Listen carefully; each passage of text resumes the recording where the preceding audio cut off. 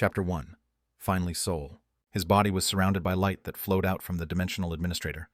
His entire body was broken down at the cellular level, and then he felt the curious experience of his cells dispersing as the darkness found him. He was in a faraway place where he almost forgot about time. He tried hard but was barely able to hold on to his consciousness. Kang Woojin, wake up. He didn't know how much time had passed, but light grew from the darkness. The light approached him, and he was swallowed by it. Then the world became bright, and the smell of trash filled him. Ooh, ooh. He moaned, but he couldn't make any other noises. He was barely able to open his eyes, and all he could see was a battered slate roof. After a long time, he felt sensation return to his fingertips. He felt around his surrounding. He was on top of a recyclable burlap sack. The unidentified trash smell was emanating from there. I've returned. He thought he knew where this was. He remembered when he caught a glimpse of his memories which had sank to the bottom. The school's incineration plant. He had gone over to that place 20 years ago at this location. Anyways, he had returned to the starting point. It's been 20 years, but everything looks the same. It looked a little big, more worn down, but the incineration plant looked the same. As he slowly waited for his sense to return, he waited for his body to recover. Hey, fuck! Hurry up, you son of a bitch! He was barely able to turn his head when he heard sudden noises. Students wearing familiar uniforms descended upon the incineration plant. The uniforms are the same. It wouldn't have surprised him if the uniform's design had changed since 20 years had passed. However, it still looked the same, so it was a welcoming sight. When he saw the people he knew, he had really returned to Earth, so he couldn't control his emotions. At a glance, 3 uniformed students were dragging along another student. He looked too normal to be bullied. He was actually a handsome student. You son of a bitch. Let's begin after I hit you. Why should I get hit? What, you son of a bitch? Their fists started to fly, and the two were entangled in a dogfight. The bullies next to them started to join in, and the fight became a one-sided beating. You fucking dick dare to challenge me. You are really a fucking eyesore. Just attend school quietly. He was having fun looking at the 3 of them step on the one student. Somehow it made him think of the past. Maybe it was because he went through a wretched experience for 20 years, but the children's antics were cute to him. They beat him until he thought the boy might die. However, the group stopped as they gasped for breath. The student had covered his head with his arms. He was twitching and had various scrapes and wounds. However, his eyes were still giving off a fierce light. The group's leader, Lee Junhyuk, didn't like the light in Do-Jaemin's eyes. All of the students were afraid to look at him. They either avoided eye contact or looked at him with envy in their eyes. However, this son of a bitch was looking at him with such eyes. Ha, fuck. Yo, Jaemin. Does it hurt? Does it hella hurt? Didn't I tell you to stop doing irritating things in front of me? Just go to school quietly, all right? Beat it. Fuck. Irritating things. Jaemin had been studying quietly and did nothing wrong. The problem was that he was too handsome. He was being beaten because a girl had a crush on Jaemin and she was someone Lee Sun-hyuk liked. Ha! This son of a bitch hasn't come to his senses yet. He needs a good beating. Grab this bastard's body so he can't move. The bullies grabbed Jaemin in place and pushed him down. Soo-hyuk let out a dangerous kick into the air. By the look of it, it seemed like he was going to unleash a soccer kick to the other party's head. At that moment, all of Woojin's senses returned to him. Ah, that's enough. At the sudden sound, the kids began to look around their surrounding in surprise. They saw a man wearing strange clothes getting up from atop the recyclable burlap sack. Fuck. What's your deal? How long have you been there? Huh, fuck. The only things these brats can say is fuck. When they meet a big senior, that is like the heavens. Woojin got off the burlap sack as if he had been riding it. Ah, the Earth's surface. It has been 20 years since he had been able to step on it. Even if they were delinquents, they were just kids in front of an adult. They were taken aback, so they started looking around furtively. Usually the delinquents were more strict in respecting the school's lineage. TLN Koreans are very respectful towards the alumni of their school. Fuck. Who cares if you are our senior? I guess not. Why don't you stop paying attention to us and go on your way? I don't know why some beggar is fucking butting in. We high schoolers aren't afraid of anything these days, uncle. Just go on your way. Soo-hyuk was very outspoken. His bluster dispelled his companion's uncertainty. Soo-hyuk had somewhat thought through everything. The man was here at this time in their school, which meant he wasn't a teacher. Moreover, he was at the incineration plant. He was sure this guy was the neighborhood's idiot. He was also wearing very threadbare clothes. Huh. Why are kids these days so rude, especially in front of a big senior with 20 years on you? Now Soo-hyuk was sure after he heard Woojin mumbled to himself. At the very least, this bastard looked to be a college student, and he should still be in his 20s. He was sure this guy had lost his mind. If you don't want to be hit, then get lost, you little bitches. He thought these nitwits would run away if he scared them a little bit. Instead of being afraid, they responded with expressions of disbelief at the threateningly raised hand. Huh, this won't do. Woojin pushed his hand forward and Soo-hyuk flinched. Woojin was taken aback as he extended his arm again. Why wasn't the binding magic forming Soo-hyuk frowned at the surprised Woojin? Shit, what are you doing? Why is it being like this bind? Woojin, who was taken aback, continuously extended his hand as he shouted. However, the magic didn't form. Suhyuk spat out insults at him. Shit, I got scared for nothing by this otaku bastard. Suhyuk was sure. He had been scared for a moment by the village idiot, so his pride was hurt. He reflexively ran forward and swung his fist. Before Suhyuk's fist could land on Woojin's head, he tilted it and stepped to the side. Whoosh. Huh, you fucking avoided it. Whoosh. You son of a bitch, you're looking to die. Fuck this guy up. At Suhyuk's outburst, the lackeys ran in. Huh, I can't feel the fucking magic. Woojin was taken aback when the magical energy, which had basically been his hands and feet for the past 20 years, didn't respond to him. However, even if he did lose his magic, he wasn't weak enough to be hit by the fist of a mere high school boy. Magicians were known to be physically weaker than the warriors, but this was only true in the other world. In this place, his physical ability would blow the special forces out of the water. If he wanted to survive in a place crawling with monsters, his fitness had to be at such levels. Woojin evaded each of the annoying lackeys' punches. Then he lightly punched them in the solar plexus. Puck, puck, puck. Oak. The 3 precise attacks made all 3 of them sprawl on the floor. It happened so fast that Dojamin forgot about his hurting body and stared on dumbly. Awesome. After Woojin defeated the annoying people, he pressed his hand on his temple. When his thoughts became complicated, he had a habit of unintentionally doing this motion. Well, I guess it won't matter. Maybe it was a side effect of the dimensional travel. He wasn't sure if he had lost his magic or it had been sealed. However, it might not have mattered. This place was Seoul. Monsters will no longer threaten him, and he wouldn't need to fight to the death to survive. Maybe. Chapter 2. Finally Seoul 2. The bullies coughed several times.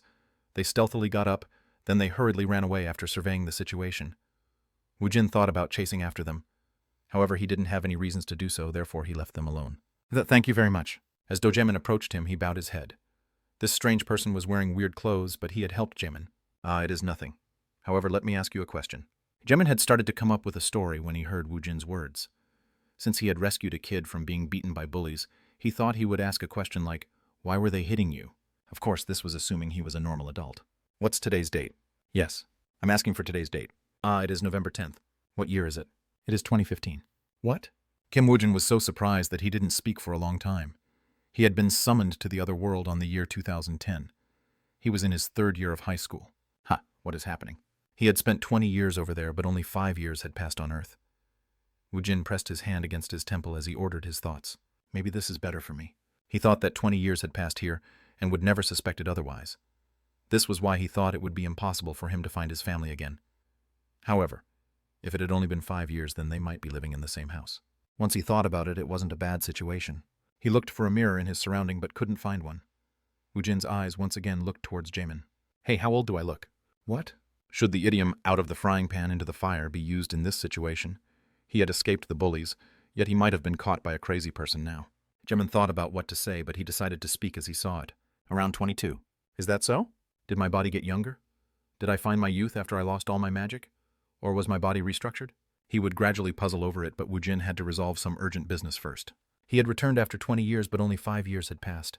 His most urgent priority was to find his family. He couldn't remember his home phone number, and of course he didn't remember his family's phone numbers. Fortunately, he was at the high school he had attended, so he remembered how to find his way back home to his family. If they hadn't moved away, he would be able to have a reunion with his family today. The problem was, how would he get home? It was a distance that he couldn't just walk. The distance was equivalent to taking a subway through 7 stations. Woojin's eyes were uncertain. Let me borrow some money. What? Let me borrow some transportation fee. Jamin regretted not running away with the bullies. He didn't dare to refuse him. He had taken out the bullies with one blow, so if Jamin refused, his fists wouldn't forgive Jamin. Jamin turned out his pocket, then he pushed forward all his money. He had 7,301. Thank you. I promise I'll pay you back. And no, you don't have to. Do you see me as someone who would extort from a kid? I'll pay you back? Woojin rooted through his pocket, then he spoke as if he had forgotten something. Oh yeah, I don't have a hand phone. Write your phone number on a paper for me. Jamin followed Woojin's words and he took out a notebook from his backpack. He ripped the corner of the notebook, then he wrote his phone number. He thought over dozens of times whether he should write his phone number or if he should write a fake number. He won't be able to tell. Jamin purposefully wrote down a fake phone number. He didn't want to be called out and be extorted again. He wanted to get out of here as fast as he can before the man could harass him. All right, Big Brother will contact you and I'll pay back the money. Yes, have a nice day. Even if the man doesn't pay him back, Jamin wanted to quickly vacate this place, and he never wanted to see the man again. Woojin was alone again. He left the incineration plant, then he walked around the school. The memories keeps popping up into my head. Only 5 years had passed, but it had been 20 years since he visited his school. I'm 24 years old, mother and father should be over 50 years old now. When he thought about his family, his heart was deeply moved again. He had endured the hellish time as he wished for the day he would once again return to his family's embrace. I wonder if Sua grew a lot. His youngest sibling Sua was 2 years old when he left, so she should already be 7 years old now. Woojin's steps quickened as he thought about his family. When he walked on the sidewalks after exiting the school, every person he met whispered behind his back. It was understandable since Woojin's clothes was in rough shape. Maybe it was the effect of the dimensional travel, but his equipment had evaporated. Woojin looked like a mess. Even the shoes he wore were leather shoes, so he would look strange in the eyes of the people. Jeez. He was unnecessarily embarrassed, but it couldn't curb Woojin's spirit. Woojin's mental state had transcended the point where he wouldn't lower his head because of his clothes. It'll only be embarrassing until he had reached his house. Woojin tried hard to ignore the whispers emanating from the people, and he found the subway station. Huh. Why is the military troops here? Was there an accident? Soldiers were clustered around the entrance to the subway station. It didn't seem like a training exercise. They even put up a steel fence and they had guards posted. Geez, what is this? Woojin tried to talk to a pedestrian passing by at that moment. Excuse me, I would like to ask you a question. I don't believe in it. An older woman in her 40s replied in annoyance as if she had seen some kind of insect. She hurriedly moved her feet and she disappeared in haste. What is this? It felt weird. He quickly stopped 2 female students who seemed to be high school students. Excuse me. Let go of me. I don't know anything about religion. Woojin became angry at the irritated response, but he tried hard to calm him heart. I'm not here to ask you to believe in a religion. What are those soldiers doing over there? Are they training? Of course the soldiers are guarding the dungeon entrance. Let me go. I have to go to my tutoring school. The female student broke free from Woojin's grasp. She started walking away while she rubbed her arm as if his touch was unclean. How rude. He guessed people referred to the subway station as dungeons. He thought the 5 years was a short time, but apparently it wasn't. I guess it is a popular slang used by the kids. Well, he did the same thing when he was in school. Shorthanded words and slangs changed incredibly fast with the development of the internet. It wouldn't be surprising if someone like Woojin from 5 years ago would not know these terms. There are no soldiers over there. After confirming no one was present at the entrance of the subway station across the street, he crossed the street. When he descended the stairway of the subway entrance, he saw iron bars and a steel door like one would see in a prison. What the heck? Why did they block this place off? No wonder no one was here. They had shut this place down. Woojin looked across the steel bars, and he saw light coming from the subway tunnel. The steel door was locked with a sturdy lock. He looked around his surrounding and he saw a small booth like the apartment guard booths. He looked around inside and he saw a bundle of keys. He took it and he tried to open the lock. Click. What is this? Did the subway workers go on a strike? He returned the bundle of keys to the booth, then he headed toward the other side of the steel door. There were no one underneath the blinking fluorescent lights, and the atmosphere was quite creepy. They might have shut down the station instead of going on a strike. If the station was shut down, then there was no chance they would operate the subway train. Woojin was about to turn around when it happened. What is this? Chapter 3. Level up. This dungeon is a real dungeon. He thought it was a slang, but it didn't seem like it. His head throbbed, so he pressed his hand onto his temple. Woojin let out a sigh. Then he sorted through the message in front of his eyes. It was a sufficiently shocking situation, but Woojin wasn't shocked. Instead, he felt a feeling of familiarity. Isn't this too similar to the planet Alphen? Woojin had fought fiercely to survive in that place. The planet of Alphen was none other than a game world. No. Should he characterize it as a new world with a game setting? Did Earth change, or is it only like this for me? Woojin puzzled over it, but he couldn't come up with an answer. He just wanted to take a subway train. Yet he had entered a dungeon. By the look of it, Earth must have gone through some kind of change in the past 5 years. Let's go back out first. If he can't ride the subway, then he'll just ride the bus. As Woojin tried to head back, an invisible barrier barred his way. Geez. Woojin scratched the back of his head. He had no idea what the return stone looked like, so he was in a bind. I guess it was locked for a reason. His curiosity made him open this place. He wanted to head back, but now he was complete stuck. He had no choice but to find the thing called return stone to escape this place. Let's see. He had lost his magic. He wasn't sure why, but his trained body was still the same. Moreover, he had over 20 years of survival experience. He looked through an out-of-business store, and he was able to find a coat hanger. Jirik. He easily took out the pole from the coat hanger, which he made into a simple club. However, he was disappointed. This is too light. He looked around the adjacent store. In the middle of the mess, there was a hammer. Boom, boom, TLN SFX swinging hammer. This might be useful. Woojin took the hammer. Then he swung a chair onto the floor. He tore the back of the demolished chair out. After smoothing it over, he was able to make a decent shield that would be able to take a couple hit. Should I depart? He didn't know what the return stone looked like, but he had been told the basic monsters had been summoned. He wasn't sure about his level of preparation, so he felt a sense of uncertainty. However, it was a situation where he couldn't retreat backwards. He had no choice but to go forward. Woojin walked as he relied on the blinking fluorescent lights. Then he felt a weird sensation coming from the subway's restroom. It was a sticky sensation, as if someone was watching him. He stealthily lowered his body. He picked up a piece of tile, then he threw it. Che-eng! It reacted at the sound made by the tile hitting a glass door. Kuro! It let out a grotesque shriek. It had a strange appearance, so much so that one wouldn't think this creature would exist on Earth. It looked like a dog, but it possessed large ears like a rabbit. It was a creature that shouldn't exist on Earth, but Woojin knew this monster well. He had faced off against this monster countless times at the planet Alphen. Drabbit. Qua. The drabbit ran in as it threateningly revealed its twin fangs. It used its large hind legs, which composed half of its body, to charge by jumping. It was the drabbit's specialty, and its only method of attack. Boom! As soon as he blocked with his shield, he swung the hammer. Guruk! As he struck the drabbit, it rolled onto the floor as it let out a scream. Woojin didn't hesitate. He ran forward to press down on its neck, then he used the back of the clawed hammer to pierce it. When a familiar monster showed up, he didn't feel much threat from it, but he couldn't let his guard down. He had to go for the sure kill when he had the chance to kill it. This was the basic and essential rule one needed to heed in order to survive against a monster. The drabbit's body sagged as it let out a moan akin to a wind escaping. Afterwards, Woojin hurriedly checked his surrounding. The drabbit had a characteristic where they traveled in a pair. As expected, another drabbit jumped out, and it flew toward him with its scary mouth open. The shield he made out of the back of a chair was already broken from the last attack. Woojin hefted his hammer, then he swung it. Quajik. Geek. The clawed hammer accurately pierced through the drabbit's mouth, and it stuck out from the back of its head. He had timed it perfectly as he used an exquisite thrust to execute a counter. How come this feels like a déjà vu? Woojin remembered the first time he was summoned to the planet Alphen. He was so shocked and afraid. However, his situation right now was more favorable than before.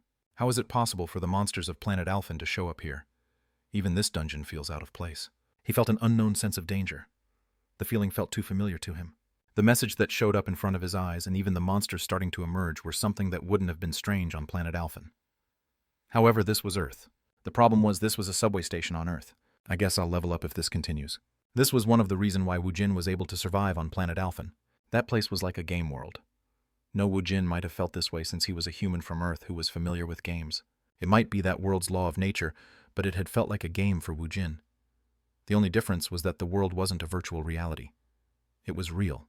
Levels had existed, and Woojin had developed into a full-level necromancer. He hadn't reached the end of the road, but he had met the dimensional administrator. So he returned to Earth without much regret. He had lost all of the magic he had accumulated, but he hadn't cared. He thought his abilities wouldn't be needed on Earth, where he didn't have to worry about dying anymore. However, he found himself entered into a dungeon, and he could only desire after his lost abilities. If it was something on par with the drabbit, then he could face them without feeling any panic. However, if there were stronger monsters here, then it might be too dangerous for him. The most optimal situation was to earn the return stone without meeting a stronger monster. If this place is similar to Alphen, a monster should have it, or it should be emanating a distinct energy. If it was a stone or an item with an ability, then its existence itself should let out an energy. He looked over the two monsters, but they didn't possess any unique mana gem called Bloodstone. These bastards are worthless. Woojin left the corpses of the drabbit where he searched them, and he hid himself next to a pillar. He thought it would be great if a nearby monster would come here after smelling the blood. Even if none showed up, he could restart the search after gathering himself. Quirik. 2 drabbits showed up, and they started circling around the corpse of the dead drabbits. They looked like dogs, but their sense of smell wasn't that developed. They used their hearing to locate the location of other beings. Crack. Woojin purposefully stepped hard on a piece of tile to reveal his existence. The 2 drabbits simultaneously ran towards him, and they jumped towards Woojin. Woojin grasped the hammer, and he performed a baseball swing. Puck, puck! The 2 drabbit jumped with a time difference between the two. He crushed the drabbit's head in succession. Then a message popped up in front of his eyes. Chapter 4. Level Up 2. Huh. Is this for real? Woojin was taken aback, and he hurriedly opened his status window. Level 1. Name Kang Woojin. Class Necromancer Advanced. Grade Middle Rank. Achievement 4. Magic Point 00 Energy 00. Strength 15, Speed 13, Health 17, Wisdom 15. Magic 0, Vitality 0, Recovery 0, Healing 0, Control 0. Undistributed points 99. Combination box. Summoning. LV1. Advanced skill. Impossible to add points. Use of achievement shop. LV1. Advanced skill. Impossible to add points. Undistributed points 99. The status window differed greatly from the time he was first summoned to the planet Alphen. He felt confused. However, he was able to realize the implications soon. It hadn't disappeared. He had thought all of his powers he had accumulated on Alphen had disappeared in the process of returning to Earth. Advanced, as the words indicated, his full-level character had become level 1. However, he had received several benefits. At a glance, he had received 2 advanced skills. His stat points and skill point was the equivalent to the level he had been before the advancement. Also, my class is the same. It's Necromancer. He had achieved everything he could as a Necromancer. He had also controlled and used the undead, which was known to be the ultimate existence. This wasn't a bad thing at all. Soul seems to have changed in a weird way. He didn't know what will happen in the future, so it wasn't a bad thing to have power. He couldn't see far into the future, but he needed the power to safely escape this dungeon. When he leveled up, Woojin felt relieved. Also, there was a margin for error for him now. He had recovered the power he thought he had lost. He had less mental fatigue when thinking about how to prepare for the danger. He didn't want the monsters to mob him after smelling the blood, so he retraced his steps. As soon as he returned to the pathway where the damaged stores were lined up, he started looking at the newly formed advanced skills. He could combine various ingredients to receive a new item. He might be able to put in items to extract a key ingredient. How do I use this? It was a skill he had never seen before, so he didn't have the faintest idea on how to use it. He tried speaking the activation word and he searched for various methods. Eventually, he was able to find the inventory. There was a combination box located on the lower half of the inventory. He tried to touch it, and as if another inventory was opening up, there were buttons on the bottom. Combine and extract. The inventory expansion returned to its original state. The inventory had only 3 columns of space. As one's level increases, the inventory expands. However, it seemed like it didn't receive any advancement benefits, so he was disappointed. Of course, the most disappointing part was the items he had accumulated before had all disappeared. Woojin touched the other advanced skill called Achievement Shop. He tried various methods, but he was able to activate the Achievement Shop through an activation word. He repeated saying the activation word, and he found out it was possible to open the shop without saying anything. The shop was lined up with skill books, equipments, and consumable items. He needed a large sum of achievement points to purchase them. This is fun. The Alphen planet didn't have an achievement shop. This was akin to internet shopping, where he didn't have to go to a location to purchase the items. There aren't anything I want to buy. The equipments he could buy was low grade. The thing he needed the most right now is a skill. Even the lowest skill required 10 achievement points. Woojin eventually chose 3 skills. Search, Detect, Skeleton Soldier, Summon. Each of the skills required 10 achievement points. He decided to get Search to help find items in his surrounding. He needed the skill to find the Return Stone. Detect was a passive skill. It would accurately alert him of danger in advance. It was an essential skill in helping him survive. The Skeleton Soldier Summon was one of the basic skills of a Necromancer. Whether it was the effect of the advancement, or maybe it was the fact that his class was automatically selected, there were constraints in which skills he could learn. He was able to learn common magic skills and weapon skills, but he could only learn the class skills of a Necromancer. Well, I should worry too much about it right now. I'm short on points anyways. He looked at the 4 points he had accumulated, so the method was clear. 1 Drabbit gave 1 point. He'll be able to purchase 1 skill if he defeats 6 more Drabbits. He immediately needed his fighting capabilities. It would allow him to defeat the monsters safely. It was a problem he could solve without purchasing a skill. Strength 30, Speed 30, Health 30, Wisdom 30. Magic 10, Vitality 0, Recovery 10, Healing 10, Control 9, Undistributed points 0. Woojin distributed his points. He swung the hammer as he looked at the updated stat window. Boom, boom. A destructive sound that couldn't be compared to before emanated. He moved his body a little bit, and his body was lighter than before. Moreover, his reaction speed couldn't be compared to before. He possessed 10 times the capability of a normal human. Woojin had 3 times the strength of a normal adult male. He was also 3 times faster, and his stamina was 3 times better. I'm not sure if I'm 3 times smarter. His ability to memorize and calculate had definitely improved. It felt like his brain worked faster. However, the difference in his body movements were much more noticeable. Okay, let's go. He had to defeat 6 Drabbits. He had to acquire the search skill. He'll find the return stone, then he'll escape the dungeon. Woojin headed back downward as he held onto his clawed hammer. How there are so many of them. On the planet Alphen, there were so many Drabbits that one might trip over them. It basically meant they were easy to find and they were very easy to defeat. However, he felt fatigued after facing them continuously in the narrow pathway. Woojin took in a ragged breath. As soon as he went down the stairs, he had methodically defeated the Drabbits he faced. He was able to steadily accumulate his achievement points. He had defeated 27 Drabbits as he traveled through the dark passageway. He was able to purchase the essential search and detect skills with his achievement points. At the same time as he purchased them, the skill books appeared in his inventory, and he learned them immediately. It consumed 1 magic point every time he used it. He tried using the search skill, but he didn't see any items that could be called a return stone. He had traveled the same passageway, and he failed to find the return stone. There was only 1 place left. Do I have to go down there? Woojin hid himself behind the handrail as he glanced down the stairs. It was inner part of the station where the wrecked subway was located at. At a glance, he could see over 20 drabbits milling about. It was possible for him to face 3 or 4 drabbits in a tight passageway, but he wouldn't be able to face over 20 drabbits in a large open space. If he became surrounded by them, then he'll inevitably be hurt. Whew, it really isn't in my personality to move around on my own. Woojin smirked as he looked at the clawed hammer which was stained with drabbit's blood. He opened the achievement shop, then he purchased the Skeleton Soldier Summon skill book with his remaining points. Chapter 5. Closed Dungeon. The monster's corpses was used to summon the Skeleton Soldier with Strength 5, Agility 8, Health 5. Consumed Magic Point 1. Required Control 1. Woojin had defeated an additional 27 drabbits, and he had leveled up twice. He was currently at level 3. Every time he leveled up, he received 5 stat points, and he distributed the 10 stat points into Magic and Control. Magic 15, Control 14. If he summoned 15 skeleton soldiers, he'll only be able to keep 14 of them. Once the summons exceeds the range of his control, they would turn into monsters beyond his control. Wake up, my minions! Woojin had reached the pinnacle as a necromancer. After being transported, he had to restart from a low level, but it was a path he had already walked. He didn't have to worry about spells or activation words. It was possible to manifest his familiars and mastered magics using just his will. Kururu.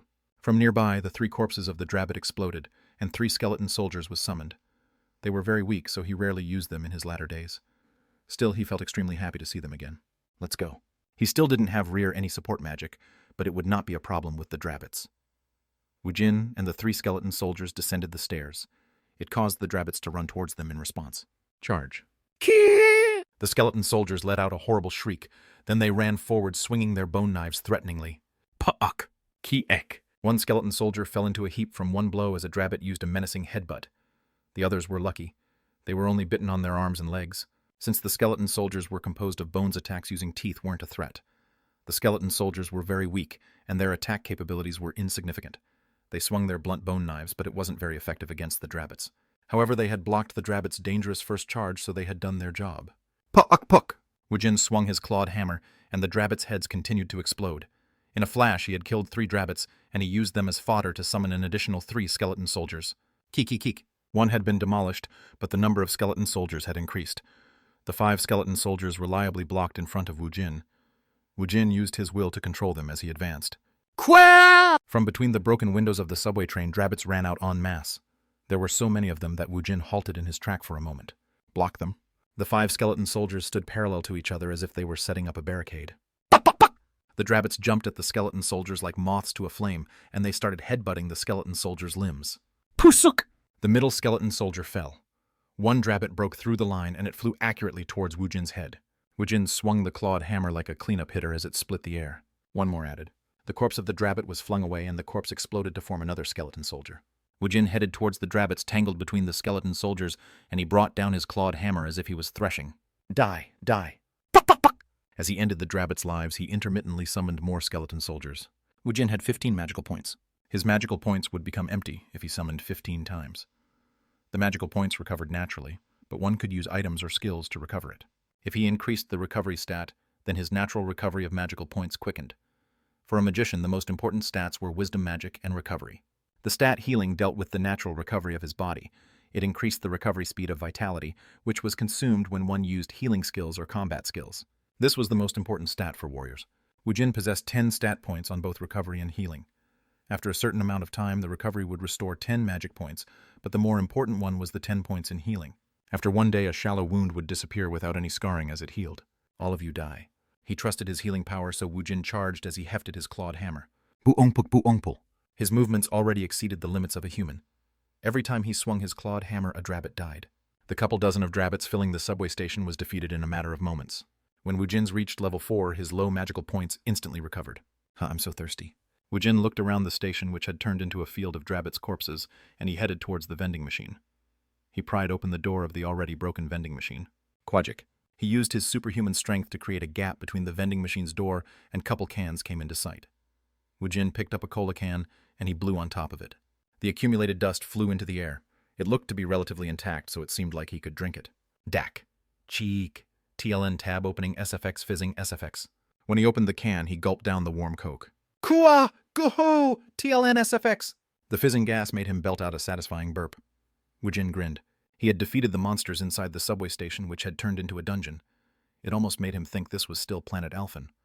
However, the refreshing carbonated drink he hadn't had in 20 years made his return to Earth very real to him. I really have to go back home. Woojin's magical point had been restored, so he used the search skill. Mm. Around the broken subway train's front car, he could see a sparkling soft light. When he approached it, he saw a finger-sized gem. When Woojin grabbed the gem emitting a soft green light, the light dimmed. Woojin carried the item back to where he came from.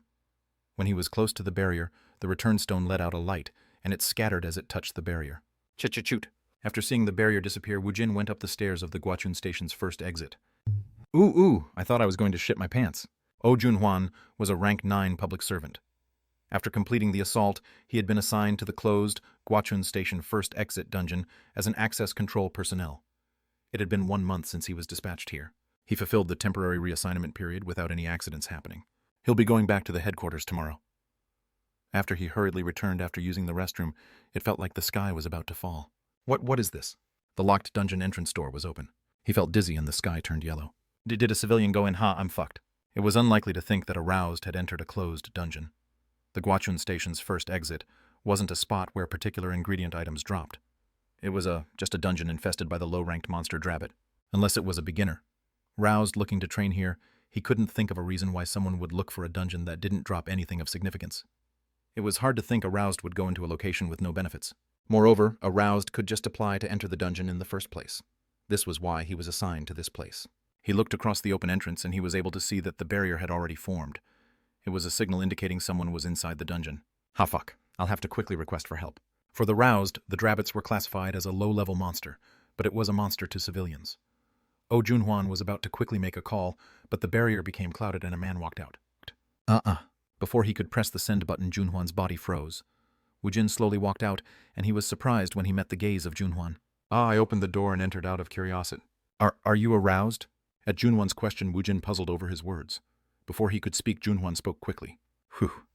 You almost took 10 years off my life. Please leave a record of your entrance. Whew. It's quite fortunate. Why did you go into a dungeon with nothing to gain? You cleared it as a solo player, so you must be quite strong. He passed over the dungeon entrance record log to Woojin. He half-acidly wrote down his name and position. Then he kept his words scarce. Why do you think I went in? I wanted to ride the subway home. He didn't have an explanation, so he thought it was best to stay silent. The other man was making up an excuse for him. After signing everything, Woojin confidently asked a question. May I go now? You can go now. Woojin turned around to ask a question after taking a couple steps. The 5 years wasn't as short of an amount of time as he initially thought, since it seemed dungeons and the roused had come to be in that time period. How much is the bus fee these days? What? What the heck? He had heard almost all roused were rich. Chapter 6, Closed Dungeon 2. The world has changed a lot. Woojin looked out the bus window, and he mumbled as he looked at the scenery. The bus fee had increased by 301, but the most noticeable change that caught his eyes was the amount of cars on the road had decreased significantly. The TV attached to the bus was talking about which subway stations and exits had been successfully attacked. It was going on and on about similar topics. If the attack on the dungeon is successful, we will be safe for at least couple days and couple months at most. If we fail, the monsters will be unleashed. The news continued to play incessantly. It started to narrow the gap between the reality regarding the past 5 years for Woojin. In the world news topic, they talked about the monsters that had burst forward from the subway stations in Tokyo, and they had to mobilize their army to block them. The areas around the subway station are old news. If the capture of a dungeon failed, one had no idea when the monsters would burst forward. It was like living next to a bomb, so no one wanted to live next to the stations. Rather than living next to the subway stations, people would joke it would be safer to live next to a nuclear plant. Of course, Seoul's population had significantly decreased, and the decreased population led to less traffic. The bus drove as if it was flying. When the bus stopped, it felt as if the world in front of him had turned yellow. The house. The apartment which was Woojin's home was gone. He was so shocked that he was having a hard time speaking. The apartment Woojin had lived in was gone. Originally, it was a 5-story high apartment. They always talked about rebuilding the apartment, but it had disappeared within 5 years. He would have never guessed an imposing building would take its place. Even at a glance, he could tell it wasn't an apartment. The structure looked like an office building, and it authoritatively shot into the air. Woojin was looking at the building from close by, and the security guard deemed him suspicious. So the security guard approached him. What are you doing? The security guard abruptly questioned him, and Woojin had to push down his anger. Woojin couldn't kill him for not liking him, and he couldn't damn his soul for the heck of it. Those actions were only possible at planet Alphen. This was Earth. Woojin forced down his anger, and he pressed his hand against his temple. After a moment, it felt as if his anger had somewhat calmed. What happened to the people who used to live here? The people who used to live in the apartment before this building was built. No, I'm asking, why are you asking me? The security guard who had been glaring at him avoided his gaze in surprise. How could someone's eye become so scary? I don't know. This place was in ruins before this building was built. In ruins. Woojin's forehead was bulging with veins. The security guard let out a cold sweat at his chaotic expression. Numerous people died 5 years ago from the dungeon shock. It would be correct to say everyone who was using the subway at the time had all died. If a dungeon can't be cleared within a month, the dungeon will explode and the monsters would pop out. Countless number of people were killed or hurt when that happened. Seoul was too large and slow to deal with the sudden change. They even dropped missiles on locations where the monsters broke out. When the monsters broke out, Jichun had been turned into ruins. So why are you making a fuss? Woojin controlled his anger inside when he heard the security guard's words. Calm down, be calm. It wasn't the time to lash out at anyone. His family was alive. They were alive. At those thoughts, he was barely able to hang on to the thread of his anger. It would be ridiculous for him to become unruly based on an assumption. It was unbecoming of an intellectual mage like him. Whew! It's only been 5 years. There are many ways to find them. He thought he had returned after 20 years, but only 5 years had passed. Yes, only 5 years. If he went to the borough office, their last known address should be there. He would know if they were still alive by looking at the family register. I don't know my social security number. He was assigned his SSN during his second year in high school, but he had no idea where it was anymore. He could go to his alma mater to get his SSN. He'll know it once he searched through the student records. If he was lucky, he'll also be able to find out the hand phone number of his parents, which he had forgotten. As his thoughts connected to make a plan, he felt a calm sensation. Yes, all of his family was safe. He just hadn't found them yet. It was already past 6 o'clock, so he couldn't go back to his school to make the request. He was stuck. It wasn't hard to prioritize what he had to do next. He'll have to find a place to sleep and growl. Woojin stabbed his hand into his pocket, and he touched the 5801 he had. Woojin turned his head, and he was able to see a restaurant in a building across the street. Woojin crossed the sidewalk. Ha! What kind of rice soup costs 6,001? TLN. You get a soup and a bowl of rice plus banchan. You basically flip the rice into the soup. There are restaurants specifically catered to these dishes, Woojin complained as he drank the cup ramen soup. Since he didn't have the 201, Woojin was treated like a beggar, and he was chased out of the rice soup restaurant. Of course, it wasn't the shortage of 201 that decided it, but his beggar-like outfit had a bigger role in the decision to kick him out. Chet. The darn grandma probably wouldn't give me rice soup even if I was freezing to death. Woojin unnecessarily thought about the cold-hearted lady from the rice soup restaurant as he chewed on an onigiri. He felt sad since he didn't have any money. However, he hadn't had a cup ramen and an onigiri in a long time, so it was delicious. Where do I sleep tonight? Do I really have to go to the police station? He hadn't done anything wrong, so why didn't he want to go to the police station? He guessed he did. A couple of bad things. Several dozens of bad things. He had also killed a couple. He had killed countless number of people, but this all happened on the planet Alphen. The Earth's Kang Woojin was just a normal... He wasn't normal since he had disappeared during his 3rd year of high school. He was a child who had returned after a 5-year absence. I guess they would ask me all sorts of questions if I go to the police station. Where have you been? What were you doing before you came back? Why didn't you try to keep in contact? His head hurt when he thought about the report he had to make up. He decided going to the police station was a last resort. Anyways, it wasn't as if he didn't have any other choice. Whew. Even though the land prices had collapsed completely in Seoul and the population had decreased significantly, Woojin still didn't have a home to lay down in. He was overjoyed at seeing a convenience store in 20 years, so he had bought hot bars and drinks. In the end, all the money he had left was 301. It was an amount where he wouldn't even be able to enter a sauna nor a PC room. Well, even the subway stations where the homeless go to are off limit now, so he had no choice but to greet the morning in the streets. At that moment, he heard the convenience store's door open, so he reflexively turned his head. Ring. As the convenience store's door opened, Woojin's eyes sparkled as he saw a familiar face. This was fate. He was sure it was fate. Dojemin. The school junior he had helped out in the evening was picking out an onigiri. Woojin downed the rest of the soup left inside the cup ramen, then he stood up. He paid for his items, then Woojin quickly followed after him. Hey, student. Yes. Jemin turned his head and he saw a pale, ghost-like face. Woojin smiled from ear to ear. Haha, I was about to call you, yet we meet again. Why would you? Jemin haltingly took a step backward. Is your parents home? Why would you want to know that? Jemin reacted in a sensitive manner. Woojin made a face indicating it wasn't a big deal. Then he put on his most trustworthy smile. Including the previous incident, I have a lot of things to discuss with them. My parents have passed away. Huh. That's good. No, that is unfortunate. Are you living by yourself? Jemin nodded his head with wariness filling his face. You lead the way. Why? Let me stay at your place for one night. Jemin had a dumbfounded expression on his face. The strange uncle wearing a straw mat who was frighteningly good at fighting was trying to invade his home. It isn't for free. He forced Jamin's hand open to place something in it. 301. Isn't this the money he had extorted from him? Jamin looked back with a dumbfounded gaze, and as if even Woojin was embarrassed, he grinned. Haha, I'll pay you back anything I'm short on. Why is there a fly here? He slyly let fly a fist into the empty air like a boxer. No, he was like aroused where the sound of the air splitting apart was produced. Jamin could only walk toward his house with a tearful face. Chapter 7. To Home. Even as Jamin put in the secret code for the gate in front of his house, he was feeling regret. He couldn't be a really weird person, right? He probably arrived in the city today, so maybe he doesn't have a place to stay. Woojin gave a somewhat believable backstory to Jamin. He said he had lost his memory 5 years ago in the dungeon shock, and he had retreated into the Jiri Mountain. Inside the Jiri Mountain, he had served a strange Taoist priest as sensei. While serving the ill-tempered Taoist, he suddenly regained his memory. This was why he had returned to Seoul, and he had returned to the high school where he had lost his memory. Woojin told him a story even a third-rate drama wouldn't use. Jamin was on the fence as he looked at Woojin.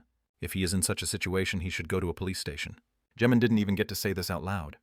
When the sound of a police siren passed by, Woojin let out several jabs into the air as he caught the flies. Jamin thought he would probably get knocked out even from one hit. No, he might die. Oh well, I have no clue. If he meant me harm, then he would have done it by now.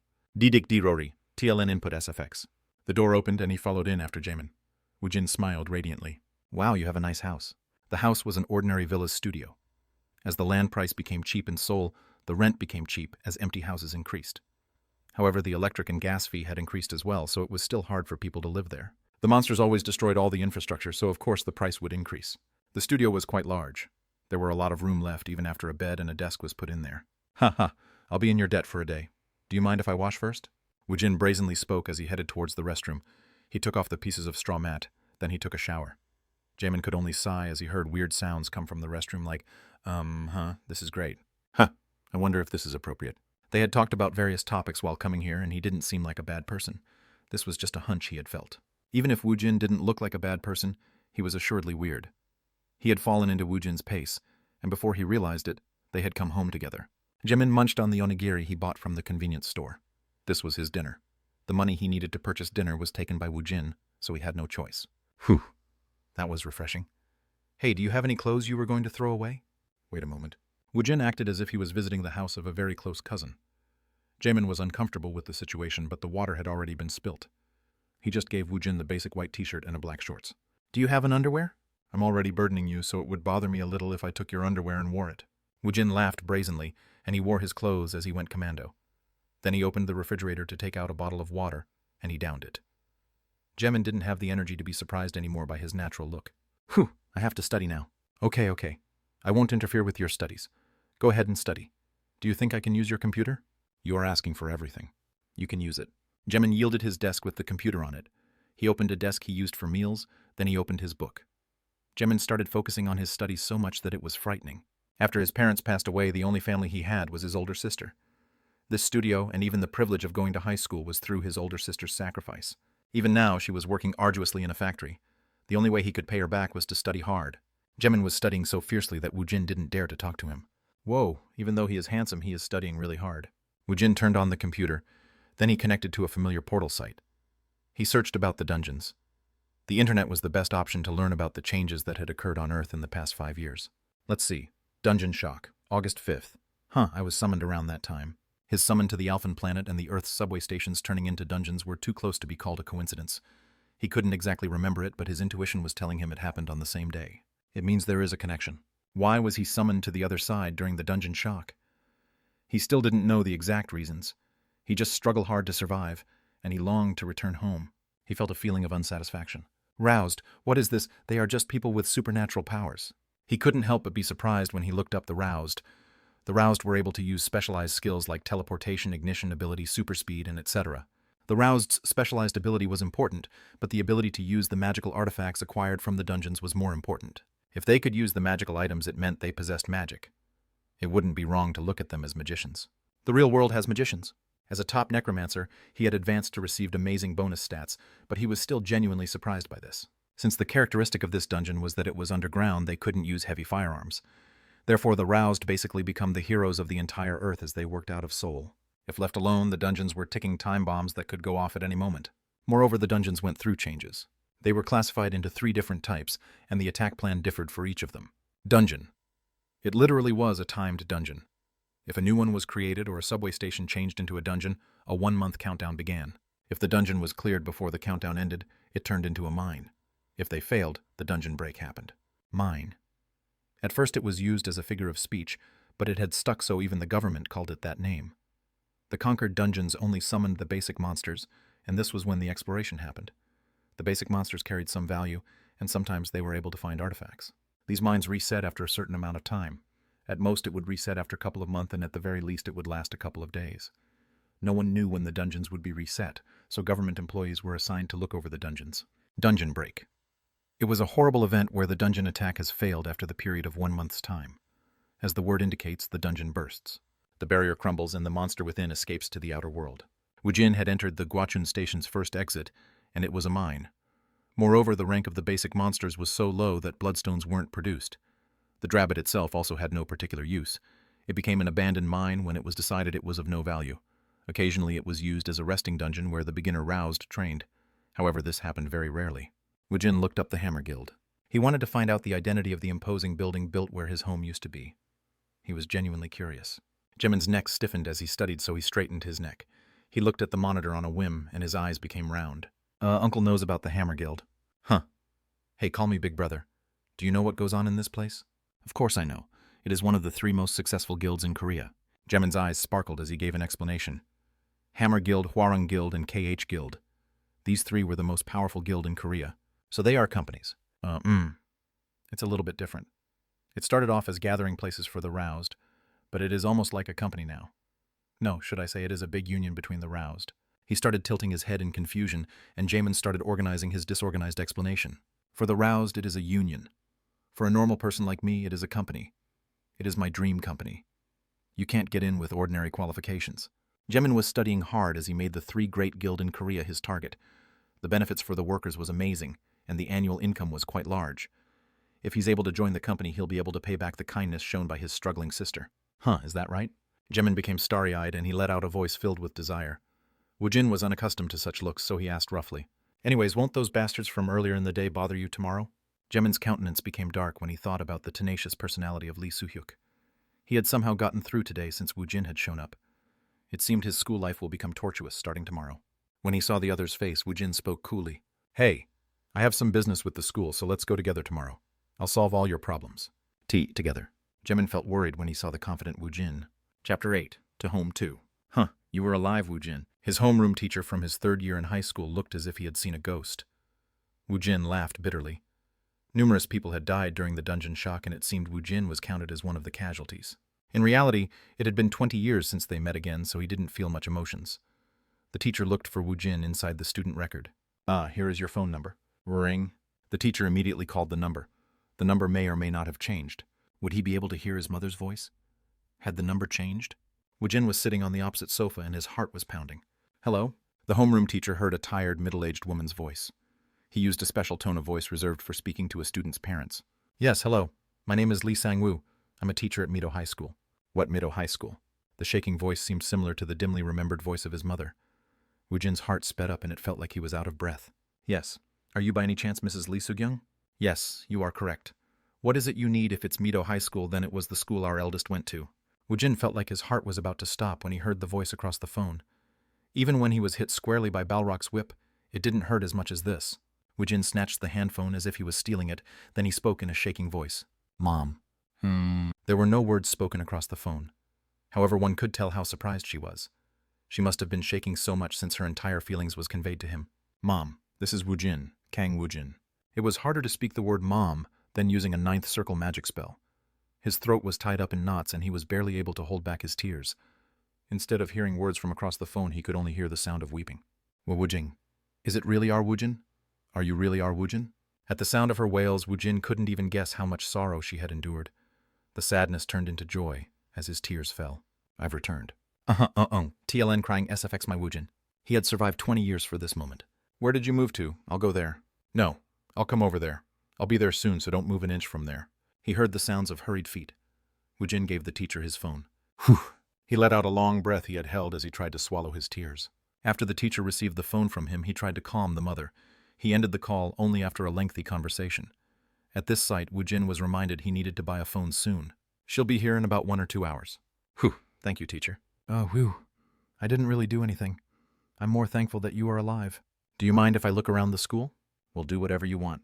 Woojin thought it would be boring to sit in one place for 2 hours, so he exited the staff room. Whew, let's go see Jamin. When his mother arrives, he'll have to repay the money he borrowed from Jamin in haste. He felt embarrassed to receive money from his parent when he was already 24 years old. However, he had decided to repay her back by dedicating his entire life to being a good son. Just at that moment, kids crowded into the hallway since it was break time. He squeezed by people as he walked. He was boldly walking around wearing a white t-shirt and shorts one would only wear when going to sleep. So many students gave him a once-over. Well, he's really handsome. He's really tall. I heard he is our school's alumni. If it wasn't for the other students in uniform, the female high school student would have exclaimed him to be their ideal type. They whispered among themselves, and they clapped their hands in delight. Wow, his fashion is so unsophisticated. Shit, he's frighteningly thick. What did that bum used to do? The male students secretly made fun of Woojin. Woojin ignored them, and he found Jamin's classroom. Jamin wasn't even able to go to the restroom during the break as kids surrounded him. Hey, Jamin. Woojin approached Jamin in a friendly manner, and this surprised the gathering around him. Soo-hyuk and the other kids who had suffered under Woojin tried to avoid meeting his eyes. The other kids glared at Woojin, then they mocked him. Who is this bitch? Wow. Were you afraid of becoming the outcast, so you called in your big brother? At most, there were 7 of them. They looked at Woojin, and they grinned. Jamin, who had a worried expression, met his eyes. Jamin was slowly shaking his head from side to side when Woojin yelled, "All of you playing as bullies, follow me up to the roof." With an obstinate expression, Woojin went in the front with the downcast Jamin, and they headed towards the roof. The bullies followed after them with a dumbfounded expression on their faces. Wah! Let's give them a fucking beating. Hey, go call the kids in the other classes. Soo-hyuk secretly followed after the kids as they headed towards the roof. There were over 20 kids following after them, so he tried to push yesterday's events out of his memory. That's right. I was careless, so I was hit in the vitals by mistake. That bastard probably can't do much against this number. Including Soo-hyuk, over 20 bullies stepped onto the roof. 1.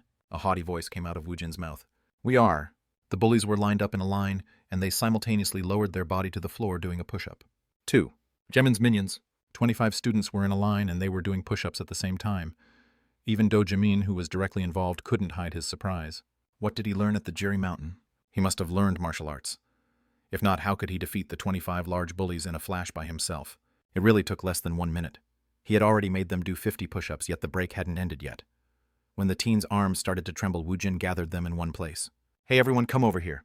The bullies' faces were considerably flushed, and Woojin grinned at this sight. He had held back since this was Earth. If it was planet Alphen, then they wouldn't have been able to stand up. He probably would have enslaved them after making their bodies undead. Then he'd just need a little magic to damn their souls. What do you think this is? It's a steel pipe. That's right. Whoever brought this is quite hopeless. Some bastard had brought a steel pipe to beat Woojin with it. He grasped the steel pipe, then he easily bent it. As if this wasn't enough, he grabbed both ends of the bent steel pipe, then he pulled. The steel pipe stretched like a stick of caramel.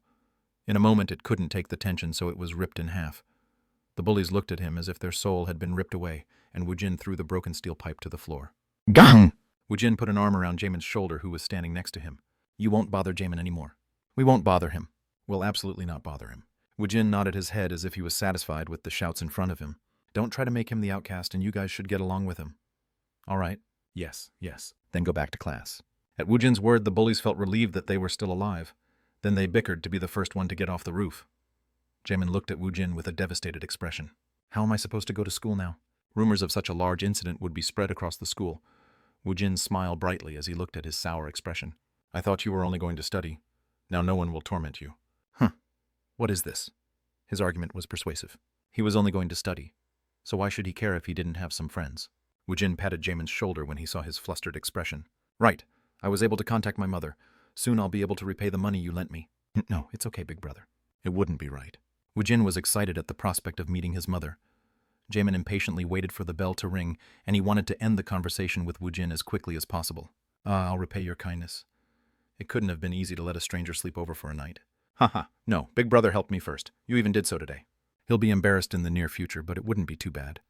It seemed as if the bullies wouldn't bother him anymore. They'll probably torment him with petty and cheap methods. Yes, I'm glad you think of it like that. If I buy a hand phone, I'll contact you. If those bastards bother you again, then you can call me. Woojin took out the piece of paper from the pocket in his short, and he shook it. He didn't lose it. It was a fake number he had made up. He felt a bit guilty, so Jamin laughed awkwardly. Yes, big brother. Congratulations on reuniting with your mother. Thanks. You should continue to study hard and get a job in a great company. When the bell rung, Jamin knew this was his chance. He bowed to say goodbye, then he ran toward his classroom. Woojin remained on the roof as he just grinned. The weather is quite nice. Maybe it was because there were less cars. The sky above Seoul looked very clear today. Woojin stood there for a while. Then he saw a taxi stop in front of the front gate. His heart felt like it was about to stop when he saw the woman hurriedly head towards the school. "Mom!" Woojin calmed his heart. Then he headed towards the staff room. Chapter 9. I'll have to make some money. Woojin. It really is our Woojin. It really is Woojin. His mother grabbed onto him. Then she cried for a long time. She had thought he had died, yet Woojin had come back alive after 5 years. She couldn't tell if this was a dream or reality. Where have you been? It'll be too long to explain it here. Anyways, where's the other family members? I went back home and it was gone. Sua is at her preschool. You, father. His mother started to speak, but she started to cry again. He felt something was amiss, so his pounding heart turned cold. Let's go. Let's go home and talk. Yes, let's do that. Let's go home. As if his mother would disappear. Woojin held both her hands tightly as they left the staff room. While they rode the bus, his mother spoke despondently about their situation. His father had been caught up in the dungeon shock as he left for work. As with the other tens of thousands of people riding the subway, he had passed away. They couldn't even find his corpse. His mother had lived on alone as she took care of Sua. After losing the head of the household, her son was also missing. The only reason why his mother was able to withstand everything was because of young Sua. They hadn't been very wealthy in the past, and his mother had to take care of the whole household by herself. He could feel the difficulties she had gone through. The only asset they had was the apartment, but the price became dirt cheap after the dungeon shock. Moreover, his mother wasn't qualified for many of the jobs, since she had only been a housewife. To make matters worse, Sua became ill, so the household's wealth decreased rapidly. It was a situation where every day was painful. She had struggled to hold on for the past 5 years. It's fine since you are alive. Don't worry too much about it. I thought you had taken the subway. His mother was thankful just from the fact that he was alive. The bus traveled for an hour before they approached the neighborhood where he used to live. They moved towards a block away from the Hammer Guild's headquarters, and they arrived at a rundown neighborhood. Just in case you or your father might come back, we moved to a close location. If one disappeared during the dungeon shock, it basically meant the person was dead. However, his mother hadn't lost hope. Her son had returned after 5 years, so she felt rewarded by her efforts. His mother led him through winding alleyways, then she headed toward a specific shack. It was a very small one-room, and it was smaller than Jamin's house. Moreover, there were a lot of luggage stacked inside, so it made the room look smaller. Stay right here. I'll go to the preschool and I'll bring Sua back. His mother left Woojin by himself inside the room, and she left the house. Woojin looked around the small room filled with boxes, then he opened one of them. The box held none other than his old belongings. He opened the other boxes, and it was all the same. It contained his father's clothes and his clothes. There were even toys he had played with when he was little. She had kept all the belongings they had possessed when they lived in the apartment 5 years ago. She had forced it all inside this one room so it wasn't inevitable for the house to become cramped. He could guess the reason why his mother couldn't throw away their belongings, and his heart felt like it was going to break. Soon his mother returned home with Sua holding her hand. Her wide-eyed face looked up at Woojin. Her complexion looked pale, but her white skin just made her look cuter. The 2-year-old baby he remembered in his memories had turned into a 7-year-old cute child. Sua, this is your big brother. Greet him, big brother. Sua grabbed onto the hem of her mother's clothes, then she warily looked over Woojin. Woojin made his most friendly smile as he looked down towards Sua. Sua, could you play with your big brother for a moment? Mother will make delicious food soon. Huh. Mommy doesn't have to go to the restaurant. Of course, it's my day off today. It was only lunch, but his mother worked as if she was in a hurry. She prepared a sumptuous feast. Sua became unusually animated when she saw the meat side dish. It seemed like she wasn't able to eat meat on a regular basis. His mother looked at him with contentment, so as to repay her, he ate the food with relish. After he emptied 3 bowls of rice, he stopped his spoon. It was said the act of eating food was a good way to lower the wariness in humans. Sua seemed to have immediately adjusted to him. She called him big brother easily, and she stuck to Woojin's side. It was false to say she wasn't wary, but it seemed she was starved for attention. It made Woojin's heart hurt when he saw this. Then Sua plays by herself after coming home from preschool. Yes, Mommy goes through a lot of troubles. I have to behave and play by myself. He was proud of what the 7-year-old said, so Woojin patted her head. Geez, you have to brush Mimi's head instead of mine. Ah, okay. Sua passed him her Barbie named Mimi. Then he brushed its hair with a brush as big as his finger. Woojin and Sua played with the doll, and his mother's gaze was on them as she washed the dishes. She had struggled so much in the past 5 years that it felt like she had become an old lady. His mother, who was doing the dishes, picked up the phone when it rang. Then she hurried into the restroom to answer the phone. What's going on?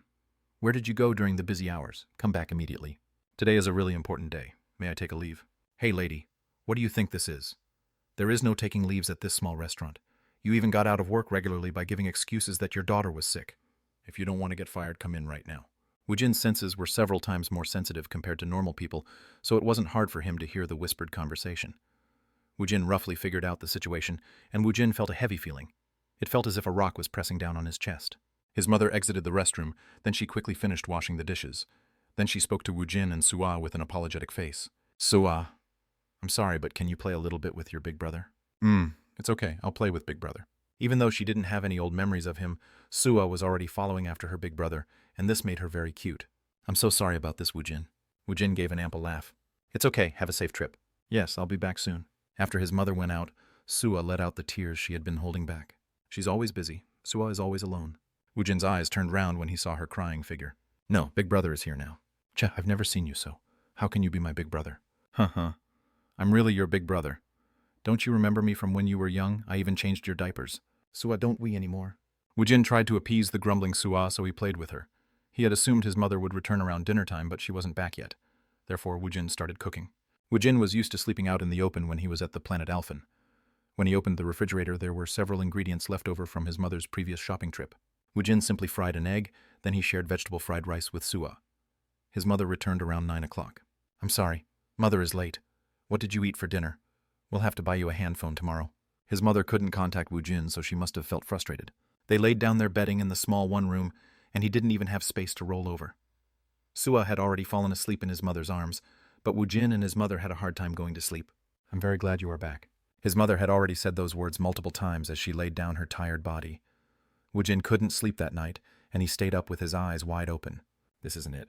Woojin felt a suffocating feeling as if he was buried within a fallen building. The next morning, everyone woke up in a flurry. Sua had to attend preschool and his mother prepared to go to work. Woojina, go to the borough office and get your SSN reissued. After I get off work, we'll go shop for a hand phone. Don't go anywhere. If you are hungry, then make and eat some ramen. No, if you are hungry, come to the restaurant located in the front. It is the Seungmi restaurant located in front of the mart. Yes, don't worry about me. I'll see you later. When everyone left, Woojin was alone, so his mood dampened. He had a lot of things to do. He had to cancel the missing persons report, then he had to be reissued a SSN at the borough office. He was summoned during his 3rd year of high school, so he hadn't even graduated. He didn't want to be unemployed, so he also had to get a job. I have to make some money. He felt pity for his busy mother and Sua, who had to spend every day by herself. He was the man of the house now. He had to become the pillar of this household. I have to make a lot of money. He'll have to study again. Moreover, he'll have to immediately get a temporary job. Woojin quickly thought of a way to make a lot of money. It felt like destiny. No, it felt like a devil's claw drawing him in. Roused, Woojin looked at the 3 crumpled bills of 10,000 won, and he came to a decision. He opened the box with his carefully stored clothes. He wore his own clothes, then he exited the house. He had received his SSN, and he had cancelled his mission persons report. He opened an account in his name at the bank, then he went into a phone store to purchase a hand phone. This is our hottest item, dear customer. It is very sturdy, so it is a model used by many famous roused. At the phone salesman's recommendation, he purchased the hand phone. He entered in his mother's phone number, then he sent a message. There is a little brother that I know living close to our house. I'll stay there for now, and I'll prepare for the school qualification examination. TLN, basically a Korea GED. His mother immediately called him when Woojin sent the message. He had to talk with her for a very long time to assuage her fears. She knew their financial situation wouldn't allow him to study, so in the end she agreed to his proposal. Whew, I feel bad about it, but I'll make it up later. Jamin's house wasn't very far off from Woojin's house.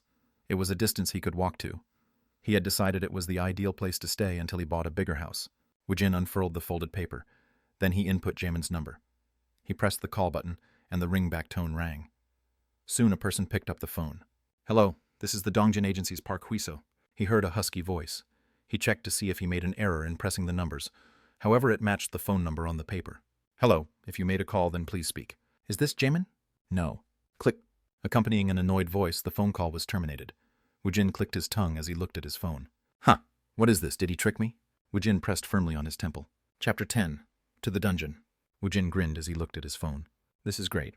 He purposefully gave him a fake phone number. Since he already knew where he lived, Woojin wasn't worried about meeting him again. He had been wondering how to ask Jamin if he could stay over for a couple days. However, it seemed like he could be a little shameless now. He had earned a great excuse. Woojin walked lightly towards Jamin's rented room. Whew. Jamin let out a sigh as he saw the kids slowly look away from his gaze. It was great that the bullies didn't bother him anymore, but now his other normal classmates avoided him except one person. He was eating lunch by himself on a 6-man table when someone put a tray in front of him. Hey, I heard your big brother beat up all the bullies. Is it true? Jamin sighed when Lee Sulgi asked her question. He admitted Sulgi was pretty even to him. However, he had to focus on studying. If he started dating someone, then it would be a betrayal towards his hardworking sister. Let's just eat. Is it true he is your older cousin? He guessed weird rumors were going around. Before Jamin could explain the situation, Sulgi laughed lightly. I thought you were just handsome, but you also have some backing. Lee Soo-hyuk won't bother us again. His guilt toward his sister wasn't the only reason why he tried to distance himself from Sulgi. Everyone in the school knew Lee Soo-hyuk the bully had a crush on Sulgi. However, Sulgi didn't even look at Soo-hyuk. She only hung around the handsome Jamin, so of course Soo-hyuk wouldn't look kindly at Jamin. Jamin had put up a steel wall towards Sulgi so he could act tactful in front of Soo-hyuk. I don't need to act tactful anymore. Woojin wasn't really his older cousin, but even if that rumor spread, it wasn't a bad thing. The bullies won't be able to do anything to him. Jamin decided to look at the positives. He didn't have to walk on eggshells anymore. Do you like me? Jamin looked at her with a dumbfounded expression when she asked her straightforward question. Why was this girl so aggressive? Sulgi's smooth brows furrowed, then she pouted. What, am I not pretty? Of course you are pretty. However, he couldn't boldly say it with his mouth. Hey, let's just eat. Study over dating.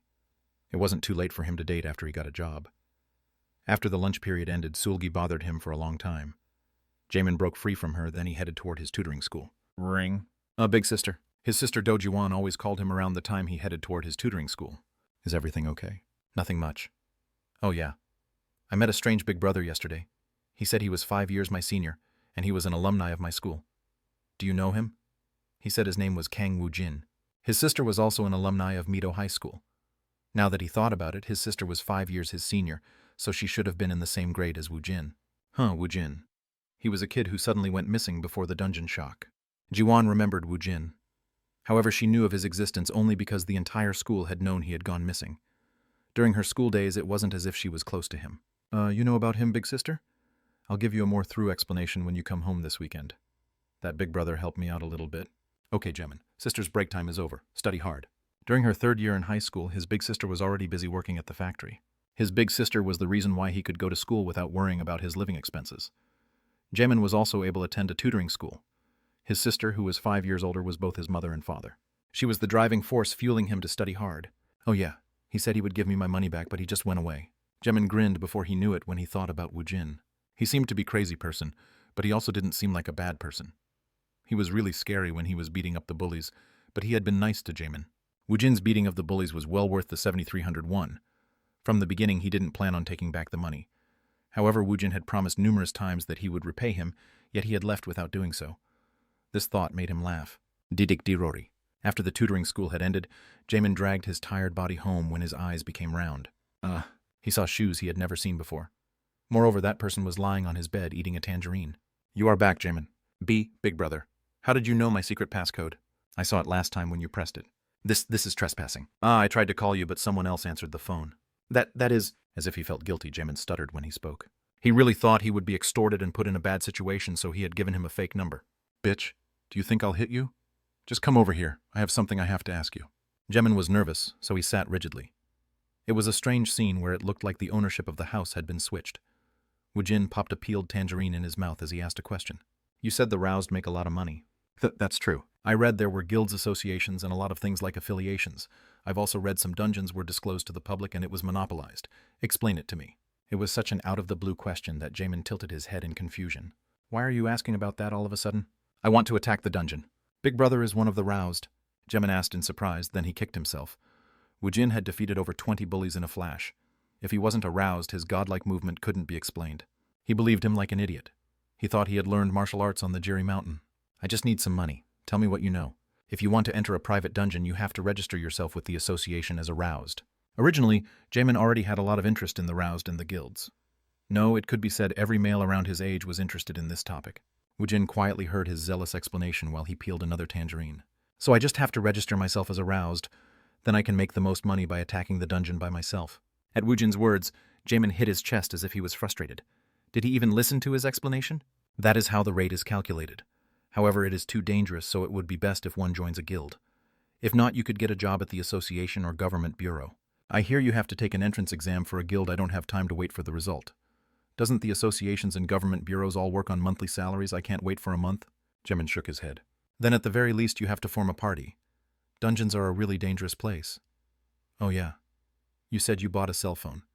Be sure to download this app.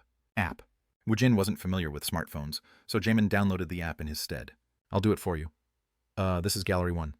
Wow, people still use this. Did one of your family member use this? Isn't that the newest model? What? Maybe if it was 4 years ago. Did you perhaps buy it as a new item? At Jamin's reaction, Woojin knew he had been duped. That motherfucking phone salesman. He conned the ultimate necromancer. If this was Planet Alphen, such an event was unthinkable. This is so slow. Anyways, this is the dungeon forum. Originally, this was the Subway Info app. However, the Roused Association purchased it and they remade it. Now it is a comprehensive portal app that deals with everything related to the dungeons. Jamin prattled on as he dumped out all the info he had. As he had said, the dungeon forum was a comprehensive app. It had a section for hiring members to attack dungeons. It also had a function where one could search for dungeon in its attack time period. It also warned people of a dangerous dungeon where a dungeon break will occur soon. Once you register as a Roused with the association, you will log in with your Roused ID. It'll even give you a record on who failed during mid-dungeon attack. Woojin fiddled with the app to learn how to use it. Anyways, I just need to search for a dungeon in mid-attack, then I can challenge it. I heard it is safe to go to a captured mine. It displayed information about the captured dungeon mines. It gave the location of the most important item, the return stone.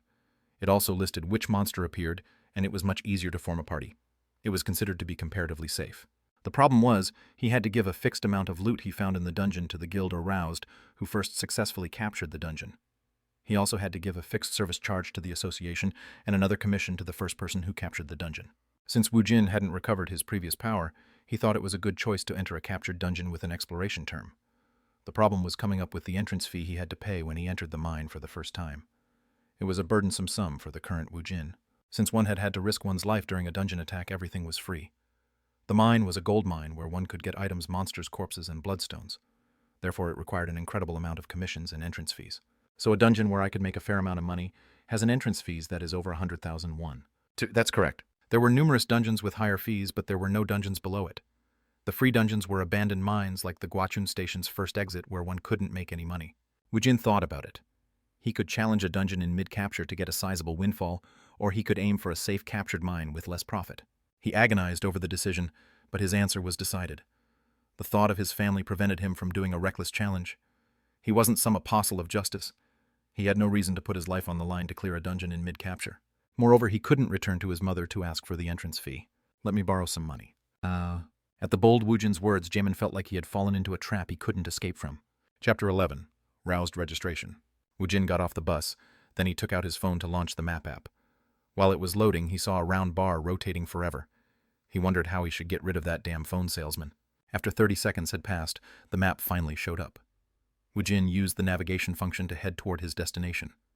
After searching for the destination, he had to wait a long minute before it started to give him directions. Roused General Affairs Bureau. Woojin came to the General Affairs Bureau to register himself as a Roused. At the reception desk, Woojin wrote down his basic biological data and his ability. He took a receipt number, and after a brief time, he headed towards the examination room. The examination room had cameras everywhere, and 2 Roused from the Bureau was stationed there in case of any unforeseen event. Also, there was a public official sitting there to process the test results. Oh Junhwan, who had returned to the General Affairs Bureau, looked over Kang Woojin's file. You have a summoning ability. Could you show it to me? Woojin answered his very businesslike questions. Right here. Woojin stood there blankly, so Junhwan moved his gaze towards his monitor. Have I met him before? It had been only 4 days since he had seen his face, but Woojin's outfit differed too much from his current outfit. Oh Junhwan couldn't recognize him. I need a vector. You have a mass summoning ability. What kind of vector do you need? Give me 1 corpse. What? Of course, Junhwan and the 2 Roused from the Bureau was taken aback. Woojin smirked as he added more words afterwards. I'm not talking about a human corpse. It could be a monster or even a dead animal. It needs to have bones. Of course, human corpses are fine too. I understand. Even though Junhwan was taken aback, he called the support division. Soon the support division brought a corpse of a bunny which had been killed during an experiment.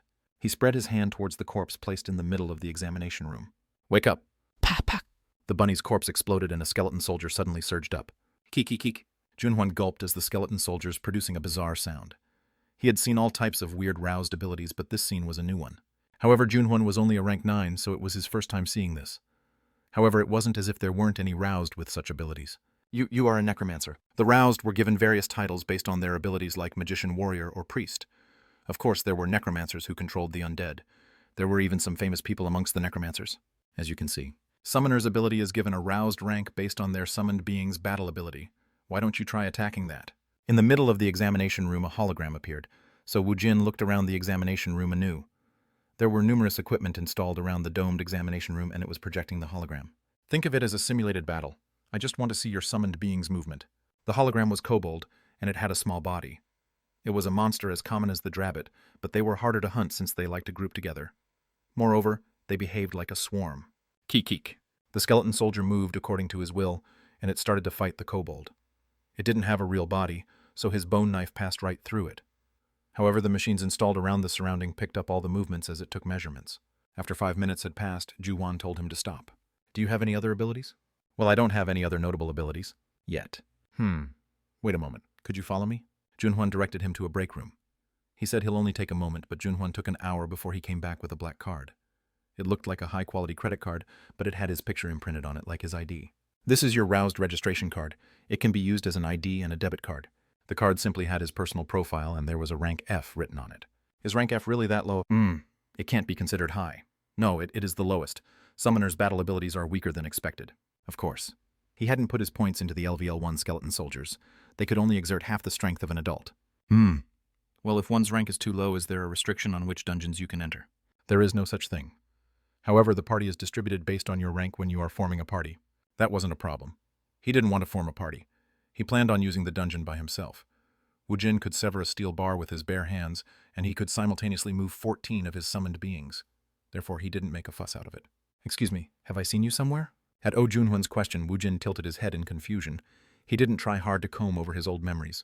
No, he thought it wasn't worth it. This is the first time. Have a nice day. Woojin immediately left the bureau, and Junhwan scratched the back of his head.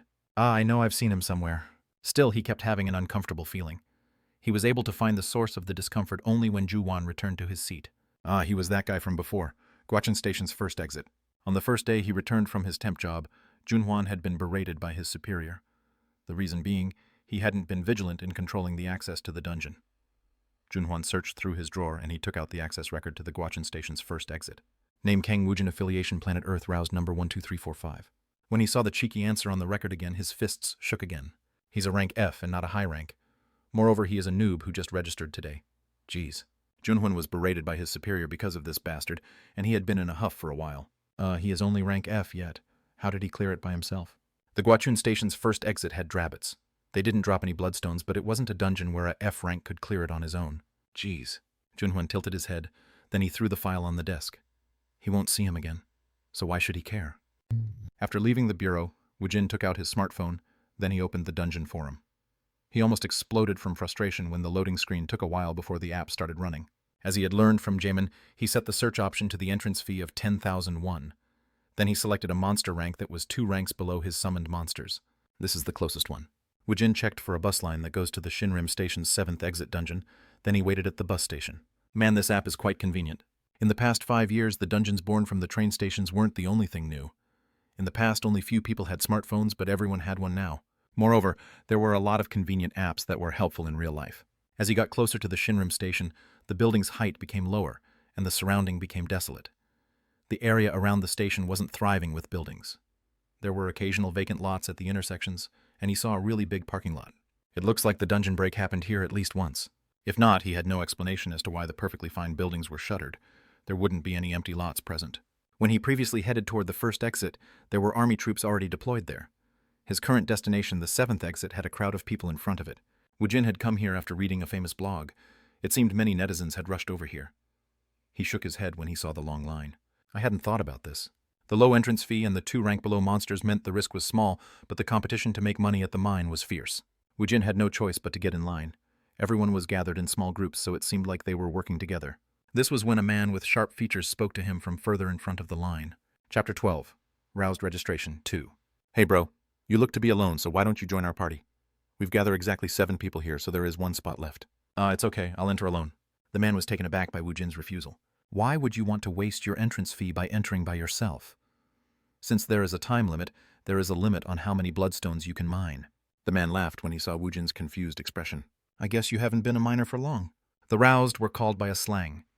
The people who specialized in challenging the unconquered dungeons were called rangers. Those who mined the bloodstones in the safe and conquered dungeons were called miners. The roused who were mobilized to fight the monsters with the military during the dungeon break were called guardians. They were called these names based on their occupation. However, a ranger could become a miner, and a miner could become a guardian. As if the man thought Woojin was a noob, he started going over the rules for a miner in broad terms. There was a cap on how many people could enter the dungeon. When rangers decide to attack a dungeon, they make their teams based on the head count. These people were called the attack squads. The 3 great guilds of Korea were famous for having competent attack squads. It was the same for the miners. Miners could only be admitted up to the maximum number. The attack squads sent in the maximum number of people to send in the best fighting POW, and the miners did it to increase their efficiency. The entrance fee was also calculated based on the maximum number of people able to enter the dungeon. The maximum number of people able to enter the Shinrim Station's 7th exit was 8 people. So if I want to use it alone, then I'll have to pay the fee of 8 people. 800,000 won. Yes. Moreover, it is an hourly fee. Even though only the basic monsters were summoned in the dungeon, it was still dangerous. The information about the dungeon had already been released to the public, so the danger to a miner's life was lessened. However, they were still putting their life on the line. The return stones could only be found in the deepest part of most dungeons. It was impossible for one person to clear it in 1 hour. If one went over the time limit, the entrance fee doubled. If I want to use the dungeon for 2 hours alone, then I need an entrance fee of 600,000 won. If he took out all the monsters, then he'll probably make decent money. However, a roused with that much ability wouldn't even enter a mere 2-star dungeon. What is your rank? It's rank F. Tisk tisk! You came here without knowing anything, but you are in luck. Join our party as a learning experience. We'll guarantee your safety. Alright. Woojin was able to take care of his own safety, but he joined the party without any fuss. It was purely based on the fact that he didn't have the entrance fee. I'll have to level up fast so I can attack a dungeon in peace. There were too many constraints and fees. It seemed Woojin's temperament was incompatible with mining. He was disappointed, but he decided to experience mining for a day with these people. Groups of 8 members were entering the dungeon, so the waiting line grew shorter pretty fast. They were all roused, but they all held low ranks. The people gathered here were quite diverse. The difficulty level wasn't very high, so the parties in front of them were all able to clear the dungeon in 40-50 minutes. The man who introduced himself as Baidosu was a rank E user. He was a professional miner who traveled with 6 teammates to gain profits from the mines. Usually they only visited 1-star mines, but they decided to attempt a 2-star mine this time around. Since this will be their first attempt, they wanted to fill the 8 slots. 8 people were better than 6 people. Kang Woojin and a roused named Hong Sunggu had come to the dungeon by themselves, so they joined Baidosu's team. Hong Sunggu was a new roused, and he was rank F like Woojin. Well, everyone except me is rank F. Therefore my share will be 2 and everyone else will be 1. We'll gather all the bloodstones, then we'll divide into 9 portion at the end. Woojin didn't have much to say. He agreed to Baidosu's words. He was challenging a mine just to have the experience. Whew, I'm shaking. How about you? From the start, Hong Sunggu had a hard time getting along with Baidosu's group, so he tried to act friendly towards Woojin while they waited in line. Woojin replied back in a sufficient manner, so they talked about various topics. Hong Sunggu was a rank F noob, but he was very interested in the dungeons. He possessed a vast array of knowledge. Woojin's conversation with him was quite beneficial. Hong Sunggu was 21 years old, and he had become aroused only 2 months ago. He had quit going to school, and he had started his roused activity in earnest. He had been going to 1-star mines for the past 2 months, and he felt he had gotten used to the mines. This was the first time he was attempting a 2-star mine. Money wasn't his ultimate goal. His goal was to strengthen and train his roused abilities. His dream was to join a ranger's team to attempt an unconquered dungeon. He wanted to join the attack squad, even if one is afraid men aren't supposed to show it. Haha, Big Brother is quite confident. The queue time lasted several hours, so they talked a lot. Eventually, they decided to call each other Big Bro and Little Bro. Okay, let's start getting ready to enter. The barrier around the dungeon let out a green light, and it started to fade. Woojin tilted head in curiosity as he saw the team in front of him exit. It seems there was an accident. As the experienced Baidosu had predicted, the team in front of them had 4 casualties. The public employees and officials dispatched from the dungeon management agency ran towards them to investigate the situation. They were waiting right behind them, so Woojin was able to hear their words clearly. A hobgoblin showed up. How is that possible? The dispatched public employee showed entrance log to the argumentative roused. Didn't you read this? You even signed here. The basic monsters summoned inside the dungeon may vary from information given. The burden of responsibility regarding this is placed on the roused. The 4 surviving Rosud who had lost their team was very animated, but they had no way of receiving a compensation. Being a miner wasn't a safe job. Tisk tisk! It is useless to argue like that. They are just wasting their energy. It seemed they had left their party members' corpses behind, and they were only able to run away after securing the return stone. Since they weren't able to secure any bloodstones, they had only incurred losses in this dungeon. As expected of a veteran miner, Baidosu had experienced a lot of these situations. Baidosu looked away from the argument. Then he spoke to his teammates. Hobgoblins are 2-star monsters. If we are well prepared, there is no reason why we wouldn't be able to fight against it. No, those bastards most definitely drop bloodstones, so it should be better for us. According to Beidosu's words, he had never hunted a hobgoblin before, but he had the experience of clearing over 200 instances of one-star mine. The 8 party members briefly signed their names in the dungeon entrance log, then they started heading down the subway station's stairway. Okay, let's enter. After Beidosu's encouragement, they descended the stairs and they approached a tunnel. A white barrier started forming when they entered. You have entered the Shinrim Station's 7th exit. This dungeon has already been conquered. Basic monsters will be summoned. Chapter 13. Shinrim Station's 7th exit. Woojin discreetly asked Sungu a question. Hey, do you hear that sound? Yes. What kind of sound? The sound of the wind. Yes, the wind is blowing pretty hard. He guessed only he could hear it. Woojin was closely related to the dungeons and the Alphen planet, so he realized this was limited only to him. Okay, let's get into position. At Beidosu's words, 4 team members stepped forward. The 4 of them were all short-ranged fighters, so they carried some pretty sturdy shields. Beidosu and the other teammates positioned themselves behind the 4. Beidosu was aroused with an ignition ability, and the other person had a bow. Basically, the formation was a combination of 4 short-ranged fighters and 2 long-ranged fighters.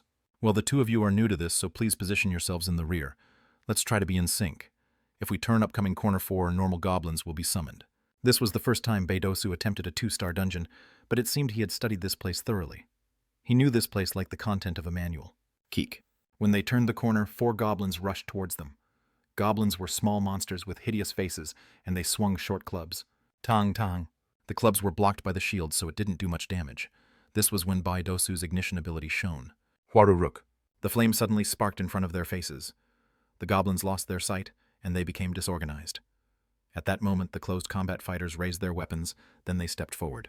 Skukpuk. They mercilessly cut down the fallen goblins with their weapons. One goblin tried to run away when an arrow appeared like a ghost. It flew and embedded itself in the goblin's head. Sway. It wasn't shot like an Olympic archer, but the archer was still a member of the Roused, even if he was rank F. It was an attack that would sufficiently threaten a monster. They cut off the head of the goblin who had become a bloody mess. Woojin and Sungu watched silently from the side. Woojin had seen more gruesome sights, so it didn't bother him. Hong Sungu was also experienced from the 1-star dungeons, so he just frowned. He didn't disgrace himself by doing something like dry heaving. We are lucky. There are 2 bloodstones. If it's only this size, then we'll at least be able to receive 20. Woojin was surprised at Beidosu's words. The bloodstones were smaller than the size of a finge, yet they were valued at 20. He thought he had done the right thing to come to this dungeon even though he was risking his life. I guess 100,001 isn't too expensive? Until a moment ago, it was a burdensome amount of money, but now it was laughable. Okay, let's fight together at the next corner. What's your ability again? I can summon a fireball. After I throw one, I can throw another one after 3 seconds. I can throw 6 in succession. Okay, how about you? Beidosu's gaze touched Woojin. Woojin looked around his surrounding, then he raised his hand towards a goblin's corpse.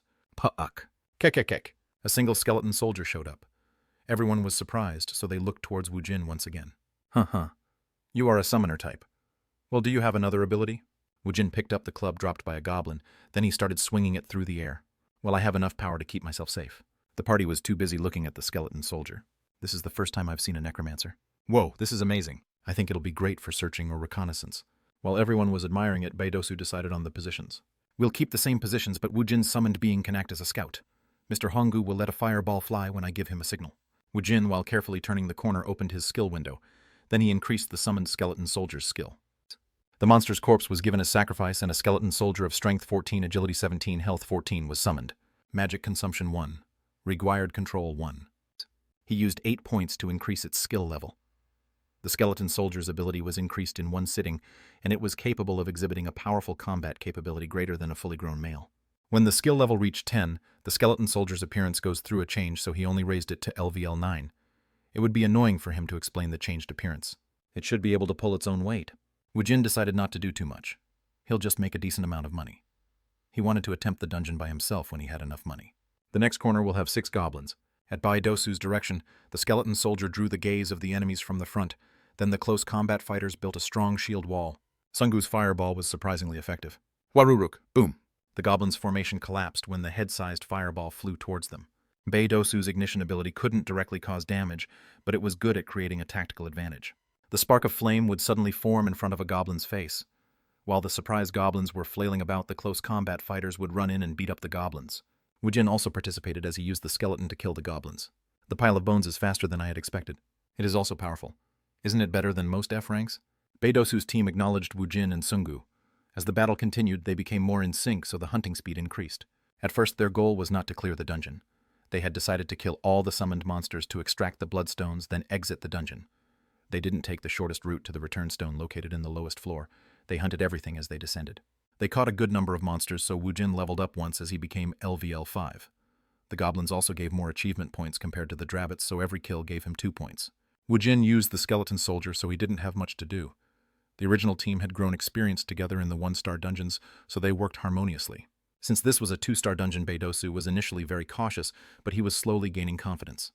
The drop rate of the bloodstones couldn't be compared to the 1-star dungeons. They had already acquired 17 bloodstones. The bloodstones came in various sizes, but if they exchanged it to money, they'll receive around 400 at the very least. If they split it between the party members, each member would receive money of over 100. Of course, this was only counting the bloodstones they currently have. They still had more monsters to kill, so they'll make more money in the end. The 2-star dungeon is a jackpot. Of course, the original team was taking an active role, but the danger level was decreased by Woojin's skeleton soldier taking the brunt of the attack. Moreover, the battles were also helped by Sungu's fireball. They had pretty good powers, so teams would probably covet after these outstanding individuals. Even Beidosu thought about giving them an offer when the dungeon attack was finished. This is the last floor, let's all work hard. They had to clear the dungeon and exit within an hour, so the break time was short. The party was in a hallway, and they were about to step onto the stairs leading to the last floor. There were 5 goblins and 1 hobgoblin standing at the entrance. One was much larger than the others, and it was holding onto a very large cane. Let's go forward in our basic formation. Woojin turned his head in confusion at Beidosu's confident words. He had fought the Demon Lord's army at the planet Alphen. He had crossed path with countless number of monster, and it included the hobgoblins. This bastard was very troublesome compared to the normal goblins. It wasn't because its larger body. The bastard had the highest intellect amongst the goblins. It was a goblin magician. Moreover, I don't think this will successful. Woojin clicked his tongue as he saw his teammates inch forward. Shouldn't we be a little bit more careful? Beidosu nodded his head at Woojin's word. Still, his face was filled with confidence. His continuous victories made him forget the fact that he was attempting a 2-star dungeon for the first time. I'm well acquainted with the manual. That bastard's main attack is magic. Zhongchul's ability can be used to create a barrier. He can delay it by blocking it once, then will rush in for a decisive victory. One of the shield carriers had an ability to make a barrier. Woojin shrugged his shoulder, and he decided to follow his lead. Beidosu was the team leader, and he was just a hanger-on. Of course, the team leader also held all the responsibility. It's coming. Block it. At Beidosu's word, the man named Zhongchul activated his ability. A gray barrier spread out, and it collided with the lightning. Pa, jijik! As the barrier disappeared, the lightning also disappeared. All right, let's go. Beidosu immediately used his ignition ability, and he messed with the hobgoblin's field of vision. Then the party members charged. Even Sungu threw a fireball towards the hobgoblin. It should still be dangerous. Hobgoblins had very high intelligence. It was high enough for them to cast magic. Moreover, magic wasn't the only reason why hobgoblins were dangerous. Geek. The hobgoblin let out a bizarre sound, and the goblins nearby bunched together. The goblins had crude shields attached to the hand grasping their clubs. They had dismantled signs, newspaper stands, and various items to make makeshift shields. Then they pulled out pipes that was hidden within their body, and they took aim. Attack! We just have to kill the hobgoblin first. At Beidosu's words, the archer aimed and fired at the hobgoblin. However, the bastard had already hidden its body behind the stairs balustrade. Moreover, the goblins should be in disarray from the fireball, yet the goblins stood in formation as they fortified their line of shields. The goblins and the team collided with each other. I think something is different about these bastards. The bastards who they were grappling with had the same body and strength as the previous goblins. However, the difference was they were fighting in a shrew manner. The party felt a strange sense of danger, and the battle was basically shifting against them. Pew pew pew. The goblins who were hiding shot their unique weapon paralysis needles. Some even used poisoned needles. It stings. What is this? My body. Their bodies weren't entirely paralyzed, but the region hit by the paralysis needle became rigid. Even if it lasted only for a moment, it became a huge source of danger where weapons were swung indiscriminately in battle. Puck. One person fell over after being hit by the club swung by a goblin. As if his heart was being strangled, Beidosu felt a feeling of suffocation. The bastards who should be dead from one swing of his sword was responding in an organized manner. It was very troublesome to fight against them. Tisk, this is why I knew they would fail. Hobgoblins were dangerous not because of their physical ability, nor their magic. They were able to command other goblins with their superior intellect. The goblins stopped being a 1-star monster when they obtained a commander. The whole group should be looked as a single entity. Escape! Get out of there! Beidosu yelled from the rear, and the close combat fighters fought each other to be the first to run away. However, it was after one had completely lost his consciousness. If they continued to run away, the person would inevitably die. Warurukpung. After the cool time had ended, Sungu threw a fireball towards the goblins who were chasing after them. 2 goblins quickly retreated as they were set on fire. The close combat fighters used this time to quickly retreat. I don't think we can do this. Let's retreat first. What about Zhongchul? He's already dead. Can't you see it? At Bei Dosu's indignant shout, their faces became rigid. They felt sorry for their comrade. Moreover, they also felt fear and the desire to live, so their expressions was extremely gloomy. Even if they thought about it, their decision was obvious. Nothing was more precious than their own lives. Retreat. At Bei Dosu's shout, the party members quickly ran away. Still, it wasn't as if the band of goblins did nothing. Pa-chi-chi! The hobgoblin regained its senses. It let out a lightning strike and it directly hit Sungu's body. He couldn't even let out a scream. Sungu's eyes flipped over as his mouth stayed wide open. Jet, hurry up and run away. Sungu wasn't even part of their original team, so they didn't feel sorry for him. The roused were basically beings hiding within death's shadow when they decide to enter a dungeon. He was just unlucky. Keek. The goblins feigned chasing after them, but after a while they returned to the hobgoblin's side. Woojin, who was hiding behind a pillar, revealed himself. It's been a while since I hunted a group. There were 2 casualties and the rest ran away. Woojin laughed as he looked at the bunched goblins. He had enjoyed being a spectator, but that had come to an end. Chapter 14. Dungeon's Necromancer. Okay, let's go, my minions. Pop. At Woojin's call, the 4 corpses of the goblin exploded and the skeleton soldiers was summoned. Gigik. Kikiki. The goblins yelled like surprised monkeys, and the skeleton soldier's unique playful sound was also heard. In the middle, Woojin threw away his light club, then he took out the claw hammer from his inventory. The hammer had enough weight and destructive ability for his purpose. Until he could acquire a proper weapon, he had no choice but to store it in his inventory for later use. Well, let's do this. Woojin started running, and the skeleton soldiers ran forward to open a path for their general. The skeleton soldiers pressed into the goblins. The hobgoblin was taken aback, and it started to give out a hurried command. The goblins tried to cut off Woojin, but their heads exploded from the claw hammer. Kikiki! As soon goblins became dead corpses, skeleton soldiers exploded forth from them. Woojin had used a decent amount of skill points, so the skeleton soldiers could exhibit physical strength comparable to a low-ranked roused. Moreover, they weren't easily killed. In a flash, he had 14 creatures, which was the limit of his control. Woojin held up the claw hammer, which was soaked in goblin's blood, towards the shocked hobgoblin. The bastard's cane was letting out a crackling sound, and one could see electricity coalesce at the end. His electric attack's cool time had probably ended. Woojin used the sharp end of the claw hammer to ram it into Hobgoblin's head. Quajak! It pierced through the hobgoblin's skull, and the electricity charged at the end of the cane dissipated before it could be shot. Whew! This is great for gathering points. It's best to hunt a group of monsters. Each goblin gave him 2 achievement points. The hobgoblin gave an astounding 5 points. This was only a 2-star dungeon, so he could only guess how many points he could get at a high-tiered dungeon. He thought about the magic scrolls being sold in his point store. It seemed it was only a matter of time before he was restored to the heights he had reached at the Alphen planet. The XP was also pretty good, so he leveled up once. Party play doesn't suit my style. He had skeleton soldiers who could tank in front of him, so he just needed an attack he could deal damage from the back. He'll be able to learn the skills once he leveled up a little bit more. He had passively participated in the party play, so the number of monsters Woojin attacked was low. It slowed him down from earning XP and achievement points. Woojin activated his search magic as he looked at the fallen goblins. He didn't have go through the hassle of searching all the goblin corpses to find the bloodstones. The siege magic illuminated any items that possessed mana. Woojin saw a light leaking out of the fallen hobgoblin's possession, so he searched through it. It's a magic scroll. Woojin looked at the magic scroll, but he had no way of knowing what kind of magic it was. I have to learn identification magic anyways. I'll just use this as an opportunity to buy it. Woojin pulled up his point store. Then he used 20 achievement points to learn the identification magic. He could use 1-star disposable item called Identification Scroll, but he decided to learn how to use this magic. There was no downside since he would be using this magic often. The hidden information of the item will be known to you. The failure rate decreases as your intelligence increases. Magic consumption 1. As soon as Woojin learned the magic, he casted Identification on the magic scroll. An electric attack can be sent towards a target. Magic consumption 1. Latency time 20. Oh, this is what the bastard was using.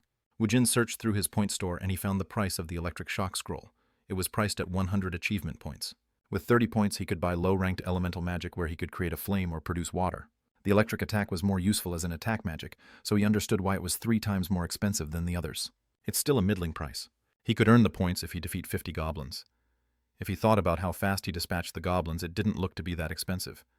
However, if he was to buy it, he thought it wasn't cheap either. It wasn't something he needed right now, so he put the magic scroll away. Then he excavated the bloodstones from the goblins' heads as it continued to emit a light. Ooh. Huh. Woojin, who was excavating the bloodstones, looked around his surrounding when he heard the moan. His face had stiffened, but no monster had appeared. Woojin was alert as he looked around and his eyes met Sungu's pain-filled eyes. His eyes were moving up and down in agony. It seemed he had regained consciousness. His face was grimacing as if he was still in pain.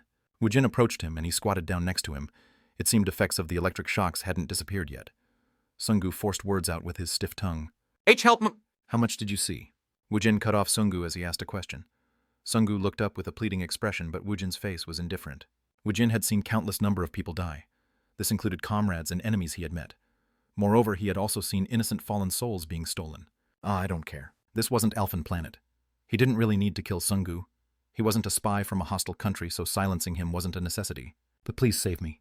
He was slowly gaining control of his tonu, so Sungu's words became clearer. Sungu was someone who had the ability to make fireballs.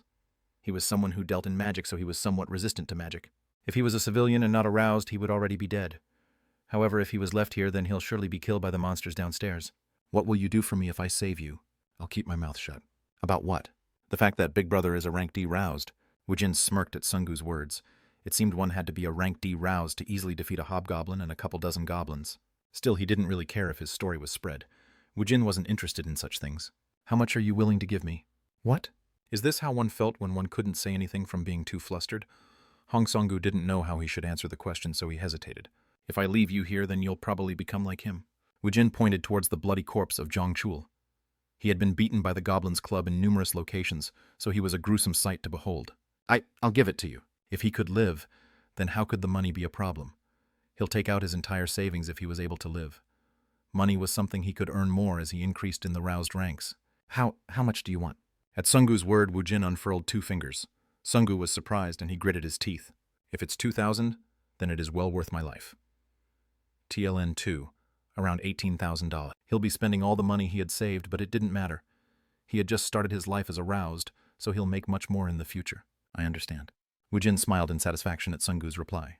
If it's 200, then I'll have enough entrance fee for solo play.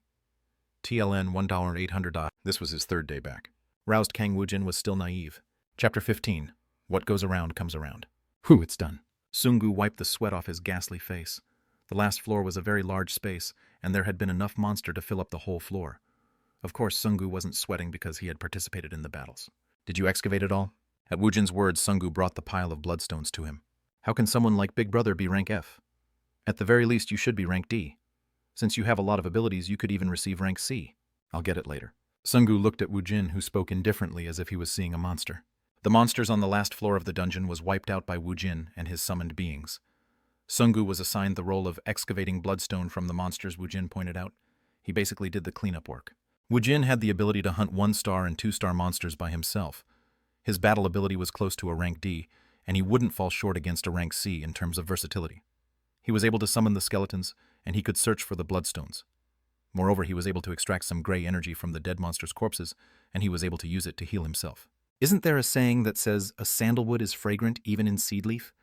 TLN idiom used to describe genius, who display their abilities even in childhood. Sungu looked at this person who had finished his roused registration only 3 hours ago. He believed this new browsed Kang Woojin will become someone to be reckoned with. What are you doing? You are going to learn it instead of selling it. Yeah, why? Woojin inserted his magic into the magical scroll he held in his hand. As the magic scroll disappeared, he absorbed the magic electric shock. He had to save his achievement points, since he had a lot of skills to learn. Therefore, he decided to learn the magic electric shock, since he already possessed the magic scroll. Even if he wanted to learn a more higher-ranked magic, he could only learn from magic scrolls related to the Necromancer class. Still, electric shock would be useful when attacking a person. There was no downside in learning it. Hul, you already have a lot of ability, yet you are learning more magic. Big Brother, if you had sold it, you could have sold it for 100 million. 1 TLN, 100,000 or $8,906. At Hong Songgu's words, Woojin's face became rigid. A 100-point magic scroll was worth 100 million. It was that expensive. Of course. It allows you to gain an additional ability. It is qualitatively different from an artifact. Magical energy had to be injected into an artifact for it to activate its imbued magic. On the other hand, Magic Scroll allowed a roused to learn the magic. With a magic scroll, one didn't have to worry about losing it, and even a low-ranked magic scroll could be used for research. Of course, it would be expensive. Why would such an expensive item drop in a mere 2-star dungeon? I'm not sure. You must be really lucky. It isn't like it never happens. It just doesn't show up that often. So what kind of magic was it? It's the one you got hit with. It's the electric shock that was used by the hobgoblin. Hull, you would have at the very least gotten 100 million. 100 million. It was 100 million. Whew. If he knew the magic scroll was worth 100 million, then he would have just used 100 points to learn the electric shock. He wanted to buy the magic scroll from the achievement store to sell, but the skill books purchased from the point store couldn't be used in a transaction. Only Woojin could learn it. Woojin had learned Soul Extract to restore the barely alive Sungu. It cost him 50 points, but he didn't hesitate since he had to learn it anyway. After a monster or a person dies, their souls remain next to the corpses for a brief moment. At that moment, he could extract the souls, then he could use it as a source of energy. Whether it was magic vitality or stamina, a small portion of it could be recovered. When Woojin injected it into someone else, the efficacy decreased. Sungu thought Woojin was using healing magic, but the truth was different. Woojin was stealing the life force of others to share with him. Whew, let's not worry about the cost. Woojin tried to soothe his aching innards. If he had sold the magic scroll, then he wouldn't have to traverse a dungeon for a long while. No, if he thought about the fallen real estate value in Seoul, he could have moved into a huge villa that was much bigger than the current one-room. Let's not think about it. How much can I get with this much bloodstones? At the very least, you could get around 800.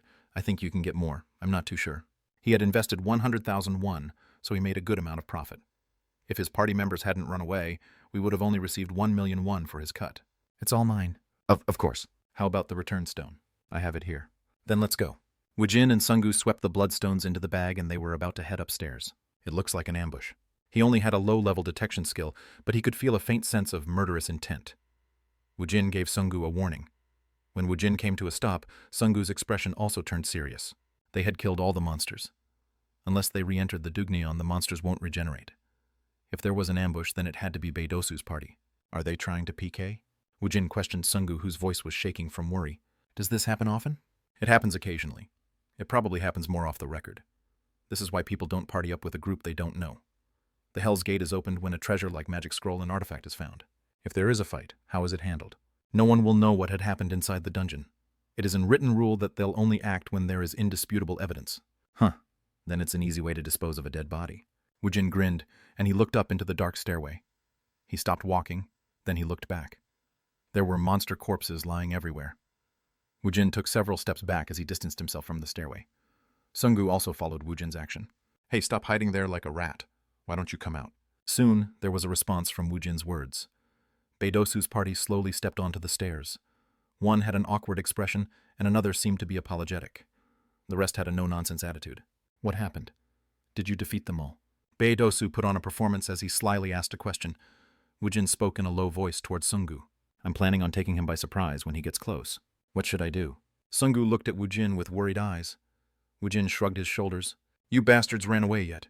You have the gall to show up again. Why are you here when you should be waiting in front of the barrier? The sudden disrespectful words spat out by Woojin made Beidosu's eyebrows twitch, but he laughed awkwardly as he tried to keep his expression in control. Haha. Why are you being like this? Aren't we on the same team? We just made a tactical retreat and we came back to clear the dungeon. When we arrived, it seemed all the monsters were killed. How did you do it? Beidosu's thoughts were in a complete state of confusion. 2F ranked roused were able to clear all the monsters, so he couldn't believe what had happened. Beidosu secretly looked towards the bag filled with bloodstones. Woojin laughed. Those who were blinded by greed couldn't see what was right in front of their eyes. Stop fucking around. You just wanted to take the return stone, but now you are covetous of a ready-made meal. Woojin threw the bag filled with bloodstones in front of him. Chwaruruk. Bloodstones spilled out from the bag's opening. It was thrown about the midway point between Woojin and Beidosu's party. Try taking it if you covet it. At Woojin's words, Beidosu's expression stiffened. It seems you are mistaken. Do you think we will try to PK someone who had defeated a monster we couldn't kill? It is a misunderstanding. We aren't that stupid. Go on.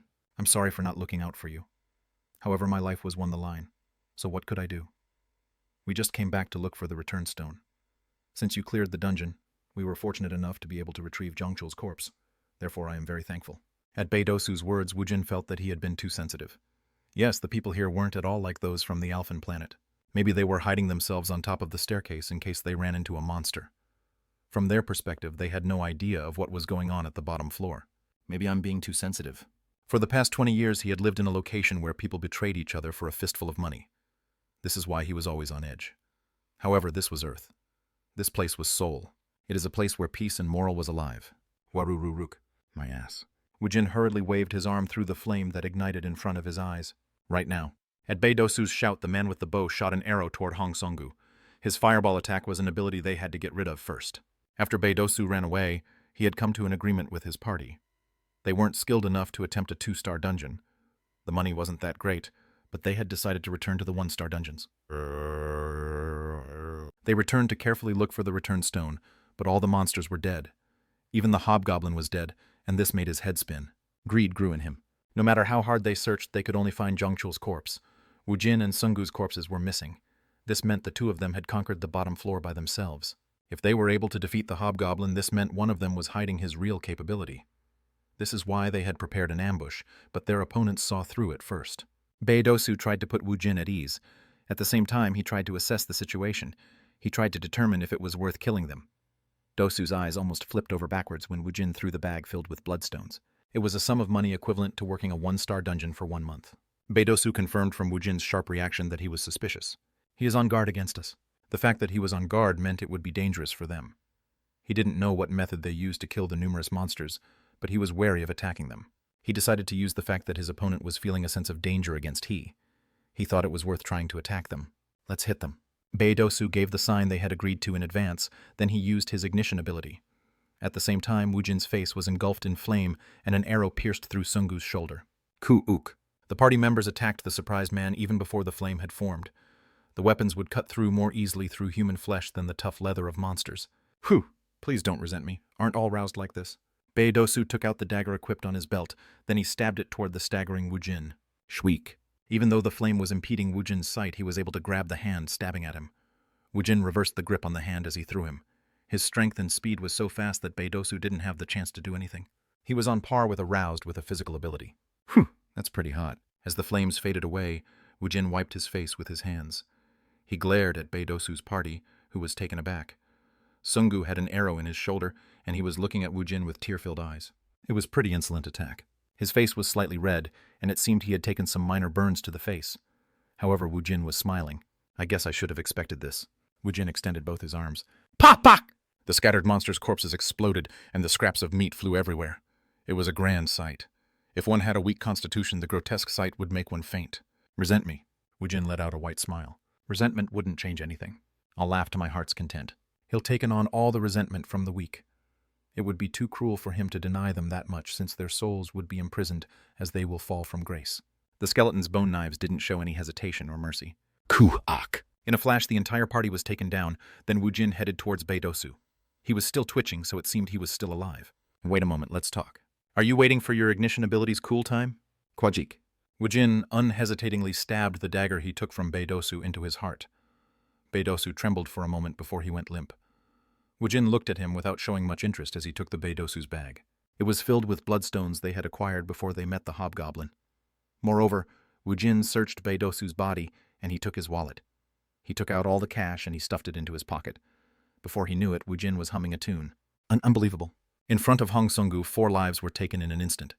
He tried to cover his mouth with both hands as he tried to stop the words that almost leaked out of his mouth. He was so surprised that it seemed he wasn't conscious of the pain caused by the arrow in his shoulder. Woojin also went through the other party members' pockets. Then he mumbled, "Anyways, the bastards who try to stab me in the back will never speak again." Is he saying this for his benefit? Sungu's eyes trembled uncontrollably. The people I hate the most are those who try to stab others in the back. Isn't that right, Sungu? Woojin whipped his head around and he looked into Sungu's eyes. He was so surprised that he almost wet his pants. Woojin had killed 4 people, but his face was too indifferent. Even when one kills a monster, or even a small animal, one usually feels excitement or guilt. Some kind of emotion should be stirred up. Yet Woojin looked like he had pulled weeds out from the side of the road after he killed these people.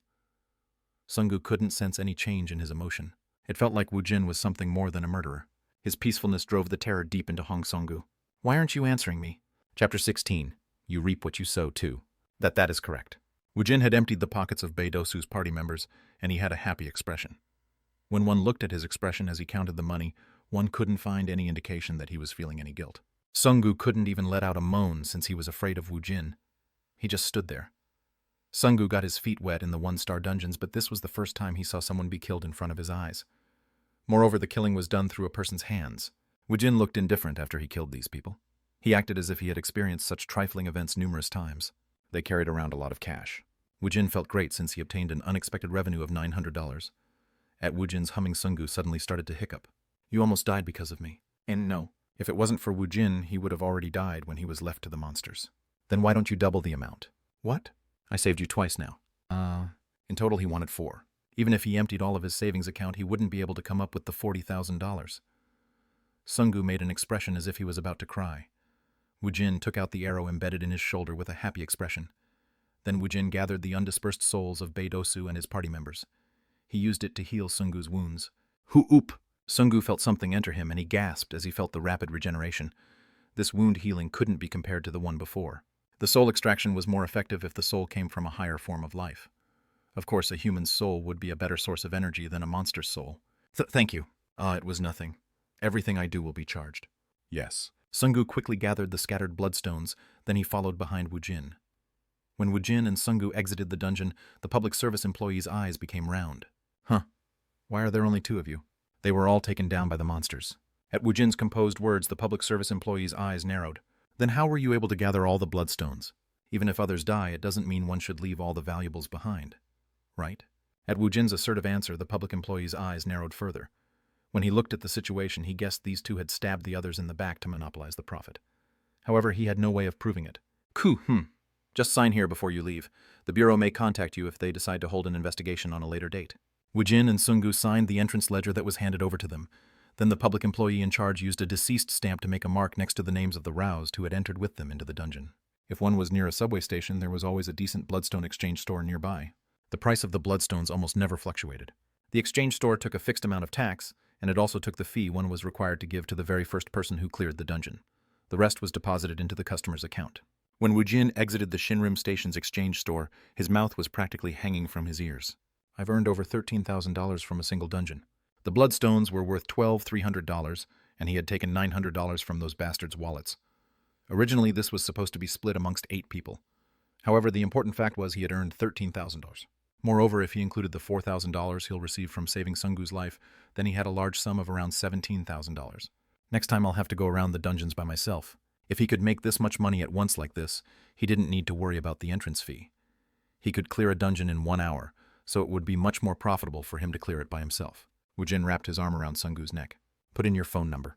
Yes. When Hong Sungu put in his phone number, Woojin immediately pressed the call button. After he heard the ringtone come from Sungu's pocket, he ended the phone call. Good. You have my account number. Yes, I've definitely written it down. All right, travel safely. Woojin took out $10 from his fat wallet. Sungu tried to dissuade him, but he put the bill in Sungu's hand.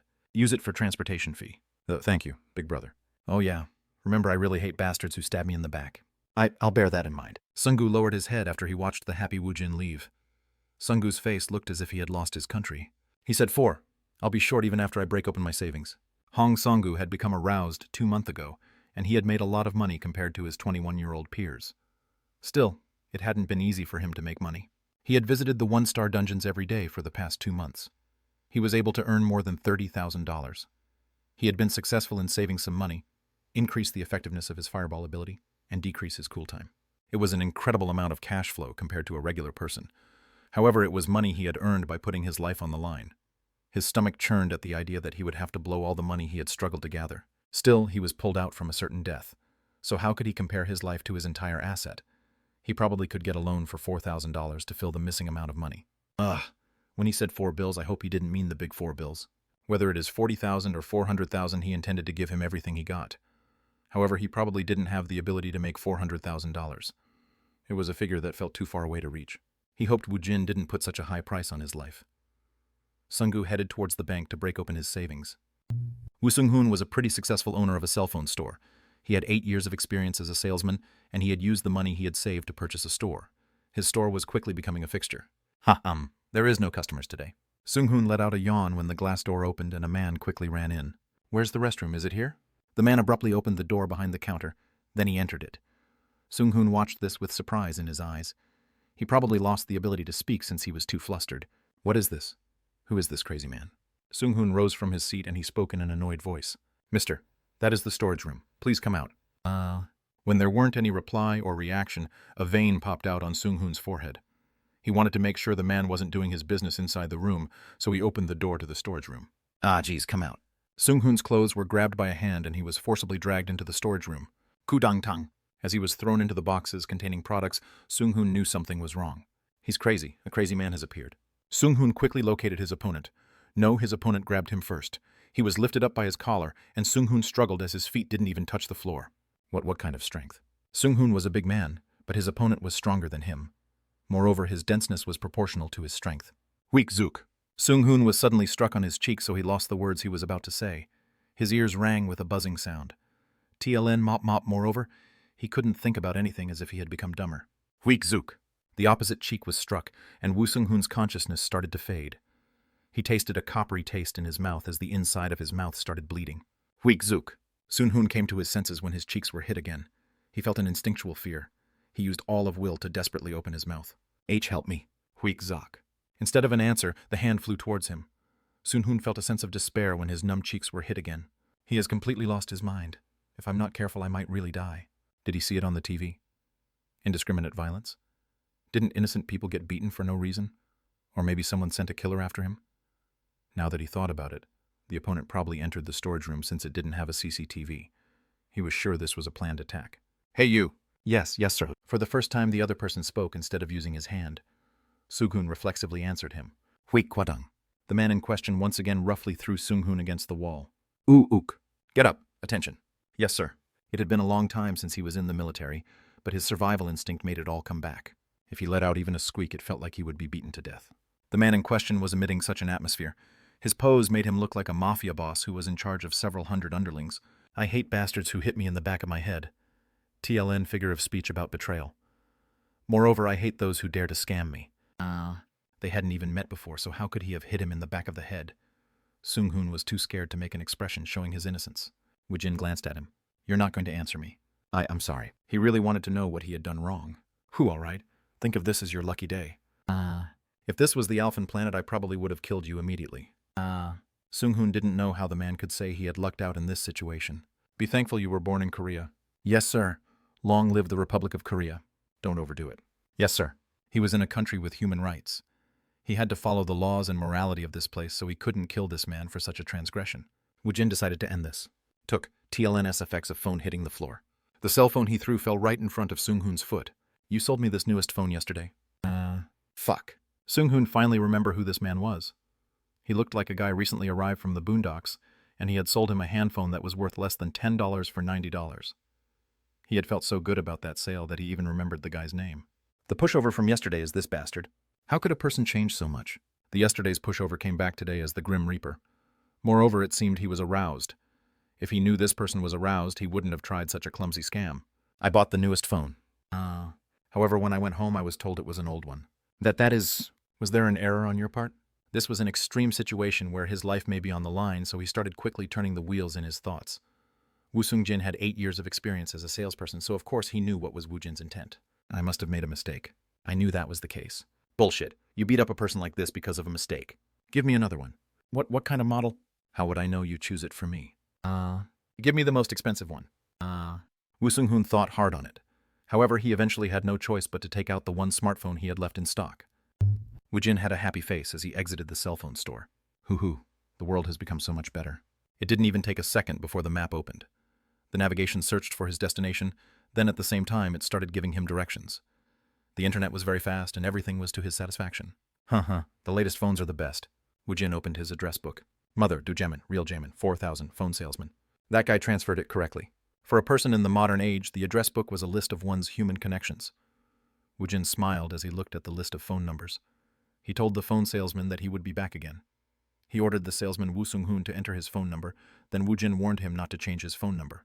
Woojin called his mother to find out the address of the restaurant she was working at. It wasn't too far from his house. Woojin's steps was light as he returned to his house. Hoo-hoo! After I save a little bit more, we'll have enough to move. Before all of that, I should probably make mother quit her job. Woojin was a bit spiteful towards her workplace, but it was the first time he would be visiting her workplace. Therefore, he bought a box of beverage. Sungmi's restaurant. I think she said it was here. Woojin had found the restaurant at around 4 o'clock. Even though it should be the idle hours, the small restaurant was half full. Ring. Welcome. When the sound of the door opening was heard at the counter, a young lady reflexively gave a greeting with her eyes still glued to the cell phone. Pew pew, peepa pew pew pew. Sungmi was in the midst of playing a game on her phone. She regretfully ended the game, then she raised her head. She was going to greet the customer out of reflex when Sungmi's eyes became round.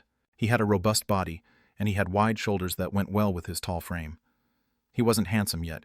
He had a good-looking face. He had a heavy atmosphere around him. He was a beauty of corruption with a dark aura around him. However, there was something about his face. Big Brother Woojin. Why are you here, Seungmi? Woojin thought about the restaurant's name, and he was easily able to infer what that meant. My mother works at your restaurant. Your mother? I'm talking about Mrs. Lee Suk-young, the kitchen lady. Seungmi's surprised eyes froze. The kitchen lady was Woojin's mother.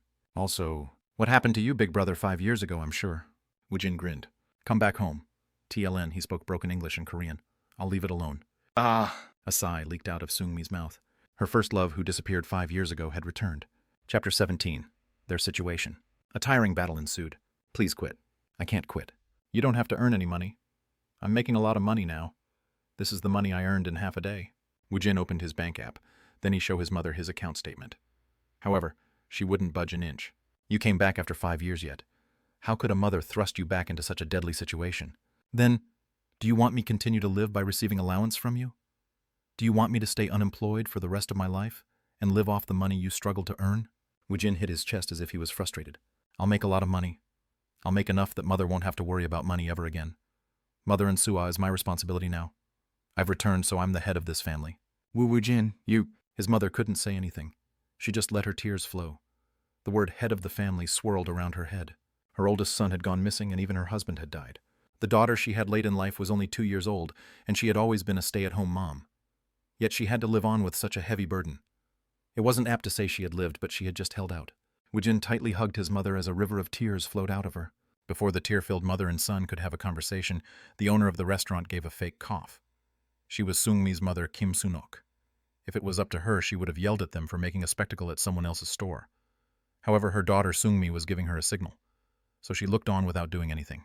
I don't want to say something like this, but how can you just quit your job like this?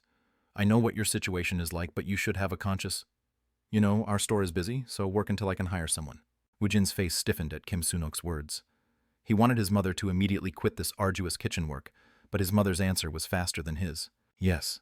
Even if I do quit, a responsible person can't act that way. This isn't about money, so don't say anything. Then please quit this place within a week. Sua needs Mother more than me.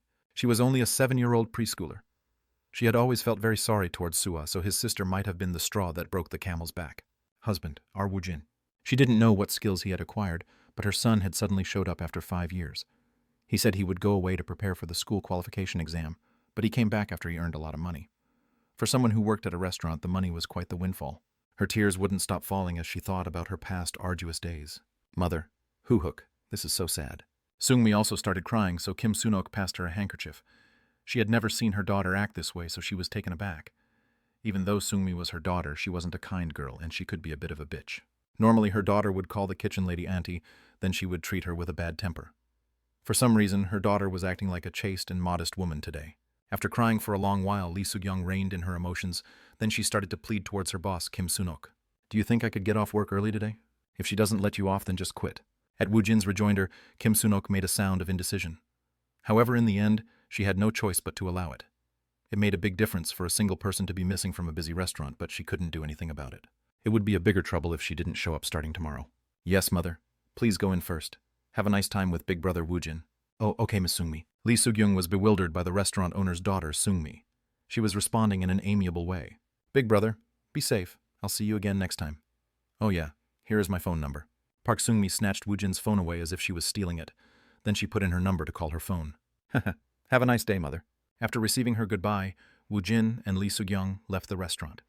Soon the dinner crowd will rush in, but she didn't feel like working on a day like this. Where are we going, Mom? Woojin was dragged by Lee Suk-young's hand towards a different direction from their house. You'll know once you get there. Anyways, what kind of relationship do you have with Miss Seungmi? Her. She used to be my junior in school. Why? His mother didn't speak for a long time. Then she suddenly stopped walking. She turned around to look straight at Woojin, and he could see traces of worry on her face. I don't plan on involving myself in my son's love life, but if you bring a bitch like her, Mother will be against it. Woojin smirked at his mother's words. I don't have any interest in her.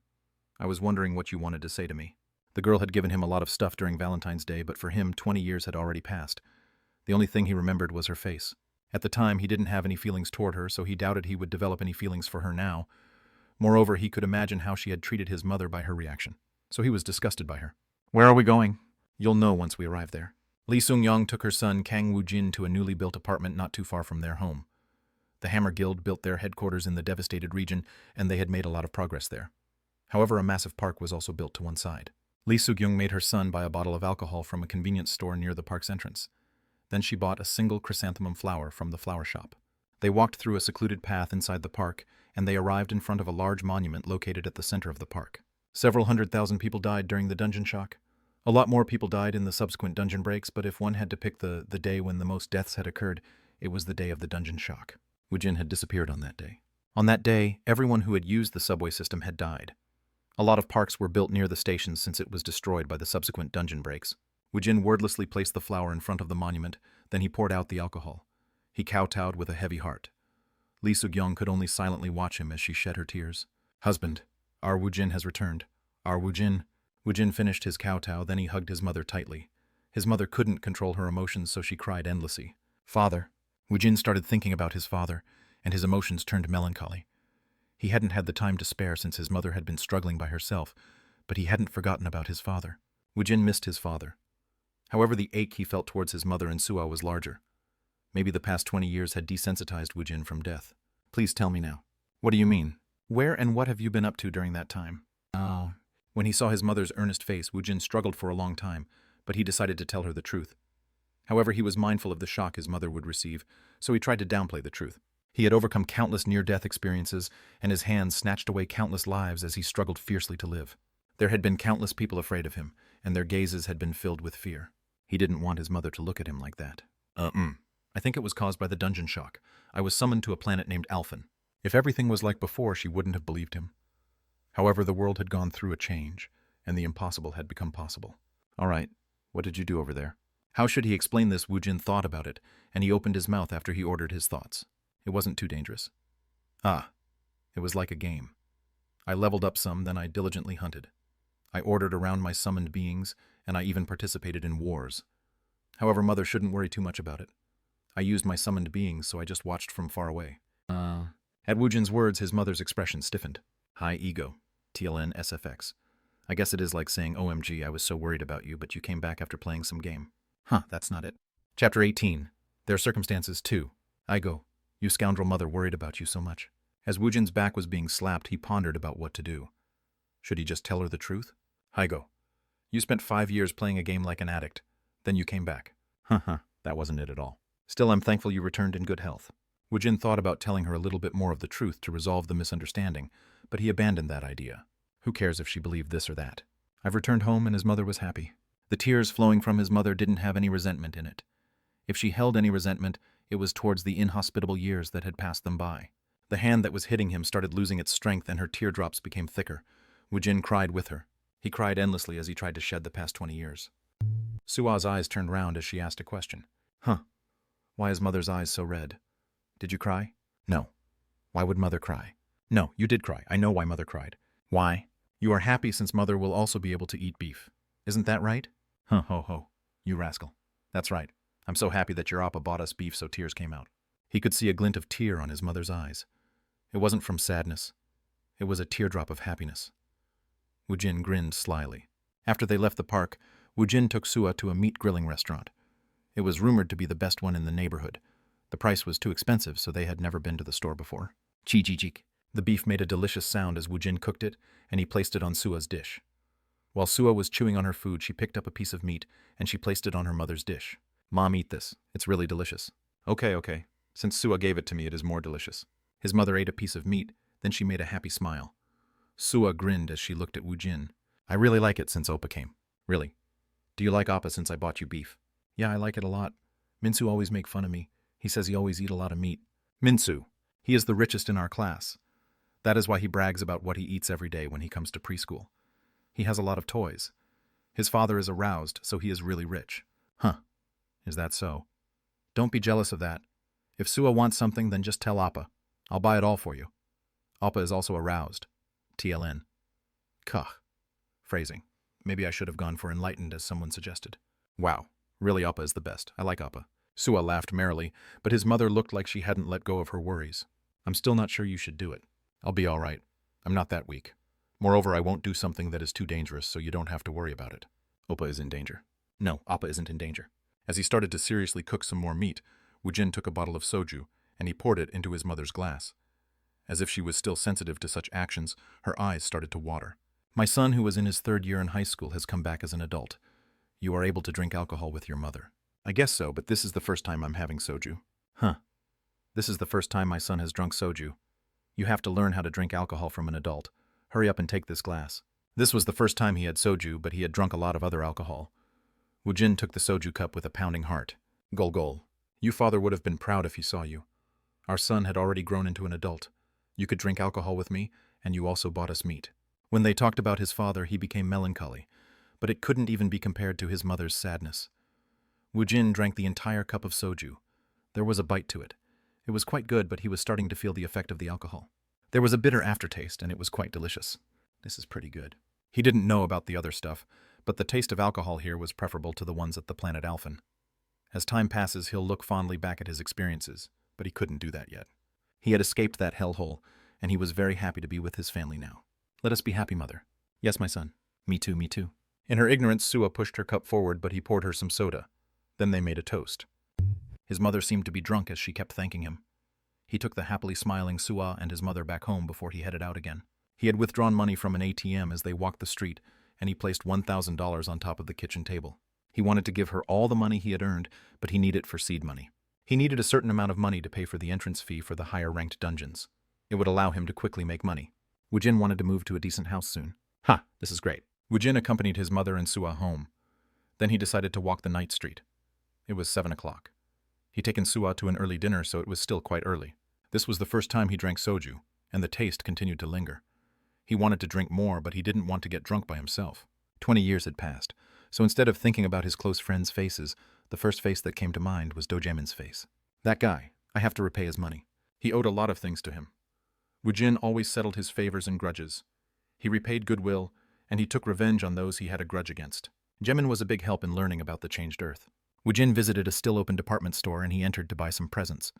He wandered around in his threadbare clothes, and he smelled of alcohol. Even seeing him like this, the kind sales clerk helped him out. He went towards the cosmetic counter, and with the recommendation from the clerk, he purchased something a high school boy could use. He spent a good amount of money, but he didn't regret it. While he carried the present, Woojin bought a whole chicken at a fried chicken restaurant. He bought a bottle of soju at the convenience store, then he headed towards Jamin's house. There was no response as he pressed on the doorbell, so he opened the panel to the door lock mechanism. Dee-dee-dee-dee-dee-dee! That bastard. He already changed his passcode. Woojin could have immediately called Jamin, but it was about time for Jamin to come home from his tutoring school, so he just waited. Jamin flinched in surprise when he saw Woojin standing in front of his front door. You are back. Hi, Hyung, you came. That's right.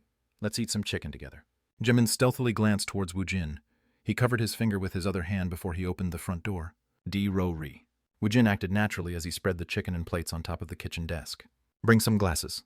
Oh, wait a moment. As soon as he took off his backpack, Jamin brought back some cups. He felt uncomfortable since Woojin came to his house every night, but his mouth watered when he thought about the chicken. Jamin was at an age where he liked to eat. Jamin tried to pour cola into his cup, but Woojin stopped him. Hey, you should have a cup. What, Hyung? I'm only a high school student. Soup. You can have whatever Hyung gives you. Should I? Woojin filled Jamin's cup with soju, and he also filled his cup to the brim with soju. They didn't have a soju glass, so they poured it into cups. The soju bottle emptied just from filling 2 cups. Okay, let's drink. Yes. Woojin emptied the cup in a refreshing manner, and he bit into a chicken leg. Jamin awkwardly turned his head, and he took a sip. Then his face scrunched up. Bitter. It was bitter. Why would anyone drink something like this? Jamin put a chicken wing in his mouth as he asked a question. Was your visit to the dungeon successful? Of course. Hey, I got you a present. Jamin opened the shopping bag with a confused face. When he opened it, he saw a bottle of cologne. When he saw the brand, it was a very pricey item. Hi, Hyung. Stop being surprised, you little rascal. This is the money I borrowed from you. Woojin took out $500 from his wallet. Jamin's eyes became round. This is too much. You only have to give me what you borrowed. No. To tell you the truth, I don't want it. Hyung has already done too much for me. Yes, a person should repay kindness. Woojin nodded his head with a satisfied expression. So is that why you changed the house's passcode? That is. Woojin grinned when he saw the flustered Jamin. The rest is rent fee on top of the borrowed money. Does this mean he wants to continue to stay here? Jamin couldn't believe his ears. Chapter 19. Justifiable Misunderstanding. Hyung, didn't you meet your mother? Shit. My house is too small. I'll inconvenience you until I buy a house. Even though the price of land in Seoul had dropped, it was still an unthinkable amount of money for a normal person like Jamin. He is asking to live here and mooch off of him until he could buy a house. Jamin had a complicated expression. Woojin cackled as he looked at Jamin. It won't take long for me to leave, so don't worry about it. Hyung made 1,300 today. Moreover, I'll get an additional 400 soon. That isn't it. My Nuna comes here on the weekends. TLN male older sister Il's Nuna female older sister Il Unni. Ah, is that so? I'll call her tomorrow. Oh yeah. Does Hyung know my Nuna? My Nuna recognized Hyung's name. What's your Nuna's name? Her name is Dojuwan. Woojin thought about the name Dojuwan, and his eyes became wide when it came to him. Dojuwan. The third-class Junji-hyun TLN Google, if you want to know who she resembles. She's my sister, so it's a little bit weird to talk about her like this. However, she used to be called that. You are Jiwon's little brother. Woojin looked over Dojamin and he nodded his head. He thought this guy looked handsome, and now he found out Dojuwan was his Nuna. They must have been born with superior genes, as both siblings had good looks. It had been 20 years, but Woojin still remembered Dojuwan. She used to be famous for being the prettiest in the entire school. Woojin had also had a crush on Jiwon, but he had been too shy. If he met her right now, he would have... Where does your Nuna live for her only visit on the weekends? She's at a factory. What a factory Dojuwan is. If she needed money, then she should have become a celebrity instead. Woojin couldn't imagine Jiwon in a factory setting, so he turned his head in confusion. Jamin replied with a slightly dark face. There was an incident. Anyways, Hyung switched your handphone. I swapped it on the way back. Wow. This is a really expensive one. Can I touch it once? Is that so? Is it a good one? Hull. This is a crazy red. Crazy red. It uses bloodstone technology, so it is really expensive.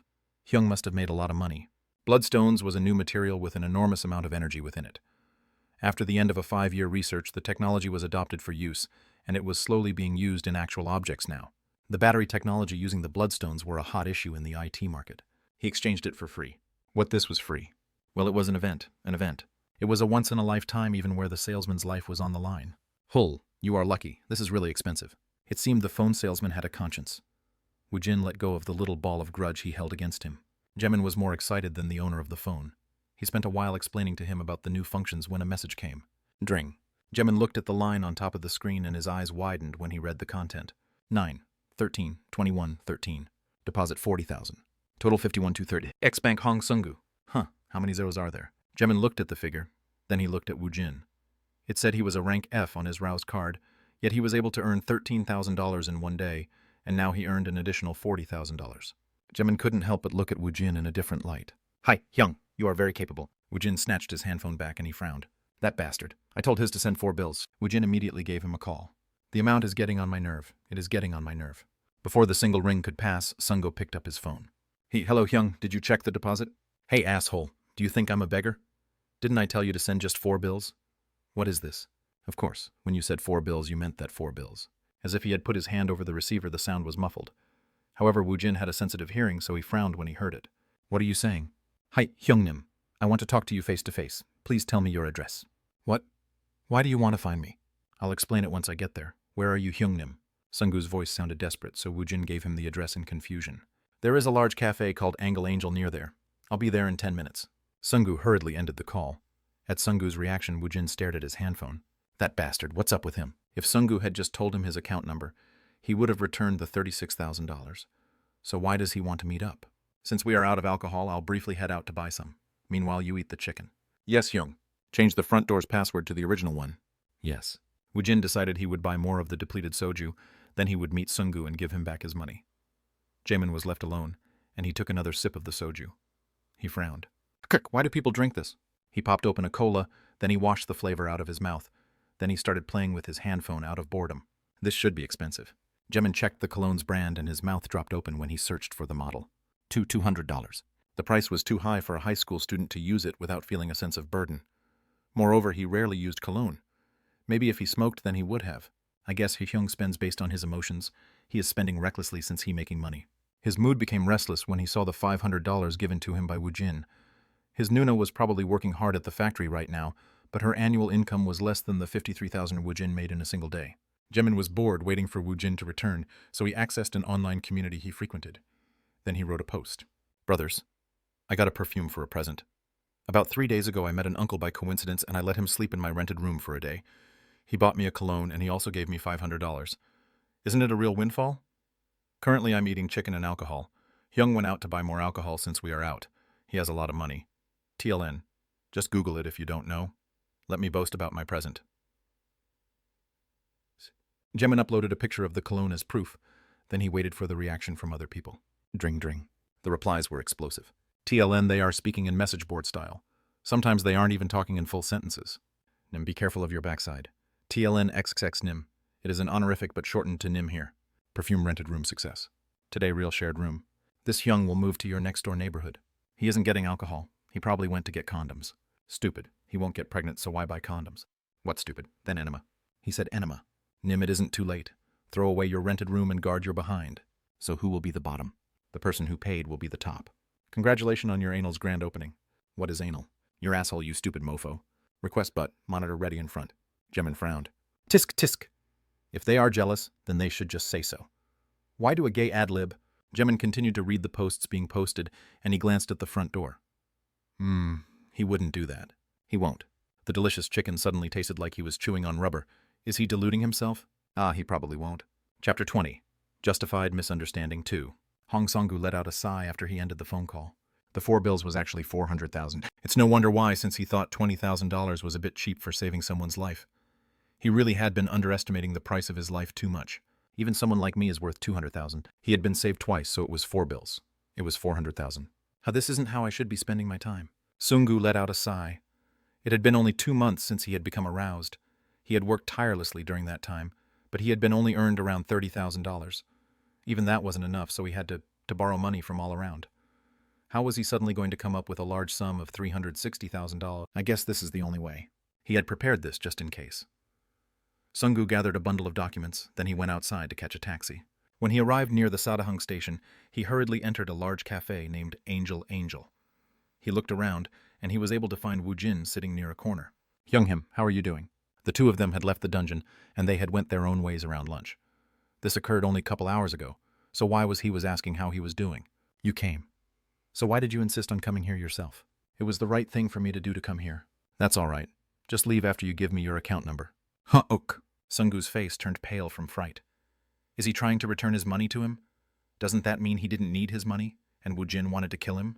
Sung-gu thought about how Woojin looked as he killed Bae-dosu and his party members without any hesitation. It happened only a couple hours ago, so he was still shocked by that event. Sung-gu immediately got on his knees. Hyung-nim, please spare my life. Why are you being like this? I promise I'll pay back all the money I am short on. Just give me a little bit more time. Sung-gu's reaction drew the attention from the people in the surrounding. What's going on? Is he a gangster? It looks like he took out a private loan. Tisk tisk. He must have took out a private loan, then he must have used it all. Woojin frowned when he heard the murmurs coming from the surround people. What was he trying to accomplish by gaining the attention of his surrounding? Woojin's voice was filled with irritation. If you don't want die, then why don't you have a seat? Yes, sir. Sung-gu immediately sat across Woojin. Hyung-nim, I have no way of gathering $400,000 right now. If you give me some time, I promise I'll come through. 400,000. Yes, sir. Ha-ah. Woojin leaned back against his chair as he sighed. His fingers rhythmically beat against the armrests. Duck duck. Sung-gu swallowed dryly to the beat. Woojin frowned at Sung-gu, who sat there like a dog wanting to poop. He had wanted $4,000, so he asked Sung-gu to send 4 bills. However, he must have misunderstood it as $40,000. If that wasn't enough, he had further misunderstood, and now he was under the impression that he owed Woojin $400,000 now. Kids these days think in large scales. How could someone misunderstand one bill as $10,000 or $100,000? It seemed he had thoroughly misunderstood his situation. If he was under a misunderstanding, then of course he would. How long do you want me to wait for you? Have to take advantage of the misunderstanding. Sung-gu spoke rapidly. He spoke so fast that one would think he had a talent for talking. Please look here. Woojin's forehead furrowed when he picked up the paper documents pushed forward by Sung-gu. When his ability manifested, Sung-gu had recorded how much he had earned on the first day he became aroused. As he became familiar with his ability slowly evolved and his income had increased steadily. He even made a graph to accompany the numbers. At the bottom, he even wrote down the dungeons he had attempted, and there was a detailed count on how many monsters he had faced. This was basically Sung-gu's own portfolio. I earned $30,000 during the 2 months. From here on out, my income will continue to increase, and I will be able to obtain the rest of the money soon. How long? I guarantee I will have it within 25 months. Isn't that too long? At Woojin's pessimistic words, Sung-gu replied quickly. When did he become so deft at wheeling and dealing? It felt like he had awoken to another Taken when facing with a situation where his life was on the line. This is why I thought of a second method. Woojin frowned as he threw the documents on the table. Why don't we just talk? Sung-gu immediately flapped his tongue. With Hyung-nim's abilities, you will be able to attack a higher dungeon than the 1-star and 2-star dungeons. Moreover, you will be able to earn much more revenue per dungeon attack. If you form a party with me, I'll point out the highly profitable dungeons, and I'll be able to repay the $400,000 in no time. From what Sungu observed, Woojin was most definitely not a rank F on his roused rankings. He was capable of soloing a 2-star dungeon, so how could he be a rank F? Anyways, the profit from the higher-ranked dungeons were fundamentally on a different level. One could earn $400,000 in no time. For Sungu, this would be the best method for him.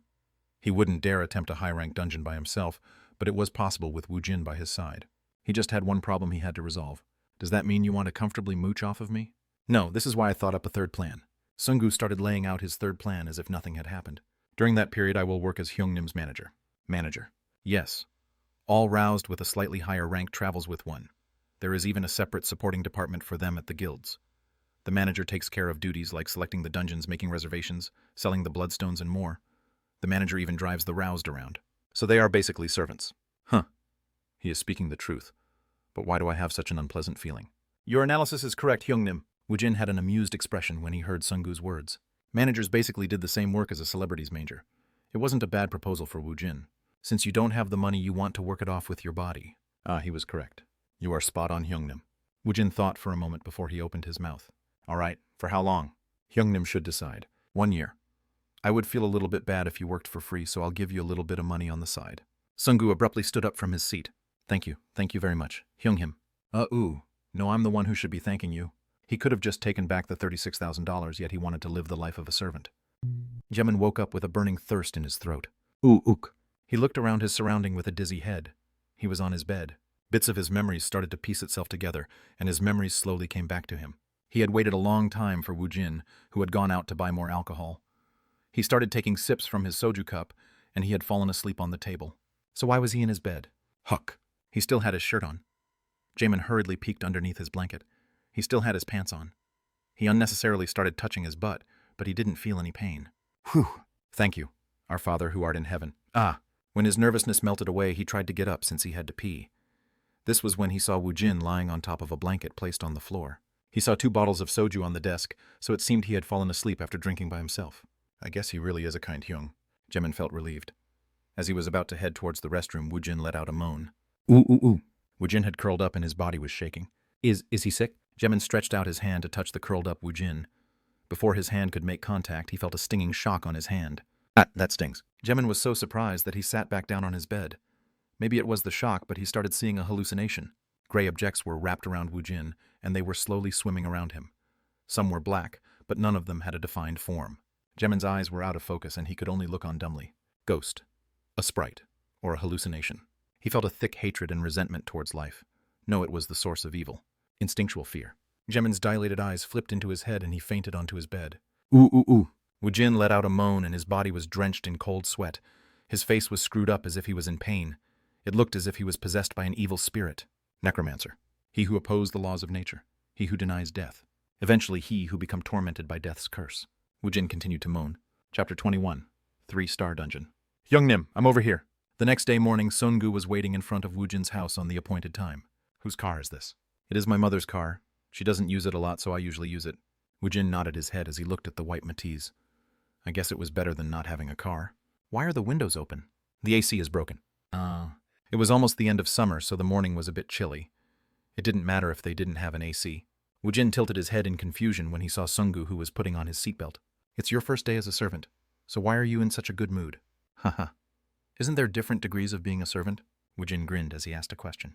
You said we are going to a 3-star dungeon today. Yes. What comes out over there? Rakwi comes out. TLN Bakwi is cockroach in Korean. The author basically switched B with an R. Rakwas were basically large cockroaches. That's it. It wasn't as if the drop rate for the bloodstones were any better, but there was a large population of this monster in this dungeon.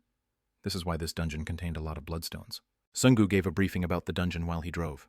The Maebong Stayan's 3rd exit dungeon has a maximum limit of 10 party members, and the entrance fee is $300. It's damn expensive. If one person wanted to use the dungeon, then one would have to pay $3,000 for the entrance fee. It can't be helped. Moreover, there are a lot of them, and the return stone doesn't drop until all of the Rakwas are killed. Normally it takes around 2 hours to attack this dungeon. If one is unlucky, it takes 3 hours. Woojin nodded his head. You found the dungeon to my exact requirement. The Maebong Station's 3rd exit was chosen as their next target, but it wasn't Sungu's idea. Woojin ordered him to find a dungeon that fit a single criteria. Numerous monsters had to be summoned. He was told to search for a dungeon based on the monster regeneration rate instead of profit. He felt doubt, but he had worked hard to find it. Amongst all of the 3-star dungeons, this place regenerated the most monsters. There were way less cars on the road compared to Woojin's memory. It reminded him of the traffic he saw in the holidays. As expected, a parking lot was provided near the vicinity of the subway station. TLN Koreans don't get a lot of vacations, so they all head out to Beach Mountain on the holidays. Therefore, you see less traffic in the city during holidays. The biggest change that had happened to Seoul in the past 5 years was the subway stations. It used to be a method of travel one used to get to work, but now it became a place of work. Dungeon businesses brought in the biggest revenue for Seoul.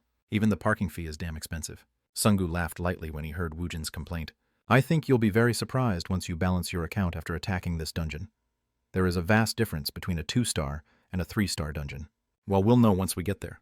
Money was important to Woojin. He needed a big house so he could live with his family.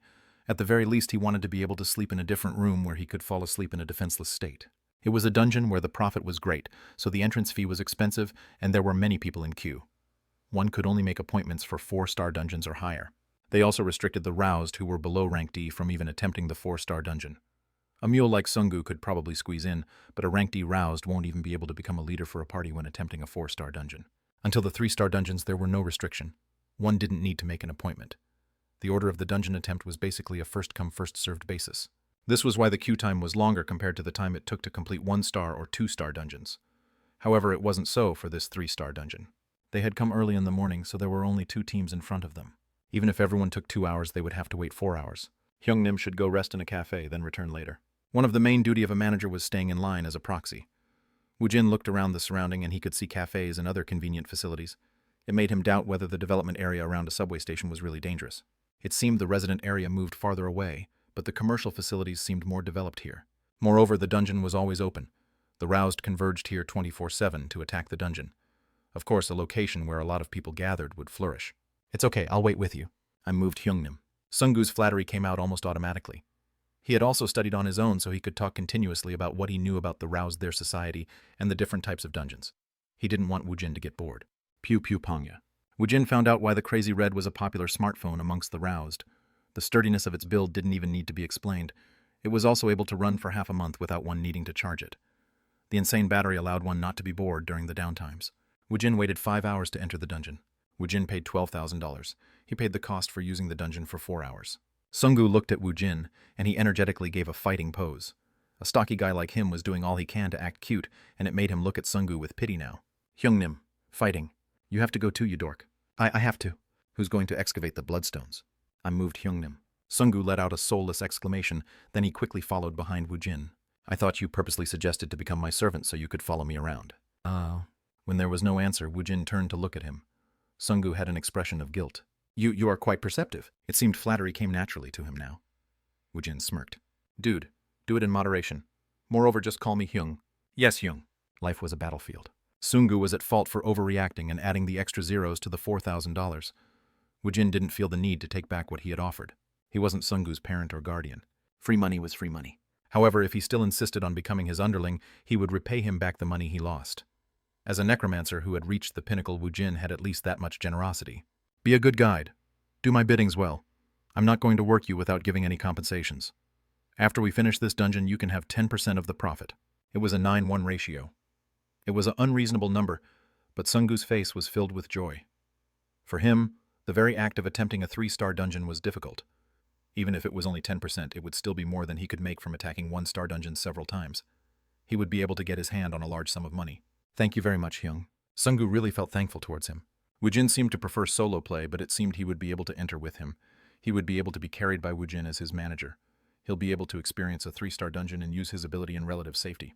He'd probably be able to train and practice his ability. It might even evolve. Sunggu was aiming to become a high-ranked roused, so this was the opportunity of a lifetime.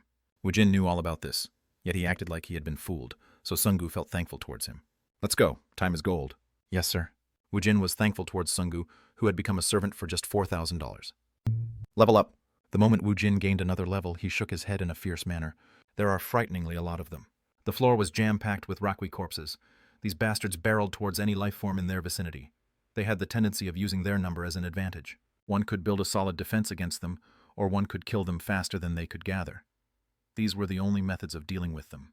Woojin's method was to use both. You dare use your number against me? Kakeka. He fought number with number. Woojin was surrounded by 19 skeleton soldiers. This was possible because every time he leveled up, he put all his stat points into control. Woojin used his search magic. When he felt magic within the Rakwi's corpses, he sprayed red paint on them. There were so many of them that it took a lot of time to tag them with paint. While he was doing this, Sungu came down the stairs. Young him, I've excavated them all. Sungu was hauling a bag as he descended, and he was soaked in sweat. He hadn't even used a single fireball since he had entered the dungeon. The only thing he did was to excavate the bloodstones from the field of corpses left behind by Woojin. Woojin picked out which monsters had bloodstones so he didn't have to open up an empty corpse. However, there were still too many of them. Woojin's hunting speed was so fast that Sungu fell behind even though he only had to extract the bloodstones. You've done well. Now keep up the good work. Huck. Sungo saw the terrible spectacle created by Woojin on the last floor. He sucked in a sharp breath. At a glance, he could see a couple hundred corpses. Amongst all of them, there were over 60 corpses tagged with spray paint. How much money is this? The drop rate couldn't be compared to the 2-star dungeons. Sungu put down the full bag, then he took out a new bag. I guess I'll take a little break. Woojin freed himself from the field of corpses, then he sat on a bench. The return stone would come out from the body of the last Rakwi he killed. While Sungu excavated the bloodstones, he sat on one side as he opened his character window. He put all the bonus points he earned from the level-ups to control. The number reached 24. He could summon 5 additional skeleton soldiers. I'm level 6 now. Woojin looked through all the skills he could learn at LVL 6. He was able to learn low-ranked attack spells like making a small flame or a fist made out of water. Everything else had a class restriction. Woojin purchased all the important magics under the low-ranked magic. The cost was between 10 to 30 achievement points each. These weak magics were progressively unusable against the monsters he would face, but these magics weren't only used in hunting monsters. They had many practical uses in real life, so he purchased and learned them. This cost 200 points. Restriction level 10, magic 20. Corpses or bones are used as sacrifice to summon a strength 5 agility, 5 health, 5 magic 5. Skeleton magician. Range is increased when strength increases. Shooting rate is increased when agility increases. Attack power is increased as magic is increased. Magic consumption 1 required control 1. Every Rakwi gave him 3 achievement points. There were too many Rakwis, so he had a lot of achievement points to spare. He was able to buy skill books, but he couldn't learn it since they had level restrictions. From level 1 to level 9, one didn't have a class. The low-ranked skills learned during this period didn't have any class restrictions, and most of them could be purchased with relatively low achievement points. However, once one reaches level 10, one would develop a class, and most of the skills became expensive. Now that I think about it, I should work on my stats a little bit. There were a couple ways to raise one's stat. When one level up, one gets bonus stats, and as the name indicates, it was a bonus. There were 2 other methods if one excluded the level up. First method was to train repeatedly to increase one's stat. However, this method wasn't used often since the increase was minimal compared to the time spent. If one did it without having much expectation, then one could increase one stat at a time. The second method was to use drugs. There were reinforcement drugs that were able to give a temporary stat boost, but there were also magic medicines that could permanently increase certain stats. Woojin frowned as he searched through the achievement point store. There were reinforcement drugs that gave +1 stat points, but they cost 2,000 points. It was too expensive for him to purchase it for consumption.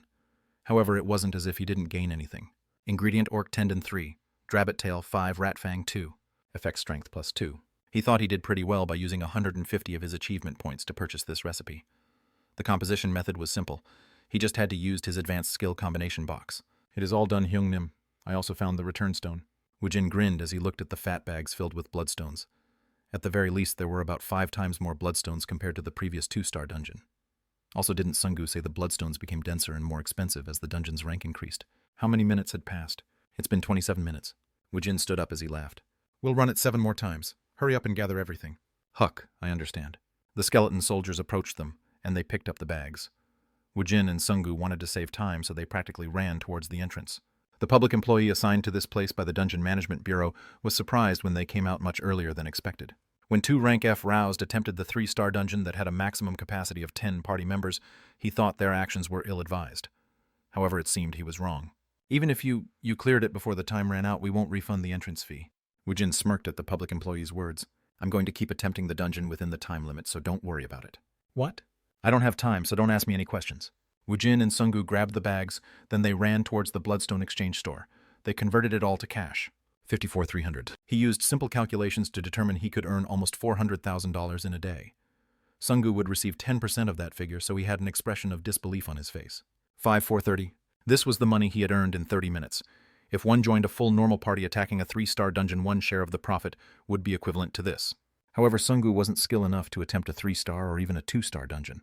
Jackpot Hyungnim. You are calling me Hyungnim again? Hyungnim is too great. I wouldn't dare call you Hyung. Woojin smirked at his silly words. We still have 7 runs left. If they went in 7 more times, then his share would be around $40,000. He had diligently went around 1-star dungeons for 2 whole months, yet he only made $30,000. Now he would make $40,000 in a day. Run. Yes, sir. Sungu and Woojin quickly ran towards the dungeon. Chapter 22. Dual Class. Hook. Do you think we can rest a little bit, Hyungnim? For the most part, Woojin didn't directly participate in battle. The Rakwas were considered to be a 3-star monster because there were frighteningly a lot of them. It was so bad that a fight with the Rakwas wasn't considered to be a fight against a monster. It was a fight against oneself. Everything ended the moment one became tired. The skeleton soldiers never got tired, and he just had to summon a new one when one was destroyed. Moreover, the skeleton soldier's appearance had gone through a change. The skeleton soldier's skill level had risen from 1 to 10, and they had evolved. The skeleton soldier were made out bones, so its emaciated body looked quite brittle. However, they now wore shoulder and chest armor. They also carried a small shield on one hand. The knives still looked very dull, but it had become larger and more pointy. They also wore a helmet on their heads. As one uses more of one's skill, the skill level increases. It can also be raised using the help of an item, or one could invest one's bonus point into it. These were the only methods. His hunting speed was becoming faster, and he was having an easier time. The problem was Sungu's stamina. He was on the bloodstone duty for 3 hours, and he hadn't been able to take a single break. Woojin's hunting speed was so fast that Sungu didn't have time to take a break. Woojin had run out of spray paint, but it seemed he had learned a marking magic. He used it to mark the monsters containing the bloodstones. He kept showing his admiration as he watched Woojin's endless versatility. Eventually, Sungu couldn't help it as his stamina flagged. All right, let's rest for a moment. Sungu let out a groan, and Woojin plopped himself on the floor. Sungu sat next to him, and he took out a bottled water from his bag.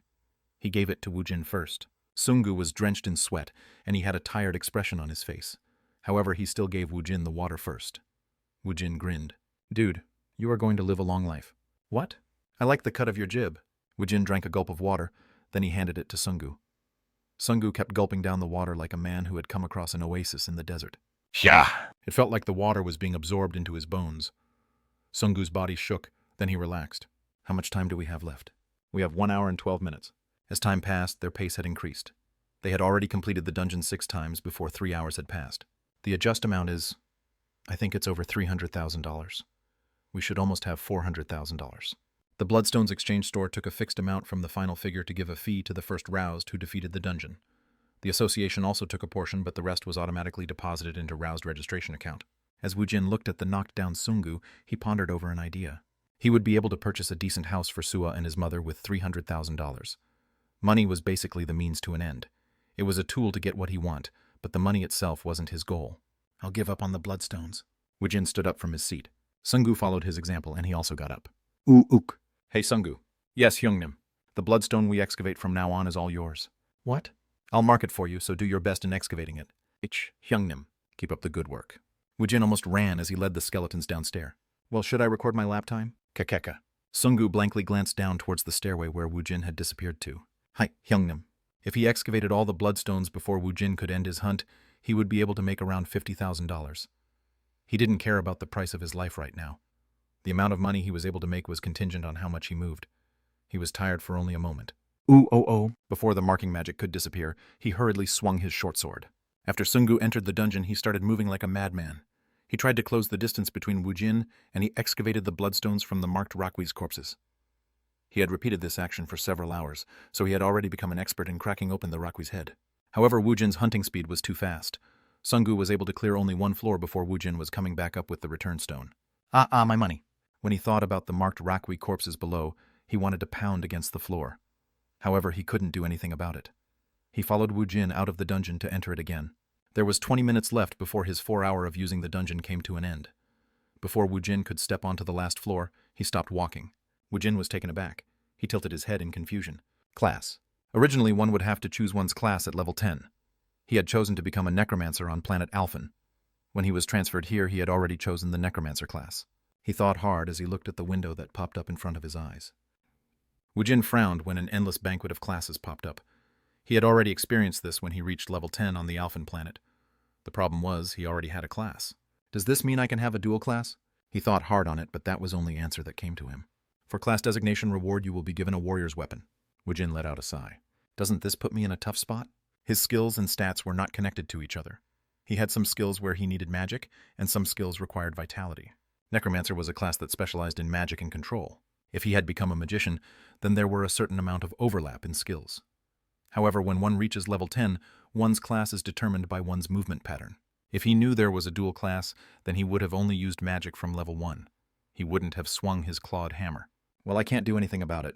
He'll probably run out of stat points, but he had planned on using the bonus points to focus on his necromancy. The warrior class was just a throw-in. He decided to think of it like that. He'll just think of his main weapon as backup weapon. He'll have to do his best to raise his stat using liquid drugs or magic drugs. As he organized his thoughts, he quickly threw away any regret. The reward. Woojin immediately opened his inventory. He was curious as to what he received as bonus reward when his class was chosen. The warrior's bonus reward was a weapon.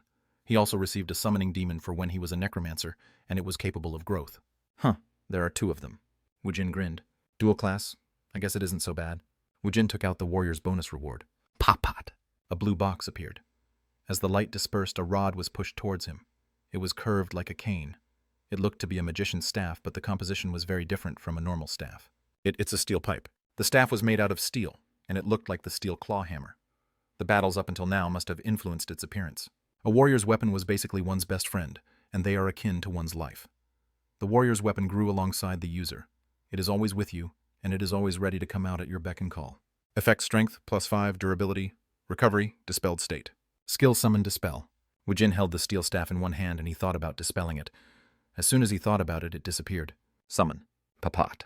It suddenly appeared in midair. Woojin grabbed it in his hand, and he had a satisfied smile on his face. This isn't so bad. He obtained a weapon he could pull out at any moment, so it was a good thing. Moreover, the weapon was able to evolve. There was an infinite possibility in how it would advance. It also didn't take up any space in his inventory, so it was great. Woojin's heart fluttered a little bit as he took out the sealed demon stone. I wonder which bastard is in here.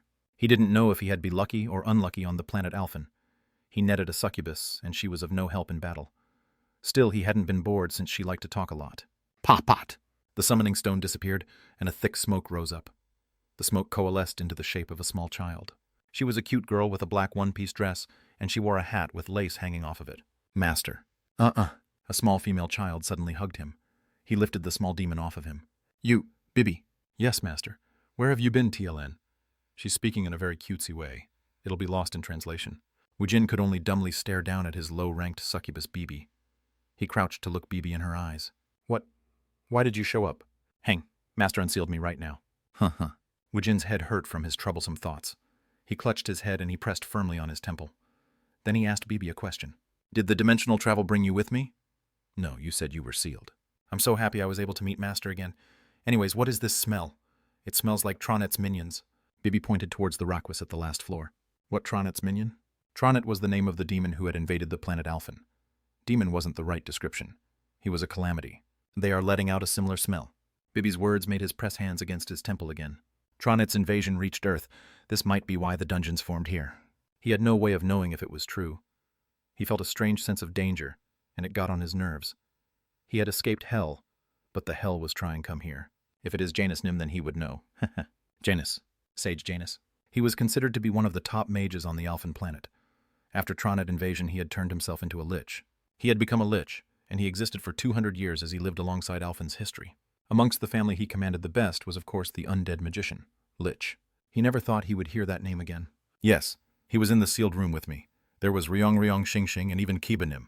Also, hey, wait a moment. What is this sealed room? I'm not sure. It was like the summoning room, except Master's voice didn't reach there. The summoning room was where Woojin's family gathered before they were summoned. It was like his inventory.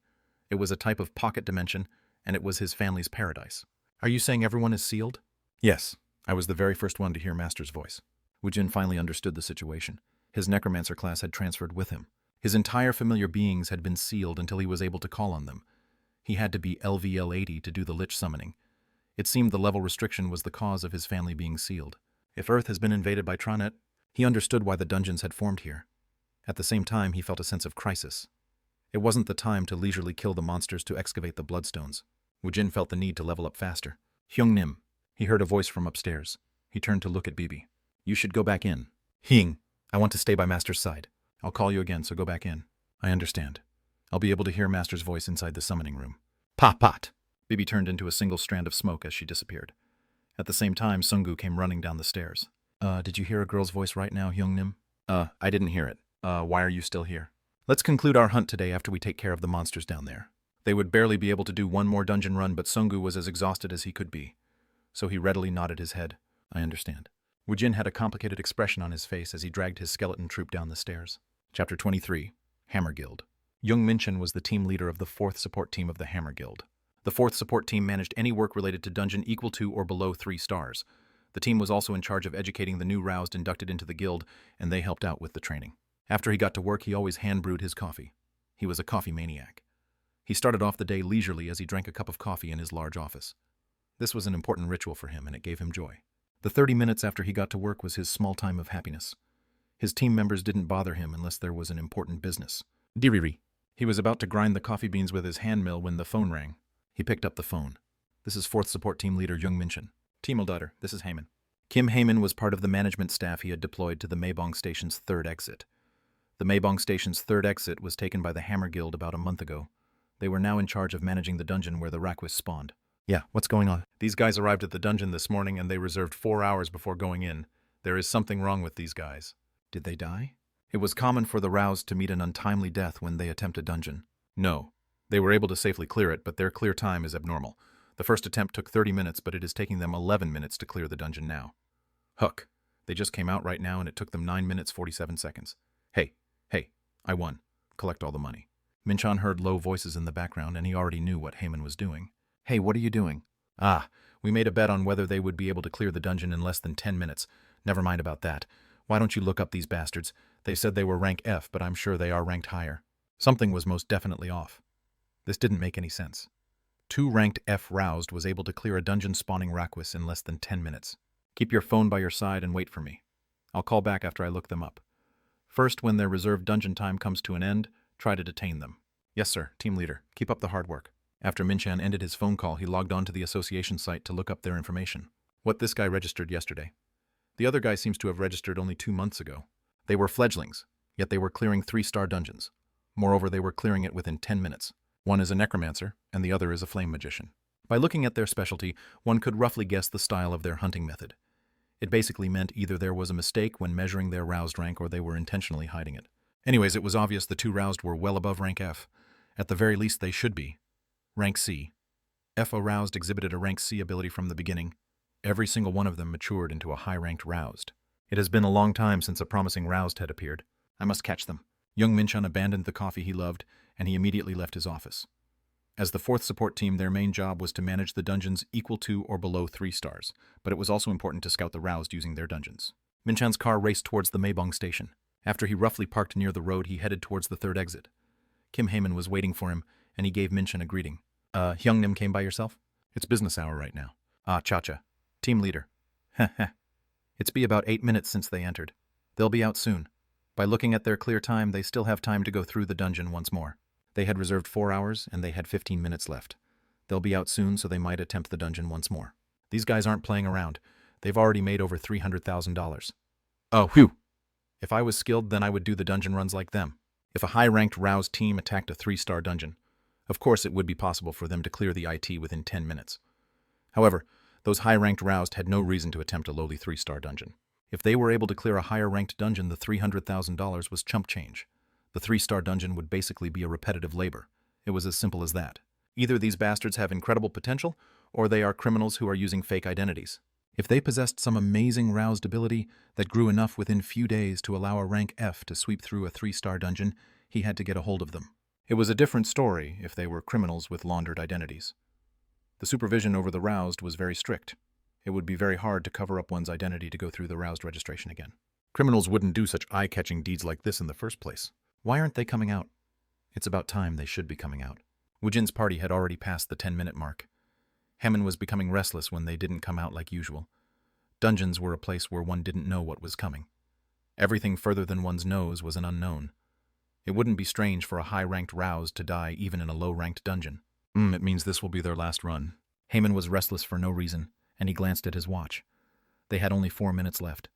There wasn't enough time left for them to attempt the dungeon one more time.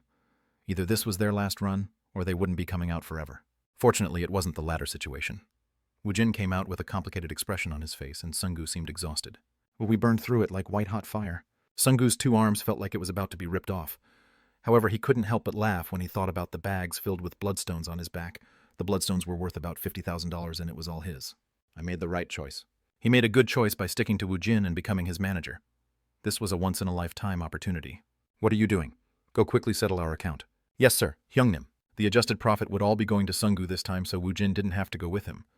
Sungu tried to quickly head towards the Bloodstone exchange store, but someone blocked his way. May I speak to the both of you for a moment? Sungu didn't give a reply, and he casted a furtive glance towards Woojin, a flame magician with 2-month experience and a necromancer on his second day. They were an odd combination. Moreover, the relationship between the two seemed more strange. I guess that person is the leader. Minchan approached Woojin to ask his request again. May I speak with you? No, I don't want to. The correspondence of his words with his action was right on point. Woojin pushed past Minchan, who was in his face. Minchan was taken aback, and he quickly got in Woojin's way again. Please wait a moment. I just need a moment of your time. If you are planning to steal my time anyways, why are you asking politely? At the other's unexpected response, Minchan had 2 thoughts in his mind. What kind of crazy son of a bitch is this? He is straightforward. I have quickly give him the main points. The former was his emotional side speaking, and the latter was his logical side speaking. Mishan, who had climbed up the ranks to become the team leader of the 4th support team, preferred logic over emotion. I'll tell you my business first. I want to recruit you to our Hammer Guild. Minchan hurriedly put his hand into his suit's pocket to take out a business card. Then he tried to hand one to Woojin.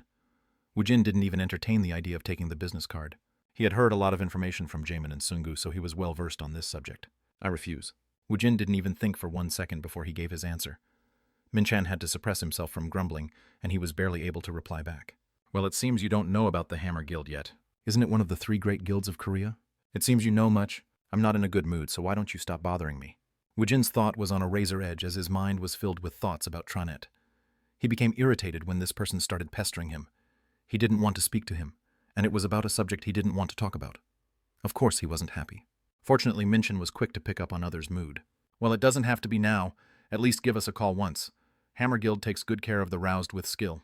Woojin walked past Minchan after he glanced at the business card. Sungu, who was following after Woojin, stealthily read the face of Woojin. What a waste. What kind of an organization is the Hammer Guild? They were one of the 3 great guilds of Korea. They were a guild ranked within the top 20, even if one put them against the guilds of the world.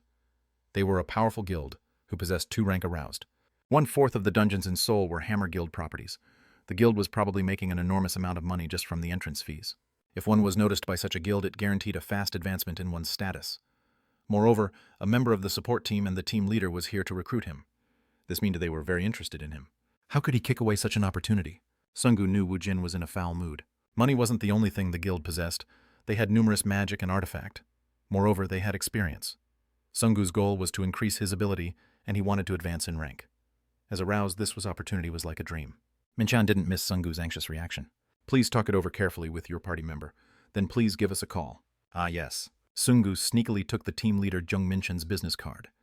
As he watched the 2 leave, Jung Minchan put on a confident smile. When the 2 entered the Bloodstone exchange store, he swore as he frowned. What the fuck? There is a limit on how arrogant a person should be. You are right, team leader. The bastard isn't normal. He should be thankful just to be noticed. Even that should be too much for him. That's right. He has no idea how high the doorsteps to Hammer Guild is. Whew! Minchan took a couple deep breaths, then he let go of his anger. There were public employees from the management bureau present. There were also other roused and managers watching from the surrounding. If he had a temper tantrum, then it would be a bad look for him. Minchan approached the public employee. Are you going to send in your report? What, of course I have to give my report. Don't send in your report. Yes, well, I'll do what you say. 2 F-ranked roused cleared a 3-star dungeon in 10 minutes. This meant something must have went wrong when they were assigning their ranks, so the employee had to send in a separate report. However, the public employee was a close friend of the Hammer Guild. The site employee Kim Heyman turned the public employee a long time ago. Please don't give the information to the other guilds. Yes, I'll do as you say. At the public employee's answer, Kim Heyman grabbed a hold of Jung Minchan's arm. Geez, team leader. This isn't the first time I've done this. I'll go have some soju with that friend over there. Anyways, are you going to try to catch those 2? Yes. You should return to the office for now. Go dig up some information on them. It seems those bastards aren't interested in guilds. Do they have enough worth for us to catch them? I don't care if they don't have any value. You have to catch them first. Have you never fished before? Fishing. If the lure is being pulled, then you reel it in. If it is a small fry, then you just throw it away. Anyways, go learn about them. The less people who know about them would be better for us. The information will be spread in an instant for eye-catching guys like them. However, he had to do his best to delay it as much as he can.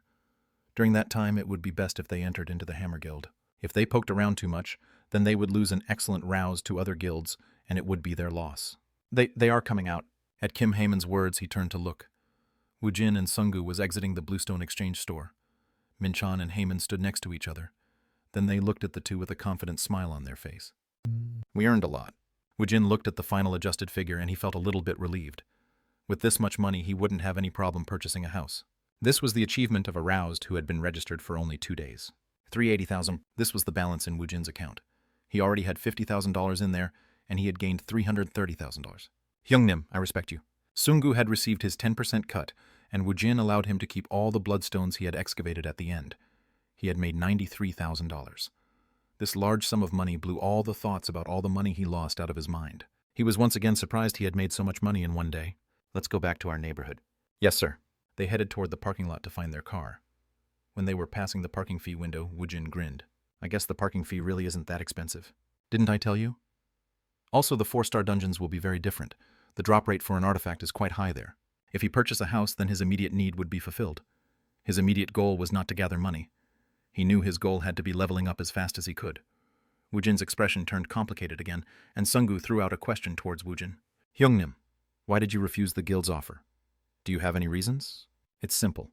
Yes, I'm not accustomed to having someone above me. Woojin was a ruler. He wasn't accustomed to having someone above him. He actually felt repulsed by it. Why should he receive orders from someone else? How laughable. Sungo saw Woojin's grin, and he quietly took out the business card from his pocket. Then he threw it out of the window. He was afraid what would happen to him if Woojin found out he took the business card. Bye-bye, Hammer Guild. Sungu grabbed onto the handle as his eyes misted up a little bit.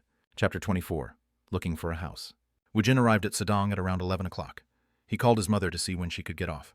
Yes, mother, I'll see you later. After ending the phone call, Woojin looked at Sungu. We have nothing to do until 3 o'clock. Do you want to go eat something? I'll be honored. Hyungnim. Dude, stop overdoing it. Heh, I really am honored. Where should I take you? How about a taste makes me feel like I've returned to Earth? He was in trouble. He couldn't think of any witty words he could reply back with. Before the silence lingered, Sungu was barely able to give an answer. Ha ha ha. Should I take you to an organic Korean restaurant? There is a place I know. Let's go there. Woojin looked out the window, and he pointed at a specific location. Sungu rubbed his eyes when he saw it. Over there. Yeah. Kimbab World. Sungu berated himself inside. Now that I've touched some money, I became wasteful. Hyungnim is still frugal. Woojin and Sungu ordered what they wanted to eat after they parked in front of the Kimbab World. Woojin ordered tuna kimbab, TLN, canned tuna, and ramen. He had a very blissful expression on his face as he savored the food. This is it. He thought about his old memories in his 3rd year in high school. This is what he had tasted at that time. The 20 years as a necromancer was bypassed, and he felt like the 3rd-year high school student from Earth. Hurup, TLN noodle slurping SFX Hyungnim. Which dungeon should I look up next? Is there something like a monster catalog out there? It would be better if there was a list where the 1-star and 2-star monsters are ordered by their level. Of course it exists. Let's decide it after I see that. Yes, sir. I'll show it to you at the cafe after I organize the information. Woojin and Sungu headed towards Angel and they ordered some coffee. Sungu glanced at Woojin before he spoke to the barista. Is there anything on the menu that represents the Earth's taste? Is there something that'll make one feel such a sensation? At Sungu's question, the barista frowned as if he saw someone with a couple screws loose. Sungu turned to look at Woojin, and even Woojin was looking at him strangely. You have a weird taste. I want a cafe mocha. After Woojin said those words, he went to take a seat.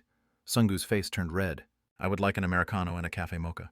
Yes, that would be $10. Sungu brought a vibrating coaster and he took a seat. Woojin slyly asked a question. The coffee price these days is nothing to scoff at. It's almost priced the same as lunch. Woojin looked around the cafe's interior. When he came here previously, he had left without ordering anything. He was surprised when the coffee was more expensive than he thought it would be. Soup and rice is $6. The price was almost the same as a coffee. It wasn't as if there weren't a lot of people here. This large cafe was half full. Woojin indirectly asked a question. How much would it cost to set up a store like this? A cafe, I'm not sure. It should be around $1 million. He didn't know how much the rent was, but this cafe was 3-story high. It was a large cafe. Sungu was in the dark about such matters, so he guessed at the answer. It would be great if I could set one up for Mother. The coffee price was expensive, so he thought the business will do well. It looked to be less arduous than working at a restaurant. He made $300,000 today. He could make $1 million if he worked hard for 3 days. Woojin thought about it in a relaxed manner. If he purchased a house, then he didn't have anything else he wanted. He'll continue to attack the dungeon to level up, and the money would gather by itself. The money itself was trivial. He just wondered if he should set up a store like this so his mother could have something to occupy her time in relative comfort. Pew pew wrong. Woojin sipped the sweet cafe mocha, and he focused on his phone game. While he was occupied, Sugu brought up some data on his tablet PC. Hyungnim, I have it here. Let me see, how do I turn the page on this? It's the same as a smartphone, Hyungnim. Woojin dragged the window to the top of the screen, then he looked at the monster catalog. The Rakwas from the 3-star dungeon and the monsters like Goblin and Kobold from the 2-star dungeons were also classified by the number of stars. Monsters with 1-3 stars were classified as low-ranked monsters. The monsters were classified as high-ranked starting from 4 stars. The most basic 4-star monster was a troll. Its movement was quick, and it had enough intelligence to use tools. Moreover, they had an abnormal regeneration ability. Still, they weren't that hard to deal with. I heard the 4-star dungeons and above looks a little bit different. Of course, I've personally never been to one. The 3-star dungeon kept the original appearance of a subway station. However, the 4-star dungeons were basically like stepping into a different world. The entrance just acted as a gate. Well, I'll know once I enter one. Woojin eyed all the 4-star level monsters. Then he weighed it against his own level. It'll be possible if they are at that level. There were easy monsters to deal with, but there were also difficult ones too. However, he felt like he would be able to take on monsters as high as 4 stars. If he wanted to level up, it would probably be better for him to attempt the higher-ranked dungeons early on, rather than going for the low-ranked dungeons. So who assigns the stars? It is a measured value. What is being measured? The dungeon energy. There is such a thing. Yes.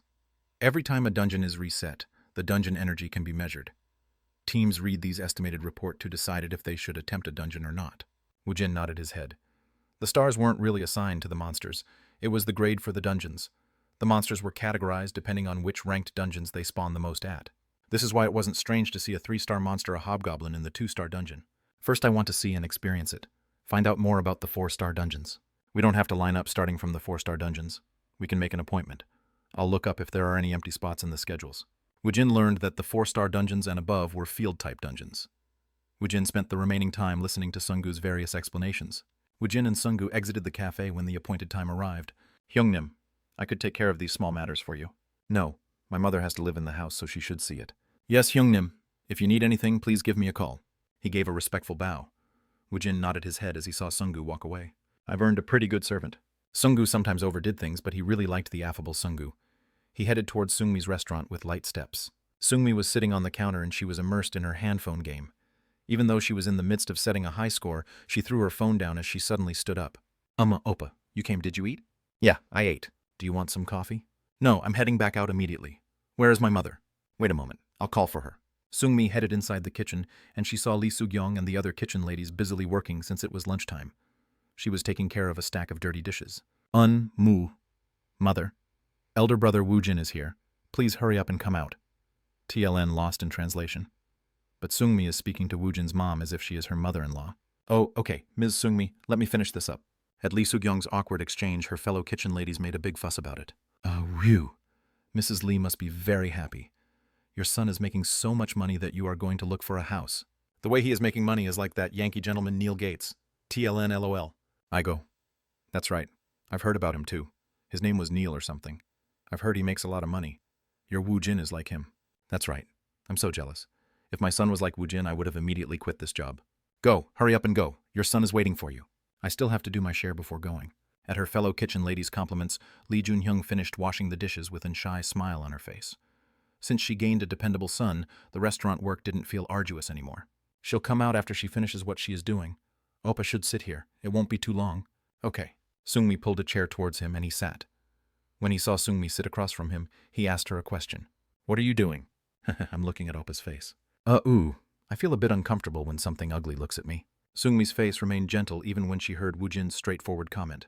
Oh my, you are still so forceful. Oh, whew, go make me a cup of coffee. Yes, Oppa. If Oppa feels uncomfortable, then I'll look at Oppa sparingly.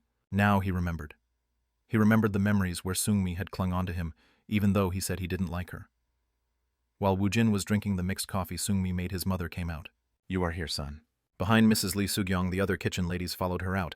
They acted as if they had come to look at someone else's precious son. Their gazes made Woojin feel uncomfortable, so he let out a fake cough. Let's go. Okay. Why are we going to go look at houses when you don't have any money?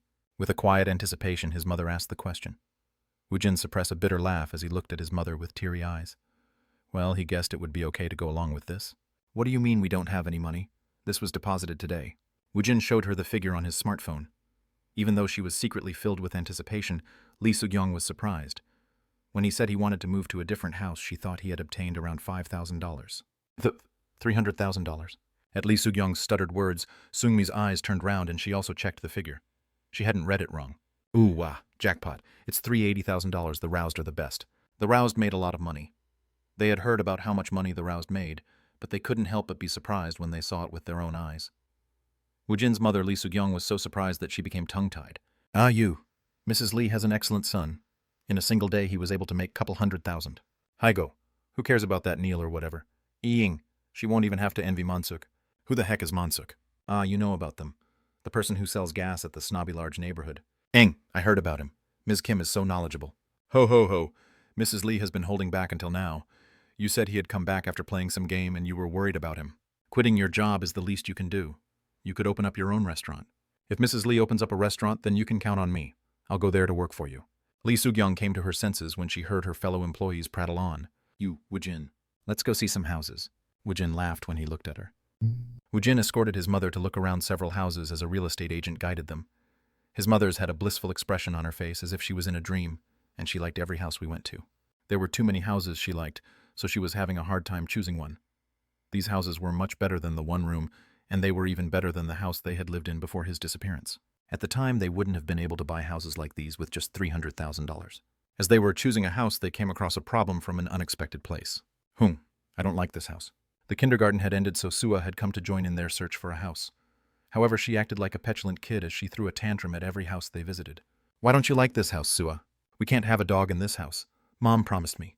If we move to a new house, she'll let me have a dog. This kid. About a half a year ago, Sua wanted a dog. However, their residence was too small to have a dog, so Lee Soo-gyung had promised she would get Sua one the next time they moved.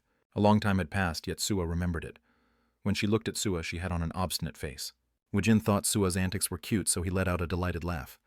Then he spoke to the real estate agent. I guess an apartment is out of the question. Can we only look at the houses? Of course. However, the price is a little, Well, let's see it first.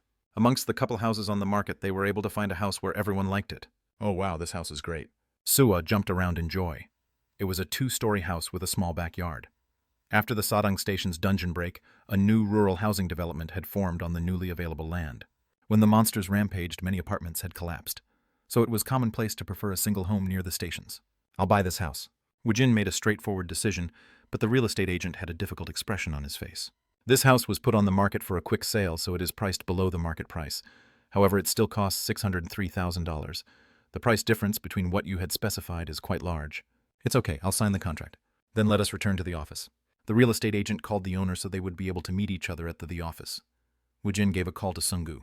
Hey Seunggu, I'm trying to buy a house, but I'm a little bit short. Lend me some money. The worst sin is taking back something after you gave it to the other person. Well, Hyungnim, I was about to buy something and I'm about to sign a contract. Does that mean you don't want to lend me the money?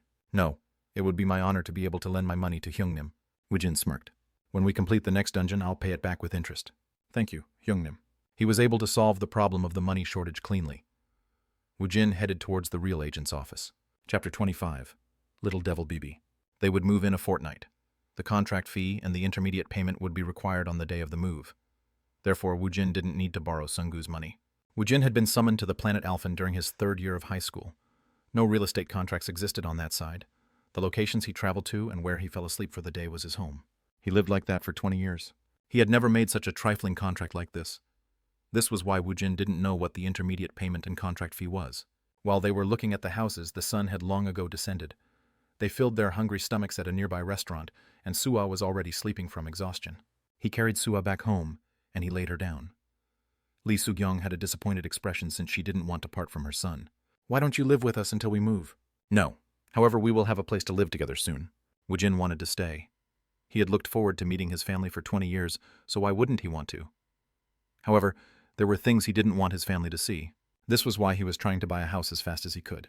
She couldn't force her uncomfortable son to sleep in the small house. She couldn't keep him here. All right, as soon as I quit working, I'll make some banchan for the dongsang you live with. TLN banchan, Korean side dish.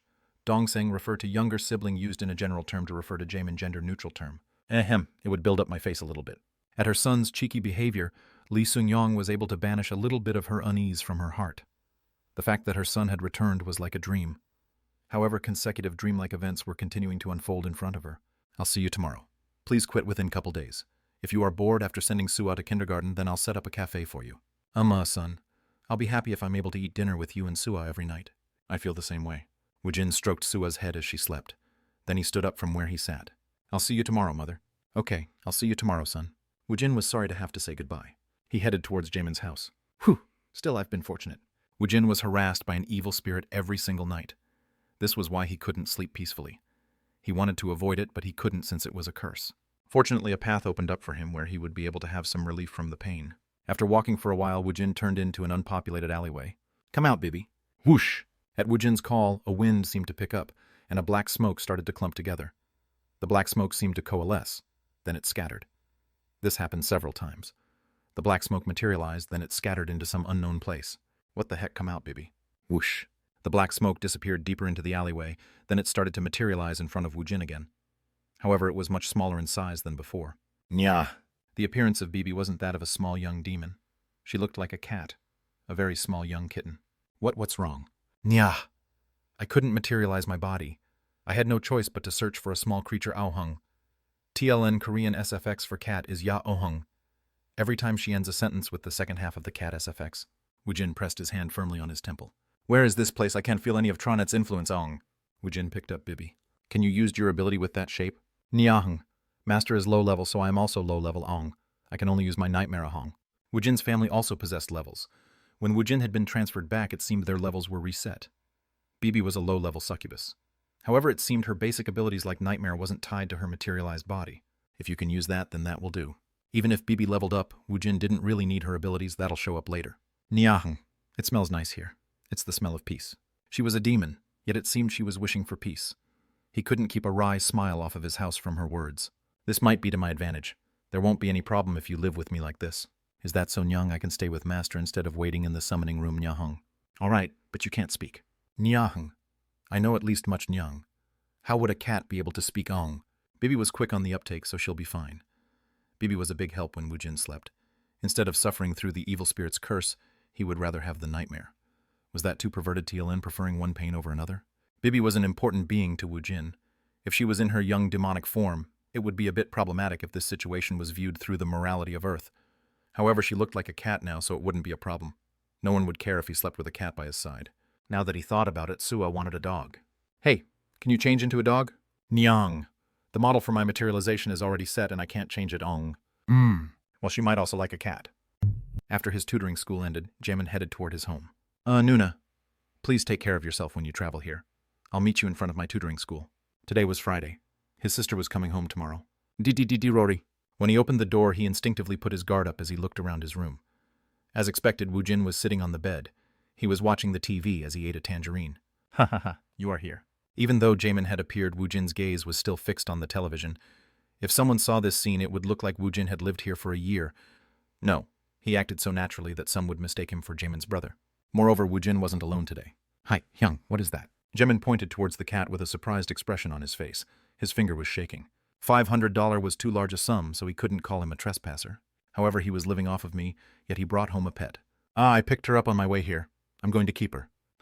It's a cat. The fur, the smell, the smell. Jaemin had a dejected expression on his face. He feebly took off his shoes, then he took off his bag. He opened the refrigerator, then he chugged down some water. This can't happen. His sister was coming tomorrow. His sister had provided this precious one room so he would be able to focus entirely on his studies. He was already unhappy by the fact that a man was in his room, yet this person brought a pet without the owner's consent. His action had crossed the line this time. He had to regain his identity as the owner of this house. Jaemin placed the empty water cup on the dinner table. He brought it down hard enough that a Tok TLN SFX was heard. Hyung. I placed some more rent money on top of the dinner table. Haha, this is so funny. Woojin went back to watching the TV. Jaemin peeked inside the envelope on top of the dinner table. 300. At the unexpected large sum of money, Jaemin's eyes turned round. How could he have so much money? Jaemin's gaze headed toward Woojin once more. Jaehoon, can you buy me this poo-hee-hee? When he looked at Woojin, who was immersed in watching the TV, he looked like a poor neighborhood bum. Even though he was an unemployed Hyung, it seemed he had some money. He must have been born with a golden spoon. TLN born into a rich family. No, how could such a wastrel of a golden spoon exist? Nya. The cat next to Woojin was eating the tangerine with him. The cat ate the tangerine. Why are you standing there like that? Come here and have some tangerine. It's really delicious. The planet Alphen only had apple trees. It didn't have any tangerine trees. Woojin had always liked tangerine, and quite a few places sold it on every street he visited. So he bought it whenever he saw the tangerines. Jamin didn't say anything as he sat next to Woojin. Ah, this is so funny. The comedy program's sketch ended. Woojin finally looked away from the TV. Then he turned to look at Jamin. Jamin. Why? Why the long face, Jamin? Why does this Hyung enjoy life so much? It made Jamin look like the abnormal one since he lived with so much worry. Jamin. Do you need spending money, Jamin? Woojin took out his wallet. Jamin took out his handphone when he saw the $50 in Woojin's hand. Then he started writing a message to his Nuna through K-Talk. TLN Kakao Talk equals very popular Korean mobile messenger app. Free text. Call. Nuna. I think Nuna will have to sleep in a hotel tomorrow. Jamin. Take this pocket money. Jamin. TLN. He is speaking like this BC. He is copying the punchline to the joke he heard on TV. Thank you. What is the cat's name? Hyung. It is quite beautiful. Jamin's voice turned gentle like a spring weather melting snow. Weak. Sungu whistled. Even if he was standing still, his shoulders felt like it was about to dance by itself. I can't believe this is my car. BMW 5 Series. He could have spent more, but he had thought about the entrance fee to the 4-star dungeon. He left enough cash in reserve. When he visited the sales office to sign the contract, he had been quite nervous. He was about to pay a lump sum for the contract, but Woojin had called him to borrow his money. It made him want to cry. Eventually, he said to sign a contract on an installment plan for 60 months, and his car was delivered to him today. When the tinting was done, it was already 12 o'clock. Heh, vroom. TLN. This is what he named the car. Should we go on a drive? Hong Sungu, 21 years old. This was the first car he had purchased in his life, so his affection for the car was extraordinary. His car was much better than what his friends had. No, there weren't that many friends who even owned a car. Boo-oo-ong. The car's power and handle couldn't even be compared to the Matisse. It elevated Sungu's mood. He had returned home to eat lunch with his parents, and it was already 2 o'clock now. It was time to pick up Woojin. Shall we go full force? Woojin was a scary roused who could extract $400,000 from the 3-star dungeon. Normally, the 3-star dungeon yielded around $50,000 per run. He wondered how much the 4-star dungeons would give. For Sungu, Woojin was basically a lotto ticket for him. Appa bought a car. I'll go get you. Sungu sang at top volume as he headed towards the Sadang station. Woojin received a call from Sungu, and his eyes turned round when he went outside. Hey, you bought this car? Haha. It troubled me that Hyungnim had to ride in the small Matisse. This is why I bought this car. Oh yeah, you don't have to lend me your money. What? I decided to settle the balance in a fortnight. He had signed a contract for a 60-month installed payment plan because of him. He could have told him a little bit sooner. That's too bad. If it is for Hyungnim, it would be well worth it even if you spend my entire fortune. Woojin was used to Sungu's brown-nosing, so he let it flow over him as he looked at the car. Wow, this car is great. Woojin sat in the passenger seat. As if he was amazed by the car, he started touching every inch of the car's interior. Sungu, who was the car's owner, looked on with nervousness. The oil from his hands. He couldn't say anything, and he put on a smile. However, his inside were burning to pitch black. Woojin still pressed against various parts of the car as if he was fascinated by it. No. Sungu was letting out an anguished scream inside. However, Woojin's hand didn't stop as his eyes was filled with curiosity. What are you doing? Aren't you going to start the car? Yes. The car would eventually become dirty. New cars became used cars. Children became adults. This was the law of nature. Sungu chanted a Buddhist prayer as he tried to take care of his mental health by himself. When is the appointment? It's 5 o'clock. He had already put down the appointment fee so they could use the dungeon. They didn't have to go early to line up. They just had to make an appointment. It was a popular dungeon, so the entire week was packed with appointments. No one knew when the dungeon reset would happen, so they only took appointments for 1 week at a time. Where are we going this time? We are headed to the Gwacheon Station's 6th exit. It was near his high school. In the beginning, Woojin had gone into the Gwacheon Station's first exit by mistake. He grinned as he thought about it. The two rode the new car, and they headed towards Gwacheon. Chapter 26, 4-star dungeon. Team leader. These guys made an appointment at the Gwacheon Station's 6th exit. Which guild does the dungeon belong to? They are owned by the Hwarang Guild. Young Minchin frowned. They are acting no better than poor noobs. It wasn't possible for an F-ranked roused to attempt a 4-star dungeon. How could they not know such a basic thing? They just blindly made an appointment. It seemed they were nothing more than amateurs. However, he hadn't verified their abilities himself, so it made him more curious. How much confidence do they have for them to attempt a 4-star dungeon with only the two of them? Do we have a 4-star dungeon near there? We do. It is the Cheongsa Station's 11th exit. It's right next door. Is there an appointment around that time? It is scheduled for a training session for our new recruits. Tell them to go elsewhere. Empty the schedule over there. What? If you want to catch a fish, then one has to throw in the chum. The bait. He always talked about fishing. Kim Hammond grumbled inside, then he started modifying the schedule. You come with me to Guachun. Yes. Yes. TLN lost in translation. Nay, ah, yes. Hammond changed it to Nay-e. Soup. I'll go to the market. Prepare everything for me. Yes, yes. TLN he changed Nay to Nui. Hammond replied in a playful manner. Minchan hit him as he got up. Hammond was an asshole, but he trusted Hammond the most on his team. He was quick on the uptake, and he took care of business fast. Woojin and Hammond reached the Guachun station at the appointed time. However, Woojin had bumped into a precarious situation. Aren't you only a F-ranked roused? Why are you here at a 4-star dungeon? Moreover, there is only 2 of you. Ah, didn't I say it was all right? I am very confident that we could do this. Still, you can't go in. You don't have to take any responsibility for what happens to us. Just let us in. If you want to suicide, then go to the Hangang River. Why are you doing this over here? No. The regulation says so. The bureau employee blocked his way, and he wasn't budging. Sungu returned to Woojin with a hopeless expression on his face. Hyungnim, I don't think we'll be able to go in. I'm sorry. I should have found out everything about this place. Sungu blamed himself since he had been too excited about signing his car contract yesterday. His earnings had significantly increased, but that was only possible since Woojin had gave away his earnings. Well, we can't do anything about it. I'll cover the lost appointment fee. It cost him 2,000 just to make an appointment. The person in charge of the appointment never thought that 2 ranked F would try to raid this dungeon. The employee thought Sungu was making an appointment at the behest of an organization. This was why he accepted the appointment request. This was a unique experience. I guess we'll have to write off today. I'll have to go to the bureau to renew my rank. See if there is a 3-star dungeon nearby. Yes, sir. Sungu had an apologetic face. He was about to move quickly when it happened. Oh my, we meet again in such a place. Young Minchan had a surprised expression on his face, and he approached Woojin and Sungu. What a coincidence. I'm sorry, but what's going on? If it's possible, I would like to lend a hand. Sungu told Minchan about their situation. Minchan put on his thinking face, then he secretly glanced at Woojin to see how he was reacting. Woojin could see through Young Minchan's intent, so he grinned. Coincidence bullshit. Woojin gestured with his chin towards Sungu. It basically meant for Sungu to talk. Sungu gave a detailed explanation. So what if we do this? Our guild's dungeon is located at the next station. I'll let you use that place. Hi, Hyungnim. Sungu turned to look at Woojin, and he waited for Woojin to make a decision. Woojin nonchalantly asked a question. I'm sure you expect no return for the favor. Just a favorable impression toward us.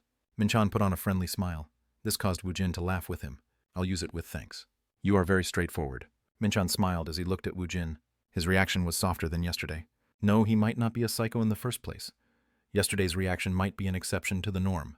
Haha, follow me. Minchan yelled in delight inside his heart as he escorted Woojin and Sungu. When they left, the dispatched employee of the Hwarang Guild quickly made a call. Team leader. Young Minchan came here not too long ago. He took 2 rank F, roused away, and he treated them like royalty. What are you saying all of a sudden? Recently 2 ranked F wanted to enter the 4-star dungeon. They were being unreasonable and argumentative. Do you remember the team leader from the Hammer Guild who tried to act all elegant? He took the 2 rank F to somewhere else. No, he pretty much escorted them out. If that bastard young Minchan moved, then something is fishy. Right. It seems those bastards have something up their sleeves. The F ranks tried to attempt a 4-star dungeon. First, let's end the call. I'll try to find out some information about them. Hwarang Guild's support team leader also started to get busy. The Guachun station and the Guachun City Hall station wasn't that far away. They walked for a short amount of time as they conversed, and they were able to arrive at their destination in no time. If you join our guild, you could have prevented such minor things from happening in advance. Moreover, you could raise your roused rank in a flash with us. Our guild is well known for giving a lot of support to our roused. During the brief walk, Minchan had repeated numerous selling points of the Hammer Guild. Woojin knew what was happening. This was the price for his favor. Woojin was expected to listen to him prattle on, so he decided to just listen. Geez, that seems quite convenient. It really is convenient. If one needs money, then money is provided. If one needs an artifact, then an artifact will be given. You will be provided with any support you want. Woojin replied to humor him a little bit. The members of the Hammer Guild must really like it. Ha ha ha, thank you for acknowledging our guild. He somewhat spoke the truth. We are already here. Please be at ease as you use this dungeon. You don't have to pay the fees for its use. Is that also a favor? Of course. The fees for the 4-star dungeons were known for being very high. However, he said he won't charge us at all, so it was a pretty significant favor. Woojin didn't hesitate as he agreed to it. I'll gratefully accept it. How about that public employee over there? I'll quickly work to adjust Woojin Nim and Sungu Nim's ranks. Those are some welcoming words. At Woojin's answer, Minchan smiled inside. There were no favors without a string attached to it. No. Even if he didn't want something back, the favor he gave would put a favorable light in their heart for the Hammer Guild. If someone bought you a meal, then you'll naturally wonder if you have to buy the other person a meal the next time. It was human nature to feel this burden. At the very least, Woojin would think more highly of the Hammer Guild compared to the other guilds. When one builds a fire, one had to be sure to build a proper one. Please wait a moment.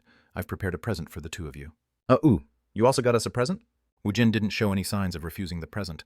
Mishan yelled in delight inside his heart. As aroused, his potential ability was mind-boggling, but Woojin was still a 24-year-old cub. He could tell Woojin hadn't had much of a societal life. He unhesitatingly took everything just because it was given. Minchan was sure now. This opponent had basically climbed on top of his palms. Then please wait for a moment. Minchan went to the car he had parked nearby to pick up the present. While Minchan was doing this, Kim Haemin turned towards the two. He tried to start a friendly conversation. Mr. Woojin seems very different from yesterday. Huh. What do you mean? I was too scared to start a conversation with you. Woojin laughed at Haemin's brashness. His head was a mess yesterday because he was thinking about Trunnit. Yesterday I wasn't feeling so well. You must be a man who acts on his feelings. Now that I see you today, it seems you have a good personality. Do you want to have some soju after this ends? That'll be great. He'll welcome soju anytime. Haemin tactfully praised Woojin and Sungu. He tried hard to match their moods. Sungu could only shake his head when he saw them act like this. They were trying hard to fawn over Woojin, but would he actually join the guild? These guys are barking up the wrong tree. Tisk tisk. Sungu felt sorry for Minchan and Haemin. They were purposefully trying to be on the same beat as Woojin. Woojin wasn't evil, but he didn't have a conscience. Sungu thought his Hyungnim looked splendid when he acted that way. I'm getting bored waiting for him. Tell him to give me the present after I come back out. You want to do that? I'll see you later. We'll talk over some soju. I'll take you to a great place. Woojin and Sungu quickly descended the stairway. We gave you plenty of time for your appointment. Fighting. Woojin grinned, and he disappeared as he waved his hand. As he watched them disappear into the barrier, Kim Haemin smiled brightly, and he waved his hand. Suddenly, Haemin felt a terrifying sensation. His neck retreated into itself like a turtle. Then he turned his head to his side. Wah, his heart. Team leader Jung Minchin was frowning as he glared at Haemin. Hey, what the hell are you doing? I'm seeing them off. A vein popped out on Jung Minchan's forehead. Didn't I say I'll go get the present? Haha. Weren't you going to wait for them to clear it before you were going to give it to them? Just give it to them when they come out. At Haemin's words, Jung Minchin felt himself raise his hand in anger. He was barely able to hold himself back. He dropped the bag he brought on the floor.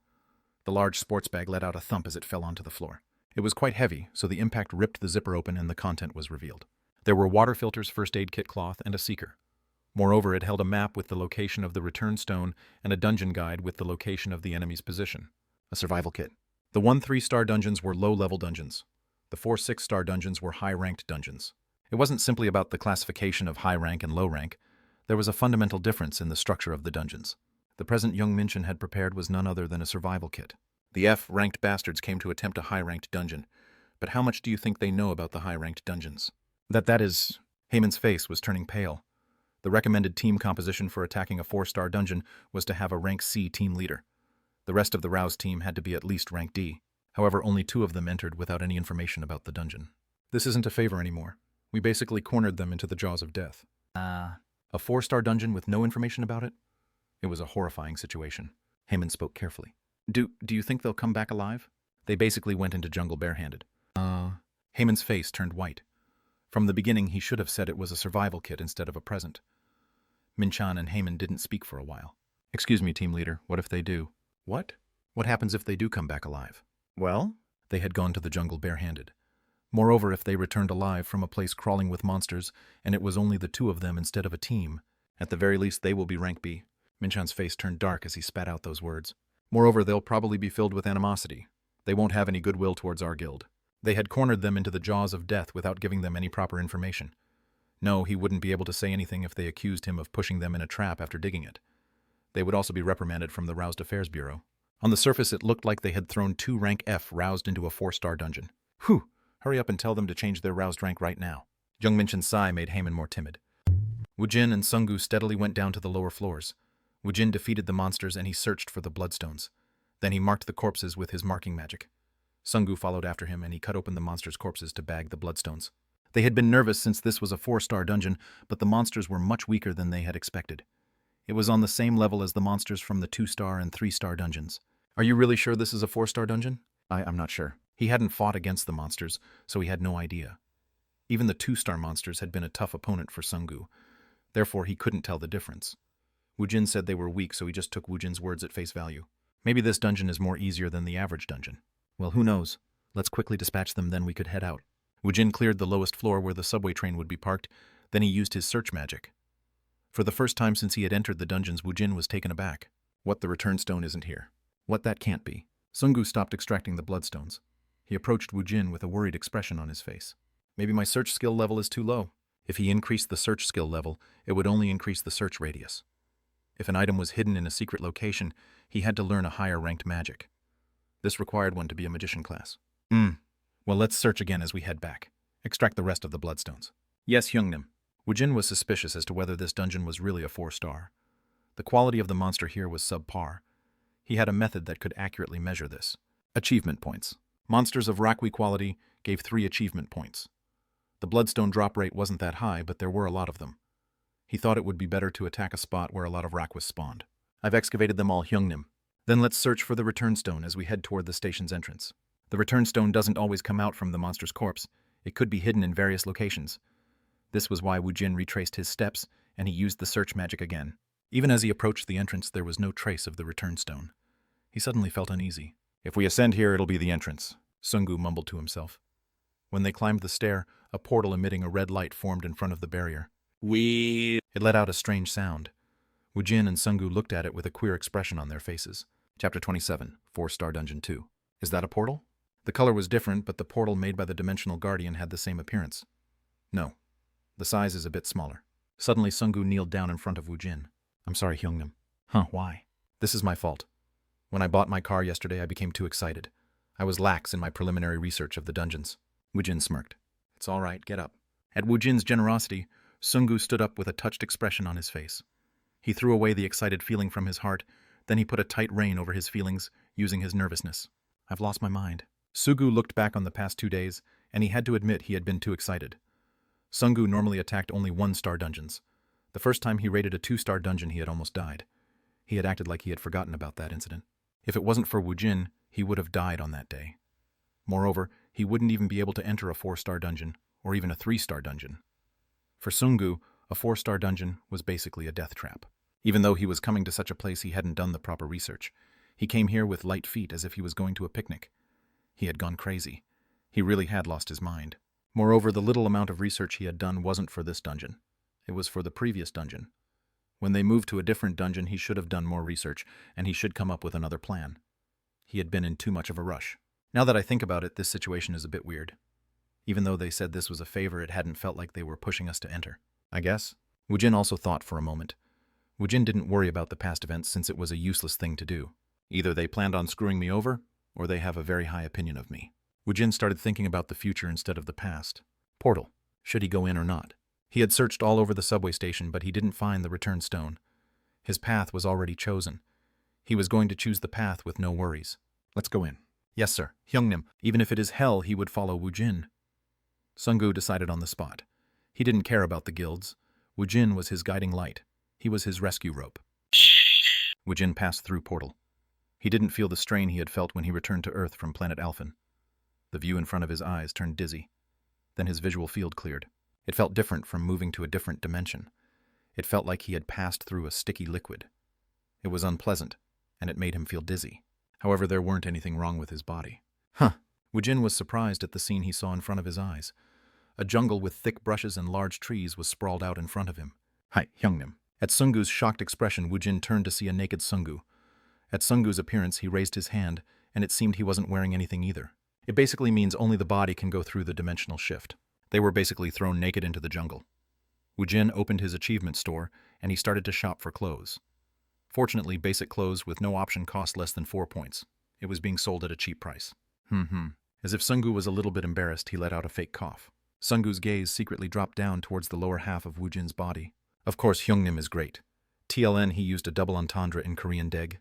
It felt like he had lost, but he didn't care. Of course, the Hyungnim he admired was huge. Here, wear this. Where did those clothes... For a brief moment, Sungu's eyes had been looking elsewhere as his heart was being stolen. TLN. There is no romantic connotation here. Woojin tossed him some clothes, and Sungu was surprised when he saw it. Of course, he had a large package deg, and he could make clothes out of nothing. Woojin put his plain clothes on, then he carefully observed his surrounding. The portal was located on top of a stone altar, and there was a wide open space around it. The radius was about 5 meters. He looked north, southwest, and east. However, the only thing he could see was trees. I guess we entered into the real 4-star dungeon. Woojin grinned. After he finished putting on his clothes, Sungu looked towards Woojin with a nervous expression. He had to be on his toes. Even a small mistake will get him killed. I'm going to prepare for a moment. Keep a lookout.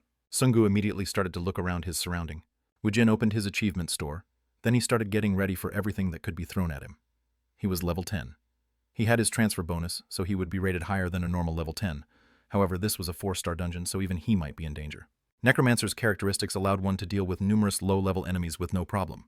However, a Necromancer would have a hard time with a single powerful enemy.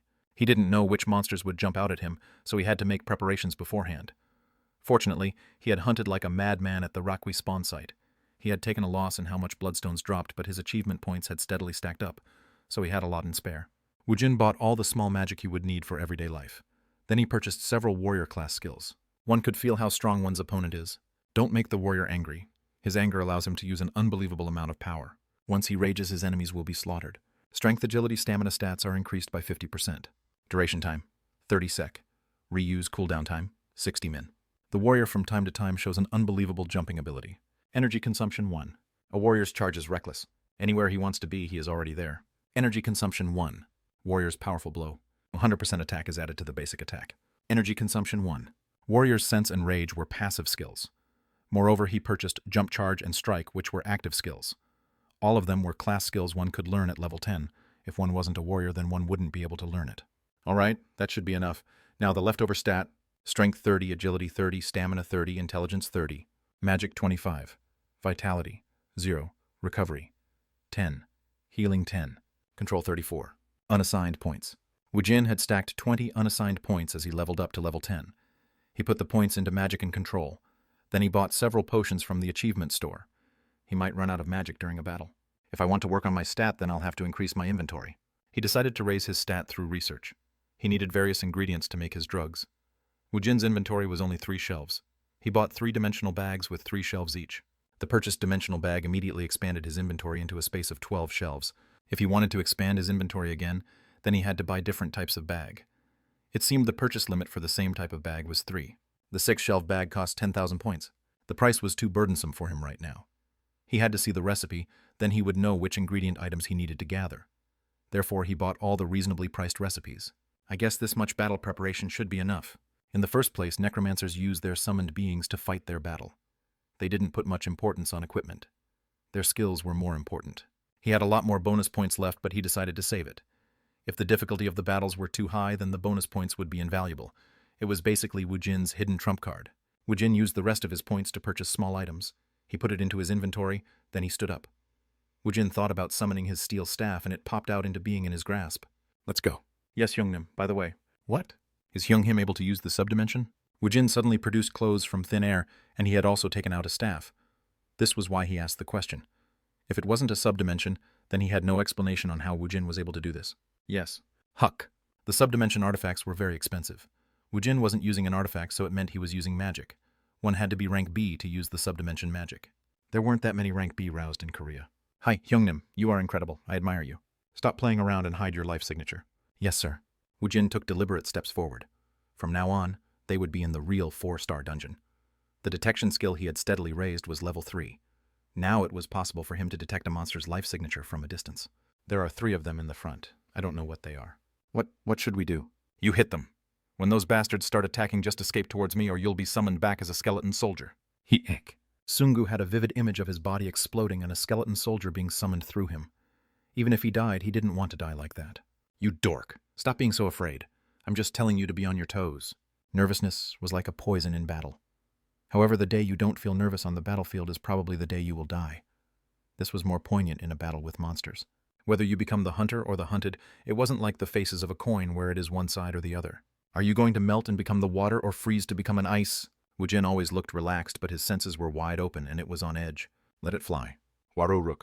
At Wuin's command, Sungu threw his fireball. His ability wasn't a bad one. If one compared one's long-range magic, Sungu's fireball was stronger than any long-distance magic Woojin possessed. Puck! The fireball made impact and it let out sparks to the surrounding. There was a problem he hadn't had to worry about in the subway stations. A forest fire started to spread, and it accompanied a quah. As it let out a terrible cry, an alligator-shaped monster named Crocodile showed up. It charged towards them like a soldier crawling underneath wires in training. Boom boom. It busily moved its short legs quickly as it wiggled its body from side to side. It possessed prodigious strength, and it broke all the small trees in the way of its charge. It was as large as a bull. Its saw-like teeth was as large as a kitchen knife. I'm fucked. At the incredible sense of danger, Sungu couldn't even think about running away. At that moment, Woojin walked in front of him. I guess this is the warrior's sense. Shook. In a flash, Woojin charged forward as he plowed through the brushes. He looked like an Olympic sprinter. No. The movement technique in Muhyup novels would probably look like this. Kwajik. It opened its mouth in a threatening manner. Woojin's jumped 3 meters in the air to avoid it. Sungu's mouth dropped open. How could a person move like that? As he was falling, Woojin grabbed the steel staff with both hands, and he accurately planted it on the crocodile's head. The series of moves were so perfect that Sungu couldn't help but admire it. If Woojin was a gymnast, he would have given him a perfect score.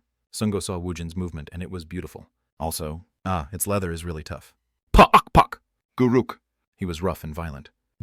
In front of Gwachun City Hall Station's 11th exit, Minchan and Heyman continued to stare at Dungeon's barrier with a stunned expression on their face. The barrier hadn't dissipated, so it meant there were people still alive inside. How long will they last? Wouldn't they be able to at least defeat a crocodile? They'll probably be able to kill it. How about if they meet 3 of them? Wouldn't it be too difficult for them? Crocodile was a difficult monster to kill. Most physical attacks couldn't damage the tough leather, and it also had a pretty good resistance to magic. Maybe if one had a sharp spear-like weapon, then one could probably attack the inside of its mouth, which was its weak point. However, 4-star dungeons didn't allow one to bring outside items. Only the roused and the items from the other world could move through the portal. The items in the survival kit were manufactured from ingredients brought back from the other side. They are fighting barehanded, so even one crocodile might be too hard. Even if they are able to kill the monsters, food and water is a problem. Also, monsters weren't the only danger present. Even if there were no monsters, one was dropped bare naked in the middle of an Amazon forest. The probability of a human surviving there dropped sharply. Oh, woo! Minchan and Heyman could only let out a sigh when they felt the guilt about getting innocent people killed. Sizzle, sizzle. Sungu ate the well-cooked skewer of meat and his eyes turned round. Hyungnim, this taste is to die for. Alligators taste great if you tenderize the meat. You are amazing, Hyungnim. In Sungu's eye, Woojin was basically a godlike figure. He didn't know when he had the time to pack everything, but he took out a sharp cooking knife from inside the subdimension. He also took out pots and other cooking utensils. Woojin cut the meat, and he pierced it with wooden skewers. A little bit of salt was sprinkled before they cooked it over the fire, and the taste was fantastic. Woojin's omniscience was endless. He took out an oak cask, and he even poured out some beer. He brought alcohol to a dungeon. Dude, try this out. Crocodile skewers go great as side dish with the beer. Yeah, this is so delicious. Sugu raised both his thumbs. The beer had a much deeper taste than the imported beers. Sungu wasn't proficient at tasting alcohol, but even he fell in love with it. Woojin was in a good mood when he was able to taste the Planet Alphen's beer he had purchased from the achievement store. He thought he would never be able to enjoy this taste again. Eat a lot. This place is large and we have to search all of it. Yes, Hyungnim. They didn't have any information regarding the return stone, so they had to search the entire jungle. However, Woojin was in a good mood since a single crocodile gave 30 achievement points. It was 10 times the point he made from killing the Rakwis. I guess I'll level up a little bit. Woojin grinned as he thought about the vast jungle. Chapter 28. Same place. How long would this feeling of anxiety continue? Heyman had been feeling it for about 30 minutes, and Minchan felt it for no more than 40 minutes. The two of them waited for the barrier to disappear. At the very least, they wanted to see the moment when the two had died as a courtesy. Team leader, these guys are lasting quite a while. I guess so. If they lasted this long, doesn't it confirm they were able to survive in the jungle? I guess so. Maybe they might clear it. At Heyman's hopeful words, Minchan's face turned bright for a moment. However, his face turned sullen soon. He is a necromancer, so he'll have his summoned beings. Even if he was able to defeat the crocodile using his summoned being as bait, he won't be able to escape the swamps. When you say the swamps, in various parts of the jungle, large swamps had formed, and the swamp was basically a death trap for close-ranged fighters. The swamps limited one's movement, and there were 2 types of monsters that spawned at the swamps: the Fuko monkeys and swamp anacondas. Fuko monkeys threw a very hard fruit named Fuko at their opponents, and it could deal quite a lot of damage. If one took a wrong blow to the head, then one would be in danger of dying. It was hard to move in the swamps, so the only way to attack was using long-ranged magic. Minchan had too little information on the two. He knew the roused named Hong Sungu had a flame ability. However, Fuko monkeys attacked in packs with at least 10 members. It wasn't something a single person could deal with. Moreover, when one is busy dealing with the Fuko monkeys, the large anacondas would silently approach and attack. One would be too exhausted to fend it off. That sounds difficult. It is difficult. When one attacked a 4-star dungeon, several types of abilities were needed. This was why a team was always formed. Minchana and Heyman went back to watching the barrier with dark expression on their faces. Waruruk boom. Several dozen fireballs flew towards the branches. Ukiki. The surprised monkeys madly dodged the fireballs. During all of this, ice arrows flew in, and it struck the body of the monkey. It made their movement sluggish. Suehek boom. Kikiki. While the forest was burning up, an electrical attack came flying towards the monkeys. Pa jijiji. Gweek. Woojin was radiant as he saw the monkeys falling like leaves. Kuhaha. Wipe them all out. Sungu's face was livid with horror as he looked at the horrible scene. Waruruk. The forest was burning. If this was Earth instead of a dungeon, this event would have been the headline in the media. Woojin already had 40 skeleton magicians by his side. Some were shooting fireballs and some were sending out ice arrows. The rest were using electricity magic. At least he was comforted by the fact that his fireballs was a bit stronger than the skeleton magician's fireballs. Sungu had never seen such a violent and brutish hunting method. Woojin had a retinue of skeleton magicians and they were burning and destroying the entire jungle. It was an indiscriminate massacre. It was a banquet of magic. Waruruk pupupung. Kekeke. I leveled up again. Ooh-ha-ha. Sungu wondered if Woojin had lost his mind. It seemed his mood was elevated to another level. It didn't suit a person who was madly destroying the jungle. Sungu had never seen Woojin be in a better mood. No, this was the most excited he had seen Woojin be. When Woojin leveled up, he put the 10 bonus stat points into magic and control. He invested 5 points each. Now come new recruits. At Woojin's call, 5 dead monkey corpses exploded and new skeleton magicians were added to his troops. Dual class is fucking awesome. Woojin got a taste of a new world when he turned from level 10 to level 11. Every time he leveled up, he received 10 bonus stat instead of 5. The bonus stat had doubled. Even the bonus skill point had increased from 1 to 2 points. He thought it was a setup that allowed him to develop both the warrior and necromancer class at the same time. However, Woojin didn't even bother with the stat and skills for the warrior class. He put all the points into control and magic. His current level was 14. As a bonus, he had received 40 stat points. He put most of it into control and magic. He also put several points into recovery, which helped his magic recover. Magic 40, recovery, 14, control, 55. As the number of skeleton magicians increased around Woojin, the forest was destroyed at a higher pace. The monsters were too busy running away. Every time Woojin killed one Fuko monkey, he yelled out in joy as he calculated the achievement points. In the 3-star dungeon, he had only received 3 achievement points because the hunting ground didn't suit his ability. Woojin's current level was 14, but the transfer bonus and other skills basically meant he could be seen as a level 40. Woojin swept everything before him as he advanced. From the rear, consecutive magic blast flew up like rocket launchers, and it landed in the forest. The only thing left was for the forest to burn. Who ordered the jjajangmyeon? TLN noodle, plus black bean paste, plus veggie meat. Over here. Hamain took the 2 bowls of jjajang from the delivery man. Then he approached Minchan, who was sitting on the subway station's stairs. The dungeon employee and the staff in charge went to a nearby restaurant to eat a meal. Team leader, our dinner is here. I want ganjajang. TLN same as jjajangmyeon, but the sauce is thicker. This restaurant's jjajang is tastier. You bugger. This is the first time you are ordering from this place. Whatever. Let's just eat. Minchan took the jjajangmyeon and he mixed it. He asked a question as he put a mouthful of the noodle in his mouth. How long has it been? 4 hours has passed. So 16 hours. The structure of the 4-star dungeon wasn't the only thing unique about it. The time there was 4 times faster than the real time. They had already spent over 16 hours inside the dungeon. The dungeon monsters quickly realized if there was an intruder. The monsters slowly converged on the intruders, so hiding wasn't an option. One could hide for a short amount of time, but it was almost impossible for one to hide from the monsters for 16 hours. They probably came across a swamp by now. However, we don't really have much information about their abilities. That's true. Then don't we have to worry about them coming back alive? We were the one who put them in danger. Mishan shook his head at Heyman's worry. It's already been 16 hours, so they are probably starving by now. How well do you think they'll know about the ecosystem over there? The plants, animals, and bugs aren't like the ones found on Earth. They are all very different. Geez, if they mistakenly eat a poisonous plant, it's the end of the road. Maybe it was because of the words he were mumbling, but he lost the taste for his food. In the future, don't order from here. Yes. The jungle was burnt to the ground. In the open space, Woojin was roasting something on a stick over the campfire. Chijijik. From the surrounding Sungu had gathered fruits and mushrooms that wasn't damaged by fire. Hyungnim, I picked these up. Well done. Woojin picked up the fruits brought to him by Sungu. He picked each up one by one. You can eat this if you peel the skin. You can't eat this. It's poisonous. This one is also poisonous, but we can eat it if we cook it over the fire. Woojin gave an explanation to Sungu. Sungu feverishly listened to Woojin like a student who was going to take the college entrance exam soon. The only regret Sungu had was the lack of notebooks. He wanted to write all of this down. Hyungnim, how are you so knowledgeable about this? Of course he was knowledgeable about it. This place was basically like a mixture of the ecosystem and neighborhood he had lived at for 20 years. Well, why don't you just listen without saying anything? I'm sorry, Hyungnim. I won't ask about it again. Go cut some of that grass over there. We can crush it into a paste. It tastes fantastic when you slather it on the meat. Yes, sir. So what's the menu this time? Snake meat. It's fantastic. Also, I'm getting tired of eating only meat. Let's eat some roasted mushroom. Kia! My mouth is already watering. To his surprise, everything Woojin cooked was very tasty. Sungu was really looking forward to it. Mishan favored the taste of ganjajang, but he still emptied the whole bowl. The current time was 7:45. Woojin and Sungu had already been in the dungeon for 4 HRs and 20 min. Heyman went to fetch a blanket, and he gave it to Minchin. Team leader, the day is getting cold. Yeah, thanks. So team leader, what happens if we aren't able to scout Mr. Woojin and Mr. Sungu? What do you think? We can only begrudgingly let them go. Don't we need to report it to the president? It's already been sent. He was apathetic. What? Heyman's eyes became round. If it wasn't an order from the president, then why were they putting so much effort into this venture?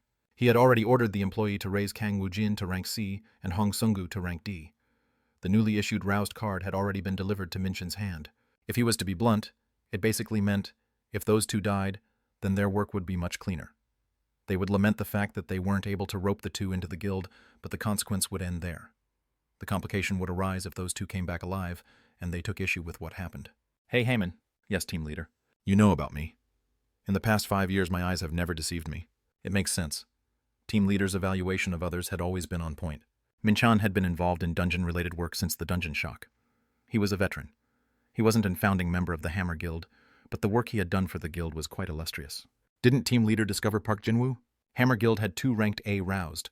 One of them was Park Jinwoo. Jung Minchin had recognized his potential, and he had roped him into the Hammer Guild. I get a powerful feeling from that bastard Woojin. Does that mean he has a similar potential? If the roused had potential, the guild would bend over backwards to help the person grow rapidly. Heyman had asked if Woojin had as much potential as Park Jinwoo. Heyman shook his head. I have a feeling he has more. That is why I don't want to lose him. Young Minchin was telling the truth. He felt a strong sensation coming from Kang Woojin. It didn't feel like a sandalwood being fragrant even in seed leaf. TLN idiom. It was much more than that. It felt like he was looking at a large tree. This is why I want him to come back alive. I don't care even if he doesn't join the Hammer Guild. If we lose a roused like that, then it would be a loss for humanity. Team leader. Heyman had to look at his boss Minchin in a new light. Usually he acted like an asshole, but today why was he looking so cool? No, he really looked cool. We could pray together, team leader. I'm sure they will come back alive. It'll be tough. Those bastards guarding the return stone are really difficult opponents. Of course he knew that. That is why he said they should pray for their safe return. They'll eventually die. Weren't you hoping to see them come back alive? He took back the sentiment. If he wasn't his team leader, he would have hit him. Hammond berated himself for thinking even for a brief moment that his team leader was cool. Hyungnim, the return stone is over there. After burning down the entire jungle, Woojin stepped forward to use his search magic.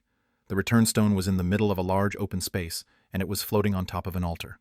At the thought of being able to escape this dungeon fraught with danger, Sungu was about to run towards it. Woojin roughly held him back. Sungu fell backwards after the back of his neck was grabbed. Before Sungu could turn to ask the question, why? The ground he stepped on collapsed on itself. A cloud of dust rose into the air and he could see a trap with bamboo spears on the bottom. If he had taken one more step, then he would have died. Sungu's heart flipped in his chest. He was about to express his thanks, but Woojin was staring at something with a serious expression on his face. When Sungu saw the beings that showed up, he lost the words he was about to say. Chapter 29, same place too. This is quite unexpected. Woojin frowned as he saw the figures of about 20 monsters. He would have never dreamed orcs would show up here. Their level was visible through the warrior's sense, and it was fairly high.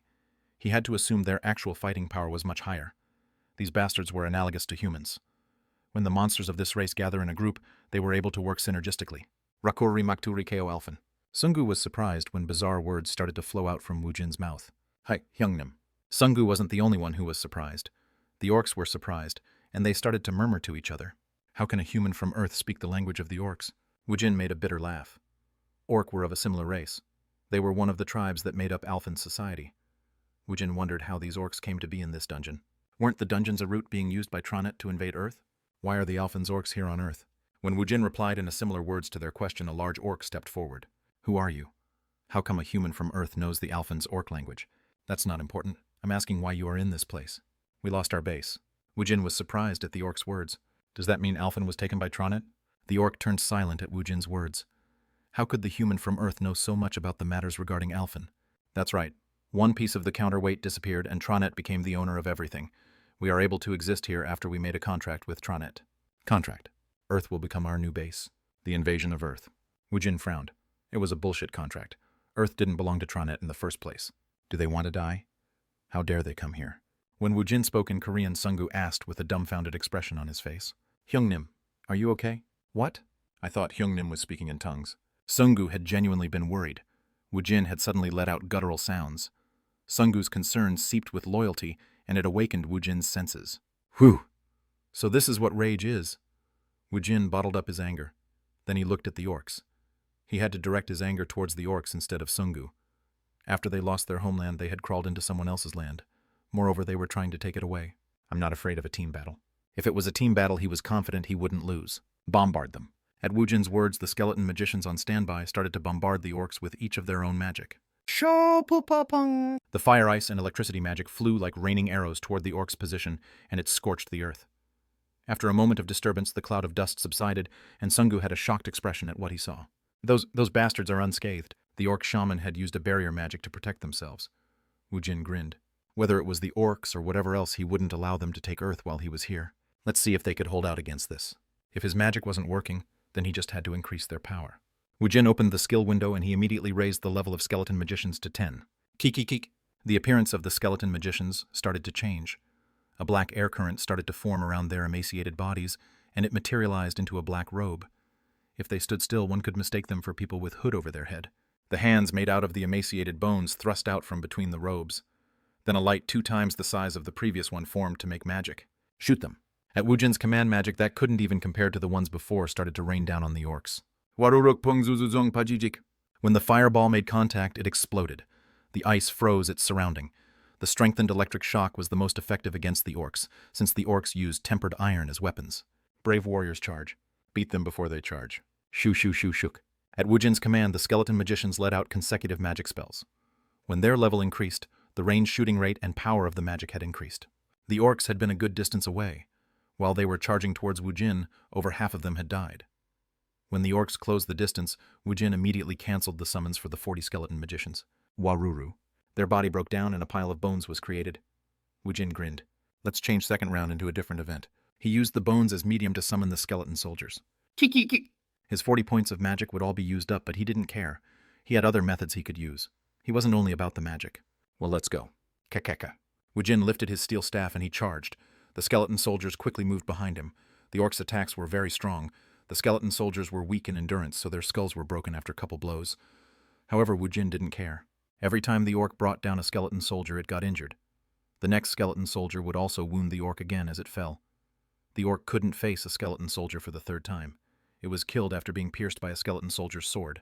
No matter how brave the orc warriors were, they couldn't stand up against superior numbers. Woojin killed the last remaining orc. He crushed the orc shaman's skull. Then he let out a sigh. Maybe humans might show up in dungeons soon. Hyungnim, you are even good at telling jokes. After the battle ended, Sungu was in a familiar territory. He quickly looted the items used by the orcs. In front of Gwacheon City Hall Station's 11th exit, Kim Haemin scratched his cheeks. Team leader, isn't this getting pretty serious? How long has it been? It's been 6 HRs and 20 minutes. At Haemin's words, Michan's expression also turned serious. The normal clear time for a 4-star dungeon was 4 HRs. That meant 20 HRs had passed within the dungeon. The 2 of them had already spent 25 hours 20 minutes inside the dungeon. This meant they had survived for over a day within the dungeon. Team leader, the barrier. Young Michan gulped as he saw the barrier disintegrate. Come out, please come out alive. He yelled those words inside, but he didn't see any changes at the bottom of the stairs. When he let out a small sigh, he heard the sound of footsteps on the stairs. Maybe I should take a cart next time. Woojin and Sungu complained as they carried up the leather armors and weapons worn by the orcs. They were bring up a lot of stuff. See, congratulations on your safe return. Minchan ran down the stairs and he was emotional as he grabbed Woojin. Woojin stared back at him with a blank face. Why are you making such a fuss? What? Just go down and bring those stuff up. Woojin and Sugu had gathered a massive amount of loot. They had 2 full bags of bloodstones, and the size of the bloodstones couldn't even be compared to the ones in the lower dungeons. Moreover, the equipment worn by the orcs were quite valuable. They also brought iron weapons, animal leathers, and rough cloths. It was items that could be purchased on Earth. However, these were valuable since it could pass through the portals. Any roused could enter the low-ranked dungeons. It was possible for them to take modern items. Those dungeons were basically neutral territories. However, the higher-ranked dungeons only allowed the roused to come across the portal. Modern items were useless. When Woojin returned to the other side of the portal after obtaining the return stone, his clothes, handphone, and bloodstone bags were strewn all over the floor. They had to bring those items out too with the loot. With the help of Minchan, Woojin, and Sungu were sorting the loot. You are saying I could exchange the bloodstones at the exchange store, but it is up to us to sell the other items. Yes, that's correct. Wait a moment. Minchan opened the sports bag and he took out a scanner. He brought it over the items as if he was scanning it. They are all normal items. There are no artifacts. However, these items came out the dungeon, so they should be quite valuable. So where do I go to sell this? Usually the support division of the guilds takes care of it. Minchan stopped speaking and he looked at Woojin to see how he responded. Would it be okay for him to talk about it? Well, if you enter a guild, then the support division will take care of these minor tasks. It does sound convenient. Why don't you enter into our guild? I promise we will give you the best treatment. Ah, that's all right. Why don't Uncle's guild buy some of this stuff? It'll be inconvenient for me to carry these around. Minchan bought all the loot Woojin had brought. He also gave a good price on it. 110,000. The profit here isn't that great. I guess so.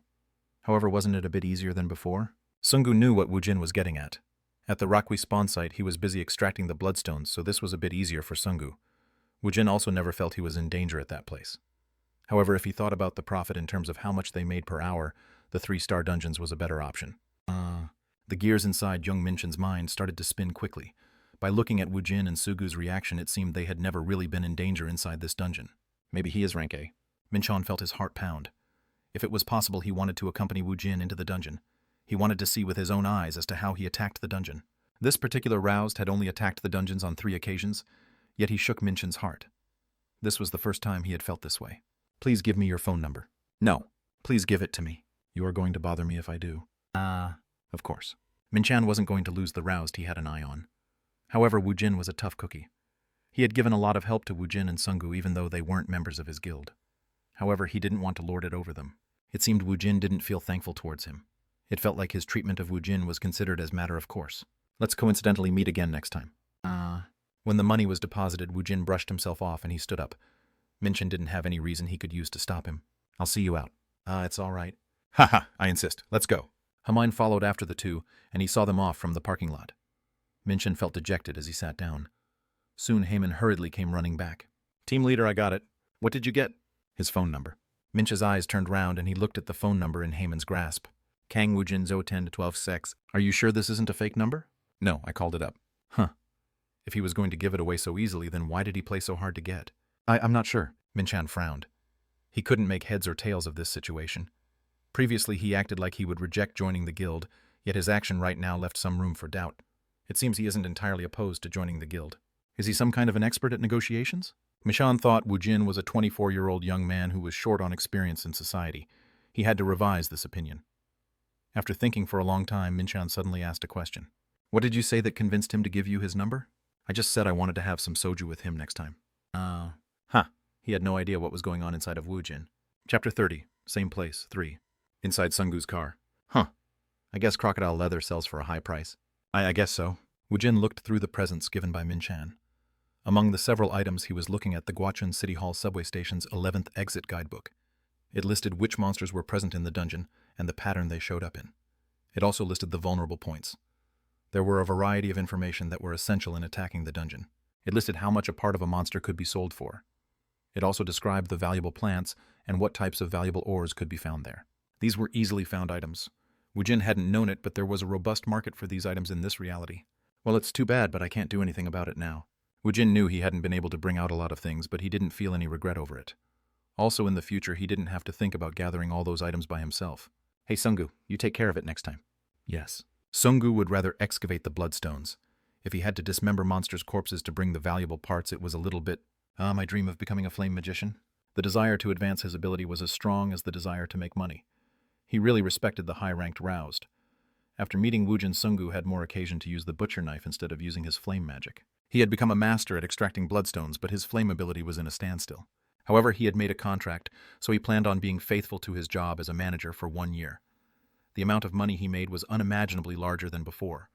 He would steadily save the money, then he'll buy a magic scroll to raise his ability. By the way, Hyungnim. What? Woojin's eyes were glued to the guidebook and he replied in a distracted manner. So why did you give your phone number to Assistant Manager Kim? He said he wanted to have some soju with me. Was it that simple? Is he trying to act heroic? Maybe he is No. Hyungnim isn't like that. Since Assistant Manager Kim knows your number, doesn't that mean Team Leader Jung will also know your phone number? He'll find out about it. Then why did you give it to him? Well, why not? Woojin turned his head to look at Sungu. Woojin answered in such a dignified manner that Sungu thought back to see if he asked the wrong question. Hyungnim, are you going to join a guild? Nope. I thought you didn't like being bothered. That Team Leader Jung seemed like a pretty persistent person. Woojin grinned. Let me ask you this. After you block spam mails, does the spam mail stop coming? It shows up even if it is blocked. No. We just need to show moderate amount of interest. Then they'll introduce us to dungeons like today, and they'll give us presents. How great would that be? He was enjoying this. Of course, Hyungnim's heart is really. If it's inside the dungeon, do you think he will follow in after me? How about when I'm not in the dungeon? I don't have anything else to do. I have a lot of time on my hand. He'll eventually give up after he gets tired. Evil. Sungu grabbed the steering wheel in silence. Woojin was absent-mindedly looking out the window when his eyes widened. Isn't that Jemin? What? That's the student living with Hyungnim. Yeah, pull your car alongside him. Sungu's car stopped next to the sidewalk. Woojin got out of the passenger seat, then he yelled as if he was glad to see Jamin. Jamin. Jamin was taken aback.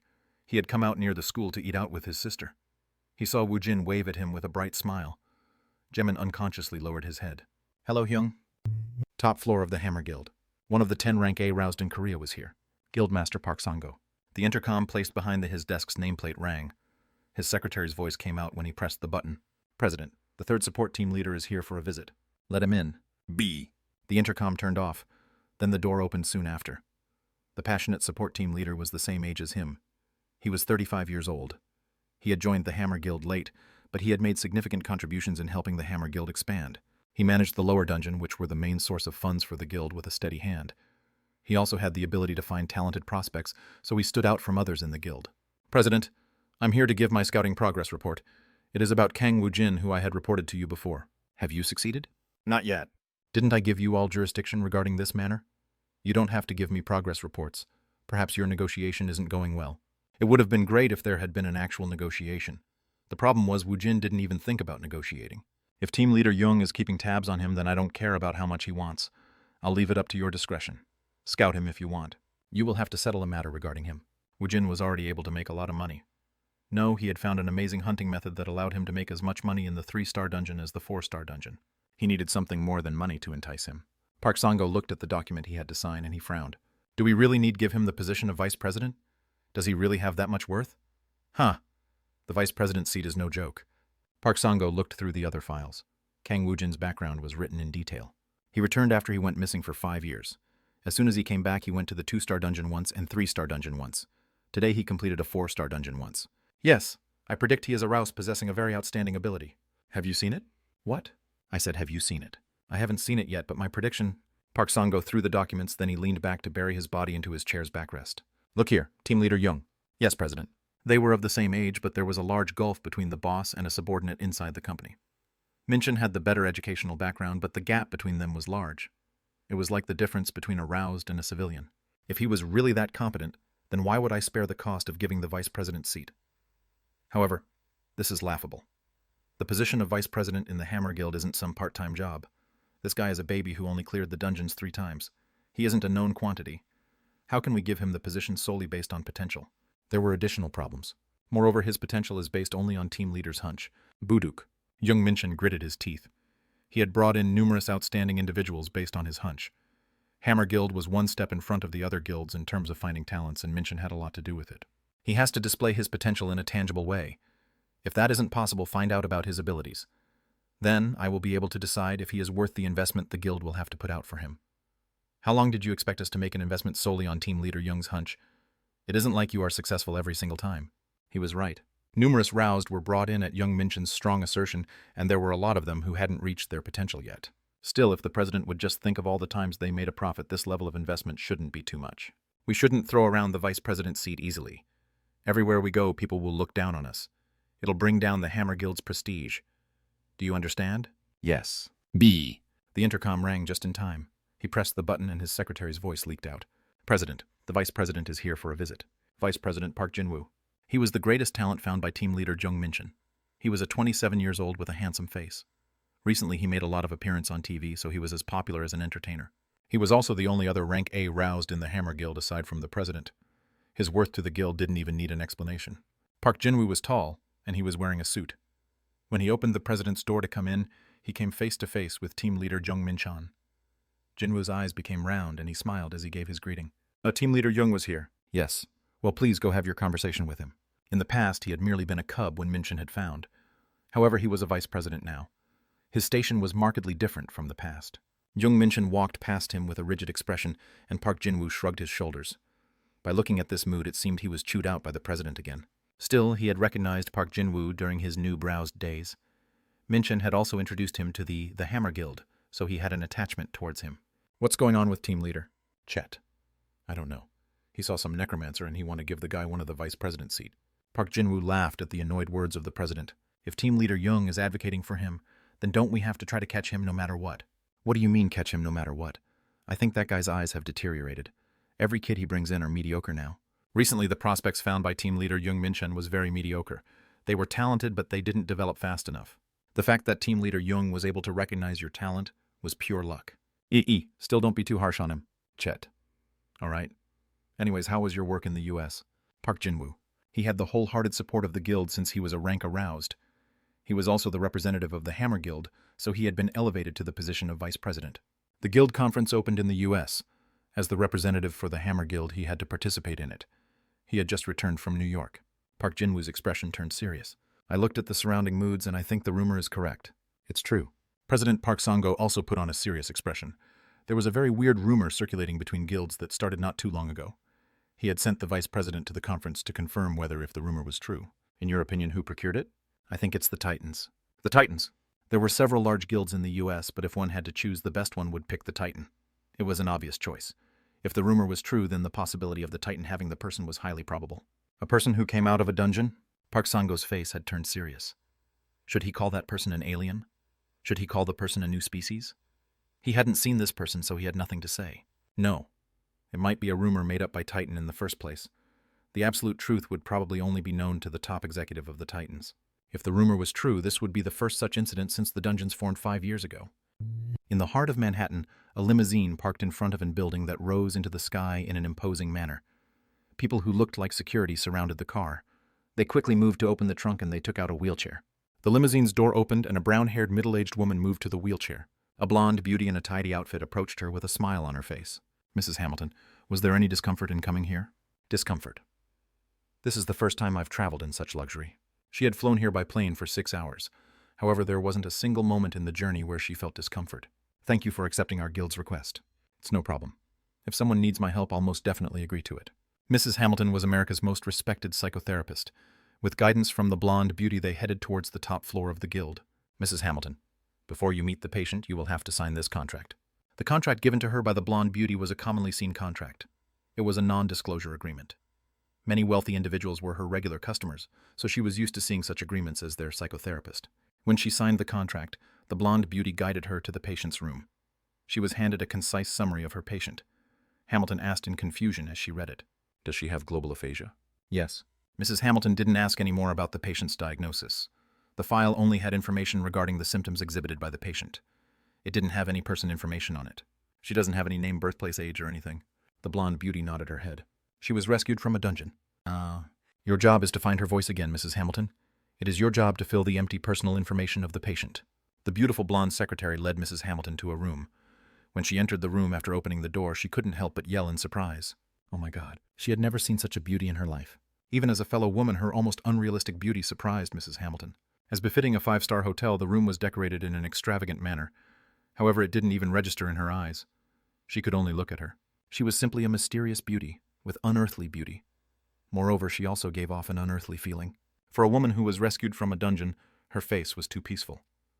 Psychotherapist Hamilton quietly approached her in the wheelchair. The secretary stood by her side as she looked on. After calming herself a little bit, Mrs. Hamilton started speaking towards the unidentified beauty. While Hamilton was calming down, the unidentified beauty had put on a faint smile and it made her look very alien. Hello, my name is Mrs. Hamilton. The beauty didn't respond at all to her gentle greeting. She couldn't speak, but her eyes was letting out a light as if she was yearning for something. If it's too difficult, you don't have to speak. Do you want to write to me? Or you could draw some pictures. As if they had already tried this, the table next to them had a paper and pen on top of it. Hamilton smiled as she started to draw a picture first. She just had to go slow. Maladies doesn't suddenly get better in an instant. She couldn't suddenly make a hole through the barrier in her heart. She can only get closer to her a little bit at a time. The most important thing was always having sincerity in one's heart. I'm ready. I want to understand you. Can you hear me? What? Hamilton was surprised when a clear voice rang out inside her head. She turned to look at the secretary. Did you just hear someone speak? What, I didn't hear anything. Your trust allowed you to receive my voice. Hamilton's surprise-filled eyes turned towards the unidentified beauty. It was as if the light in her eyes were speaking to her. It was as if that was her voice. I can hear you. I guess my God hasn't abandoned me yet. My God. The beauty's lips hadn't moved yet. She was sure the woman was speaking to her. Her voice was clearly heard by Hamilton's ears. May you grant me my request. How are you able to speak to me? Who are you? How can this be? The confused secretary looked at the flustered Hamilton, who was talking to herself. She couldn't hear the patient's voice at all. Only Mrs. Hamilton was able to hear her voice. I've been rude. She had abruptly asked for a request. The unidentified beauty slowly stood up from her bed. With an elegant movement, she bowed. When Mrs. Hamilton saw this, she could only look on dumbfoundedly. I am Alphen's seventh highest. I am the mother of the land. I am the divine wing and the voice of Arya. My name is Melody. My God. She was the holy priestess of the Church of Arya. Her name was Melody. She had taken her first step on Earth. Chapter 31. Do-Juan. Hello, Hyung. This is my Nuna. Nuna. This is the Hyung I was talking about, Woojin Hyung. It's been a while, Juan. You are still very pretty. Juan smirked at how shameless Woojin was being. She had firmly put on a hat. So how would he know if she was still pretty? It's been a while. She had last seen him 5 years ago when Woojin had gone missing. It was the time when her life had taken a turn. We are about to go eat some grilled beef entrails.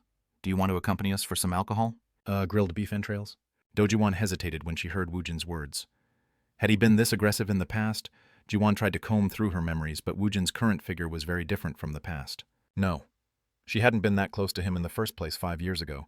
She probably just didn't know about Woojin's personality. Places with a lot of people is... That's right. We just ate our dinner, so we are full. Woojin grinned when Jamin also stepped forward to make excuses. Do you think food stomach and alcohol stomach is the same thing? At Woojin's word, Jiwan turned to look at Jamin. She wanted to talk with Woojin. She wanted to thank him for helping out her brother. Moreover, she had to give back the excessive amount of money he gave Jamin.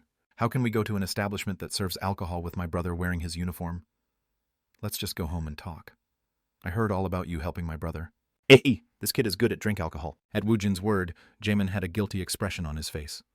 Jiwan whipped her head around to glare at Jamin. You drink alcohol now. That isn't... Woojin was the one that made him drink it. So what was he doing? How cheap are you? Jay. Eamon's eyes looked at Woojin as if to say he wanted to be saved. Woojin grinned as he spoke. Send this kid home. Let's drink without him. This is the first time I met a high school friend since I've been back. You can tell me all that has happened. That's right. Woojin had gone missing. She had remembered Woojin in the first place because Woojin had gone missing right before the dungeon shock. It used to be the hottest news in school.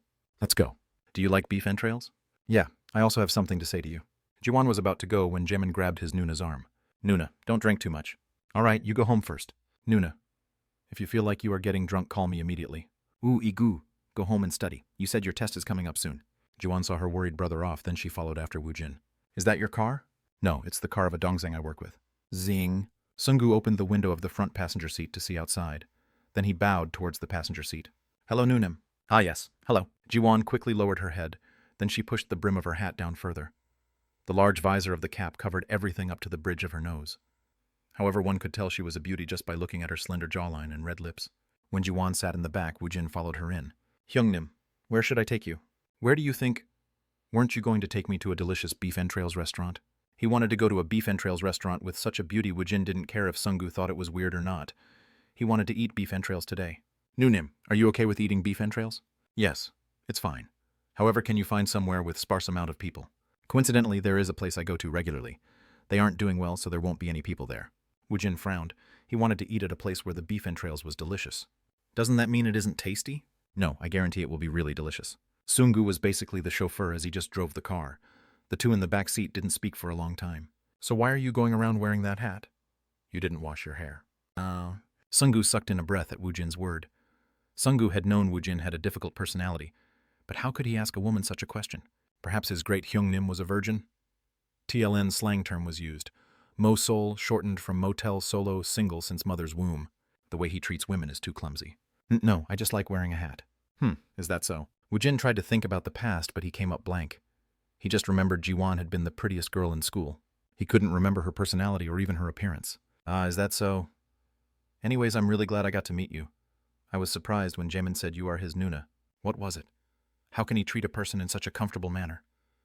Jiwan felt like she was falling into Woojin's pace. I was also surprised. Jamin doesn't talk too much about his school life, so I didn't know he was being bullied. I'm really thankful. Ah, it was nothing. Jamin helped me a lot too. Jiwan remembered what Jamin had said and she spoke quietly. I heard you extorted money from him. Haha. I just borrowed it. I borrowed it. Why aren't you driving faster? Sungu, we are in a school zone Hyungnim. Why couldn't this bastard read his cue? While Jiwan was laughing, Sungu's car left the main street into a construction zone where a neon sign was blinking. Chet, it seems a dungeon break happened here. Yes, Hyungnim. This was originally an empty lot, but they started construction about a month ago. When a dungeon break happens, the area around the station becomes totaled in an instant. After the area around the station was organized again, the development plans varied on what kind of dungeon formed near the station. Why is there such a large construction site near this station? Ah, this is the housing complex where Kim Gongchul will be moving into. Who is that? What? I said, who is that person? How could he not know about Kim Gongchul? Amongst the 10 great roused of Korea, he was the most successful one. You don't know who Kim Gongchul is? I have no idea. He was the very first rank A roused of Korea. If you look at the roused rankings, he is ranked first. Is he trying to build some pleasure palace? Why is he building such a big house? Hyungnim was 24 years old, but how could he know less on how society worked than a 21-year-old? This isn't all going to be Kim Gongchul's house. It is a housing complex being advertised as where he would live. The area around stations were dangerous. If the dungeon couldn't be cleared within 30 days, then the break would happen. As the word indicates, the monsters would flood out. It was the worst thing that could happen to a residential neighborhood. It was like living next to a ticking bomb. However, it was an entirely different situation if a high-ranked roused lived nearby. The roused living nearby would help attack the dungeon just from the fact that they didn't want their house to be damaged. This was why the real estate developers were desperate to have a high-level roused so they could use the roused as publicity models. After listening to Sungu's explanation, Woojin understood. So if one could raise one's rank, then one could get free housing. That's correct. Woojin started touching his roused card. Jung Minchin was very quick in handling his business. Woojin was handed a rank C card, and Sungu was made into rank D. Should I visit the bureau to raise my rank? He was able to enter high-rank dungeons as a rank C, so he didn't really care about his rank. However, the numerous benefits a top rank received was enticing. Dojuwon was surprised when she saw Woojin's roused card. Woojin, you are a rank C roused. Yeah. Jimin said you were rank F. It rose. Didn't he know roused rank wasn't something that was easily raisable? Jiwon looked at Woojin in a new light. She had heard from Jamin that Woojin was making a lot of money. If he was a rank C, then she could understand why. Let me ask you a question. Jiwon became really nervous at Woojin's question. She hoped he wouldn't ask about her complex. Her heart started to beat faster from concern. How was I in the past? Woojin wanted to know more about his past self. He had lived a hellish life for the past 20 years at the planet Alphen. It almost made him forget who he was. We weren't that close, so... is that so? Do you remember who I was close to? I don't... Woojin thought for a moment. Jiwon glanced towards Woojin.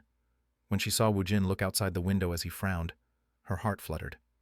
Was that weird? It has been a while since she had met someone who only remembered her from 5 years ago when she had been pretty. Moreover, he didn't show any sympathy or disgust. It had been a while since she had a conversation like this, and she welcomed it.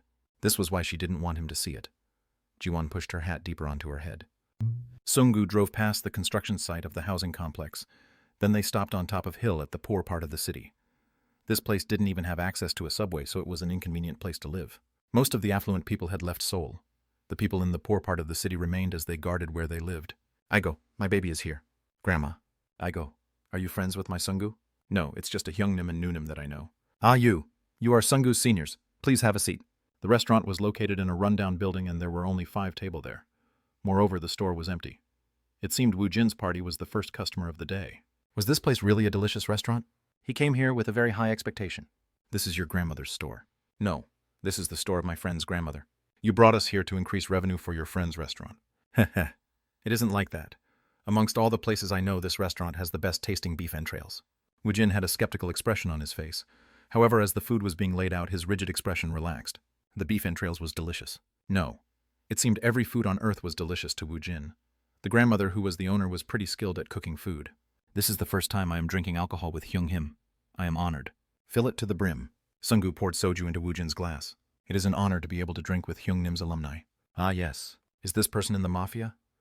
Every word he says ends with Hyung-nim. Kaya, it's delicious. After the toast, he emptied the soju. Then he picked up a well-cooked beef entrails and he ate it after dipping it in a sauce. The cool soju and the chewy texture of beef entrails was downright delicious. Ah, this is tasty. Every time Woojin's glass emptied, Sungu immediately refilled the alcohol. Woojin was able to have a good meal. It seemed Woojin really just came to eat some beef entrails with no ulterior motive. This made Sungu and Jiwan stare vacantly at Woojin. Jiwan looked like a fish out of water. Huh, why aren't you eating? I'll pay. Eat it. Sungu secretly glanced at Woojin and Jiwan to gauge the mood.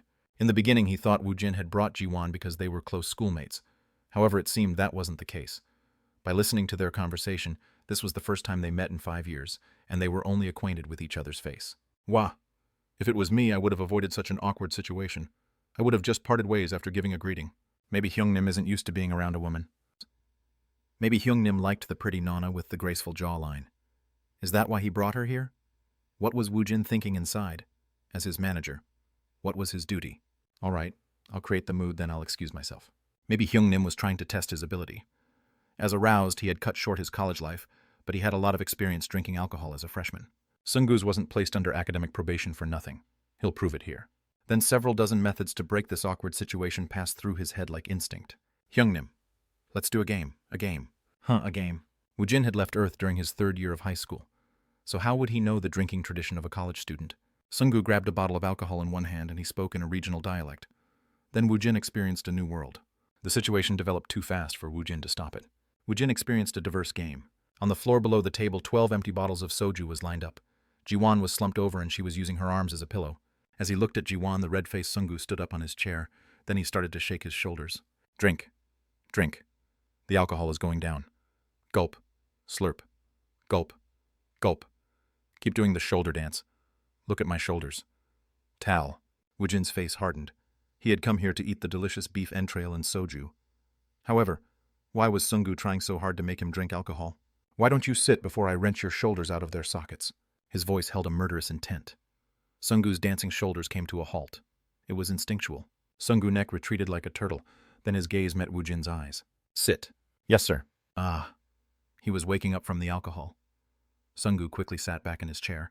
Both their eyes headed toward Jiwan. She had passed out after imbibing a lot of alcohol.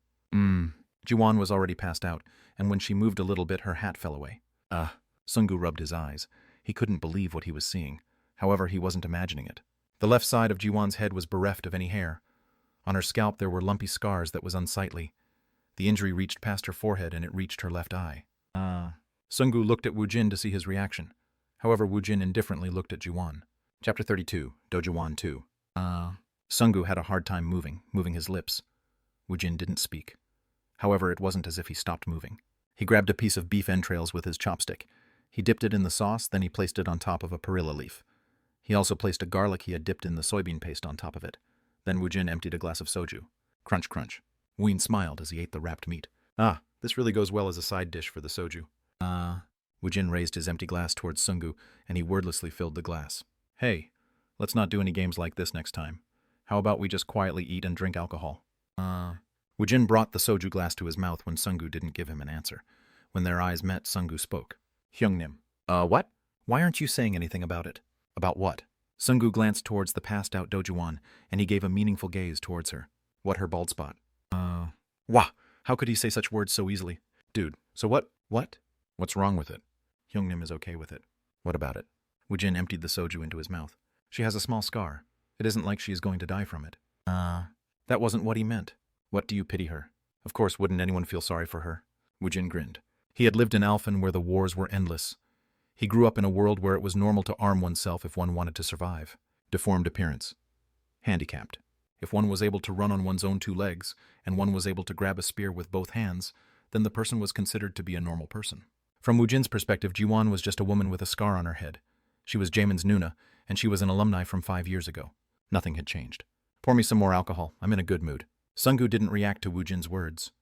Woojin was starting to frown, and it seemed he had drunk a lot of alcohol since his face had turned red. Sungu mustered up his courage. Once in a while I am scared of Hyungnim. You are too cold-hearted. Ha! When Woojin became dumbfounded, Sungu suddenly stood up from his seat. If a woman hurts her face in Korea, it might be a fate worse than death. What? Sungu flinched, and he walked stiffly to the side. Then he exited the restaurant. Woojin still had his glass up in the air. He had a dumbfounded expression as he looked towards the restaurant's door where Sungu had exited. Woojin put his glass down. He picked up a soju bottle, then he poured it into the empty glass. Gol. TLN SFX soju pouring. I'll just fill it up myself. Woojin emptied another glass of soju, then he picked up some beef entrails. As he chewed, he glanced at Jiwan. So what? Was it because he was used to dealing with the wild women of Alphen? If it was on Alphen, no woman would cover up a scar of that size from shame. Instead, they would show it off. It basically told everyone she had survived from the wounds received from the monsters. Basically, it was a badge of honor. I don't get why it's such a big deal. She's still pretty. She had a great body and a pretty face. A scar was just a scar. Whew, Earth! Was he too used to living in Alphen? Was there too much of a gap between how one thinks in Alphen and Earth? If he went to the hospital right now to take a psychological examination, then would they want him to admit himself into the hospital? I've changed. Everything has changed. Too many things had changed. He became monster of his own volition. Even if he had pined for his homeland every day for the past 20 years, it was inevitable for him to become estranged. Woojin emptied another glass of soju. As he was refilling his glass, he glanced towards Jiwan. That son of a bitch. Now I can't get it off my mind. Sungo's words were bothering Woojin for no reason at all. After emptying his glass, he picked up the fallen hat, then he placed it back on Jiwan's head. Gol. He spoke aloud as he refilled his soju glass. Ah, this is my last glass. Woojin looked towards the inner part of the restaurant. The granny who was the owner had already went in to sleep. It basically meant they were supposed to leave on their own after they finished drinking. Ah! Woojin emptied the last precious glass of soju. Then he patted Jiwan's shoulder. Let's go home. Jeez. Woojin carried the completely passed out Jiwan in his arms. Look at that woman. Is she dead? Did that person do that to her? Ooh, disgusting. I think I'm going to throw up what I ate earlier. Ooh, ook. Woojin was carrying Jiwan in a princess carry. Every time her hat slipped off, they became the center of attention and he was annoyed by it. Why did he have to go through this after drinking alcohol in a good mood? Woojin was putting back her hat again when he had a great idea. He approached a convenience store, then he placed Jiwan on a chair for a brief moment. Then he headed into the convenience store. Everything will probably be all right. As Jamin headed back home, he let out a sigh of worry. In the past, his Nuna had been praised as being a queen card. TLN Queenka, basically the queen bee. Everything changed after her accident. She used to be very prim and proper. She had a lively personality and her looks. Moreover, the people around her changed. She worked hard at the factory to earn a living for her only remaining family, Jamin. Jamin knew how his Nuna felt, so he studied hard without going astray. Di-di-di-di-rori. When he opened the door, he saw the baby cat lying on top of his bed watching the TV. Something was off. Jamin was surprised. He took off his shoes, and he looked at the TV inside his room. It was showing a children's animation show called Pororo. Huh, did you turn it on? Nya, the cat vocalized in a cute manner. Jamin grinned as he looked at her. What kind of talent did this cat have where she was able to watch the TV? She probably stepped on the remote control by mistake. Hyung picked up the cat, but he didn't buy any items needed for a cat. Jamin changed out of his school uniform, then he sat in front of his computer. He accessed a portal site, then he searched for essential items for a cat, like a litter box, sand, and cat food. Then he suddenly remembered this cat had been cooped up in this house for the entire day. Come here. Nya! As if she understood human words, the cat didn't run away, even when he stretched out his arms towards her. Jamin looked into the cat's eyes. Heh, she's very cute. Are you hungry, Bibi? Jamin momentarily placed the cat on top of the dining table, then he opened the refrigerator. He was going to give it a sausage he usually buys. Did someone eat it? He had no memories of eating it, but the sausage was gone. He looked through the trash can, and he saw the plastic covering of the sausage thrown away there. This Hyung really. There was no way a cat would be able to open the refrigerator and eat the sausage. Woojin was the culprit. Since it had already turned out like this, Jamin hurriedly went to a convenience store to buy various cat items. Woojin had given him a lot of spending money, so Jamin wasn't tight on money. Even if he invested his money into the cat, it wouldn't be burdensome. Is it tasty? Yeah. Jamin opened the can, and he stared at the cat. The baby cat Bibi sniffed at it several times. However, it seemed she had no thoughts of eating it. Why aren't you eating? Try eating it. His anticipation-filled gaze fell on the cat, and the cat let out a light sigh. Do cats have such expressive faces? Anyways, she let out a light sigh. Then she started to lick the contents of the can. Nya! When the tip of her tongue touched the food, the cat's eyes widened and she quickly ate the entire content of the can. Eat well. She hadn't eaten all day, so she must have been very hungry. Jamin looked at the cat with satisfaction. Then he sat in front of his computer. Like always, he enjoyed surfing the web for a brief moment. Then he glanced at the front door. Recently, Jamin usually lived by himself, but after Woojin showed up, he wasn't able to have his own personal private time. This is the time. Jamin quickly calculated in his head. The adults were drinking alcohol, so at the very least they will be gone for 2 hours. Jamin would be alone for at least that amount of time. He used his mouse pointer to find the files hidden deep within the computer. Ah, why is this bastard not picking up his phone? Jemin wasn't picking up his phone, so Woojin eventually opened the door while he was carrying Jiwan. Nya! Bibi ran towards him and she started rubbing her body against his leg. She had really wanted to see her master. Master, it seems you have become stronger than last time, Ahong. I leveled up a little bit. Anyways, why is he sleeping? Woojin pointed toward Jamin, who was passed out on top of the bed. He had fainted with a blissful expression on his face. Nyang. He was watching humans copulate, and he was taking care of himself. So I let him have a good dream, Ahong. Low-ranked demon, nightmare, succubus Bibi. It wasn't only nightmares. Bibi's specialty was causing erotic dreams. Chet, you are going to unnecessarily give the kid a wet dream. Nyang. He is probably tasting heaven right now, Ahong. All right, just unfold the blanket. Nyang. Bibi opened the closet, then she took out a blanket. It was hard to think of her as a cat when one saw her powerful strength. Woojin placed Dojuwan on top of the blanket, then he turned around. Whew, I'm going out. Nyang. Bibi jumped on top of Woojin's shoulder. Woojin thought about finding a motel, but there weren't any nearby. He thought about going back home to his mother in Sua, but he gave up on that idea. He was worried about showing himself suffering under a nightmare. Fortunately, Woojin had a key that opens any door in the modern times. He had money. He headed towards a hotel near the Hammer Guild. The employee told him he couldn't bring his pet to stay in the hotel. Woojin told the employee he'll put the cat somewhere else. He stepped outside for a moment, and he canceled Bibi's summon. Then he was able to book a hotel room.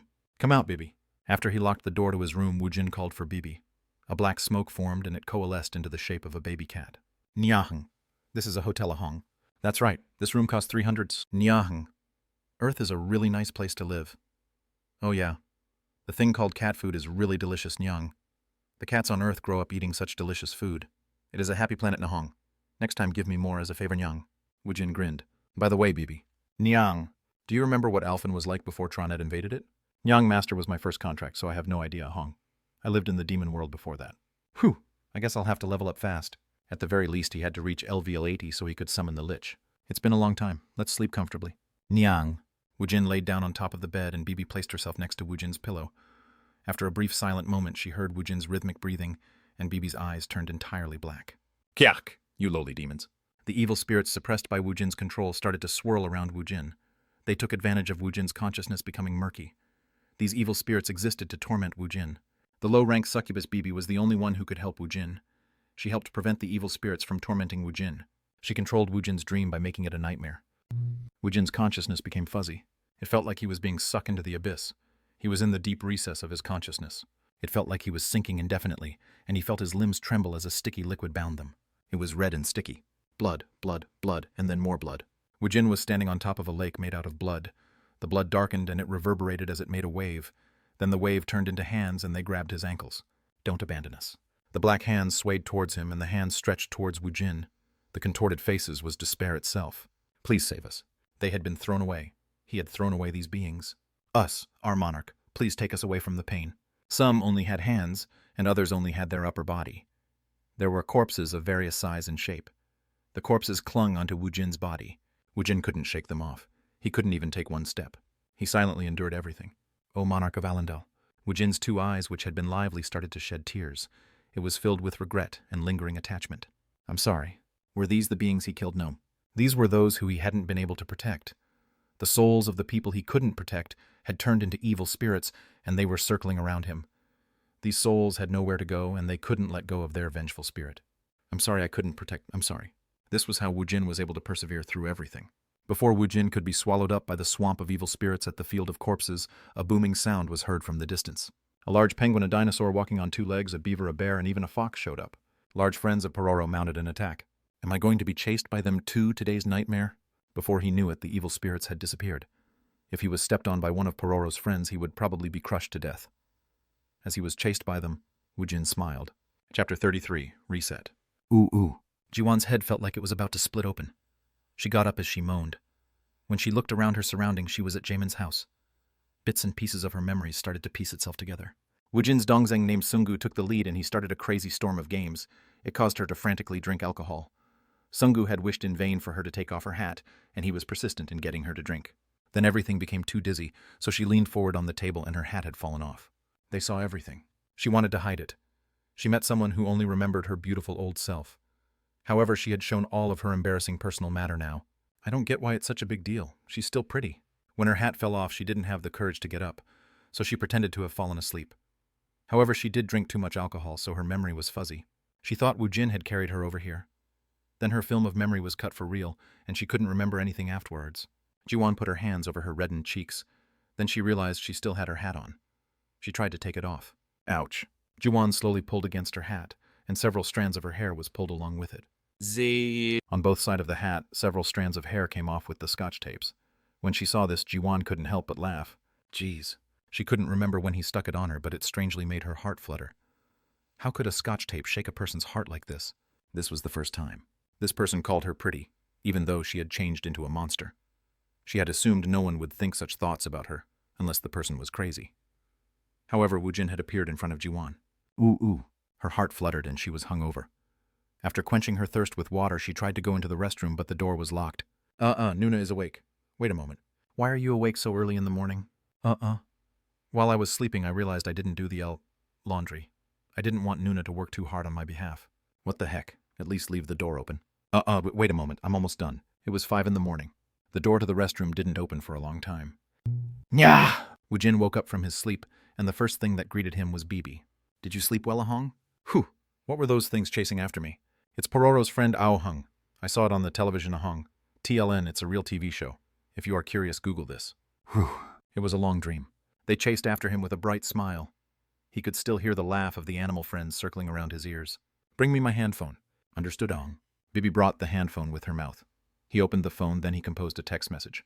Hammer Hotel Room 1703. If you come later than 9 o'clock, then I'm going to beat you up. It was 8 o'clock right now. 1 hour was plenty of time for him to come here. Woojin's body was soaked with sweat. He got up from the bed to wash his body. Shwa! He finished showering, and when he came out, Bibi was looking at a brochure. What are you looking at? It's the room service guide, Ahong. I want to eat this nyang. Room service. Woojin looked at the guide. Then he picked up the hotel's phone. I guess they deliver food. Soon after Woojin ordered the room service, the food picked out by Bibi showed up. It was spread out as if he was at a restaurant. Woojin was astonished by the food. Earth stacks up well against Alphen. He thought the nobles of Alphen lived in extreme luxury. However, if one had money, one could live in comparable luxury on Earth. No. Woojin hadn't experienced being in the upper class on Earth yet, so it might be more luxurious over here.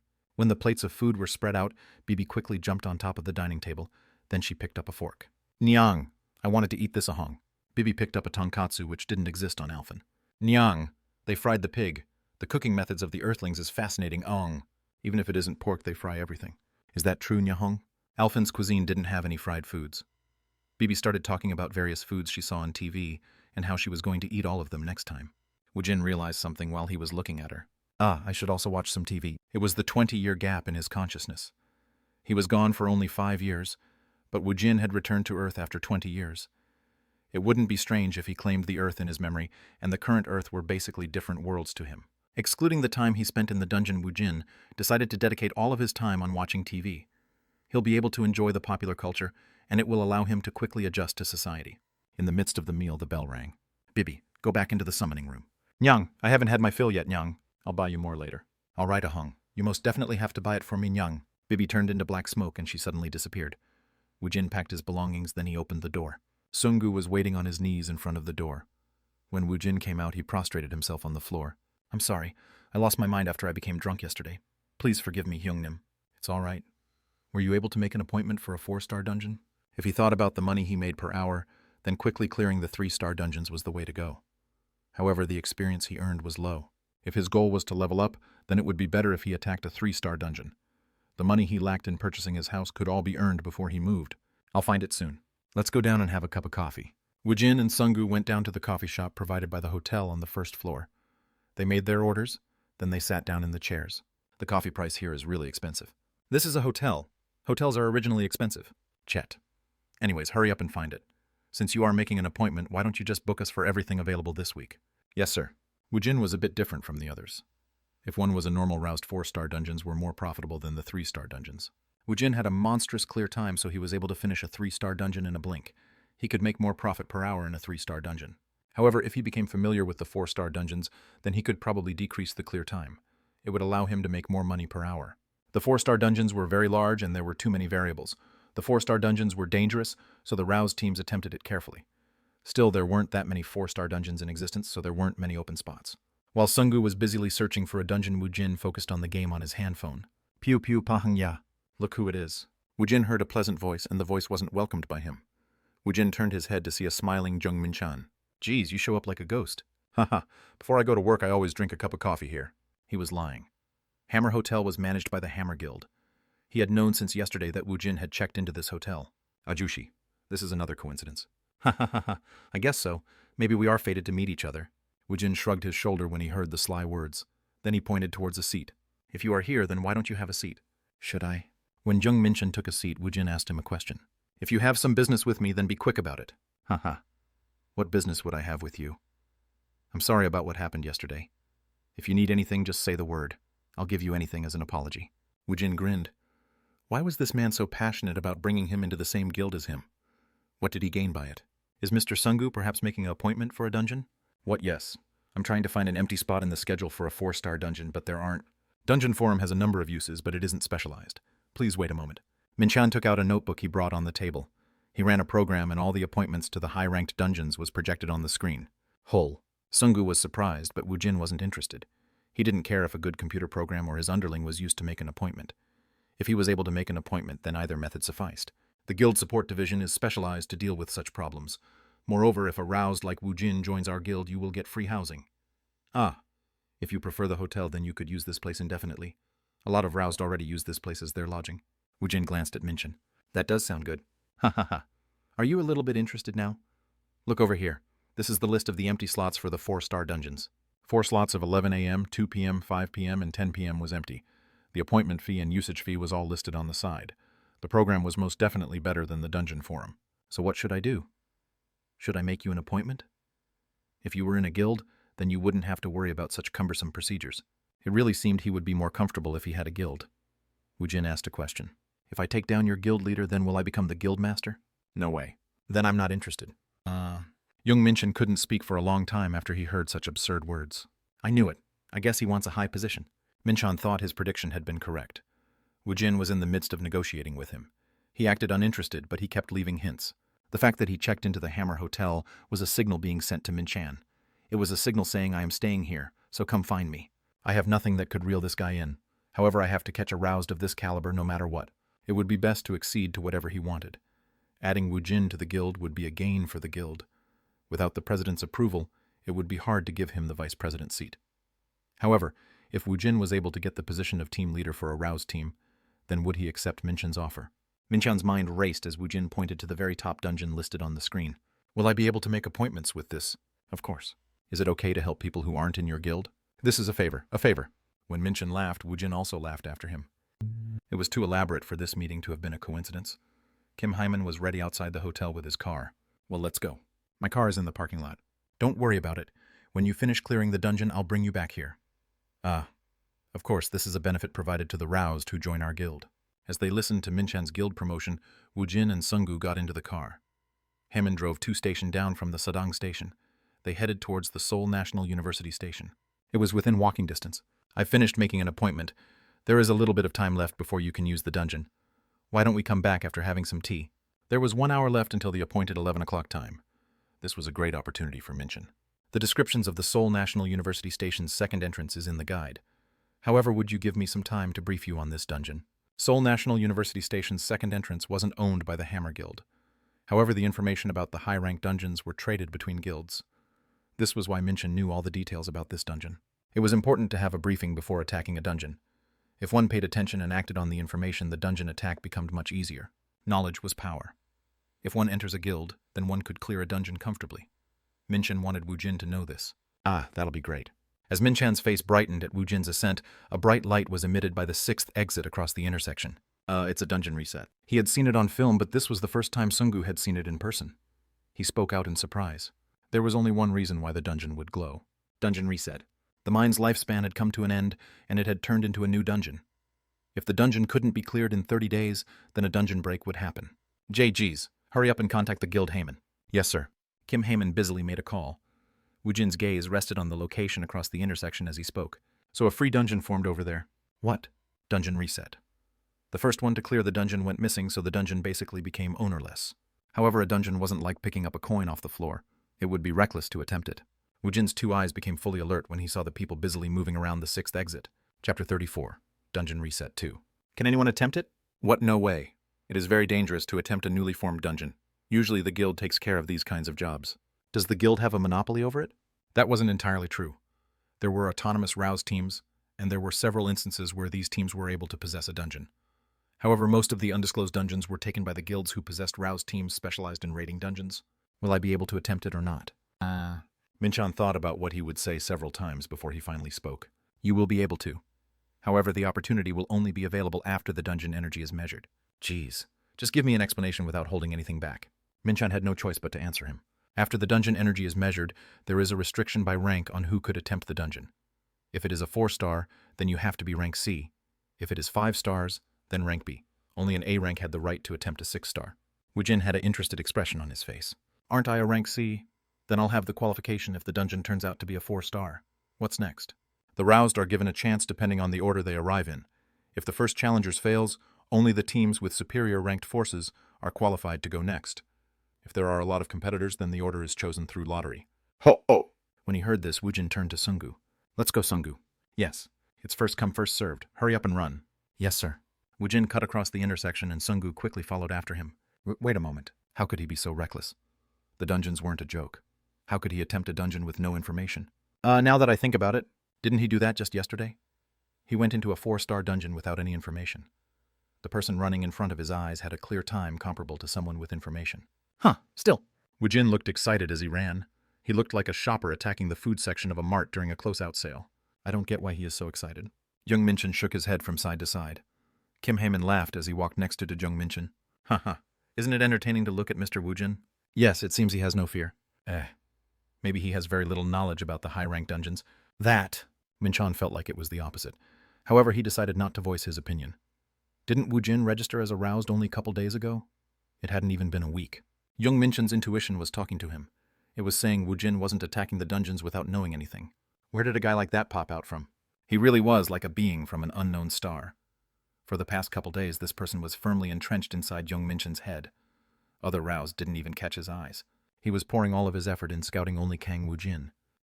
The Seoul National University Station's 6th exit was very busy from people coming and going. The dungeon reset always starts because someone had died. Aigo, Jungkook Hyungnim. In front of the dungeon, a manager of a team was crying out loud. It seemed his team had been raiding the dungeon and they had been wiped out. The sadness seemed to be isolated. The public employees dispatched by the Management Bureau were busily moving around. A truck with Dungeon Management Bureau mark drove up. After an introduction, the truck was directed towards the dungeon entrance. After parking the rear of the truck near the entrance, the truck's roof opened up. A satellite antenna-looking machine was revealed from the inside. It is a dungeon energy measuring instrument.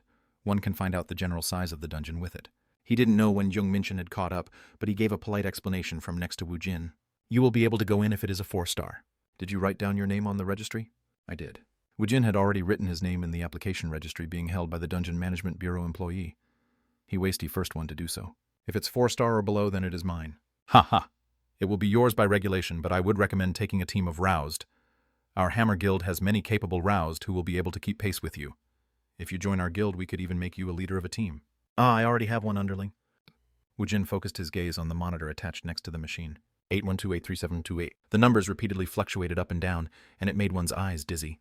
Bloodstone's worth about $50,000 is used to operate it once. It uses a filthy amount of it. Yes. There are smaller energy measuring equipment, and it is used to measure the energy of all the high-rank roused. Woojin's head turned towards Minchin. They didn't use it to measure me. The measurement equipment can't be used on all the roused. One use expends $2,000 worth of bloodstones. Bloodstone are used everywhere. Please let us gather some of the data on your energy measurement next time. If I have the measured value, then Woojin Nim could receive a rank befitting your ability. Well, maybe later. While he was talking with Minchin, the measuring equipment's number was becoming fixed. Beep. The cutting-edge machine that looked like a monster let out an analog sound as it yielded the result. Rank 5-star. Disappointment flashed through Woojin's eyes. Minchin was relieved. If it was 4-star, then the possibility of Woojin soloing the dungeon would have been high. Then Woojin's worth would have been displayed to everyone here. There was a world of difference between the difficulty of clearing an already assaulted mine and an undisclosed dungeon. It's Team Vermilion. Where? One of the 4 great attack teams of the Hwarang Guild showed up. When Team Vermilion appeared, everyone's attention became focused on them. The crowd of reporters in the area started to press their camera shutters to capture their image. Li Yunhui was the leader, and she was a rank A roused. The rest of Vermilion team consisted of 10 people, and they were all rank B roused. It seems we will lose the dungeon to the Hwarang. Chet, we can't do anything about it. The reset dungeon was a first-come first-served in its order of opportunity given. This was why the guild headquarters and their offices were located near the subway stations. The Hammer Guild's headquarters was only 2 stations down from the Sahdang station. As it so happens, Team Vermilion was nearby, so that they were the first to arrive. Even a broadcasting van had suddenly showed up, and they were filming the Vermilion team. There were still a lot of interest in the formation of new dungeons and the first attack on a dungeon. If the attack fails, the dungeon would soon become the seed for destruction. Yes, I am here at the newly reset Seoul National University Station's 6th exit. Hwarang Guild's Vermilion team is getting ready to... The announcer spoke a prepared statement towards the camera. Sunggu was watching them when he felt a chill. He turned his head around. Where did Woojin Hyungnim go? Sunggu started looking around. Min-chan became surprised, and he also started to look around his surrounding. Woojin wasn't too far away. He was snooping around with a curiosity-filled expression on his face. Yeah, so this is a measurement equipment. Please don't get close to it. Please get out the way. You will get hurt. I just want to look at it. Let me look at it. The public employee in charge of the dungeon energy measurement equipment was irritated by Woojin. During all of this, the security personnel ran in to separate Woojin from the machine. Stop pushing me. The security personnel's hands pushed against Woojin, and he didn't resist against it. He stumbled, and he fell. Then he rolled down the stairway of the dungeon's entrance. While the surrounding people was frozen in shock, Woojin kept rolling his body down into the dungeon entrance, and he slipped through. The speed of the roll was way too fast to say it was a spontaneous accident. Did he purposefully break into it? Even Sunggu didn't know what to think. This was a 5-star dungeon. No matter how much confidence Woojin had, he wouldn't be reckless enough to solo a 5-star dungeon. This is serious. Someone went in. It's a scoop. The reporters and the cameras used for broadcasting immediately filmed the entrance of the dungeon. This is terrible. There was an accident where a person fell into the dungeon by accident. An unprecedented event has happened. Currently, we are trying to ascertain the identity of the roused, and more information is coming in. Sunggu, Min-chan, and Heyman were all frozen, and they were looking at the dungeon entrance with despairing gazes. Hull. Sunggu made a sound as if he was dumbfounded. Min-chan and Heyman sighed as if they had been unfrozen from ice. Team leader. Isn't it impossible for Mr. Woojin to solo a 5-star dungeon by himself? Whew! Even a rank aroused have a hard time soloing a 5-star dungeon. The highest measured dungeon to date were 6-star dungeons. Those dungeons didn't reset often. Even if it did, the guilds and the government pulled all their resources together. They would attempt it after making a team of the best roused in the country. At that point, it wasn't just a dungeon. It was a life-and-death battle to prevent a catastrophe. Still, there were numerous instances where the dungeon break of the 6-star dungeons couldn't be prevented. Realistically, the 5-star dungeons were the highest-ranked dungeons a guild could monopolize. Any dungeons with artifacts had a different degree of danger when one faced the monsters. The minimum rank to attempt it was rank B. Normally, an A-rank leader takes a B-rank team to attempt this type of a dungeon. Basically, the elite teams of the guilds attempted it. There were only 2 successfully attacked 6-star mines in Seoul. Moreover, there were only 8 5-star dungeons. Even the Vermilion team became nervous before attacking a 5-star dungeon. Yet one roused went into the dungeon by accident. He was 100% dead. The Vermilion leader Lee Yunhui frowned. Chet, it's just a delay. We'll be able to enter soon, so be ready. Don't relax yet. Yes, team leader. There was only one reason why a barrier would reopen again. It happened when the roused who entered died. Lee Yunhui thought this would happen after a brief amount of time. Sunggu felt the sky turn yellow when he thought about Woojin dying. Shh, Hyungnim. Everyone thought the barrier would disintegrate after a brief moment, but the barrier was still being maintained. Lunch passed by, and it was time for dinner. Then the sun descended and the barrier hadn't disappeared yet. It's Woojin Oppa. Sungmi's eyes turned round as she watched the TV. Suddenly, Woojin Oppa's face was plastered all over the news. He's so handsome. Sungmi was fawning over Woojin's appearance when she finally was aghast at the content of the news. She ran into the kitchen. Madam, something terrible had happened. Woojin Oppa fell into a dungeon. What are you talking about? The kitchen ladies ran as if they were on fire, and they all directed their gaze towards the TV. The news were replaying a video taken by someone's handphone. Woojin was having an argument near the dungeon entrance. He was pushed by the security personnel, and he rolled down the stairs of the dungeon. The news kept replaying the video. Victim Mr. Kang was a rank C roused, and he has experienced a dungeon only 4 times. However, it has been 8 hours since he first entered the dungeon. This means 32 hours has passed inside the dungeon. All the experts agree this is close to a miracle. The roused Mr. Kang will soon reach his limit. Lee Soo-young lost the strength in her legs as she watched the news. She plopped down on the floor. You, Woojin. I go. What are you going to do, Mrs. Lee? Why would he go to such a dangerous place? She couldn't hear her fellow ladies' comforting words or Sung-mi sobbing. Sadness welled up inside Lee Soo-young, and it felt like she couldn't breathe. Woojin's father, please look over our Woojin, please. Lee Soo-young let out tears filled with sadness, and the atmosphere inside the restaurant became heavy. The scene of the accident at the Seoul National University Station's 6th exit. The barrier was activated over 9 HR and 12 mins ago. The Vermilion team, several employees from the Hwarang Guild, reporters from the news station, and several bystanders were still present near the dungeon. Minchan, Sungu, and Heyman were identified as Woojin's companion, so they were allowed to wait near the dungeon entrance. They were monitored as they waited for Woojin. He is surviving for an annoyingly long time. He should just give up now. Someone from the Vermilion team spoke up and Sungu got angry. He isn't just surviving. My Hyungnim is in the process of conquering it. That son of a bitch is rank C, so how would he conquer it? He is probably hiding as he barely extends his lifeline. Sungu was about to stand up, but Minchan held Sungu back. Endure it, Mr. Sungu. He is recklessly speaking when he has no idea what he is talking about. We will keep faith as we wait for him. Whew. Mr. Sungu should know since you've seen him in action. Is it possible for him to do this? Of course. Sungu was filled with conviction.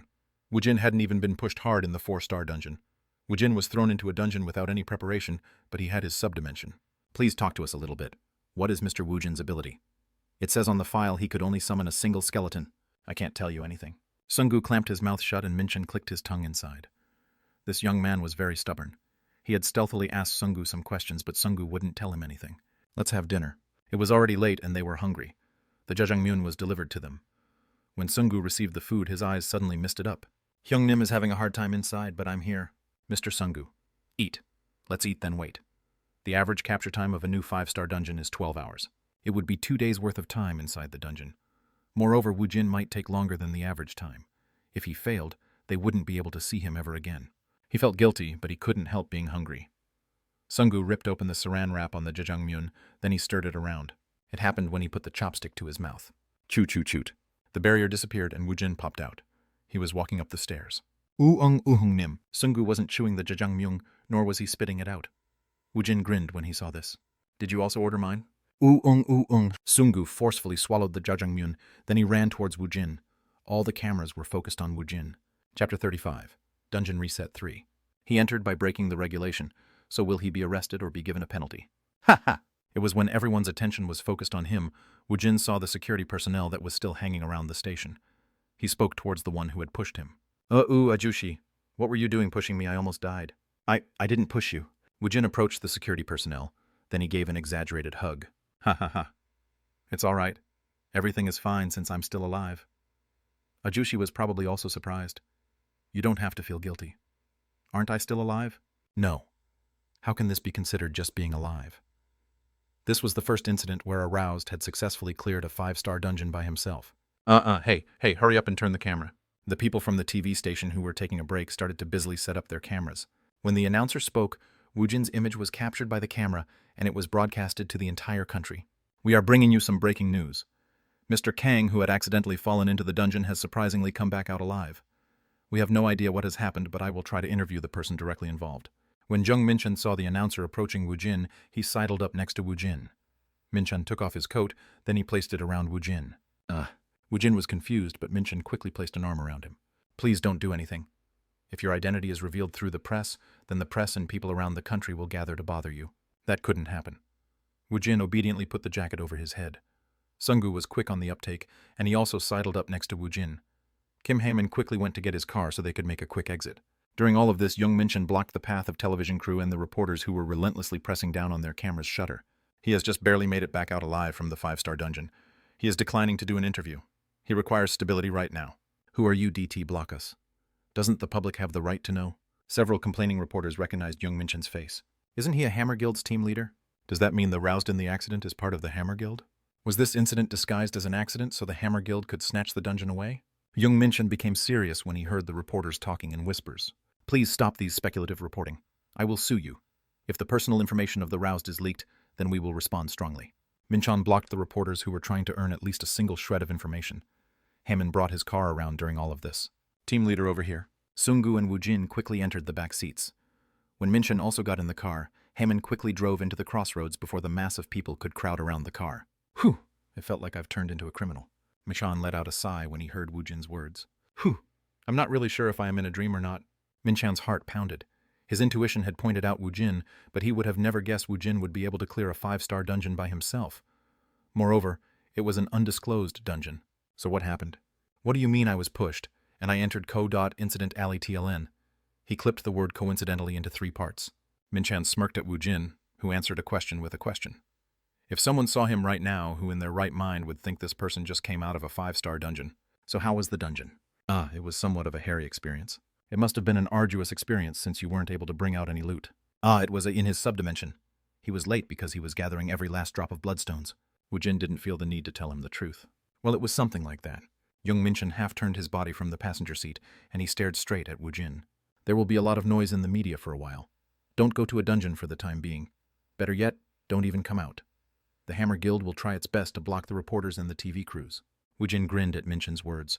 Why was he putting so much effort into him? Why was this Ajushi so amicable towards him? What's the catch? Minchin gulped down his saliva. Will you join the Hammer Guild? Your ability is already proven now, so it would be possible for me to get you the vice president's seat. I'll be able to get the authorization from the president with no problem. Moreover, we will make a team just for Woojin Nim. You will also have free reign to choose your team members. Sungu, who was listening to the conversation from the side, gulped down his saliva. It was understandable. There were only 10 rank A roused in Korea. Woojin had suddenly emerged, and he might be a new rank A roused. Of course he would be treated well, but this was too shocking. Sungu stopped breathing as his eyes headed towards Woojin's lips. Even Heyman, who was driving, pointed his ears towards Woojin as he focused on what Woojin would say. Chet. Why does he have to go to a place like that to get publicity? Hammer Guild's president Park Sango clicked his tongue as if he was displeased. His ire rose when he saw team leader Jung Minchin's face on the breaking news. The 5-star dungeon was only 2 stations down from the Sahadong station, yet the Hwarang Guild was in line to be the first one to attack the dungeon. Minchin had the galls to linger around there. In the first place, wasn't he trying to scout a necromancer named Woojin or whatever? Wasn't this the price of neglecting his original duties? When Minchin returned, he would hand down a strict disciplinary action. It happened when he was having such thoughts. The barrier being filmed by the broadcasting camera disappeared, and Woojin walked out. Park Sango abruptly stood up from his seat. This is nuts. He soloed a 5-star dungeon. It was possible. Park Sango was confident he could do it. However, he was a rank aroused. Wasn't the other person a rank C? No. He was able to become a rank C because Young Minchin adjusted the rank from the middle. Is he a rank A? This roused wasn't at all like Park Jinwoo, where his potential had to be unearthed. This person was already a completed product. This is crazy. Was Young Minchin's intuition correct? He saw Minchin on the broadcast. He hurriedly protected Woojin's identity. They got on a car, then they quickly drove off. Park Sango made a fist. Yes, I knew team leader Young would succeed. Young Minchin was about to reel in the 3rd rank A roused for the Hammer Guild. Hwarang Guild's master Lee Sang-ho was sighing as he read over the investigative report prepared by the support department. How confident are you on this report? About 70%. Lee Sang-ho frowned. A roused named Kang Woojin was the subject of this investigation. The conclusion from the investigation was written in this report. The roused was secretly grown by the Hammer Guild. He had disappeared for 5 years, but there weren't any conclusive evidence as to whether he really disappeared or not. He became active only recently, and he hadn't tried to raise his roused rank. He had been working as a rank C. Moreover, he cut in line in front of the Vermilion team who had arrived first at the dungeon. Didn't he just ignore the queue? Woojin was the very first person to write his name for the queue. However, he was a rank C roused. He didn't have the right. His attempt at the dungeon broke the rules. He entered the dungeon using an accident as an excuse. He basically worked around the rules. He also risked going in solo. Moreover, he did this while revealing his identity as a secretly cultivated roused. The Hammer Guild did this to take a mere 5-star dungeon. It just doesn't add up. The Hammer Guild is currently struggling to shut the reporters from talking. Couldn't we draw a conclusion from this fact? Hammer Guild wanted to keep Woojin's identity a secret. The support team leader who had made the report furrowed his brows. If he isn't affiliated with the Hammer Guild, then his skill can't be explained. That's correct. It can't be explained. If a person could become a rank A just from completing 4 dungeons, then couple hundred rank A would exist. That's true. Please investigate him again. Please approach the investigation as if he was free. Please look at it as a possibility. The support team leader thought hard on it before he spoke. President, there is one way we can find out his affiliation. Lee Sang-ho's ears perked up. What is it? Mr. Kang Woojin is still an incomplete. Lee Sang-ho's round eyes turned into a crescent shape. Then he smiled. Of course, if they used that method, then they would be able to accurately dig up Woojin's affiliation. Pooh ha ha, I really like that part. Haha, you are so funny, Hyungnim. Jamin frowned since he couldn't focus on his study in this environment. He turned his head to see them laughing their heads off at the comedy program. Sungu Woojin and the cat. Why is a cat laughing like that? Maybe this cat has some self-awareness. As he looked at them, Jamin couldn't stop himself from speaking. I'm studying for tests, so couldn't you turn down the volume? All right. Woojin half-heartedly pressed the button on the remote and a single bar of volume went down. I'm sorry, student Jamin. Ha-ah. Jamin let out a deep sigh. Why did this house become an inn for those youths with nowhere to go? Hyung, aren't you guys worried? About what? Woojin gave a half-hearted answer as his eyes never left the TV. It's been 3 days since the reporters started blanketing outside. Jimin's voice was filled with exhaustion. They'll start to get tired of me, then they'll eventually disappear. There were a lot less reporters compared to the first day. However, that wasn't the problem. Hyung, haven't you seen the internet? They are making a huge ruckus about the person who soloed a 5-star dungeon. I know it was Hyung. I guess I'm famous now. Jimin shook his head from side to side at Woojin's apathetic answer. There were several dozens of speculative articles written about Woojin every day before it got buried. The veiled roused Kang Woojin. What is his identity? Hammer Guild's secret roused. There were all kinds of speculative reporting rampant everywhere. Yet how can the people directly involved be so relaxed? Woojin was annoyed at Jamin, who kept talking to him, so he brought out his wallet.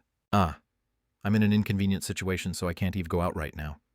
That being said, could you go out and buy some tangerines? Student Jamin, please buy 2 bags. Hul. These Hyungs looked frighteningly more relaxed than me. Furthermore, I'm the one who is being inconvenienced. He was damn uncomfortable right now. Hyung, it's my testing period. You can have the leftover money as a tip for shopping for me. Woojin took out $50 bill and he waved it around. Jamin had a sullen expression as he glared at the money. Then he stood up from his chair. Do you need anything else? Student Jamin, I want a Malona. TLN ice cream. I want a Wonder Cone. Nyah. Woojin immediately raised the volume as soon as Jamin left. Hyungnim, aren't we being too much of a bother to Student Jamin? Haha. Where else are we going to go? Everywhere we go, the reporters are following us. The reporters had even come looking for them at their home, and they were making life difficult for their family members. This was why the 2 of them had escaped to Jamin's house. It had already been 3 days, but the undercover reporters were still hanging around where they stayed. They couldn't even go to a dungeon, so they were just staying inside Jamin's one room. Also, Hyunghim, are you really going to keep turning down the Hammer Guild's offer? Why? It was a great opportunity. They don't give the vice president's seat to just anyone. Whew, it's nothing, Hyungnim. At that moment, Woojin's handphone started ringing, so he answered it. Yes, mother. Are the reporters still showing up? Yes. What? Woojin, who had been lying down on his side as he watched TV, suddenly sat up. They still send those things out. Sungu was curious to know what was said on the phone. What made Woojin so surprised? Whew, I understand. If I have the chance later, I'll go pick it up. Hyungnim, what's going on? Sungu asked the question as soon as Woojin ended the call. Woojin's face turned as serious as Sungu had ever seen. Sungu. Yes, Hyungnim. Did our countries unify yet? Not yet. Why not? If he knew the answer to that question, then he would be the Minister of Unification. Why would he be sitting here? Woojin pressed firmly on his temple. His draft notice had come. It had been 5 years since the dungeon had formed, but this damn country was still divided. Hey, Sungu, you should come with me to Pyongyang. What? Why would we go there? Let's go kill Kim Jong-il. What, Kim Jong-il has been dead for a while? What, he's dead. Yet the countries aren't united. His son took over. After thinking over it for a moment, Woojin spoke again. Then let's go kill that son of a bitch. What? Woojin was looking at Sungu with a serious face, so he knew Woojin wasn't making a joke at his expense. So he sobered up. Hyungnim, what's causing you to act this way? My draft notice was issued. Sungu's expression turned serious. Woojin abruptly stood up. Hyungnim, let's go. Let's unite the country. Let's unite it before I have to join the army. Hyungnim, please calm down. Do you really think both countries will immediately unite just from killing that person? Why not? It'll work. It won't. Woojin sat down in despair when he heard Sungu's words. What era were they in? Why was the compulsory military service still a thing? Sungu seriously thought about the situation alongside Woojin when a thought suddenly came to him. Hyungnim. What? When a roused goes to the army, they are assigned to a special division. Why? They are the first ones to be mobilized to the station when the dungeon break erupts. So what? There is a way you could do the same work without entering the army. Explain it so I can easily understand it. Sungu had dropped out of school, so his draft notice would also be coming soon. This was why Sungu had done some research on the army, so Sungu was well informed on this subject. It is like working for the public interest. You don't enter the army, but when the military asks for help, you have to cooperate with them to suppress the monsters. Oh, so how do I apply for it? This option is only available for the roused who are verified as being a member of a guild. Sungu slyly spoke to Woojin, who was racking his brain. Why don't you use this opportunity to join a guild? Woojin thought about it. Should I secretly enter Pyongyang for an assassination? He didn't want to join a guild in the first place, so entering one wasn't even an option. Then Woojin suddenly had a good idea. Hey, Sungu. Yes, Hyungnim. Let's make a guild. What? Woojin put on a satisfied smile. Get ready to establish a guild. He didn't want to bow his head to enter a guild, so he'll just make a new one. It's just a guild, so he could probably half-ass it when he made one. Chapter 36. Establishing a guild. Should I make a new one, or should I steal one? Steal one, you can't do that. I guess I have to make one. You should find out how to make one first. Sungu was taken aback, so he didn't know how he should answer Woojin. A guild wasn't some kind of a club. It wasn't something that could be made just on a whim. I probably won't be able to go outside since there are a lot of reporters out there. Sungu. Yes, Hyungnim. You can't hide from them for the rest of your life. It would be better for you to get used to ignoring the attention early on, so you can get along with your life. What I thought Hyungnim didn't want to receive any attention. I did. Woojin had a confused expression on his face. What kind of a person was Woojin at Alphen? His every movement and whims were of great concern to everyone in the continent. It was natural for everyone to be interested in him. This was why he didn't feel the slightest of excitement or repulsion from receiving exposure from the media. Should he live the life of an average middle-class citizen? Nonsense. Tronet was digging an underground tunnel through the subway stations, and he was aiming to take over Earth. So what if my face becomes famous? There are things you can prevent in this world, and there are things you shouldn't block. Well, that is true. Normally he seemed immature, but he always seems to come up with the right words for situations like this. As Hyungnim said, they were already receiving a lot of publicity from the press. The Hammer Guild pressured the media, so the media hadn't released their information. Still, this caused public interest to almost explode. The person was able to accidentally enter a 5-star dungeon, but he was a monster who could solo the dungeon. The Management Bureau admitted Woojin's roused rank was incorrect, and they said his rank would be newly measured. I'll go do some research. Take care of everything before I have joined the army. Yes. If I go to the army, aren't you the one who is lose out? Yes. Anyways, a high-ranked roused like Woojin would most assuredly receive preferential treatment. Sungu was booting up his computer when Woojin's handphone rang. Hello? Yes, Mr. Woojin. This is Kim Heyman. Ah. What can I do for you? Isn't it too early to drink soju? Haha. We can do that next time. I have something to discuss with you face to face. I have to talk to you about who you are going to entrust with the management of the Seoul Station's 6th exit. Woojin thought of a good idea when Heyman contacted him. Let's talk in person. I have to talk to you about the guild. So why don't I also meet with team leader Jung? What, the guild, are you sure? Yes. Where do you want to meet? I'm on my way right now. I'll be there soon. Before the phone call could be severed, he heard the sounds of Heyman running around. Huh. Why do they like me so much? 4th support team, team leader room. Boom. The door opened in a rough manner and Jung Minchin's face automatically knotted into a frown. Which bastard is being so rude? Team leader. We did it. We did it. Heyman ran in and his face was dripping with happiness. It was as if Korea had won the World Cup. His overwhelming attitude made Minchin drop the etiquette between a superior officer and his worker. Moreover, he also stopped using the deeply ingrained Korean cultural etiquette between a senior and a junior to start the conversation. What did you just say? Mr. Woojin wants to meet us. Mr. Woojin wants to meet us about guild business. What? Minchan suddenly stood up from his seat. His butt tipped over his chair, but he didn't care. You got another one, team leader? Ha ha ha ha! He had received a lot of stress recently, but could there be a more happier event? Jung Minchin quickly wore his jacket. Then he spoke to Heyman. Let's get ready to meet him immediately. I'll go make my report to the president. Yes, sir. Haha. Heyman started to run with elation. Minchan also couldn't hold back his joy as he headed toward the president's office. The female secretary pressed the intercom button when Minchan arrived. President, 4th support team leader is here for a visit. I go, please bring him in. Minchan's ears picked up the small sound coming from the intercom and it made him smile. Yes. Jung Minchan isn't dead yet. Minchan confidently entered the president's office, and Hammer Guild's president Park Sang-go greeted him near the sofa. Igo, our team leader Jung, what has happened? We were contacted by Mr. Kang Woojin. Igo, what a happy occasion. Park Sang-go grabbed Jung Minchin's hands. Our team leader Jung Minchin endured a lot of hardship. I need to settle a matter regarding Mr. Kang Woojin. Didn't I entrust my full authority to team leader Jung? We previously talked about the vice presidency seat. Igo, if our team leader Jung wants to give it to him, then we have to give it him. Park Sang-go's enthusiastic and almost burdensome support made Jung Minchin throw a couple of victory uppercut inside his heart. Thank you for your efforts. Thanks to team leader Jung, our Hammer Guild would establish our foothold as the #1 guild in Korea. The 3 great guilds of Korea. None of the Hammer Hwarung or KH possessed 3 rank A roused. If they were able to make Woojin their new guild member, then the Hammer Guild would rise up to an unrivaled position. Jung Minchin looked like a treasure to Park Sang-go. So I'm going to go knowing I have your approval. Park Sang-go himself showed Jung Minchin out of the president's office. Of course. Please have a safe journey. I'll be waiting for the good news.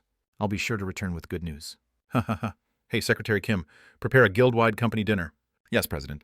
Even when Jung Minchin got on the elevator, Park Sang-go still shook Minchin's hand with a smile on his face. When the elevator door closed, Jung Minchin made a fist and he let fly an uppercut. Yes, hoot. If it wasn't for him, they wouldn't have been able to find a rank A like Park Jinwoo. It was all thanks to him. Ahem. Minchan felt his fallen confidence recover. Did healing feel like this? He had done it once again. Jung Minchin wasn't dead yet. He was alive and kicking. He gathered the contract-required documents in his notebook. When he arrived at the first floor, Heyman was already on standby inside his car. Heyman looked as happy as Minchin. Sadong Station's cafe. Angel's business room. What, did I hear you wrong? Minchan was suspicious as to whether his ears were really working or not. He didn't even have the chance to take out the contract. Woojin repeated his words once again. I want Ajushi to come to our guild. What kind of situation was this? He couldn't grasp what Woojin was saying because his reply was so unexpected. When you called, it wasn't about making a contract with the Hammer Guild. Woojin grinned. Why would I go there? I want team leader Jung and Mr. Heyman to come to my guild. Young Minchin was surprised. Kim Heyman was also surprised. Young Minchin groaned. He already had a guild. Woojin was already affiliated with a guild. This was why he refused the temptation of joining the Hammer Guild. Where was he from, Hwarang KH or some other small guild? Whew, what's the name of Mr. Woojin's guild? It's the Allendal Guild. What Allendal? This is the first time he had heard of this name. If he didn't know about it, then it must be a very small guild. Heyman was quick to pick up on the situation, so he searched for it. However, the guild didn't exist. Excuse me, the guild named Allendal doesn't exist. Woojin nodded his head if Heyman's words were reasonable. Of course. What? Woojin looked at Heyman and Minchin. You two have to come. Yes, and make it. Did someone spike his morning coffee with drugs? Why did he keep hearing bullshit? So he wants to make a new guild. How much do you make currently, Mr. Heyman? What? Your annual salary. I make a little over $50,000. I'll give you $100,000. What? If that is too little, I'll give you an additional $50,000. Heyman's eyes turned round and Woojin turned to look at team leader Jung. Jung Minchin beat him to the punch. I'm not someone who will be moved by money. No. Moreover, isn't this a little bit too absurd? What is... You are suddenly talking about making a guild. Moreover, you want us to change employment. I am a team leader of the Hammer Guild. Guild was where the roused gathered, but it was also a company. It saw similar to a talent agency. Each roused was in a contractual relationship with the guild. The normal people entered as employees to departments like the support division. Young Minchan was an old hand in the guild. He had joined the Hammer Guild late, but he had enough ability to climb up to the rank of team leader. So how could he change guild based solely on money? If he took the long-term view of his future, it would leave a huge dent in his career. Woojin grinned. Guild Allendal, why don't you become one of the founding members? Young Minchin's eyes shook. The word founding member shook his heart. I'm trying to make a guild, but I know nothing. Why don't Ajushi come over and help a little bit? If you don't, I'll just go to Pyongyang. What did him changing his employment have to do with going to Pyongyang? As they headed back to the Hammer Guild, Heyman and Minchin didn't speak inside the car. Angel was next to an intersection near the Sahdang station, so the Hammer Guild was a walking distance away. Before they could blink their eyes, they had arrived in the parking lot, and the silence didn't last too long afterwards. Team leader, I'm going to jump ship. Hey you. No. To put it bluntly, isn't it great? What he is trying to do, Mr. Woojin might be a rank aroused. No, I am sure he is one.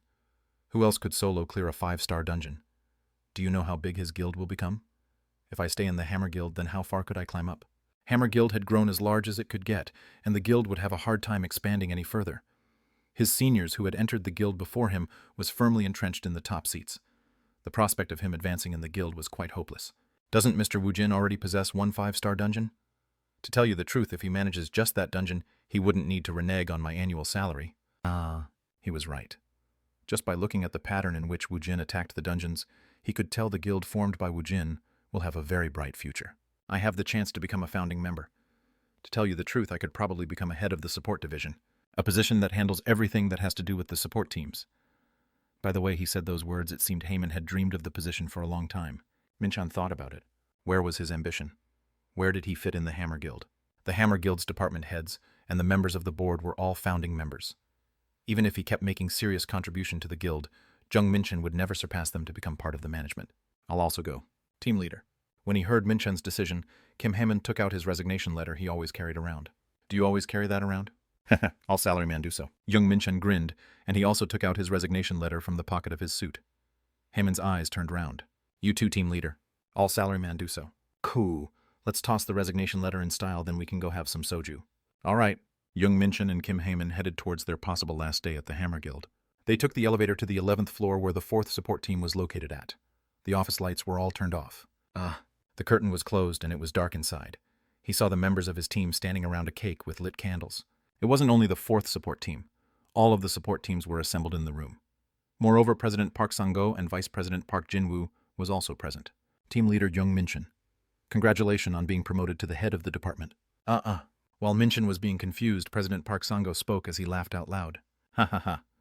I had my eyes on Mr. Minchan, and I find the team leader position to be lacking. You will become the head of the support division starting tomorrow. What? As Minchin looked at them in surprise, his team members egged him on. Team leader, hurry up and blow out the candles. Please don't forget about us after you become the department head. Ha ha ha. Congratulations on your promotion, team leader. Ha ha. Min-chan was too flustered, so only laughter leaked out of him. He blew out the candles in bewilderment, and the office filled with people clapped.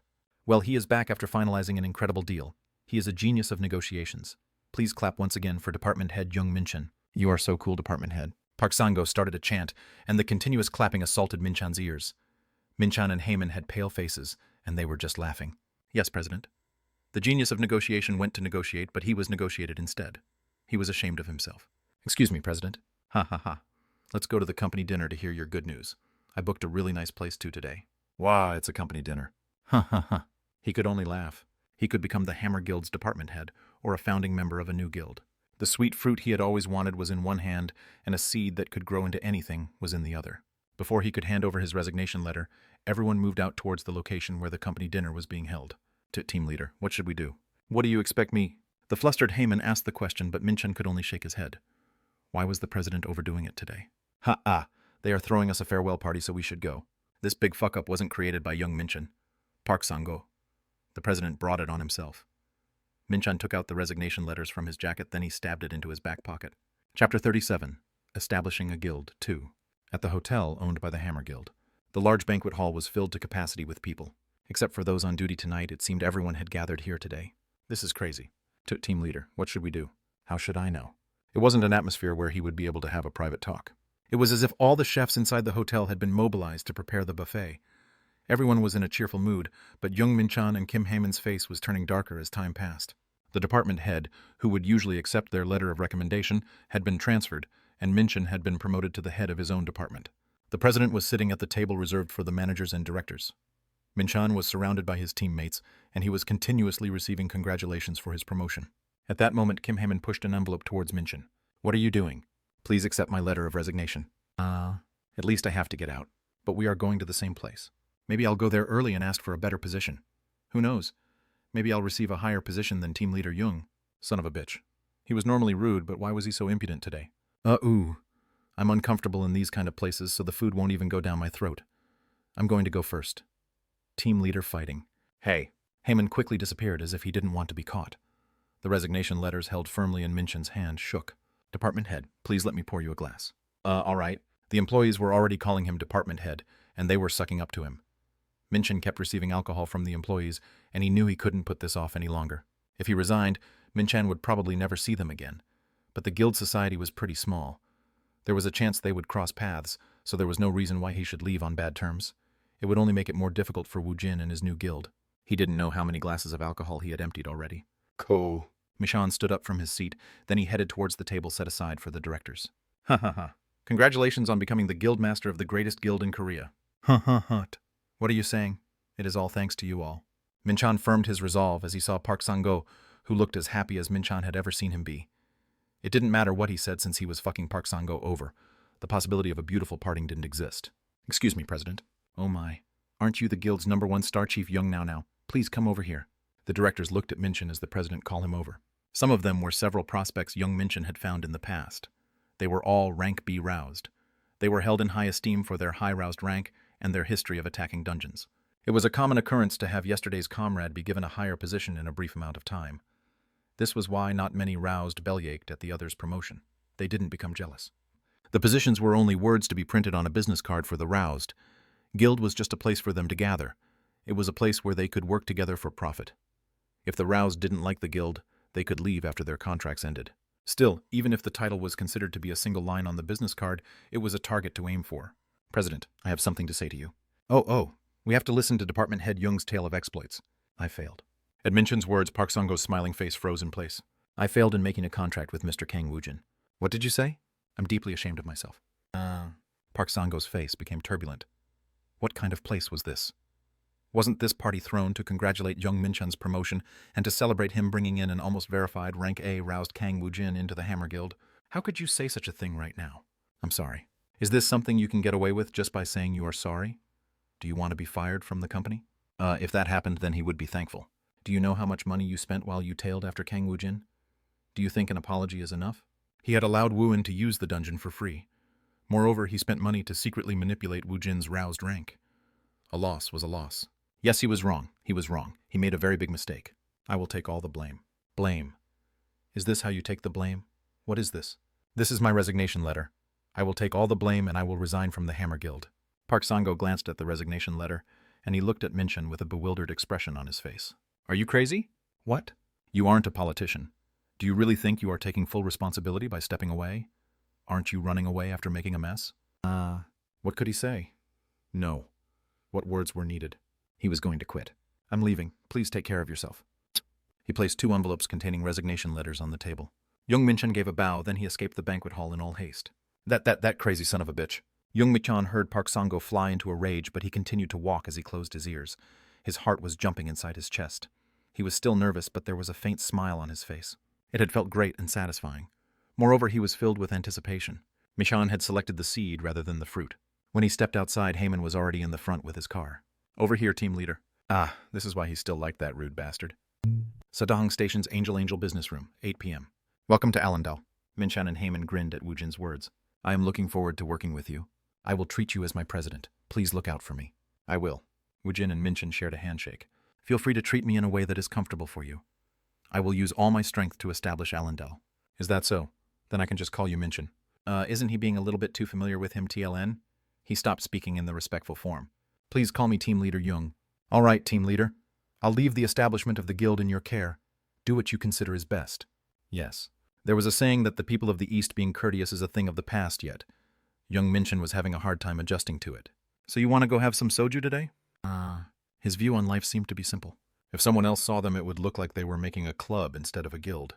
Even if we get acquainted part to a later date. There is a matter President needs to address first. What is it? We need at least 5 founding members to establish a guild. They were in need of 1 more person. Should we put Jamin in the guild? I'm pretty sure you can't use an underage youth. Yes, an underage youth can't be one of the founding members. Min-chun confirmed Sunggu's words. Woojin nonchalantly opened his handphone. Mother, do Jamin. Real Jamin. 100,000. Phone salesman. Kim Heyman. I really don't know a lot of people. He thought his personal connection in this world was quite simple. When his mother saw Woojin falling into the dungeon by accident on the broadcast, she had become bedridden.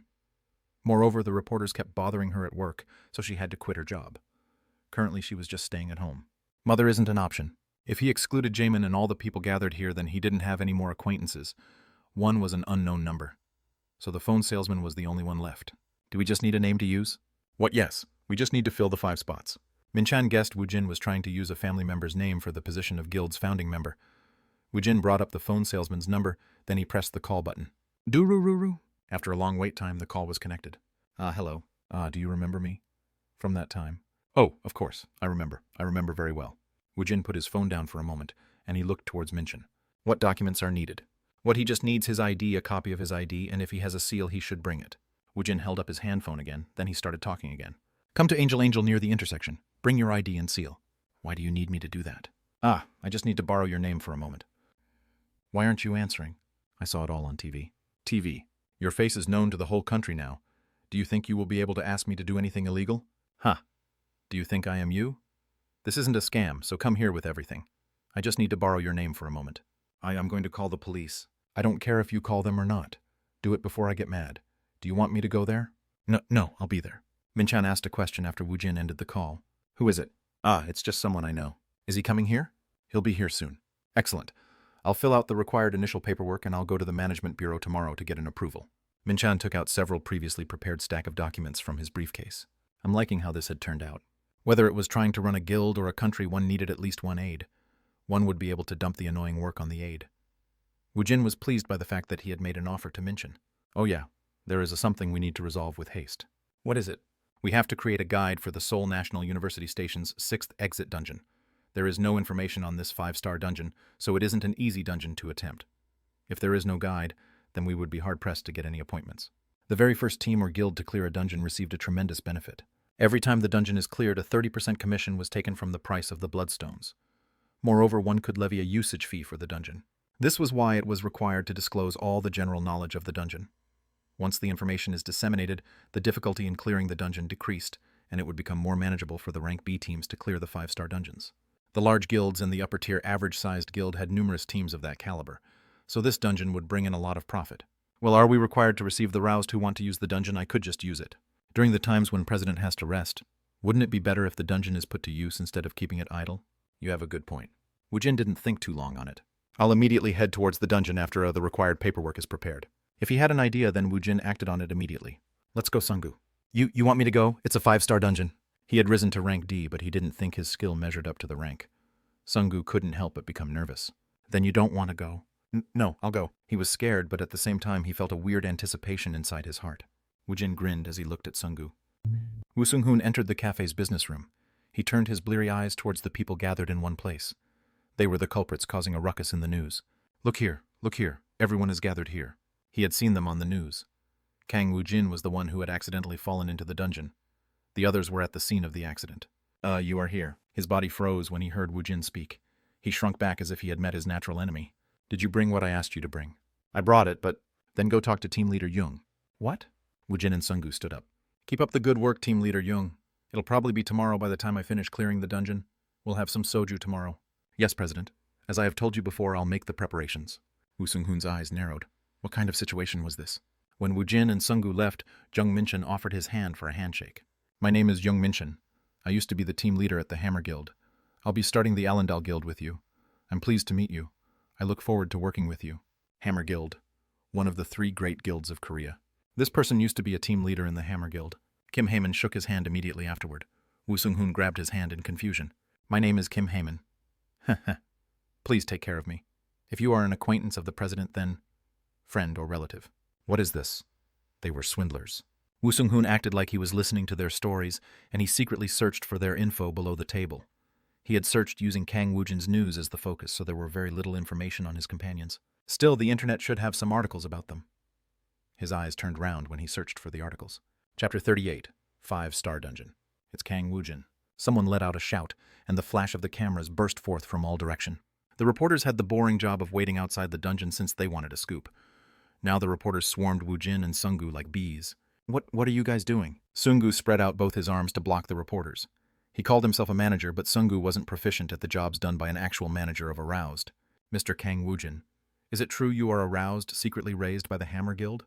Is it true you are a rank aroused? Your mother works at the restaurant. What happened? Sungu couldn't even respond to the questions that poured out like a waterfall, so Woojin stepped forward. Why are you standing there like that? Let's go. What, you just want to go like this? Then do you want to be stuck here? But how? Woojin clicked his tongue. Get out of the way.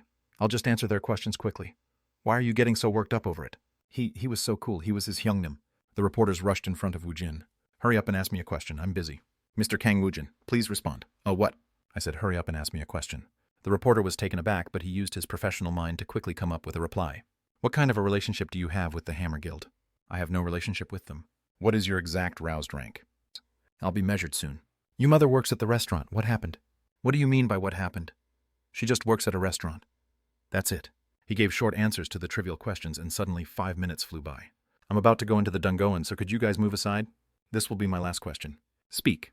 Which guild are you affiliated with? Allendal. The reporters quickly took notes as they asked their questions.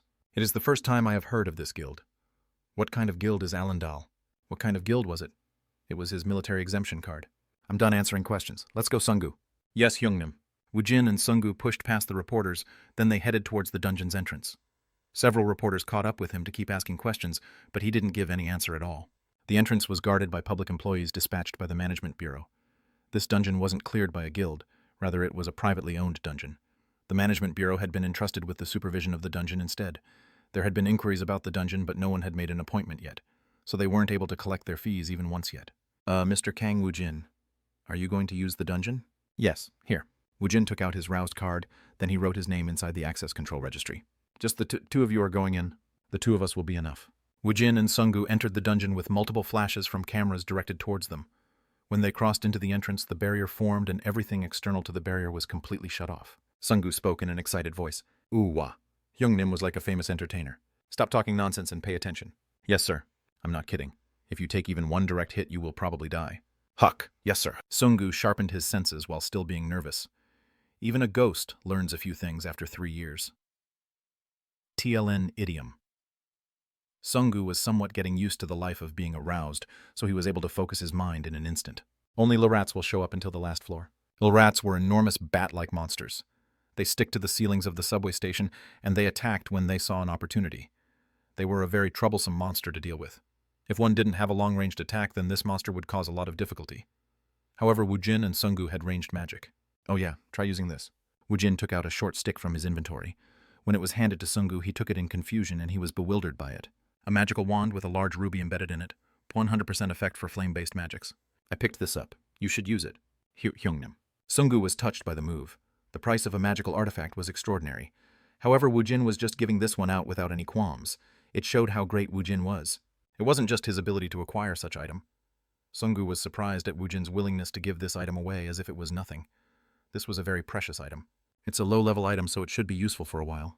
Sungu didn't realize the item Woojin gave out was trivial to him. In the previous tour of this dungeon, he had picked up several artifacts. There was a big difference between the artifacts found in the dungeon and the artifacts bought in the point store. It all came down to whether another person could use it or not. The items purchased from the point store could be materialized and used. However, items with special abilities could only be used by Woojin. He could share the clothes and food with anyone. However, the skill books and magic-imbued artifacts couldn't be shared. He would be able to give it away. However, the skill book would appear as a blank book with no ability. It wouldn't be able to produce any magic, and it would basically be a normal item. I'll have to experiment with the consumable items. If he was able to transfer consumable items, then he wouldn't have to worry about things like potions. The 5-star dungeon gave much more achievement points compared to the 4-star. Moreover, he was able to level up faster. Okay, let one fly as an experiment. Yes, Hyungnim. Sungu's face was filled with awe as he formed his fireball magic. The fireball was several times larger than before. Sungu's eyes turned round. He threw the fireball towards a Lrat hanging onto the ceiling. Warurukpung. When the fireball reached the Lrat, the fireball broke into several dozen pieces as sparks flew everywhere. Zeek. The fire coated the entire body of the Lrat. It flapped in the air for a moment before it fell to the floor. Finish it. Yes, sir. Sungu's body was trembling from excitement. His magic was effective inside a 5-star dungeon. The real 5-star dungeon was across the portal, but still. How great was this? Sungu was actually able to help in clearing the 5-star dungeon. Woojin was fascinated by how Sungu had used his magic. Did he use his own body as a medium to imprint his magic? The Roused was a fascinating existence. They had learned of a different way to use magic compared to the magicians on Alphen. Were they like Woojin where they leveled up? Did they only have a single skill? He didn't know when he will have to confront Tronet, but Woojin knew it might be impossible to do it by himself. No, it was almost an impossibility. He might need allies who will fight by his side. He needed to find out more about the existences called the Roused. Sungu, who was by Woojin's side, would be a good subject to observe. Hyungnim, I got it, I was able to do it. Sungu had killed one Lrat. It looked like it had been roasted. The Lrat's meat were similar to that of a bat, so it wasn't tasty. Even if it was cooked well, eating it was a chore. You did well. Woojin used the Lrat's corpse to summon a skeleton magician. The skeleton magicians had also leveled up to level 13 during all of this. The skeleton magicians also had a wand, so they took over one of Sungu's role. As the number of skeleton magicians increased, the speed of the hunt also increased. This forced Sungu to pick up the short sword instead of the magic wand. It feels more natural to excavate the bloodstones than using the wand. Woojin and Sungu took care of all the monsters inside the subway station in a flash. They returned to the first floor, and they saw the generated portal. It's the real thing from now on. They didn't want to make the same mistake as last time, so Sungu and Woojin changed into a different set of clothes. Hyungnim, your equipment? After changing his clothes, Woojin started taking out items from the subdimension. He started equipping the items one by one, and it made Sungu's eyes turn round. On top of his cloth, Woojin wore a blue raider armor and a hat made out of leather. Moreover, the gloves and shoes looked quite unique. I customized my equipment a little bit. He had bought the shoes and gloves from the point store. He had picked up the armor and hat when he cleared the dungeon last time. It possessed options that increased his magic and recovery stat. He'll probably use this for a while. It would have been great if I had my old equipment. This leaves much to be desired. Woojin was a peak necromancer. If he could get his hand on the equipment he possessed on the planet Alphen, then he would become several times stronger. He had no choice but to swap out his equipment one by one as he acquired better items. Okay, let's go. Yes, sir. Don't even think about joining the battle. You just write the guide. If Sungu joined the battle, he wouldn't even be of any help. He might even get in the way, so Woojin decided to fight by himself. Even on Alphen, he had worked in sync with his summoned familiars. It wasn't in Woojin's style to hunt with other people. I only have 6 levels left. Woojin's current level was 24. The previous dungeon raid had increased his level by 10. This basically meant the 5-star dungeons gave a lot of EXP. This meant the level of difficulty for this dungeon had been quite high, even for Woojin. Woojin's main skills were released every 10 levels. When Woojin reached level 20, his main combat skills were released. He just needed to raise 6 more levels, and he would reach the requirement to be able to summon another one of his familiar. He was able to increase 10 levels on the previous raid, so he thought it would be possible for him to increase his level by 6 this time around. Well, if it isn't enough, then I could just run it one more time. It wasn't as if the dungeon was going to run away. Woojin was the owner, so he didn't even have to make an appointment. He had acquired a proper, inexhaustible hunting ground. Woojin and Sungu went through the portal together. A scene of a desert was spread out in front of them after they crossed the portal. The scorching sun was ablaze, and the heat made it hard for one to breathe. There will be an ambush within 10 seconds. Be careful. It happened right after Woojin's words had ended. Pop, pop, pop! The desert's sand exploded, and large tentacles shot out from below. The identity of the large tentacles was none other than the sandworms. The long worms were 2 meters in length. Its large, terrifying mouth held saw-like teeth. It was able to move freely around in the sand, and it could burst forward from the sand to bite its enemy. The sandworm's attack was frightening. It seemed Woojin was the sandworm's target. He intentionally jumped high into the sky. Change. The steel staff in Woojin's hand changed its appearance in an instant. The blunt head of the staff disappeared, and it was replaced by a sharp spear point. The spear point's appearance changed into a shape akin to a falchion. The warrior's weapon evolved with warrior. When he reached level 20, he was able to change its shape into a spear. Shwa! The sandworms tried to leap after Woojin, but they couldn't jump high enough. Woojin used his spear to attack. The soft sandworm had a natural resistance against blunt physical attacks, but a piercing weapon was very effective. Woojin attacked the 5 sandworms that had suddenly ambushed him. It only took a blink of an eye for Woojin to take care of them. Amazing. Sungu couldn't think of another word to describe what he saw. Woojin didn't look like a magic type roused. Instead, he looked like a physical type roused. Did you record it? What? Yes, sir. I wrote it all down. Sungu quickly wrote inside the notebook. 5 sandworms ambushed us at the same time we entered. Use sword instead of club. Do you see that over there? Yes. What is it? Woojin pointed toward a cloud of dust blowing towards them. The sand pillbugs are rolling towards us. There is about 12 of them. How are we supposed to kill it? There is only one way those bastards attack. They quickly roll towards their enemies, then they self-destruct. What? As it explodes, it lets out a poisonous gas. The poison is quite nasty, so it would be best to strike them before they could approach us. See, can't you use the skeleton magicians? Their range is too short. The skeleton magicians would have to be within range of the poisonous gas to kill those bastards. I will probably be okay, but you will die from the poison. Then what are we supposed to do? You have to either bring an antidote, or have an archer or a long-range magician in your party. Which method are we going to use? Sungu was a bit frightened when he heard about the poisonous gas. Sungu asked with a tremulous voice, and it made Woojin grin. How cute. Woojin raised one hand and a bone spear formed on top his hand. This was the powerful magic he had gained at level 20. Woojin's body bent like a bow, and the dynamic movement allowed him to throw the spear a far distance. It was beautiful. He looked like an Olympic javelin thrower, and Sungu watched him with his mouth open. The thrown spear landed around 800 meters away. Still, it was well short of reaching the sand pillbugs. It was approaching them faster and faster. Sungu could see the monsters with his naked eye now, and fear started to fill his eyes. At the very least, he didn't want to die a painful death from being poisoned. Woojin, who had been still as he watched the pillbugs approach him, started to chant a spell. Rise. Wall of bones. Magic slipped out of him as it accompanied the activation words. Then the bone spear, which looked like an item someone had just thrown away in the middle of the desert, changed. Shwarururuk. Suddenly the bones started to grow like vines in the desert. It grew quickly, and it spread to make a wall. Quaquang quang quaquang. The wall of bones suddenly formed in front of the desert pillbugs, and they exploded as they ran into the wall. A large poisonous cloud was spread, but Woojin and Sungu was too far away. It quickly dispersed into the air. The first objective is the oasis over there. By the time I reached it, I was attacked 4 times by the desert pillbugs, 8 large scorpions, and some desert rats that shows up from time to time. Also, the group of 5 sandworms attacked me 3 more times. Woojin spoke as if nothing of import had happened, and it made Sungu's body quake. So this was a 5-star dungeon. Woojin was facing off against them like it was nothing. He was amazing. The only word that would come to his mind was amazing. Woojin leveled up once again when he disposed the sand pillbugs. He smiled. Level 30. He just need 5 more levels before he could summon the golem. Chapter 39. 5-star Dungeon 2. They had already passed by 5 oases. During that time, they had found 3 artifacts. They were also able to earn a lot of bloodstones, and all of it had been placed inside Woojin's subdimension. Woojin and Sungu arrived at the last field. There were crumbling walls, and the road was covered with sand. Trees were growing sparsely, and it was an indication that there were life here. What do you think of this place? Regretsia. What? It is the name of an abandoned city. Hul. How do you even know the name of the city, Hyungnim? It's written over there. Woojin pointed toward the gates leading to the collapsed city. Sungu tilted his head in confusion as he looked at the undecipherable letters. How does he know this? He was able to speak with the orcs last time. Now he was able to read the writings found within the dungeon. However, he wasn't going to ask about it. He was just curious. He didn't want to be berated for asking unnecessary questions. You'll really have to be careful from now on. Yes, sir. Woojin scratched his cheek when he saw Sungu answer bravely. If the danger went away just by the person being careful, then no one would die inside the dungeon. Wait. Woojin searched his inventory, then he took out a leather armor. This isn't suited for a magician, but it had a pretty good defense.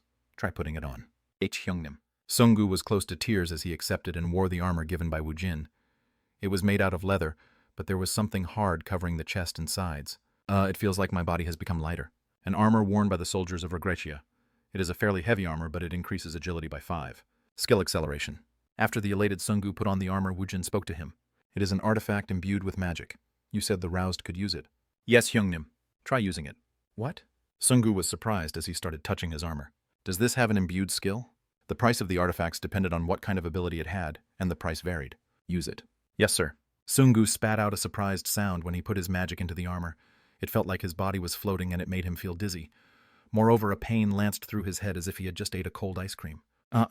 Try moving around. At Woojin's direction, Sungu was moving his body from side to side when he fell. Wow. The fallen Sungu was surprised. He got up, and he started to speedily move around the surrounding. He was moving twice as fast as his normal speed. However, the amount of magic possessed by Sungu was quite meager, so his movement decreased soon. Huck. It seems I can only maintain it for 30 seconds with my ability. Can you use your fireball in that state? Sungu tried to use his fireball magic. The fireball formed much slower than before. Whether it is the skill used through the artifact or one's natural skill, the roused has to provide all the mana. He won't have any cause to use his flame magic. The armor will adjust his agility, and the acceleration skill could be used for evasion. Sungu would have no problem surviving. You are less likely to die if you are able to dodge well. However, you should still be careful. Yes, sir. When the moment of danger comes, don't put your trust in me. Protect your own life. Don't expect others to protect you. Yes, I'll keep that in mind. Woojin wasn't Sungu's protector. He couldn't always keep an eye on Sungu on the chaotic battlefield. If he died, then it was his fate. Woojin could always acquire a new errand boy, but he kind of liked Sungu.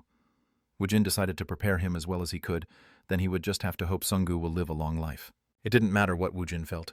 In the end, everyone had to defend for themselves. Sungu had no choice but to be watchful and alert. The monster that will appear is of the anthropomorphic race. They are called the Naga. I don't know how many there are, but they put poison on their weapons. Be careful. Yes. Regretia was an abandoned city. The fallen houses and the thatchless buildings created a maze. Desert rats were hiding in every corner and they kept attacking. Woojin sent the skeleton soldiers forward to act as a pathfinder, and they also cleared the path. The skeleton soldiers performed well in their role as scouts. Kia! Accompanying a horrible shriek, a spear came flying through the air, and it hit a skeleton soldier walking in the front. The spear embedded itself in the skull. The skull of the skeleton soldier broke, and it crumbled to the floor. Woojin ran out of the alley, and 3 Naga soldiers appeared. The lower half of a snake had merged with the torso of a human.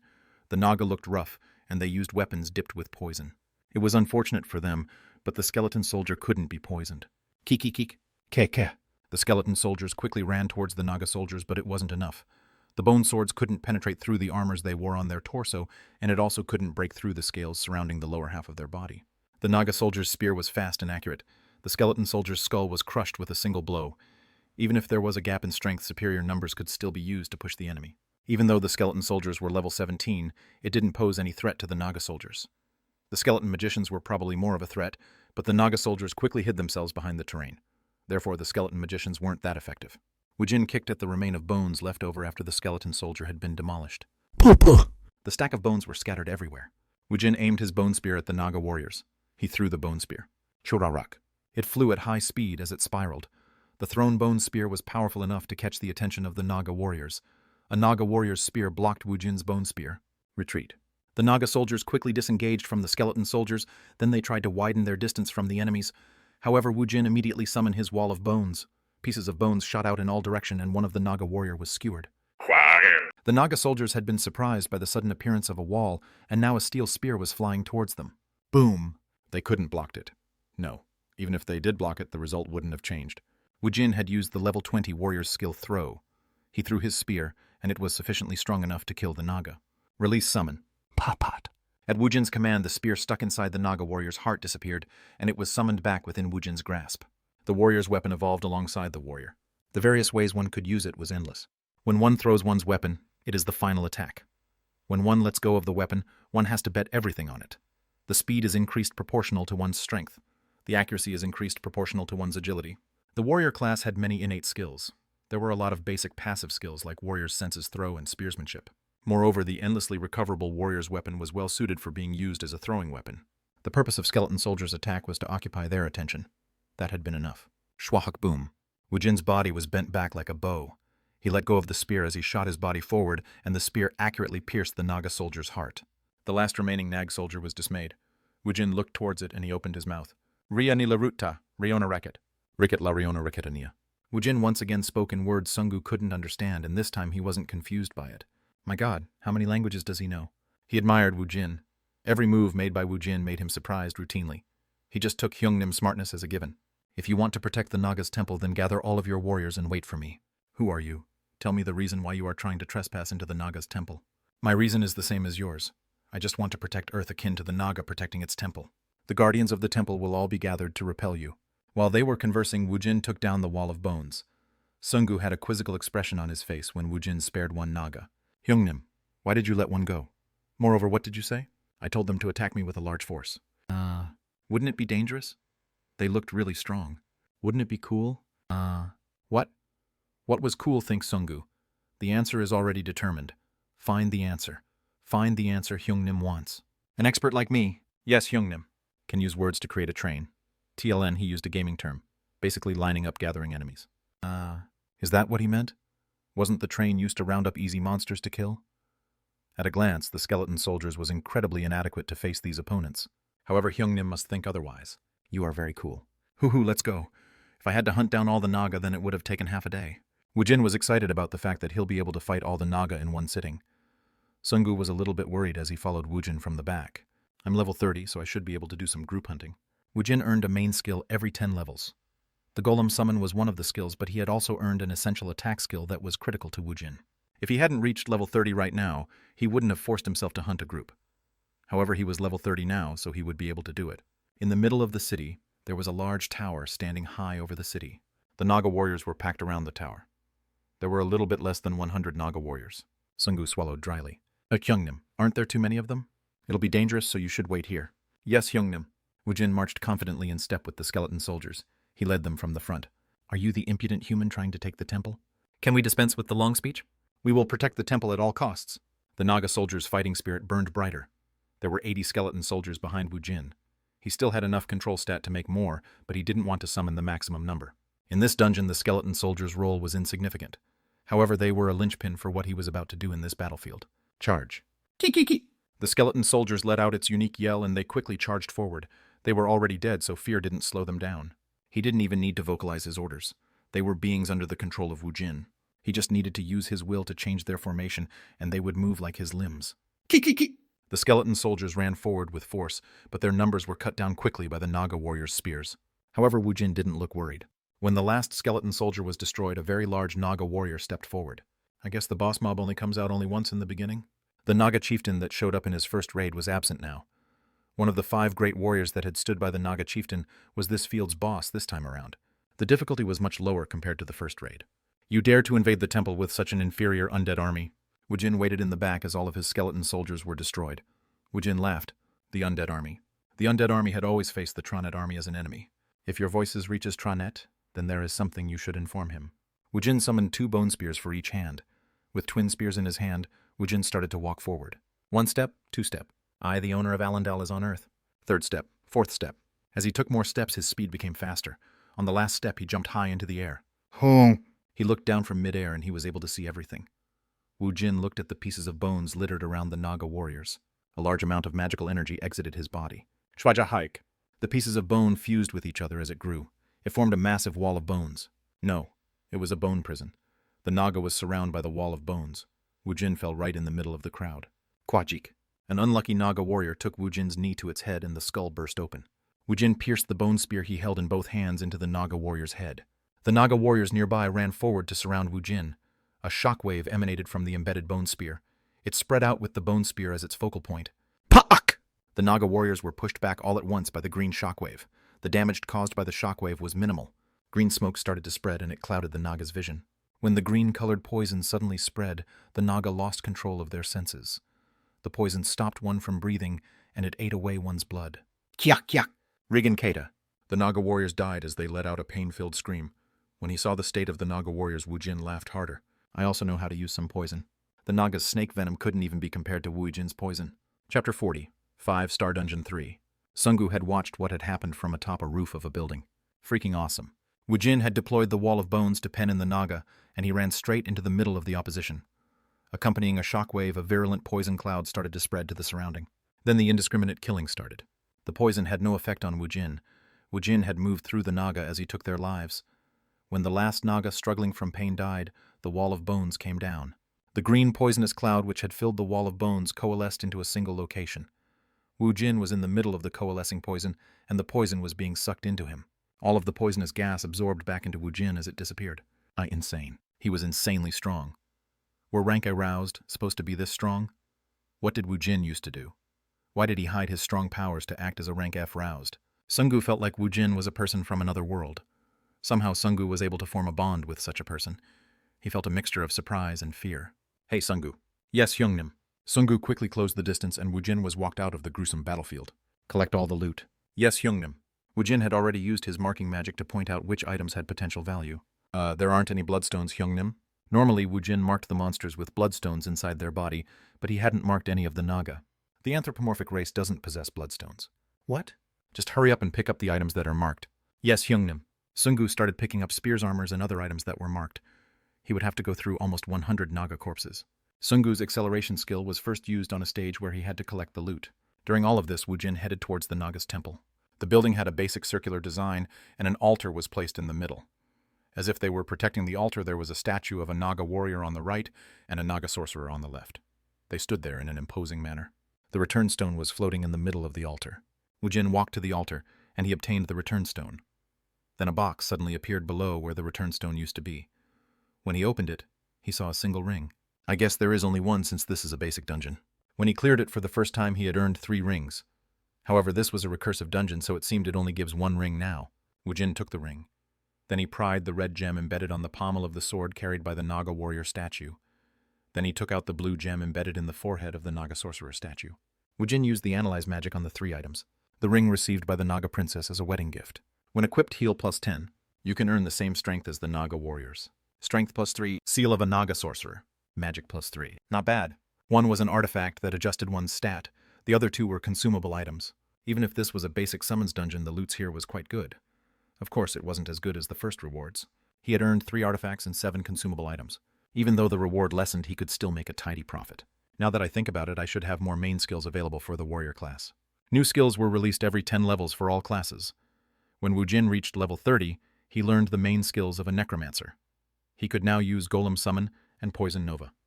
This was also true for the warrior class. Woojin opened the point store, then he purchased all the level 30 warrior skills he found. Strike the earth with a large hammer to attack the enemies. Energy consumed 3. Strike the surrounding enemy as you rotate your weapon. Energy consumed 1 per cycle. As one trains in the using blunt weapons, one will become more proficient in using it. He also purchased several other skills, but the most important 2 skills were Earth Strike and Whirlwind. They were the warrior class's first AoE attack. Woojin immediately summoned his warrior's weapon. Pot!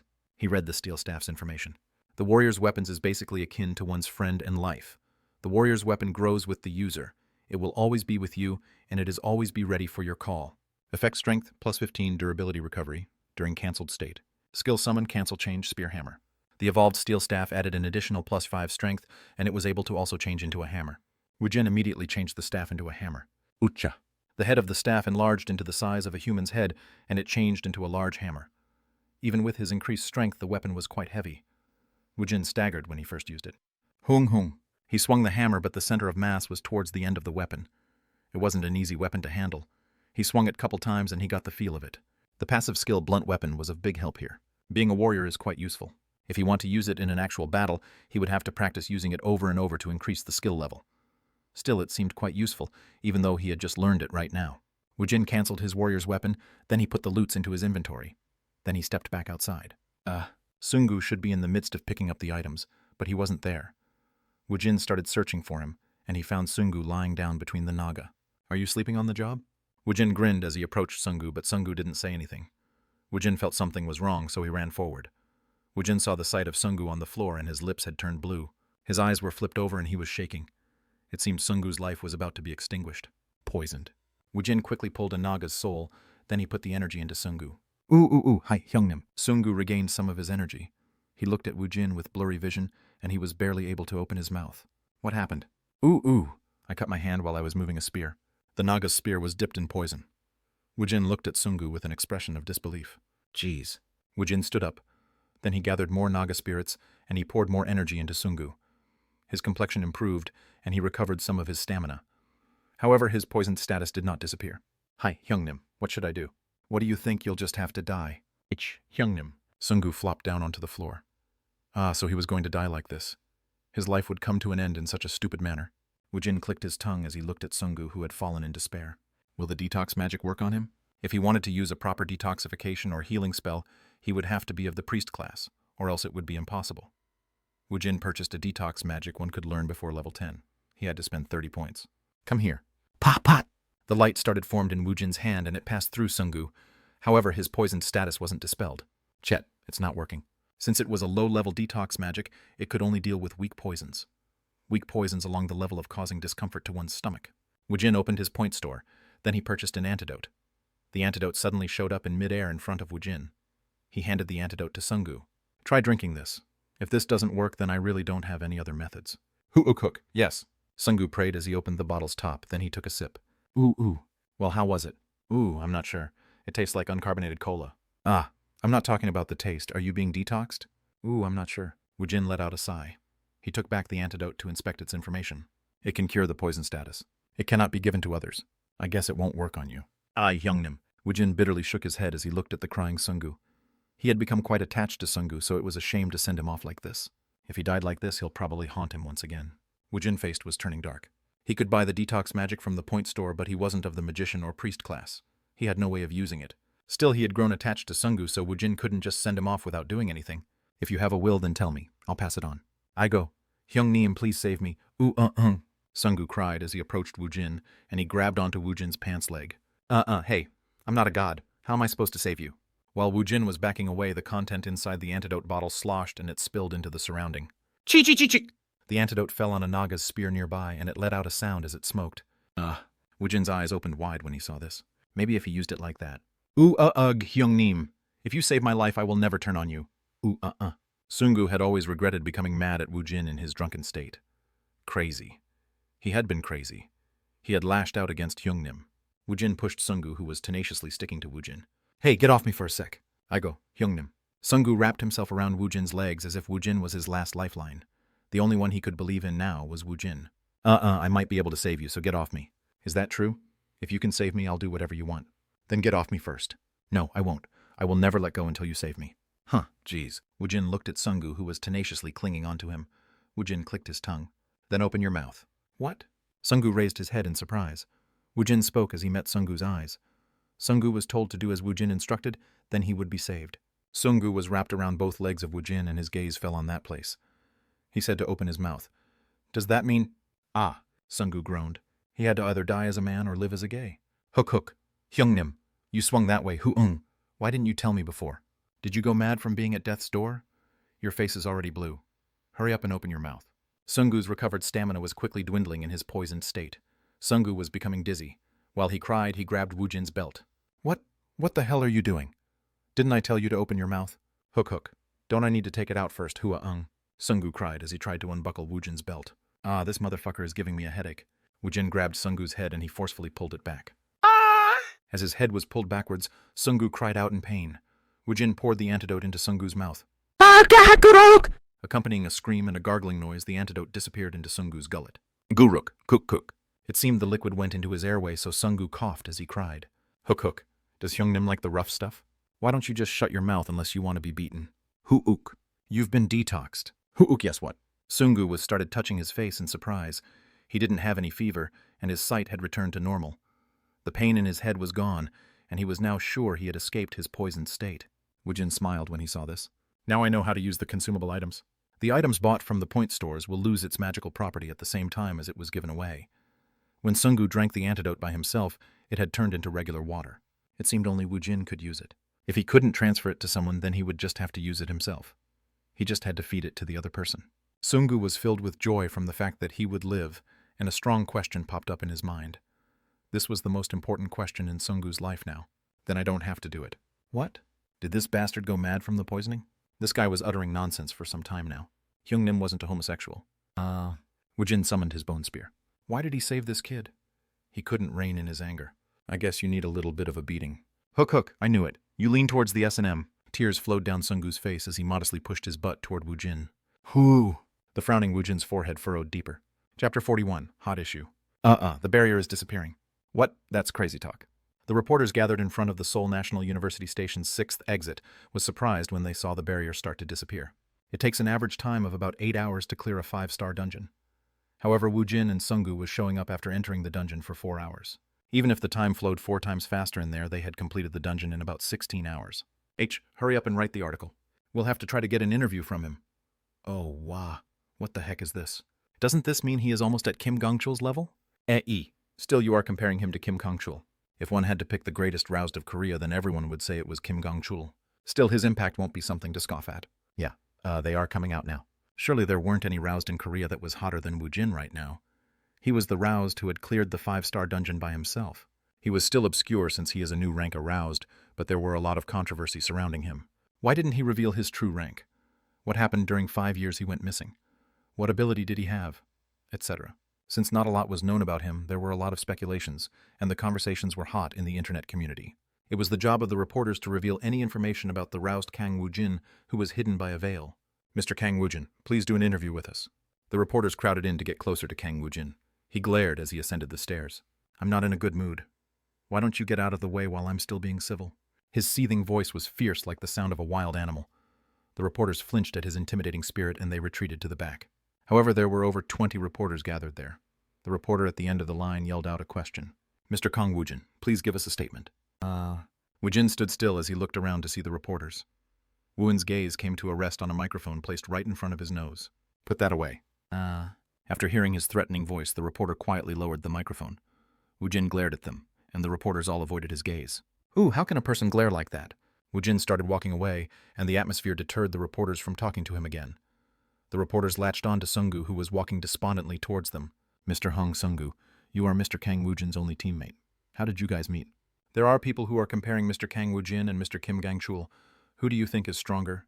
At the rapid succession of questions by the reporters, Sungu uncharacteristically got mad. Are you guys taking this a little too far? Do you think a dungeon is a playground? We came back alive, and when he just started to breathe the air of Earth, you guys are pushing the cameras in our face. When the reporters didn't say anything, Sungu became more irate and he started yelling. Do you do this to other teams? Do you think we are that easy to deal with? The reporters covered them since they had been easy to deal with. The other large guilds teams wouldn't allow the reporters to rush them in the first place. The support teams blocked the reporters as a matter of course. Please get out of the way. Sungu escaped from the grasp of the reporters. Woojin had already walked a fair distance away. Sungu ran and he fell in behind Woojin. Hyungnim, I'm sorry about before. Hey. Yes. Enough. That's enough. Yes, Hyungnim. You have to act in moderation, or they won't see you in a favorable light. Weren't you a little bit too heavy-handed? I'll be careful. Woojin grinned when he heard Sungu's depressed voice. He thought Sungu was too innocent. He guessed it would have been more strange if Sungu had been fine after he came face-to-face with death. How much hardship had Woojin gone through at planet Alphen? You are a man. Put your chest out, dude. Yes, sir. Be brave. You were only cussed out a little bit. You don't have put on a martyred expression. This was unfair. He was hearing such words from the actual culprit who had berated him. However, Sungu was still strangely comforted by his words. Yes, sir. Dude, then let's go. Woojin got into Sungu's car, then he made a call to Kim Haeman. Mr. Woojin. No, President, you've already come out. What are you doing right now? Where is Team Leader Jung? Team Leader went home after he finalized the contract for an office. He went home to make a final inspection on the documents he will submit tomorrow. You guys already acquired an office? Yes, do you want to see it? What's the point of seeing it right now? He just wanted to rest today. I'll see you tomorrow. Just give me the address. Yes, sir. I'll immediately send you a text. When Woojin's phone call ended, a text arrived. He pressed the address and the Maps app opened to indicate where it was located at. It's close. At Woojin's words, Sungu snuck a question in. Isn't this too much like a declaration of war against the Hammer Guild? Why? If our headquarters are close, then we would be in direct competitions with them. When a dungeon reset happens, the raid opportunity is given to the very first team who arrives. If one's headquarters is close, then one will have a higher chance of arriving first. It was natural for the competition to become intense for nearby companies. The large guilds were called the Korea's Three Great Guild. Everyone stayed far away from them. KH was located at Gangbuk. Hwarang was at Incheon, and Hammer was at Gangnam. Even the medium-sized guilds stayed a good distance away from their territory. This was how the large guilds kept an advantage over their competitors. So what? It isn't like we want to fight them. Aren't we just trying to keep our options open? I guess so. Initially, they had established the guild to avoid joining the army. However, the Hammer Guild wouldn't see it like that. Jemin's house was only 2 stations away, so he arrived at the house in no time. I'll see you tomorrow at the office. Yes, Hyung, please head in. All right. Excuse me, Hyungnim. What? Thank you very much for saving me. No problem, man. Woojin waved his hand, then he headed towards Jamin's house. Woojin opened the door to come in. It seemed Jamin was still at his tutoring school, and he wasn't back yet. Nya, Master has become a lot stronger again, Ahong. Woojin grinned at Bibi, who always greeted him. Bibi, do you remember Tronet's underlings? Nyang. What about those monsters? Nyang. I was thinking about it. Let's say these damn dungeons were created by Tronet to attack Earth. I understand those bastards are trying to make something like a dimensional tunnel. However, why haven't we seen any signs of Tronet's underling? Nyak. There was that time, Nyang. The Rakwi and Drabbits were all low-rank monsters. It was hard to call them as being part of Tronet's army. They were wild animals that usually showed up near Tronet's territory. Maybe they could be considered to be tool used by him. I meant that bastard's real underlings. He wasn't talking about the low-rank monsters. If Tronet's real army showed up right now, it would be impossible for the Earth's forces to stand in their way. The 10 Ballyhood rank A roused of Korea only possessed ability akin to level 60. They were on the same class as a 6th Circle magician. They would have made some waves with that level of power on planet Alphen, but it was insufficient when facing Tronet. Nyang. Maybe they are still short on power, Nyang. Power. Look at me, Nyang. I can't materialize my true body on Earth, and I'm stuck in this state, Nyang. Mayabi, they can't materialize on Earth yet, Nyang. Woojin suddenly had a thought as a light bulb went off in his head. Those bastards don't have enough power to materialize on Earth. Nyang. I think so, Ahong. That seemed likely. No, it must be true. If not, why wouldn't they actively attack? Those bastards are sending the anthropomorphic races they had captured or enslaved as the advanced troops. They were using the dungeon and the dungeon break. This might mean the humans of Alphen might really come over to Earth. From the perspective of people living on Earth, they might be viewed as beings of the same race. Why does the dungeon break always happen on the 30th days? Nyan. Maybe it's that Nyang. What do you mean? Tronet's army always seemed to be reinforced each month, Nyang. Master said so before, Nyang. The bastards only come out on their payday, Nyang. Yes, I did say that. Bibi had the face of a cat, but she spoke in a serious manner. The one thing for sure is Tronet's smell will get stronger as the dungeon break keeps happening, Ahong. That sounded like trouble. The humans of Earth couldn't face Tronet's army yet. Earth will probably succumb to Tronet more helplessly than Alphen. If he could get rid of the dungeon itself, then it would be great. However, he couldn't come up with a good idea. It felt like there should be a good solution to this. Oh yeah, if you return to the summoning room, Dulce should also be there. TLN Dulce, Rock Iron. Nyang really Ahong, Woojin's second family member. Bibi was very happy at the golem Dulce's appearance. Nyang, I'm so happy, Nahong. Can I go play with Dulce inside the summoning room? All right. Ya-ong. When you go to a dungeon next time, please call me out, Ahong. Okay, I understand. Su-su-suk. It seemed Bibi was happy at Dulce's appearance. She quickly disappeared as she turned into black smoke. Then should I start studying about the society? Woojin found the remote control, then he turned on the TV. Then he started writing a text to Jamin. Buy me 1 bag of tangerine when you come. Deering. It took less than 10 seconds before a reply came. I'm almost home. Before Woojin could respond, the front door opened. Didi Rory. Hey, why don't you go out and buy some for me? Yes, let me change my cloth first. Woojin had a puzzled expression when he heard Jamin's obedient words. I'll be back. Didik. Jamin put away his bag, then he changed his clothes. As he watched Jamin leave, Woojin spoke as he decided not to take out his wallet. He isn't even going to ask me for money. Soon Jamin returned with a bag of tangerine, and he handed it over to Woojin. Hey, did something bad happen in school? Is someone bothering you again? No. Thanks to Hyung, I'm doing well. I want to thank you once again. Jamin bowed his head. Woojin's eyes turned round because he wasn't used to this Jamin. Why was he being like this? Do you need some spending money? No. The money Hyung gave me last time should last a while. I don't need more spending money. Huh. This guy. He's being really serious today. How odd. Well, I have to study now. It's my testing period. You do that. When he saw Jamin open his book after sitting in front of the desk, Woojin had a sour expression on his face. This kid suddenly turned very serious, and it bothered Woojin. Woojin pressed his remote control and he decreased the volume. Jamin had his book open, but he couldn't concentrate. He wasn't bothered by the sounds of the drama coming from TV or the sound of Woojin peeling the tangerine. He felt a heavy feeling in his chest. It felt like he was suffocating. Ha-ah. Before he knew it, a sigh leaked out Woojin and he called out to Jamin. Well, what? What's going on? Are you going through puberty? It isn't anything like that. Jamin's face was filled with worry. He looked like he was holding the burden of the whole world on his back. Woojin called out as he clicked his tongue.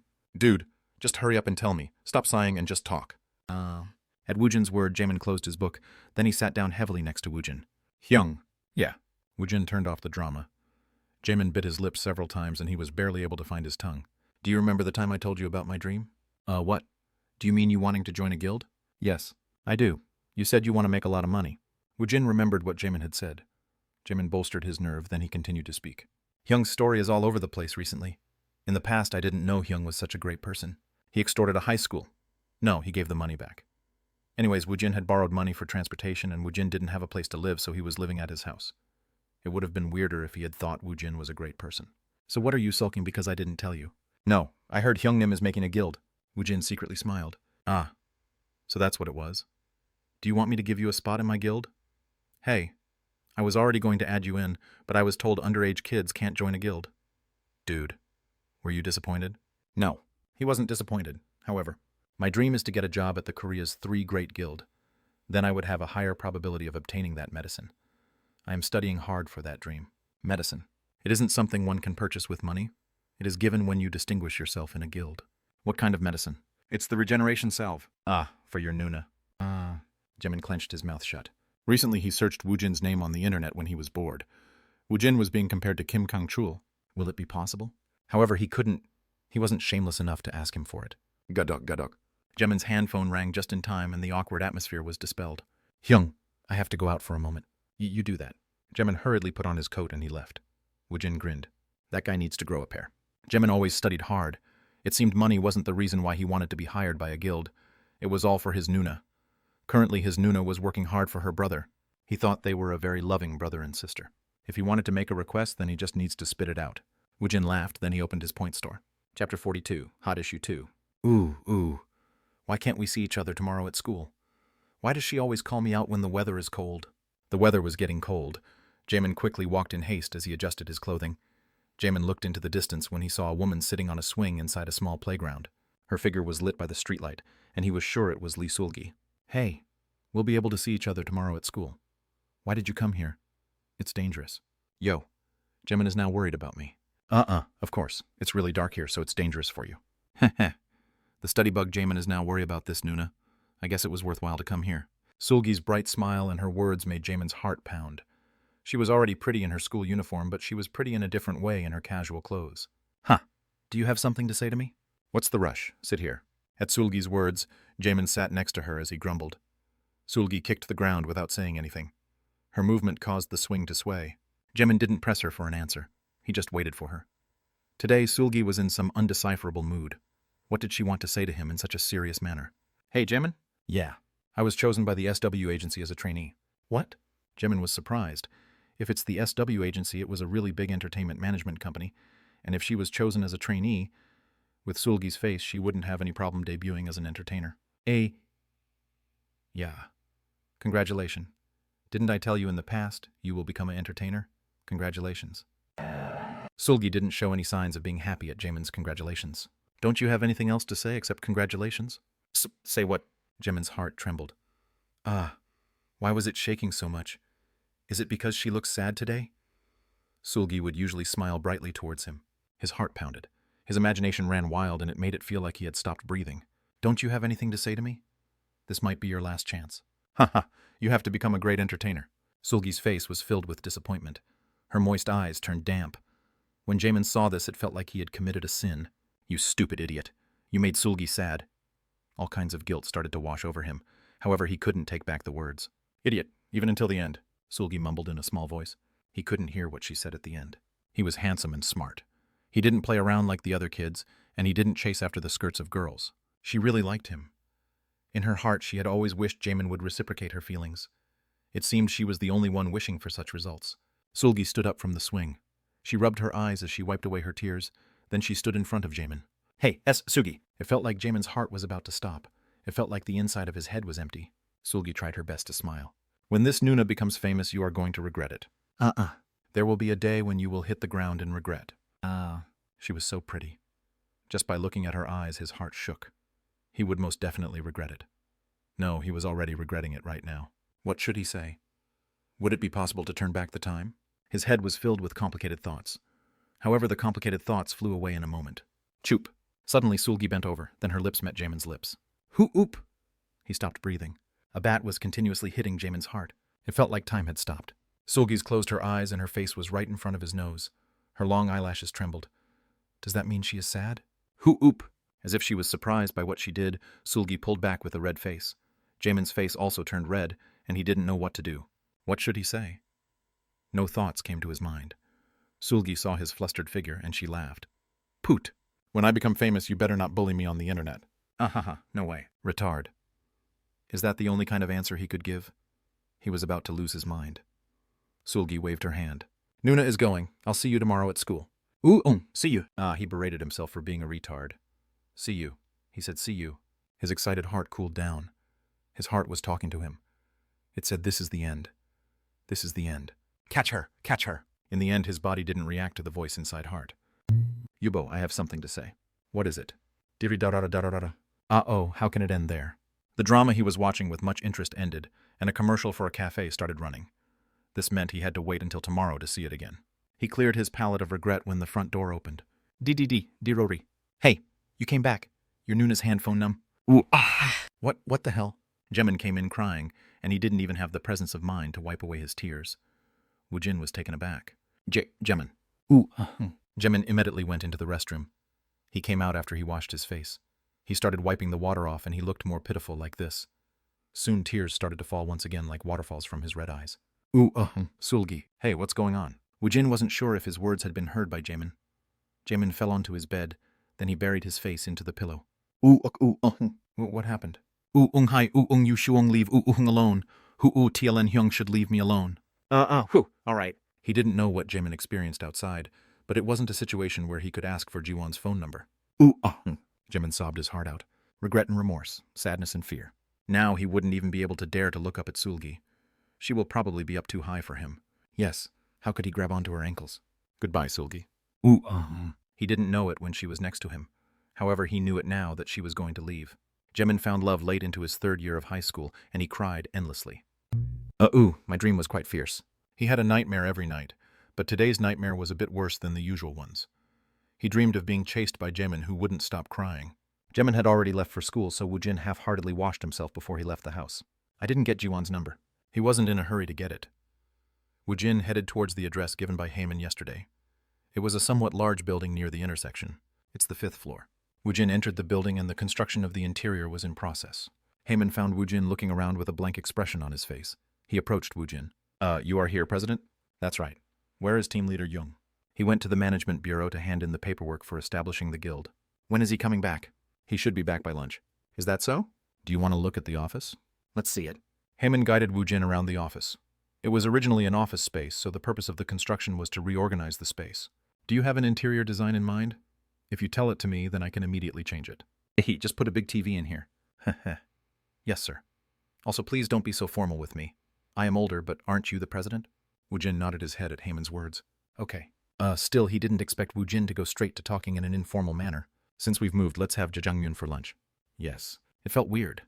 The funny thing was, Woojin was only 24 years old, but he was quite natural at using informal speech. I have nothing to do, so I'll go around the dungeon once more. You have to mine for the artifacts. Aren't you going to the dungeon to mine the artifacts? Why would I do that? Kim Heyman started to explain to Woojin about the change the dungeon goes through after the first clear. The highest number of artifacts comes out on the first raid.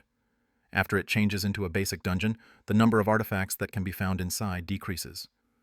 As one repeats the dungeon, the probability of finding an artifact decreases. This was why a number of artifacts had come out of this dungeon, even if the basic monsters had been summoned. He had thought something was weird. After the dungeon doesn't drop any artifacts anymore, the dungeon is open to the public. To the miners who excavate the bloodstones? Yes. Still, the probability of an artifact dropping isn't 0, so it does drop occasionally. If one shows up, it is considered a jackpot. Moreover, normal items also drops continuously. Woojin grinned. So we suck out the nectar first, then we rent out the rest to the outside party. That's correct. Then I'll be back after I go suck out the nectar. I'll come back at lunch. Are you going to take Mr. Sungu? I'll just call him on the way. Yes, sir. I'll drive you there. Kim Hae-min had been an elite inside the support division. Dungeon management, roused management, and other duties related to the support division was mastered by him. Therefore, he smoothly took care of his business. Woojin met Sungu in front of the dungeon. Before the two of them could enter, Hammond asked a question. Excuse me, President. Do you not excavate stuff like bloodstones? It's all in my subdimension. Kim Hae-min was surprised by Woojin's words. He had been curious as to why Woojin didn't bring anything out even after cleared the dungeon twice. He thought Woojin hadn't gathered any loot on the first run since Woojin had to expend a lot of effort on the first raid. The second run was done so fast, so he thought Woojin had only picked up the few important artifacts before he came out. What, should I take it out? No. There were too many eyes in the surrounding. Anyways, artifacts were private property. It didn't matter where one sold the artifacts. However, the bluestones had to be sold to the Bloodstone Exchange store run by the Management Bureau. Excuse me, President. Please take care of the bloodstones this time at the exchange store. There are different routes to sell it, but those options are too troublesome. All right, let's go, Sunggu. Yes, Hyungnim. I'll head back to the office after I finish this run. Don't wait for me here. Go back to the office. I'll be back before lunch. There were only 3 hours and 30 minutes left until 12 o'clock. You understood. Woojin and Sunggu headed towards the dungeon, and Heyman returned to the office. They had hired a lot of workers for the construction. The walls of the office were already clean, so only several fake walls had to be put up. The construction ended before lunchtime. When the walls were put up, the delivery men arrived in waves to deliver the furniture and office appliances. Young Minchen arrived at the office around that time, and Woo Sung-hoon also came to help tidy up the place. After they tidied everything up, it was already 1 o'clock. Whew, it looks a bit presentable now. The workers were still here cleaning up the place, but everything seemed to be in place. Everyone worked hard. Haha, team leader was the one who worked hard. Mr. Sung-hoon endured a lot too. Ah yes. Woo Sung-hoon smiled bashfully. Yesterday he thought this was a scam, but when he searched all over the internet he couldn't find any evidence of this being a scam. I was already having a hard time living on commissions, so it might be better to join a guild instead. It didn't seem like they had work suited for him, but he wouldn't refuse any work assigned to him. Sung-hoon had already packed up his store. Then he put his store out on the real estate market in the morning. Then he came to this place. He seemed to be a scary person last time, but it seems he has a good conscience. He had beaten Sung-hoon, and he also stole the expensive Crazy Red. However, Woojin had recruited him to the guild. When Sung-hoon heard how Jung Minchen and Kim Heyman spoke about Woojin, it seemed they were treated pretty well by him. He might even receive a higher annual salary than when he worked at the store. Woo Sung-hoon was filled with anticipation, and he waited for Woojin to return. Woojin and Sunggu returned to the office at around 2 o'clock. Sunggu let out an exclamation when he got off the elevator. Yeah, this is a really good office.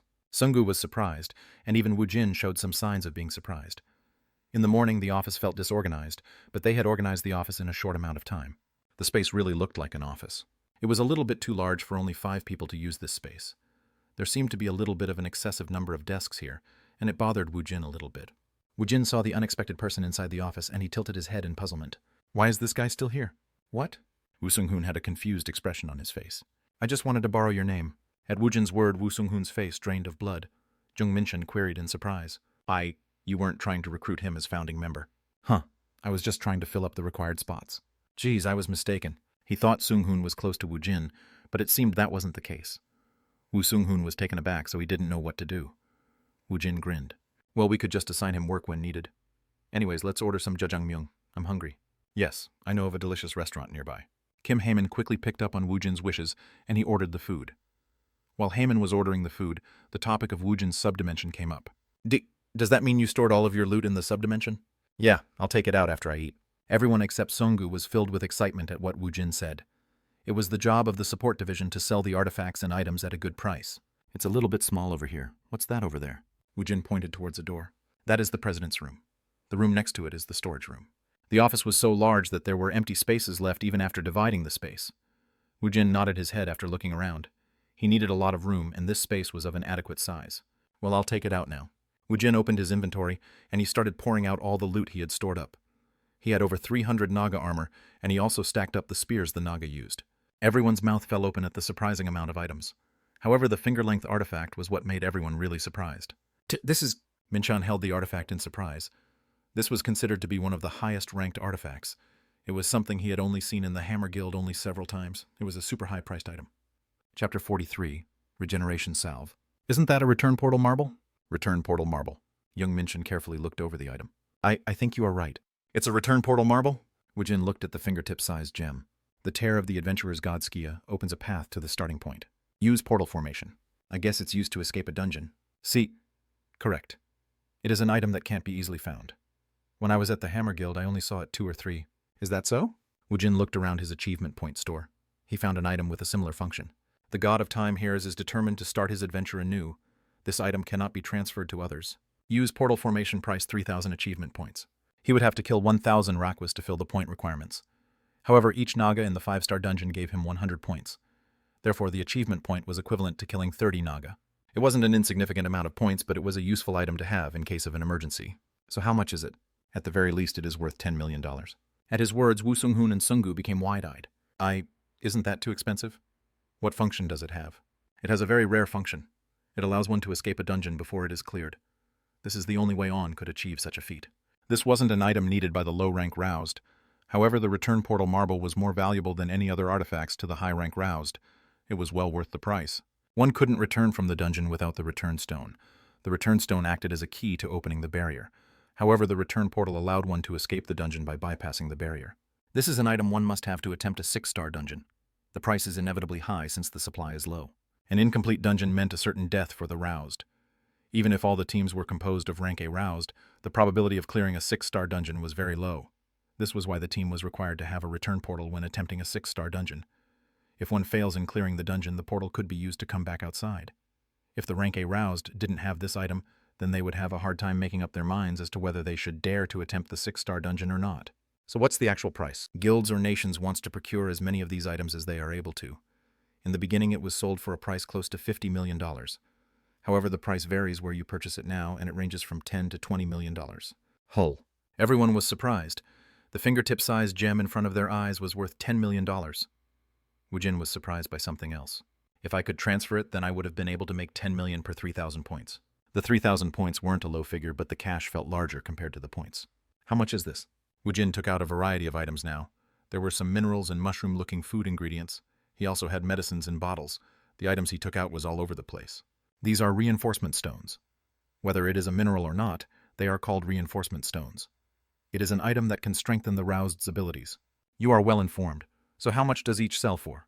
As a team leader of the support division, Mishan had distributed a lot of these items. This was why he had a good eye for judging the price of the items. It has to be measured. The price differs a lot based on how much energy is within the reinforcement stone. The reinforcement stone sells for at least for $100,000. The price skyrockets as the measured energy increases. 100,000? If it costs $100,000, then it was probably a drug that increases 1 stat point. If he tried to buy a drug that increases 1 stat point, then the lowest asking price in the point store was 2,000 points. That's too bad. If only the return portal was tradable, he could have sold his 3,000 points for $10 million. He could have used that money to gather reinforcement stones. If he was going to save his points, then he couldn't purchase the reinforcement stones in large quantities. Still, he wasn't too worried about it. Even if it wasn't a return portal, there were other ways to make a lot of money. Move aside. Woojin took out 7 magic scrolls and 17 artifacts. Whew. This is tremendous. You basically brought back everything that could be found in the 5-star dungeon. Woojin grinned. Woojin hadn't taken out the artifacts he would use for himself. Moreover, the money he received from exchanging bloodstones were all put into his account. How much do these sell for? First, I have to find out the artifact's ability and effect. Most decent guilds have a team for identifying items. We could also send the artifacts to the management bureau to have them identified. Bring me a paper. What? Heyman was quick to pick up on Woojin's intention, so he brought Woojin a piece of paper. Woojin wrote the abilities held within the magic scrolls, and he wrote all the artifacts' effects. Now, how much can we get for these? You also have the ability to identify items. If a roused possessed an ability that could read the artifact's information, even a rank F, roused with that ability would be treated well in the guild. The identifiers were essential in circulating the artifacts. What is it strange? How many ability do you have? How many skill did he have? He had learned a lot. Minor skills along the way. Several. Why is it important? If you are reluctant to talk about it, then you don't have to. The number of abilities could also influence the determination of one's roused rank. So how much would all of them sell for? Unlike the bloodstones, there aren't a fixed price on the artifacts. We'll know the exact figure only after we sell it. If I had to guess on an approximate value, I think we could receive around $15 million. If we also sell the return portal, then we would bring in around $25 million. That is the floor. If you aren't in a hurry, we could sell it slowly. Then we could probably double the profit. Woojin nodded his head. All right. You take care of selling everything here. Also, if there are any reinforcement stones selling for a fair price, then purchase all of them. Yes, sir, I understand. Woo Sung-hoon was listening to their conversation, and he secretly swallowed his saliva. This isn't a joke. They are playing in a different league. Yesterday he searched for articles on Kang Woojin. He knew Kang Woojin was hot, but he never knew he was this capable. Sung-hoon had just stepped into the world of the roused, and it made his whole body shake. I have to stick here at any cost, no matter what it takes. He knew how hard it was to enter into a guild. Moreover, it was a guild with a rank A roused. The guild was still in its infancy, but he knew this guild would grow into a large guild. This job would allow him to earn money and fame, and it couldn't even be compared to working as a handphone dealer. Young Minchin started counting the items for the inventory list, so Woojin didn't feel the need to stay in the storage room anymore. He took all the reinforcement stones, then he relocated to another location. Where is my seat? Over here. Woojin followed Heyman, and he was guided into the president's room. The room was twice the size of Jaemin's one room. Woojin sat on the sofa, and he pointed towards the opposite wall. Let's put a TV over there. Yes. I ordered one. It's supposed to arrive in the evening, so it'll be here soon. Woojin had hinted at what he wanted in the morning, but Heyman had already taken care of it. After they finished taking inventory, tell everyone to come in here. Yes, sir. Woojin sank his body into the sofa. Then he became lost in his thoughts. This was a small organization with only 5 members, but it still needed a hierarchy. Woojin had ruled over a lot of followers on Alphen, and he was comfortable with dealing with such issues. Soon the 4 people entered Woojin's office. Woojin told them to sit. Team Leader Young. Yes, President. What position should I give you? What? Don't we need ranks to decide what we should all do? Everyone tell me what you guys want. Everyone became nervous when they heard Woojin's words. They had to speak carefully right now. Woojin seemed indifferent and indulgent regarding this matter. However, no one was willing to speak first in this atmosphere. Team Leader Young. How are the normal guilds structured? The guild is divided into 2 categories. The roused position range from deputy to director. The roused could be given the title of vice president, but the titles aren't that important. The treatment of the roused is determined by the percentage of the profit the roused would receive for clearing a dungeon and the basic adjustment rate. Everything is written in detail in the roused's contract. There was only one other roused here. What do you want to do, Sungu? Would I have to be Hyungnim's manager for a year? Ah, it's fine. Then Sugu will be a director. Director. Sungu was deeply moved. Woojin grinned. Director in charge of picking up the loots. Did such a title for a director exist anywhere else? It would have been better if he was called the Director of Packaging Services. How is the support division structured? It is divided into Executive Branch, Sales Branch, Accounting Branch, General Affairs Branch, and the Support Branch. The 3 of you are going to be responsible for all of that. Team Leader Young. Yes. You are the General Director. I'll do my best. It was the highest position one could reach inside a guild if one wasn't aroused. Young Minchin felt a feeling surge up from inside his chest, and it moved him. He was so moved that Minchin didn't even realize that Woojin had spoken to him in an informal manner. What do you want to do, Heyman? Please assign me as the department head of the support division. All right. They weren't playing house where they were deciding if one was choosing to play the role of mother or father. So how couldn't Woojin be so cool in this situation? I'll be loyal. Woojin looked at the remaining person, Woo Sung-hoon. His face was flushed, and his face was filled with anticipation. Well, I'll leave the rest to Director Young. Director Young. Director Young. The words circled around young Minchin's ears. Then he felt his heart beat faster. He suddenly felt he made the right choice in changing his occupation. It felt like he had become one of the nucleus of this guild. It was more than a feeling now. He had become a core member. Yes, President. So how should we go about hiring new employees? Woojin thought about the empty desks within the office when he heard Minchin's words. We have to hire more people. Yes. If we want to run a smooth operation, we would need... Why do you need to hire more people? Well, we have to grow our guild. As the number of roused increases, we would need some employees. Woojin took out an envelope from his pocket, then he tossed it onto the table. Minchin was surprised when he saw the contents. Draft notice. This is... Woojin grinned. He had only 4 people under him, but now that he had underlings, he felt freed from dealing with annoying businesses. Moreover, Minchin and Heyman were elites in this field. I want to be exempt from joining the military, and I want to clear the dungeons in peace. Do I need more employees for that to happen? So this was it. This was the reason why he made the guild. Minchin felt dizzy. If he wanted to avoid joining the military, then he could have just entered the Hammer Guild. Minchin would have been given the title of General Director of the Support Division for his meritorious deed if Woojin had done so. Why aren't you saying anything? Still, we need to bring in a couple more people. All right? Then I'll leave it to your discretion. General Director is in charge of any work related to the Support Division. All right. Yes. Did Woojin trust him this much, or was Woojin trying to push all the annoying work to him? Why did he feel so uneasy? Then you take care of it. I'm going to clear the dungeon one more time. It took a little more than 4 hours to clear it, but 16 hours passed inside the dungeon. Woojin's hunting speed was so fast that Sungu was being worked to death.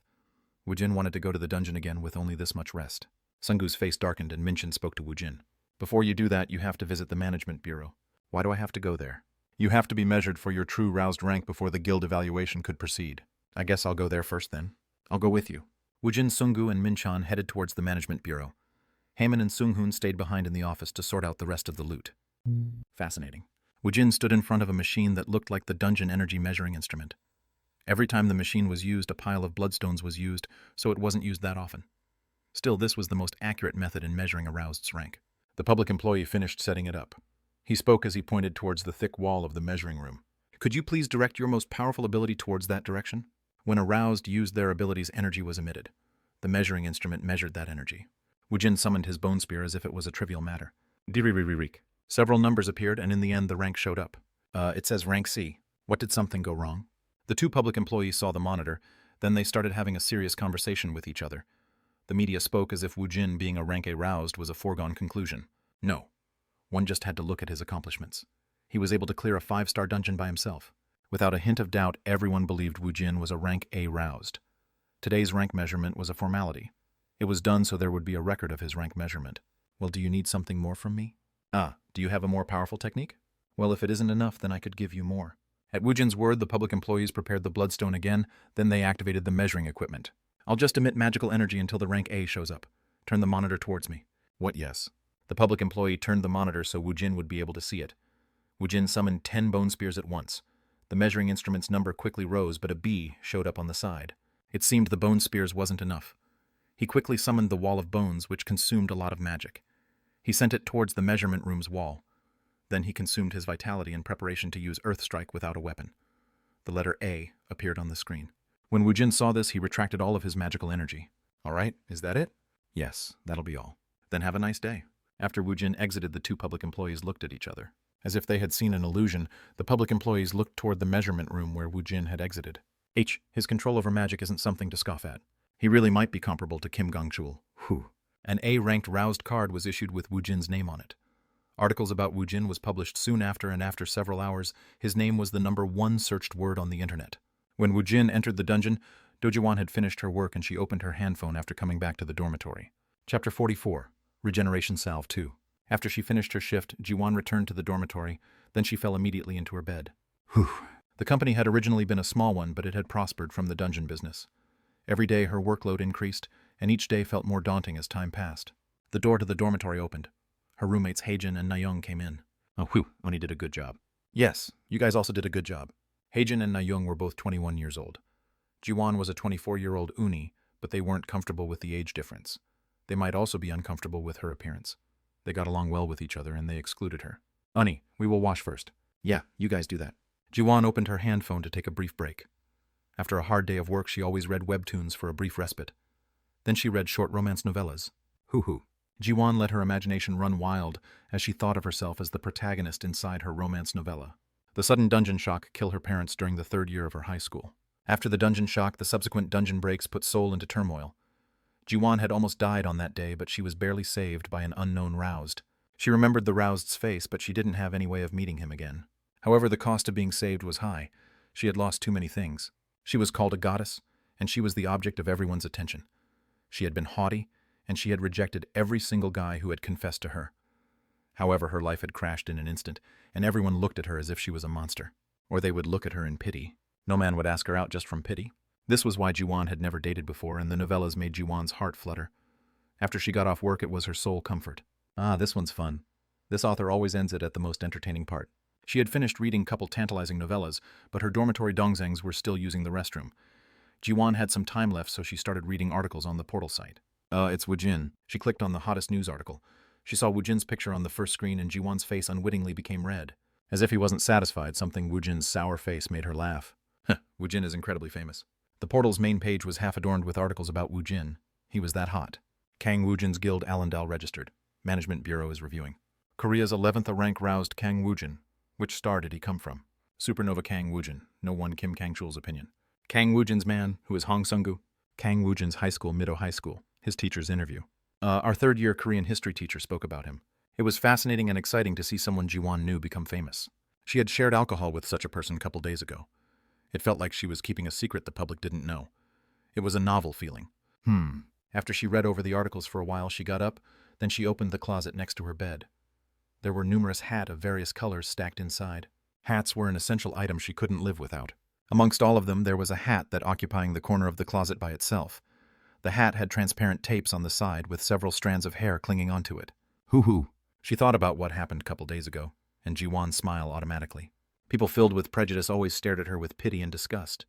She had lived through it for the past 5 years. She had met an alumni of her high school after 5 years, and Kang Woojin was like the protagonists inside the novellas. Oh yeah, it's about time Jamin gets off school. Jiwan always called Jamin around the time he got off.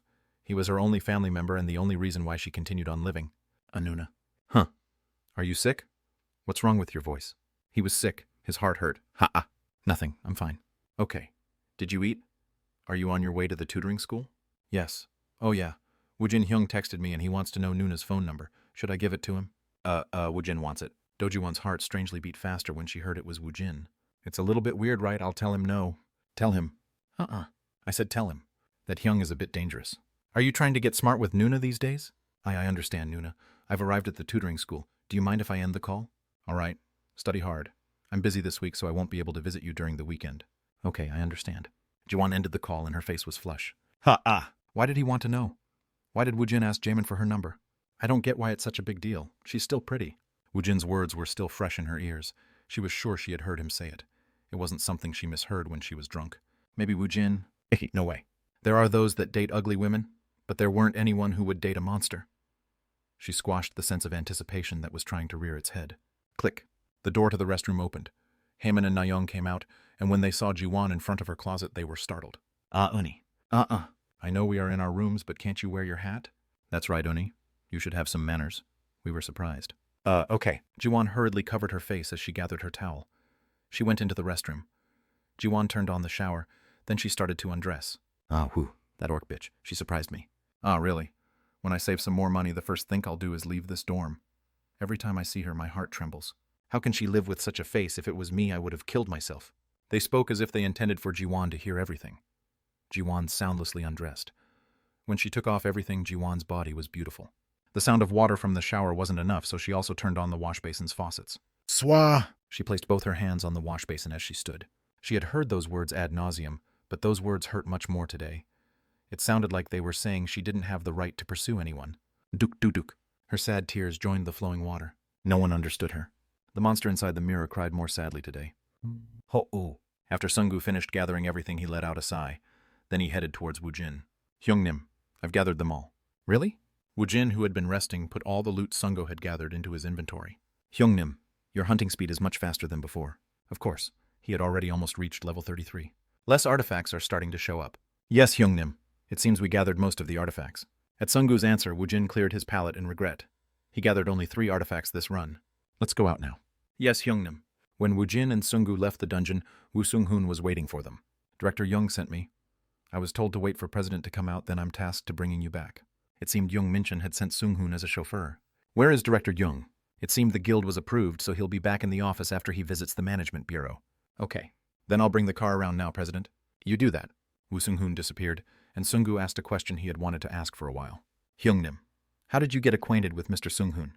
Him. Yes, Hyungnim. He sold me a hand phone. What? The parking lot was right next door. Sung-hoon drove the car out and he started honking. The reporters in the front should get out of way. When he saw Sung-hoon disperse the reports with his honking, cold sweat ran down Sungu. He put someone who sold him a hand phone into the position of founding member. When Woojin approached the car, Sung-hoon got off to open the back door. Please get on. When Woojin and Sungu tried to enter the car, the reporters charged forward like a swarm of bees. Mr. Kang Woojin, I've heard you aren't taking appointments for the Seoul National University Station's 6th exit yet. When are you going to open it up for the public? Mr. Kang Woojin. At the reporter's torrent of questions, Woo Sung-hoon put on a menacing expression. Then he started to shout. Get out of the way. They just finished clearing a dungeon, so they are tired. Please request an interview through the official channels in our guild. If you continue this close coverage, we will respond with legal suits against the relevant media outfits. We aren't taking any questions right now. Please step back. I've memorized everyone's face. Even if you request an official interview, I'll remember you all. I'm very capable of holding a grudge. The reporters were already sick of Woo Sung-hoon's rapid-fire words, so they retreated. Woo Sung-hoon lightly got into the driver's seat. Director Young said he is going to sue the media companies. He won't, President. He won't. I lied. Good job.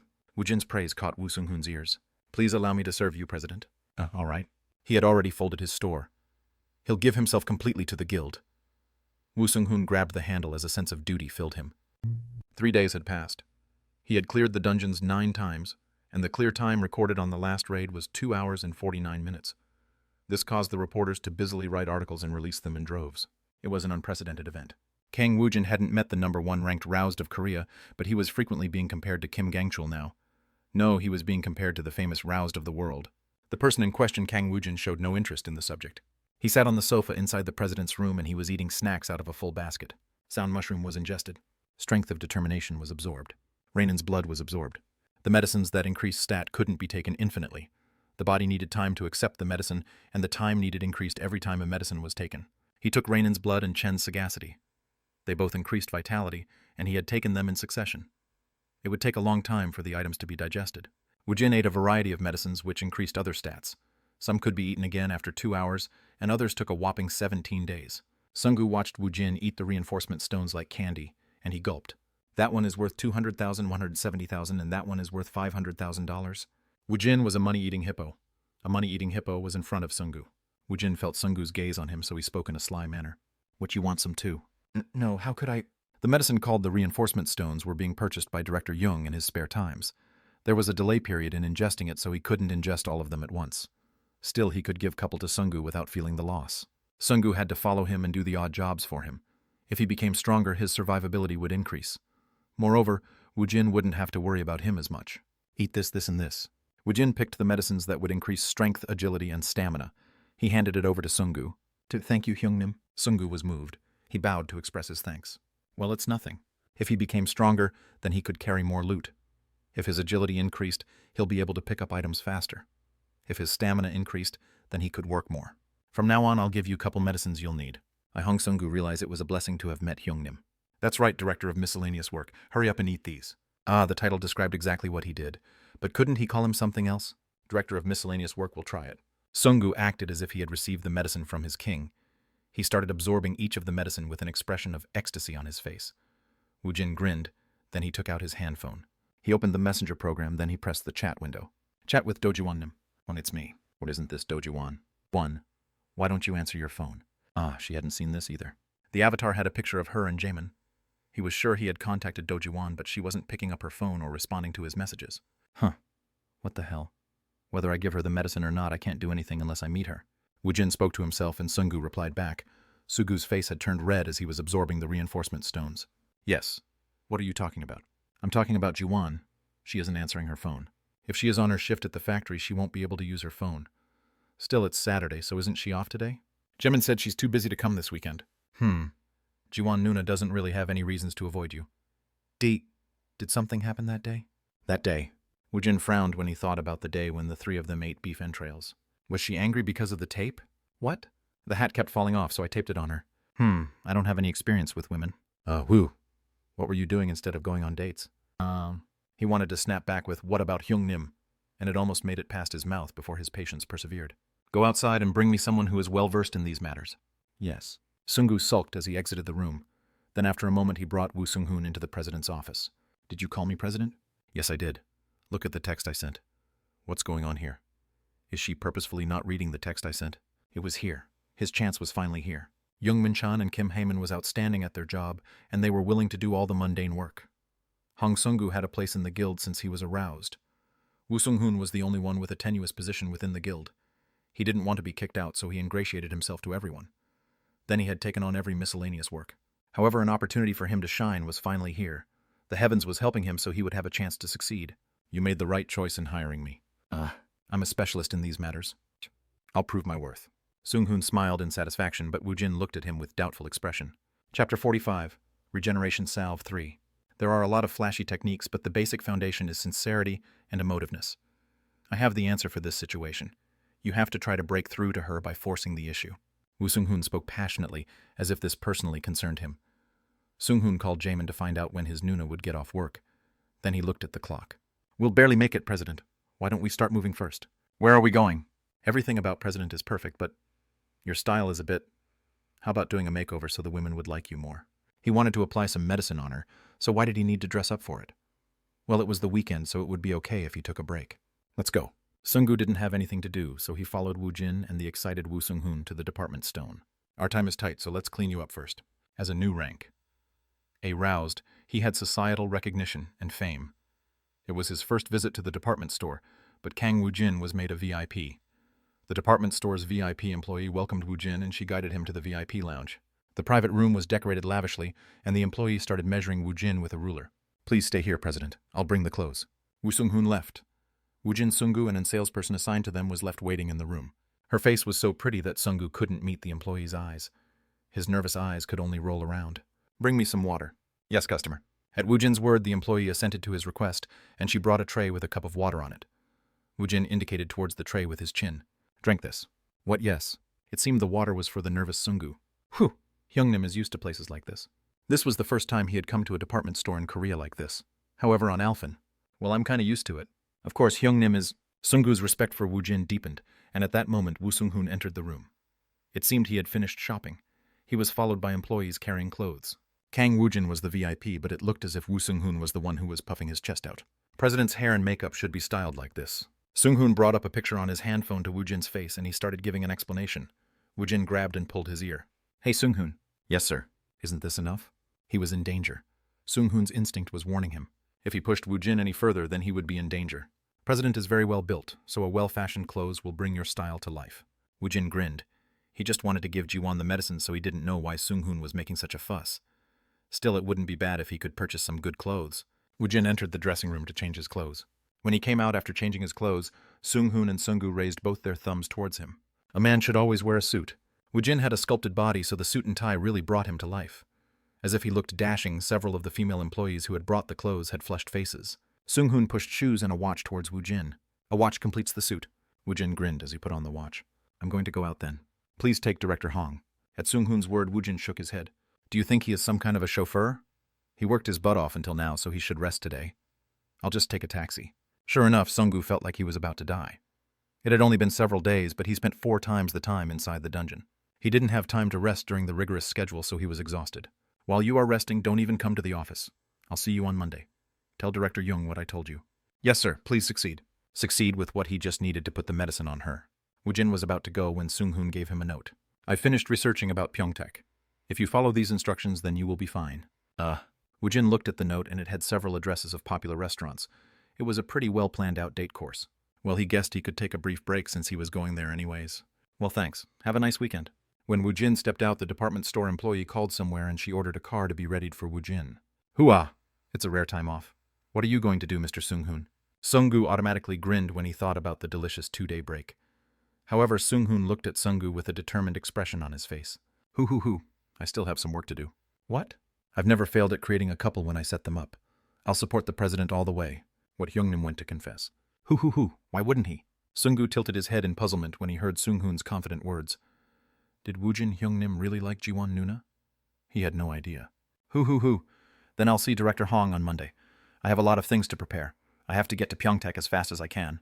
Seung-gu shook his head when Seung-hoon disappeared in a rush.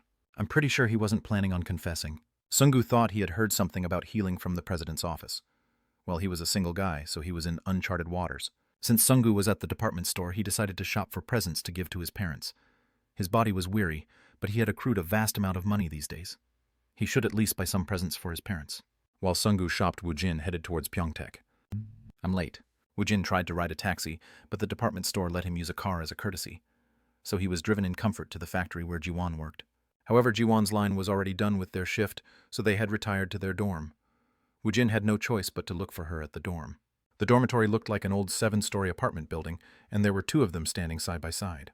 Woojin found the dormitory's security office. Could you give Ms. Do-ji-won a call? Don't you have that interphone or something? Why don't you call her yourself? She isn't answering my calls. What?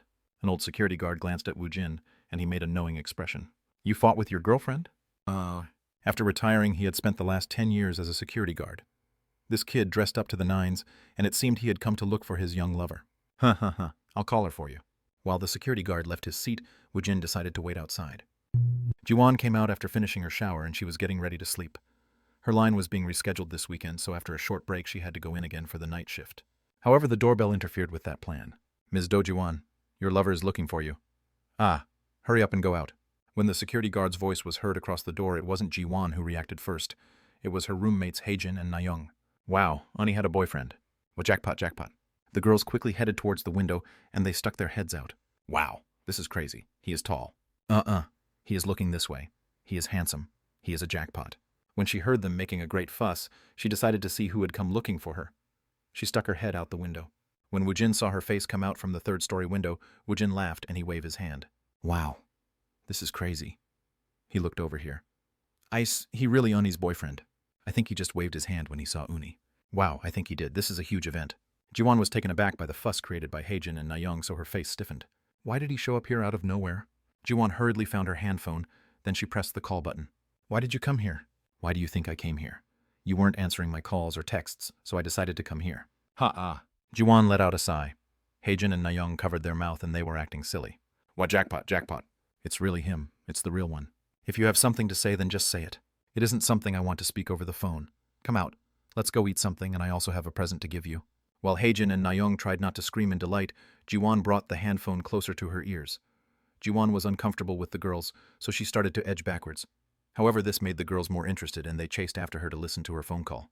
I have to work again on the night shift. I don't have any time. Just tell me through the phone. When I went to your company, I spoke to your president. Your schedule is empty now, so come out. What? Why was he being like this? Why does he keep trying to get involved in her life? His face was already plastered all over the media. He was a famous person now, and he would only hear bad things if he became associated with her. If you aren't coming out, then should I head in? If you don't want to come, then I guess I can give you the present over there. No, outsiders cannot come in here. All right, take your time. Jiwon let out a sigh when Woojin ended the call. Wow, jackpot. Who is that, Appa Uni? Is that really your boyfriend? No, he's just a friend from my high school days. Heijin and Nayoung's faces switched to an expression filled with anticipation when they heard Jiwon's words. It's Kang Woojin. It really is him. He's the roused Kang Woojin. Someone yelled out from another window in the dormitory. Heijin and Nayoung hurried back to the window, then they searched for Woojin on their handphone. Wow, I have goosebumps right now. It really is him, Kang Woojin. Ani is really friends with Kang Woojin. Yes. At Jiwon's words, their gazes turned hot, and it was an emotion close to desire. Can't you take us, Uni? We are hungry too. Yes, Uni. Please take us along to eat dinner. She was going to return after talking to him, so why were they being like this? They suddenly acted nice to her. She was taken aback and she felt uncomfortable. Since when did they start acting so close to her? I didn't ask Woojin about it. It would be bad manners. So you won't mind if Appa says okay? Asa, hey, hurry up and get ready. I knew it, Uni is an angel. I'll get a picture as evidence, then I'll post it on Facebook. Hee hee. While Heijin and Nayoung fussed about what clothes and makeup they should put where, Jiwon quietly picked out a hat. What's taking her so long? Every window in the dormitory had a head sticking out, and they were looking at Woojin. Woojin felt like a monkey in a zoo. However, he never cared about others' gazes, so the situation didn't make him feel uncomfortable. He didn't care if they saw him or not. After a while, Jiwon showed up and Woojin grinned when he saw her. What the heck, you kept rejecting me, yet you came out looking pretty. At Woojin's word, Jiwon's cheeks flushed from shyness. Oh, Appa, nice to meet you.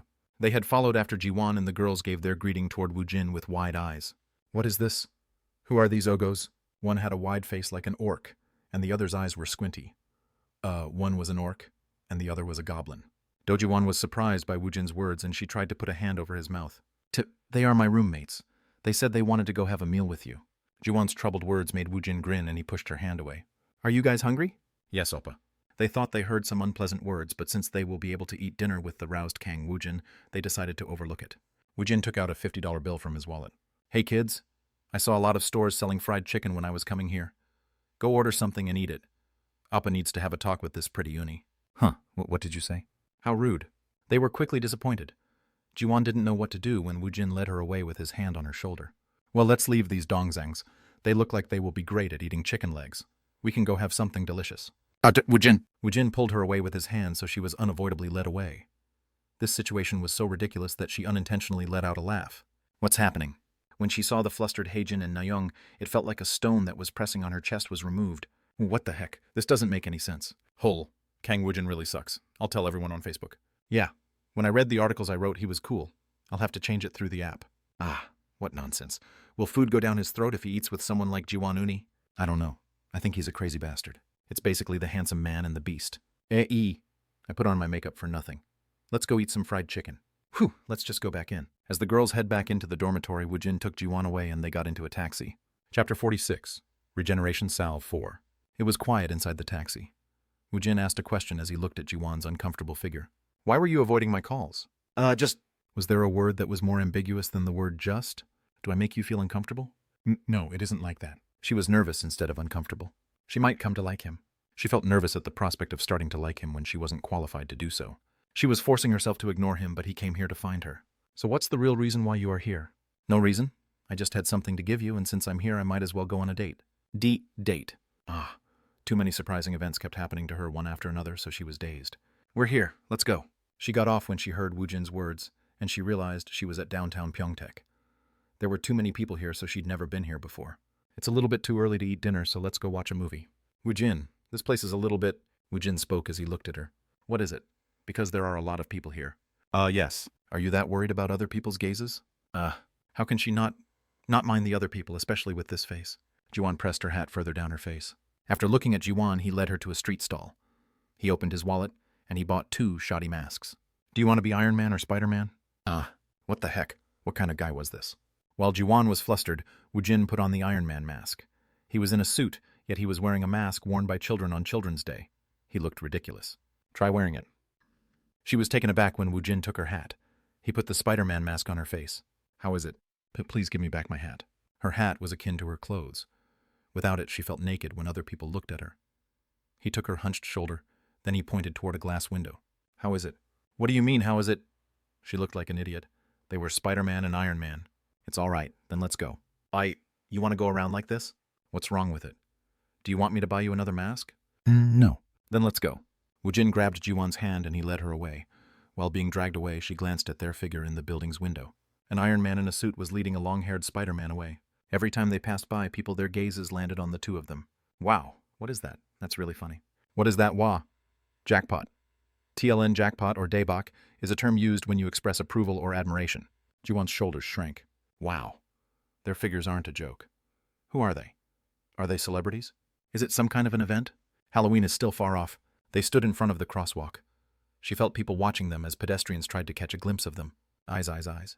It was the unconcealed gazes she was used to. However, there was something different about it. The disgust and pity had changed into curiosity. Wow, that woman's body isn't a joke. Her face must also be pretty. Oppa, are you crazy? Where are you looking at? Jiwan couldn't help herself from laughing when she heard the couple next to them fight. What? Woojin was unconcerned with the whispers heard from his surrounding. He turned his head towards Jiwan. This is a little bit too unexpected. Why? This is too funny and it is also exciting. Well, the signal changed. Let's go. Woojin grabbed Jiwan's hand and he led her away. Jiwan grabbed Woojin's hand a little bit tighter. Her shrunken shoulders straightened and her steps became a little bit more confident. She threw away her embarrassment. Iron Man and Spider-Man entered the theater. Ah, that's too bad. Woojin scratched his head. Every movie was sold out. Jiwan grabbed Woojin's arm. We don't really have to see a movie. Too bad. Woojin was about to turn away when a man wearing a hat and a surgical mask tapped Woojin's shoulder. I have an urgent business. Would you like to see this movie? What? Have a nice day. I really do have an urgent business. In the confusion of the moment, Woojin took the tickets and he saw the man trot away. He looks familiar. The man who was hurrying away turned around. He looked at Woojin and he gave a wink. Then he disappeared. Why did he follow me here? Woojin shook the ticket in front of Jiwan. I guess we are lucky. I guess so. Jiwan and Woojin bought some popcorn. When they entered the theater, a man with his face obscured by a mask and hat showed up again. When he pulled down the mask, it was none other than Woo Sung-hoon. He approached the ticket booth. Then he took out a bundle of tickets from his pocket. Please refund me all of the tickets except for this screening. What didn't say it was going to be a group viewing? Ah, could you give me a refund? There is still 20 minutes left before the movie starts. While the ticket employee tried to deal with the customer, Woojin and Jiwan had entered the theater. Both of them had an absurd expression on their faces. What they said it was sold out, but no one is in here. I guess so. One of his underling was overdoing it. Well, whatever. Let's just watch it. Woojin sat down in the empty theater. He found out the seats in the middle had the best view of the movie. No one is in here. If it is stuffy, take it off. Should I? Jiwan took off her mask, then she turned toward Woojin. Give me my hat. It's okay. Just watch it like that. Don't I bother you? Why should I look at you strangely? Should I look at you with pity? No, that wasn't what I meant. It came in like a punch. His straightforward answer was very heavy-handed. Jiwan was taken aback. Woojin spoke. You are pretty. Don't feel small because you have a scar. There are a lot of ugly people out there even if they don't have any scars like the Orc and Goblin from before. Orc and Goblin. Those girls who came out before.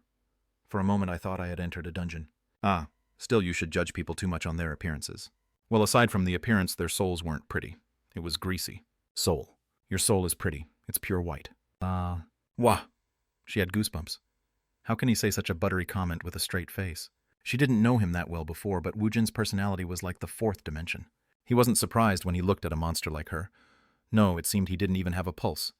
His eyes didn't hold any judgment, and this fact mercilessly shook Jiwan's heart. He had also bought her a mask as a consideration for her. It's starting. Woojin focused on the movie as he ate the popcorn. Jiwan kept alternating from looking at Woojin in the movie. That was fun. Hooah. I think it's really been 5 years since I saw a movie.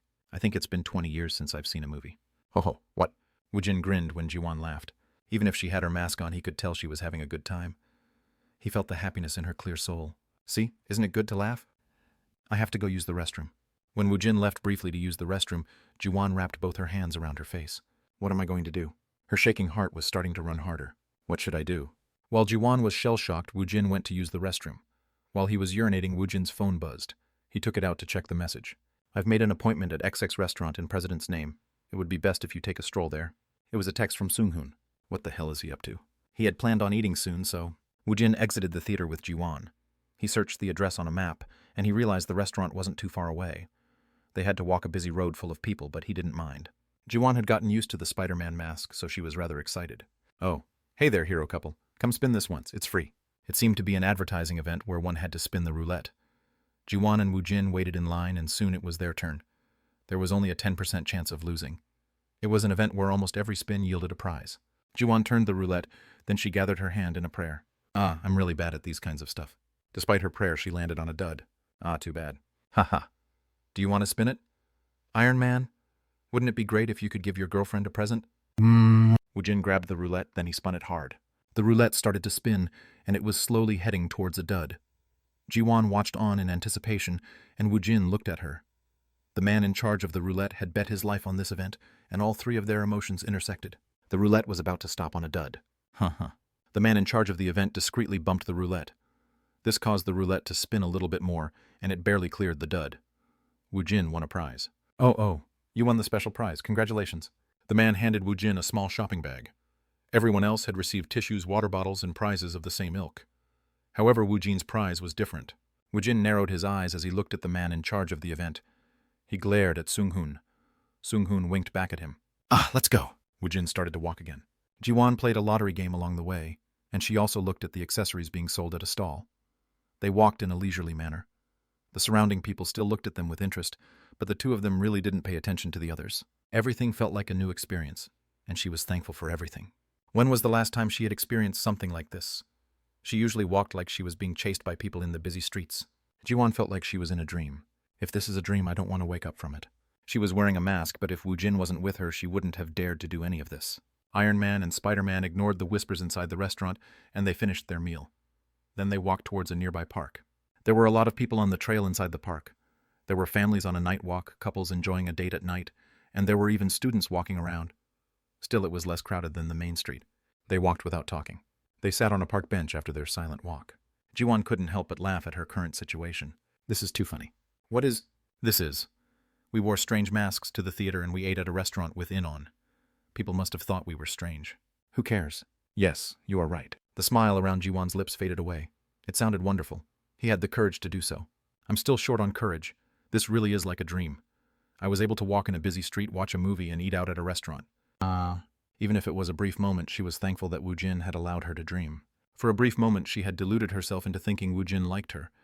However, even if he did like her, she didn't have the confidence to accept him. She was too shabby, and Woojin was already flying high in the sky. She wouldn't be able to see him even if she looked up. Thank you so much. Thank you very much. It was like a dream. It has been a long time since I haven't felt afraid of other people's gazes. I'm really thankful. Even if she hadn't said anything, he would have felt her gratitude. It was for a short amount of time, but Ji-won had felt like she was a main character in one of her novels.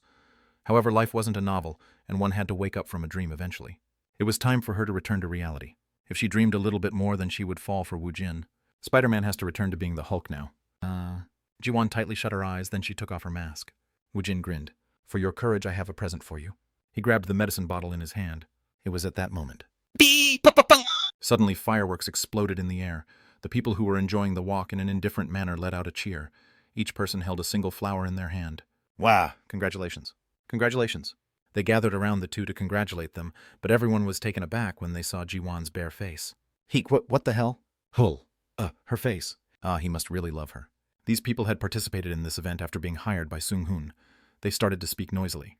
Woojin pressed firmly on his temple. Woo Seung-hoon, whew. Woojin's eyes caught Ji-won's flustered face. Her mask was off and half of her face looked unnatural. No, it looked as if her soul had been sucked out of her. She looked flustered as if she was having a panic attack. Woojin summoned the wall of bones. Charururuk. With the bench at the center, Woojin and Ji-won was surrounded by the wall of bones like a dome. This shut them off entirely from the people crowding around them. They couldn't hear the people's cheer, nor the explosive sounds of the firework. Woojin took off his Iron Man mask. She didn't look to be in a sound state of mind. Woojin took out the regeneration salve. Aren't you feeling a little bit suffocated by your mask? He suddenly came out of left field with those words. Close your eyes. I have a present to give you. You are right. You will probably wake up from this dream. With the regeneration salve in hand, he stroked her scar. When Woojin's hand touched her, she shook like a leaf. Nightmares are terrible. She must have had a hard time. Woojin knew that pain better than anyone. Woojin understood her. Now she will be able to wake up from her long, long nightmare. Woojin carefully applied the salve as if he was praying. The regeneration salve absorbed into Jiwon's scar. Chapter 47. Dungeon Break. She walked with her hat pulled over her head. She unconsciously smiled. He's quite whimsical. He put on a mask all of a sudden and he took her on a date. It had been a long time since she had fun without worry about anything. Her heart was still beating fast from the excitement. He seemed indifferent, yet he also seemed to care. It somehow made her heart race. Deering, don't shampoo for a day. The medicine will be washed away. Just sleep. But what the heck? Is he trying to open a beauty parlor? When the unexpected fireworks went off and the people crowded around the two of them, Woojin gave her was some kind of medicine as a present. He applied it on her head. At first it stung like medication for mosquito bites. However, she felt a refreshing feeling afterwards, and now it cleared her mind. Jiwon sent a reply as she laughed. Yes, yes. Thank you for the good time today. Beautician Nim should hurry on in and rest. She had come home fairly early, so when Jiwon arrived at the dorm, Haejin and Nayoung was about to head out for their night shift. Are you guys going to work now? Haejin and Nayoung didn't respond to Jiwon's word. They left after they got ready. Jiwon shrugged her shoulders at their cold reaction. Whew. She was used to being ignored. Jiwon took a deep breath. Then she got ready to sleep. She washed her face, and when she exited the restroom, she saw a chicken box strewn across the table. These dongzangs look like they will be great at eating chicken legs. When she remembered those words, the recently departed Donzang's faces popped up in her mind. She wanted to know what the orcs and goblins looked like. They really looked like an orc and a goblin. The tail end of her lips started rising, so Jiwon slapped her cheeks. I shouldn't be like this. She shouldn't judge a person by their appearance. She knew well how hurtful and wrong those actions could be. After putting on her basic beauty products, Jiwon's eyes caught the sight of her scar. It was a little bit less puffy. Maybe this medicine really works? The roused had the chance to encounter amazing items, so he might have applied a pretty effective medicine on her. When she return home next week, she'll have expressed her thanks in a proper fashion. Jiwon sat on her bed when she saw the small shopping bag. Oh yeah, it was the roulette prize, so it wouldn't contain anything amazing. Still, she was curious. Jiwon opened the box. Inside the box, there was a jewelry box with a plastic top. When Jiwon opened the small jewelry box, a ring was inside. What the heck? This was a roulette event hosted in the street, so they wouldn't give out a ring. Did Woojin prepare this? Now that she thought about it, the whole day was weird. The theater was empty, and she had received a ring. There was also the expensive restaurant, and the unexpected fireworks, and people holding roses. Jiwon's cheeks reddened. That can't be it. Was Woojin trying to confess to her AE? No way. It was an unbelievable situation, yet her thoughts became chaotic. She was on the fence, but when she looked at the ring, her heart changed to maybe. The only thing that prevented her from believing it was Woojin's attitude. I don't know. Jiwon flopped onto her bed. She composed and deleted several texts to send to Woojin. In the end, she couldn't send the text. She had already received so much, and she would be without a conscience if she also accepted his feelings. Jiwon looked through her photo gallery. She smiled at the selfies taken by Iron Man and Spider-Man. It had been 5 years since she was able to take pictures of herself. She fell asleep as she flipped through the pictures. Monday morning. Guild Allendale's office. 1. Stop being. 2. Too nosy. Woojin sat on the sofa, and he tapped on armrest with his fingers. Every time he tapped, Woo Sung-hoon did a push-up. Hey, Sung-hoon. Yes, sir. Sung-hoon abruptly stood up. Just do what I say and only what I tell you. What do you have to say for yourself? I misstepped when I tried to express my loyalty. Woojin grinned. He was well aware of that fact, and it was the reason why Sung-hoon was still alive. If his action had held any malice, his head would have been sent flying instead of him doing push-ups. Do it in moderation. Moderation. Yes, sir. Where did you get all the money? I used the Guild Corporation card. 1. Stop being... Sung-hoon was semi-automatically doing push-ups, and the person who saved him was Jung Min-chin. President is already here. Mr. Sung-hoon is also... I told you not come to work today. Did you get my message? Haha. How could I rest right now? It had only been a week since they established the guild. He was the general director, but he didn't have many employees underneath him. This meant the work he had to do was getting larger. There was a mountain of work he had to take care, so how could he rest on an off day? Woojin didn't stop Min-chin since he was the one returning his own off days. Then carry on with your work. Yes, sir. Oh yeah, our business with the Ministry of National Defense was resolved. Really, did they accept us? Yes, sir. When the Ministry of National Defense requests it, you have to participate 10 times in a joint operation. Your enlistment is waived if you honor the condition. Woojin grinned. He didn't need to make a plan. When the dungeon break happens, he'll travel to the region and he'll mop up the monsters. Or he could clear a dungeon pointed out by the government. You did well, Director Jung. Haha. Woojin gave a rare compliment and Jung Min-chin had a satisfied expression on his face. Let's have a company dinner soon. Haha, yes, sir. Woojin's feelings improved, so he decided to stop torturing Sung-hoon. Woojin let him go. It'll be too boring to go to the dungeon without Sungu. Tronet wasn't going to invade anytime soon, so Woojin decided to rest for one more day. He sank his body into the sofa, then he turned on the TV. He changed the channel several times and he stopped on a show called Mysterious TV Surprise. It was a dungeon special. The program talked about the current mysteries regarding the dungeon, and they showed several people with hypotheses on the subject. Monsters are life forms from outer space. The dungeon is a prelude to the destruction of Earth. Soon, there was a man touted to be a dungeon expert, and several scientists were interviewed. They talked about what happened to the dungeons in the past 5 years, and they were coming up with hypotheses. One talked about the dungeons existing for longer than 5 years. The other one talked about extraterrestrial beings invading Earth. They also discussed several wild rumors. If we consider the invasion of the extraterrestrial beings as only coming from space, we are only approaching the problem from a 3D perspective. Dungeons are like tunnels. Basically, it is a platform or gate used by the extraterrestrial beings. Soon they will be able to cross into Earth. Yes, he's right. Woojin agreed with this foreign scientist's words. He showed several evidence as he lended support to his words. Even if the beings make a gate, they won't be able to cross over immediately. It takes 30 days for the dungeon break to happen. Why is it 30 days? I've formulated a hypothesis about the item called Return Stones. It is the only key that is able to dispel the barrier. I have a hypothesis where the monsters have to protect the Return Stone for 30 days. Then they'll be able to use the key for themselves. That sounds plausible. Why can monsters only come out 30 days after the dungeon is made? Maybe the barrier doesn't exist to protect the dungeon. It existed to protect Earth.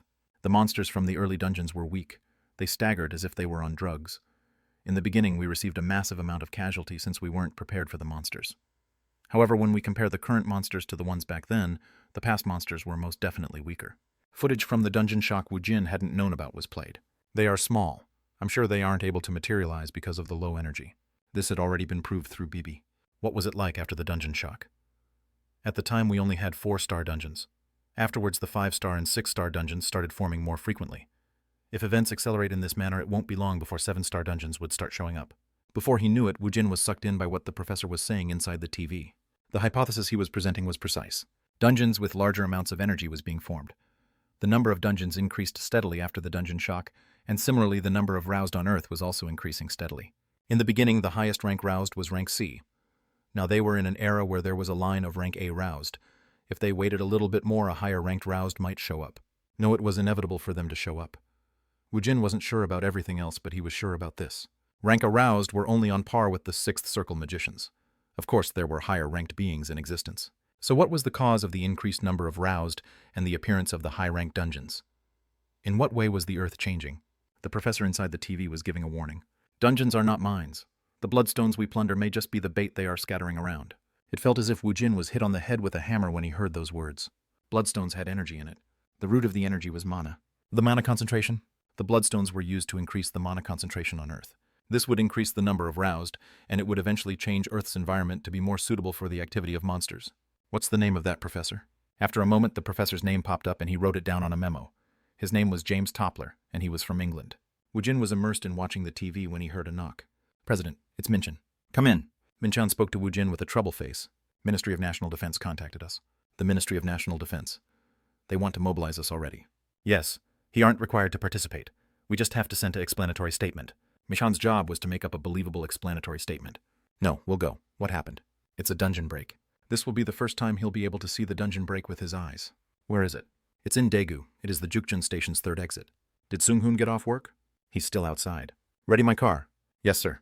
This would be Allendale's first joint mission with the Ministry of National Defense, and it would start at Daegu. Jiwon's eyelids closed heavily as she looked at the clock and she was surprised. Huck. PM 10:20. She went to sleep at around 12, so it basically meant she had slept for a whole day. She hadn't had any alcohol yet, she had slept for a very long time. Nae-young and Heiji, who was in the same night shift as her, hadn't woken Jiwon up. They must have went to work without her. Jiwon didn't have time to wash, so she started running in haste as she put on her hat. Huck, hello. Ah, yes. The dorm's security guard was puzzled when he faced Jiwon, who had greeted him. Who is that? Jiwon barely arrived on time as she punched her factory's attendance card. She went inside the changing room, and she bowed her head towards her fellow employees. I'm sorry for being late. She wasn't late for work. However, not being late for work wasn't everything. Everyone had already changed into their clothes, and they were in the midst of making instant coffees. Everyone's gaze was simultaneously focused on Jiwon. I slept too much. She hadn't come into work yesterday, yet she was almost late today. She wouldn't garner much sympathy. Their gazes made her feel uncomfortable, so she hurriedly changed her clothes. Jiwon took off her hat to change into her uniform. My God. Is that really Jiwon? You, Uni. Everyone became surprised when they saw her, and Jiwan lowered her head in embarrassment. I'm sorry for being late. After saying those words, Jiwan put on her work clothes, and she patted herself down to make herself presentable. She was about to put on her work hat in front of the mirror when she noticed it. Jiwan lowered the work hat she was about to put on. She was so surprised that no words came out of her mouth. People weren't surprised at her tardiness. They had been surprised by her face. Ms. Jiwan, you hair? Unnie, your face. At everyone's surprised reaction, Jiwan looked at herself once more in the mirror. The scar that had covered half of her face was gone. The skin on her head had been peeled off, so the hideous scars had caused a permanent swelling and distortion. Now the scar was completely gone, and it was covered in luscious hair. The length of her hair was uneven, but she didn't care. Jiwan touched her face with trembling hands. My face, my face. Tears fell from Jiwan's eyes. It was Woojin. It was the medicine Woojin applied on her. Jiwan's tears were hindering her eyesight, but she was able to find Woojin's number on her handphone. She pressed the call button. The call couldn't be connected. Please leave a voicemail. He picked the wrong time to not answer his phone. Jiwan didn't know what to do with the happiness and gratitude that was welling up inside her. Chijijik. This is a breaking news. Daegu's Jukjin Station's third exit is close to a dungeon break. The evacuation of the locals have been completed, and the roused Kang Woojin has entered the dungeon. The television was hanging on a wall inside the changing room, which doubled as a break room. When she heard the breaking news, Jiwan's head whipped around towards it. Chapter 48. Dungeon Break 2. Woo Sung-hoon didn't drive his car straight to Daegu. Woojin was taken to Seoul's Roused Management Bureau. The building next to the Management Bureau was the headquarters for the Special Defense Brigade. They were a branch of the Ministry of National Defense. When Sung-hoon stopped his car in front of the headquarters, a soldier was waiting in the front for them. It's a pleasure to meet you. I am Lieutenant Che Hae-sol of the Special Defense Brigade. Pleased to meet you. My name is Kang Woojin. After greeting Woojin, Che Hae-sol looked towards Woo Sung-hoon. I will be the one guiding you now. Your companion may return. Go. Yes, President. Woojin followed after Che Hae-sol, and he was guided into the headquarters. The Special Defense Brigade was an army unit, but they didn't seem too stiff. The passerbys wore military uniforms, but it felt like he had stepped into a normal company. So do I have to go greet the general? No. After handling several administrative businesses, we will leave immediately. We don't have a lot of time, so I'll brief you on the go. Sure, whatever. Woojin was led by Lieutenant Che Hae-sol, and he had to take several tests. They checked his eyesight, and his blood was drawn. Woojin had to make several demonstrations of his abilities, and he also gave descriptions of his abilities. Hae-sol smiled as she spoke to Woojin. Mr. Woojin is quite unusual. In what way? Normally roused don't like their blood drawn. They also avoid talking about their own abilities. Is that so? Wouldn't you have to know what my abilities are to make plans for the joint operation? Wasn't it a standard procedure to find out the Allied forces' power? Hae-sol laughed. I would like it if all roused thought like Mr. Woojin. If the roused cooperated without a fuss, then how great would it be? The army had a very difficult time handling the existences called the roused. All right, we'll be moving now. I will also guide you to Daegu.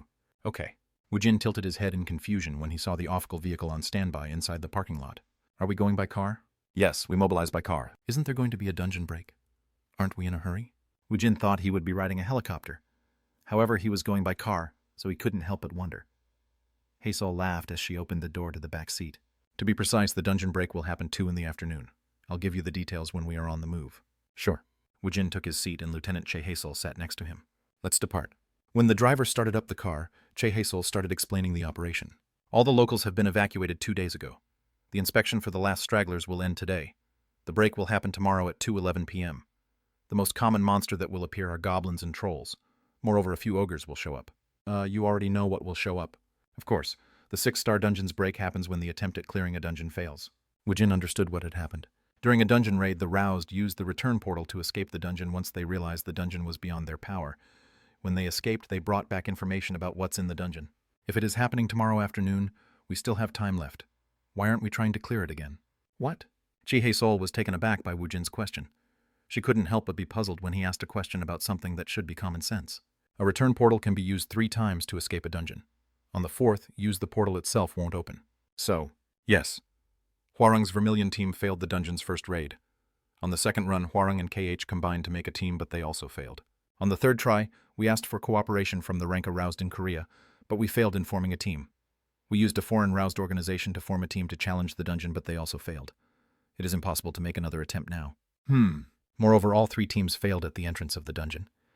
The portal can be made to escape the dungeon, and one had to use the same dungeon portal to re-enter it. It was a type of save point. They were able to step in at where the last team left. However, all 3 teams had failed. It meant the difficulty of this dungeon was unimaginable. If it is that difficult, then wouldn't it be very dangerous? Hae-sol nodded her head in a solemn manner. Doesn't the terrain have a huge influence on the difficulty of the dungeon? This dungeon was also largely affected by the terrain. Do you have any detailed information on the dungeon? What the dungeon will break soon? The dungeon break will happen. The battlefield will switch from inside the dungeon to the outside.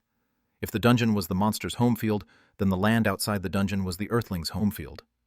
They would receive help from modern technology that couldn't be used inside the dungeon. The humans held a large advantage outside in defeating the monsters. In the beginning, humans hadn't been prepared for the dungeon break. However, there were almost no civilian casualties now. Still, the property damage was immense. The ogres are problematic since they have high resistance. Still, a 12.7mm NATO ammo works on them. Then why did you call me? What I'm not really sure. When will we arrive there? We'll arrive around 7. You can have some dinner, then you can rest at the hotel. We'll move to the area of operation at 10 in the morning tomorrow. Woojin rubbed his chin. If it's ogres, it might be worth trying. Are the information about the dungeon a secret? It's not. Information about dungeons are usually released to everyone on principle. Even if the Bloodstone companies are deeply involved with wanting to clear the dungeons foremost, it was a work done to protect cities and nations. Monopolizing of information happened, but it was extremely rare. Can you find some for me? All right. Lieutenant Che Hazel called somewhere. Then she answered Woojin. You'll be able to read it immediately when we arrive there. All right, thank you. Woojin looked out the window for a while. Then he leaned his seat back and he closed his eyes. It was a luxury car, so it was very comfortable. Moreover, the driver drove the car very smoothly.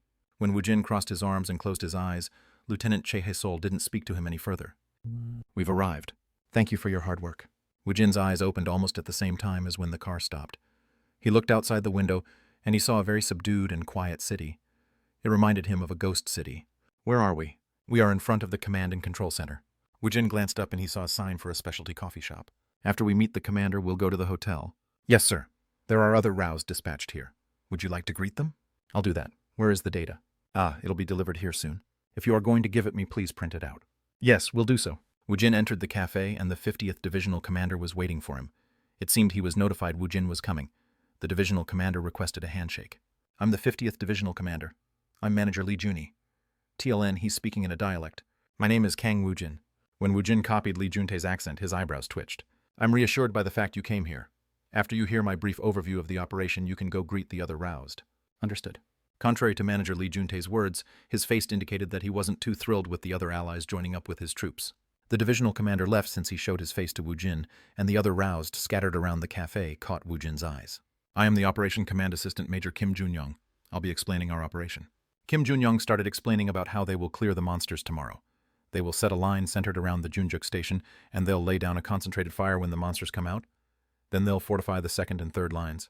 The Air Force planes will deal with the flying monsters, and they will also lay down support fire. All the civilians had been given eviction orders, and they had all been evacuated. After the first barricade was destroyed, the roused was in charge of blocking the monster from reaching the second line. When the second line was breached, the roused had the autonomy to hunt the monsters by themselves. We've read the dungeon energy, and I think we will be able to protect the second line. However, we don't have any information on the final monster, so please be ready for the A variable. The dungeon raid finished in the early stages, so they didn't have any information on the final monsters. A more detailed instructions will be delivered tomorrow at 10 a.m. Yes, thank you. Then please go greet the other roused.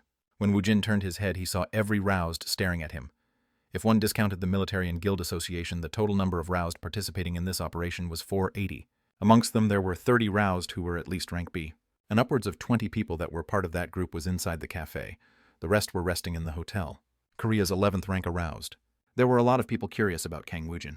Moreover, there was also an acquaintance there. A bobbed-haired beauty walked towards Woojin. Glad to see you. All right. We've seen each other before. Where? Seoul National University's 6th exit. Woojin's expression indicated she was talking nonsense, so the bobbed-haired beauty introduced herself while frowning.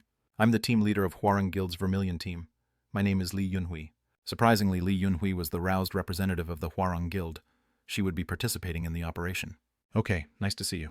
After a brief greeting, Woojin received the bundle of documents brought to him just in time by Hazel. A rough map of the dungeon information on the monsters that showed up and a detailed information of the dungeon was spelled out in the documents. Thank you. Yes, if you need anything else, please talk to me. Your hotel room number is 502. After receiving the key, Woojin skimmed over the bundle of documents. Then he rolled it up and he stabbed it into his pocket. It's worth a shot. Woojin left the cafe. Lee Yunhui, who had been by his side, clenched her fists as it trembled in anger. Did he just ignore me? When Lee Yunhui started to shake, the members of the Vermilion team quickly came over to calm her down. Please calm down. Kids these days lack self-awareness. He probably thinks he is the best since he is a rank aroused. Heh. Team leader should be patient. His high nose won't last long. Lee Yunhui fanned her red face. Ho-ooh. She took out her phone to find her Appa's number, then she pressed the call button. Hello? Why did you call him here? Who are you talking about? The fucker who stole the dungeon last time. Mr. Kang Woojin, I want you to observe him. Moreover, I want you to build up some goodwill with him. I purposefully brought him in to participate in this operation. What if I don't want to be friendly with him? Why are you being like this again? Just observe him closely. Try to see what ability he uses and how well he controls his power. See if he has any unusual habits. Who? Why didn't you assign this to someone else? Hwarung's guildmaster Lee Sung-ho spoke after he cleared his throat. I'm not asking you as your Appa. I am ordering you as the Hwarung's guildmaster.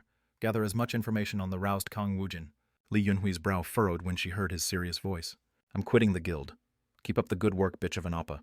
You always make me do the annoying assignments. Why are you being like this again? Yunhui Appa is... Do-oo. She ended the call in a temper.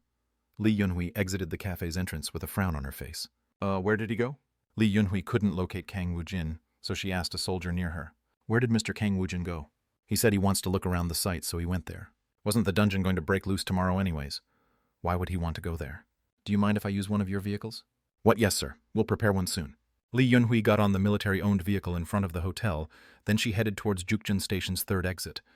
There weren't any cars on the road, and she drove by tanks from time to time. When she got closer to the subway station, she saw barricades, tanks, and machine guns placed in buildings. When she arrived at the first line, it was filled with soldiers on guard. After exiting the vehicle at the first line of defense, Li Yunhui walked towards the problematic subway station, which was 4 blocks away. The surrounding high-rise buildings had been demolished for a better line of sight. However, they hadn't cleared the debris, so the surrounding was cluttered with debris. The dungeon entrance had been protected from the effects of the explosions, and Kang Woojin was standing in front of a strangely colored portal. Hey, what? Li Yunhui's face crumpled at Kang Woojin's answer. She always heard from others she was rude, but it felt weird meeting someone who was more rude than her. Why did you come here? Why would I come to a dungeon? I'm here to clear it. Yunhui was surprised by Woojin's words. You are mad. Woojin laughed. He wasn't crazy. This place had a lot of EXP and achievement points. It was crazy to make the 3 battle lines outside, and it would be crazy for him to share the monsters with the soldiers and the roused. Li Yunhui realized Woojin wasn't making a joke with his laughter. She approached him. Hey, are you crazy? What can you do by yourself? If you go in, you won't be able to use the portal again. He wasn't going to use it. He won't use the portal to exit the dungeon. He'll break through the barrier using the return stone. Hey. Try thinking logically. Even if the monsters pop out, we can kill all of them if we work with the soldiers. So why do this? Are you thinking about making a noble sacrifice for your line? Hey, wake up. No one will care what you did if you die. What nonsense. He wasn't making a sacrifice for his line. TLN family line. The monsters will be sacrificed for his benefit. Li Yunhui was surprised when Woojin took a step forward. Are you really crazy? You'll die if you go in. You are being really noisy. Woojin tilted his head as he looked at Li Yunhui's ghastly face. A small fry will always live like a small fry. Woojin took another step and he was swallowed up by the portal. The portal emitted a loud light as it pulsed. The portal will disappear in 30 seconds. Wah, you crazy son of a bitch. Li Yunhui suddenly screamed out loud. Wah, batshit crazy bastard, that completely psycho bitch. She had only met him for a couple of minutes, but he made a very strong impression on her. This was the first time she had met someone like him. Moreover, his sneer at the end filled the inside of Li Yunhui's head. Think logically, Li Yunhui. Don't be impulsive right now. That crazy son of a bitch. That bitch should really be killed with a bullet to the head. Portal will disappear. 5 seconds, 4 seconds, 3 seconds. That crazy son of a bitch. Li Yunhui threw her body towards the portal. Chapter 49, Dungeon Break 3. Pot. As soon as Woojin came out of the portal, he became vigilant of his surrounding. The last team to come had hurriedly escaped through the portal while being chased by enemies. There were signs of a struggle, and he saw several corpses of monsters sparsely scattered about the surrounding. Jirik. He glimpsed the goblins between the trees, so Woojin quickly summoned his bone spears. Shu-u-ung puk. Geruk. The bone spear immediately flew towards the 3 hidden goblins, and it killed all 3 at once. He looked around the surrounding, and he expanded his senses. However, he couldn't feel any more living beings. The upper predators must backed off, and the goblins were left as scouts. Most of the corpses in the surrounding was goblins, but there were also 2 trolls. Troll corpses were quite valuable. The fact that the previous groups weren't able to harvest it meant they had been quite hasty in their retreat. Didn't they say the last team was from Japan? Woojin tried to take out the printed data from his pocket, but it wasn't there. He searched his other pocket and his handphone was gone. I can't bring stuff from outside. Woojin's clothes didn't disappear since it was made from materials found in the dungeons. The roused, who regularly enters the high-rank dungeons, wear clothes made from materials from dungeons by default. No wonder Jung Minshin had bought several set of clothes, and he had given the clothes to him and Sungu. Jung Minshin was able to take care of even these little details. He thought Minshin was quite talented. Pot! At that moment the portal disappeared, and the last light from the portal disappeared. Then it spat out a person. After coming out from the portal, Li Yunhui started to yell again. Ah, crazy. I did it again. Woojin's brows furrowed when Li Yunhui showed up. What? What? What do you mean what I've gone crazy and entered the portal because of you? Why the fuck did you have to lose your mind in front of me? Fuck. If you want to die, then you should just die by yourself. What the fuck is wrong with you? Why did you have to flip out in front of me? Crazy bitch. Who told her to come in? She came in here by herself. After he withdrew his gaze from Li Yunhui, Woojin started walking. Yunhui grabbed Woojin's shoulder. You crazy son of a bitch. Where are you going to go by yourself? I'll lead from the front. Since you are a magician, just support me. Woojin looked down at Yunhui's hand, which was grabbing his shoulder. It had been a while. It had been a long time since someone touched his body without his consent. Woojin turned his head to look at Yunhui. Do you want a beating? Huh, what? Woojin turned his body and he looked at Yunhui straight on. Weak Jock. Woojin's hand slapped Yunhui's cheek. She didn't even have time to avoid it. Her cheek glowed red after she was slapped. She was confused and taken aback only for a moment. She immediately reacted in anger. You son of a bitch! Chang. Her ring suddenly changed into a sword. She swung it towards Woojin, but he had summoned his steel staff to block her sword. Babagak. Woojin's foot flew in and he kicked her shin. Ah-ak! Her legs buckled. She screamed as she started to fall to the floor, but her body was lifted into the air faster than she could fall. Woojin grabbed the back of her neck, and he slapped her once more on her cheek. Baka! Accompanying a dull sound, she was flung away and she slammed into the ground. You son.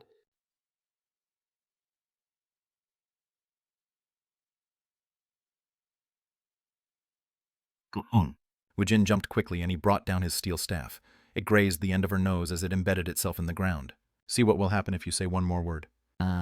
If it's your wish, I can make you like the headless horseman. Yunhui gritted her teeth and she growled. However, she couldn't do anything. She knew the truth when she saw Woojin's eyes. He wasn't joking. Ignorant bitch, motherfucker, how can he beat a woman like this? To her? He did this to her, Li Yunhui. She had never been hit by man in her life. She had been wounded until the brink of death fighting monsters, but she had never thought she would be assaulted by a human. I hate bitches like you. Woojin summoned his bone spear. He grazed her as he stabbed it into the ground. A chill crawled up Yunhui's spine. Stop trying to push your wrong onto others. Who told her to enter the dungeon? She came in here on her own volition, so how could it be someone else's fault? She basically came here to snatch his EXP away and be carried. You were beaten since you are weak. Don't blame others for not being able to protect you. Woojin summoned a second bone spear, and he pierced the ground on the opposite side. Your soul reeks from it being filled with evil thoughts. Woojin stepped back. If you want another beating, then follow me. If you want to live, then stay here obediently. I'll take you out with me when I leave. Her lips wouldn't open. Li Yunhui bit her lips. She yielded to him. She yielded to him. It made her feel so dirty. Woojin grinned when he saw her growl like a wild animal with a bit in its mouth. It wasn't as if he couldn't kill her. He just didn't want to add such a bitch to his collection of evil spirits. The bone spears on either side of her grew teeth, and it grew into a jail made out of bones. Woojin turned his back on her. Eek! You crazy bastard. What are you going to do by yourself? This is a 6-star dungeon. As if answering her frantic shout, Woojin extended his arm. A considerable amount of magic exited him at once. Pop, pop, pop! The goblin corpses strewn around the surrounding exploded, and a large quantity of skeletons were summoned. Keek, keek, keek, keek. Ke. A morbidly strange sound came out of the skeletons, and they swayed after Woojin. Crazy bitch. When did I say I was alone? Kang Woojin, your temper has died down a lot. Bitches like that wouldn't have been able to raise their head in front of him. Whether it was allied warriors, kings, or a priestess, they wouldn't have dared to look up at him. That bastard Sungu.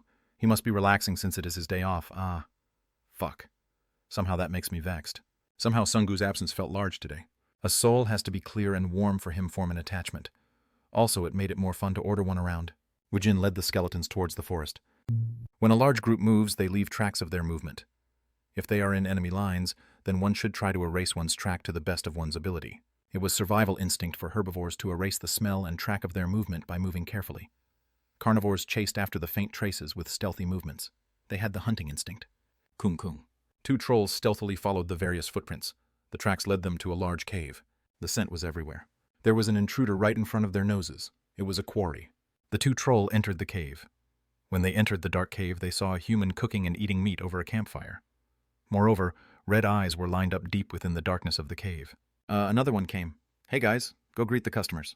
Waruruk. The magic spell appeared without any warning. It lit up the cave brightly, and it illuminated the skeleton magicians with red glowing eyes. Several dozen skeletons were illuminated for only 3 seconds. Waruruk, pa-pa-pung. The outgoing magic ripped the troll's limbs apart as they were flung out of the cave. He had forgotten about it. He had left tracks, but he was someone who didn't care about such things. Bibby, gather the ingredients. P, you are going to make me do this again. Hurry up and summon Dulce. Uh-huh. Hurry up and go get it. They are about to die. Bibby had materialized in her girl form. She inflated her cheeks as she pouted, then she trotted out of the cave. The little devil started gathering blood in a bottle from the dying trolls. Heh. It hurts a lot, right? I'll punish him for you guys in Master's dream. As the trolls started to lose consciousness, their gazes landed on a human stretching as he stood up. He had a bone grasped in his hand. Ooh. Since I have a full stomach now, I should start leveling again. He didn't bother to hide his presence as the forest started to be soaked in madness as the upper predator felt the killer's instinct. Cool. Ogre. They were one branch of a race descended from the giant race. The inhabitants of the forest ran away just from hearing their booming steps. They were the apex predator of the forest, and everyone was terrified of coming across them. Ogre. There was a loud group chasing after the forest's predators. Kikeka. The skeleton soldiers ran quickly as they faced off against the goblins and kobolds. Every one of them were cut down. The skeletons opened a path for Woojin. He ran with Bibi hanging on Woojin's head. Skeleton soldiers in black robes followed after him. Bubagakbuk. He heard a loud noise, and it seemed the advanced unit of skeleton soldiers had encountered an ogre. As the crowded forest road ended, an ogre could be seen in the wide open space. Ogre. It was around 4 meters tall. It wore a primitive garb, and it barely covered its sexual organ. It had hard head, and its headbutts were dangerous. They were descended from the giant race, so their 2 fists were deadly weapons in itself. If it grabs a boulder, then the boulder became a catapult. If it grabbed a tree, then the tree became a large club. It was a ferocious predator of the forest. I finally found one. It had high EXP and achievement points. This monster also held an incredibly large bloodstone. Cool! The predator let out a savage howl. The ogre's fear couldn't stop the skeleton soldiers from marching. They were existences that had forgotten about fear. However, the ogre's tyrannical hands had enough strength to demolish the skeleton soldiers. Woojin couldn't match the large cry of the ogre, but he had a way to match its large body. Hey, Dulce. At Woojin's shout, his familiar Dulce showed up. Pot! A handful of light let out a dim glow like fireflies, and it started to spin dizzily around the surrounding like satellites. The light increased and decreased like the beat of an animal's heart. The light overflowed with vivaciousness. The light was absorbed into the ground. Goo goo goo goo goo. The ground shook and a pile of earth rose up. The head showed up first, and when it raised its arms and legs out, it let out a roar. Bibi jumped towards the head of the clay golem Dulce. Dulce Jing. The golem's head was Bibi's favorite location. Crush them. Dulce Jing. Go. Go on! At Woojin's order, Dulce charged. The golem was taller than the ogre by 1 meter. Kung kung. Every time Dulce took a step, a clump of dirt with weeds and rocks fell off. Huang quang.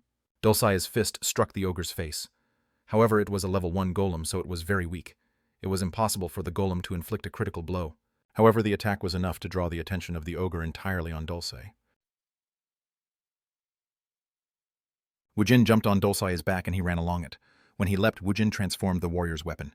He held a hammer in his hand. Gu-ah! Dulce's enormous body hugged the ogre, and the ogre let out strange sound. Then Woojin's hammer dealt a blow to the ogre's head. Gah! The ogre swayed from the impact. Woojin landed on the ground and he rested the hammer on his shoulder. Then he measured the distance he had to travel. Hold on to him tightly, Dulce. I'm going to hit it one more time. Gu-ah! Master, use your strength a little bit more, Ahong. Blow it away in one blow, Ahong. Ujacha. He accelerated as he charged, and he used Dulce's curved back as a jump stand. He added his jump to his momentum, and he jumped much higher than before. Then Woojin's hammer hit the groggy ogre's head again. Kwajik. The sound of its skull breaking reverberated, and the ogre's body started to tilt. It had an incredible thick skin, so most sword couldn't penetrate it. It also had a high resistance, so the skeleton magician's magic would have only tickled it. The current skeleton soldiers and magicians weren't effective against the ogre. If he wasn't a dual class, then he would have had a very hard time defeating this monster. Bibi, go guard the surrounding with Dulce. All right, Dulce Jing, let's go for a walk. Why do you keep calling him Dulce Jing? How can you call our cute Dulce that? I guess he is Hookse now. TLN doll equals stone hook equals earth dirt. I saw it on the TV Ahong. If you find something cute, you call it with a jing. TLN, it's a form of baby talk usually used by adult female to adult male. It's a form of eggio. Huh, the TV is ruining you. What did you watch? It was Martian Virus Ahong. Master should also watch it, Yong. I learned a lot about Earthlings through it, Ahong. I'll watch it with you next time. Hurry up and go look around the surrounding. Dulce Jing. Depart. Ku-ung kung. Woojin started to dismember the ogre's body since he needed it as ingredients for his medicine. It wasn't that hard of a job, so Bibi could do it. However, Woojin decided to personally dismember the monster. I shouldn't have given Sungu the time off, Woojin complained as he cut the ogre's body into pieces. Master, come over here quickly and see this. Why? Woojin put the harvested ingredients into the inventory. Then he approached Bibi, who was yelling urgently. When he approached her, the end of the forest could be seen. The forest ended abruptly. An earthquake fault canyon cliff. There was a separation. Woojin looked down below. It was an endless cliff. About 200 meters in front of him, there was an amazingly large cliff rising 300 meters up from where Woojin stood. Woojin looked from side to side, but the canyon was maintained with a uniform distance separating one side to the other. The shape reminded him of a moat built around a castle to stop the advance of an enemy. He kept walking to the side, but there weren't any roads leading across to the other side. The land resembled a donut shape, and there was a large pillar in the middle. There was also a gap of 200 meters. In Woojin's memories, he had heard of a land with a familiar layout. It's the Tarut's Plateau. Woojin's face became serious. It also had another name, the Temple of the Giants. Woojin's gaze went past the very high walls of the canyons to the land beyond it. Chapter 50. Tarut's Plateau. Woojin brought a boulder that weighed about the same as him. Try throwing it. Dolsai used all his might, but it fell way short of reaching the land across the divide. It was possible to throw 200 miles across, but it required much more strength to throw something 300 miles high. Wait a second. Woojin add 9 skill points to the golem summon skill. He upped it to 10. Meditation is used to summon the golem's heart, which creates the body. Depending on the summoner's loyalty and trust, the required control is decreased. The summoned being needing control by the summoner may be reformed into a true companion. Possible medium dirt boulder LV20 cancel. Magic consumption 30. Needed control 0. 99. Loyalty 99. Trust. Pop. The light swept over Dolsai several times and his body started to grow rapidly. His height almost reached 8 meters. Woojin grabbed his neck as he tried to look up at Dolsai. Hey Dolsai, let's go eat some boulders. The dirt making up Dolsai's body fell away. It was like 10 dump trucks pouring dirt at the same time. Woojin jumped away with Bibi in hand as they avoided the dirt. He should have gone to the side and done it. Wing. At Woojin's criticism, Dolsai's true body or the golem's nucleus trembled. Bibi touched Dolsai in a sweet manner. Are you sad like a stone, Dolsai Jing? I'll send Master to Dreamland at once. Juju. TLN exaggerated comical kissing sound. Wing. Woojin frowned as he looked at the rapidly rotating light. What the hell are you guys doing? The Earthlings played like this for fun. Woojin made a note in his head to see what Martian virus was all about. As he was thinking this, he pointed toward a boulder located off to one side. Dole, cut it out and go eat a boulder. Wing! The golem's nucleus absorbed the boulder. The boulder shifted, and it started to slowly disintegrate. Then it reformed as it rose from the ground. Its height was smaller. It was about 4 meters tall, and its strength couldn't even be compared to the clay golem. Dolsai threw another boulder. It reached the opposite side, but it fell way short of reaching the top of the cliff. This won't do. If he put the rest of his skill points into the golem, summon will Dolsai have enough power to reach the top. Dolsai's level would naturally rise as they fight alongside each other. It felt like a waste to use all the skill points based on a rash decision. I have to level up anyways. If he reached level 40, then he'll have a way to cross the divide. The forest was large and there were a lot of monsters in it. The only thing worrying him was the dungeon break, so he tried to calculate when it'll happen. The return stone needed to be found in 30 days real time. The amount of time passed in here would be 120 days before the monsters start popping out. One had to secure the return stone before that time. When did I come in here? It was past 7 p.m., but it hadn't been 8 p.m. yet. The dungeon break will happen the next day at 2:11 p.m., so he had around 18 hours, 19 hours. He didn't know the exact time. It was 4 times slower in here, so he should have around 3 days and 4 hours. The margin of error was large. I'll assume it's 3 days. That was the amount of time he had to obtain the return stone. He couldn't use 3 days to just jump over a canyon. The key is to reach level 40. He had to reach it in a day. Woojin looked at the forest. Dolsai could use boulders as medium to form his body now, so it should be pretty easy to deal with the ogres now. He had to get to level 40 as fast as he could. He'll use his new familiar to get over this canyon. The obtaining of the return stone was his top priority since he had to block the dungeon break. Woojin had a purpose and a goal now, so he started to move. Jukyung Station's dungeon break, first line of defense, 3rd checkpoint. Sergeant Kim. What? The portal disappeared. What bullshit are you spouting? Sergeant Kim had been lying on his side. He raised his body, then he looked toward the Jukyung Station's 3rd exit. The portal that had been formed in front of the stairway had disappeared. When did it disappear? It just disappeared. A man went in first, then a woman also went in, then the portal. Fuck, you keep watching it. Yes, sir. Sergeant Kim quickly called the signal corpsman over. His report was quickly relayed, and it reached the 50th Divisional Commander's ears soon. The aide visited the hotel room where the Divisional Commander was staying. Who entered? It was roused Mr. Kang Woojin and Ms. Lee Yunhui. Divisional Commander Lee Juntai frowned. The two of them had been impudent from the first time he had met them, and both of them had entered the portal side by side. Is it the young trying to play hero? Lee Juntai looked at his aide. What about the media? They don't know yet. There are only soldiers near the area of operation. However, they will find out soon. The portal emitted light. Even from afar, one could see it through telescopic lens. If they noticed the oddity and asked questions, then he couldn't hide the incident. Li Juntae was worried. How would this incident affect him? He thought about the various possibilities, and he concluded that the damage he will receive was minimal. What if they clear the dungeon? I have a hard time seeing it. I guess we have to consider them to be dead. Then the dungeon break will happen on schedule. Nothing will change. So the only thing different is losing Hwarang Guild Presidents Dongseng Li Yunhui. Kang Woojin was the guildmaster of Allendale Guild. It was formed only a couple days ago, so his disappearance didn't bother Li Juntae. I guess nothing has changed. I want you to crack down on the troops, then get ready for the break tomorrow. Yes, sir. Understood. When the aide left, Li Juntae took out his handphone to make a call. Just because he wasn't affected by this, it didn't mean the others would be in the same boat as him. It's me. Yes. Why is the divisional commander calling me in the night? Impudent bastard. This bastard was always short on words. Li Yunhui just entered the portal. I'm pretty sure that wasn't part of the plan. He knew the other's silence was accompanied by a large amount of confusion. Li Juntae secretly smiled. The reporters will start making a hubbub. What should we do? I'll call you again after I assess the situation. Understood.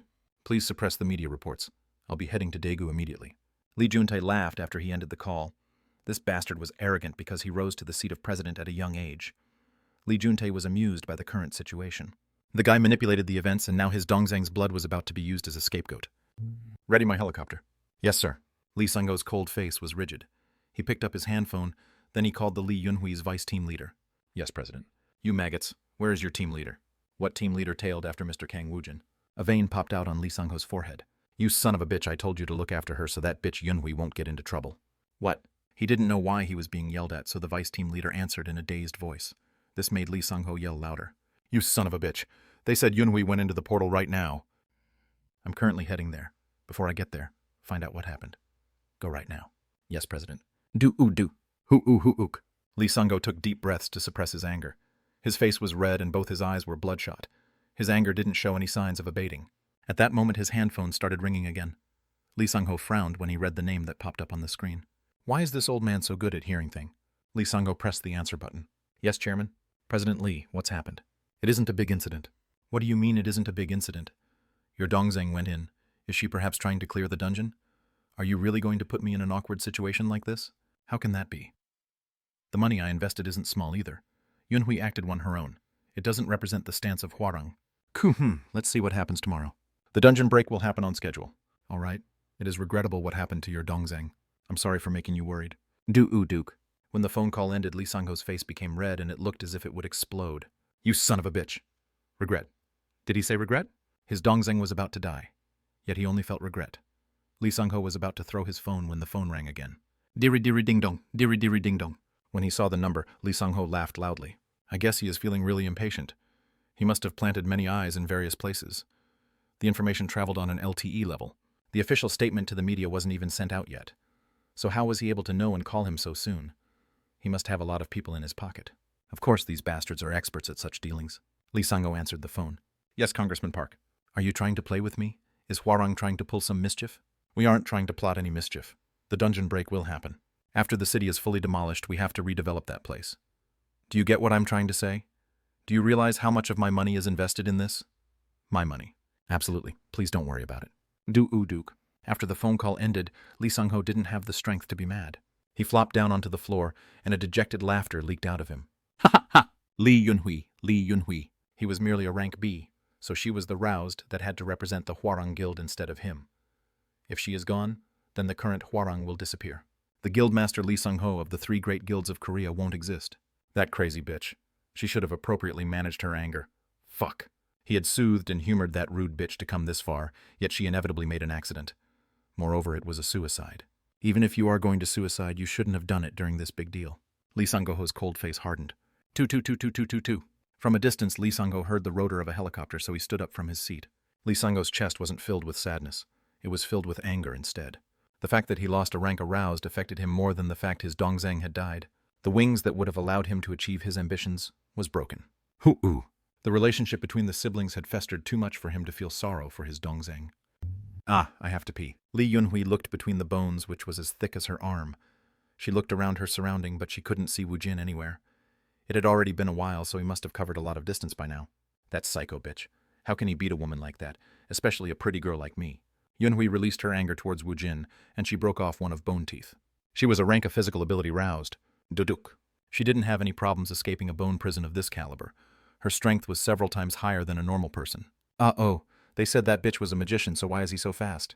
When she thought about Woojin, it automatically brought a surge of nausea. When she broke the second tooth, a hole big enough for a flexible woman to escape opened up. After she got out, she picked up her fallen sword. Then she looked around her surrounding. She quickly pulled her pants down to take care of her business. Shui! She looked towards the direction Woojin disappeared to, and she could see several dozen footprints on the ground. That gangster bitch. He isn't in the mob yet, he goes around with a posse. She had an illustrious career, but she had never seen a necromancer like him. Still, she had never had the chance to clear a dungoan with other roused. She had always been together with her teammates.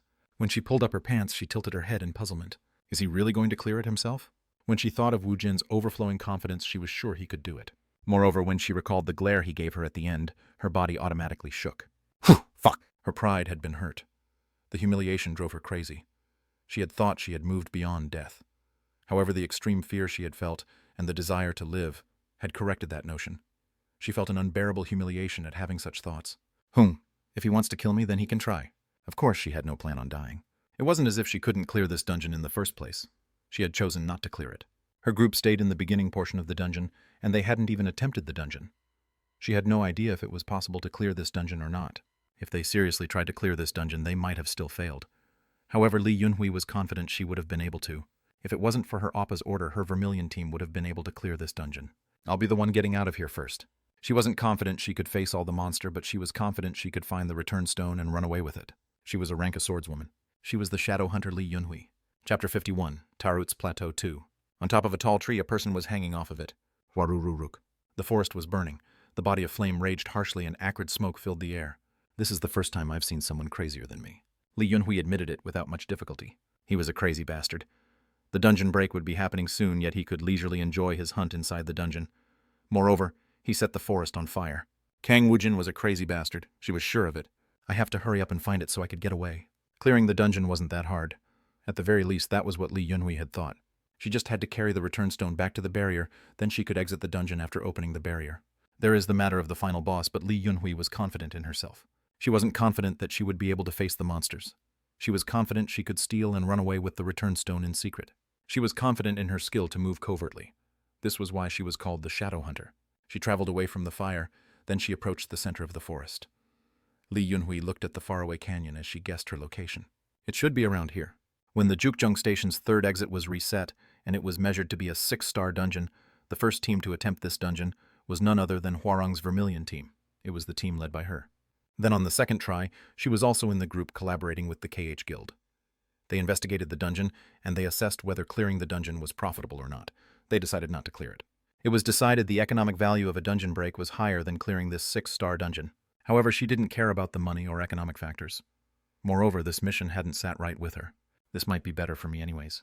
She had always disliked how her Appa did business, so she might be better off this way. Her Appa Li Sang-ho was leading Hwarang into a strange direction. In any case, she wasn't the one who started this. Kang Woojin had entered the portal first. As it stands, if he dies, then there won't be any snag that'll stop the dungeon break. If Kang Woojin did clear the dungeon, it would be a big problem. She'd prefer to end this herself rather than let Woojin clear the dungeon. The first try was done by Hwarang.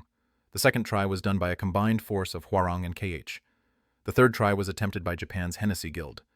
If something they couldn't do was done by the newly formed Allendale Guild, they would be put in a difficult position. The Vermilion's reputation will fall. She had to prevent that. Hwarang can't go under. Hwarang was important to Li Yunhui and Li Sang-ho. The problem was they had different ideas on how they'll make Hwarang the best guild. After walking a while alongside the cliff, she discovered the covertly hidden rope. Li Yunhui pulled down at the rope, and the limp rope started to become taut. They had installed this during the first exploration. There were only 3 monsters across the ravine. When they realized this, they had given up clearing the dungeon. They estimated the amount of artifacts and bloodstones they'll earn from defeating the 3 monsters, and they decided it wouldn't amount to much. The Vermilion team had turned back at that point. When the rope pulled by Li Yunhui became taut, she tied it off on a tree. Crazy bastard. The dungeon is going to explode soon, yet he is hunting monsters. Even if they had quickly ran away with the return stone, there might not have been enough time. Li Yunhui ran atop the rope. Even on the swaying rope, Li Yunhui's body was stable. Waruruk. Fireballs were sent everywhere as the forest burned. Monsters ranging from small to large were all hunted down as they came out of the forest. Even the ogres were taken down. The bulky body of Dulce rammed into the ogre like a bulldozer. Gu'ung, Ku'o. When the ogre fell, Woojin didn't miss the opportunity. He approached the ogre, and as he let out a shout, he pierced the spear through the ogre's mouth. Woojin didn't hesitate to learn all the skills that had been restricted until he reached level 40. The hot-blooded battle steed continues to gallop even in death. Depending on the summoner's loyalty and trust, the required control is decreased. The summoned being needing control by the summoner may be reformed into a true companion. Magic consumption 30. Needed control 1, 99. Loyalty 99. Trust. Skill Phantom Gallop, LV10, cancel. Great. Woojin immediately summoned the Phantom Mount. The empty air ripped open as a blurry Phantom Mount jumped out, then its body materialized. It alternated being transparent, then turning into a midnight black color. As if it was breathing, the transparency level varied. Hey Xing, did you miss Nuna? Pururung. The very first one to run towards the Phantom Mount was Bibi. She hugged it around the neck, then she rubbed her face against it. Woojin's familers were all trapped within the Room of Seal. If they were to come out after hearing Woojin's voice, he had to level up quickly. Woojin also learned the Necromancer class skills restricted for level 40. The roaming souls are gathered so it can surround the Overlord. These souls move on their own accord to protect the Overlord. Subordination number 010. The Phantom Spear is summoned to attack the enemy. The Phantom Spear will unerringly chase an enemy until the end to attack. Consumed Magic 1. Phantom Armor. Spirit Armor and Phantom Spear Spirit Spear were high-ranked skills for extorting souls. The Phantom Armor would surround Woojin, and it was useful as a barrier. However, it was also a good source for energy. In times of emergency, he could extort and absorb the spirits to recover his energy. Also, even if there weren't any souls around his surrounding, he could change his subordinate souls in a Spirit Spear to attack. Woojin increased the Spirit Armor level to 10, and it increased the number of spirit he can subordinate in to 100. Come evil spirits. Woojin looked around his surrounding to look at the spirits roaming around him. The spirits shuddered. Then they started gathering around Woojin. Wee-ree-ree-reek. They all gathered around Woojin.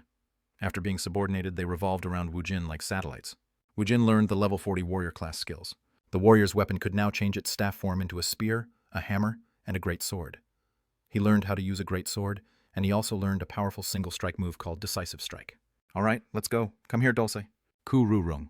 Dulce shook off the stones composing its body, and he returned to being a small golem's heart. It returned to Woojin's side, and it clung on to him. Woojin got on Xing and Bibi jumped to sit in front of him. Woojin saw the skeletons filling the surrounding, and he cleared his palate in regret. He couldn't transport them one by one. Pa-pot, wa-ruru. Woojin retracted his magic, and every one of the skeletons turned into a pile of bones. It was regrettable, but he assumed there would be more monsters beyond the ravine. Go, go. At Bibi's words, Woojin grinned, then he grabbed Xing's reins. Pururung. Xing let out a bellow as it raised its forelegs. Then he ran straight towards the cliff. Phantom gallop. Choo-choo-choot. At Woojin's words, a ghostly road formed in front of Xing. The ghostly road formed in front of Xing, and it disappeared after he passed it. This process kept repeating itself. Ha! Let's run, master. Xing ran towards the Temple of the Giants. Whew. Li Yunhui let out a nervous sigh. She wasn't afraid, nor did she get cold feet. The grand scene that had unfolded in front of her eyes was enough to overawe her automatically. The terrain was shaped like a basin. It looked depressed like a crater in a volcano. In the enormous basin there were huge statues everywhere. It was carved more exquisitely than the Moai statues, and at a glance there were anywhere between several hundred to several thousand statues. There weren't any buildings here. At the center of the basin there was a large tower, and the return stone was floating on top of it. It was so far up that normal people wouldn't be able to see it, but the eyesight of the roused had already surpassed the criteria of a normal person. There were 3 monsters circling around the altar. There were only 3 of them. Still, isn't this a little bit much to attempt it by myself? When Li Yunhui arrived at the Temple of the Giants, her feet wouldn't move. That bastard will probably come here eventually. Since he had been confident, he'll probably jump in head first. Li Yunhui hid herself in the shadow of a boulder. I want to see you get fucked over. He dared to hit her. If the opportunity presented itself, she would take her revenge. If the opportunity didn't come, she didn't care. She'll just observe how the bastard fares against the monsters, then she'll run away after she snatched the return stone.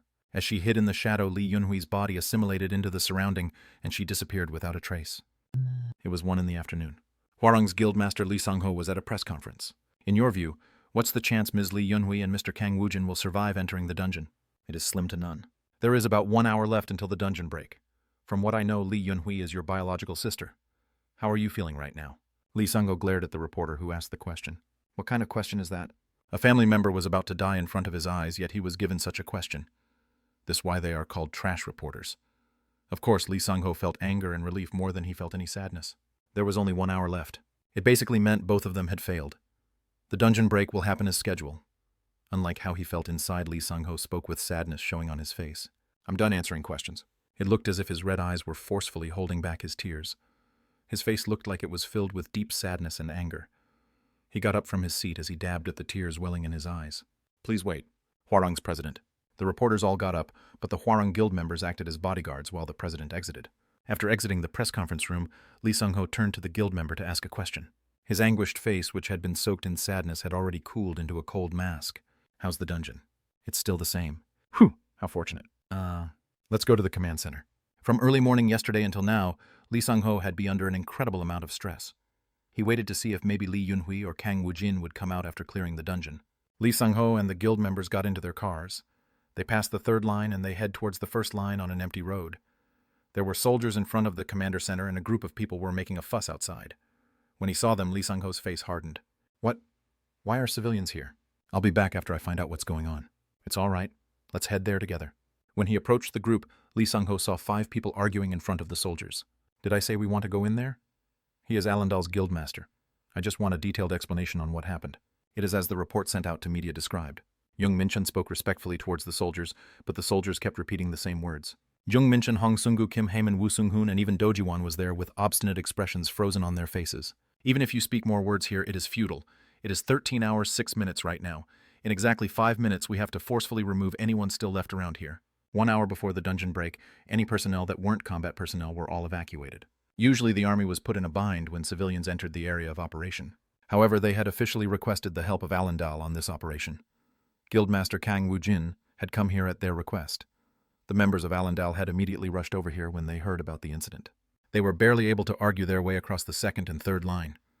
However, now that they were at the command center, they weren't able to meet the commander. "What's going on?" At that moment, Lee Sung-ho asked with a kind look on his face. He secretly looked at Dojiwan.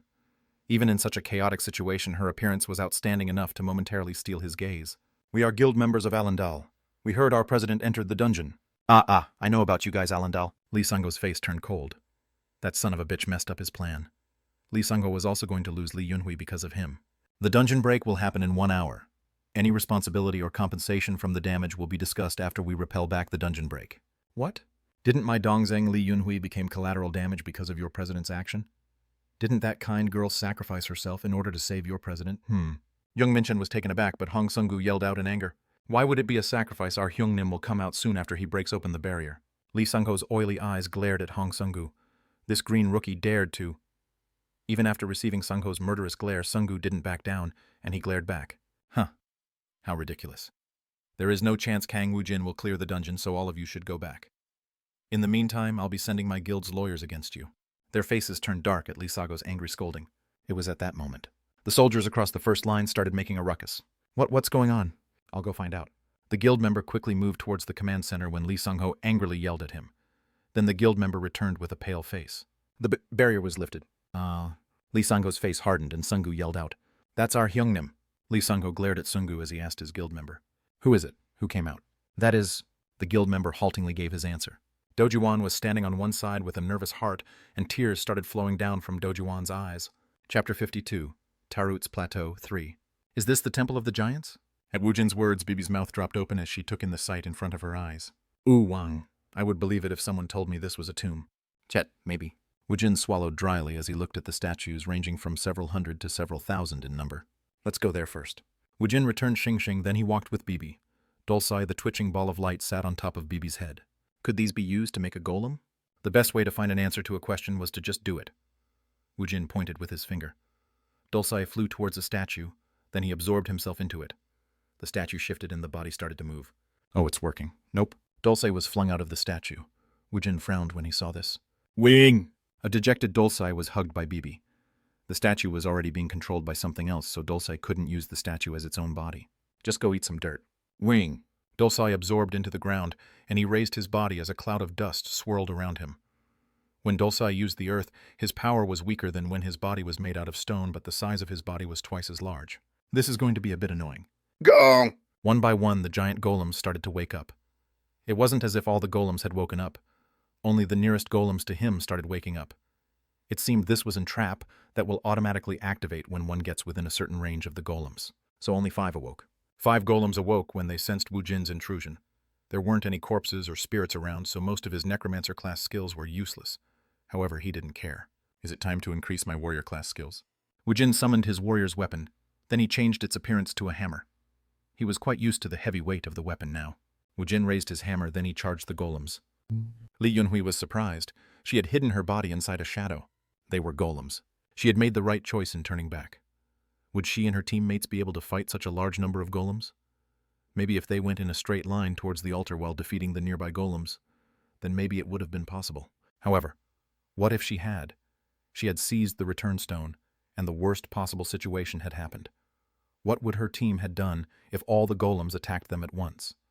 Moreover, there were living giants guarding the altar, so they would have also had to deal with them. As if Kang Woojin was worried about such a scenario, he was killing all the golems first. He didn't head straight towards the altar. He destroyed the golems as he moved toward the center as if he was drawing a snail's shell. Wasn't he a necromancer? It seems Kang Woojin had many secrets. It was no wonder the only information known about him was that he was a necromancer. However, once she saw Kang Woojin hunt, she was suspicious as to whether he was really a necromancer. She was the Shadowed Hunter, yet she was suppressed with strength. It didn't make any sense. She had already been a rank A roused for 2 years, yet she was beaten in terms of strength. That bastard skeleton summon must be a smokescreen. I'm sure he is a warrior. Moreover, he probably only advanced his strength. Woojin's appearance fit that image. He wielded a stupidly large hammer, and he bashed the giant golem as the earth golem held it in place. Moreover, he was quite simple. He only used one technique. What? After defeating couple hundred golems, Kang Woojin changed his style. He used his hammer to continuously strike the floor. What the hell, is he some kind of construction worker? When Woojin moved further away, she advanced a little bit before she hid her body. Kang Woojin was on an infinite hunting spree, and Li Yunhui crawled low to the ground for a while. Ooh, those bastards are getting on my nerve. He wasn't too far from the altar with the return stone floating on top of it. There were less than 50 giant golems left, but the large giants surrounding the altar didn't even show signs of moving. With their backs to the return stone, they didn't budge an inch. In the center of their heads, a single eye was rolling around. It meant they were observing Woojin.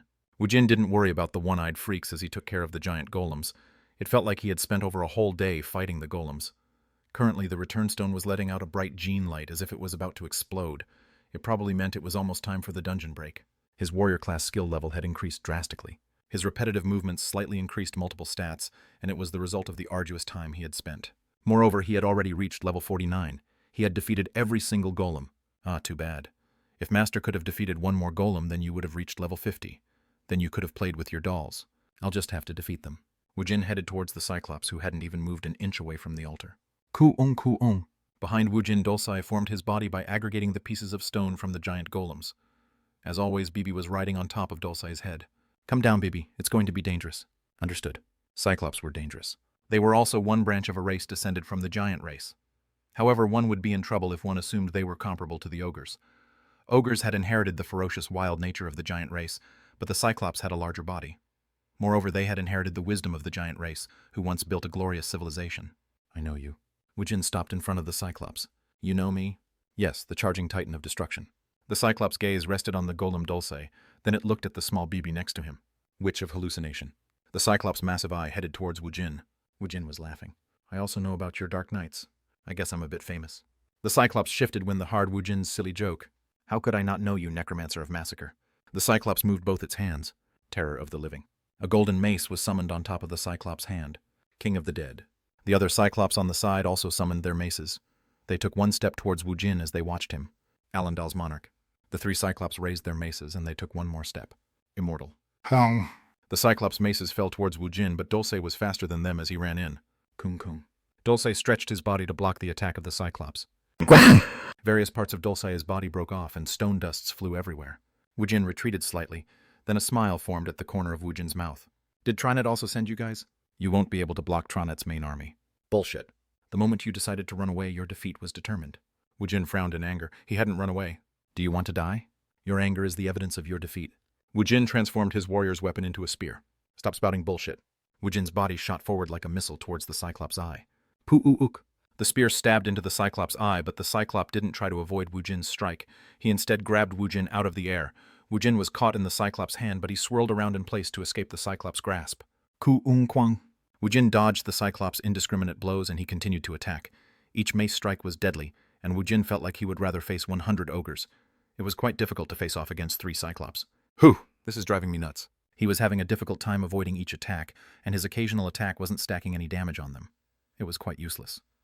The Cyclops who was stabbed in the eye healed instantly from a light emitted by the altar. He could use the decisive strike with his great sword to sever finger or the Achilles tendon, but it was all useless. Bibi was almost of no help. It was only him and Dulce. They were outnumbered and time was running out. The unknown power from the altar kept healing the Cyclops, so Woojin would eventually fatigue first. At that moment, Li Yunhui appeared from a shadow cast by a pile of stone. Then she snatched the return stone on top of the altar. As if it was about to explode, the return stone emitted a bright light. However, when Li Yunhui grabbed it, the light calmed down. At the same time, the light from the altar that was healing the Cyclops stopped flowing out. "Hey, you son of a bitch. You can think of me as a small fry. This small fry is going home now. It would be great if you just died, you crazy son of a bitch." Woojin smiled when Li Yunhui appeared. Even trash had its uses in the right circumstance. "Hey, Dulce, buy me some time." "Gu-ah!" Woojin immediately exited the battlefield. Then he charged towards Li Yunhui. "What are you doing, you crazy son of a bitch?" This was the first time Li Yunhui saw Kang Woojin struggle since he entered this dungeon. He probably had enough, and he was trying to steal the return stone from her. It was probably why he was exposing himself while he left the three giants behind. Maybe he meant to escape together with her using the return stone. It didn't seem that way. The spear in Kang Woojin's hand frightened her. Don't come over here." "Thank you." Kang Woojin struck with his spear. She was barely able to block it, and Li Yunhui's wrists hurt. What kind of strength? "You will be my final EXP." "What?"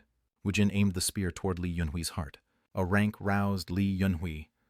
With her agile body, she twisted to perform her special attack, cutting the moonlight.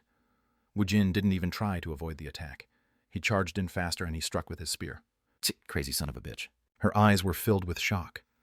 The life energy within her eyes faded quickly. When Woojin pierced her heart with his spear, she had grazed Woojin with her sword. The attack was insufficient to cut his throat. Humans of blood and bones was much easier to deal with than the golems. Woojin immediately learned the level 50 restricted skills, and one can control a dead corpse. The corpse can use 50% of its original ability.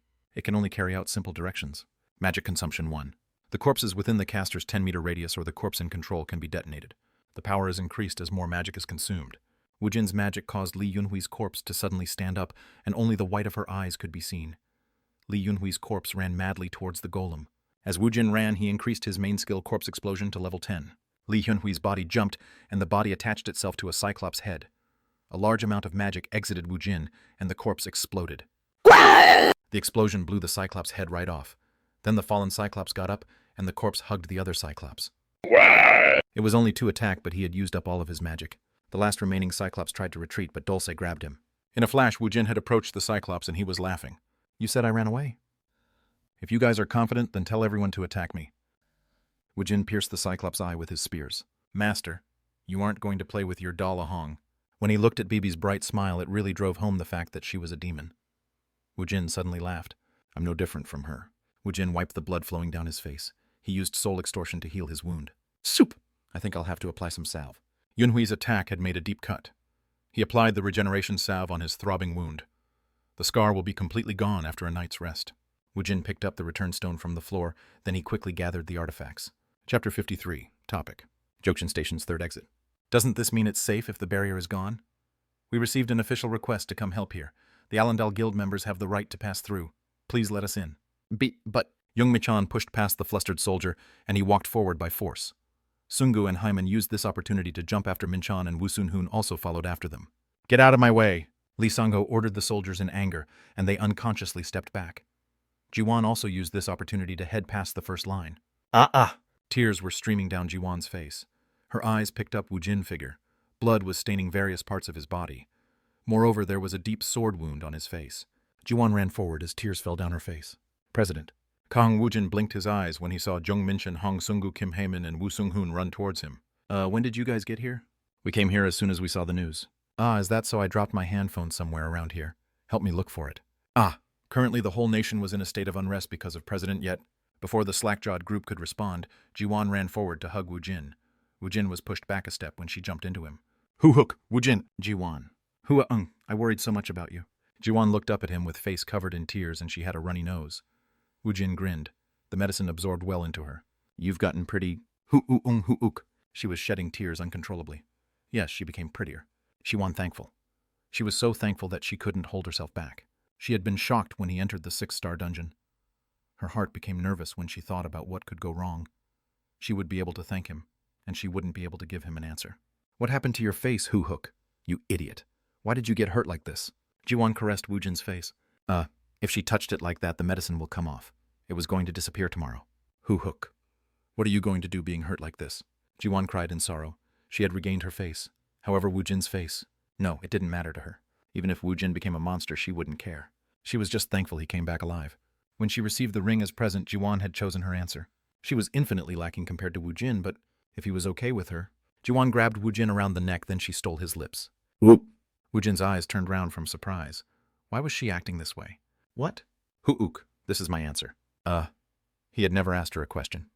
So what answer? When Woojin became confused, Jiwan pushed her finger forward. You gave me a ring. I also like you.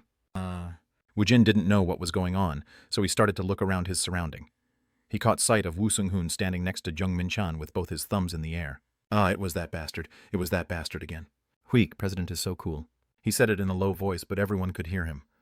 That guy was so tactless. What should he do about that whistling bastard? Jiwan was holding Woojin tightly. He pushed her away with a thumb on her forehead. I guess you aren't afraid of anything. Who are you pushing your mouth towards, too? A ghost is going to latch onto you. Get off me. What? Jiwan was about to give a sullen answer when she realized where she was. She quickly separated from him. Woojin was someone the entire population of Korea was paying attention to. He was a famous person. I was thoughtless. Even at that moment, the cameras of the reporters were tirelessly recording this scene. She hadn't been able to control her emotions, and her eyes didn't see anything except Woojin. Now that she came to her senses, she really regretted her action. Did she cause more harm than good? Jiwan was thinking to herself when Lee Sung-ho grabbed Woojin's shoulder. Hey. Woojin wordlessly turned his head around to look behind him. Lee Sang-ho's angry face came into view. Why isn't my dongzeng coming out? Dongzeng. I was the oppa of the noisy woman who had followed after him. Whether it is the oppa or the dongzeng, it seems both of you have a bad habit of rudely touching others' body without consent. Woojin glared at Lee Sang-ho. Lee Sang-ho flinched as he took his hand off of Woojin, and he took a step back. Shit, what kind of eyes is that? Swear words were about to automatically come out of his mouth, but there were too many people watching them. What happened to my dongzeng, maybe? She's dead. How can this be? Her corpse. Why didn't you bring out her corpse? Isn't it reasonable to treat the dead with respect? One had to treat a teammate who had cleared the dungeon with one with respect. Obviously, this was a rule that had to be kept. If he hadn't fared well in the there, then his actions could be excused. However, Woojin had come out after clearing the dungeon. The corpse. Woojin looked around his surrounding. His guild family soldiers, reporters Lee Sang-ho, and the Hwarang's family were all here. Well, this place isn't Alphen. He didn't need to make a big deal out of this. She was a brave woman. She attacked an enemy she shouldn't have provoked. She died bravely. Boo, who did it? Which monster killed my dongzeng? A monster. Immortal. Immortal? Woojin patted the shoulder of Lee Sang-ho, who was quietly repeating the word like a mantra. Woojin headed back towards his guild family. Did you find my phone? The army should be holding it for you. Woojin and the Allendale guild members headed towards the command center located within the hotel.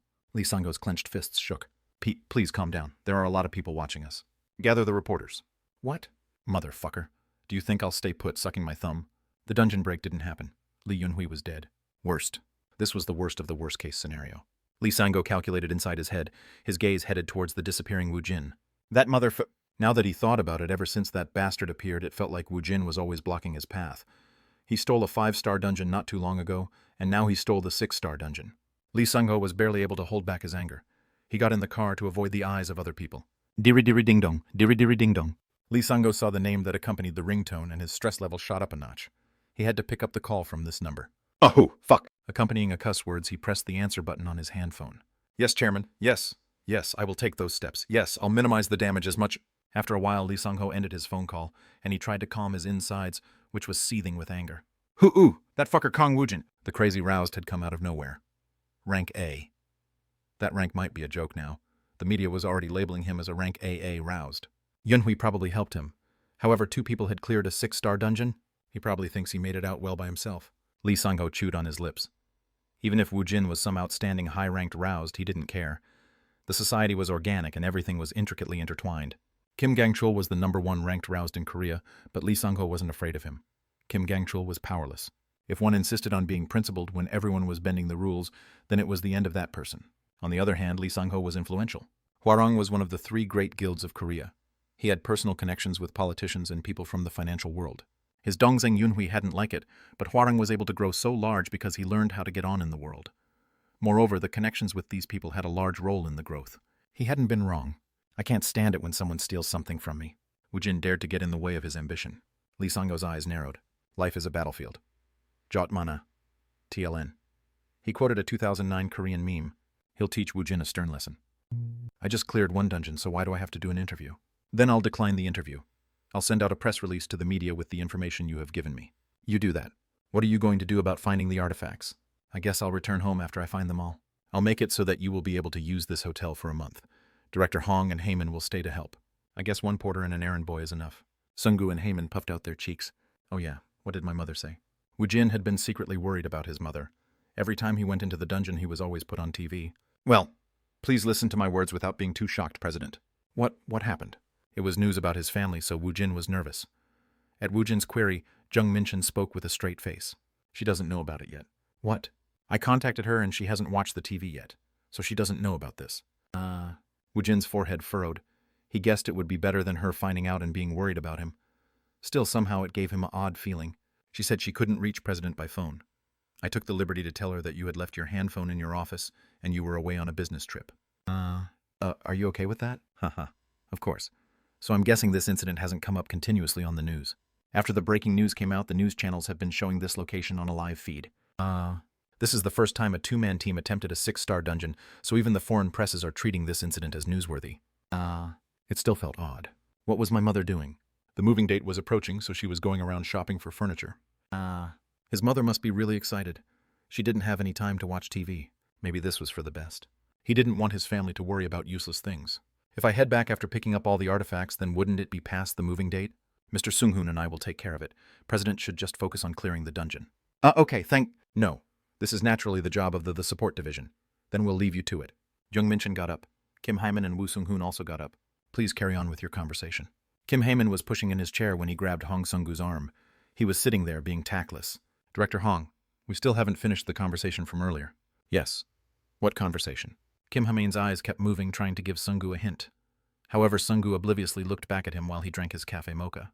Ha. Let's go first. Let's go talk over there. What? Sung-gu still hadn't picked up what Kim Hyman was trying to imply. He eventually just took Sung-gu away from the table. Woojin and Jiwan was the only one left. Jiwan's cheeks turned red for no reason at all. What happened to your work? How were you able to come here? That is, she had come here without any plan. This was the first time she had been absent without notice during the past 4 years she worked at the company. No. She had to miss work yesterday because of Woojin. So was this her second time doing this? She would have never done such a thing before she had met Woojin. Woojin grinned as he looked at Jiwan. You are more hopeless than you look. He was probably more hopeless than her. You like me? The ring you gave? I thought about it for a long time, and my heart... That was the result of Woo Sung-hoon overdoing it. Still, that wasn't important right now. This woman is asking for big trouble. You like to live dangerously liking a guy like me. Jiwan wordlessly lowered her gaze. Her eyes immediately welled up and tears started to drip down. So that's how it was. Woojin considered her a burden. Woojin was too important for a mere factory worker to covet him. Woojin looked at Jiwan, who was crying wordlessly. Her soul was clean without a speck on her soul. It was a pure soul. How much would the evil spirits like her? How much will they torment and wound her? He should keep her far away and protect her, but Woojin's heart was... Woojin grabbed Jiwan's chin and he forcefully lifted her gaze. Do you like ghosts? If you aren't afraid of them, then give it a try. The confused Jiwan stopped her tears when Woojin laughed. I'll let you live a spooktacular life. This scene was being photographed from afar with a telephoto lens. The person looked too dubious to be called a reporter. Chapter 54, Topic 2. Mido High School. There weren't much time left until the CSAT, so the hallway in front of the third-year classes were much quieter than usual. Lee Sulgi was approaching Dojemin from the opposite side of the hallway. His face automatically wore a nervous expression. Hey Sulgi, hello. Yeah, hello Jamin. Sulgi laughed gaily when Jamin awkwardly waved his hand. When Jamin walked past her, it felt as if a heavy boulder fell on top of his heart. No, it felt as if his heart was in a freefall. Dojemin, you idiot. Even if he kicked himself, it was already too late. After that day, he felt an indescribable sense of distance from her. She was much prettier than before. She laughed more frequently, but he felt something was missing. He was so out of it that he wasn't able to focus on his studies, and he feebly passed the time. Before Jamin's tutoring school class started, he opened his handphone. As a habit, he opened his internet browser. Then he shook his head when he read the posted articles. I would have never guessed this Hyung was such an amazing person. He had looked like a homeless bum, but now it felt like he was some rich heir. An unprecedented event. 2-person party clearing 6-star dungeon. Hwarang Guild's Vice President Lee Yunhui's mysterious death. Kang Woojin there was an accident. Jamin searched for more articles, and it seemed the internet was in an uproar since the dawn of yesterday. Before the break could happen, Woojin and Lee Yunhui entered the dungeon and they had cleared it. Moreover, Lee Yunhui had died in the process. Hull.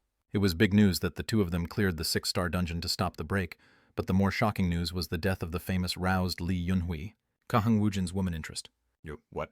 Jimin was surprised when he clicked open the article. What? He had a girlfriend. Ooh, wow. She is so pretty. The photo of Kang Woojin kissing a woman was posted. His face had been injured during the dungeon raid. The #1 real-time search topic was Kang Woojin's girlfriend. As he looked through numerous pictures, Jamin couldn't help but shake his head. Ooh, wow, she's really pretty.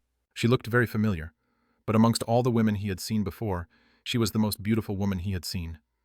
In the picture, her eyes were filled with tears, and it reinforced his opinion of her. Okay, let's start the lesson. When the teacher of the tutoring class showed up, Jamin put his handphone away, then he focused on the lecture. When his lecture ended, Jamin happily answered the incoming phone call. Nuna, are you heading home? Yeah, I'm also heading towards home. Nuna quit her work. I'll talk to you when I get there. I'm almost there, so wait for me at home. Do. When his Nuna ended the call after saying what she had to say, Jamin had a confused look on his face. Jamin arrived at home. He threw his backpack down, then he laid down on his bed. He had a hard time studying on days like today. He could only think about Sulgi. For a long time, he stared blankly at nothing. Then Jamin heard the door click open. Nuna is here. Why did you suddenly quit your job? Jamin froze as he was getting up when he saw his Nuna. Jiwan laughed at Jamin's reaction. Even she had been shocked, so how much more surprised would Jamin be? Jamin's two eyes blinked. Who do you think it is? It's me. Jamin remembered seeing the woman in front of him. When that thought suddenly came to him, he was surprised. You, Woojin Hyung's girlfriend. Do you want me to hit you? Don't you know your Nuna's face? Ook and Nuna. Jamin was surprised. After the accident, she had almost always covered up her face. Come to think of it, it was his Nuna. She looked the same as her previous beautiful self. Nuna. Ook, Jamin. The siblings hugged each other and they cried for a while. Suddenly, Jamin wiped his tears. Then he looked at his Nuna. Where is Woojin Hyung? He's still at Daegu. Did Hyung make you all better? Jiwan nodded her head. Hook. He asked to date you in exchange. That is... He was deeply moved by the fact that his Nuna's face had turned back to normal, but he couldn't help feel something had been stolen from him. This caused Jamin to cry for a while. TLN Degdeg Siskon. Daegu Jukjin Station's neighboring hotel. Woo Sung-hoon immediately drove Jiwan back to Seoul. Jung Minchun had to negotiate how the ownership equities of the dungeon will be divided between the army and the Hwarang Guild. He had to delay his return to Seoul. The negotiation dragged on, so Woojin took a long break inside the hotel. Why is my ears burning? Maybe someone is talking behind Hyungnim's back. Woojin grinned at Sunggu's words. My ears wouldn't hurt just from a mere insult being spoken behind my back. Maybe someone is casting a curse on me. Let's go run the dungeon again. Right now, the negotiations hasn't been finalized yet. Can't we just give them some bloodstones after we clear the dungeon? He didn't really care about the ownership equities. He didn't need to excavate for minor things like the bloodstones. However, he had to maximize his supply of achievement points and EXP. His leveling was slowing down, but he was well on his way to becoming level 60 soon. His familiars leveling up was as important as Woojin leveling up. Still, the process is much faster than Alphen. It wouldn't take long as when he was on Alphen. However, he had a hard time relaxing since he didn't know when Tronet's large-scale invasion will happen. The monsters hadn't run wild on Alphen unlike the ones in the dungeons. Eventually, the dungeons will erupt. The real confusion will start from that moment on. Woojin wasn't in a hurry, but he wasn't relaxed either. He was silently getting ready. I'll have to go out and talk to Heyman. Get ready so we can go to the dungeon. I'll just tell Director Jung to negotiate an adequate distribution of ownership. I'm willing to share the money. He would share the money, but he won't share his EXP. Yes, sir. Woojin stepped outside and Sunggu got ready to reattempt the dungeon. Woojin used his now overflowing points to buy the bags that would increase his inventory. Then he used the stored reinforcement stones to increase his stat points. Soon Heyman came looking for Woojin. President, it seems you will have to go there yourself. I thought I left everything in Minchun's hands. He didn't want to go through a boring negotiation with those dirty bastards. This was why he employed Minchun and Heyman. They would take care of the annoying works. The negotiations are almost finished. The Ministry of National Defense wants a 20% share, Hwarang wants 30%, and our portion is 50%. The army is taking an awfully large portion. Well, just think of it as the price for being exempted from the military service. Anyways, they had participated in this operation at the request of the Ministry of National Defense. Also, the Hwarang Guild also wants to participate in excavating the artifacts. It seems they want to form a joint party with Alandal. Since President wants to solo the dungeon, Director Jung is renegotiating the terms. Roughly speaking, every time we use the dungeon twice, then the Hwarang Guild will use it once. Woojin spoke as he stroked his chin. I want you to change it to time instead of attempts. We will use it for 2 days, then those bastards could use it for 1 day. The 6-star dungeon had been cleared, and the information had just been released. In terms of real time, it would take around 12 hours to clear it. 2 days' time would flow within the dungeon. Allendal will be able to clear it 4 times, and Hwarang will clear it twice. In any case, it will be a 2-1 ratio, so he'll earn EXP like crazy in the allotted time. If Woojin picked up his speed, he would be able to complete more than 4 runs in 2 days. He could probably double the run. He didn't know when he'll be able to take over a 6-star dungeon again, so he decided to power level here. Go tell Minchin to negotiate for those terms. Yes, understood. However, this isn't about the negotiations. You have to go to a press conference. Woojin's eyebrows twitched. Press conference. There were several dozen cameras and even more reporters present. Woojin entered into the hotel hall filled with people. Young Minchin was already sitting with a dark expression on his face. Hwarang's representative Lee Sang-ho and several other people were also in their seats. Woojin sat next to Young Minchin. I'm sorry. I couldn't stop the interview. If anyone asks difficult questions, then please don't answer it. Woojin barely paid attention to Minchin's words as he looked around his surrounding. He saw Lee Sang-ho flash him a smile, and he pretty much knew Lee Sang-ho was planning something. So does this mean he is probably up to something? Woojin sat still as he observed. Did the Hwarang and Allendal discuss beforehand about clearing the dungeon? Did you discuss it before the break happened? Did you make any agreements for this unreasonable dungeon raid? Did President Lee Sang-ho give any other directions? I didn't give her any other orders. Vice President Lee Yunhui was entrusted to be in charge of the site. I told her to assist Mr. Kang Woojin, who was in the spotlight these days, to the best of her ability. As if it had been rehearsed, Lee Sang-ho quickly gave an answer to the reporter's question. Then is it safe to assume that Vice President Lee Yunhui entered the dungeon to save Allendal's President Kang Woojin? Is it highly probable? About that. I still can't believe my Dongzeng wasn't able to make it back. Lee Sang-ho put on a tortured expression. Then he covered his face with his hands. Every reporter's gaze headed towards Kang Woojin when they saw this. This question is for Mr. Kang Woojin. Did you consult with Ms. Lee Yunhui before you decided to enter the dungeon? When Woojin sat there without saying anything, the reporters kept asking more questions. During the dungeon raid, how was your teamwork with Ms. Lee Yunhui? Please give us a detailed account on how she died. How did she die?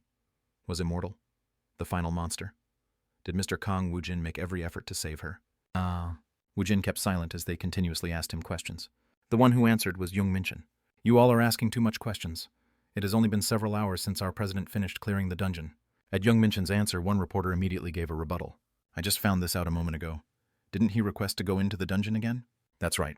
If he is well enough to get ready to attempt the dungeon again, then it seems he wasn't too traumatized by this event. Is he trying to avoid answering questions? Maybe there was some friction with Ms. Lee Yunhui inside the dungeon. Lee Sang-ho grinned behind the hands covering his face. Yes, keep pushing him. The roused are public figures. Kang Woojin wasn't a rank A. He might be a rank AA, and this fact was being spread across Korea, and it was also starting to become known to the world. Everything will be leaked to the media, so they will take notice of every single move made by him. The whole world will be focused on him, and Lee Sang-ho wanted Kang Woojin to live a weary life. He probably can't even imagine how hard it was to live with that much attention on him. I bet this bastard never received this level of scrutiny. He wanted Woojin's temper to be the gateway to his downfall. Since the whole world would be interested in Woojin, the media will tear Woojin apart at the slightest mistake he made. It will lead to his downfall. This wasn't about his roused ability. His mental fortitude was an entirely different problem.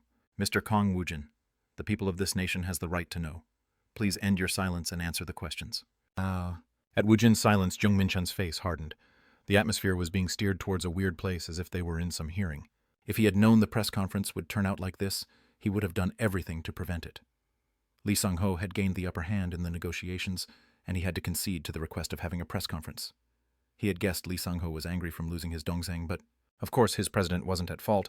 But would the person who have lost a family member feel the same way? He would probably assign blame to anyone he could see. He probably wanted to vent his anger. He is pointlessly blaming our president. Even though Jung Minchin understood Lee Sang-ho's sadness, he still felt it was a little bit unfair. The press conference was being broadcast live, so he couldn't question Lee Sang-ho now. Mr. Kang Woojin, please answer. At the reporters clamoring, Woojin raised his hand as if to say stop. Woojin leaned back in his seat. Then he arrogantly looked around at the reporters. What do you guys want from me? The public has the right to know. We are... Stop talking nonsense. Woojin stood up from his seat. He walked past Jung Minchin, then he headed towards Lee Sang-ho. Lee Sang-ho looked up with his grief-stricken face still on his face. Kang Woojin proceeded to kick Lee Sang-ho's shoulder. Kwadang. Huh. Lee Sang-ho fell over in his chair. He was too dumbfounded at what had just happened. What are you doing? Bullshit. Woojin grinned. When Lee Sang-ho tried to get up, Woojin kicked him again on the chest. Kwatatang. Huh. Are you crazy? This is a live broadcast. So what? When Lee Sang-ho stood up, Woojin grabbed him around the back of his neck. Woojin brought Lee Sang-ho close to look him in the eyes. Kang Woojin's indifferent eyes seemed to see through him. Lee Sang-ho's eyes automatically looked down.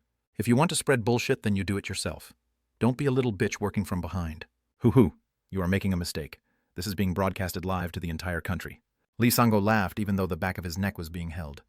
He knew this guy wouldn't be able to overcome his temper, but he never expected it to happen this fast. This is the end. So what? A live broadcast to the entire country. Did 50 million people make up the population of Korea? What was the population of Alphen? 1 billion? 2 billion? He had killed so much that he wasn't sure what the exact number was. The entire planet basically watched his every move. No. Even if 6 billion eyes of whole world followed him around, did he think Woojin's actions would change? Do you like being hit on live broadcast? What? Kang Woojin's hand slapped Lee Sang-ho's cheek. Zook. The surprised cameraman continued to film with a dumbfounded expression on his face. The reporters lost the words they were about to speak, then they just swallowed their saliva. Chapter 55, Topic 3. I'm tired. He had driven back from Daegu. He also had to drive Dojuan to Sadahang, and it had tired him out. Moreover, he had been really nervous about the passenger next to him. She was none other than Kang Woojin's woman. Even Woo Sung-hoon, who had a lot of experience dealing with pretty women, had never seen such a beautiful woman. He was in a constant state of nervousness as he shared the same space within the car. Woo Sung-hoon massaged his sore shoulders. He took a shower, then he opened a can of beer as he sat on his sofa. Is there anything fun on TV? As he was flipping through the TV channel, he stopped when he saw the press conference held by Alandal and the Hwarang Guild. Since it was his guild, it caught his eyes. They are trying to bite him like dogs. Sung-hoon saw the reporters ask a torrent of questions, and Woojin looked at the reporters indifferently. It made him feel a weird sense of incongruity. His temper is really dirty. Even kings were cussed at when they weren't present. Sung-hoon knew better than anyone that Woojin had a really bad temper. He had set up the events to be considerate of Woojin. Woojin hadn't even thanked him. Instead, Sung-hoon was given punishments. At this rate, isn't he going to flip out? He was worried, but Sung-hoon doubted Woojin would act that way in front of the camera. He had a bad temper, but he couldn't be that ignorant. Sung-hoon was drinking a single gulp of his beer when Woojin stood up from his seat inside the screen.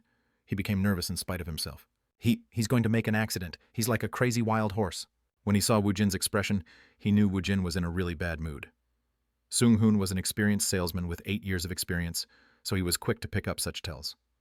With just one glance, he could understand what the other person was thinking. Sure enough, Woojin kicked the president of the Hwarang who had been tormented by grief. Wah, fucking awesome. Before he knew it, Woo Sung-hoon yelled. He knew his president was a crazy bastard, but he didn't realize the president would show his crazy side to the public. Wah, fuck. It's like the time when I was almost beaten. His chest turned cold even when he thought about the it right now. He had sold a mere galaxy to such a person. His cheeks still throbbed when he thought about that incident. Sweat ran down his back as he saw Woojin kick Lee Sang-ho, who was trying to get up again. It automatically made Sung-hoon feel some empathy towards Lee Sang-ho. Wah, wah, wah. He was too surprised and shocked. He couldn't think of anything to say. Wah. A human can act like that. A person can live without not giving a fuck about what other people think. He was someone who lived by his temper. Huik swak. The camera audio picked up the sound. Sung-hoon's body flinched when he heard the graphic slapping sound. He couldn't look away from the TV. Will Woojin make a bigger accident? Maybe this is already a big accident. Korea's 3 great guild. He was the guildmaster of Hwarang. The Hwarang Guild's president was being held by the back of his neck and he was being slapped. He was well aware of Woojin's personality, so it probably won't stop at one blow. The wild gazelle meets a female as he attempts to mate. The female gazelle? The TV screen changed into 2 gazelles trying to mate, and a calm, older voice accompanied it. Sung-hoon blinked his eyes. What the hell? The urgent news had interrupted a drama, and now the programming changed into an animal documentary. As expected, President. I bet everyone is in an uproar right now. Wouldn't this be a hot issue-maker TLN trending story? Sung-hoon took out his handphone. When he opened the web page, it was as expected. The real-time search ranking was dominated by Kang Woojin. Kang Woojin assault. Press conference. Slap of anger. New. Holy Maiden. Kang Woojin's woman. New. Holy Maiden's miracle. On-air accident. Hair loss medication. What is this? Woo Sung-hoon clicked on the Holy Maiden link. The search result expanded, then he clicked on the first video. BBS station's anchor was speaking, but he was speaking English. Sung-hoon couldn't understand what was being said. Soon the video resolved into a very beautiful blonde woman stepping forward. It's an elf. An elf. He had thought Dojuan was pretty, but it was a beauty that made one doubt if it was real or not. It felt like he was seeing a CG. He felt a sense of dissonance. The more surprising thing was the people in front of her. The elf woman made some kind of prayer towards the person in the wheelchair. Light swirled around the patient in the wheelchair. Then the patient suddenly stood up. What the hell? That wasn't the only surprising thing. A man missing an arm stood in front of the elf woman. She prayed once more. The light swirled around the man and his arm was regenerated. This is crazy. Isn't this fake? There were a lot of opportunists roused out there. They tried to sell medicine that was considered to be miraculous. Even the regeneration salve could regenerate a missing part of a body. However, there weren't any medicine or ability that could fix a congenital deformity. Even if the medicine existed, it was incredibly expensive. They were items one couldn't attain even if one had a lot of money. This woman had the ability to execute a miracle. Jeez. The search ranking that was plastered with Kang Woojin was replaced by the search words like Holy Maiden Melody, BBS Miraculous Regeneration, and Titan Guild. The Miracle Maker, Holy Maiden Melody. Her appearance in the U.S. shook the whole world. Treatment beyond medical science. The treatment of incurable diseases caused massive waves across the world. Mrs. Hamilton had a congenital deformity that had prevented her from using her legs. The healing of this famous patient was only the beginning. She had healed a man who had lost an arm 20 years ago during a war. She allowed a patient who had never walked before to stand on his 2 feet.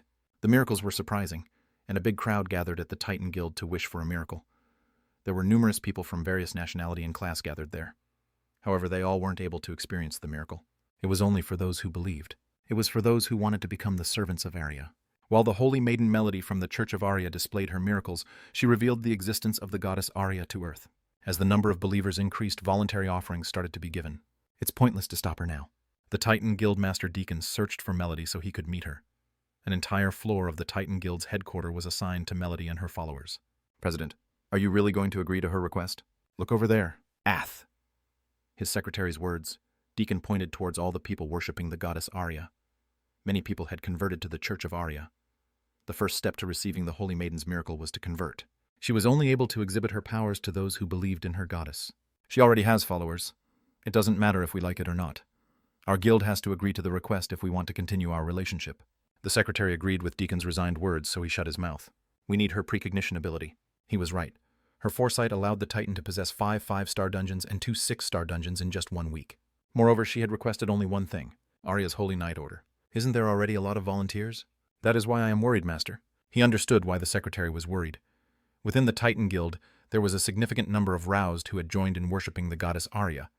There were those who had been surprised by her miracle, and many of their family had received benefits from her. We have no choice.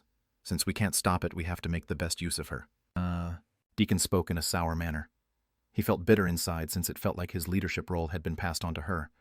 He had no choice but to minimize the damage. He had to look for a way to gain something out of this. Anyways, she was the greatest roused in existence right now. She had the ability of an SS rank. Li Hyunhui tried to kill me.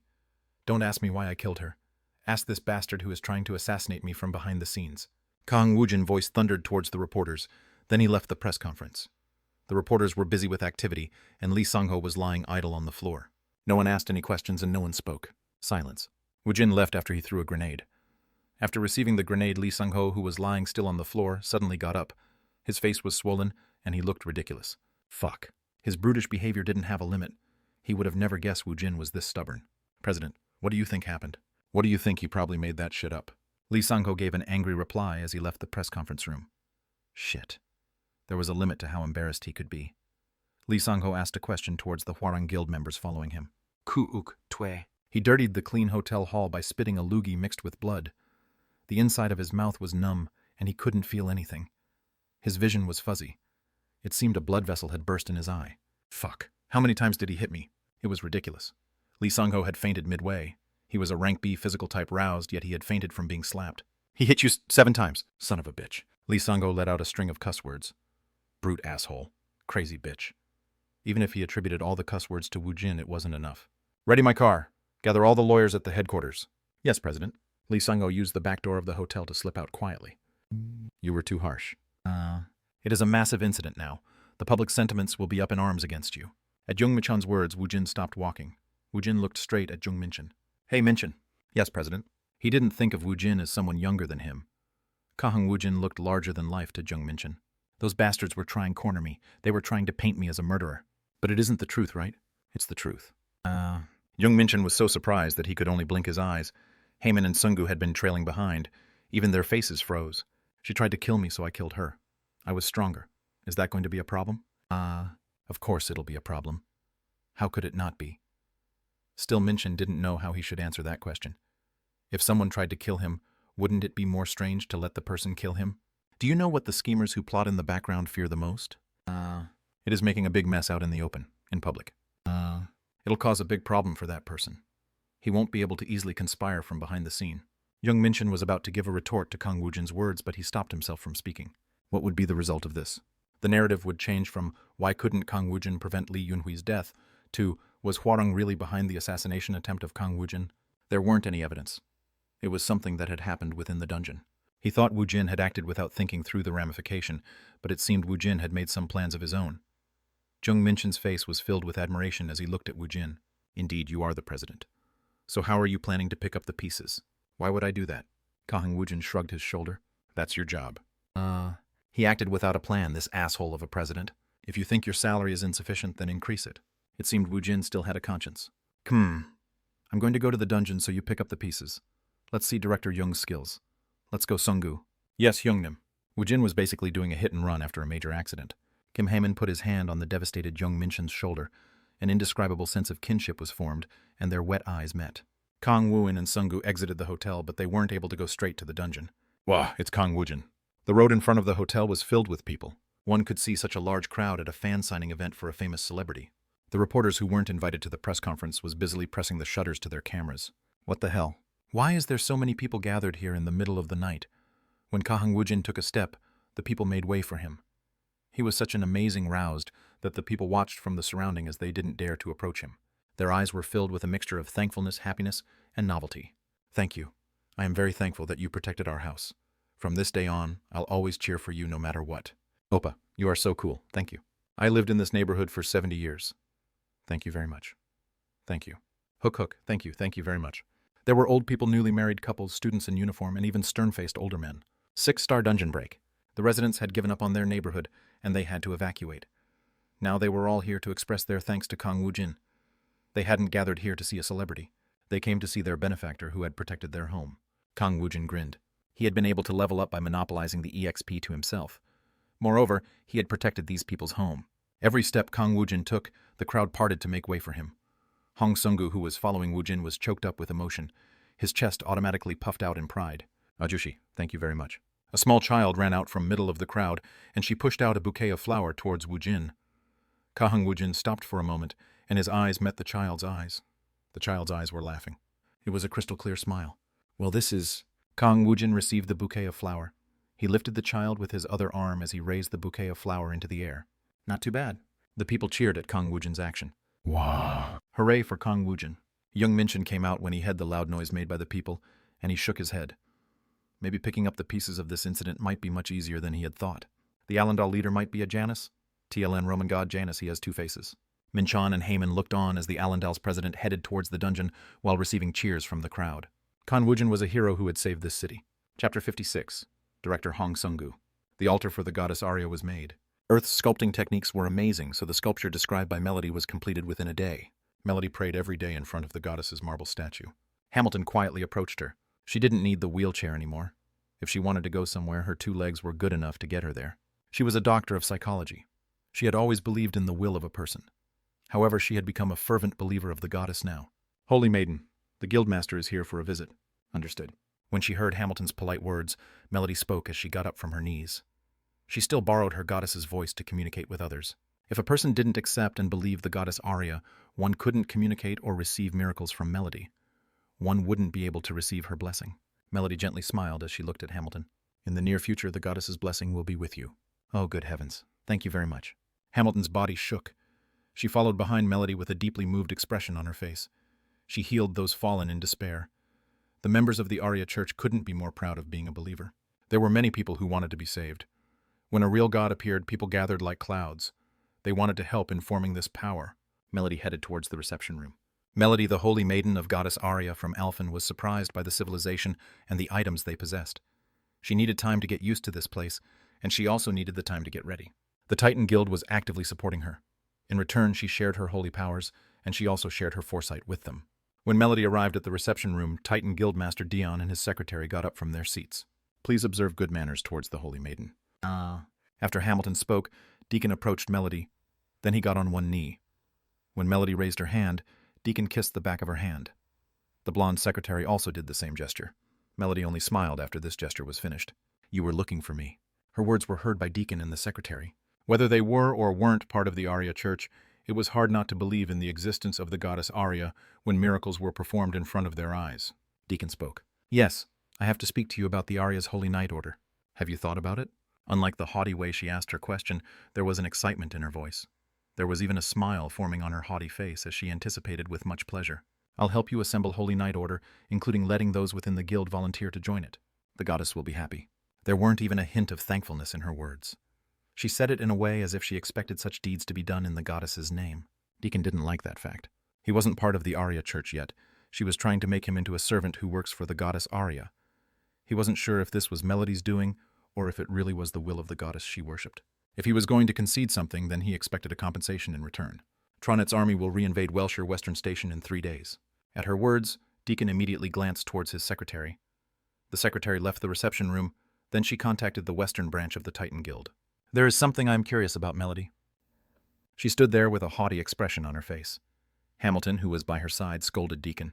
You need to treat the Holy Maiden as if you are dealing with the goddess Arya. Mind your manners.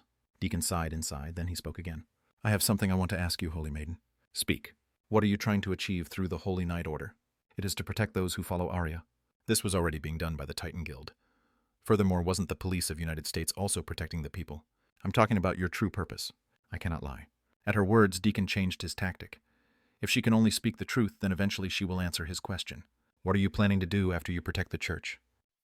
The Titan won't actively assemble the Holy Night Order unless I know that piece of information. If you tell me, I'll be able to help you more readily. Melody paused when she heard Deacon's words. Her always peaceful expression didn't change, and her silence also didn't last long. I want to protect Earth, then I want to retake my homeland. I will wage a holy war. Your homeland. Alphen, I will save the children of Arya who are being tormented there. The Holy Church will be sent out to protect Earth. Deacon groaned. Then he grappled over a thought. With the Holy Maiden's foresight, the Titan Guild had been able to sharply increase the number of high-ranked dungeons they possessed. The bloodstones and artifacts that came out of these dungeons increased the power of the Titan Guild. For the Titans, Melody's existence was akin to a goose that laid the gold eggs. It really wouldn't burden the guild to make her a Holy Night Order. However, Deacon worried the risk that came with the incredible amount of profit. Sweet chocolate can bring on obesity. He worried this sweet profit might bring some risks in the future. The high-ranked dungeons aren't the end. It is only a stepping stone. He had already heard those words from her several times. Their invasion hasn't even started yet. If this wasn't the invasion, then what? Deacon thought maybe he might have to share this sweet fruit with the other guilds, and maybe even with the world. Woojin sat in a plane filled with the wreck of broken golems. By his side, Bibi and Dulcai was leisurely playing around. Sungu's strength and agility was increased by the reinforcement stones, so he was elated. Ooh, haha, Hyungnim. I think I've become stronger. Look over here. Sungu's bloodstone extraction was faster than before. Woojin looked at Sungu with a somewhat serious expression on his face. The use of bloodstones was gaining steam. The roused worked to decrease the dungeon breaks, but the number of breaks were increasing little by little. Tronnet's subordinates. Let's say the Earth is still short on mana. The lack of energy won't allow the materialization of these beings. However, they will be coming here someday. Woojin felt that the day wasn't too far off. Tronnet's 72 commanders. He called them subordinates, but the commanders were summoners with a lot of monsters underneath their control. Each one of them were dangerous, and there were a lot of them. If all of them showed up on Earth at once, then will he be able to block all of them? It's impossible. On Alphen, it hadn't only been Woojin. There were several other races, and he even had an alliance with the humans. These numerous forces had attacked Tronnett at the same time, but all they managed to do was maintain a tenuous balance of power. Wuin's territory, Allendal, was only a small part of the overall picture. If he excluded his undead army, Woojin only had tens of thousands of followers. He was only one part of the counterweight system. Moreover, Woojin didn't have his tens of thousands of his undead army. He had 4 followers, and only Hong Sungu was aroused. Hey, Sungu. Yes, Hyungnim. Stop excavating the bloodstone and come over here. Yes, sir. Sungu hurried over. He was drenched in sweat, but he was happy since his stamina and agility had increased. He was feeling the joy of seeing his improvement and development for himself. Did you call me? This guy was innocent and kind. This is why he liked Sungu. What roused rank do the directors normally possess? They are all around rank B. The vice presidents. They should be around rank A. The vice presidents were of the 6th circle, and the directors were of the 5th circle. By looking at how the other organization were structured, there seemed to be a very small number of people in the 6th circle. There were a good number of 5th circle, but their power was lousy in Woojin's standard. Of course, he was comparing it to the standard of Alphen. Still, the quality of the Earth's fighting power will be increasing soon. As the mana becomes more plentiful, it'll speed up the appearance of the 7th and 8th circle roused. The problem was whether if he could trust his back to these people. Will he be able to entrust his back to the roused like Li Yunhui? Their souls were pulsating with a rotten and foul stench. He needed people around him. He needed people with exceptional abilities. Do you want to be the vice president? What? I'm asking if you want to become a 6th circle. Do you want to train to become a rank aroused? Sungu opened his eyes wide. What had been Sungu's initial goal, it was to develop into a high-ranked roused. He had wanted to join a big guild since they had a support system. I want to do it. I'll do it no matter what. Usually the innocent guys were the ones who wanted to reach for something higher. That greed could be qualified to be labeled as a fervent desire. Those with aspirations had the patience to endure the pain, even though it'll be arduous. I don't care, I will do it. Really? I will do it with my life on the line. Okay. Woojin grinned when he saw Sungu's eyes burning with passion. Where is this? Who am I? Sweat was running down like rain from Sungu. Still, he didn't want to lose his concentration, so he waited in a state of tension. If he lost his concentration even for a moment, then his life would be in danger. Kiki. Accompanying a hair-raising shriek, the skeleton soldier pushed aside the brush. It aimed its bone knife at Sungu's head. This wasn't a joke. If he was hit, then he was dead. Hoo-oop! While taking short breaths, Sungu rolled on the ground. He aimed the hand with the fireball towards the skeleton soldier's right temple. Kwahang. His fireball ability was much stronger than before, but it wasn't enough to kill a skeleton soldier with a single hit. Kikik. The head of the skeleton soldier was blackened, and it ruthlessly aimed for Sungu's neck with the bone knife. Sungu rolled forward to avoid the blow, then he approached the skeleton soldier. If one blow wasn't enough, then he would use 2 blows. Sungu's right hand was a handspan away from the skeleton soldier's helmet when a fireball erupted from his hand. Kwahang. The fireball ignited, and the skull of the skeleton soldier disintegrated. Kikik. Even before he could be happy, another skeleton soldier appeared. Sungu shouted with a grave expression on his face. Huk, Hyungnim, can't we take a break? Kikik. Instead of answering him, 2 more skeleton soldiers appeared as they pushed aside the thicket. Sungu swallowed his saliva when he saw this. He was barely able to face 2 of them, yet Woojin already wants him to face 3. It seemed Hyungnim was overestimating him. While Sungu felt dismal, he started to focus his mind. Woojin was watching every move Sungu made from atop a tree. He was using the skills Observation, Warrior Sense, and Information Analysis. He fully mobilized all these skills to observe Sungu. He fears and admires you. He likes you as he hates you. Class Combat Magician. Ability Fireball Crisis Detection Ability. Woojin pushed Sungu hard. This resulted in Sungu gaining 3 levels before the day was over. Moreover, he gained the Crisis Detection ability. Woojin looked through the catalog of skills Sungu will be learning. There was only a limited selection of skill books. Sungu won't be able to learn the ones purchased from the point store. However, he had saved the skill books he obtained when he cleared the dungeons. He'll let Sungu learn some suitable skill books. There are things he can learn, and there are things he can't learn. Skill books didn't have a universal compatibility. Even if magic was inserted, the skill book may not react. Woojin guessed the different classes limited one from learning certain skills. He used Observation and Information Analysis to find out Sungu's class. This was a big piece of information. Woojin started picking out several skill books Sungu could learn. His level was too low to learn some of them. He would be able to learn 2 skills. Huk. While Woojin was distracted, Sungu had already defeated the 3 skeleton soldiers, and he was trying to catch his breath. People will show the full extent of their ability in extreme situations. Woojin raised his magic to make 4 nearby corpses into skeleton soldiers.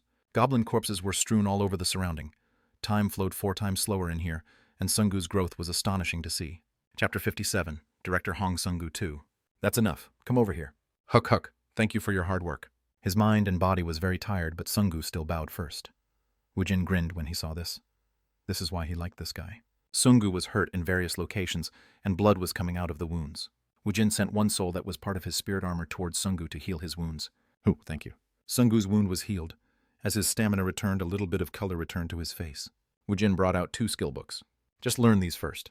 Yes. Sungu received the 2 books. His eyes widened when he felt the quiet magical energy being emitted by the books. Hyungnim, aren't these skill books? That's right, it's Accelerate and Steelskin. Accelerate increased one's quickness for a brief moment. He already possessed the armors with the skill, yet he was lucky enough to pick up the skill book within the Naga dungeon. Then he found the Steelskin inside the Temple of the Giants. Thank you, Hyungnim. It seemed his dream of becoming a flame magician was slowly drifting away from him, but somehow he had already learned several abilities. Excuse me, Hyungnim. Wouldn't it be better if I focused on 1 or 2 abilities? Sungu was asking an obvious question. As aroused, there was a limit on how much energy magic vitality he possessed. Even if he had numerous abilities, it didn't guarantee he'll be able to use all of it well. It's okay. If you want to live, then you'll eventually learn how to use them. Hurry up and learn it. Let's go for another run after we sell the bloodstones. Yes, Hyungnim. Sungu injected his magic into the skill book. The skill book disappeared as it dissolved into light, and it was absorbed into Sungu. The knowledge and the sense of the skill came into his head, and it made Sungu's body shiver. Try using it. Sungu immediately moved his body. The sudden movement was so fast that it would be hard to track the movement with the human eyes. The consumption of magic was much lower than using an artifact, so Sungu's face was filled with surprise. Learn this too. Yes, sir. When Sungu learned the Steelskin, Woojin spoke.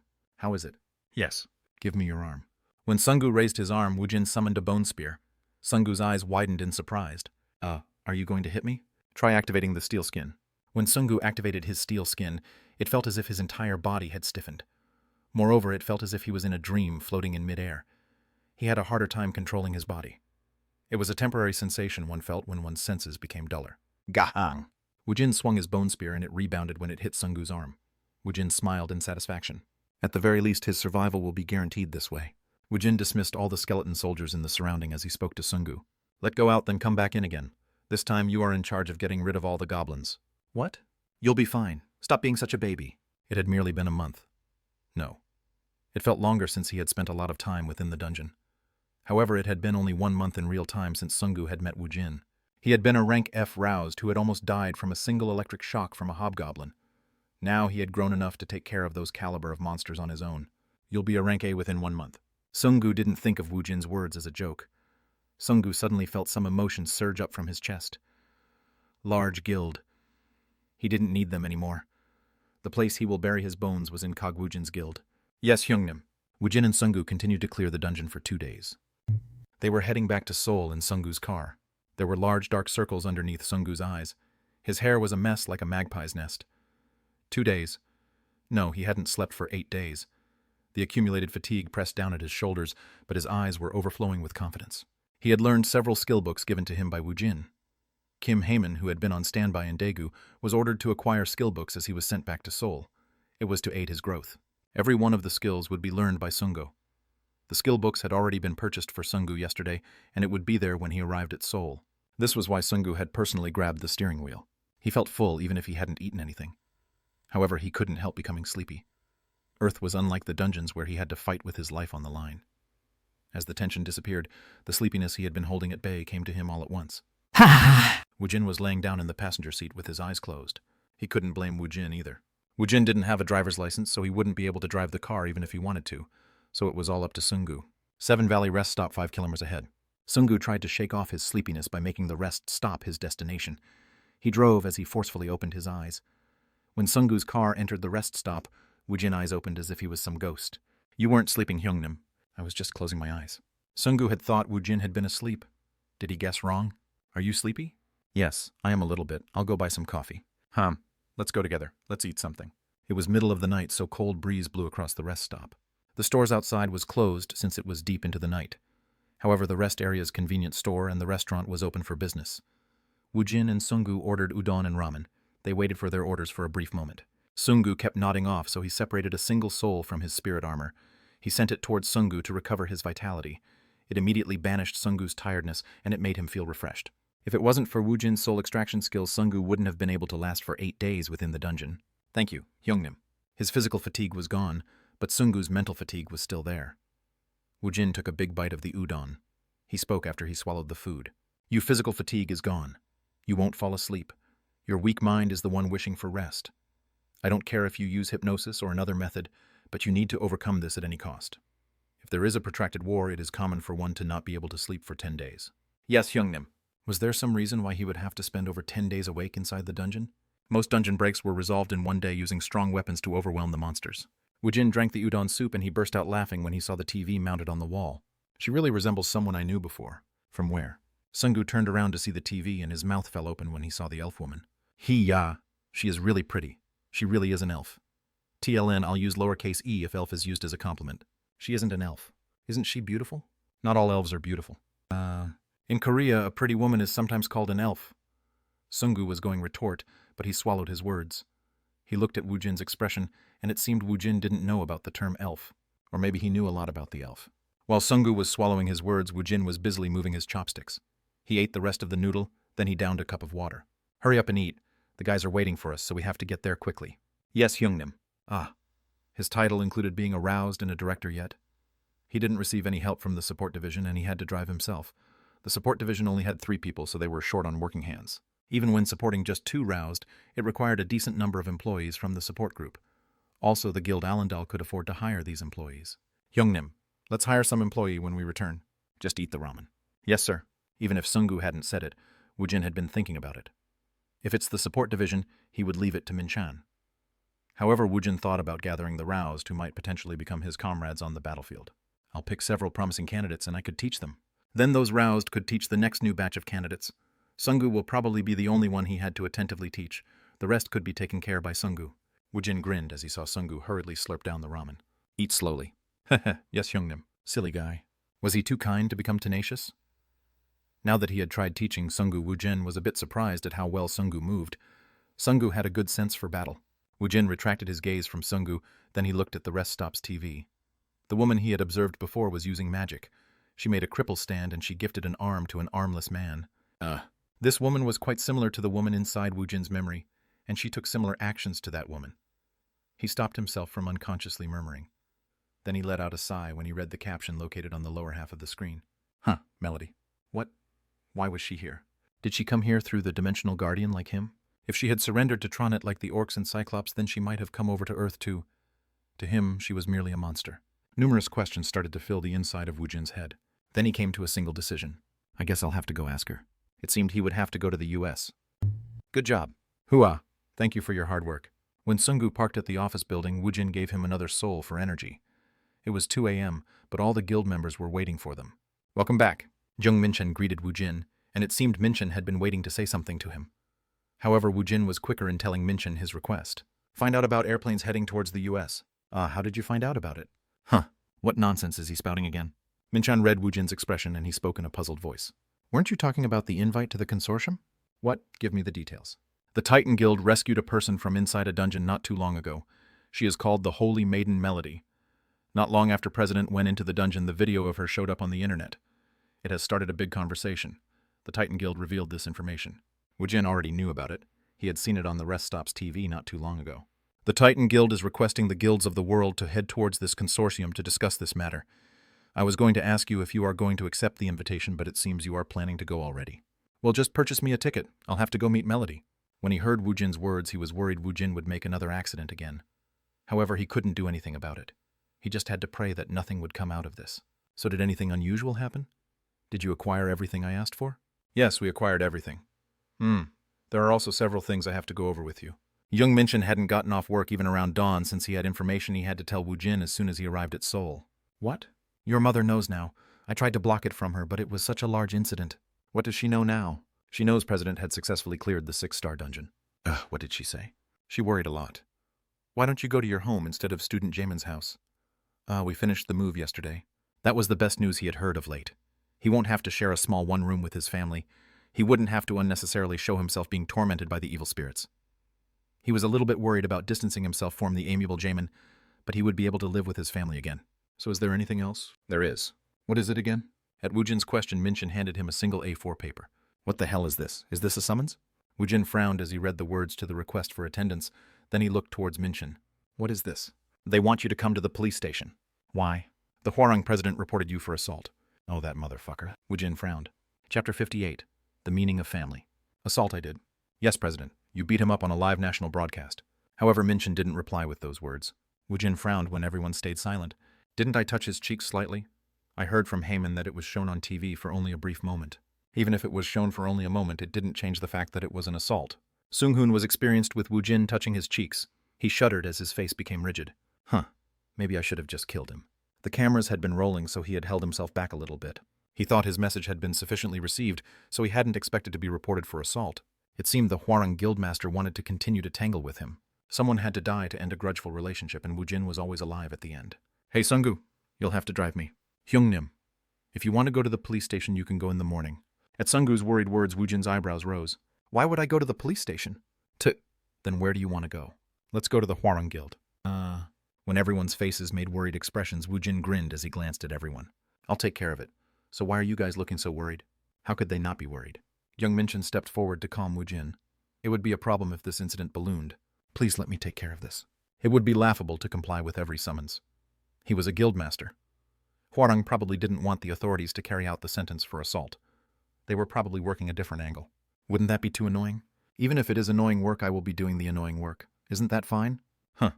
That made sense. He had made the guild to use these guys for incidents like this. Young Minchen nodded his head as he watched Woojin put on an impassioned expression. Then you take care of it. He knew it. If Woojin didn't have to do annoying work, then he didn't care what happened. Maybe he had needlessly reported it to Woojin and worried about it. So when will I be able to go to the US? The consortium is scheduled 1 month from now. You should go at that time. So I have 1 month. He wanted to meet the Holy Maiden, but he didn't feel the need to be in a hurry. Moreover, he still had to train Sungu. Is there anything else I need to resolve right now? I do have something that needs your approval. Please allow me to recruit more manpower. To solve this current problem, he would have to immediately hire a lawyer. Moreover, he had to expand the manpower of the support division. While you are at it, pick out some roused too. If we aren't in a hurry, then wouldn't it be better to pick the roused after we fill out the support division? Even if we pick the roused right now, we don't have the manpower to support them. Then do as you like. Yes, sir. Please leave everything to me. President should go rest a little bit. Woojin grinned. It would be good for him to worry less. However, he didn't have the time to rest. If Earth wanted to survive like Alphen, then he had to think about survival first. He didn't want this place to turn in a hostile place.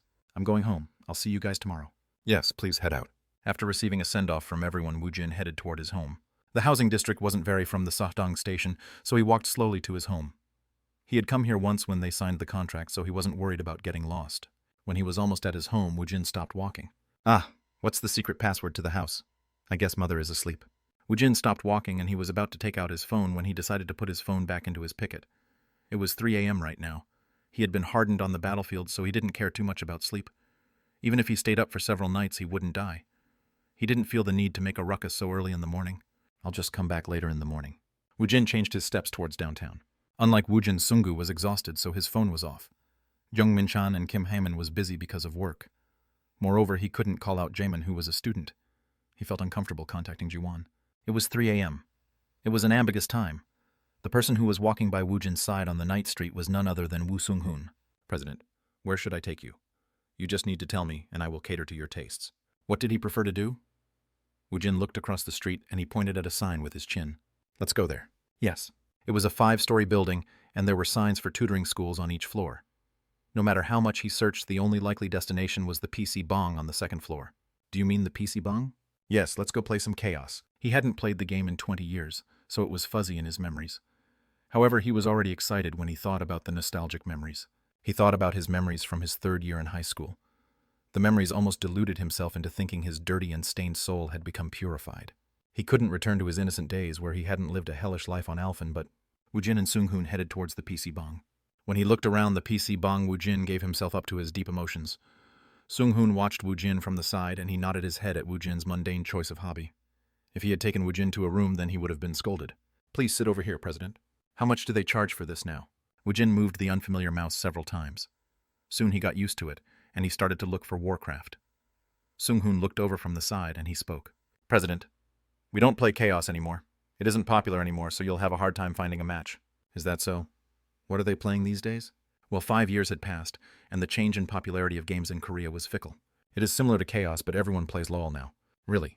With Sung-hoon's help, Woojin set up an account, then he connected to the game. President, please don't pick this one and this one over here. Okay. We can go to the bottom and do a round of bot games. I'll explain in detail what you should do. Woojin set the settings Sung-hoon recommended, and the game started soon. President, just keep hitting them. Woojin was a ranged character who shot arrows. Sung-hoon was a support character with a machine arm. The minions charged in a single file when he met the enemies. It's quite similar to Chaos. Yes, President. You have some experience playing these kinds of games, so you are doing well. As he listened to Sung-hoon's praises, Woojin had a good time. It had been a while since he had fun. The computer's AI wasn't that great, so he easily won the game.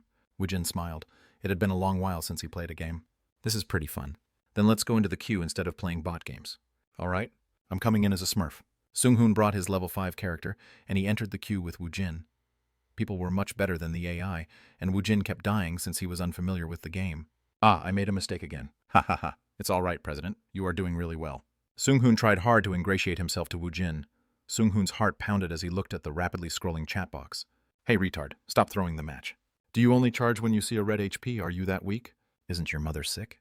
Catch the minion to make her some medicine. Are they insulting me? Or are they worried about me? There are good kids and bad kids on here. Chet, still these kids are devoted sons. Kids. He was a high-rank roused, and his actions were overflowing with charisma. It made him forget at times that Woojin was only 24 years old. He was much younger than Sung-hoon. Is it because he is a high rank? He turned to look at Woojin, and he couldn't think of Woojin as someone younger than him. It would be best if you ignored the chat. No, these kids are kind. Thank you. Is your mother also in good health? Seung-hoon became freaked out as he looked at what Woojin wrote in the chat. The chat box started being assaulted by insults. "Hey, you troll fucker, how dare you insult my mother?" "Hey, six." "What the hell?" Woojin was taken aback. Before he became angry, Seung-hoon turned off the chat box. Haha, usually everyone turns their chat box off in the beginning. Was it this bad back in the day? It was only 5 years ago. In Woojin's memories, it was 20 years ago. At the time, many people used foul words through the anonymity of the internet, but he wondered if it had been as bad as this. After turning off his chat, it turned into something like a private lesson. Under the tutelage of Seung-hoon, match after match passed. Haha, would you like some ramen, President? Ah, that'll be great. Eating a cup ramen was a delicacy one had to try in a PC bong. Woojin was lost in his memories when he suddenly became surprised. What time is it? Yes, it's 11 a.m. Shit. He had wanted to return at 7 a.m. when the sun rose into the sky. He had been having so much fun that he had lost track of the time. I'm going home. Yes, President. Yes, it was fun. Keep up the good work. Woojin patted Seung-hoon's shoulder, then he disappeared like an elementary student who had run out of money. Seung-hoon had frozen as he was about to open the cup ramen. His expression was reflecting the emotions he felt. She said he had fun. Great. The President acknowledged him. He had found a way. His existence had been acknowledged, and he found the answer to how he'll be able to climb to a higher position. I'll make you have more fun, President. Seung-hoon poured water into the cup ramen. Ding dong. Who is it? Mother, it's me. At Woojin's voice, the front door opened in haste as his mother showed up. She hugged Woojin, then she looked over his body. I go, you scoundrel. Why do you keep showing up on TV so often? Are you okay? Haha, the TV is overreacting. It isn't a big deal. If they cancel the dramas to show news, then how can it not be a big deal? What about Sua? She went to kindergarten. Anyways, Director Jung said you were coming here at dawn, so why were you so late? I waited up into the early morning, but I fell asleep. Did she wait up the whole night for him? No wonder she looked tired around the eyes. Woojin felt sorry, so he scratched the back of his head. It wasn't his intent, but it seemed he had been neglecting his mother too much while he went around the dungeons. Haha, I was going to come here in the morning, but I was late playing a game in the PC bong. At Woojin's embarrassed words, his mother's expression hardened a little bit. The worried light in his mother's eyes for her son changed in a weird way. She was worried, but... Hi go, you scoundrel! You spent 5 years playing game, yet you went to play more game. That was a game he played with his life on the line. This was something different. It brought up old memories. Woojin was barely able to calm his mother. Then he entered the first house he had purchased. He had seen the house when he signed the contract, but it looked different with furnitures. It also had a different interior design. He knew this was his home, so he felt a different sensation when he entered his home. I heard you were busy looking around for furnitures. I knew my mom had great tastes. Try going to your room. His mother acted as if she was trying to hand him a toy she had secretly hidden. Her expression was full of anticipation. It seemed she had prepared something for him again. Woojin opened the door to his room. The room didn't have a lot of stuff. There was tacky wallpaper around the room with an old desk bookcase and a single bed. The atmosphere within the room was starkly different from the rest of the house, so Woojin tilted his head in confusion. Then he ran his hand over the used desk. He looked around the room and it was weirdly familiar. Mother, this is... Yes, you told me you missed your old room. He had let it slip while he was eating, yet she had remembered it. Woojin's was deeply moved as his heart warmed. It isn't the one you used, but I searched long and hard to find this desk. He remembered it. This was the desk his father had bought him for entering high school. He had studied on it. My son is making money with his life on the line, yet your mother don't have anything I can do for you. Yes, it was for his family. He had endured all the pain for this. He had wanted to come back to Earth even if he had to turn into a monster. He had longed for Earth because his family was there. Woojin hugged his mother tightly. Woojin rested his eyes for a moment in his room. Bibi kept vigil over his bedside as she gave Woojin the curse of nightmare. Appa's shoes is here. Mom, Appa is here. Sua's loud voice woke Woojin from his sleep. Mom, did Appa bring a dog? When he heard Sua's voice coming from the living room, Woojin had a moment of realization. His gaze rested on his bedside where the cat Bibi was lazily yawning. Hey Bibi, Nyang. Never reveal the fact that you aren't really a cat. Nyang. What's going on, Nyang? With Bibi in his arms, Woojin headed towards the living room. Hey Sua. Appa bought Sua a cat. At Woojin's words, Bibi and Sua's gazes met. The surprised Sua saw Bibi and she started crying. Ooh-ang! I wanted a dog instead of a cat. Woojin felt embarrassed and Bibi had a bad premonition about this. Both of them were taken aback. Chapter 59. The Meaning of Family 2. Vivian Rodrio. She was born in the demon world where only darkness existed. She was able to see the world for the first time when she made a contract with her master Kang Woojin. Her master was strong and his other familiars were also amazing. Allendal's power soared high into the sky, and Tronet's minions were no match for them. There were also a lot of followers who came looking for the Immortal's land. During all of this, her master had learned of a way to contact the Dimensional Guardian, and everything ended after that. She waited for a long time in the sealed room where there was only darkness. Bibi was the first one to hear Woojin's voice again. This wasn't Alphen. It was Earth, but she didn't care. Wherever Woojin went, that was the place where Bibi wanted to be. This was her master's new roosting place. She lived with the great female human who had given birth to her master and master's younger sister. Her master had left after putting her in the care of a young female human named Kang Woojin. She had always been with her master since she had to chase away the evil spirits that tormented her master every night. However, she wasn't able to follow him on his hunt anymore. If her master hunted with her, then her level would rise. She'll be able to regain the power she had lost, but she was given a more important mission by her master. She had to protect this little human called Sua. This little human never left her alone. It had been one day since her master had left her behind as he headed for the hunting ground. Catch it, Bibi. The little human called Sua used a laser to move the point around in front of her eyes. Ah, what an annoying human. P. What is this? What kind of a cat is this? The little human sighed from disappointment. Bibi couldn't believe she had to participate in such a petty game. She sauntered up to her feet, then she chased the point. Pooh-ha-ha, try catching it. The laser point was quickly moved away from her, and it aggravated her. She quickly chased after it once again, but the laser point moved a distance away. Nyah! The little human dared to irritate a being with succubus's blood flowing inside her veins. That damn red dot, I'll catch it. She quickly chased after the laser point, but it was impossible to catch it. Nya nya nya. Her butt wiggled in excitement as she ran, and she didn't see the leg of the table. Kong. Are you okay, Bibi? The surprised Sua approached her, but Bibi swiveled her head away. Chet, I can't believe I became absorbed in this game. She had been fooled by this little human's tricks. It wasn't as if she had been enjoying herself. She played with her since she had to act like a cat. She jumped on top of the sofa. After she got in position, she squatted on her haunches. Bibi, should Uni give you a can? Nyah. The can of cat food was quite delicious. She hurriedly jumped down to rub her body against the little human's leg. The little human let out a trill of laughter. Ha! Please come back quickly, Master Ahong. She wanted to be with her master and Dulce Jing. Moreover, she wanted to hunt with her other friends. Seoul National University Station's 6th exit. This was a 5-star dungeon, and it was the main source of income for Guild Allendale. It was a map crawling with the Naga. The guide made by Kang Woojin was shoddy, and the map was too large. It was also quite difficult, so the appointment schedule wasn't packed. Woojin made appointments for all the empty spots in the schedule. Are you ready? Yes, sir. Woojin grinned as he saw Sungu answer with a grim expression on his face. Woojin used his warrior's senses, and he saw Sungu's level was 37.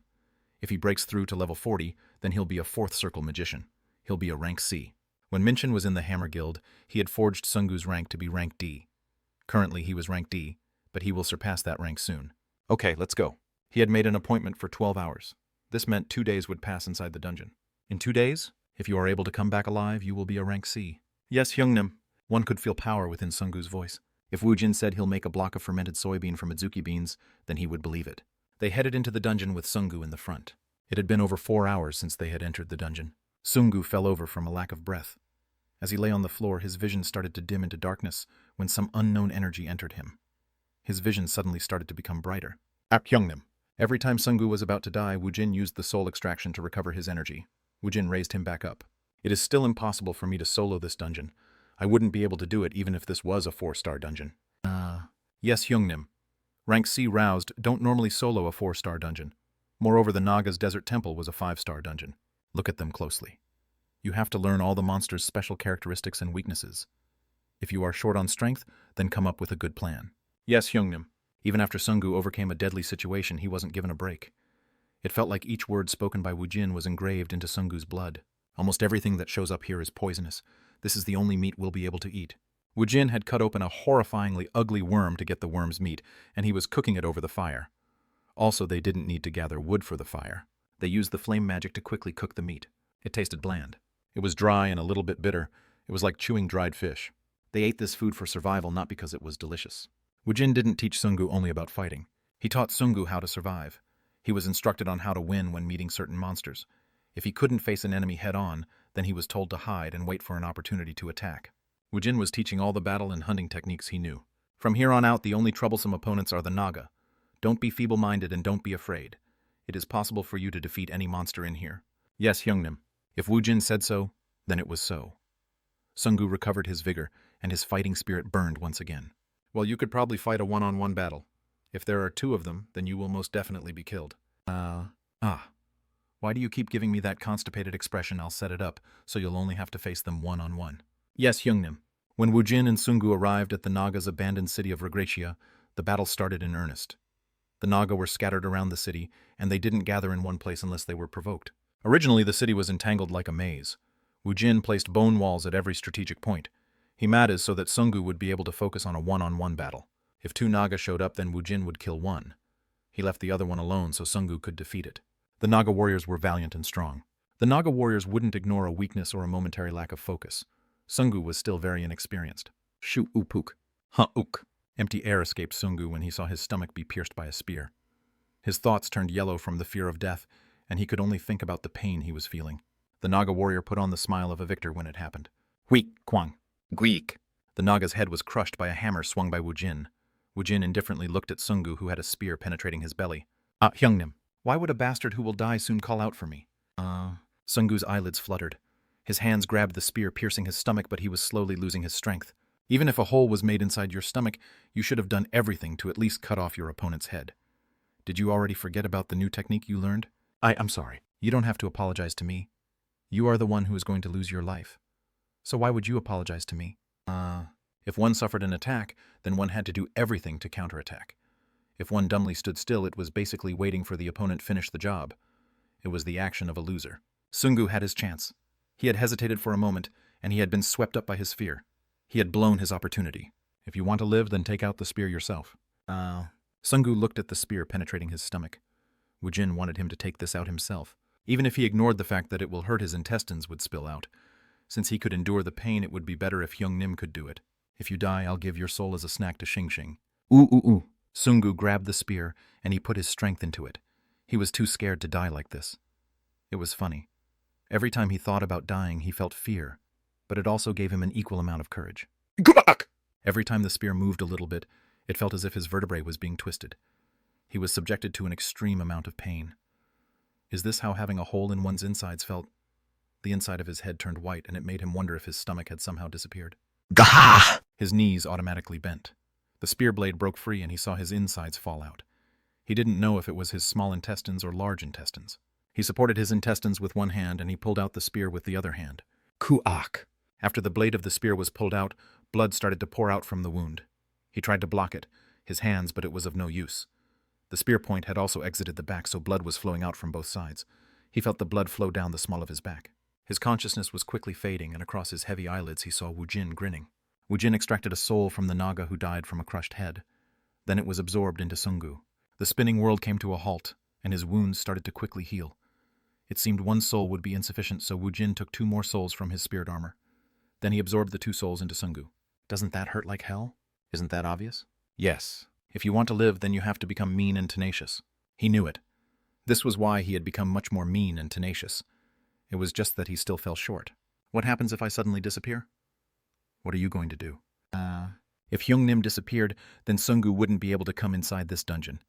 He would have to make the rounds in the low-ranked dungeons, and he would have to live out his life as a bloodstone miner. Woojin grinned as if he had read Sungu's mind. How long do you think the monsters will stay inside the dungeon? What? Woojin kept asking him questions even when he was in agony. Try imaging it. What would happen if all the subway stations on Earth had a dungeon break at the same time? Wouldn't that be quite the sight? Right? This was an absurd and preposterous story. Hunting bloodstones. I bet it wouldn't be easy to find food even for immediate consumption. The 6 billion global population, I'll guarantee it'll take less than 3 days to reduce half of the population. Sungu listened to the scary story. Woojin told it to Sungu as if he was calmly reading from a fairy tale book. This was the first time Sungu felt as if he didn't know who Woojin was. Hyunnim. I'm satisfied with just protecting my family. Even if that bastard Tronet invades this place, it would take time to eat the entire Earth. He had lasted for 20 years' time on Alphen. He knew he could do the same on Earth. The era of peace right now would be like a dream.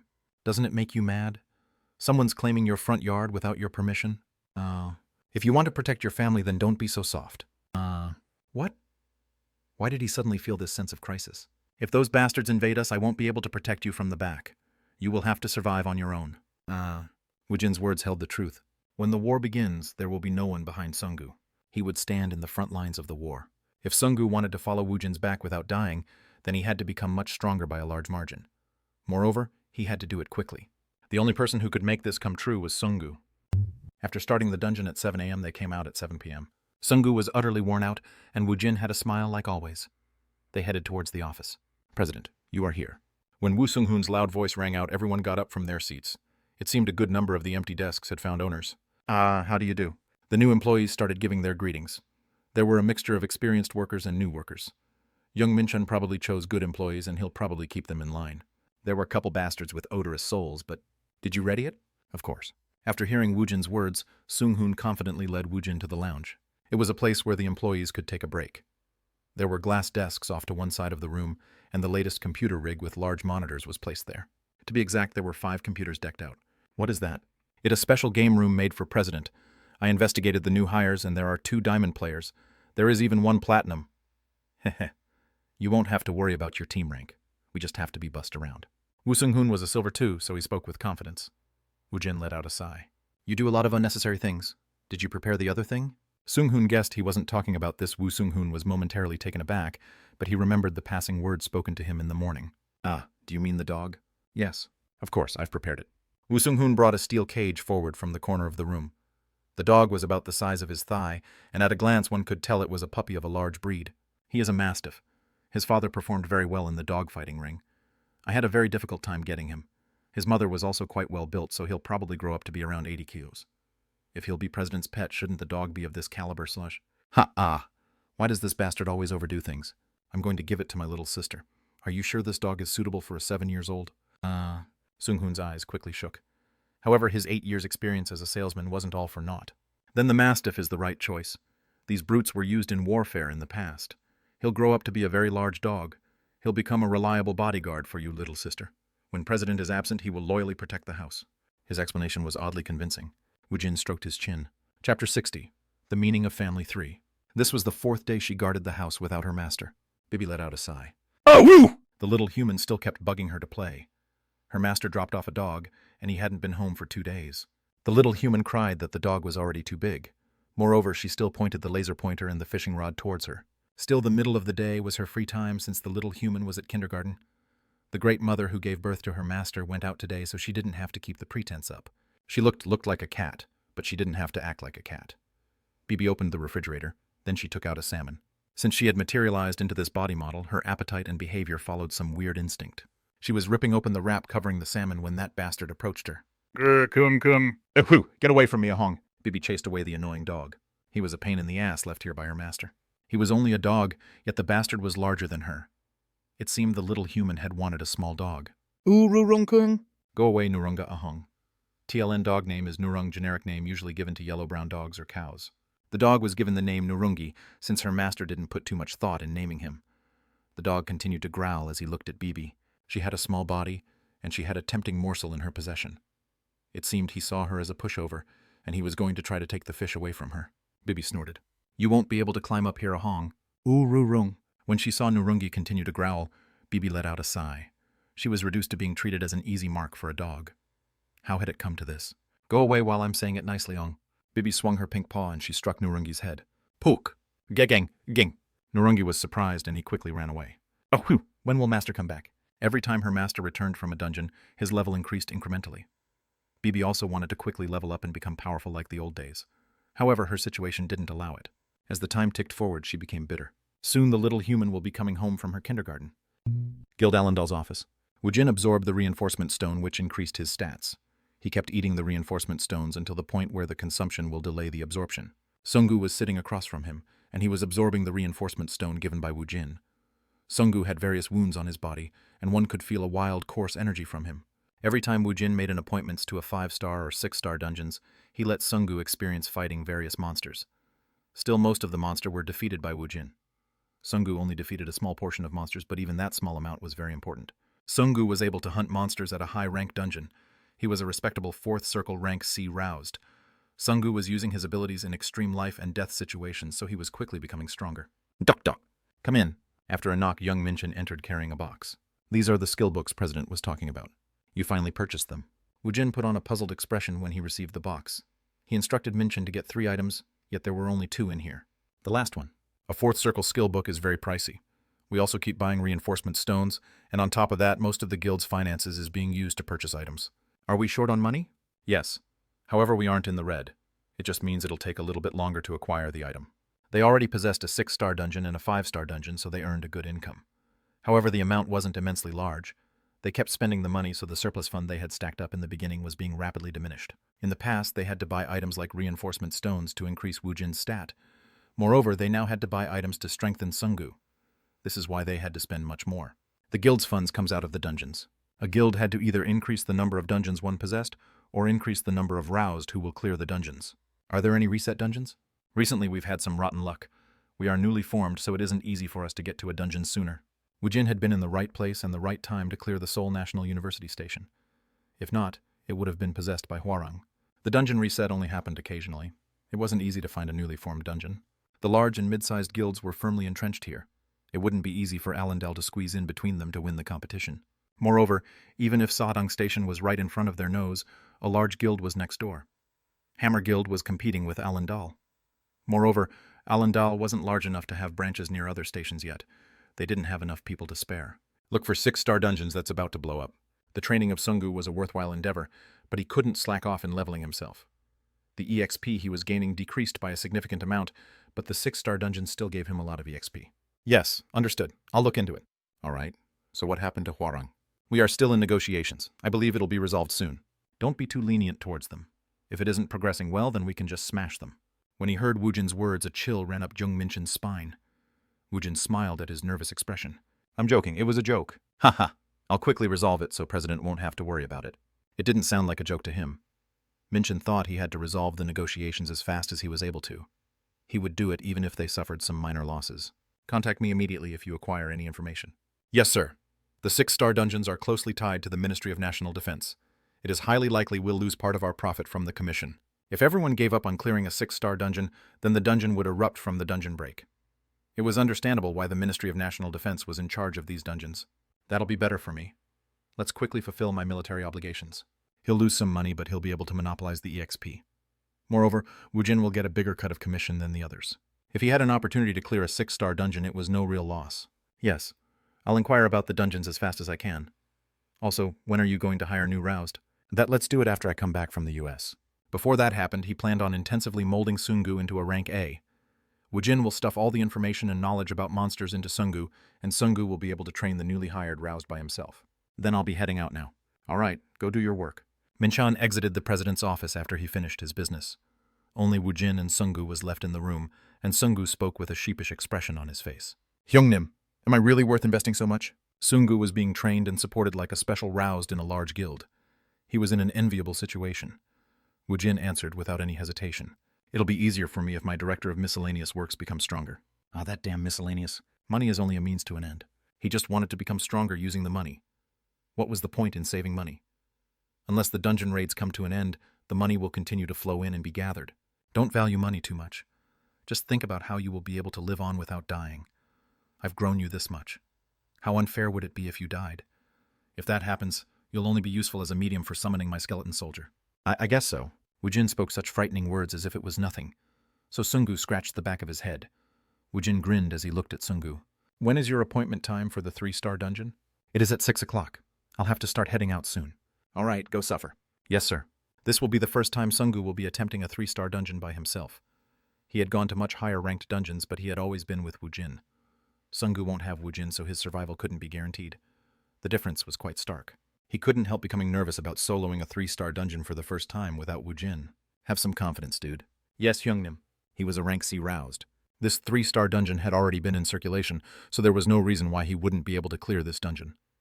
Sungu went through his own thoughts, and he realized he should probably have more confidence in his skills. He probably was better than he thought. Then keep up the good work. Yes, Hyungnim. Please have a good time with your family. All right. Woojin headed home after leaving Sungu and his office family. He had promised to have dinner with his family. It had been a long time since he had done so. He came back to Earth because he had missed his family. However, he had to level up and become strong to protect his family. Ironically, the time he spent with his family lessened. He had to quickly get ready for the gloomy future, but at the same time he couldn't ignore the present. Each moment was precious to Woojin. He had been wishing for this time for 20 years. When Woojin came home, Sua was always the first one to greet his return. Oppa. I go. Our Sua was waiting up for Oppa. Yeah, haha. Maybe it was because she was a child. Sua quickly adjusted to the current situation. She had a large house now, and she had been transferred to a nearby kindergarten with good security. Since she was young, she was able to quickly befriend the other children, and every day was very fun for Sua. On the other hand, his mother had struggled every day to get by in the past. When her son came back home, her environment drastically changed, so she was still having a hard time getting used to everything. He had told her to quit working, but it seems she still went out to Sungmi's restaurant to help out. It wasn't because of money. She felt nervous when she didn't have anything to do. Woojin worried he might have to set up a store for his mother soon. Son, go wash yourself. I'll bring out delicious food soon. Yes, ma'am. Well, he'll talk to her during dinner. Woojin headed towards the bathroom to take a shower, but someone blocked his path. Bibi stood on her hind legs and she grabbed tightly onto Woojin's leg. What is it? Bibi looked around her surrounding. Then she jumped on Woojin's shoulder. She whispered into his ear. Master, please take me along Ahong. Where? I'm going crazy from boredom Ahong.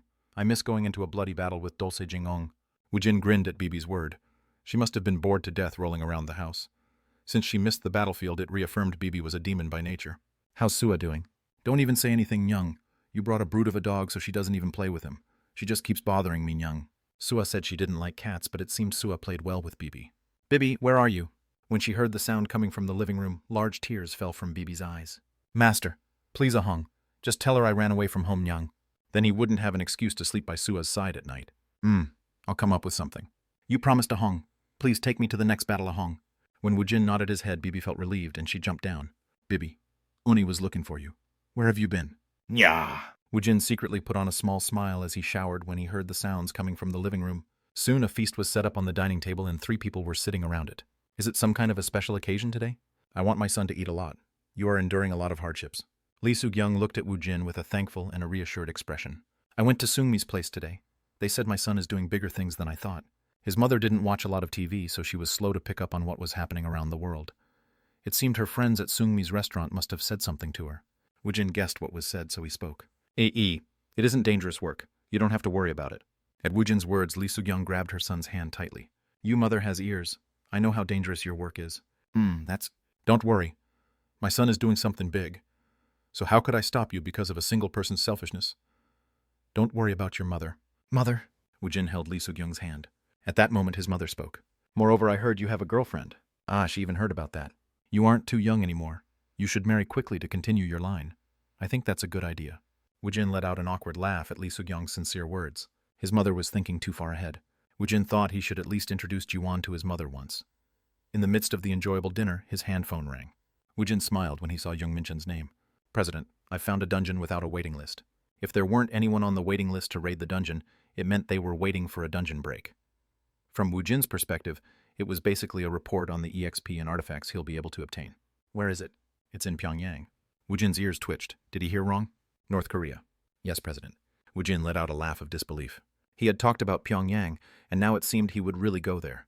Chapter 61. Shout from Pyongyang. Sadong Station's Cafe Angel Angel. Even Do-Ji-won wondered if she had heard wrong. Where are you going? Pyongyang, in North Korea. That's right. I'll be back after I smash a dungeon. That's not the important thing. Should we do a meet and greet with our families? How did going to Pyongyang become an unimportant matter?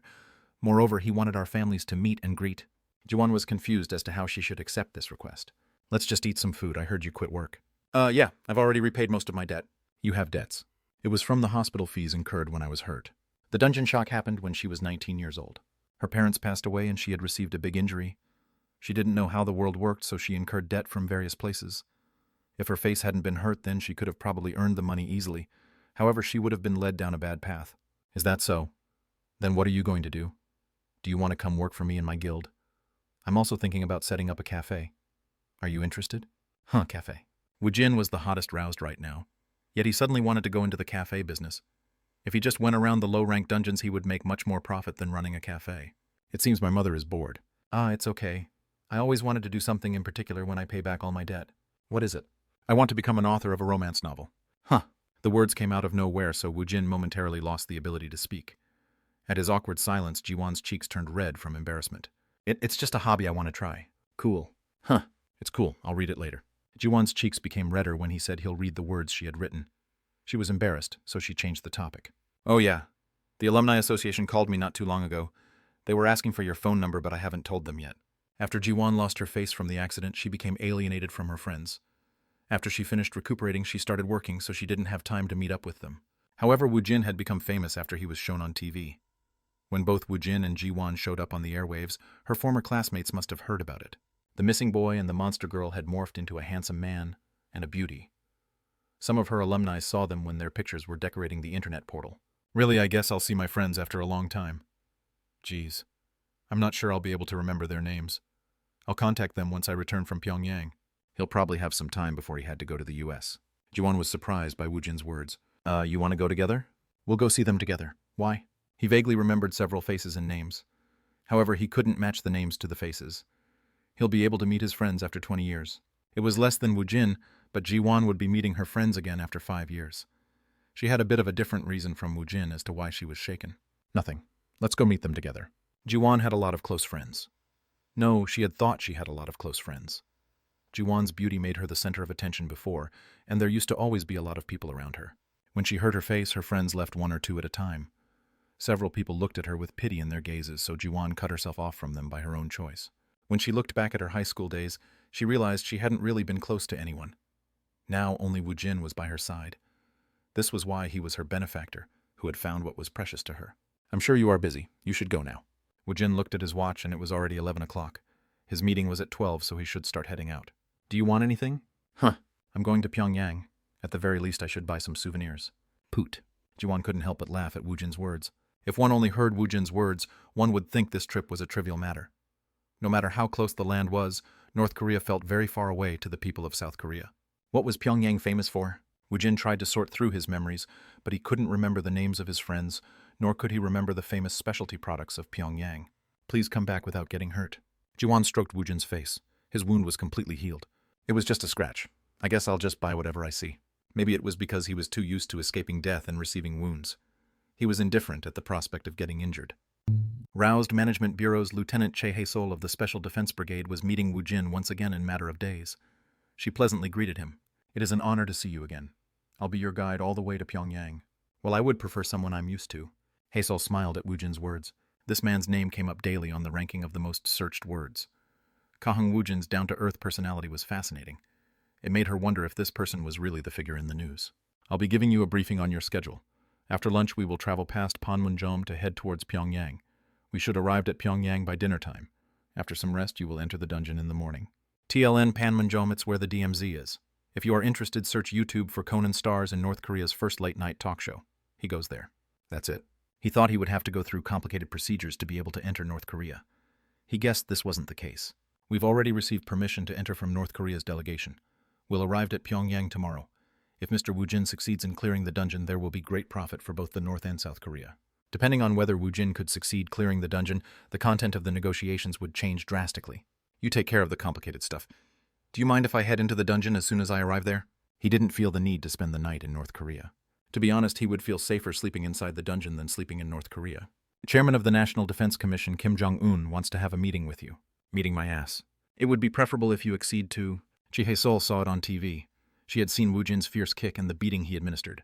She had worried over several dozen times whether his inappropriate behavior might get everyone in trouble. Woojin wouldn't be the only one in danger. His companions would also be in danger. Well, let us head out first. We'll talk when we get there. Woojin and Hae-sol got into the official vehicle that had been readied for them, and they headed towards Panmunjom. The view around the Panmunjom was unfamiliar, so when the car drove onto North Korean soil, he felt kind of restless. I thought this place would be full of army facilities and soldiers. There isn't much here, Woojin mumbled as he saw the fields after the harvest. Their car was surrounded by escorts in the front and back. The landscape was basically the boondocks if the military personnel were ignored. Ji Hae-sol, who was sitting by Woojin's side, laughed as she spoke. Only a very limited locations in North Korea is developed. Otherwise, it is like looking at our country 70 years ago. It is so bad that they only have subway stations in Pyongyang. If they have so few stations, then why can't they take care of their own business? Why call for assistance? Doesn't North Korea have any roused? Woojin didn't really care. He'll be given a chance to clear a dungeon. He'll also be able to monopolize EXP and achievement points. Still, he couldn't help being curious. There are a relatively low number of roused in North Korea. It is hard to make a team made up of only rank A roused. Moreover, the roused population in North Korea has a high mortality rate. He didn't need an explanation to know why the mortality rate was high. Woojin was curious, so he followed up with a question. Then what did they do when 6-star dungeons blew up in the past? If they didn't have enough power, then he wondered how they were able to last for so long. It had been 5 years since the dungeon shock. It would be weird if a 6-star dungeon hadn't reset during that time. To my knowledge, the 6-star dungeon has reset 6 times. There had been 2 dungeon breaks and they were all handled by China. So that means China couldn't take care of this dungeon, and they used the portal 3 times. Was this the reason why they asked for help from South Korea? It isn't like that. North Korea failed after trying to take care of the problem by themselves. China tried to make an example out of this situation, so they stood by idly. This spurred North Korea to put out an ad through the world's roused organization to gather roused who will raid the dungeon. I see what's going on. The bloodstones coming out of dungeons was the energy needed for new growth. The gap between the third world countries without subway stations and the nations with subway stations were widening, even if only 5 years had passed. Even if it was only few stations, North Korea possessed subway stations. When they received help from China, they had to give up all rights to the dungeon as the price for their help. Every time China helped, North Korea chafed under what they considered to be unreasonable treatment. This was why North Korea had tried clear the dungeon with their own forces, and they had failed. China was indignant by North Korea's independent actions, so they decided not to help this time. This lit a fire under the feet of North Korea, and they desperately requested the roused of the world for help. Young Minchin had seen this just in time. Well, let's leave after we finish our business quickly. Please keep your promise about giving me 15 days. Yes, we will most definitely uphold that condition. He had to clear a dungeon in North Korea. There was the issue of clearing a dungeon in North Korea with the help of South Korea. Moreover, when Woojin's guild succeeds in clearing the dungeon, the two nations had to negotiate on how the dungeon would be shared. Woojin gave a simple condition. After clearing the dungeon for the first time, he would be given free reign over the dungeon for a 15 days period. He didn't have any other demands. The first person to clear it received the most profit. Since Woojin could ask for a concession without giving a concession, it was considered fortunate that he only requested those conditions. However, the negotiations between the North and South Korea over the dungeon hadn't even started yet. North Korea would be able to decrease their reliance on China in dealing with high-ranked dungeons. North Korea was also focused on securing bloodstones, and South Korea wanted some diplomatic benefits. The negotiations between North and South Korea would start a day after they arrived.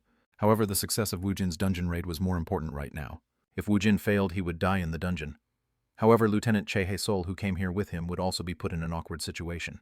If a break happened, a part of Pyongyang would be destroyed, and North Korea would take a huge financial loss. Everything rests on Mr. Woojin. Woojin grinned at Che Hae-sol's solemn words. Kamsusan Palace of the Sun. This place was more commonly called the Memorial Palace, and Woojin was impressed when he stepped inside the building. He was surprised by the large plaza, and he was more surprised at the place filled with weapons and soldiers. It seemed they weren't the parade troops they showed normally on TV. They were armed with real guns. Machine guns and tanks were also dispatched. They were positioned in the traditional formations used to deal with the dungeon breaks. Lieutenant Che Hae-sol was also surprised. She came back after talking to an officer of the North Korean army. She spoke in a serious manner towards Woojin. The reset dungeon is called the Gwangmyeong Station. They have to stop the break at any cost, so I understand how they are feeling. If the Gwangmyeong Station breaks out, then the Memorial Palace would be put in danger. The palace basically symbolized North Korea, and to protect the palace, they were going to stop the dungeon break at all costs. Comrade, follow us. Woojin and Hae-sol was led by a commissioned officer of the North Korean army, and they arrived at a meeting room. There were several desks set up for dining, and several North Korean officials were sitting there. Woojin sat on the seat he was guided to with an apathetic expression on his face. If anything, Hae-sol was the one sitting in her seat with a stiff expression. In the meeting room, several reporters were filming the scene. Aren't you nervous, Mr. Woojin? Why would I be nervous? At Hae-sol's stiff question, Woojin answered indifferently. This was a typical method used by a politician. After inviting the guests, the host would stall to increase the psychological pressure felt by the guest. This was a method he enjoyed using as the emperor of his empire on Alphen. Well, it didn't result in him making any good relationships. It happened when Woojin propped his hands beneath his chin out of boredom. Chairman of the Central Military Commission has arrived. The reporters who were taking a brief rest started busily pressing on the camera's shutter. Woojin was amused as he saw the other man enter. The man with the peerless hairstyle. It was his first meeting with the third-generation dictator. Chapter 62. Shout from Pyongyang 2. The pointless waiting filled Woojin with anger. Who is this pig? This was Woojin's first impression after seeing Kim Jong-un, who was the successor of Kim Jong-il. The young dictator had a weird hairstyle, and he pushed his hand out towards Woojin, who was younger than him. Nice to meet you, comrade. I've heard a lot about you. Yeah, nice to meet you. TLN lost in translation.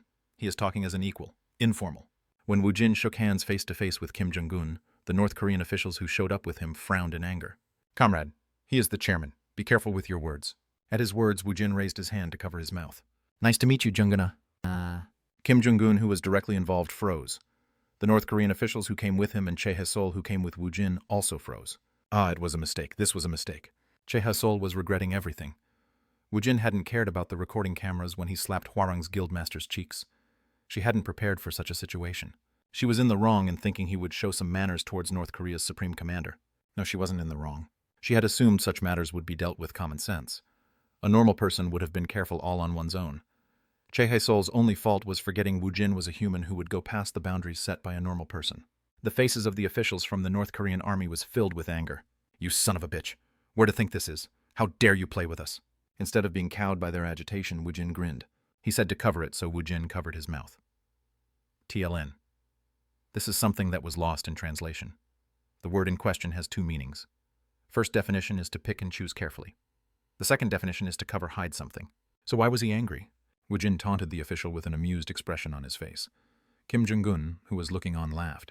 Ha-hat. As expected, he is very heroic. Please sit. When Woojin sat in his seat, he spoke in a blunt manner. Let's just talk about business. I want to go into the dungeon right now. The North Korean officials bristled in their seat at Woojin's terse words. If they were able to, they would have immediately slapped Woojin's face. The reporters from the foreign press continued to press the shutter to their cameras. Ha. You are very straightforward. As expected, you sound like South Korea's best veteran warrior. Hut. Kim Jong-un laughed heroically at Woojin's rudeness. In the first place, Woojin didn't have much to negotiate. A day after he clears the dungeon, he'll be able to raid the dungeon for 15 days. He had all the rights to the items found in the dungeon during this time. He just wanted a definite answer agreeing to those terms. If you end this properly, then I will keep my promise. Then I don't want to wait anymore. I'll go right now. Haha, let us take one picture before you go. Woojin and Kim Jong-un stood in front of the reporters and they took pictures. At Kim Jong-un's orders, the reporters from North Korea took numerous pictures. Comrade, I'll wish for your safe return. Was he worried about Woojin? Or maybe he wanted Woojin to come back alive, which would mean he had been able to prevent the dungeon break. Now I've heard everything. The meeting ended before 30 minutes could pass. The time it took to take the picture actually lasted half of the meeting. The actual meeting ended way too fast. Jae-Sol had been ill at ease more than anyone else in the room. She was sitting with sweat coming down her ghastly face. Really, I thought I would die from my heart being squeezed. This place is Pyongyang. Mr. Woojin should be a little bit more careful with your words. Woojin grinned at Haesol's request and he patted her on the shoulder. Didn't you just see me being careful? What? Then I'll be heading out first. I'll see you in a couple days. I'll pray for your safe return. Woojin waved his hand as he strode towards the dungeon. There were no portal. The North Korean roused who attempted the dungeon chose death over using a portal to escape. He didn't know if someone made them do that, or it was on their own volition, but it meant that there weren't any information on this dungeon. Who? Really? Haesol shook her head. At the very least, his confidence was the best in the world. He was outspoken even in North Korea, where there was an unreasonable authoritarian regime. After Woojin entered the dungeon, the barrier formed in front of the entrance to the Gwangmyung station. He had 8 days until the dungeon break. If he didn't come back out, then it would be impossible to mount another attempt. North Korea had tried to gather the roused of the world in the beginning, but no team accepted North Korea's offer. Kim Jong-un watched Woojin enter the station from a different location from Jae-Sol. He had a satisfied smile on his face. Wasn't he quite straightforward? Yes. It would be great if one roused like him would show up from within my people. It is quite unfortunate. I had heard all heroes were lustful, so we readied a lot of beautiful women. It seems we won't be able to use them against him. It's okay. At Kim Jong-un's word, the official carefully asked a question. Does Chairman think that man will be able to succeed? He'll succeed. He can do this. Kim Jong-un's eyes watched Woojin disappear into the dungeon. His eyes and voice indicated he was sure Woojin would succeed. Break a leg. Kim Jong-un gave a cautious support for Woojin, and his face held a hint of envy. How great would it be if an extraordinary hero like him existed among his people? This is so annoying. He had to enter the dungeon from the start, instead of using the portal. He'll have to defeat the monsters in the outer dungeon first. It was problematic since North Korea's subway station was very deep underground. The escalators wasn't working. He had to descend using the stairs, and the monsters kept rushing up towards him. It delayed his progress. After he defeated all the monsters, he added more souls to his leveled-up spirit armor. After he subjugated the souls, he passed through the portal that formed near the entrance. Ding. The space distorted. The scene that spread in front of his eyes made Woojin feel a sense of danger. The trees and the land was dead. The ruins were covered with viscous moss-like substances. Isn't this a colony? This was a first. These weren't beings from Alphen. It seems Tronent's main force had shown up. K-Rook, K-Rook. Accompanying a bizarre sound, a fat, praying mantis-looking monster showed itself from atop the mountain ridge. It was about 1 meter tall, and it was around 1.5 meter in length. Its front appendages were as sharp as swords. They were menacing weapons. The most problematic part was several dozen of them always traveled in a group. They were the most commonly seen and the most troublesome low-rank monsters under Tronet. Bajik. It's been a while since I fought a large group. Woojin summoned Golem Dulce and Succubus Bibi. Hooah! I've finally escaped Nyang. He had barely convinced the disappointed Sua, and he was able to bring Bibi along with him to work. Bibi covered her nose when she smelled the battlefield. Ook, whose colony is this? I don't know yet. Tronet's 72 commanders. He didn't know who this colony belonged to. No, it didn't matter who it was. He'll get rid of everyone who steps onto Earth. Go Dulce. Wing. Dulce absorbed the dirt in his surrounding. He made a body with the dead dirt and a horrible stench came off of him. Even seeing Dulce's large body, the Bajix bravely ran forward. The battle with Tronet's fearless troops started. He put Dulce in the front. After he defeated all the Bajix, he used the corpses as medium to summon the skeleton soldiers. He summoned 50 of them at once. There were only that many Bajik corpses. The sticky moss-like substance covered the forests, roads, plains, mountain, and the abandoned city. It was spread everywhere. Since this was a dead land, there were countless number of monsters in existence at this location. Tronet's favorite tactic was attacking with overwhelming numbers. More Bajix were rushing over when they heard the sounds of battle. Woojin grinned as he heard their horrible shrieks. We aren't pushovers either. Level 50. Name Kang Woojin. Class Necromancer, Advanced Warrior. Rank Middle Rank. Achievement 2732 Na. Magic 201, 250, Energy 3460. Strength 45, Agility 39, Stamina 51, Wisdom 32. Magic 250, Energy 60, Recovery 42, Heal 40. Control 250. Unassigned Point Z. Reinforcement Stone. Reabsorption Delay Time. Strength 12, Agility 31, Stamina 7, Wisdom 480. Magic 27. Energy 6. Recovery 11. Heal 5. Control 3. He had invested most of his bonus points into control and magic. He was increasing his stat with the reinforcement stones, but as he continued to absorb the reinforcement stones, the delay time kept increasing. Every stat had different absorption time. In the case of a stat like Wisdom, he was reaching a limit.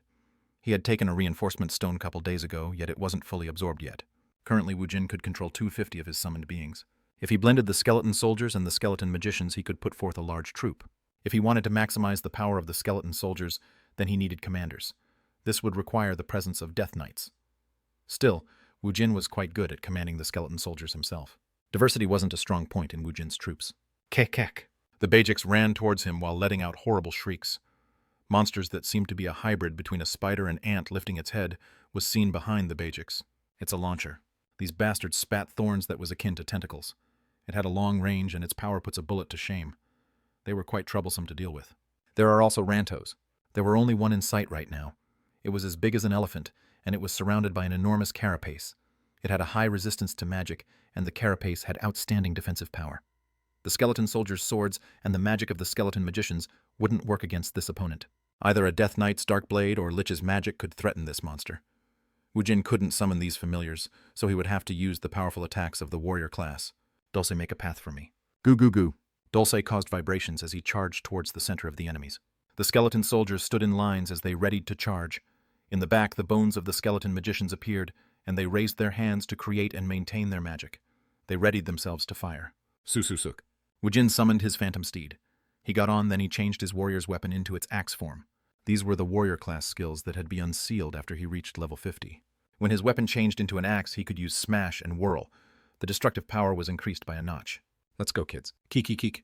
Woojin spurred his phantom steed to gain some good momentum, and Dulce caught up to him from behind. He summoned bone spears, and he threw them towards various locations. When the time was right, he erected bone walls to restrict the movements of his enemy's forces. Hung Kwajik. As blood flew everywhere, Woojin charged between the monsters, and he cut down the Bajix with his deadly axe. Every time he split an enemy open, a new skeleton soldier was summoned. The number of skeletons following Woojin kept increasing, but the number of Tronet's monster gathering in this location was much larger. Woojin burst into laughter when he saw the enemies swarm towards him. I guess my level will increase by a fair amount. Tronet would invade Earth sooner or later. He just had to get stronger quickly to oppose Tronet. He watched his achievement points increase continuously, and Woojin's axe danced. In the middle of the colony, Woojin watched the bizarre creatures that wriggled together to form a shape. I'm curious which bastard is here, Nyang. They are all the same to me. It seems Earth will start to see Tronet's subordinates, Nyang. It's about that time. Woojin headed towards the center of the colony as he looked around with an indifferent gaze. If this had been allowed to be completed, then one of Tronet's commander would have shown up. Even now, the Bajix and launchers were continuously being born from the hideous hatcheries. Let's end this and go out. It took him 12 days to wipe out the entire colony. 3 days should have passed outside. It was about time for him to go out. Nyahong. I wanted to go sightseeing in North Korea. Too bad, Ahong. Woojin grinned, and he marched forward the corpses of Bajix and launchers he had readied near the colony. The level of resurrection was still low, so the corpses had only 50% of their original abilities. However, he hadn't raised them because of their ability to fight. The corpses latched themselves onto the headquarter and the hatcheries. When this was done, he let out all his magic at once. Quack. The corpse explosion caused a storm of blood. Woojin covered his face to block the aftermath of the corpse explosion. This brought me up 2 level. During the 12 days of hunting, he had leveled up twice. He still had the 15 days he would be able to use this dungeon, so it would be possible for him to reach level 60. A crater formed from the effect of the explosions, and the return stone was floating in the middle. However, besides the green return stone, there was another purple gem that looked similar to a return stone. There are 2 return stones. Woojin took the 2 gems. Woojin was confused, so he used his identification magic to find out the gems' sealed information. Chapter 63. Shout from Pyongyang 3.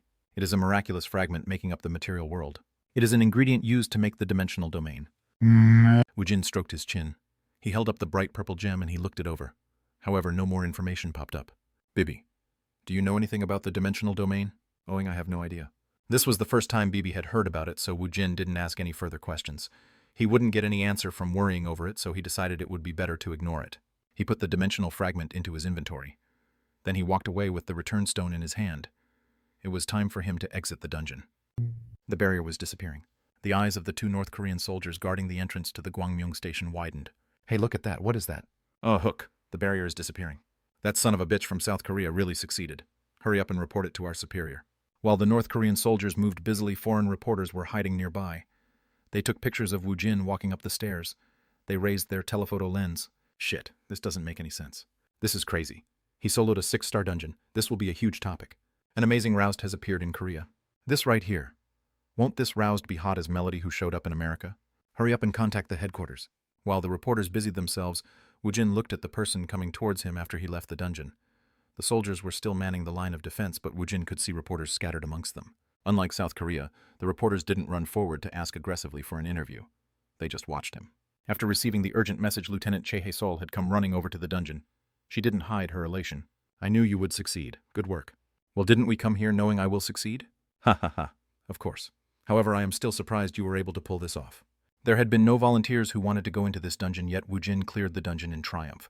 Moreover, the access to this dungeon had been restricted, so no one was able to gather information on it. It took a brave person to attempt this dungeon, and it was more surprising that someone had succeeded in clearing it. Did the negotiation group arrive? Yes. Both the North and South delegations are waiting for the news as to whether the dungeon was cleared or not. She didn't tell him they were getting ready to start the negotiations, assuming there was a 70% chance he would fail. Then you guys take care of the negotiations. I'm going into the dungeon again. Since there won't be a dungeon break anymore, tell the army to back off. What, you are going to reattempt it without taking a break? Che Hae-sol was very surprised. 3 days had passed. He would have spent 4 times the amount of time inside the dungeon. He spent an incredible amount of time in a tense battlefield. Yet he wasn't going to take a break. He would instead re-enter the dungeon. Well, this isn't difficult work, so why would I need to rest? He spoke of going into the 6-star dungeon as if he was going to a playground. What was Woojin's true ability? What ability would allow him to clear a dungeon so easily? Do your best then. Woojin immediately turned around and he went back into the dungeon. If he wanted to reach his target level of 60, then he would need to run a tight schedule for the next 15 days. He had to use the least amount of time so it would be possible for him to run an extra dungeon run. He would be able to sleep inside the dungeon. Whether it was rest or filling his stomach, it was all possible within the dungeon. He also had a very useful means of getting supply called the point store. Soon after Woojin left, an out-of-breath North Korean soldier came running to the dungeon. Just from looking at the bars on his shoulders, one could tell he was a high-ranking officer. When he saw the barrier blocking the dungeon entrance, he looked around his surrounding. What the hell? Didn't you say the barrier came down? Yes, he just went in again not too long ago. What? That crazy bastard went back in without taking a breather. Yes. He looked around his surrounding and all the soldiers on standby backed up what was said. The dungeon raid had been successful. However, the hero Kang Woojin went back into the dungeon. He couldn't help but be taken aback at this unexpected situation. This is no simple matter. The chairman told him to bring Comrade Kang Woojin at any cost, yet he didn't have any way to contact him. He had no choice but to give his report. He quickly walked away. In a room inside the Memorial Palace, Kim Jong-un was stroking his plump chin with a serious expression on his face. It's tilted to the left. Yes, comrade. The soldier hurriedly fixed the tilted framed picture. Kim Jong-un smiled in satisfaction. The large framed picture on the wall was the printed photo of the picture he took with Kang Woojin. What should I do with this framed picture? Kim Jong-un looked at the framed picture that was originally hung there. It was a photo of him shaking Dennis Rodman's hand affectionately. It was a picture of a basketball player he had once liked. However, Kim Jong-un wasn't interested in him anymore. Throw it away. At Kim Jong-un's cold words, the female servant carefully stepped out of the room with the framed picture in her possession. He possessed a NBA regulation ball used in a game during the season. This room used to be decorated with basketball equipments like basketball shoes and headbands.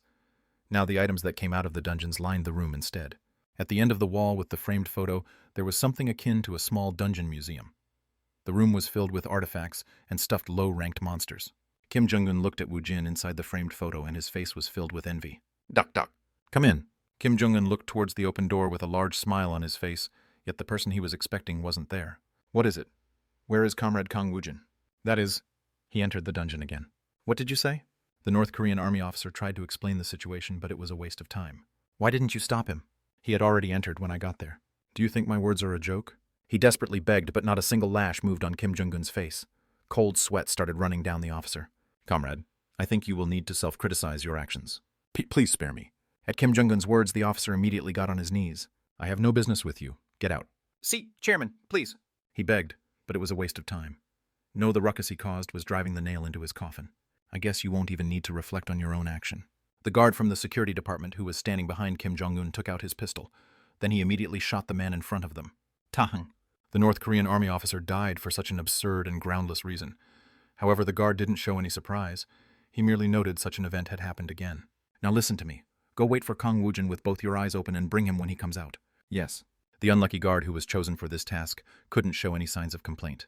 His heart was being charred black inside. I should be the one to treat the hero who saved Pyongyang. Kim Jong-un touched the skill books on display on top of his desk. He wasn't aroused, so the skill book didn't respond to him at all. Kim Jong-un looked at the framed picture on the wall, and his eyes was filled with envy and admiration. Whew! At the same time as his level up, his low magic and energy was recovered. It sent a charge up his spine, and he felt a refreshing sensation. The pleasure given by drugs couldn't even compare to this sensation. I'm level 60 now. He had started off with the Beijiks. Then he killed the six-legged spider-like monster called Launcher, who shot tentacle spears. He even took down Rantos, which had stronger magical resistance than the ogre. It was a horned monster equipped with tough leather. Then there were the Tudons. They were earth moles who dug tunnels through the ground to approach a prey in stealth. They attacked by suddenly popping out of the ground. These were the basic underlings that composed Tronet's army. Woojin indiscriminately hunted them down, and he destroyed the hatcheries in various locations. The colony headquarters that had existed in the first run wasn't present in the second run. He guessed the colony headquarters was the dungeon boss. He repeatedly hunted down the monsters in this endlessly large dungeon, and the return stone appeared randomly if one destroyed the hatcheries. When Woojin found the return stone, he would take care of the monsters that were visible to him. Then he would go out to re-enter the dungeon again. Instead of hunting down all the monsters, it was better to re-enter the dungeon to hunt large groups of monsters again. This method was advantageous in earning more EXP. He repeated this method. This was the 7th time he had re-entered the dungeon. He had finally reached level 60. First, Woojin learned all the warrior class skills. Warrior's Patience was a passive skill, and it would allow one to endure pain. All the other skills were related to the bow. Woojin immediately took out his warrior's weapons, the steel staff, to change its form. The staff started to curve, and a light made out of magic started to elongate to make the string for the bow. Woojin searched through his Necromancer class skills, and he learned. It was something he hadn't learned since it was weaker than the bone spear. However, he thought this skill would work synergistically with the bow. After summoning a bone arrow he fitted on the string, he pulled back, then he tried firing it. Shui. It flew much faster than throwing a bone spear, and the arrow also flew a longer distance. Woojin smiled in satisfaction. If he had enough magic, he could summon an unlimited supply of bone spear and bone arrows. This wouldn't be of any use in summoning more skeletons, but it could be used as a medium for summoning bone walls. It would give him a great tactical advantage. Woojin learned the level 60 restricted Necromancer skills he had bought. Through one's shadow, a parasite ghost of the host will be summoned. It will read the emotions and gather information about the host. If the host is a corpse, then the ghost will be able to control it. If the corpse is revived with resurrection, then the ghost can bring out a little bit more of the corpse's original ability. Depending on the summoner's loyalty and trust, the required control is decreased. The summoned being needing control by the summoner may be reformed into a true companion. Number of Shadow 1. Corpse amplification, plus 10%. Needed control 1, 99. Loyalty, 99. Trust. If he had Gaby, then he could amplify the power of the zombies revived using resurrection. Since they were just corpses, they didn't have the agility or intelligence they possessed when they were alive. It was a different story if Gaby was controlling them. Come out, Gaby. Woojin immediately called out his familiar Gaby. Woojin's shadow suddenly stood up, and a being with the appearance of Woojin showed up in front of him. If he didn't have a transparent body like the phantom steed, Xing Gaby would look exactly like Woojin. Keek, I can finally hear Master's voice. I still feel creeped out by you. Keek. Isn't it about time you got used to it? It was as Gaby said. He should have been used to it by now, but Woojin was still not used to him. Gaby was like another cloned version of himself. They were fundamentally different existences, but they shared the same thoughts, sights, and feelings. Even though they were different beings, he felt a sense of repulsion. If you don't like this form, then why don't you give me a new body? Woojin looked around his surrounding. It was in ruins from the battle. There were a lot of corpses that could host Gaby. However, he had already finished clearing the dungeon, so it was unnecessary. I'll call you when I need you. Return back into my shadow. Keek. This place called Earth has a lot of fun stuff. It seemed he had read Woojin's mind without permission. Woojin frowned and he glared at Gabi, who had returned into his shadow. Chet. He felt creeped out by him, but Gabi wasn't a bad being. He had saved Woojin's life several times. He was a loyal familiar. Do I have around a day left? In real time, only a little less than 14 days had passed. He still had a day and couple hours left. If he was quick about it, then Woojin could probably run the dungeon one more time. Woojin took the return stone and he headed back out of the dungeon. Chapter 64. Shout from Pyongyang 4. Hazel had been on standby. Woojin's eyes widened when he saw her. As soon as she saw him, she got on her knees. Huh. Why are you being like this? Please heed my request. What is it? Even if it is 1 hour, could you not rest for a little bit before you go? What? Every time he came out of the dungeon, Lieutenant Hazel tried to grab him. However, she clung to him more desperately today. Geez, I told you I'm fine. The political climate right now isn't good. Please think about your home country and rest a little bit.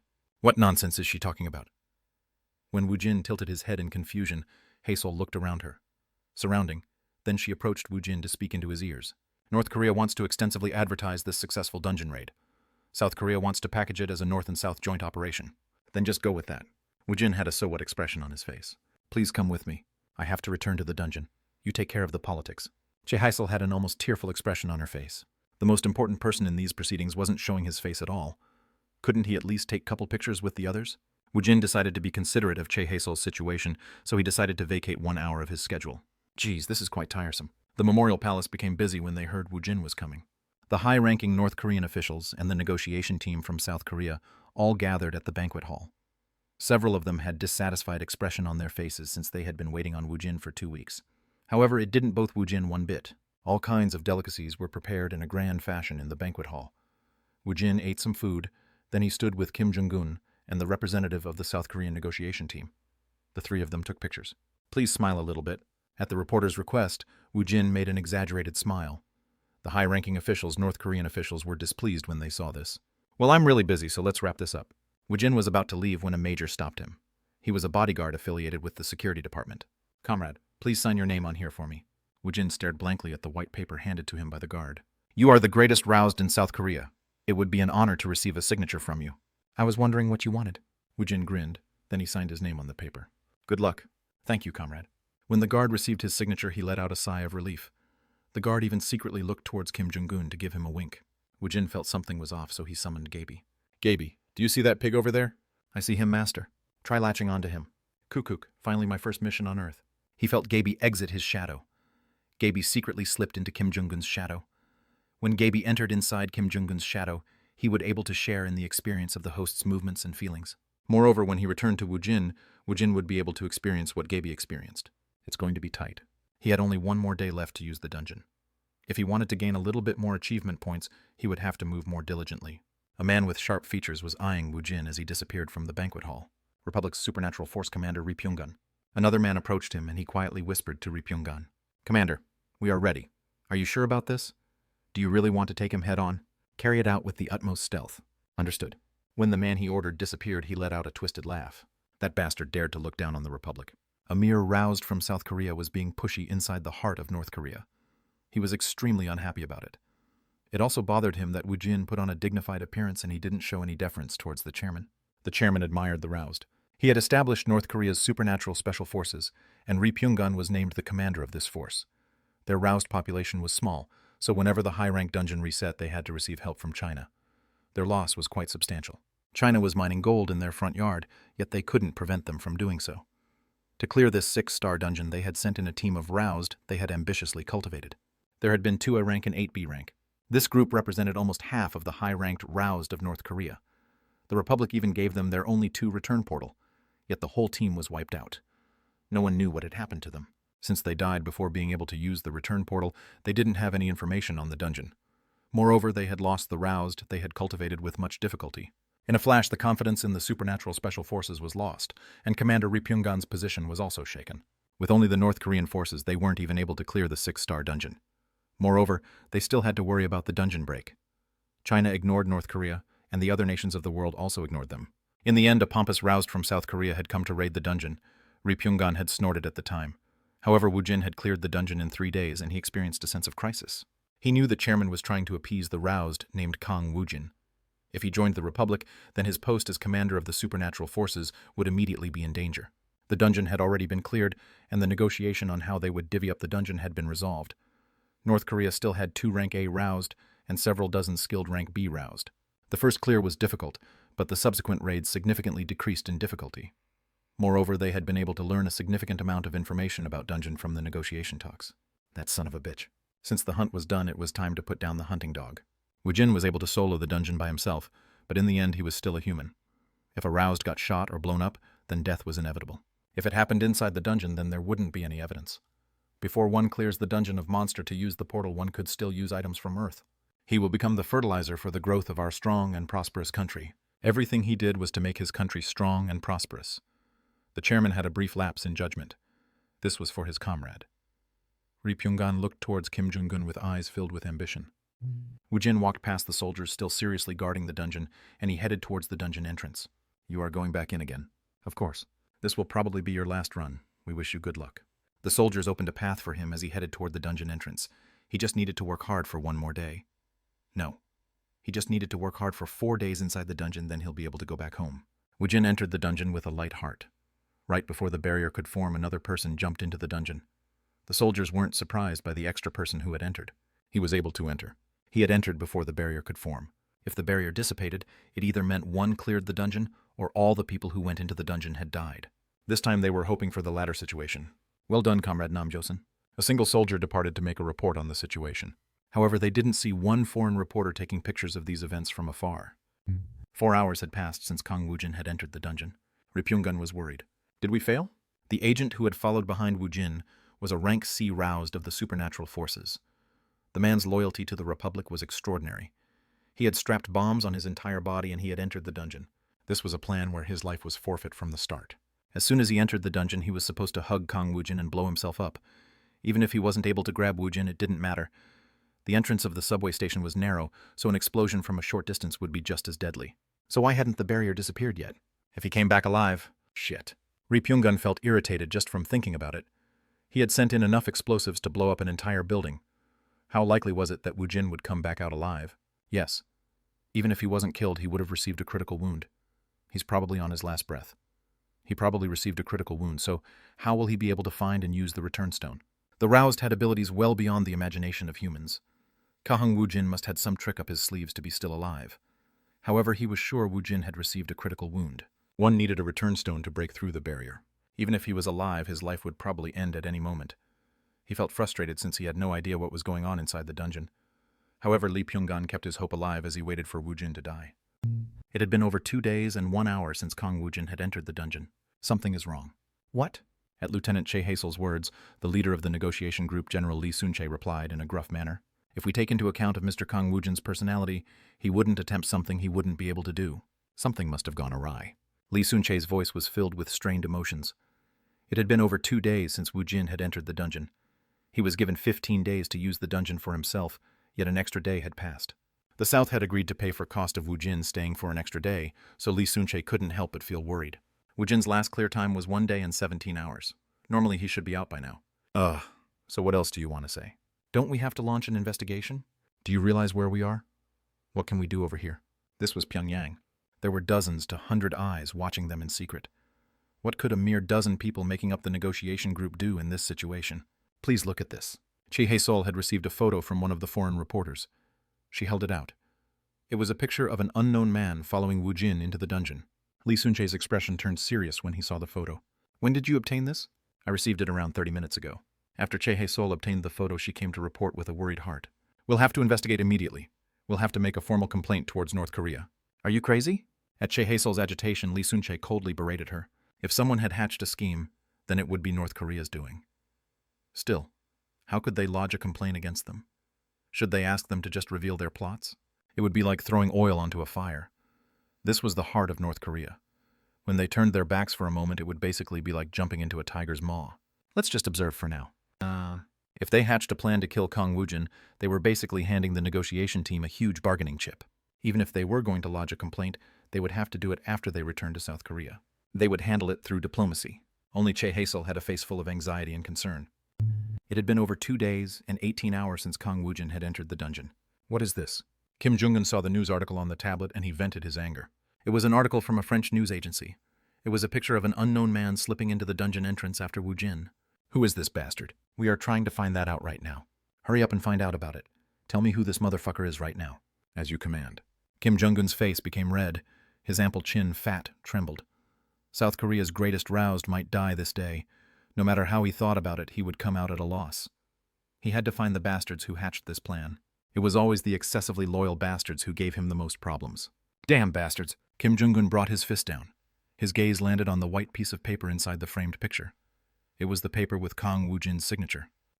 It had been over 3 days and 5 hours since Kang Woojin had entered the dungeon. It's disappearing. The barrier was disappearing. Whether Woojin came out alive or died as the dungeon reset, this would be big news. The foreign reporters pressed their camera shutters busily. A foreign reporter had photographed an unknown man entering the dungeon, so it had been shown in the news. It caused the atmosphere inside North Korea to turn serious. The activities of the officers in the North Korean army started to pick up. Lieutenant Chae Hae-sol from South Korea stood in front of the dungeon every day for all hours, except when she had to sleep. Please, was it because she had wanted to hear it? She heard footfall coming up the stairs. Tuk-tuk. Each step was deliberate and slow. As he reached the top of the stairs, she saw his face and hair. There were wounds all over his body, and his face had wounds as if his skin had been scraped off. His face was blotchy, and his skin didn't look too good. After Woojin ascended the stairs, he looked around his surrounding. Numerous gazes were fixed on him. Hoo-hoo. He was laughing. Woojin, who had a blank expression, twisted his mouth. He had to apply a lot of regeneration salve. His face and body was still recovering, but he didn't care about that. The wounds on his body would heal completely in a couple days. The problem was the dirty feeling he felt. His chest was filled with so much rage that it was stifling him. The twisted laugh that came out of Woojin stopped and the smile on his face disappeared. Do you all want to die? Is that what you wish? Woojin looked around his surrounding with heartless eyes. Chapter 65. Unexpected Loot. The atmosphere was grave. When Woojin took a step out of the entrance, the soldiers took a hesitant step backwards. Tell that pig bastard to come out. At Woojin's words, the North Korean officials, the members of the South Korean delegation, and the foreign reporters all thought of a single person in their head. Moreover, they felt shocked by the conviction behind his words. Woojin's words were basically a declaration of war. Moreover, he said it in the heart of North Korea. If he doesn't come out, then I'll go to him. When Woojin took another step forward, the soldiers reflexively got in his way. Their eyes were filled with terror, and Woojin's indifferent eyes swallowed their terror. Woojin was about to raise his hand when a cat jumped out from behind him. Oh, whew! Master uses too much brute force ahong. Bibi stood ahead of Woojin, and she waved her cute pink paw. Bibi's body shuddered, and black flower petals scattered like snow towards the people gathered around the site. All the soldiers and the reporters slowly closed their eyes, and they slid to the floor. That wasn't necessary. Nyang! This is more effective. What if you get sued after you killed them without any cause ahong? This is Earth ahong. Earth. Stop creating complicated situations, Nyang. Well, if he killed everyone here, then being sued wasn't the only thing that would happen. Is it because she watched a lot of TV, Bibi was more sensitive to how society worked on Earth? If he could avoid annoying situations, then he wouldn't object to it. Woojin didn't want to kill indiscriminately. He just had to kill the one who dared to order a terrorist act of bombing on him. He'll cool his anger by chewing on the person's soul. He planned on walking past all the sleeping people, but it seemed not everyone had fallen asleep from Bibi's ability. These existences had magical resistance. They were roused. Hey, asshole. Do you think our republic is a pushover? I knew it would eventually turn out like this. We shouldn't have let a South Korean brat into Pyongyang. These were the North Koreas roused in the supernatural force. At Commander Ri Pyonggun's orders, they had blended into the groups of soldiers. There were 1 rank A and 9 rank B. This was probably the team who would have tried to clear the dungeon after Woojin came out. They had been placed here on standby. They blocked Woojin's path.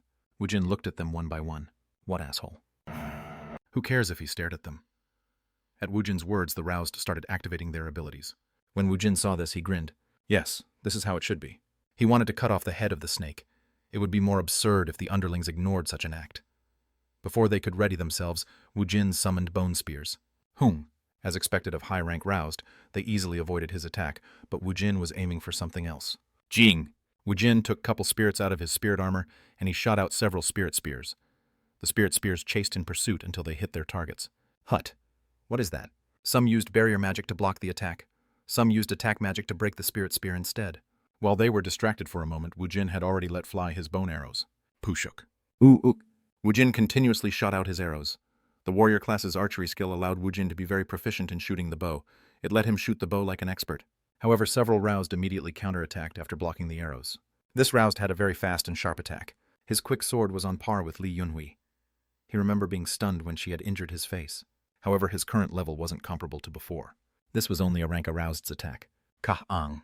The bow in Woojin's hand immediately morphed into an axe. With the change, he whirled the axe head around towards the lower body of the charging foe. Kwahung. The whirling blow made the opponent stagger from the impact, and Woojin immediately sent a bone spear towards him. Kook. Woojin took another step forward. The blade of the axe took off the opponent's head from his body, and the head flew into the air. Woojin grinned, and he attempted a resurrection. The battle knight with a severed head. Dullahan has superior inability compared to the normally resurrected corpse. The condition is fulfilled if the opponent is a 6th circle rank A, and the resurrection is used when the roused's head has been cut off in battle. It is a cumbersome requirement, but the result is surprising. It isn't a clumsy corpse. Kura! His movement was similar to how he moved before death, but his strength and destructive ability increased substantially. Dullahan, who was still wearing the North Korean army uniform, grabbed its own head. Then it charged towards the North Korean roused, who had been comrades only few seconds ago. Ooh-ah! When had they ever had the chance to fight with a dead corpse? No. This person used to be their comrade, but now they had to fight against his corpse. The battle was resolved pretty fast, and Woojin absorbed the roused souls into this spirit armor for storage. Several corpses exploded. Several skeleton soldiers and skeleton magicians appeared. Wing! Dosai was summoned in his light form, and he circled around Bibi's head. If given the command, Dosai could pull the rubbles to himself to form a body. Let's go. Woojin moved his feet towards the memorial palace. He didn't care where Kim Jong-un was hiding. If he moved towards Gaby's energy, he'll be able to find Kim Jong-un. He dared to attack an opponent from the back. Woojin would praise his boldness as he gave Kim Jong-un a miserable death. This time Che Haesel blocked Woojin's path. Please stop. At the unexpected situation, Woojin's eyes was filled with curiosity. You were aroused, TLN, hehe.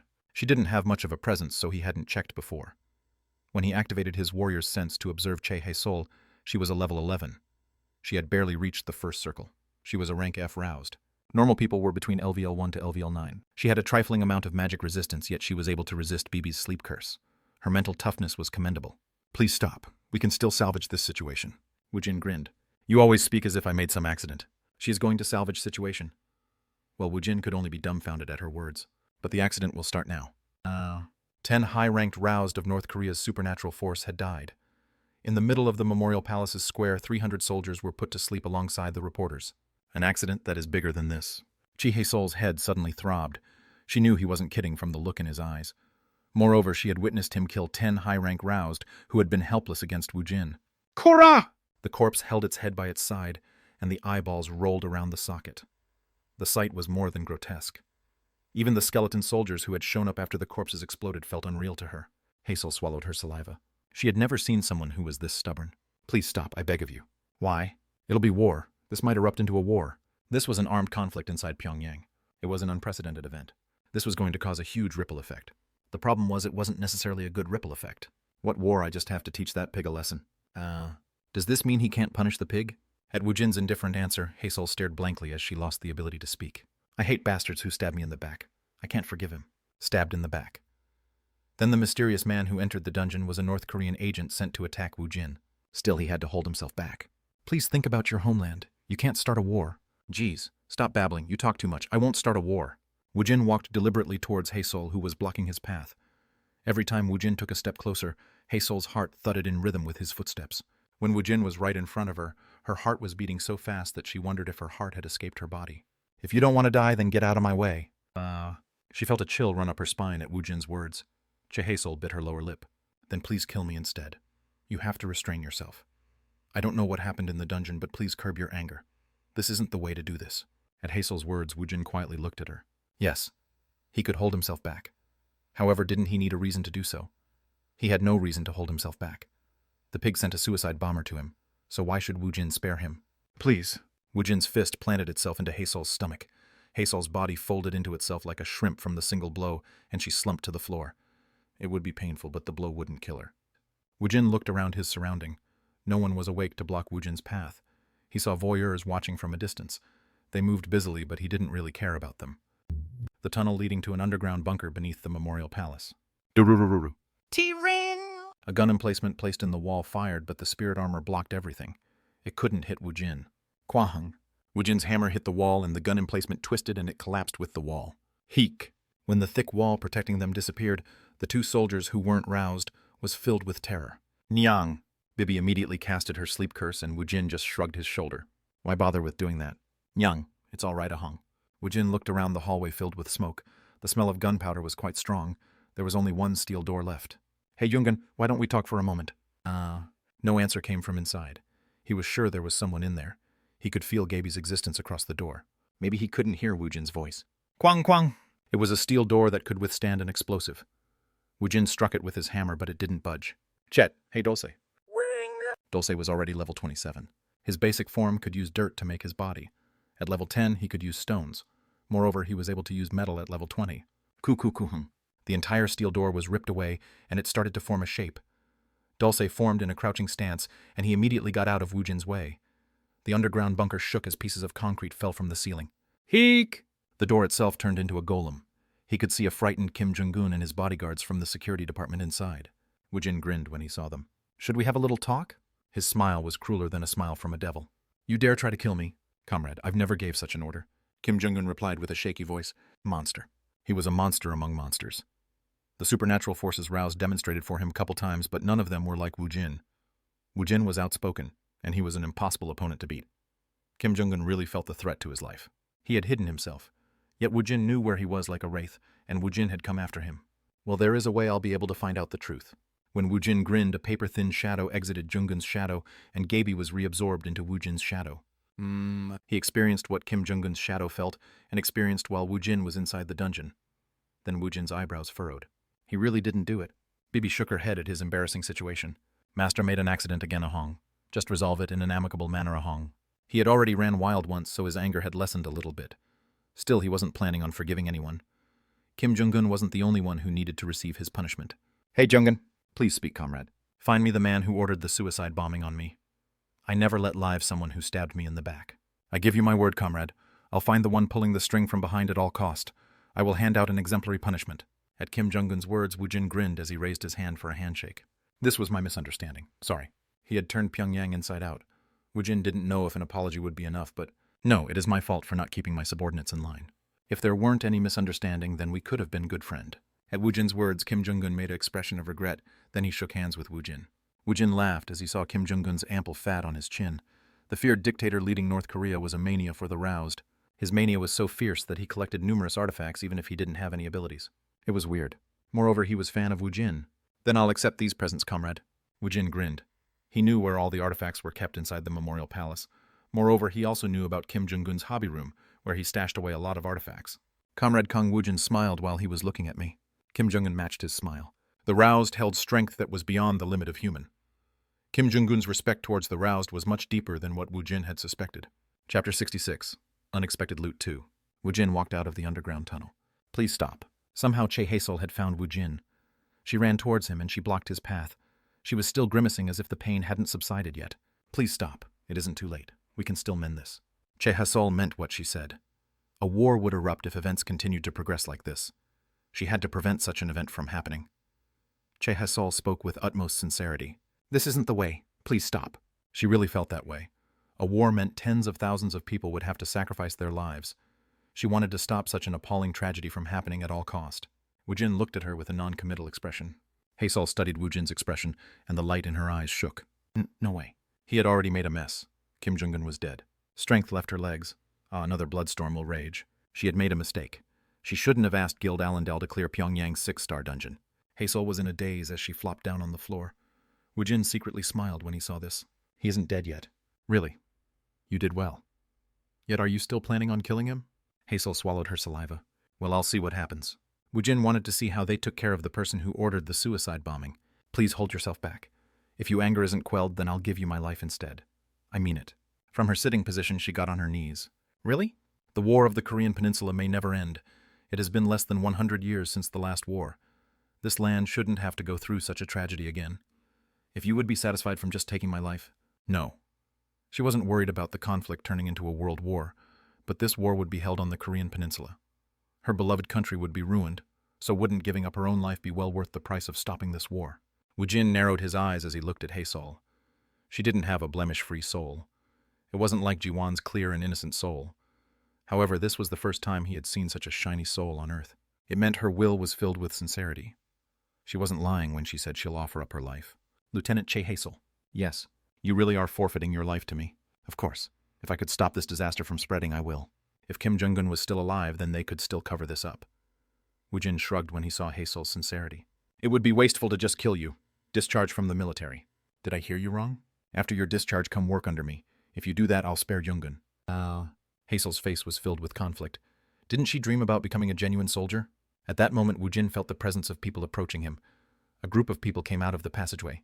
Hurry up and clean this up. Find where Ri Pyongan went. Woojin grinned when he heard Kim Jong-un's voice. Should I go catch that pig? I'll join your guild. Woojin's grin widened. It was rare to find someone with Che Haesul's will and conviction. He had found an unexpected loot here. Woojin grinned as he walked away. He knew where everything was inside the memorial palace because of Gaby's memories. Now it was time to go rob Kim Jong-un's collection. Then you should go talk to patch up this situation. What the hell? He had made such a mess, yet he was able to easily ask her to patch this up. Before the chaotic atmosphere settled down, Woojin quickly headed toward Kim Jong-un's hobby room. The next 3 days passed like a storm. Ri Pyongan and anyone related to him were all captured. There were even some innocent people who were lumped in with them. The delegation from South Korea left as they let Kim Jong-un take care of those men. Kim Jong-un was shaking from anger. You are a dead man. How dare you steal the treasures soaked in our people's blood and sweat? You took the future of our republic, bastard. Chairman, I really don't know. I really don't know anything about it. You still dare to lie, punish them until they speak. Understood. Ri Pyongan was suspended by his arms like a piece of meat at a butcher's shop. The interrogators approached him, and they started whipping him. Kim Jong-un looked on with cold eyes as he tried to quell his anger. The treasures he had gathered with the blood and sweat of his people were all gone. The only thing left was the picture he took with Kang Woojin and his signature. Kim Jong-un's wrath was great since someone robbed him of everything. He had gathered his collection for the past 5 years. The only person he suspected was Ri Pyongan. He was probably planning his betrayal for a long time. He was probably planning on blaming it on the visiting South Korean delegation. If it wasn't for Comrade Kang Woojin, I might have been in big trouble. He hadn't died. Kang Woojin had survived, and Ri Pyongan's betrayal came out into the open. They had nothing to do with it. It wasn't as if he hadn't suspected the people from South Korea. However, they traveled here sharing just 2 cars. He didn't think that massive amount of treasure could be stolen by them. The only roused in the party was Rank AA Kang Woojin and Rank F Che Haesul. Just in case they were using artifacts, they were searched. They didn't find any subdimension artifact. Even if they did find one, the artifact could only hold a limited amount of items. The best subdimension artifact was owned by a Middle Eastern royal family, and it could only hold a 300-liter refrigerator. Massive amounts of treasure had disappeared, and it wouldn't fit inside a subdimensions. So the only people who could pull this off was on the North Korean side. Bastard, he is quite tenacious. Kim Jong-un gritted his teeth as Ri Pyongan failed to confess. We've arrived at the Panmunjom. Ooh, we are finally here. Haesul saved her words as Woojin stretched. For the past 3 days, Woojin just lazed around as he slept. The negotiation team had to renegotiate the deal for the past 3 days. After the betrayal within North Korea was resolved, South Korea's Kang Woojin was reported to have taken an active role in all of the events. It didn't matter what the truth was. South Korea's situation had improved. Woojin had taken care of all the high-ranked roused in North Korea. North Korea didn't have enough force to even attempt the 6-star dungeon.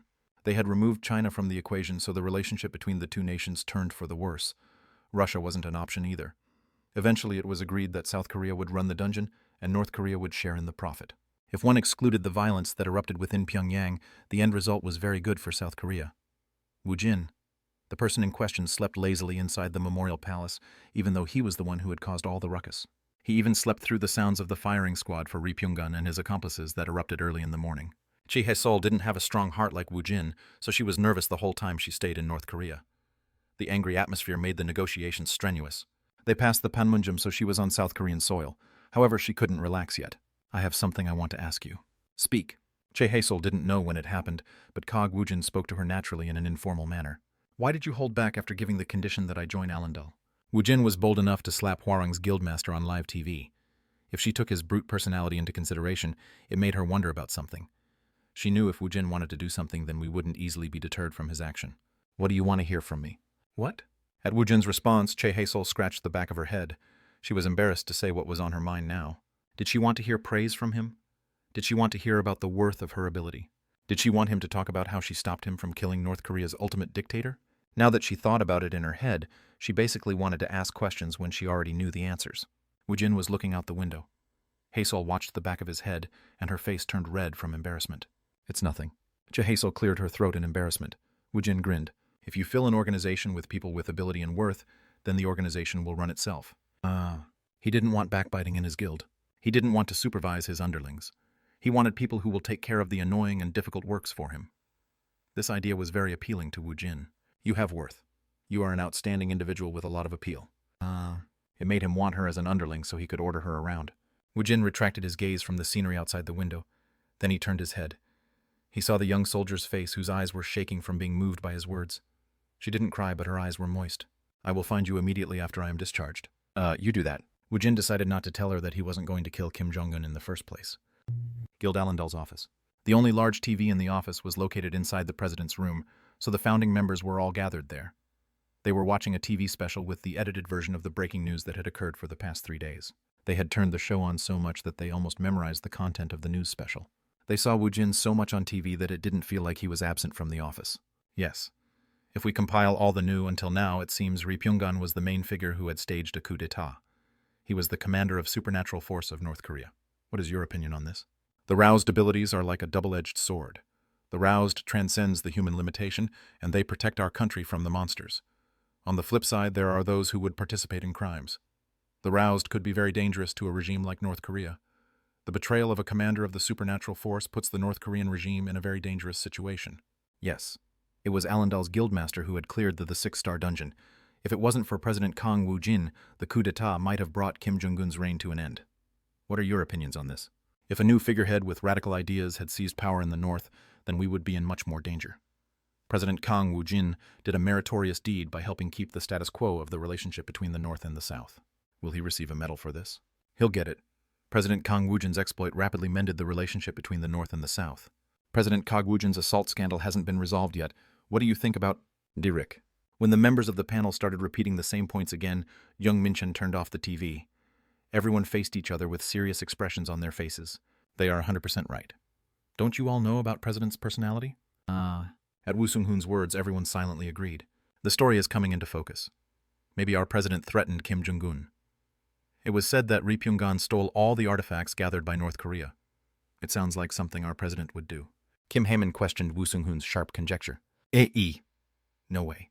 Even if our president bends the rule a little bit, do you really think he will resort to stealing? You are being kind by saying he bends the rule a little bit. He is reckless. Sung-gu spoke with a dissatisfied expression when he saw them bicker. Well, this is the story of when I met President for the first time. He told them about Woojin killing Bae Do-soo's party. The faces of the founding members darkened when Sung-gu described how Woojin had emptied the pockets of the dead people. Woo Sung-hoon spoke with a smug expression on his face. Wah! What did I tell you? I'm really onto something here. We can't believe everything said in the media. Now that I think about it, he did say he wanted to assassinate Kim Jong-un before the guild was formed. Wah! See, what did I tell you? My arms has goosebumps. Ooh, wah! At Sung-gu's words, Woo Sung-hoon spoke more forcefully. Maybe President has already killed Kim Jong-un. No way. Didn't you say our president wanted to go kill him? He might have planned this visit to Pyongyang. Maybe he is from a patriotic household. I'm sure he has bad feelings towards North Korea. President was just angry because his conscription letter came. Woo Sung-hoon's eyebrows curved as he heard Sung-gu's words. He said such words from receiving a mere conscription letter. Wah. What does that have to do with? Why would he want to assassinate Kim Jong-un just from receiving a conscription letter? He didn't want to join the army. Wah. Look at the scale the president thinks in. Isn't this giving you guys goosebumps? He had wanted to kill a nation's dictator because he didn't want to enlist in the army. I wasn't going to say anything since I don't hold a grudge. It isn't in my personality. However, this was when I used to sell handphones. Click. Sung-hoon's words ended when the door to the president's room opened. How have you guys been? Everyone froze when Woojin appeared. Woojin hadn't seen them for a while, so he had a bright smile on his face. What is it? I thought President was having a banquet with the president. What am I going to do at such an event? I wanted to have some soju with you guys. How could he so easily break a promise made with the president? Uh-oh. Why is my ears so itchy? Did someone speak badly behind my back? At Woojin's word, everyone's head reflexively turned towards Woo Sung-hoon. Woo Sung-hoon's pupils shrank in a microsecond, and it shook. Woo Sung-hoon suddenly stood up, and he started clapping his hand as he looked towards Woojin. Zak, zak, zak! Let's clap for our president. He went through a lot of hardship, and he has returned as a hero. Thank you for your efforts. We are proud of you. The reaction of the other people in the room was a bit slow. Woojin laughed. He narrowed his eyes as he watched Woo Sung-hoon, who had spoken in an exaggerated manner. I did, didn't I? Sweat started to perspire on Woo Sung-hoon's forehead. Chapter 67. Hero's Mentality. It was late in the day, so most of the newly hired employees had clocked out. The several employees that were still in the office was told leave for the day. It had been very busy recently, so they hadn't had the chance to go out for a company dinner yet. The founding members decided to go out for dinner, which would also serve as a drinking party. Granny. Aiko. My baby is here. The congenial grandmother from the shantytown was still there, and Sungu helped her as if this was his own store. He started placing the basic side dishes on the table. They were the only customers in this old restaurant, so the atmosphere was chilly. Young Minchin was the first to open his mouth. President, are you sure you don't have to go? I'm not going, so why do you keep asking me? He asked since his phone's inbox was burning up. Young Minchin took care of most of the external business of the guild, so his handphone was continuously vibrating. Isn't it an appointment with the president? I never promised I will go. They just decided on their own that I needed to go. Do I have to accept their invitation? Aren't they giving you some award? I don't want to receive an award, so tell them not to call me anymore. Still, Woojin frowned. I'll go there. I'll go there, then I'll come back. If they are going to give me a damn award, I'll respectfully decline the offer. Jun Minchin looked at his silenced handphone. 27 unanswered calls, 128 unread messages. It would be better to not send Woojin. He might unnecessarily cause trouble. Minchan briefly vacated his seat to make a phone call. Woo Sung-hoon laughed as he tried to lift the slightly heavy atmosphere. Ha ha ha. Please tell us about your work in Pyongyang. I'm talking about your tale of heroism. Tale of heroism. Nothing much happened. Stop being like that. Please tell us about it. Tale of heroism? I have no tales of heroism to tell. I just went around the dungeon for a while, then I punished those who needed it. Then I came back. Ha ha ha. We were nervous at the prospect of President killing Kim Jong-un. I was going to, but I decided to spare him. He said he was my fan. He was going to... Also, Kim Jong-un was his fan. Sung-hoon and Haemon's face turned rigid. Then Sungu brought over the beef entrails and Minchin returned to his seat after finishing his call. I was able to come to a resolution with them. You will have to accept an invitation from the Cheongwade after you come back from your trip to the U.S. Well, I guess that'll be fine. Woojin gave a half-assed reply, then he focused his attention on the beef entrails that was placed on top of the hot skillet. Cheek. Hey, this place's beef entrails are fantastic. It goes well with the soju. It's perfect. As they watched Woojin smacking his lips from the tasty fare, Haemon and Sung-hoon exchanged glances. Haemon signaled with his eyes gesture. Sung-hoon took a shallow breath, then he spoke. So, why were you trying to kill Kim Jong-un? Some bastard snuck inside the dungeon with a bomb. I thought Kim Jong-un ordered it, so I was going to punish him. He came back alive after someone detonated a suicide bomb. Woojin talked about it nonchalantly. Sungu stopped flipping the beef entrails with the tongs, so Woojin started flipping the meat with his chopsticks. Hey, Sungo, it's burning. What, yes. Sungu, who was spaced out, started to pick up the beef entrails to cut it. Cheek. Yeah, it looks delicious. Woojin opened a bottle of soju as he watched the grilled beef entrails turn brown. When the bottle of soju was pushed forward, Minchan raised his cup. Did someone die? Why is the mood like this? This is our first company dinner. It's nothing. Maybe it was because Woojin had indifferently talked about killing people. They had no idea what kind of person the president was. They tried to reconcile the man in front of him and the man they had imagined him to be. If one discounted such thoughts, the company dinner was going quite well. Above all this was Guild Allendale's first company dinner. Woojin poured alcohol into all the founding members' cups. Then he filled his own cup. You guys had endured a lot of hardship up until now. I wish you guys would endure more hardship in the future. What kind of toast was that? Sung-hoon took the cue and he yelled out, Thanks for everyone's efforts. Zhang. After downing the refreshing soju, Woojin dipped a piece of beef entrail in the sauce, then he placed it inside his mouth. Kia. This was the taste. Woojin was getting ready to dig into his food. He readied a perilla leaves for Sam. Everyone else looked around awkwardly, and they gave Woo Sung-hoon a signal with their eyes. Woo Sung-hoon let out an exaggerated laugh. Ha ha ha. Do you know who is more famous than you, President? Woojin was almost always the most searched name in Korea. However, if one looked worldwide, there was another person who was more famous than him. Woo Sung-hoon showed Woojin a picture. Sung-hoon had made the picture his wallpaper on his phone. This woman is named Melody. She is the holy maiden of the Arya Church. I'm not sure if this is a scam or not, but the video is quite miraculous. I'm not sure if her goddess really exists. It isn't a hoax, it's real. What? How would President know if it isn't a scam? It's someone I know from before. What?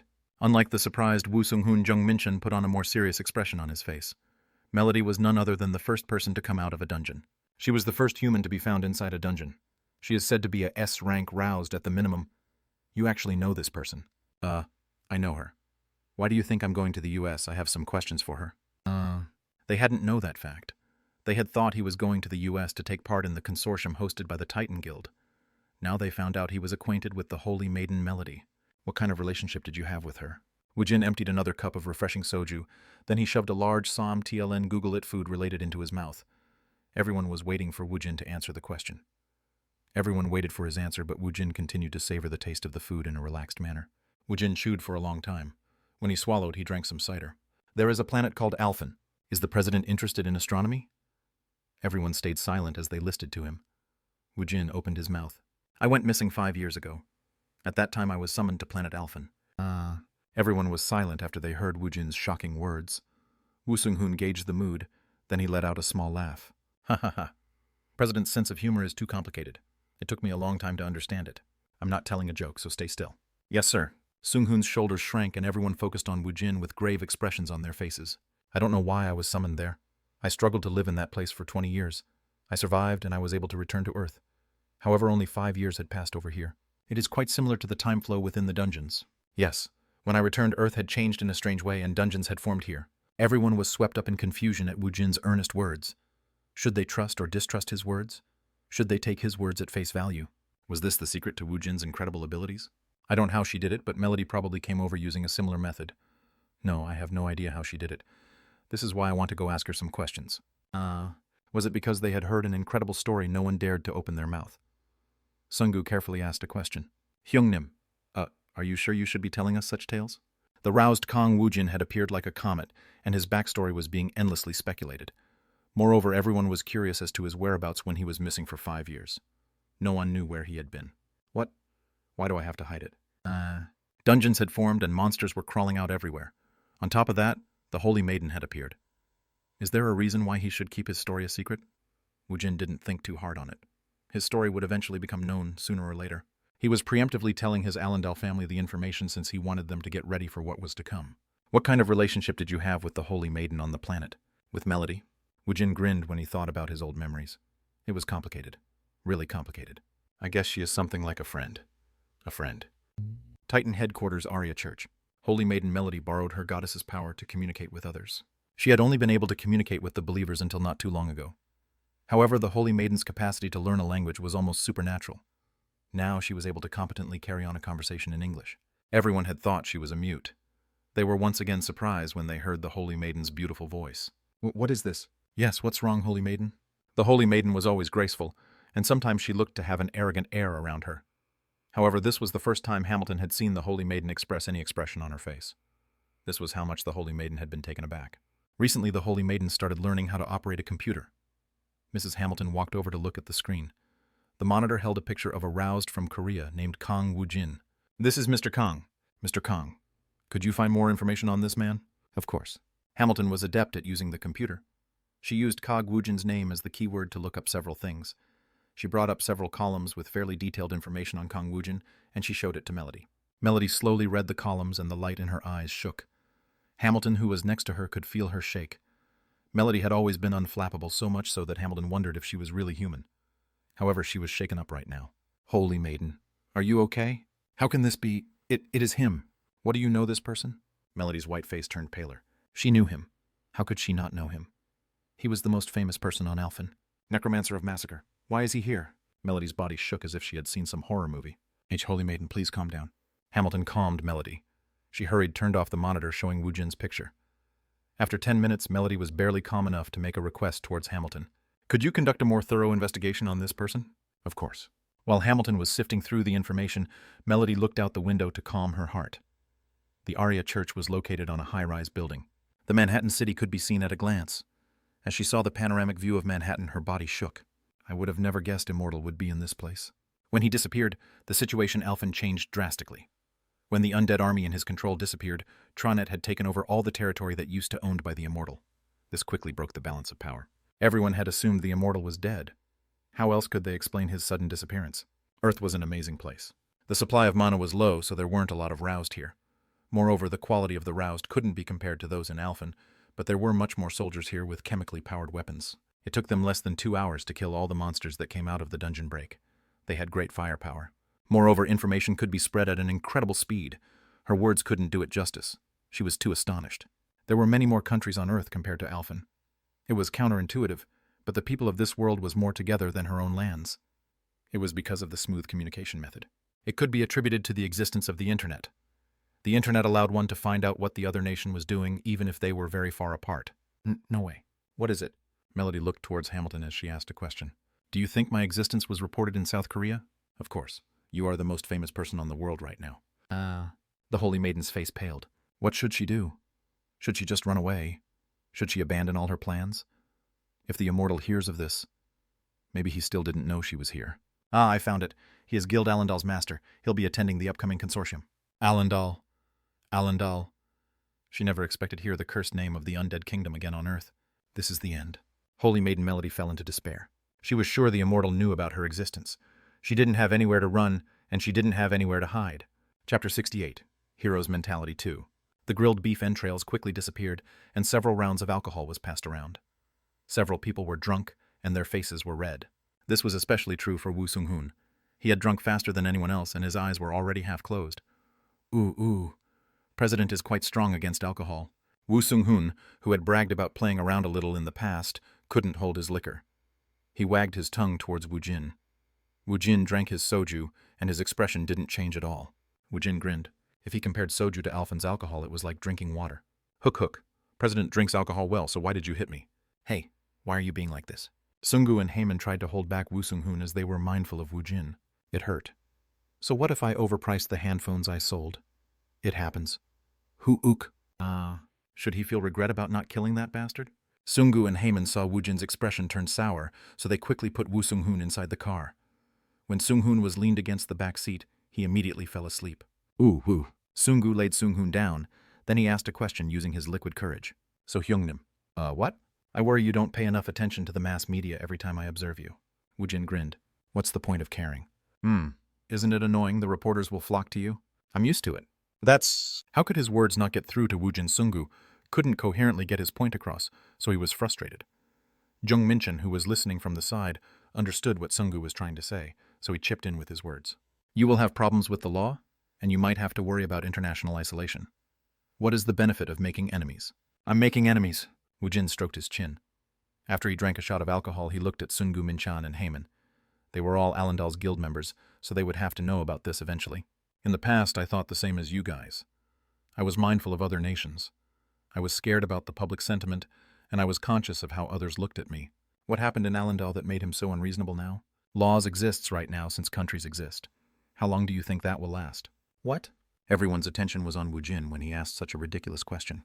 The dungeons will erupt. Moreover, it will explode soon. It isn't far away. It is imminent. He didn't have evidence supporting his claim. However, he could feel it. The dungeon breaks weren't far away. Moreover, it will be a widespread break. Try thinking about what would happen if all the dungeons on Earth overflowed at the same time. An apocalypse. It was too horrible to imagine, so no one opened their mouth. It felt as if the alcohol drained right out of them. However, we have a military. They'll be able to block it. Woojin snorted. If it's only 6-star monsters, they will be able to block them. What about the higher-ranked monsters? What? Do you think this was the endgame? Let's see. The 6-star monsters are like the dogs you grow in your house. The tigers, lions, and carnivorous elephants will pour out soon. If it doesn't end there, dragons might also come out later. Should they believe his word or not? If the specters come out right now, the modern technologies would be useless. How are you going to block them?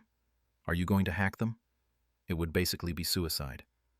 If the world falls apart, the border that make up nations would be meaningless. Ethics would crumble, and only the drive to survive would be left. It is in our instinct to do so. The scary thoughts made Sungu's body shake a little bit. Woojin continued to speak in a composed manner. The entire world would simultaneously fall into anarchy. Do you know what will happen? All the crazy people will crawl out of the woodwork. Rape and pillaging will become the norm. Monsters are scary, but humans are weak, so humans will try to steal from other humans. I'm sure there will be people like the ones you describe, but I'm sure we'll unite our strength to fight. Yes. There had been humans who acted that way. There were heroes, warriors, holy knights, and holy maidens. There were magicians in their towers, kings of the allied kingdoms, knight soldiers. It'll be futile. They'll keep trying to hold out, but they'll eventually fall. They'll eventually be broken up. Then people will be tempted to turn their backs on the human race. There were a lot of races who had submitted to Tronet and they became slaves. Goblins and kobolds were all Tronet's slaves. So what do we do? Someone has to stop this. Sungu was in mid-sentence when he turned to look at Woojin. That someone might be Woojin. If he thought about it, no one had soloed a 6-star dungeon before. This is why we are getting ready. Earth was Woojin's home planet. His mother, sister, and friends lived here. This was why he was trying to protect this place. You want me to be careful and care about what others think. The negative articles from the press, requests to appear before the police. It's all useless. Instead, I have to let everyone know. What was he trying to inform everyone? I want them to know how brutal, vicious, and tyrannical I am. He didn't care if the world talked about him as he became the focus of their attention. For the most part, Woojin didn't have a sense of justice or a conscience. The past 20 years was too brutal for those ideals to have survived within him. I don't care what the world says about me. I'm not trying to be a hero, a powerful sovereign. No one ran away in my country of Alendal. Those who fought bravely found sanctuary in Alendal. The ones who ran away was turned into the undead, and they marched against the enemies. Woojin grinned as he saw everyone's serious expression. At the very least, humans didn't fight each other in Alendal. If they did, the king would assign them to a lifetime military service. They all knew the score. They all knew how ruthless and tyrannical the king was. Sungu swallowed his saliva. Perhaps. Does the country called Alendal have something to do with our guild? Woojin grinned. Of course, I was the king of Alendal. No wonder he hummed a song even when he killed Beidou Su's party. TLN 2-star dungeon where he saved Sungu. Minchan, Sungu, and Heyman shut their mouth tightly. They couldn't help but put on a serious expression. Minchan asked carefully. Shouldn't you be informing the world and ask for help? Poot. Woojin couldn't help but laugh. Who's going to give us aid? The people of this world. Should I tell everyone to gather strength and get ready, since the whole earth will become a field for the monsters? Wouldn't that be prudent? I'm pretty sure they won't do anything. If they feel a threat, then I'm sure we will all come together. Woojin popped a piece of beef entrail into his mouth and he started chewing. Shit, it was undercooked. He spat out the beef entrail on an empty dish, then he cleansed his palate with cider. We still excavate fossil fuel even when we know it is destroying nature. Wasn't this a problem on a different stratosphere with destroying nature? The human race could become instinct. Hey Minchin, do you think you will be able to stop people from extracting fossil fuel just by saying, let's protect nature? Woojin took out his handphone, then he placed it on top of the table. The moment I saw this, I gave up on that idea. What does the handphone have anything to do with? Crazy Red. It was a modern device using bloodstones as a new energy source. What would happen if I immediately tried to stop people from excavating the bloodstones from the dungeons? They can only clear the dungeons and they will have to come out empty-handed. If there was no loot from raiding the dungeon, no one would risk their life to clear the dungeons. Even if the excavation of bloodstones were halted, the amount of mana on Earth will still increase by a minute amount. It will delay the dungeon breaks. It will give humans the time to get ready. What do you think? Isn't it quite logical? Do you think the humans will be able to do so? Minchan lost the words he was about to say. They wouldn't stop. There was absolutely no way people would stop. The dungeon business was already too closely intertwined with the way of the world. The rulers and people with wealth would want the resource called bloodstones. The train filled with bombs had already left the station. What should we do then? The words spoken by Woojin seemed perfectly plausible, so even a logical person like Minchin was in a near panic. It felt as if a threat had suddenly crept up on him. Woojin grinned. What should we do? We drink soju like this, then we grow in power by clearing dungeons. How would they be able to drink alcohol after hearing such serious matters? The effects of the alcohol quickly dissipated from the three people. Kia. Woojin emptied another shot of soju, then he chewed on a crispy piece of beef entrails. The three of them looked at Woojin with serious expressions on their faces. Well, what? What do you expect from me? Even if he asked everyone to protect Earth, people wouldn't listen to him. Humans didn't unite from being in danger. They united for profit. If they die, they die. If they live, they'll live. Those who will fight will fight. Even a philosophy professor wouldn't be able to talk in such a casual manner. There is some hope. The Bloodstones brings the monsters over, but it also levels up the roused on Earth. This was the first time hopeful words had been spoken by Woojin's mouth. The three people looked on with anticipation in their eyes. The power of the allies and enemies increased simultaneously. The fight would vary depending on how those power would be assembled. This is why I am very aggressive. He had always wanted to come back to Earth, and the situation here was very different from Alphen. This was Earth. This was a place Woojin must defend at all cost. He didn't want to see Tronet's underlings traipsing around freely. I'll probably continue to get into trouble. I'll never break the rules I established. His actions was in line with Alendal's law. An eye for an eye and a tooth for a tooth. Never show weakness. Those who stab him in the back must pay a price. Woojin's rules took precedent over following Earth's laws. In a world where law and morality was gone, his rules would restore order. When the pandemonium arrives, people would search and gather around a pivotal figure. Woojin was readying himself to become this pivotal figure. He'll even become a ruthless demon to achieve it. This is how it'll be, so do your best to keep up with me. A special command was given to the support division of Alendal. However, unlike before, they felt a heavy sense of duty. If they mess with me, then they are fucked. I have to instill this concept. He had to instill it into the people of this world. Woojin had planned for this, and he was already erecting boundary of Alendal. Hwarang Guild headquarters president's room. Diririk. The hand on the mouse roughly scrolled down using the wheel. Lee Sango grinded his teeth. He became angrier as he saw more articles on Kang Woojin. Shit, how is this possible? The hero who saved North Korea from a crisis. The beginning of a North-South roused organization, largest benefactor Kang Woojin. Rapid progress between North and South Korea. The 20th meeting of separated families is being readied. Dungeon closer rank AA roused Kang Woojin. The world's attention is on him. Focused study. There will be no future dungeon breaks with Kang Woojin around. What kind of a bullshit situation is this? They treat this violent man as a hero. Huh. Good going. South Korea.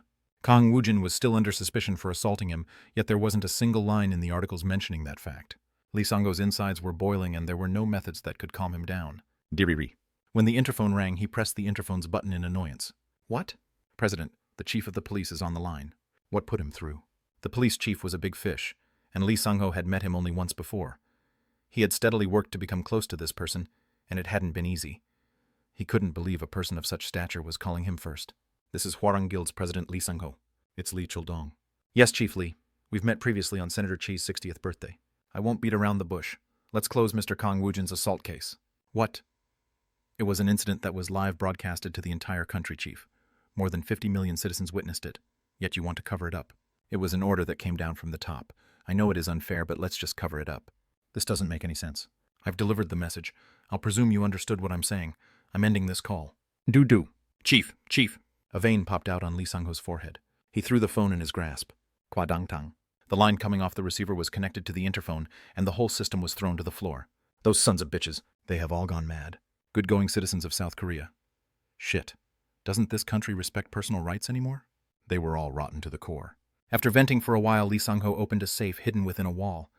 He took out an old memo note, then he took photos of all the business transactions listed on the paper. Shit. Let's see if he could resist calling me after I do this. Chairman Kim had been avoiding his call for the past several weeks, so Lee Sang-ho sent him the picture. Before several minutes could pass, the phone rang.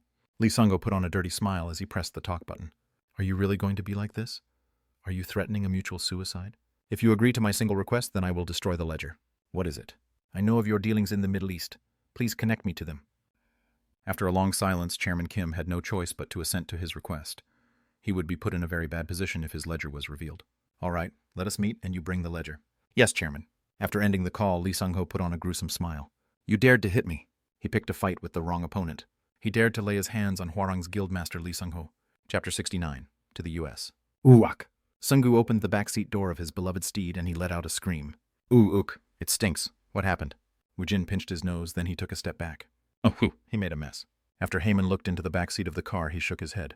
Sung-hoon was still asleep, but the smoothie inside his intestines was warming up inside of Sungu's car. I've called for a chauffeur service, President. Let's go to the main road. TLN can hire someone to drive your car for $. Young Minchin was always quick to act. He looked at Woojin after he finished making a call for a car. All right, everyone won't be able to fit inside the car. I'll just take a taxi. I'll see you tomorrow, Sungu. I'll see you tomorrow, Director Hong. Please take good care of Mr. Sung-hoon. Woojin, Minchin, and Heyman left side by side.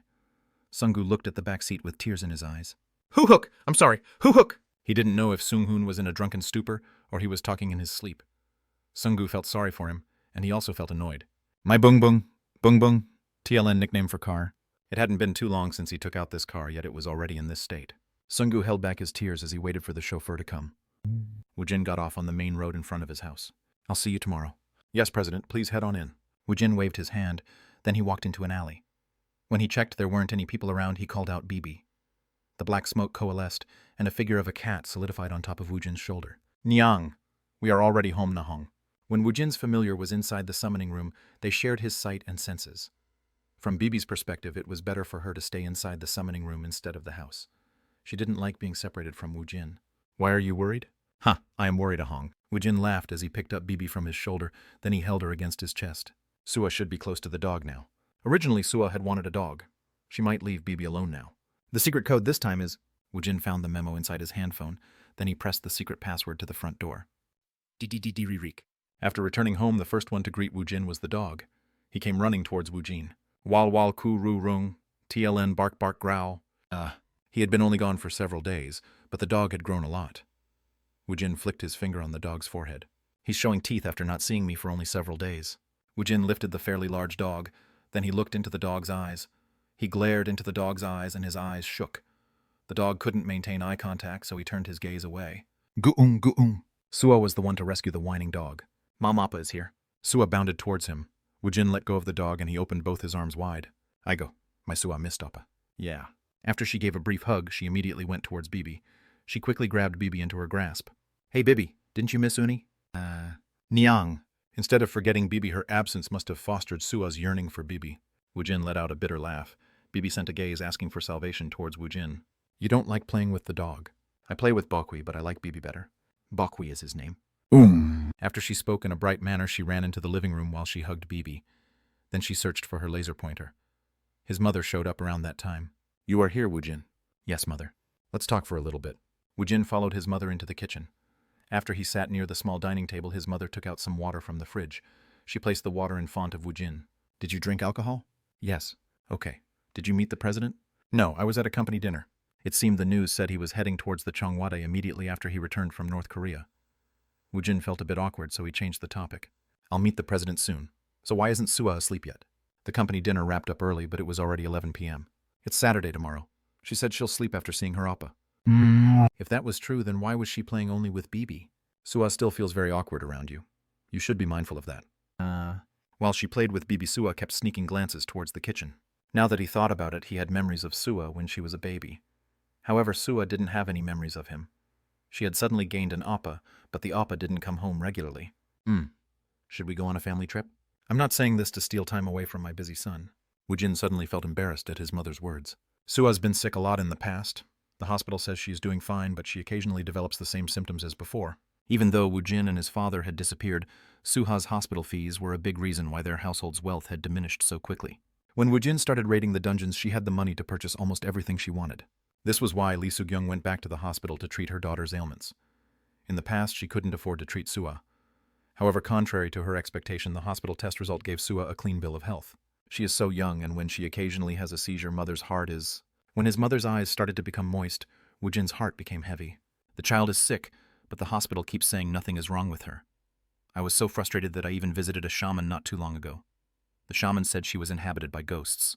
She doesn't have any ghosts sticking to her. The one with ghosts was Woojin. There weren't any evil spirits within the vicinity of Sua. Moreover, he had been very careful since he worried about his evil spirits sticking to his family. Even when they lived in a single room, Woojin tried to minimize the time he spent with them. How would you know about such things? How should he answer the question when she asked how he knew this? Mother, your son is an expert about ghosts. Even though I knew the shaman was trying to bewitch me, her words still made me wonder. The shaman sounds like a fraud. I'm saying this because I'm upset. I can't even support my son who is doing big things. Please look in on your only sibling once in a while. Lee Soo-kyung saw Kang Woojin appear daily on the television, so she knew he was busy. Didn't he succeed in pulling off some big job in North Korea? She didn't want Woojin to worry about the problems within the household. She wanted him to focus on his outside work, but this was about Sua. Sua's illness was beyond her power. The child was hurting, yet there weren't any solutions. She was barely able to put the issue out in the open, as she had continued to internalize the pain she had felt. I'll pay a little more attention to her. I'm sorry, Mother. Woojin tightly hugged the sniffling Lee Soo-kyung. Woojin went towards the living room and he spent some time with Sua. The cat acted as a bridge as he played with Sua. There weren't any awkwardness as they played, and they had a fun time. It was getting late, so his mother took Sua, who had wanted to play more. Only Woojin, Bibi, and Bokwi was left in the living room. Kun kun kun. Bokwi was having a hard time calming himself after running and playing around. His nose twitched and he rubbed his head on Bibi. Nyang go away a hong. Puck!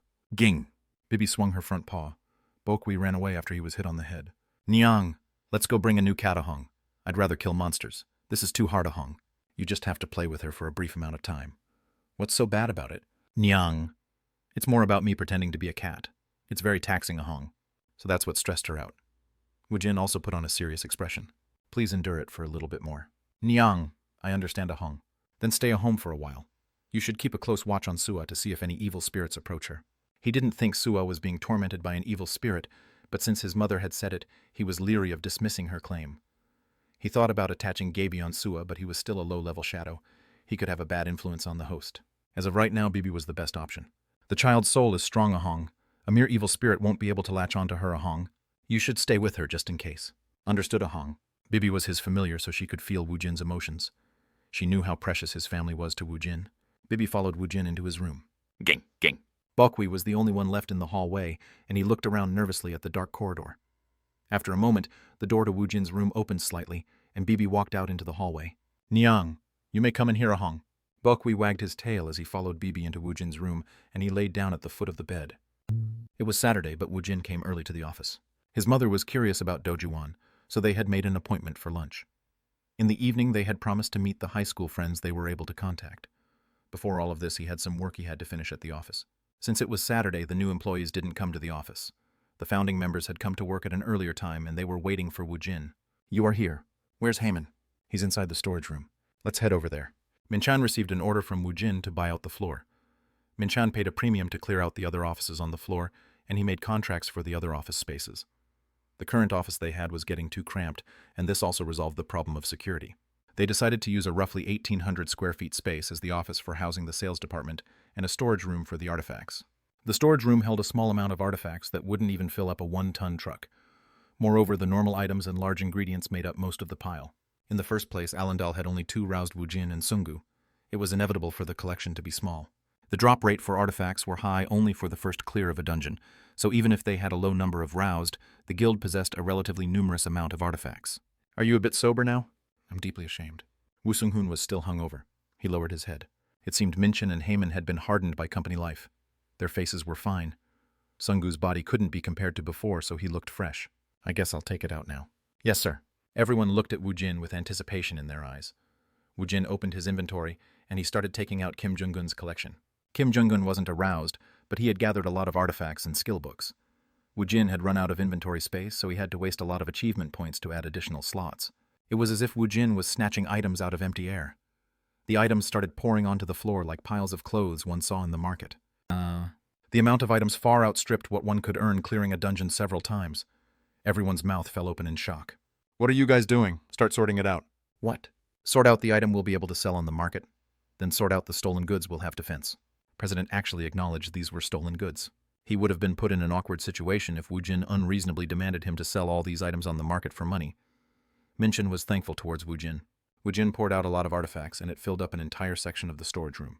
They would need 3 1-ton trucks to move it. At Minchan's direction, everyone started sorting the artifacts. The basic ingredients and skill books that existed in high quantity wasn't of much interest. They looked for items with unique shapes and unique abilities. Basically, they made a separate pile for items people would recognize where it came from just by looking at it. There were some unique items with low value, but most of the times were high-performance artifacts. There were 10 artifacts that would conservatively sell for $10 to $20 million. "I guess I'll use these." He took a pair of earrings. It wouldn't be very noticeable even if he wore it. Then he put the rest of the artifacts into his inventory. He opened his advanced skill. Then he put all the artifacts into the combination box. At the bottom there were 2 options. The combine button was off, and the extract button started blinking brightly. Woojin didn't hesitate to press the extract button. Chapter 70, to the US 2. Woojin licked his lips as he saw his empty inventory space fill up quickly with items. These were rare crafting items that was hard to find even on Alphen, yet they were pouring out right now. The most numerous items were the bars of metal and magical crystals. However, a large amount of other rare materials was also extracted. If I'm lucky, then I could probably make my old equipment. The equipment he had used on Allendale.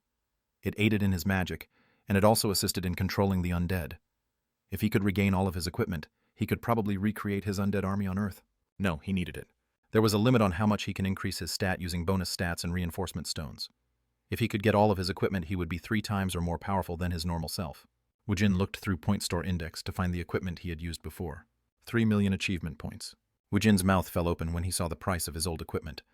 It wasn't something he could acquire using only achievement points. Fortunately, the recipe to make the equipments was available for purchase at a price of 10,000 points. Woojin decided to purchase one. A helmet imbued with the god of destruction Thrash's power. Ingredient: Dragon Heart 1, White Gold Ingot 3, Vampire's Heart 2. There were over 20 ingredients listed, so he looked for the material inside the achievement point store. The price of the ingredients varied, but when summed, he needed around 4 million points. It would be much better to buy the already made item, rather than making it himself through buying the ingredients with achievement points. I'll try to gather the ingredients, and if I have no choice, I'll have to buy it from the store. He'll gather ingredients as best as he could, then he'll buy only couple ingredients he can't find from the point store. This way, he'll be able to make the items at a cheaper cost. Woojin purchased the God of Destruction Thrash's other set items. He bought the recipe for the armor belt, glove, and boots. Then he checked all the ingredients. There was a limit to how much ingredients he could earn using item extraction. Currently, he wasn't able to make even one of his equipment. Well, I'm not in a hurry yet. He'll slowly scope out the market, and he'll gather ingredients during his hunt. If that isn't enough, he could break down artifacts that's being traded. After his employees finished sorting the items, Woojin gathered them around him. It'll be impossible for you to solo a 4-star. Go around the 3-star dungeon, Sungu. Yes, Hyungnim. I've already finished making appointments. His goal wasn't excavating bloodstones. He was clearing the dungeons to practice and advance his abilities. In recent days, it felt as if he was finally getting a payoff for his past manual labor job of extracting bloodstones. Heyman, you should take good care of Sungu. Of course. Sungu was rank C right now, and he would be a rank B roused soon. Sungu was growing into an expert who would be treated well even in the large guilds. No one would treat him carelessly anymore. Heyman, who was an employee of the support division, had become close friends with Director Hong Sungu, so he was never negligent in supporting Sungu. Min-chan, what about my ticket to the U.S.? It's all been taken care of. You will be leaving in a week from today. Yes. Well, you do everything well on your own initiative. Min-chan didn't have any additional words to add to that statement. Min-chan was embarrassed, yet proud of Woojin's praise. Unlike his stint in the Hammer Guild, Min-chan managed everything that went on in Allendale. He couldn't help but feel a sense of fulfillment in his work. Woojin looked at the gaunt face of Woo Sung-hoon. You should take care of your hangover. Yes. Woojin gave orders to all of his employees. He was about to head out as he turned his back towards them. Oh yeah, I chose a new member for the guild. She is a rank F and she'll be coming by soon. What? This was a pretty big news for them, so their curiosity was piqued. Woojin grinned. You'll see later. Well, work hard. Have a nice day, President. Have a nice day. Woojin left as he received farewells from his employees. He made a call to Jiwan. Hey, Woojin. Author Du, where are you? Hey, what, I'm at the cafe. I'll be there soon. No, I will head out right now. Let's meet at the front. All right, let's do that. Woojin ended his call, then he headed towards Angel. While he was crossing the street, he saw Dojiwan come out of the cafe. When she saw Woojin, she waved her hand with a radiant face. She was exceptionally beautiful today. Let's go. My mother and sister should be at the restaurant. What should I do? I'm really nervous. It's just lunch. Jiwan couldn't hide her nervousness even when she heard Woojin's words. In Korea, it was a bit of a special occasion when one meets the significant other's parents. When Woojin and Jiwan walked side by side, the surrounding pedestrians couldn't help but glance at them at least once. Wow, awesome. She's really pretty. Doesn't the guy look familiar? That guy, I have no idea. Who cares? Jiwan was so pretty that she was the center of everyone's attention. It even made people not recognize the face of a rank AA roused who was frequently on TV these days. It's over there. Let's go in. Hoo-oo. Jiwan took a deep breath to shed her nervousness. Jiwan and Woojin entered the appointed restaurant together. There was a saying that said pretty teachers were popular amongst children in kindergarten. It seemed those talks were true. Sua asked endless questions toward Jiwan, and her conversation made the dinner quite amicable. After seeing you on TV, I was very curious. I had to meet you at least once. Thank you for coming out here. No, Mother. I'm really grateful you invited me. Please speak freely. Ah, Woo. No, you are still someone else's precious daughter. It seemed his mother was quite taken with Jiwan. After a short lunch, she immediately stood up with Sua. We'll be going. Please continue your date. As if she didn't want to bother them, she left after a brief lunch.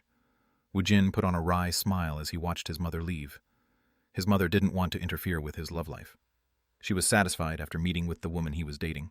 His family really just ate a quick lunch, then they left. It almost made Jiwan feel silly for being so nervous. We have a lot of time left. Don't we have a meeting at dinner time? Who's coming? Yeah. Do you know who Nam Ji-hyuk and Park So-hee is? Those names seems familiar. Ji-hyuk said he used to be close to you. Ah, is that so? Then I'll probably get along with him again. What should we do until the evening? Do you want to go watch a movie? Yeah, let's do that. All right, let's walk there. The theater was one subway station away. As they walked, Woojin grabbed Jiwan's hand and her cheeks became red. Inside a black van. Whew, I really hate this. Cindy, who was part of a 4-member girl group named Yuri Girls, let out a sigh. Her manager laughed as he spoke. Heh.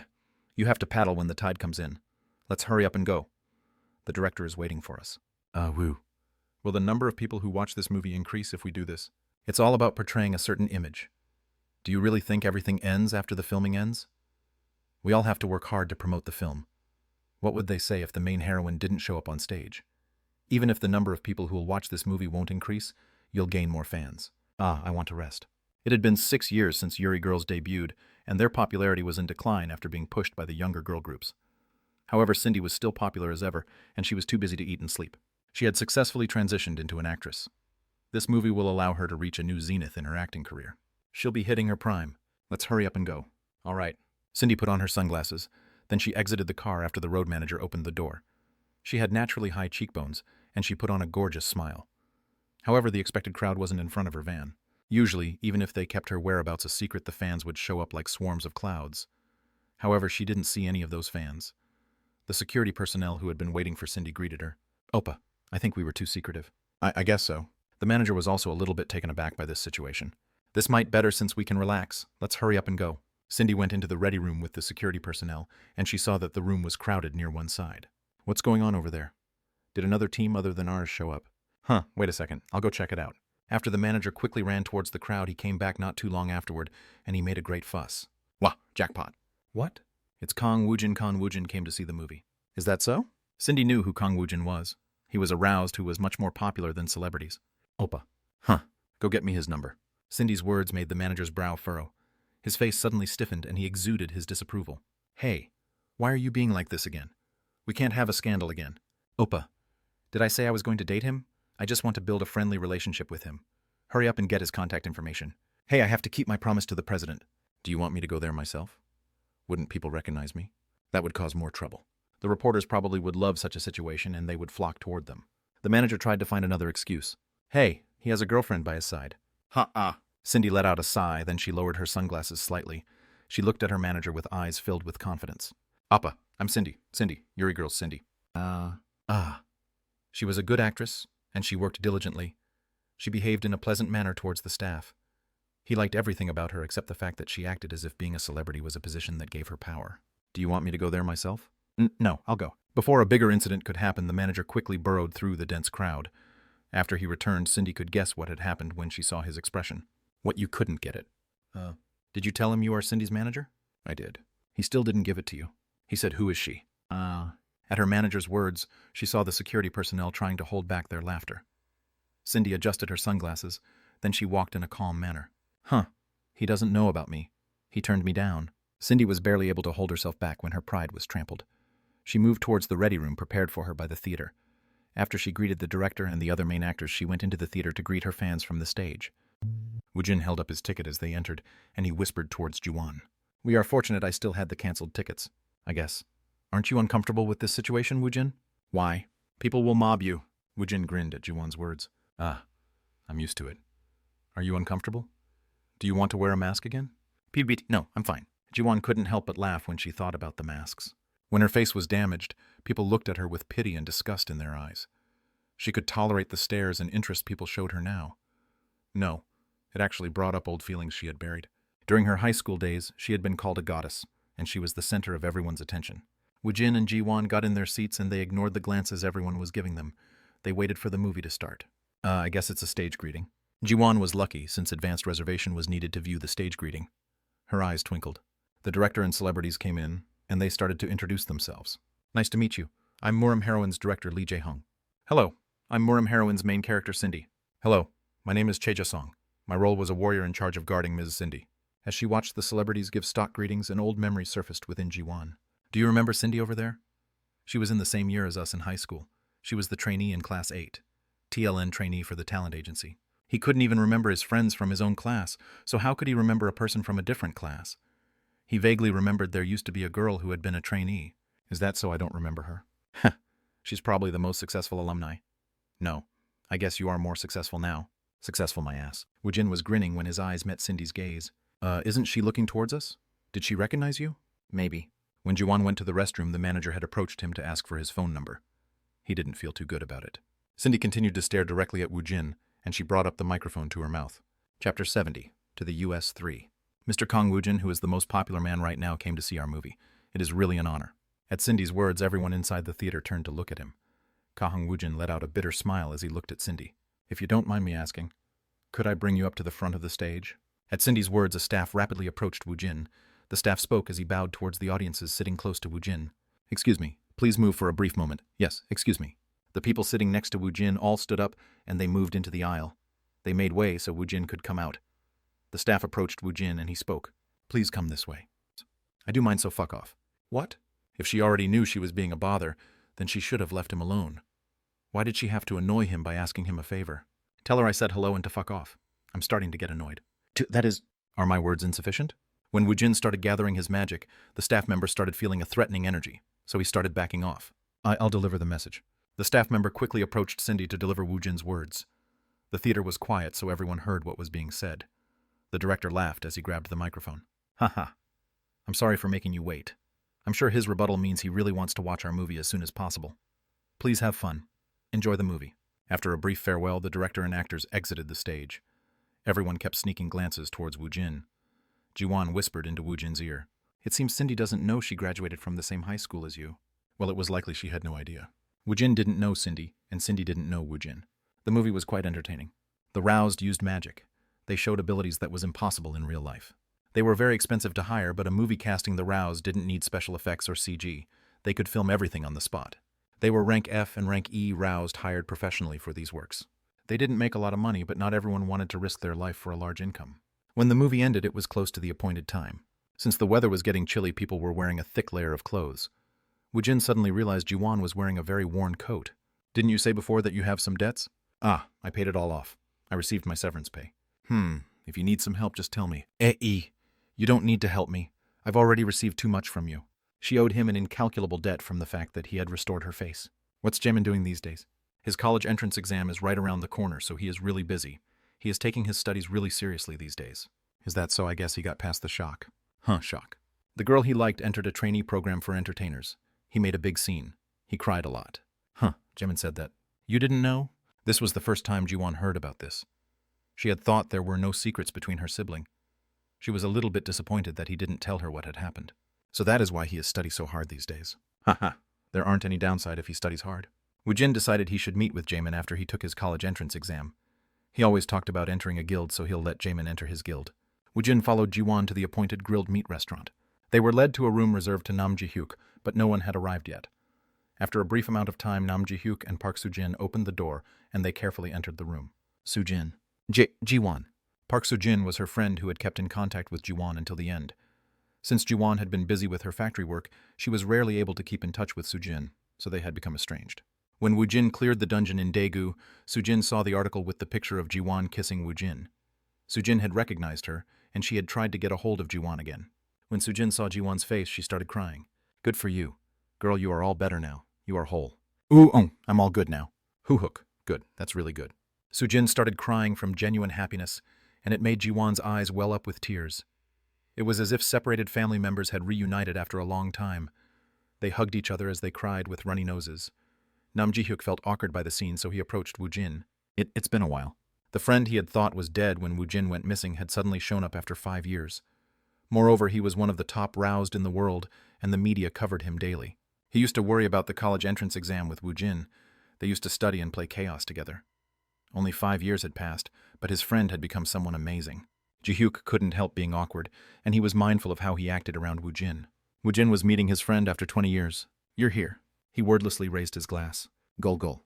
Woojin smiled as he filled the glass. He thought he wouldn't recognize anyone since it had been 20 years. He dimly remembered some names, but everything was fuzzy. Nam Ji-hyuk, I remember him. Woojin recognized his face. He had seen his friend's face in 20 years, and couple memories from his 3rd year in high school started surfacing. He was happy. He was so happy that he wanted to cry. How have you been? Dude, what have you been up to before you suddenly fell out of the sky? I was so surprised when I saw you on TV. Woojin treated Ji-hyuk in a relaxed manner. Ji-hyuk started to grin when his nervousness dissipated. Hey, let's have a drink.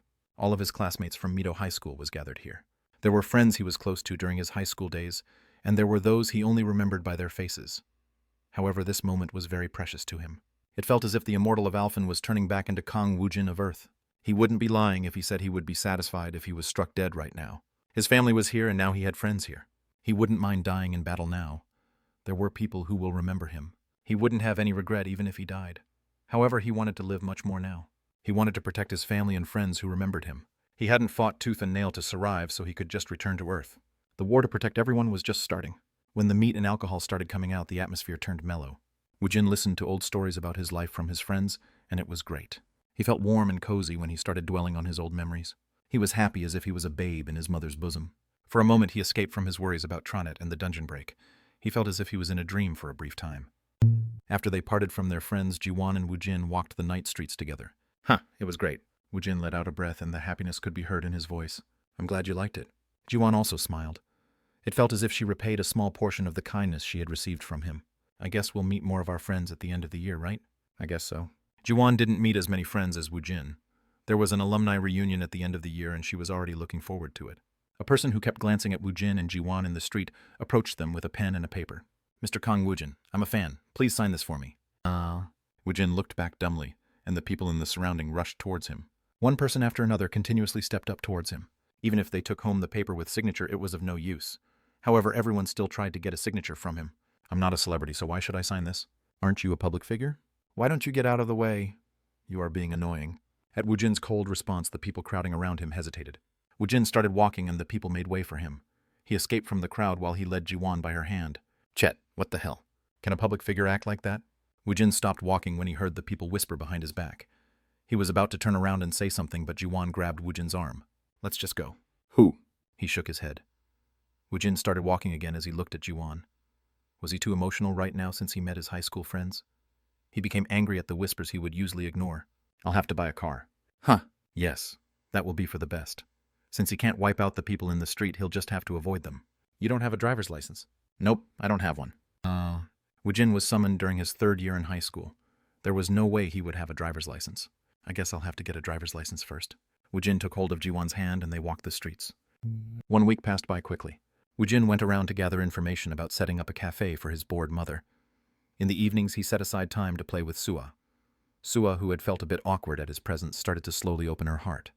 It warmed his heart. Sungu soloed 3-star dungeons during the day, and at night he went to the 5-star dungeon owned by Allendal with Woojin. He also made appointments for 5-star and 6-star dungeons owned by other guilds. It was advantageous to spend the night inside the dungeon since time ran 4 times longer insdi. It was better to sleep briefly inside the dungeon to relieve the mental fatigue. Sungu diligently ate reinforcement stones, and he continued to learn various skills. He also learned how to deal with a variety of monsters. He came up with various battle tactics using his magic and skills. It had been only a week, but he had spent a much longer time inside the dungeon. It was enough time to allow the roused Hong Sungu to turn from rank C to rank B. Hyungnim, I changed it. He proudly displayed his roused registration card, which had changed to rank B. Woojin grinned when he saw Sungu. Too bad. I planned on going to the US after I raised you up to rank A. No, Hyungnim. Sungu's voice trembled from being overwhelmed by his emotions. I'm a rank B now. This all thanks to Hyungnim's teaching. Don't enter anything above 4-star. Of course, Hyungnim. Sungu had soloed 4-star dungeons several times under the administration of Woojin. Sungu thought he could solo 4-star dungeons with no problem, but the future wasn't set in stone. Woojin held up a fist-sized red gem. Sungu's eyes turned round when he received it. Hyungnim. Isn't this a return portal? Don't die because you got cute. If you are in danger, just come out.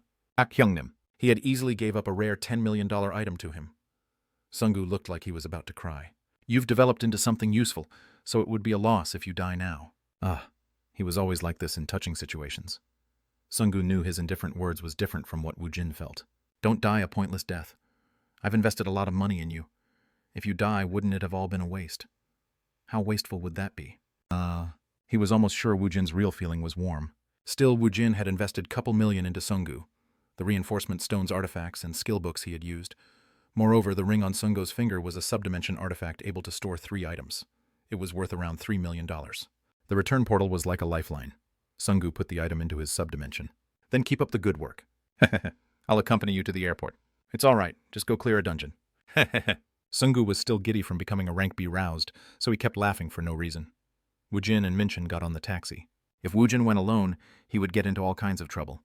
Woojin didn't know anything about the consortium, so Minchin would accompany him to take care of the Allendale's business. Woojin was just here to meet the Holy Maiden. Have you been to the U.S., Minchin? I've been there 3 times. Have you been there, President? Nope. This was the first time Woojin was riding a plane, let alone visiting the U.S. After a momentary silence, a cheerful song rang out inside the taxi. The only thing I want is your PH1.num beer. Yes, this is Allendale's Jung Minchin. After picking up the call, Minchin started speaking in a serious manner. Yes, I will do so. Thank you for giving us a heads up. Who is it? After ending the call, Minchin spoke with a serious expression on his face. It's a call from the Ministry of National Defense. They were tipped off on a terrorist attack. Is that so? What about it? President, it seems you are their target. Me. Why are they targeting me? Minchan didn't know what to say when Woojin asked the question in such an oblivious manner. Woojin had made a lot of enemies recently. Woojin just shrugged his shoulders at Minchin's serious expression. I guess they want to entertain me since the road to the U.S. is boring. It would be a problem if he was joking. It would also be a problem if he meant those words. Minchan secretly let out a sigh. Chapter 72. Terror. In front of the airport's entrance, a soldier in uniform was waiting for him.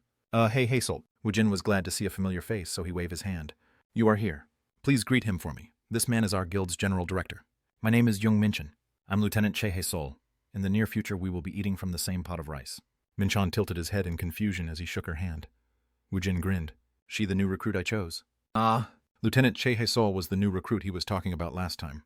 Woojin looked towards Hazel. I thought I told you to apply for discharge from service. Why are you here? I'll be a civilian around the time President returns. Until then, I'm still a solider and I have to faithfully do my job. What, don't you have any vacation time? At Woojin's word, Hazel let out an awkward laugh. She didn't know how he could make such a silly joke in situations like this. I'm sure you heard about the intel. We were tipped off on a potential terrorist attack. I know. So will I be able to go to the US? Since there are a lot of potential risk factors, it'll take a long time make preparations. They would have to delay the takeoff. Every single passenger and flight crew would have to go through a background check, so the long delay was inevitable. Moreover, they were sweeping the baggages multiple times. So when will we be able to lift off? At the very least, it will be tomorrow. Woojin's brows furrowed. Shouldn't we be inquiring about taking another plane instead? That is why my commander requested cooperation from the KH Guild. KH Guild. KH Group was a guild that ran a large company. Why them? KH Guild is also participating in the consortium. Their group is traveling using a private jet, so you can use it with them. I've already received their permission. Oh ho, that's good. With Haesol's guidance, Woojin went through a simple screening process before the departure. Minchan and Haesol took care of all the small matters. Woojin just had to show his face. Is that my passport? Yes, I'll keep it in my possession. A photographer had come to the office not too long ago to take Woojin's portrait shots, and it must have been used to make his passport. Woojin handed the passport over to Minchan, then he shook hands with Haesol. Then I'll see you when I return. Yes, sir. Have a nice trip. After Haesol finished her duty as a guide, she departed. They walked through a long passageway. After reaching the runway, the two of them got on a shuttle bus. Woojin looked out the bus's window to view the runway. It was the quintessential image of a person about to ride a plane for the first time, so Minchan couldn't help but smile. He had a hard time thinking of him this way, but Woojin was a 24-year-old with no experience in taking overseas trips. What are you looking at? I'm looking at the airplanes. The one we will ride won't be as large as those. Minchan spoke as he looked at the line of A380s. Woojin grinned. It'll be fine. I've ridden something much larger. What? Didn't you say this was your first time riding an airplane? It will be the first time I'll be flying on an airplane, but I've ridden many things that could fly. There was something that flew that was much larger than an airplane. I'll let you ride him next time. I'll look forward to it.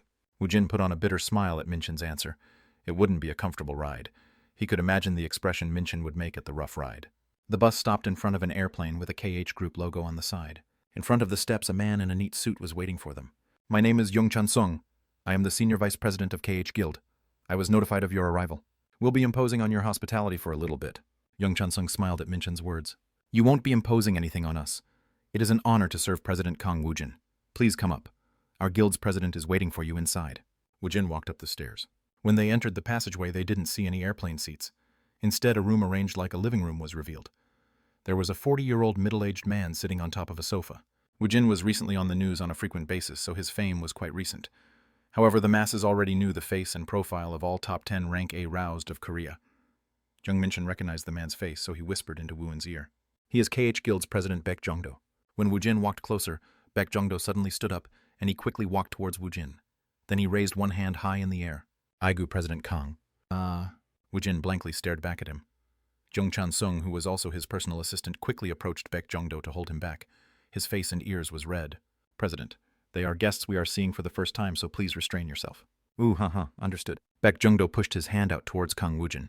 I thought you watched this drama since it is very popular right now. I'm KH Guild's Baek Jongdo. I'm Kang Woojin. Woojin asked a question as he shook the other man's hand. What were you doing before? It's something they do on a popular drama on TV right now. I thought you wanted to fight me. Baek Jongdo let out a cheerful laugh at Woojin's words. Do you like dramas? I like it. Since we have a lot of time before we get to the US, let's watch some dramas together. That's great. I was bored, so I was wondering what I should do to entertain myself. Woojin enjoyed watching TV. The problem was he didn't have time to watch it. This was why he put a TV inside the president's room. Whenever he had a spare moment, Woojin watched dramas. I installed a fantastic multimedia room inside my private plane. Come this way. When Baek Jongdo and Kang Woojin moved past Jung Chang-sung, he was left standing inside the parlor with Jung Minchan. Jung Chang-sung lowered his head to his chest. I'm sorry. Our president is a really eccentric person. It's okay. Our president is also... Minchan answered awkwardly, but somehow he felt some unknown kinship with Jung Chang-sung. Hwarang Guild's president room. A TV was mounted on one side of the wall. The news about the terror intelligence, the closure and inspection of the Incheon airport was being reported. Moreover, there was a breaking news that said Kang Woojin was accompanying the KH Guild's president to the US. He's really become a celebrated figure in Korea.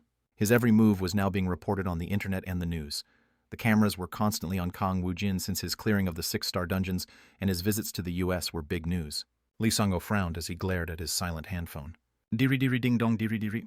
It was call from Korean broker Lee Sung-ho had been waiting for. He pressed the answer button, and he put the phone up to his ear. It's me. How can you work so sloppily? Sloppy, I'm disappointed in your words. The whole country knows about the planned terrorist attack and the target just left the country. Can you afford to be so relaxed? Kukuk. Our plans are well underway, so you don't have to worry about it. Are you sure? Who would be so uncouth these days to carry out a terrorist attack on an airplane? This is only the initial smokescreen. Be at ease. Just wait and see. All right. Lee Sung-ho ended the call. Were they pretending to cover up the fact that their plan had gone sideways, or is this really their initial smokescreen? He had no way of finding out which was true. The broker called him every day with a different number. He had no way of contacting the man unless the broker contacted him first. He had already paid a substantial price, so they would fulfill his request. They were a group of professional killers who have yet to fail yet. KH Group's private airplane multimedia room. 3 people were sitting in a place set up like a mini theater. The screen was showing a currently popular drama called Reply 1988. TLN. If you want to see the scene, https www.youtube.com. Watch V7BF3PHSUFN4. After exiting the restroom, Baek Jong-do looked at the others busily watching the drama, and he felt a rewarding feeling. He was able to share something he enjoyed with others. He felt great joy at experiencing something with others he liked. When Woojin saw Baek Jong-do returning from the restroom, he suddenly stood and approached Baek Jong-do with one hand in the air. Aigu President Baek. Baek Jong-do raised one hand. Aigu President Kang. The 2 hands met. When they grabbed each other's hands, they started squatting up and down repeatedly. It's really great to see you. Really great to see you. Min-chan felt his hands and feet shrivel up when he saw both of their antics. He was well aware Kang Woojin lived without caring about what others thought of him. However, it seems KH Guild's Baek Jong-do was also a formidable opponent in that respect. Min-chan glanced to his side and Jung Chan-sung was red up to his ears. When their eyes met, Young Min-chan and Jung Chan-sung exchanged sorrowful gazes. I guess it is our role to be embarrassed for them. Min-chan prayed they wouldn't act that way in a crowded location. After the 20 hours flight, they finally arrived at New York. The Titan Guild was hosting the consortium, so an employee was dispatched for each guild. Welcome. I'm Titan Guild's Richard Che. I'll be guiding you to the hotel. For the convenience of guests of each country, the Titan Guild sent employees capable of speaking the native language of each guests. The guide led them to vehicles on standby. Before Baek Jong-do got in the car, he smacked his lips in regret. Why don't we have a drink after a brief rest? That would be great. I'll see you later. I'll see you later, Baek Hyung. Woojin and Min-chan got into the car with Richard Che. President, I guess you are quite taken with President Baek. He's quite fun. Moreover, he's of a similar age as me. Baek Jong-do was 42 years and Woojin was 24 years old. You said you lived on Alphen for 20 years. He estimated Woojin should be around 39 years old. When Min-chan thought of it this way, it was obvious why he felt Woojin wasn't like a young person. No, isn't Woojin older than him? Well, the concept of age is a funny thing now because of the dungeon. I guess so. This wasn't only true in regards to Woojin, who had returned from to Alphen.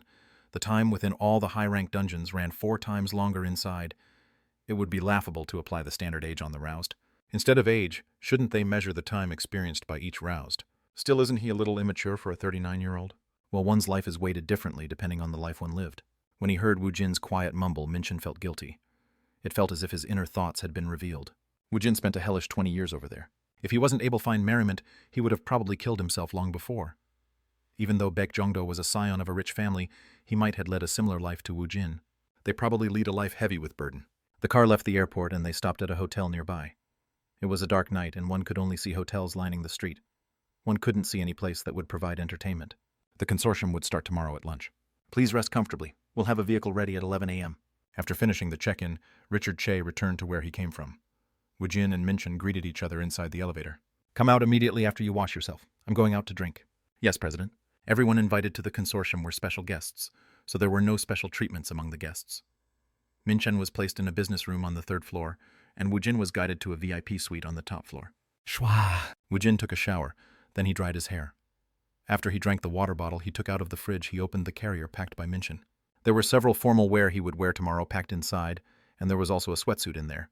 He took out and wore the sweatsuit. Even though it was only a sweatsuit, it was made from materials brought out from the dungeons.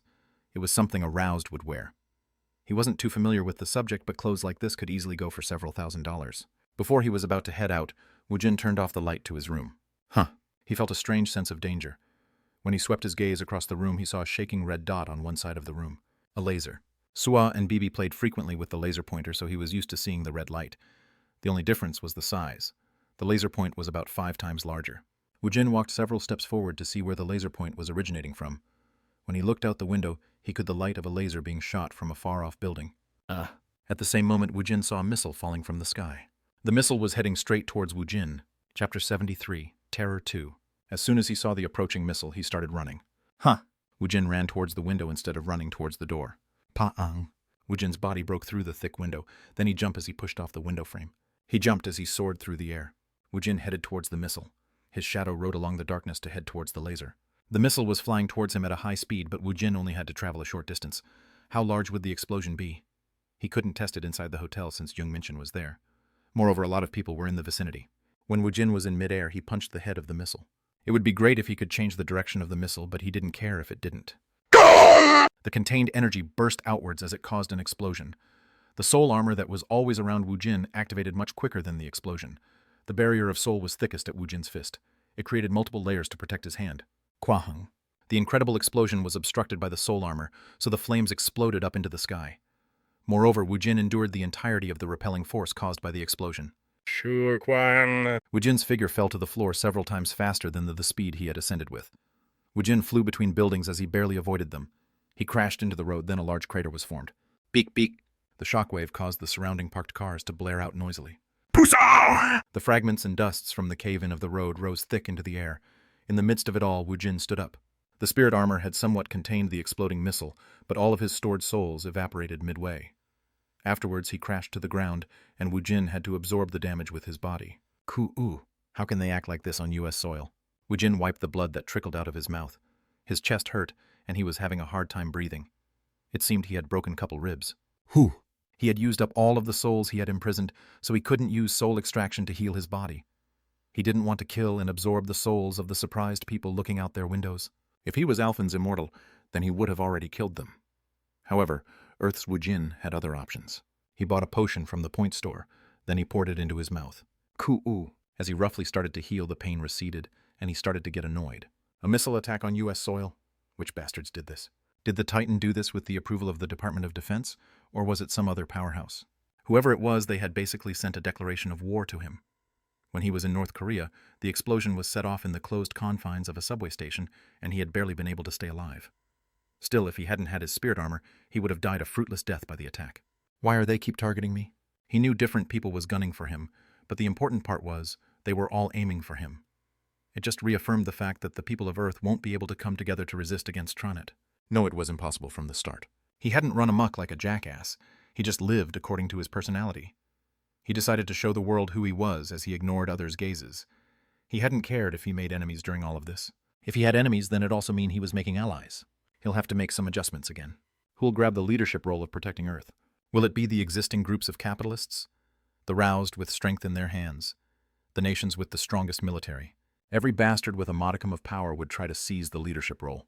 Tronet would attack when Earth's powers were split. Tronet would bring over his endless army, and only when some of the world's power starts to fall, Earth will try to build an allied force. This was a pattern he had already experienced on Alphen. When Kang Woojin was summoned, the allied forces of Alphen and Tronet was in midst of a tense war. Many people had died, and a large portion of the land was wasted. Woojin's voice didn't have any influence or power in the alliance, so he decided to build his own forces on the abandoned Deadlands. Should he quietly grow his power here on Earth again? It was a good option if he wanted to repeat his past mistakes. It would be great if they revealed themselves to me like this. Woojin didn't care if those aiming for his life came out into the open.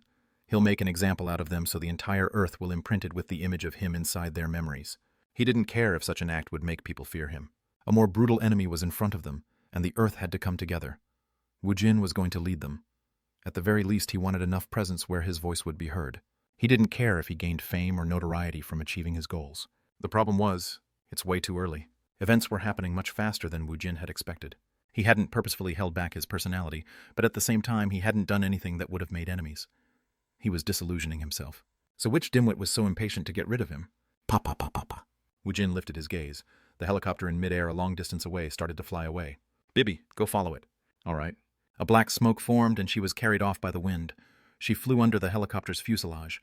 The black smoke changed back into a cat, and she clung on tightly. Whew. Should I go see what these bastards look like? Woojin put Gaby on the bastard who shot the laser pointer. He walked towards Gaby's energy signature. Holy Maiden. Guild Allendale's president Kang Woojin just arrived at the airport. Melody was surprised by Mrs. Hamilton's words. Why was she so nervous when she heard the Korean name Kang Woojin? Hamilton wondered how Melody, who had come from Alphen, was acquainted with a Korean man. Moreover, she couldn't help but wonder why Melody overreacted every time his name was mentioned. Still, she couldn't ask Melody these questions. Hamilton was a convert of the Arya Church, and Melody was the precious Holy Maiden. Are you sure we didn't do anything that would incur his displeasure? No. I made a special request to the Titan Guild, and they will guide him to the hotel with utmost care. She bit her lips as it trembled. When she thought about their eventual meeting, she couldn't help but tremble. He probably knew about her being here, and he had come here to meet her. She couldn't avoid him. She knew the only answer to this problem was to meet him head-on. Still, she couldn't help but feel afraid when she thought about it. No, shouldn't she be the one to visit him first? He had a fiery personality. Would he cause her trouble if she didn't come greet him first? It was more than likely if it was him. The Holy Maiden suddenly stood up from her seat. Which hotel is he staying at? What? Hamilton was very surprised. Melody was the most important person after the goddess Arya. Was Kang Woojin worth all of this? I'll have to go see him. I'll go prepare the Holy Knights. Most of the Holy Maiden's business was conducted inside the Arya Church at the Titan Guild's headquarters. However, she sometimes had to attend public events, so she received protection from her Holy Knights. On average, the Holy Knights had the ability of a rank B+ roused. Her protectors was the strongest group on Earth. I will be honored if I was able to follow you, Holy Maiden. I will volunteer my services to the Holy Maiden. The Holy Knights scrambled forward to be in the group that would accompany her.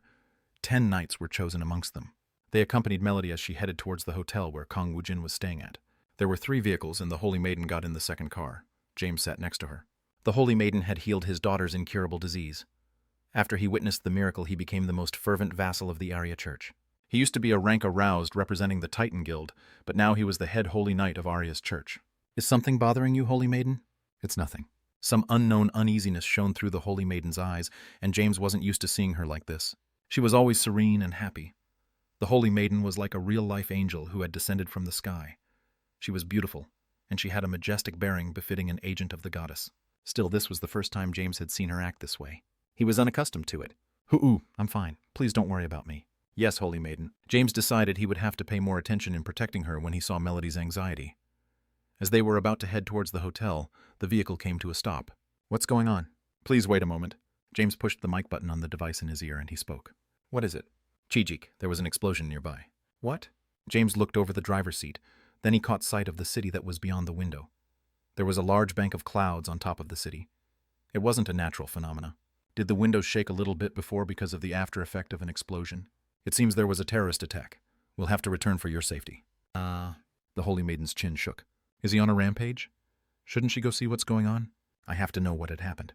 We have to turn back. I'll report to you after I find out what happened. At the Holy Maiden's silence, James radioed a message to his teammates. We are heading back to church, Nick. Take some of our boys to see what happened. Roger. 2 cars did a U-turn, and the last car in the convoy headed towards the street where the explosion happened. Nick stood in front of a very large crater. Did a meteor fall here? When they looked around the impact hadn't brought down any buildings. However, the fragments from the walls and the damaged cars were quite noticeable. There was also a crater that looked like a sinkhole. One of the team members sent out to scout the surrounding returned. You might not believe this, but a person fell at that spot. There were a lot of witnesses. Where's the corpse? At Nick's question, Jimmy shrugged his shoulder. He's alive. Witnesses said he just walked out of there. Are you kidding me, Jimmy? Why don't you just say the Terminator came here? Would you survive a collision that would cause a shockwave of this magnitude? You never know. If it's aroused with physical abilities, it might be possible. There was some logic to his words.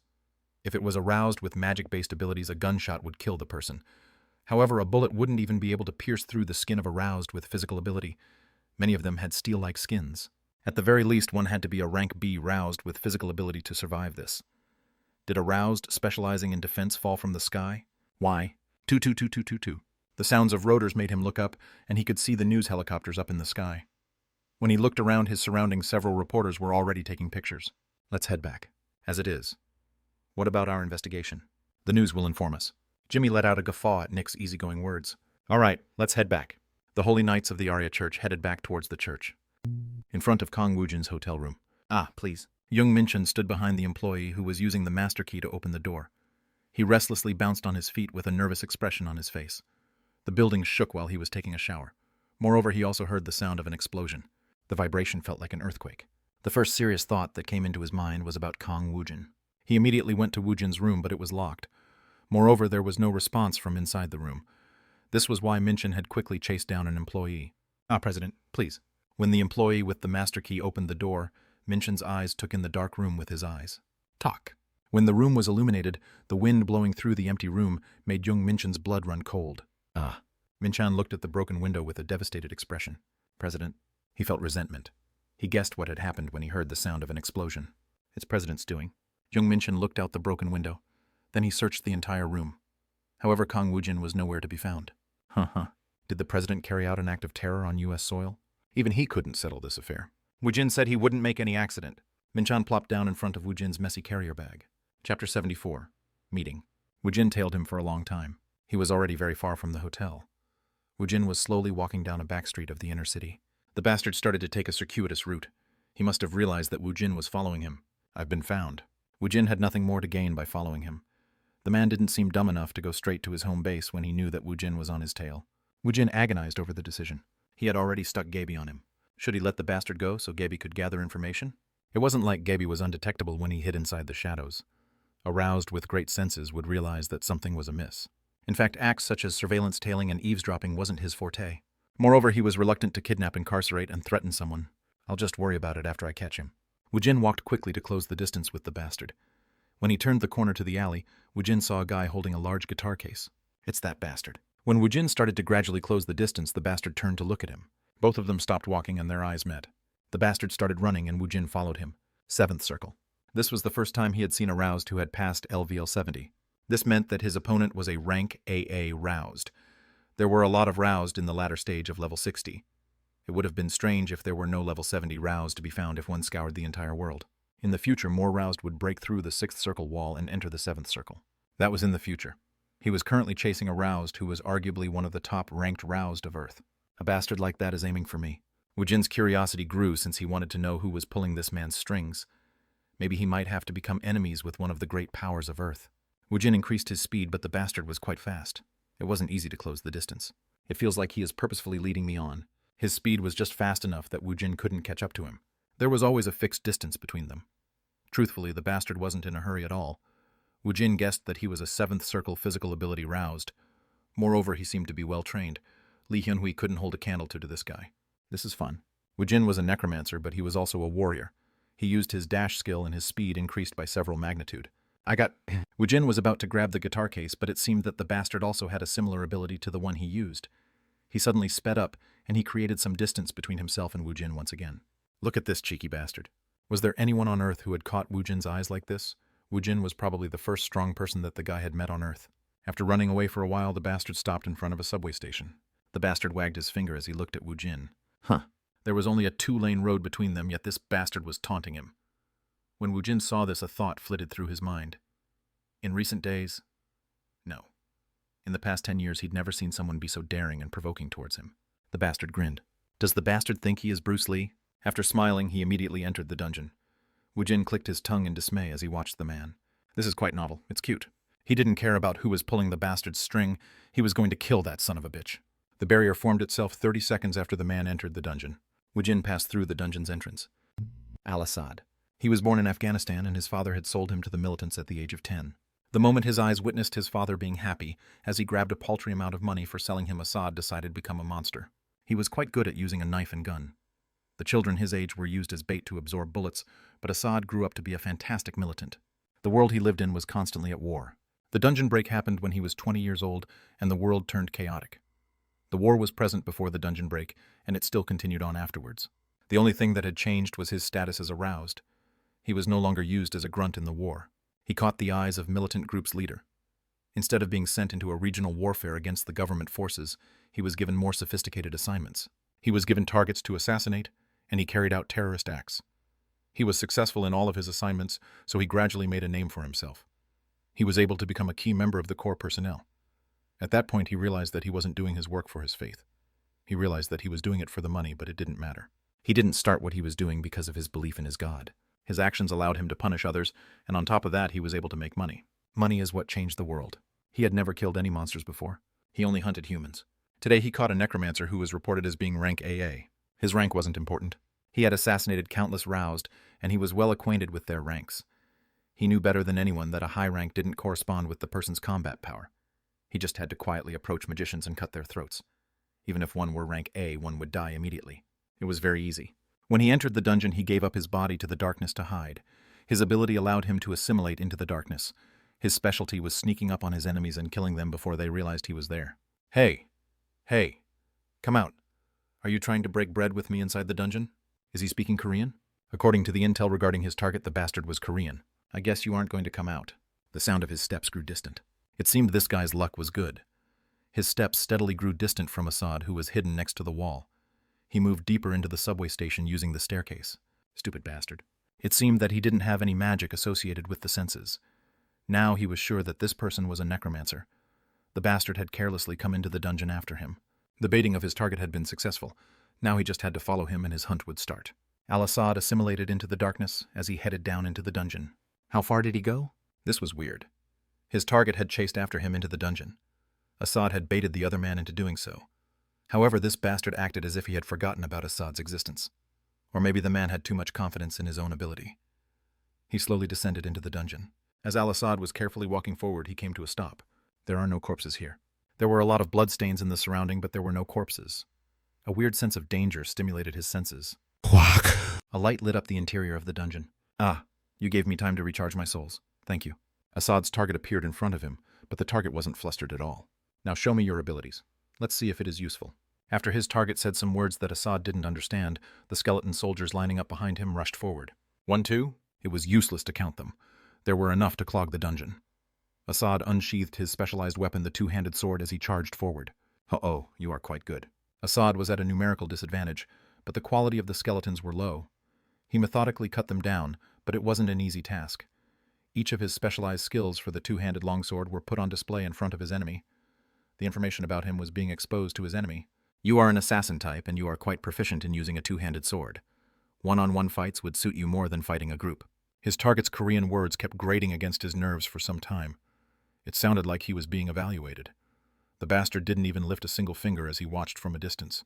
Hook, hook, hook. Al-Assad let his hidden ability explode forth. He started breathing heavily, and his movement couldn't be compared to what it was before. Every time he swung his two-handed longsword, a large group of skeletons fell. Ho-oh. You are also a berserker. You are both a warrior type and an assassin. Are you a dual class? He leapt toward his taunting enemy. His final move was called God's Wrath. His anger towards the world poured out without reserve, and it helped power the move. When his two-handed longsword was about to strike the necromancer's neck, a steel staff was suddenly in the sword's way. You'll be useful, quite useful. The necromancer swung his steel staff towards him.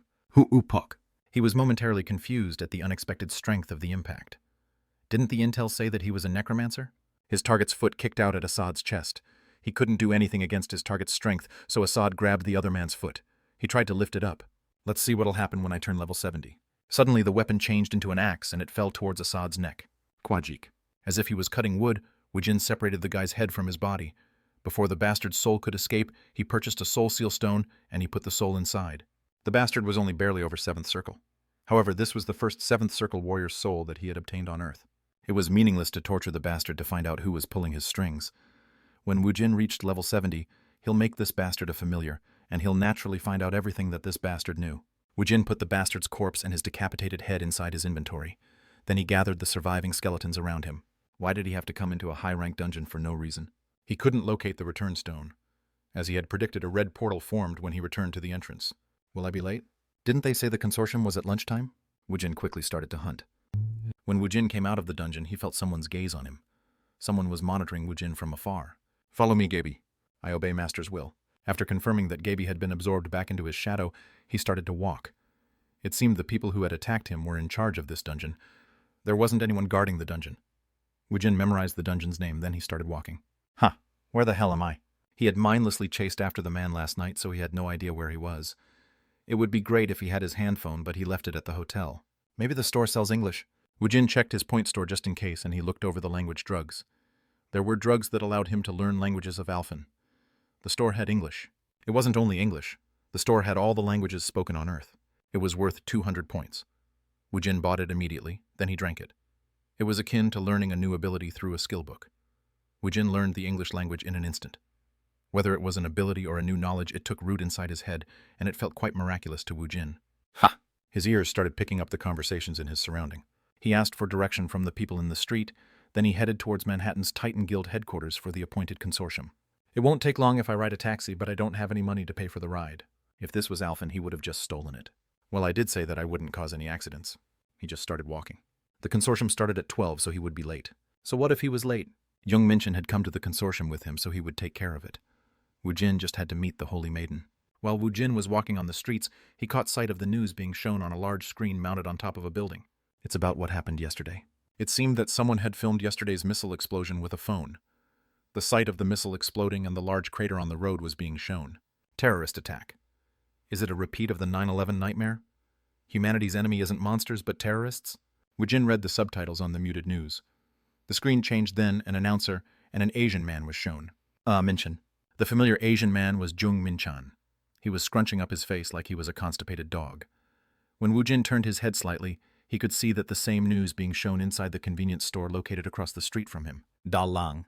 When Woojin entered the convenience store, the employee behind the counter glanced at Woojin. After confirming an Asian male in a sweatsuit had entered the store, the employee's gaze went back to the TV. It would have exploded within the hotel. During such harrowing situation, the Korean male Mr. Kang Woojin threw his body to block the attack. Currently, the whereabouts of Mr. Kang Woojin are still unknown. At the announcer's words, Jung Minchan butted in. President, I trusted President from the start. Where are you, President? Please come back to me. Huh. That rascal. If someone saw him like that, one would think that he was trying to find a lost child.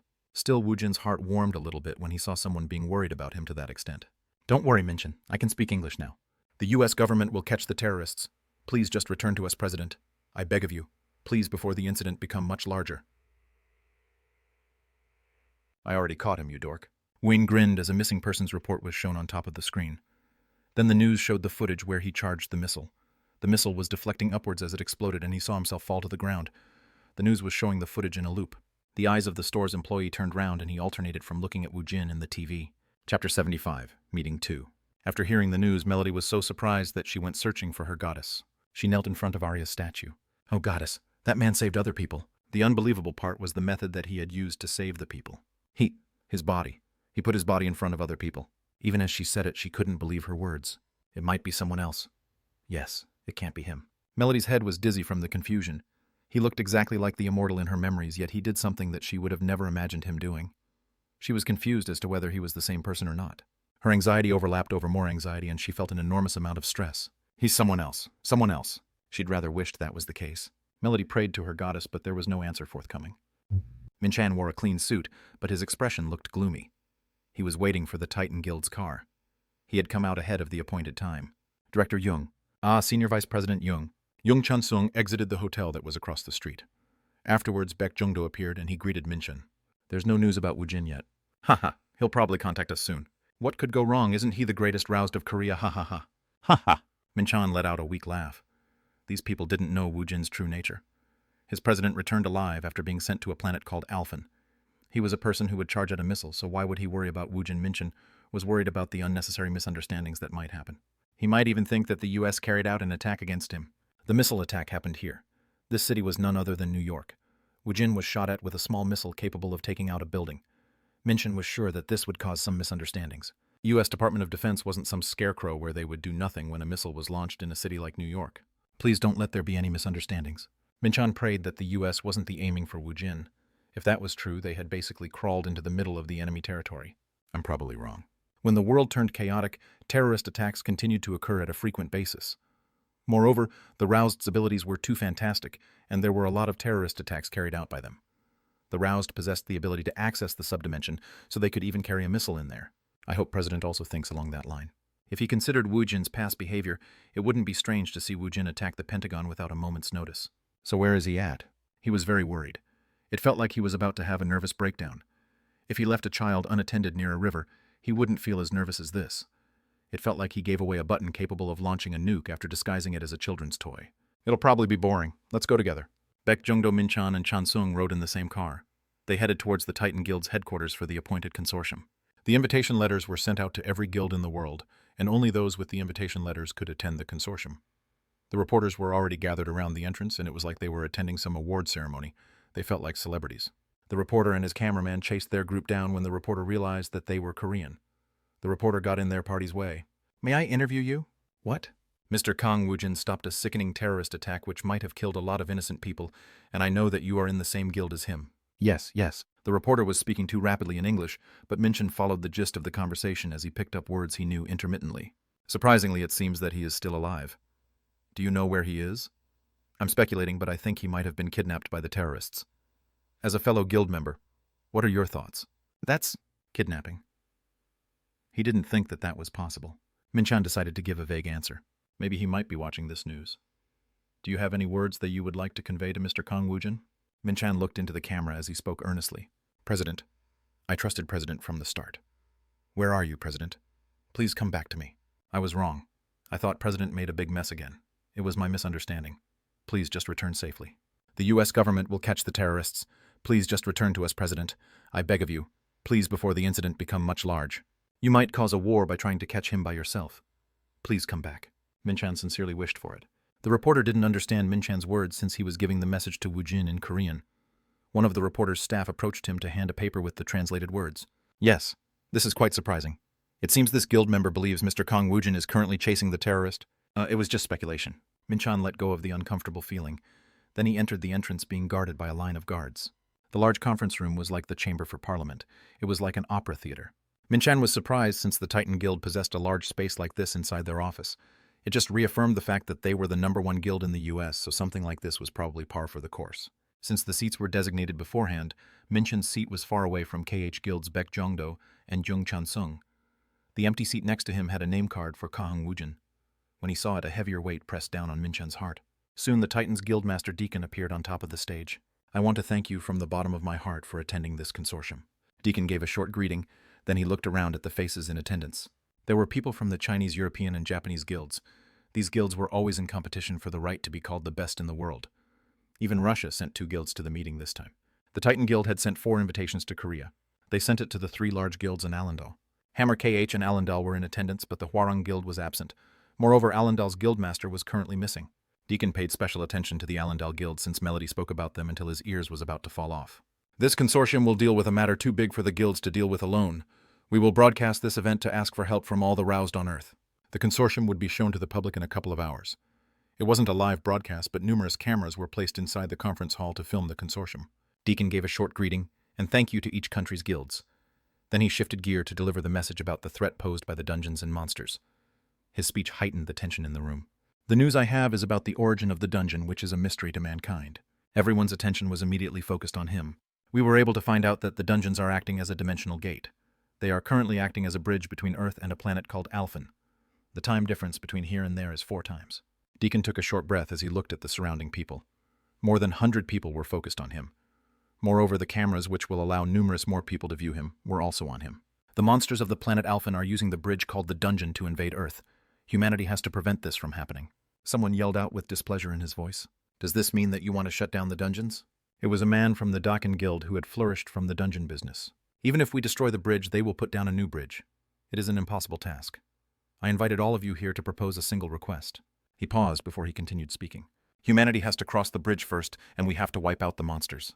Preemptive strike. Instead of fighting on Earth, let us take the fight to them. It was an idea quite typical of an American.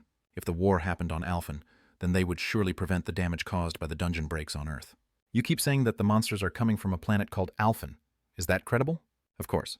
We have a living witness who could corroborate the fact. When the door to the conference hall were opened, the Holy Knights entered. Everyone turned their backs to the stage to look at the door. I would like to introduce the Holy Maiden of the Arya Church. She came from the planet Alphen to ask for Earth's help. Every roused knew who she was. However, there was different significance in viewing her in the flesh instead of a video. More Holy Knights walked behind Melody. She wore a plain nun's habit that was of a slightly different style than the ones on Earth. Still, the plain clothes couldn't hide her elegance and beauty. She slowly walked down the center aisle of the conference room towards the stage. Hamilton followed behind her. I am the Holy Maiden of the Arya Church. My name is Melody. The people inside the conference room became restless once again when they heard her beautiful voice. Melody hadn't slept at all yesterday night, but she was still beautiful and overflowing with life. If they accepted her speech, she would be able to save her allies suffering on Alphen. She had put her life on the line to come here for that sole purpose. I am earnestly asking for your help to ensure Earth's safety and peace. Please help me free Alphen. Unlike her words, her attitude was dignified, and her expression was haughty. She had the goddess's protection, so an unknown air of dignity flowed off her entire body. Please give us some proof. You said you are a holy maiden from the Alphen planet, but you are only a mere roused on this planet. It was still the man from Japan's Dakin Guild. It seemed that he didn't welcome the current status quo changing. It was understandable since Japan boasted the most numerous number of subway stations. There were a lot of casualties, but it was also a new business opportunity. The dungeon business was most active in Japan. The mecca of dungeon business leading the world was Japan. Melody stepped forward on the stage.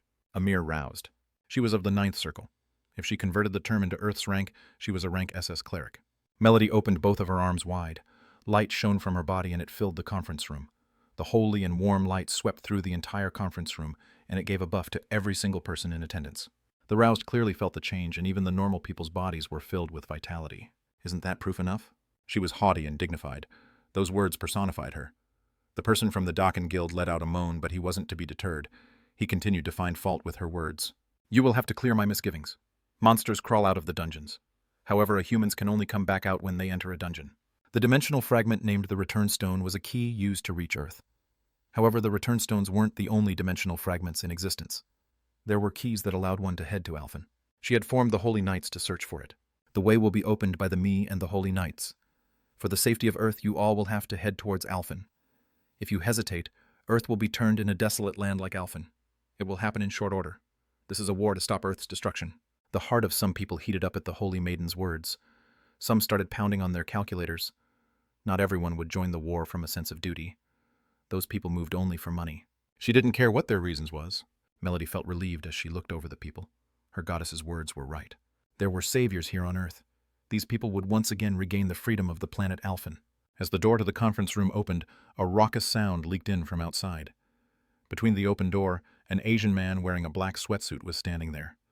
One corner of his mouth lifted into a smirk, and he had a mischievous expression on his face. Stop spouting bullshit. He walked slowly into the conference room.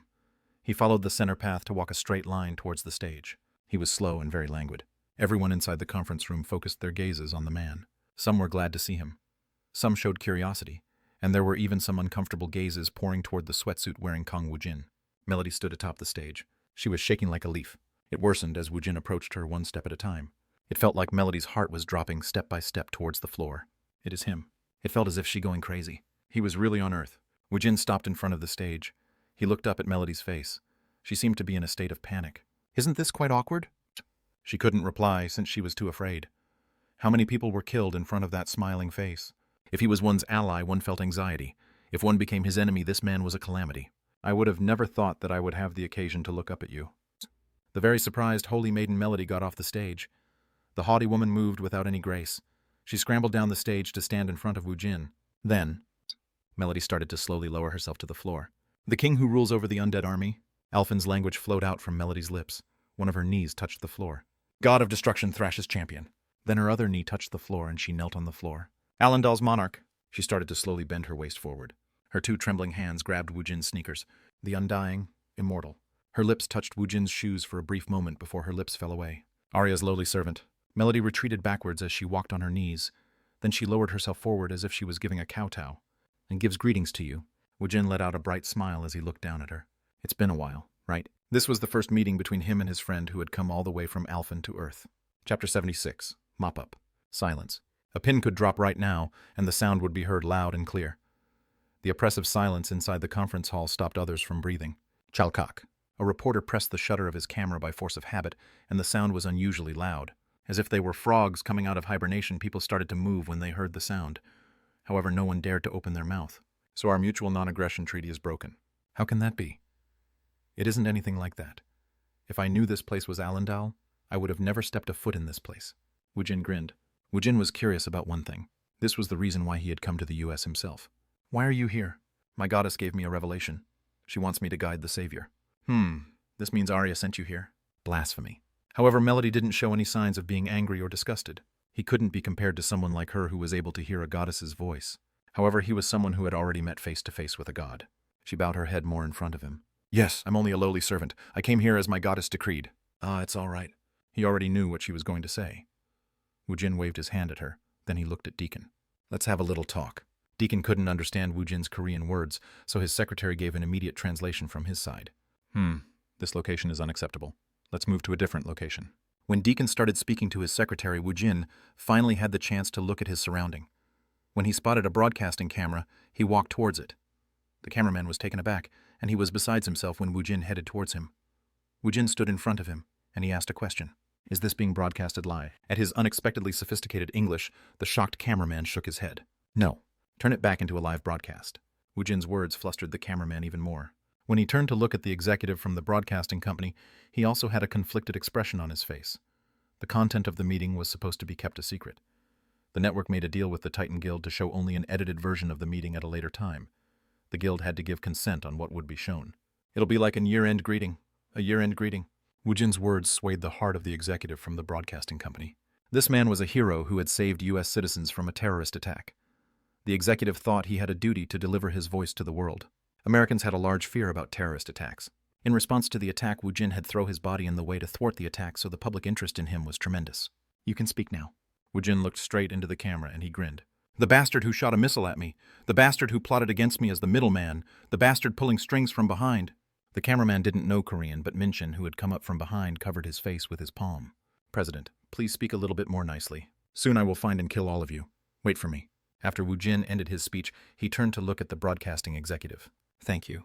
From listening to his tone and inflection, the executive could tell Woojin was giving a speech that was far from an year-end greeting. However, it was being broadcasted live, so the executive couldn't do anything. The cameraman turned his head and he whispered to the executive, "Should I continue to film this?" The footage of the Holy Maiden kneeling in front of Woojin had been recorded. As he looked over the disordered conference hall, the executive nodded his head. Just record it.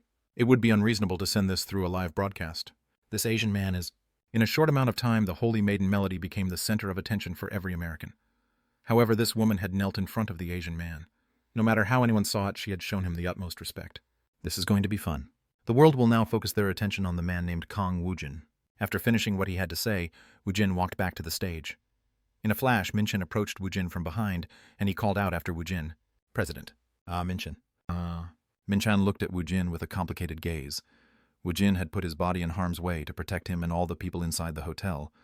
Woojin probably didn't know if he would live or not, yet he had sacrificed himself. "Thank you for saving me." Woojin smirked. "It's fine. Follow me. I have to talk to those people."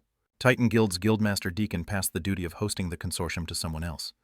Then he quickly disappeared towards the back with the Holy Maiden Melody. Minchin's face scrunched up when he saw the Holy Knights who had recently begun to follow Melody. "Didn't you say you were friend with her?" We are friends." In what way?"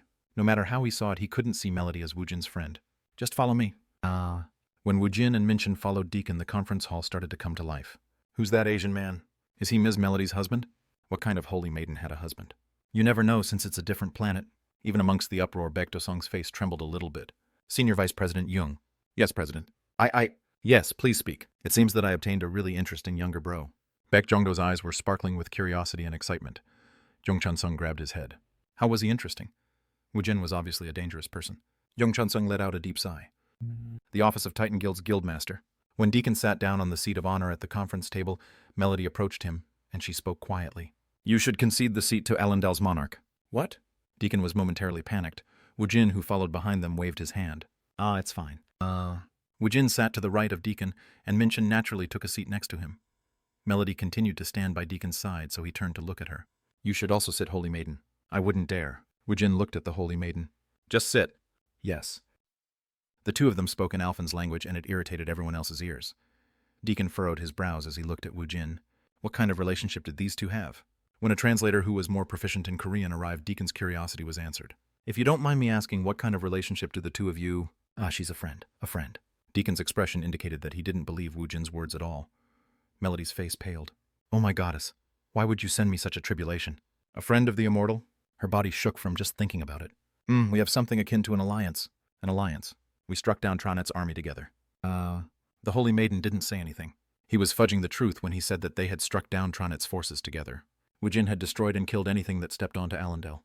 The alliance sent an emissary to promise that they won't invade Allendale in the future, so there were little friction between them. Tronet still went after Allendale's land, and Woojin had hunted down Tronet's army. They fought together since they had a common enemy. However, her side hadn't closely cooperated with Woojin, so it was ambiguous to call it an alliance. Everyone fought against Tronet on their own, so to speak. Woojin's action could be characterized as hunting Tronet. It was quite generous to say the alliance just held on. Basically, they weren't the ones being hunted. The translator passed on Deacon's words to Woojin once again. "I know you are Korean. So how did you form a relationship with those on the planet Alphen?" "I was summoned there 5 years ago. I lived on Alphen for 20 years and I have only recently returned." "Are you trying to conduct a hearing?" Woojin frowned when Deacon continued to ask questions. The nervous Holy Maiden spoke to Deacon.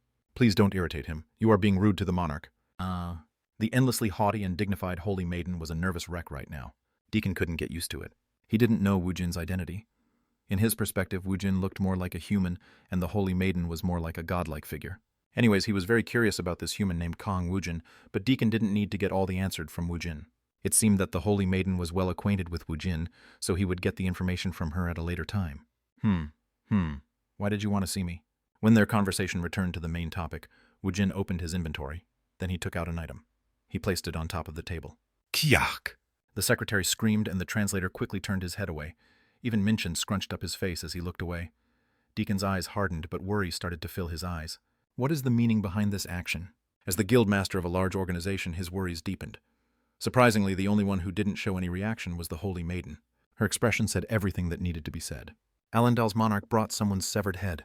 That was the extent of her thoughts. She wasn't surprised at all by his actions. As Woojin received Deacon's gaze, which was filled with unasked questions, he spoke in a nonchalant manner. "This is the bastard who ambushed me yesterday. He led me into a dungeon to kill me. I would like you to find out the identity of this man." The Holy Maiden's eyes widened in surprise. Earth chose a different path to destruction to Tronet.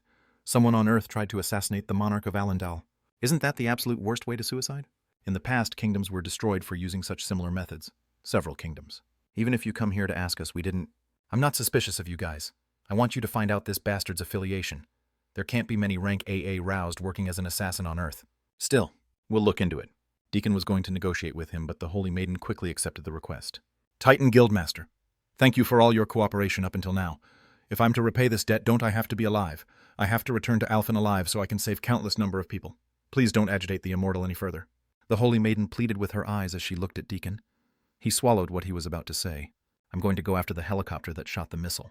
I'm hoping that the helicopter didn't originate from within the U.S. If it is, conflict is inevitable. Woojin was not trying to foster a hostile relationship with the U.S. government, but in the end he didn't really care.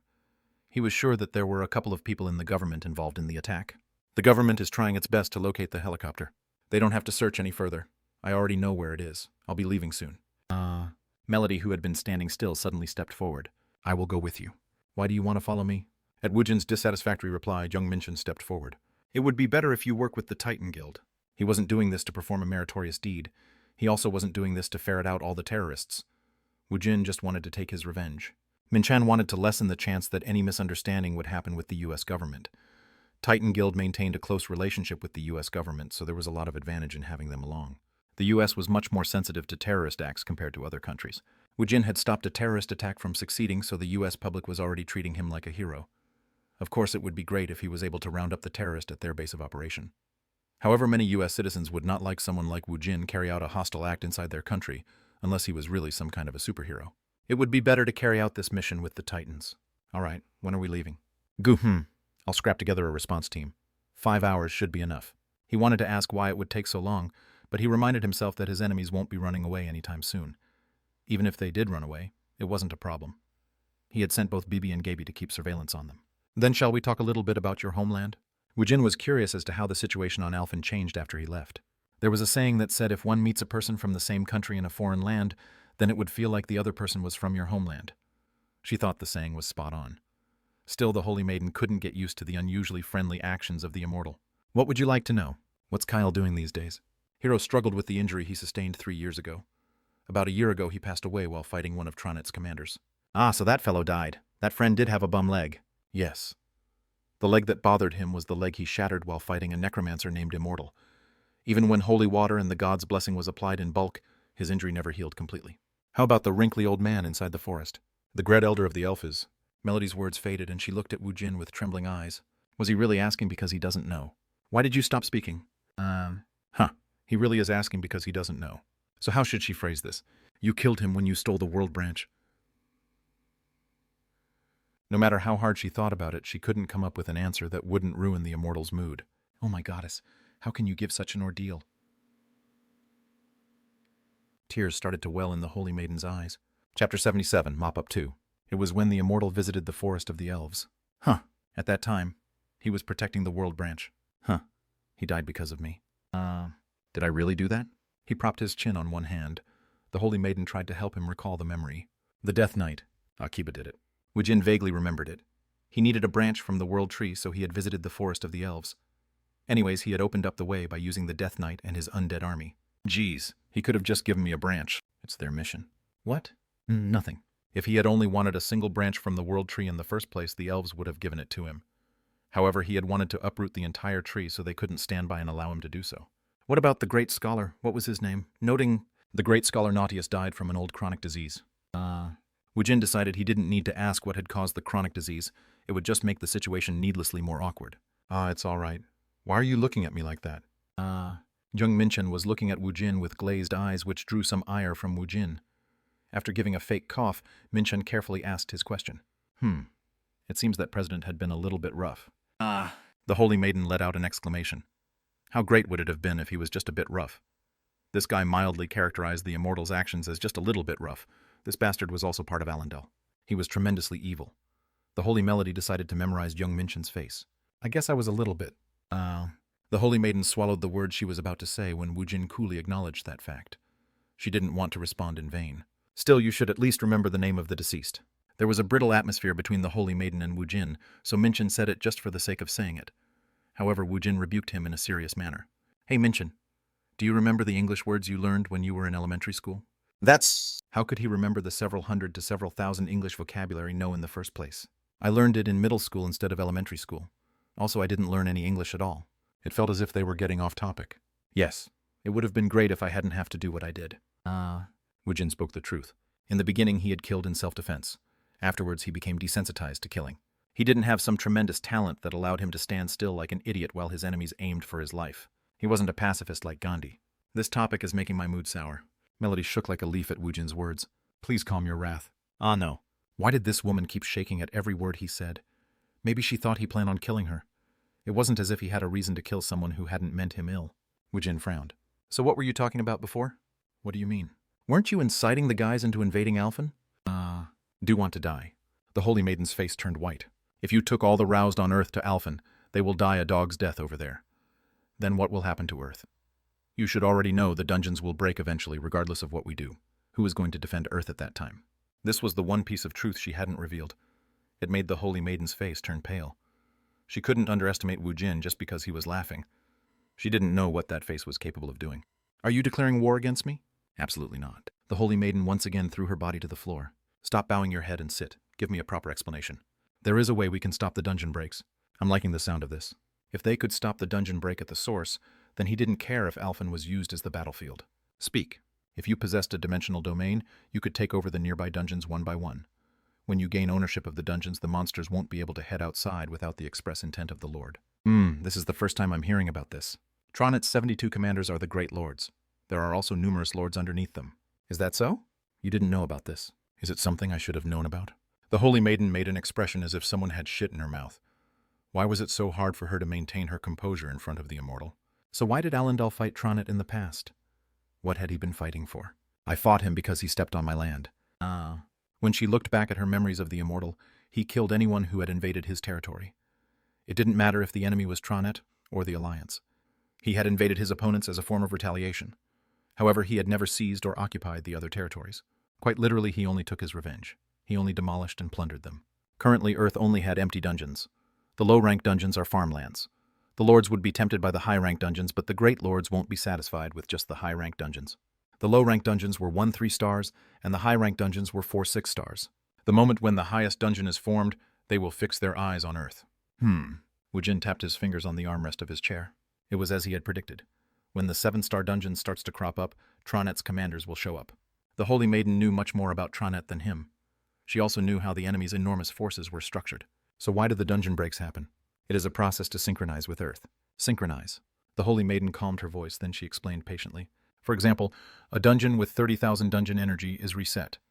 If the dungeon isn't cleared within the 30 days it takes for the dungeon to synchronize, it'll break. The monsters will run havoc on Earth, and the mana equivalent of 30,000 energy will be spread across Earth. So what happens when the dungeon is cleared before the 30 days is up? It turns into a well-behaved mine to provide bloodstones. When the amount of bloodstones excavated reach the amount of 30,000 energy, the dungeon will reset. In the end, the excavated bloodstones will increase the mana on Earth equivalent to 30,000 energy. So it is impossible to stop it. Eventually, Earth will change into something akin to Alphen. Yes, and the dungeon break. When there is enough mana on Earth and the synchronization process isn't needed, the 30 days become obsolete. Basically, the monsters would come out immediately after the dungeon is reset. It would be devastating. The time need to clear the dungeon won't be there anymore. The more serious problem would be the lack of time the locals would have to evacuate. Without a doubt, when the dungeons are opened, there will be a mass confusion before everything collapses. The entire Earth will fall into a state of panic. The Holy Maiden let out a secret sigh when she saw Woojin accepting her words. This was the information she had also given to the Titan Guildmaster. All right, let's say we can block the dungeon break if we own the dungeons. So why do we have to go to Alphen? The Holy Maiden swallowed her saliva.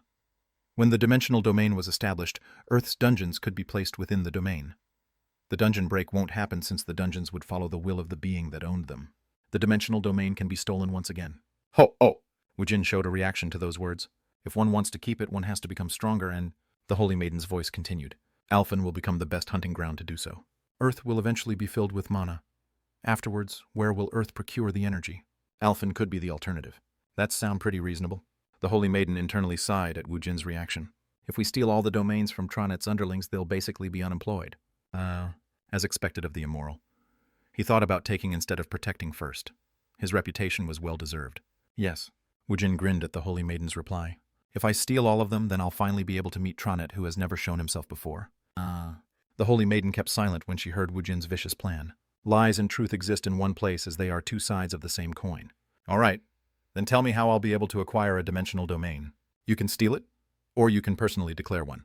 Both options requires a gem called the Dimensional Fragment. Woojin took out a bright purple gem from his inventory. Where did you get that? I picked it up. What do I do with it? Only one dimensional fragment is needed to steal a dungeon. However, Immortal doesn't have a dimensional domain right now. You will need 3-dimensional fragment to declare your first domain. I can go to any dungeon. You have to be chosen by a dungeon. Why is the process so particular? The Holy Maiden bowed her head. There will be specific dungeons that will react to each dimensional fragment. So I need 3 of them. Woojin returned the dimensional fragment into his inventory. Give me 2. The Holy Maiden's expression stiffened. Since you aren't saying anything, it seems you do have them. The Holy Maiden couldn't lie. Woojin grinned as he put his hand out. I'll pay you back. Give it to me. I'm only lending you 1. The Holy Maiden was planning on using it to open a dungeon on Earth. If Woojin snatched it away from her, Still, it wasn't as if she had a choice in giving it to him or not. The Holy Maiden took out a single-dimensional fragment from her subdimension.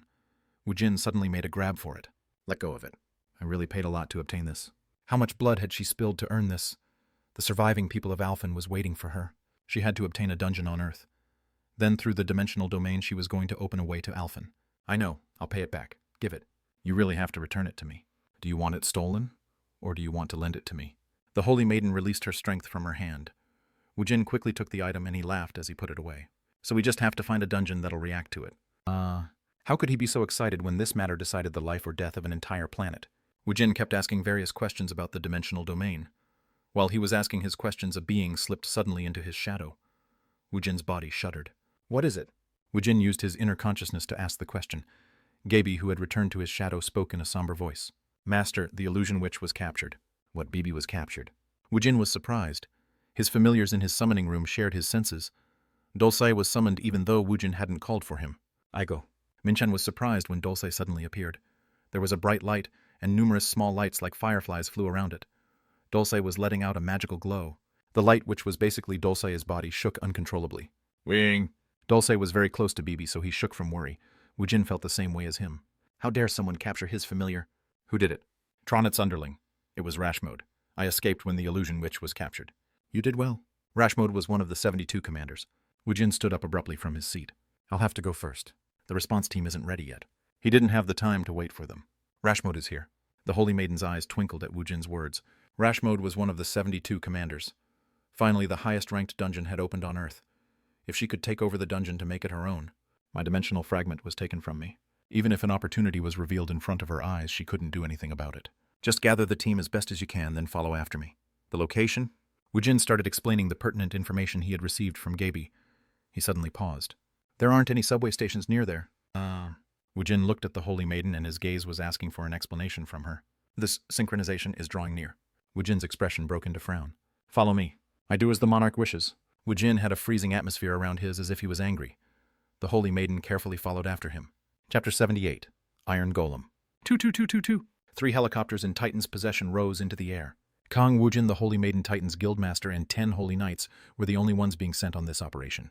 Deacon still had a worried expression on his face. Will it be okay if we don't have any backup? He whispered towards the Holy Maiden. It doesn't matter. Still our firepower. The U.S. Rouse support team had a little bit of a different way of operating compared to the Korean teams. If observed in microcosm, the Korean support teams were like mercenary bands, and a large guild like the Titans were like army units. Instead of a small number of Rouse, the Titans team relied on overwhelming firepower to deal with the dungeon breaks. If it's firepower, that man's familiars is all we need. The Holy Maiden still couldn't forget how Woojin used his familiar Lich and the force of skeleton magicians.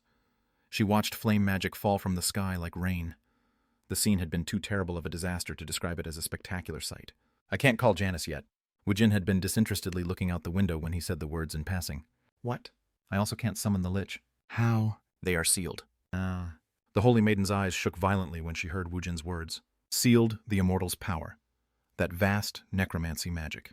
The Death Knights. Soon their seals will be released, but I can't call them out yet. The warriors that never shedded blood or tears. The commanders of the skeleton soldiers. The spearhead of the undead army. If they were still sealed, then the familiar he had next to him was... She was sure the ball of light that took up a seat inside the helicopter was the Titan of Destruction. There was the alien energy within the shadows, and the illusion witch captured by Rash Mode. If it's only them... Woojin grinned as if he could read the Holy Maiden's thoughts. What, you want to take a shot at me? The Holy Maiden was startled.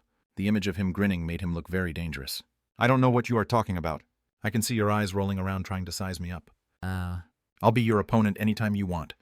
However, even if you want to go against me, wait until a later time. He didn't care if the Holy Maiden wanted to turn hostile against him. He knew what he had done in the past, so it would be a joke to expect her to look at him in a better light.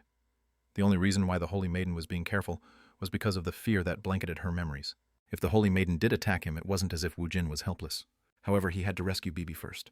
Even if he weren't at max level, he could handle one Holy Maiden. I'm merely observing the Monarch. That's funny. Woojin grinned as he spoke. Their base is up ahead. Huh. At the helicopter pilot's words, Deacon's eyes became round when he looked at what lay in front of them. The farmland was an empty plain. Still, how can a base like this be located so close to New York? Deacon let out a sound of disbelief.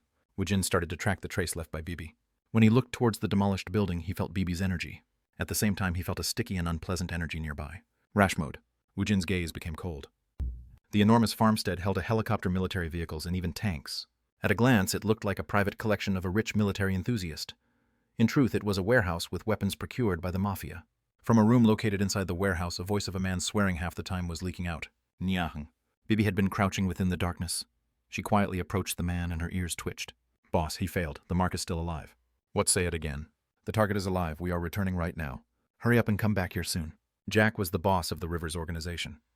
After ending the call with the scout he had sent into the city, he let out a string of swear words. Shit. Boss, what's wrong? Assad failed.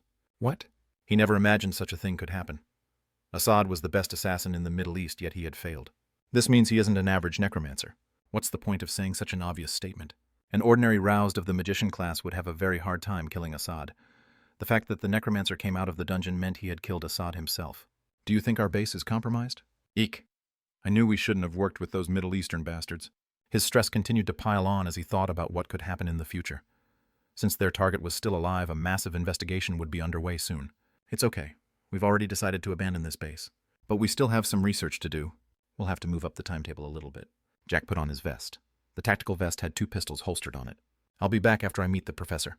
Beef up the security, then arrange it so that we can leave immediately. Yes, boss. How much should we pack? You idiot! We are throwing it all away. We will gather the research results, then we'll blow the base up. Yes, boss. They were outdated tanks, missiles, and military vehicles. It was still a huge loss, but they had no choice. If they ran away while they took everything, then it would be too noticeable. The members of the organized crime syndicate started to pack up in a hurry, then started to install explosives in various locations. Jack exited the office building and then entered a small concrete building placed at the edge of the farm. Jirik geek. When the thick steel door opened, a stairway leading underground was revealed. If the farmstead was the River Organization's weapons warehouse, the underground bunker was the source of all their funds. It was the new dungeon research facility. The Rivers Organization received backings from U.S. defense industries to help in their research. They had found a suitable location for the research, and they protected the research staff. Rivers used to be a small-time organization. Their meteoric rise to becoming a large crime organization was mostly due to the strong backing they received from the defense industries. Tuk-tuk. Jack's footsteps rang out in the underground passageway. He stopped when he felt something amiss. Who is it? He quickly drew his pistol and aimed it towards his rear. Nyang. Jack saw a cat tilting its head, stopping after coming down from the stairs. What fuck off? When he saw the stray cat, Jack lowered his guard and continued down the stairs. Jack tried to take loud steps to threaten the cat. The cat only paused for a moment before it continued to follow behind him. Jack ignored the cat as he descended the stairs to the research facility. The research facility was deserted. At the end of the stairway there was a space where the research staff could sleep. There were only a couple of computers as well as many strange-looking machines. The only thing remarkable about the space within the underground bunker was the fact that it had expanded in every direction like ant tunnels. Moreover, bloodstones were piled up inside the tunnels. Professor Riola, we have to move our base. Riola, the person in charge of the research, frowned at Jack's words. I'm at the cusp of finishing my research. I can't move right now. There is a chance our base is compromised. Didn't we plan on moving in 2 days? If their original plan had held up, then that would be the case. They had fired a missile within New York, so the U.S. Department of Defense would be looking for the culprits as if they were combing for a tick. After a certain amount of time, they planned on letting the DoD find their base. However, their target was still alive, so they had to change the timetable. They could be caught much earlier. Even their sponsors wouldn't be able to do anything if the U.S. government retaliated. The government had the backing of the public, and they would be angered over the terrorist act. They had to pull out as fast they were able to. After a lengthy argument, Riola backed off. The calculations were already all done. They just had to conduct their last experiment and collect the resultant data. All right, just give me 3 hours. We'll leave after I attempt my last experiment. Bibi quietly hid herself inside the darkness as she thoroughly explored the underground lair. Something strange.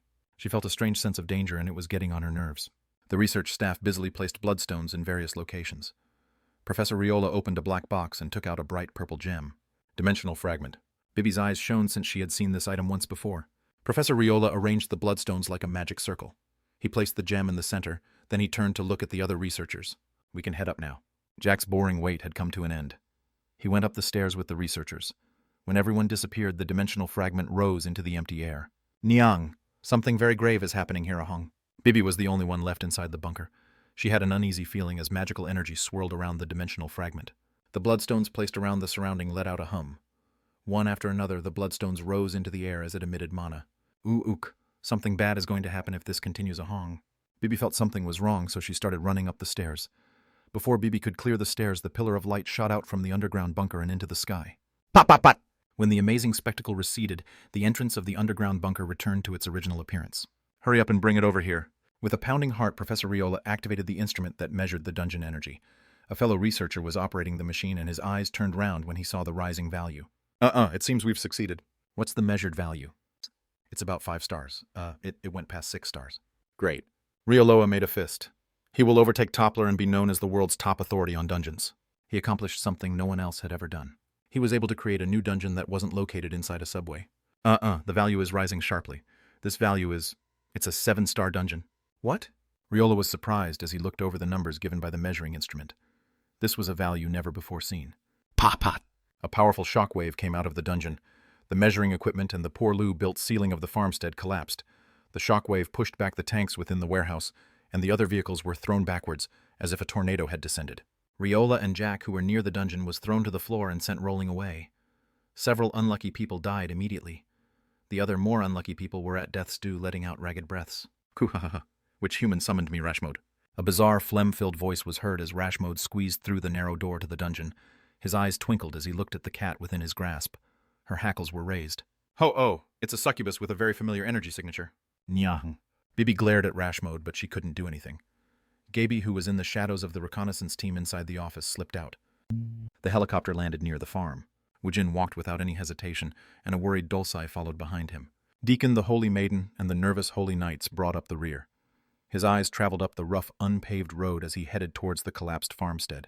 Woojin saw the poorly equipped humans who couldn't run away looking towards Rashmode. Ha ha ha ha. It really was the immortal succubus. Rashmode held the limp Bibi in one hand and he roared with laughter. Woojin narrowed his eyes. I guess it isn't synchronized yet. Kook. Earth is still unripe. I came out of curiosity. I wanted to see who had formed the summoning magic circle. I would have never guessed it was the immortal. Rashmode seemed to be genuinely delighted by the current situation. The immortal ran away and hid on Earth. Return Bibi to me. Aha, this little missy. Rashmode shook the limp cat in his grasp. I know the immortal's familiars can't be truly killed. They are similar to us in that aspect. Yes, Tronit's commanders were like leeches. Kook. I know better than others the pain and despair of death. When one is revived, it doesn't undo the death one experiences. The memory of going through death was truly frightening. As one remembered the experience, the fear one felt increased. Woojin didn't want Bibi to experience the pain and despair caused by death. I guess dementia has finally come to you. Didn't you die around 5 times by my hands? Ah, that's right. That did happen. Rashmode let out a cheerful laugh. However, it was the version of you that hadn't been initialized. Rashmode looked as if he was trying to see through Woojin. Woojin's face had already hardened. Let's see if you are confident enough to challenge me once again. Kook. Rashmode glanced at the Holy Maiden and headed towards the underground dungeon. Let's leave our minions out of this. Come at me. Let's have a fair fight. Rashmode let out an unpleasant laugh, then he headed inside the dungeon. Before Woojin could walk forward, the Holy Maiden grabbed him. It's a trap. It always is. There's no trap that I can't overcome. The Immortals' track record bore this out. Woojin was about to head into the dungeon when the monsters rushed out. Ku-rah-rak. The members of the Rivers organization ran away from the dungeon when they saw the endless flow of monsters. Woojin laughed when he saw the monsters pour out. Leave all our minions. Rashmode was sending all the monsters out from inside the dungeon. The dungeon break couldn't happen without the express consent of the dungeon's owner. Basically, the owner could create a dungeon break anytime the owner wanted. All the monsters from within the dungeon was sent out. The Holy Maiden had a frightened expression when several hundred monsters came out. This was Rashmode's choice. Rashmode didn't want to give Woojin any corpses, so he was giving up his underlings. Dulce. Wing. It seemed Dulce's vibration was more intense since he was worried about Bibi. I'll rescue her. Wing. He felt Dulce's sadness, worry, and anger. These trashes. Woojin extracted all his magical energy and he gave it to Dulce. You sweep them up as you like. Wing. Woojin opened his inventory. He took out a magic potion and drank it. Then he started walking towards the monsters. As if they were trained dogs, the monsters held firm without making any moves towards Woojin as he walked past them. The monsters kept order as they unleashed a killing intent. It was like watching a horde before their charge. He felt a familiar feeling. This is it. Woojin laughed at this nonsense. He had fought Tronit's army ad nauseum, and now he'd have to fight them once again. So why was his heart beating faster? When Woojin entered the dungeon, the monsters immediately went into a frenzy. Quah! What should we do? We should have brought backup. Deacon began to have late regrets about everything when a storm started to form around Dulce. Geek. The tanks scattered around the surrounding was pulled towards Dulce. The helicopter's vehicles and missiles was also dragged along. Even the steel framework of the barn and the thick steel doors flew towards Dulce. Gook. The helicopters were crushed, and the tanks were being disassembled. The pieces then started to reassemble themselves. The missiles attached themselves to Dulce's shoulder, and the blades of the helicopters were attached onto his arms. The steel titan let out a roar, and the monsters flinched back in surprise. The Holy Maiden swallowed dryly. The Titan of Destruction. This summoned being was rumored to be the most ruthless being amongst the Immortals' familiars. The steel golem started running rampant. Chapter 79, Rashmode. His rage was expressed as a catastrophe. He swept across the area. Two. The propeller spinning on Dulce's left arm cut a wolf-like monster in half. The propeller was strengthened with magic, so it was akin to spinning blades. When the blood of the wolf flew everywhere, it signaled the beginning of the battle. Dulce let out a roar and headed towards the monsters. Quang. Every time the steel giant took a step, a large crater was formed on the ground. The vibration caused the bolts on his body to fall off in droves. Quack. Dulce was unreserved even as several hundred monsters all ran at him. Quang Quajik. Every time Dulce swung his fist, a monster's head exploded. Moreover, the rotating blades broke the formation of the monsters as it cut apart their bodies. Shoo! The missile attached to his back shot high into the sky. It fell and exploded near the rear of the group, the most dense spot of monsters. The members of the Rivers organization who hadn't had the time to run away were swept up in the explosion, but Dulce couldn't stop his destructive instinct. The Holy Knights looked on dumbly at the sight. Dulce was going nuts in the midst of the monsters like a crazy bull. Wow, is he a transformer? What a cool ability. Jimmy would throw away his flight and quicksword abilities if he could have such an ability. They said he was a steel golem. Isn't he just a robot? Look at his cannons. The cannons mounted on Dulce's shoulders fired as it shot down a flying monster that was far distance away. Some Holy Knights even started to clap as Dulce sniped his enemies. However, not all of the Holy Knights were robot enthusiasts. Why are you standing here like idiots? Go hunt the monsters. James, the leader of the Holy Knight, angrily scolded his men. The Holy Knights quickly readied themselves for battle. When two of the monsters headed towards them, all the Holy Knights unsheathed their weapons. May the goddess's blessing be with you. Pot. When the goddess Arya's blessing was cast, the Holy Knight's fighting power was increased significantly. If you were a B-rank roused Melody's buff, would elevate you to rank A. Moreover, there were those who could exhibit even more power than that. It's been a while. Should we go hunt? The Holy Knights were about to step forward when the two monsters casted their shadows over them. Then, Ku-ung, both of Dulce's feet fell from the sky and drove the two monsters deep into the ground. The monsters were probably crushed to death. The shockwave caused dirt to fly everywhere. Naturally, coarse words poured out of their mouths. Shit. What the hell is this? After falling from the sky, Dulce extended his hand towards the Holy Knights. What the hell? He doesn't want us to butt in. Geek. The sound of metals grating against each other was heard every time Dulce moved. He turned back to look at the monsters.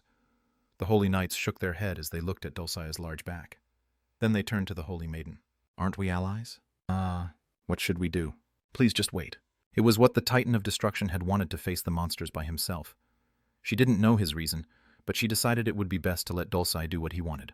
If they unnecessarily butted in, then they might have to face the Titan of Destruction instead of the monsters. Quack. The Titan of Destruction charged towards the monster while letting out a heavy sound with every step he took. Instead of being worried about the Dulce, she was worried about Woojin, who had headed towards an unfavorable battlefield. I worry about the immortal. The Holy Maiden shook her head at her own absurd thoughts. He could take care of himself. He went by himself since he was confident in himself. Everyone please get ready. The Holy Knights were confused by the Holy Maiden's words. Isn't our steel friend going to block our way? He won't be able to regenerate after he uses up all of his magic. Magic was consumed when the body was first formed. Moreover, magic was consumed when Dulce had to regenerate the broken pieces of his body. Woojin had transferred all of his magic to Dulce, but it will eventually run out. Even now, he was regenerating his armor that had been torn away by a monster. He pulled the roof of a new vehicle to repair himself. His magic was being consumed incrementally, but there were still a couple hundred monsters left. If the Titan of Destruction falls, then I have no idea where the monsters will head towards. Currently, the monsters were acting like trained pack of hunting dogs. The monsters converged and attacked a single target. This was possible since the monsters had yielded to the authority of Commander Rashmode. After the monsters took down their target, they'd be released from Rashmode's control. They would return to being wild and violent monsters. This situation would basically turn into something akin to a normal dungeon break. Even if a single monster escaped, it would be disastrous. That steel golem has to last as long as he can. Guildmaster Deacon let out a moan. His support team should be on their way here now. He had been worried that he would have to buy time with only the Holy Knights by his side, so her words were a welcome sound. He wished for the steel golem to last until his support team arrived. So who was the person Mr. Kang Woojin followed after? Person. The Holy Maiden furrowed her brows. She could see how Rashmode could be seen as a person through human eyes. However, he was a terrible demon. He is one of Tronet's 72 commanders. That was his real identity. Black Magician Rosmode. Melody's worried eyes moved towards the entrance of the underground dungeon. Woojin slowly descended the dungeon's underground stairway. There weren't that many stairs, and at the end of the tight space existed a red portal. It was structured the same as a high-rank dungeon. Woojin didn't hesitate and passed through the portal. Pot! When the light disappeared, a large underground cavern was revealed. It was like a dragon's lair. It was twice as large as a soccer stadium. What the hell is this? The sound of the dungeon entrance announcement was a bit different. He guessed it had meant that he entered a dimensional domain possessed by someone else. Koo-ha-ha, you dumb bastard. You really followed after me. Rashmode let out a cheerful laugh. He had known that the impatient Necromancer was very spontaneous and random in his actions. However, he had never expected the Necromancer to fall so easily to his vulgar provocation. He had sent out all of his underlings to fill up the dungeon. Even if he had tried to hold a numerical advantage, the Necromancer would use them as mediums to make his skeleton soldiers. You are only a Necromancer. What can you do without corpses? At the very least, I'll be able to kill a bastard like you. Koo-ha-ha. Your bravado is still the same even though you've gone through initialization. Aren't you too confident as well, even though you don't have your chimeras? Rashmode used to be a very famous black magician on Alphen. He received immortality after he submitted to Tronet. After numerous experimentations, he was able to make his body a chimera. He no longer had the weak body of a magician. If both their summons were taken out of the picture, Rashmode held a large advantage over the immortal. Hoo. I'll finally be able to see you die. I guess you are quite confident. Why don't we fight after you return, Bibi? Koo-ha-ha. Rashmode's face lit up. It felt as if he had seen a new and different side to the immortal. If someone found out that their arrogant idol was a simpleton, would they feel what he was feeling right now? You're friends with your familiars, Koo-ha-ha-ha. After laughing for a long while, Rashmode suddenly ended his laughter. He raised the cat in his grasp forward. She is only a disposable item. Who cares what happens to her? She exists only to be dominated. Rashmode tightened his grip and tore apart the cat, Bibi. Puck! Woojin's eyebrows twitched when he saw Rashmode pluck the cat's head off her body. Familiars can experience death, but they won't disappear. The familiar stayed dead for a time in correspondence to the familiar's level. Afterwards, the familiar once again appeared in the summoning room. Koo-ha-ha. What are you perhaps going to get angry at me? No way. Woojin headed towards Rashmode with heavy eyes. Do you think me getting angry could properly express my rage? Koo-ha-ha, impudent bastard. He didn't like this bastard. When would he be able to change his confidence and arrogance turn into abject cowardice? Rashmode wanted to see it happen today. He dashed towards Woojin. There wasn't a single body part on his body he hadn't chimerified. His 2 legs that kicked off the ground was as strong and fast as a centaur's kick. His 2 arms exceeded the gripping strength of an ogre. Waruruk. A glowing black sword appeared in Rashmode's hand. On top of his strengthened body, he still had the speciality black magic that he could use without limitation. After being initialized, he wasn't an opponent that a Necromancer barely over level 70 could handle. Crawl underneath my feet. Beg for your life. Struggle beneath me. Crawl on the ground in obsequiousness. Well, he wouldn't mind if the Necromancer died immediately. Waruruk. Rosmode swung his black sword with the intent of splitting him into 2 pieces. Gong! Woojin had taken out his steel staff, and he had blocked Rashmode's black sword. Rashmode's eyebrows lifted. Oh, is it necromancy? The immortal had used this technique occasionally. In the past, he had showed battle capability that was almost inconceivable for a magician. Woojin let out a cold laugh. Not at all. The steel staff changed into a great sword and Woojin attacked Rashmode with it. Whom? Rashmode had stepped out of the way to avoid the blow, but the weapon had already changed into a spear that was thrusted towards him. What a troublesome weapon. Was it an epic item? The free-changing form of the item was quite similar to a warrior's weapon. No way. Rashmode was surprised at what he had considered to be a ridiculous notion. Come to think of it, the immortal was keeping up with his fortified body. Moreover, the immortal had strength that matched his speed and reaction. You bastard. You became a warrior. Woojin laughed instead of answering him. His extreme anger could be maintained much longer as his level increased. However, he was running out of time. Woojin swung his weapon, which had turned into an axe. Then he quickly changed it back into a great sword to execute a stab. With his unconventional attack and strength, Rashmode was being pushed back more and more. He couldn't help but be taken aback. He threw away the undead army to become a common warrior. He was having a hard time believing it, but the evidence was right in front of his eyes. As they exchanged a flurry of blows, Rashmode was gradually being undone. It was a fight between a warrior and a magician with fortified strength and quickness. In a hand-to-hand fight like this, the warrior would inevitably hold the advantage. Pook! When he saw the blade of the spear embed itself deep into his abdomen, Rashmode's pale expression hardened. He immediately leaped backwards and widened the distance between his enemy. Poohwak! When the blade of the spear was extracted, a fountain of blood flew out of the hole in his abdomen, but the blood flow stopped after a couple seconds. Then the wound started to heal. He hadn't used healing magic. It was an effect of his chimera body. He had a much better version of a troll's regeneration ability. Stupid bastard. You ran away to Earth, then threw away your necromancy to train in warrior techniques. This is fun in its own way. Stupid bastard. He acknowledged it. The potential of Woojin's combat ability was incredible. If he reached max level as a warrior class, he would most definitely be stronger than any of the heroes in the Alliance. However, that would be it. Rashmode consumed the dungeon energy to quickly regenerate the monsters. Kurururu. He relaxed a little bit as he saw the monsters appearing one or two at a time in the air. The immortal had been problematic because of the undead army he controlled. The undead army had been able to contend with Tronet's army. However, he had given up that army, so Rashmode didn't have to be afraid of it anymore. When Rashmode surrendered to Tronet, he was given power. The summoned monsters ran towards Woojin. Cuckoo. Let's see how long you can last. The bastard will eventually tire out and he will take credit for the victory. As befitting his position as commander, he'll just watch the bastard's tenacious resistance at his leisure. Then he'll enjoy his moment of victory. Woojin used his various skills to fight the monsters. After the kill count exceeded 101, could notice he was tiring. There were wounds all over his body and he looked like a bloody mess. Coo ha ha ha. Naive bastard. This is the price of throwing away your power of control for a bloody sword. How does it feel? Who? Woojin laughed as he was drenched in blood. Who said I threw it away? What? He had only been using his energy to attack.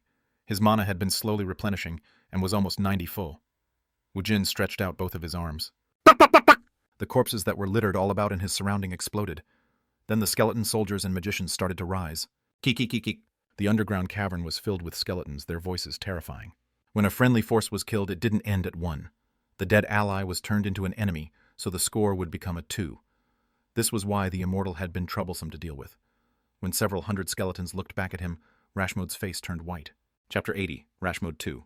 There were only 72 commanders in existence, and as his title implied, Rashmode wasn't an easy opponent. He continuously used demon summons to get rid of Woojin's skeleton army while simultaneously performing dangerous black magic. I guess you are getting tired now. Kook. You shouldn't compare me to you. Rashmode snorted in derision. He was tired, but Woojin was in the same boat. Woojin was drenched in blood and a haze of heat was rising up from his body. Woojin grinned. I'm sure now. Are you trying to bluff me again? You can't use your full power either. Rashmode stayed silent as if Woojin's words had hit the mark. Moreover, he realized he had made a mistake. His silence had basically confirmed his opponent's words. Kook. Clearly the link is unstable right now. Rashmode acknowledged the point. Woojin frowned. Link? What was he talking about? Still, you also lost your power the same as me. The immortal had been initialized. He could tell that Woojin wasn't the immortal of the past. The immortal was barely able to fight off his weakened self. Moreover, Rashmode was slowly gaining the upper hand. Woojin's surrounding was filled with broken skeletons. I'm quickly regaining what I have lost. What? Woojin smirked as he looked at the face of Rashmode, who made a retort. Woojin felt as if the pinnacle of power he had reached on Alphen wasn't far from his grasp. He was close. Moreover, even if he wasn't hunting right now, his level up was currently progressing. He had gained a good amount of EXP hunting the monsters that were summoned by Rashmode. Moreover, Dulcai was fighting outside, and the EXP he was sending Woojin's way was pushing him very close to a level up. Woojin lifted his great sword, then clashed with Rashmode. Quang. Woojin attacked with all he had, but Rashmode blocked all his attacks. Woojin was too tired to face off against a monster like Rashmode who had turned himself into a chimera. His magic had bottomed out and his energy was almost all used up. Pop, pop! At that moment, a light exploded forth from Woojin's body. Woojin's body was filled with energy and he smiled. This sensation always made Woojin feel giddy. Your condition doesn't look too good. Rashmode made a face as if he chewed on something sour. Go and get some rest. Woojin's hammer came down on Rashmode's head. His swing that was filled with energy crushed Rashmode's head in an instant. Black bubbles started forming as Rashmode's head was quickly regenerating. Woojin quickly changed his hammer into an axe and brought it down on Rashmode's neck. Kang Woojin. He didn't know what Rashmode had done to his cervical vertebrae. It was like trying to sever a steel chain. The black magician's head was separated from the body, and it came to a stop after rolling several times. His head was boiling as if he had received a severe burn. It was a sickening sight. Rashmode's one eye barely moved as he glared at Woojin. Coo. The link is starting soon. Why don't you run away again? Which dimension are you going to run away to? Woojin's foot crushed Rashmode's head. Kwajik. I'm not going to run away, you son of a bitch.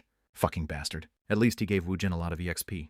As if he was trying to get rid of his leery feeling, Woojin started to scrape Rashmode's brain matter off of his shoe by scuffing it against the floor. Woojin started walking, heading towards the corpse of a cat that was sprawled out on the floor. Hoo-oo. His heart was heavy.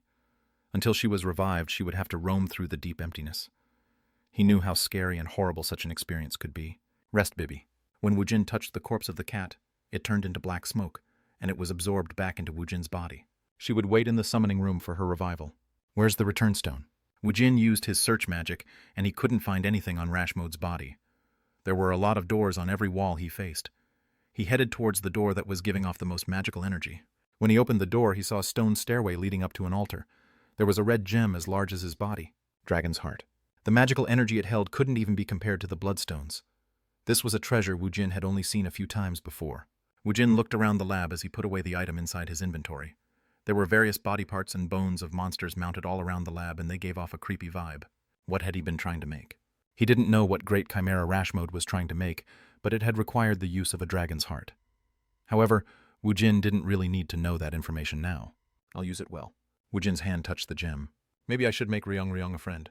Woojin searched the lab in a good mood since he had made an unexpected profit. There were high-quality monster ingredients piled everywhere. He also found several black magic tomes. He put it all away into his inventory, then used the return stone to cross the portal. When Woojin exited the stairway, he saw the large figure made out of scrap metals. He looked like a pile one could find at a junkyard. Geek. When Woojin spotted him, the steel giant stood up. His entire body was drenched with the blood of the monsters. Instead of an iron golem, he looked like a blood golem. Go on! Dulce asked if Woojin had rescued Bibi. Even amongst his familiars, those two were unusually close. Come here. At Woojin's words, the pieces of tanks and helicopters that made up Dulce's body fell to the floor. Wing! Golem's heart. The ball of light that was the size of a person's head approached Woojin, and Dulce wept in sadness. Woojin felt complicated emotions as he stroked Dulce once. Good job. Go back in to look after Bibi. Wing! Dulce vibrated in midair, then he disappeared as if he had just melted away. He probably shouldn't summon Dulce for a while. At least Bibi won't be lonely as she waited to be reborn in the summoning room. Dulce would be waiting night and day for her return. Woojin looked around his surrounding and saw armed men taking care of the monsters' corpses. The Holy Maiden approached Woojin and bowed her head. She made the right choice in not attacking him. He didn't have his Death Knights yet. He was able to defeat Tronet's commander. His reputation as being the God of Destruction's champion was warranted. Do you know what happened here? Melody immediately knew what Woojin was talking about. Earth isn't synchronized fully yet. This was the work of a summoning circle. Give me a more detailed explanation. The Holy Maiden was silent for a moment as she chose what she would say. Dungeon. This magic circle can summon a waypoint. A waypoint. It is a tunnel capable of connecting to the dimensional domain. People of Earth call it a dungeon. It is called a gate on Alphen. Woojin pressed firmly on his temple. They were having a hard time defending against the existing dungeons, yet people were trying to create new dungeons. Why were there so many crazy people on Earth? Melody. Yes. Cooperate with me. What are... I don't want to see Tronet's forces tread on Earth. Give me your full cooperation. If I am able to earn my dimensional domain, I'll actively help you reclaim Alphen. Melody's eyes opened wide all of a sudden. She gave a shiver of disbelief, her entire body trembling.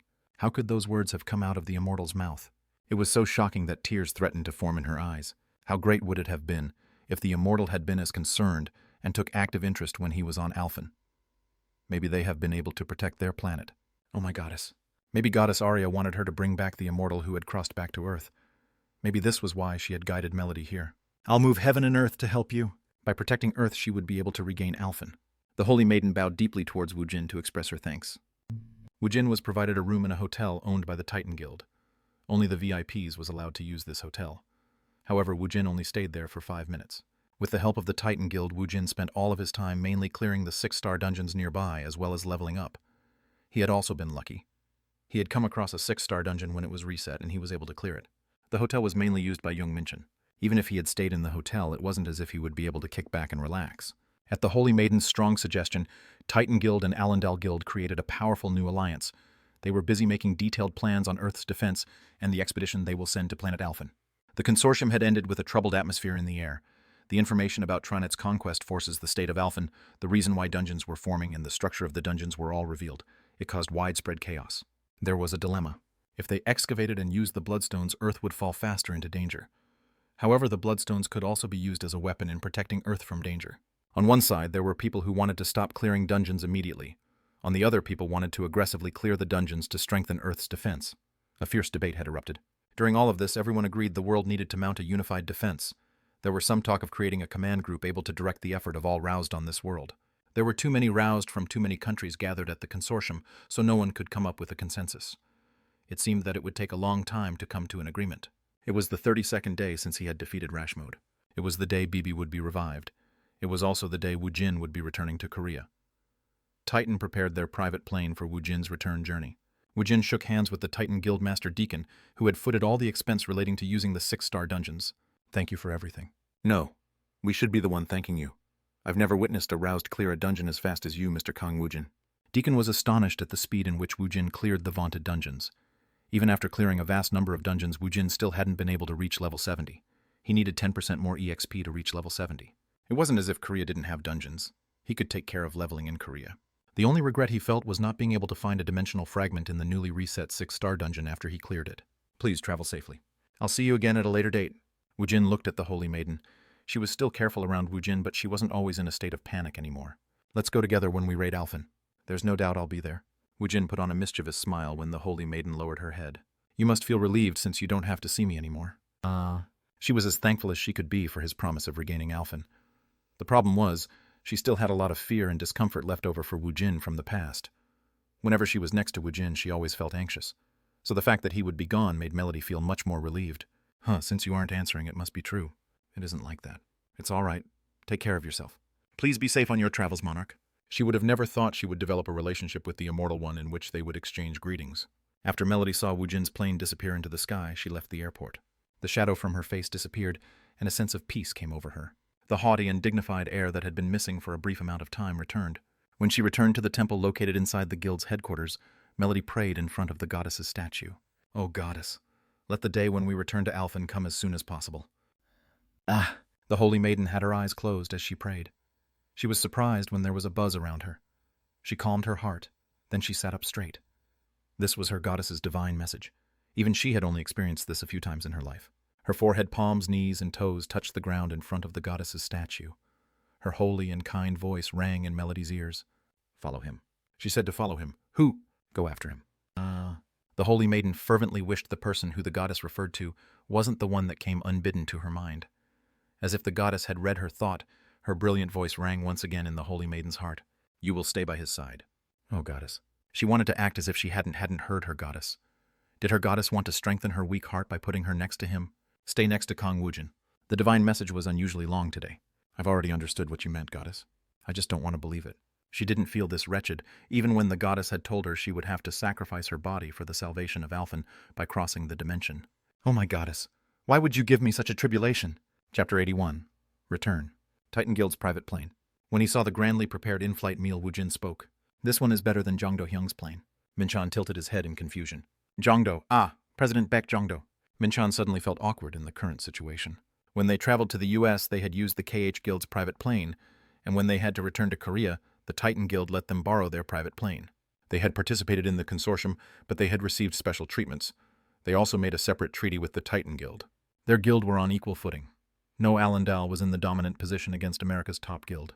Everything arose with Woojin at the root of it all. When I finally think I know you, I find out that I really didn't. What? Woojin dipped a piece of bread into honey and ate it in one bite. Even his action right now was incredible to Minchan. Minchan thought about it, never having witnessed such luxuries. They were given the use of chartered airplanes, the best hotels, translators. Even after given all these luxuries, Woojin took it in stride in a cool manner. It would be strange not to look at him as if he were amazing. President, I honestly feel that you are a really amazing person. It still feel like I'm in a fleeting dream. He used to be a team leader in the Hammer Guild, yet he had just negotiated with the Titan Guild's most important figures on equal footing. They were the #1 guild in the US. Just this fact boosted Minchan's self-confidence. What nonsense are you spouting now? Woojin had lived in much more luxury and public interest in the past. He was apathetic to such things. Truthfully, this kind of thing didn't matter much to Woojin. He had thrown away that lifestyle when an emperor would have envied to come back to Earth. Haha, I think I'm slowly getting used to it. Young Minchan let out an embarrassed laugh. He joined when he saw Woojin and Allendal's growth potential. However, he had made a wrong assessment. Allendal was like a high-speed train that was already in motion. He had been lucky. He had gotten on the train before it had started to move. Allendal's growth was so fast that their guild moved past the boundaries of Korea.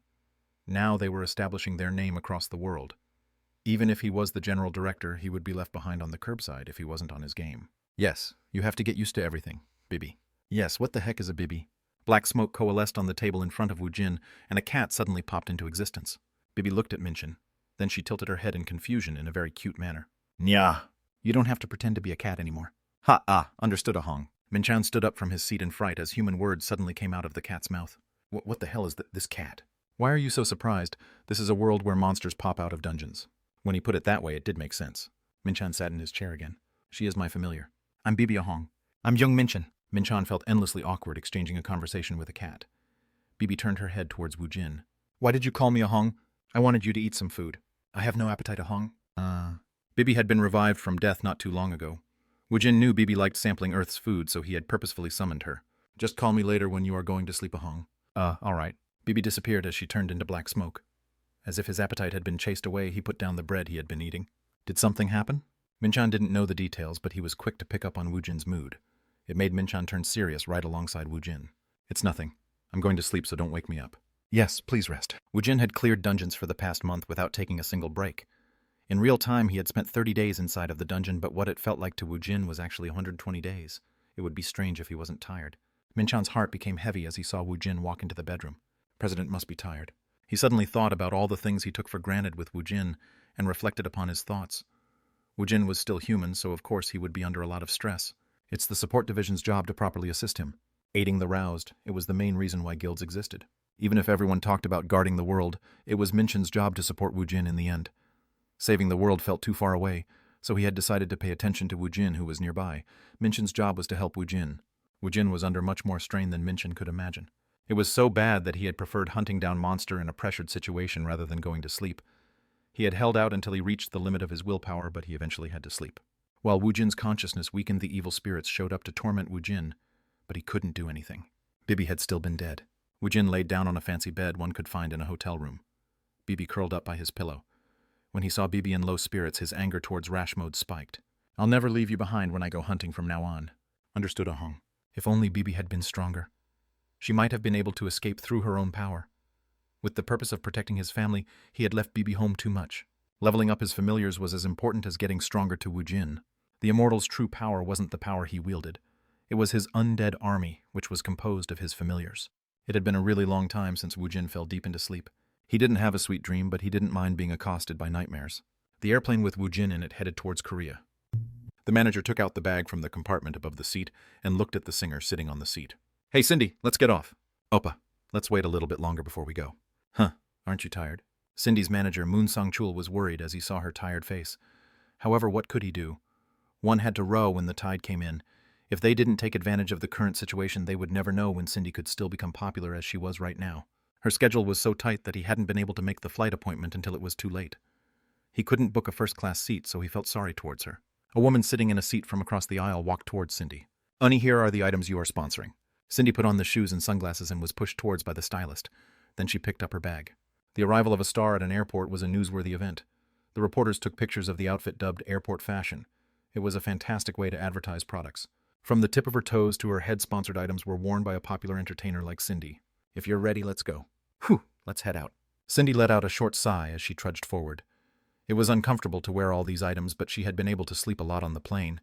She was in a pretty good condition. After putting on a cheerful smile, she passed through the arrival gate. Cindy, who had a bright smile on her face, couldn't help but be taken aback at the numerous reporters and broadcast cameras. Aren't there too many of them? It wasn't only Cindy who had been taken aback. Her stylist, as well as her manager, Moon Sang-chul, had also stopped walking from the surprise. Oppa, what are you doing? Oh yeah. Cindy was the first one to gather herself. Songchul also regained his senses as he looked around Cindy's surrounding. She started walking with a bright smile on her face. It was a familiar yet unfamiliar situation, so she felt really awkward in this situation. None of the several dozens of cameras let out a flash. As she continued to walk, her patented smile slowly disappeared from her face. She quietly asked her manager, Oppa, is someone else arriving here today? I have no idea. It does seem someone is coming. He couldn't say someone who is more famous than you is coming, since it might hurt Cindy's pride. Isn't that Cindy over there? I guess so. Just take several shots. I guess we can somewhat salvage this situation with some pictures of her. What the hell? This felt worse than receiving no interest at all. Cindy tried to hear the conversation between the reporters who were still not showing any interest in her. Now that she had looked them over, they weren't the usual reporters from the entertainment division she usually saw. When is Mr. Kang Woojin arriving? He's on a private plane, so we don't know the exact details. Ha! Maybe he was already diverted to a different route. He has to pass through here no matter what. You never know. Changwade might have sent him an escort. At his words, all the waiting reporters turned to glare sharply at the reporter. If his words were true, then they had waited 5 hours for nothing. Unexpectedly, Cindy was able to exit the airport without any fuss. When Cindy got in the company van, she immediately took off the sunglasses. Geez. It seems Kang Woojin is quite an amazing person. He's incredibly hot right now. It seems he's coming back from the US today. Hey, Huisup, let's go. Yes, Chief. The company's road manager put the van in motion. Moon Sangchul opened his handphone. He didn't even need to search for Kang Woojin. His name was trending as the most real-time searched word. Every time he does something, he is always the #1 searched person. It pretty much indicated how explosive the interest that Kang Woojin was currently receiving from the public was. He could now understand why several dozen reporters were looking for Kang Woojin. His every movement was considered to be a scoop in Korea. It seems he'll be meeting the president today. Those reporters have to completely write off today. It meant Kang Woojin had escaped the airport already in secret. In the real-time search ranking, keywords such as Kang Woojin meeting the president, Kang Woojin and Changwei was starting to pop up. Hey, Cindy. What are you looking at? Are you also looking for the articles? It's nothing. When Cindy turned on her private handphone, she had read the message that had been sent to her. Notice for Mido High School's alumni meeting. Restaurant 7 o'clock. Kang Woojin in attendance.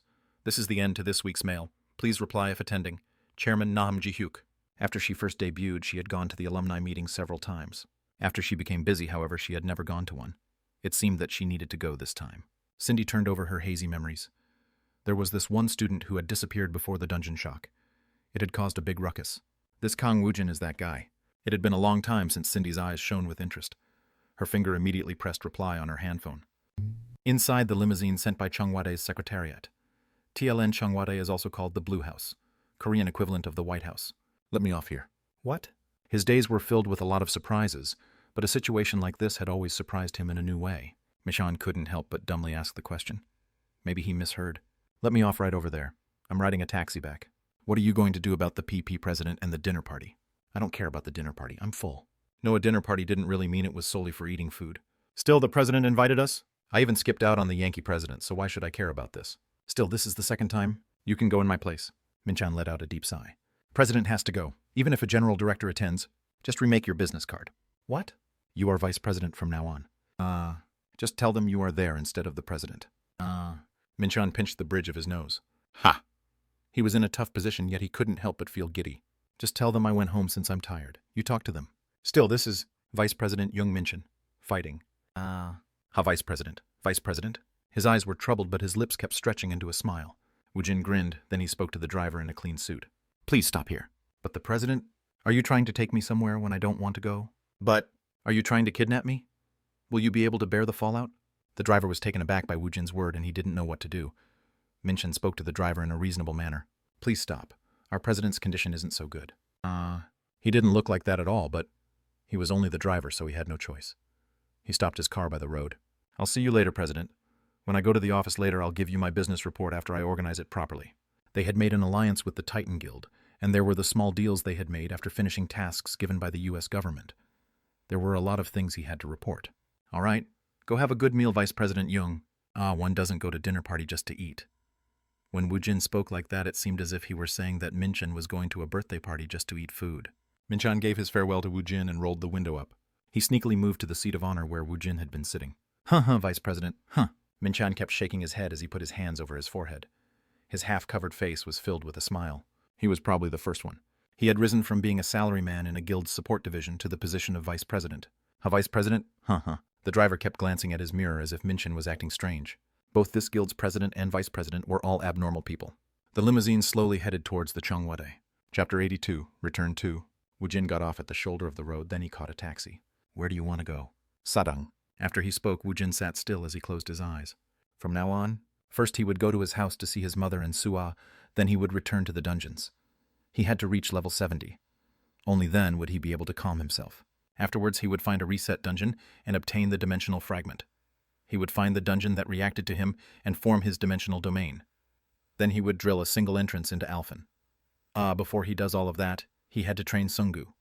Would he also have to pick a new rouse to groom? Woojin was in a state of meditation as he organized the thoughts that kept crowding his mind. Soon the taxi arrived at the destination, which was in front of his house. It'll be 25. That's quite high. It's a service I am doing with my life on the line. Woojin got what he was saying, but wasn't everyone working near a subway station and putting their life on the line? Woojin started searching his pockets, and as if he had just thought about this, had an expression of embarrassment on his face. Come to think of it, all his possessions were inside his trunk, and it was with Minchin. I don't have my wallet. For a brief moment, the taxi driver's eyelids fluttered. He looked at Woojin with worried eyes. Woojin let out a cheerful laugh. Don't worry about it. I'll ask someone to bring some money out. Minchan always carried around money, so Woojin would always just have only his phone around. He was quite fortunate that he had brought his handphone. He called his mother. Doo-doo-doo-doo. It kept ringing and she wasn't picking up the phone. The taxi driver gave him a wary look. For no reason, Woojin felt startled and anxious. After a long while, his mother answered the phone. When Woojin heard his mother's voice, it was welcoming, like the much-needed rain in a drought. Son, you are back in Korea. Yes. I'm in front of the house, but I don't have the taxi fare. Would you mind coming out for a little bit? I'm not at home right now. He hadn't considered such a scenario. It was still daytime, so Sua should be at her kindergarten. Moreover, his mother seemed to have gone out. I think there is money inside the house. Why don't you look through the dresser? No, it's all right. I'll just go to the office. He had planned on going to the office eventually after a brief break. Ajushi, turn the taxi around, then head towards the Sadang station. Why do you want to go there? I can give you the money over there. What was this? Is this some new way to rob a taxi? The driver looked at Woojin with worry in his eyes. Woojin let out a laugh. Do you know who I am, Ajushi? How would I know who you are? People tell me I'm famous now? The suspicion in the taxi driver's eyes increased significantly.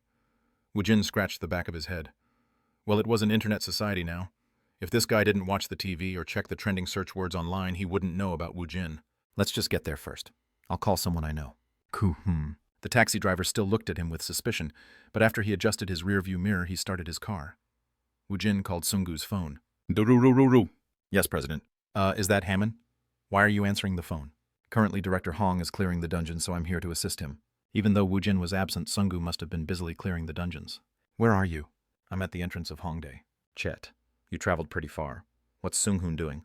Mr. Sunghoon went to the market to buy the reinforcement stones. All right. I'll see you later at the office. Yes. I'll immediately return to the office after Director Hong finishes clearing the dungeon. All right. How could he be put in such an awkward situation just because of a couple dozen dollar bills? Woojin tried calling Jiwon. Woojin ended the call. Then he pressed his hand firmly against his temple. So what if he had tens of millions in his account? He didn't have any money he could use right now. Woojin looked through his meager address book, and he automatically smiled when he saw the name. It's been a long time since I've seen his face. Woojin pressed the real Jamin entry in his address book. After reading the question, please find the value that doesn't fit. Jamin was focused on reading his workbook when the vibration made his head turn to the side. The handphone he had placed on the corner of his desk was vibrating. Whoa. Jamin's concentration was broken. He frowned as he looked at the number on the screen. It's Woojin Hyung. It had been a while since Woojin had contacted him. He was pleased as he quickly picked up the call. Hyung. Hey, Jamin, are you at your house? How did you know? It was the day before his CSAT, so Jamin had come home early. Oh, that's great. Woojin had been guessing. Before Jamin could ask how he was doing. I'm at the convenience store located at the intersection. Bring $50 with you. Woojin preemptively asked for a favor. $50. Just come out for a moment and bring the money. I don't have any money for the taxi fare. Why did this Hyung never change? He constantly came out on the news when he did something, and he was always the trending search word on the internet. He was a millionaire who had traveled back and forth from the US on a private plane. So why was he trying to extort money from Jamin once again? Hey, I'll pay you back. Do you think I don't have the money? If he had money, then why was he asking Jamin to bring money? If you have money, then you should pay the taxi fee with it.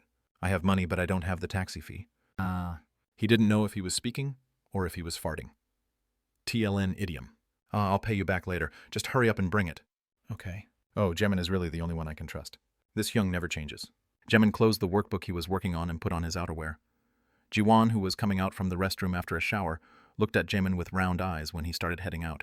I thought you were going to go through your mock test for the last time. Where are you going? Woojin Hyung wants to borrow some money for the taxi fare. Huh. I'll be back soon. Hey, you will catch a cold. Your exam is tomorrow, so where do you think you're going? I can go instead. I've already been planning on going out tonight. It's all right. It seems that he's in a hurry. Just go dry your hair. He'd be out for only a brief moment so he wouldn't catch a cold. His sister just took a shower and she hadn't dried her hair yet. She was more likely to catch a cold than him. The November weather was chilly, and it was on the verge of coldness. After coming outside, Woojin put his hands into his pockets and started to trot. There was a taxi parked in front of the convenience store he frequented. Jamin approached the back window and knocked. Ching. Are you here? Where's the money? Here. Woojin took the $50 from Jamin and handed it over to the driver. Ajushi, wasn't I right? I told you I wasn't lying. Jeez. By listening to the conversation between the taxi driver and Woojin, there seemed to be some disagreement between the two of them. Woojin took the change and immediately gave it to Jamin. I'll give you the rest later. What kind of person? No, this Hyung was always like this. All right. Why are you so down? I'm taking the CSAT tomorrow. Oh, even I didn't do well on the CSAT. Woojin looked at Jamin with wonder in his face. Jamin looked back with a ridiculous expression on his face. What's your sister doing? She was getting ready to head out. Where? I have no idea. Try calling her. She was taking a shower not too long ago, so that's probably why she couldn't take your call. Is that so? I'll be heading in now. I have to monitor my condition. All right. When Woojin saw the worn-out Jamin, Woojin stopped him for a brief moment. Hey, drink this and go. What? Woojin held up a mysterious blue bottle. Say ah. I'll drink it at home. I have to feed it to you. Just say ah. Jamin opened his mouth with a leery expression on his face. Woojin personally poured the liquid into his mouth. Oak, it's pretty tasty. What is it? It's a medicine that'll clear your head. It'll help you a lot in your studies. I think I feel it working. He felt a clear and cool feeling as if he had just chewed on a mint candy. He turned his head in confusion when his headache disappeared and his head felt lighter. He wouldn't feel this immediate effect, even if he drank coffee and Bacchus. TLN Korean energy drink. Thank you, Hyung. Haha, all right. Do well on the exam tomorrow.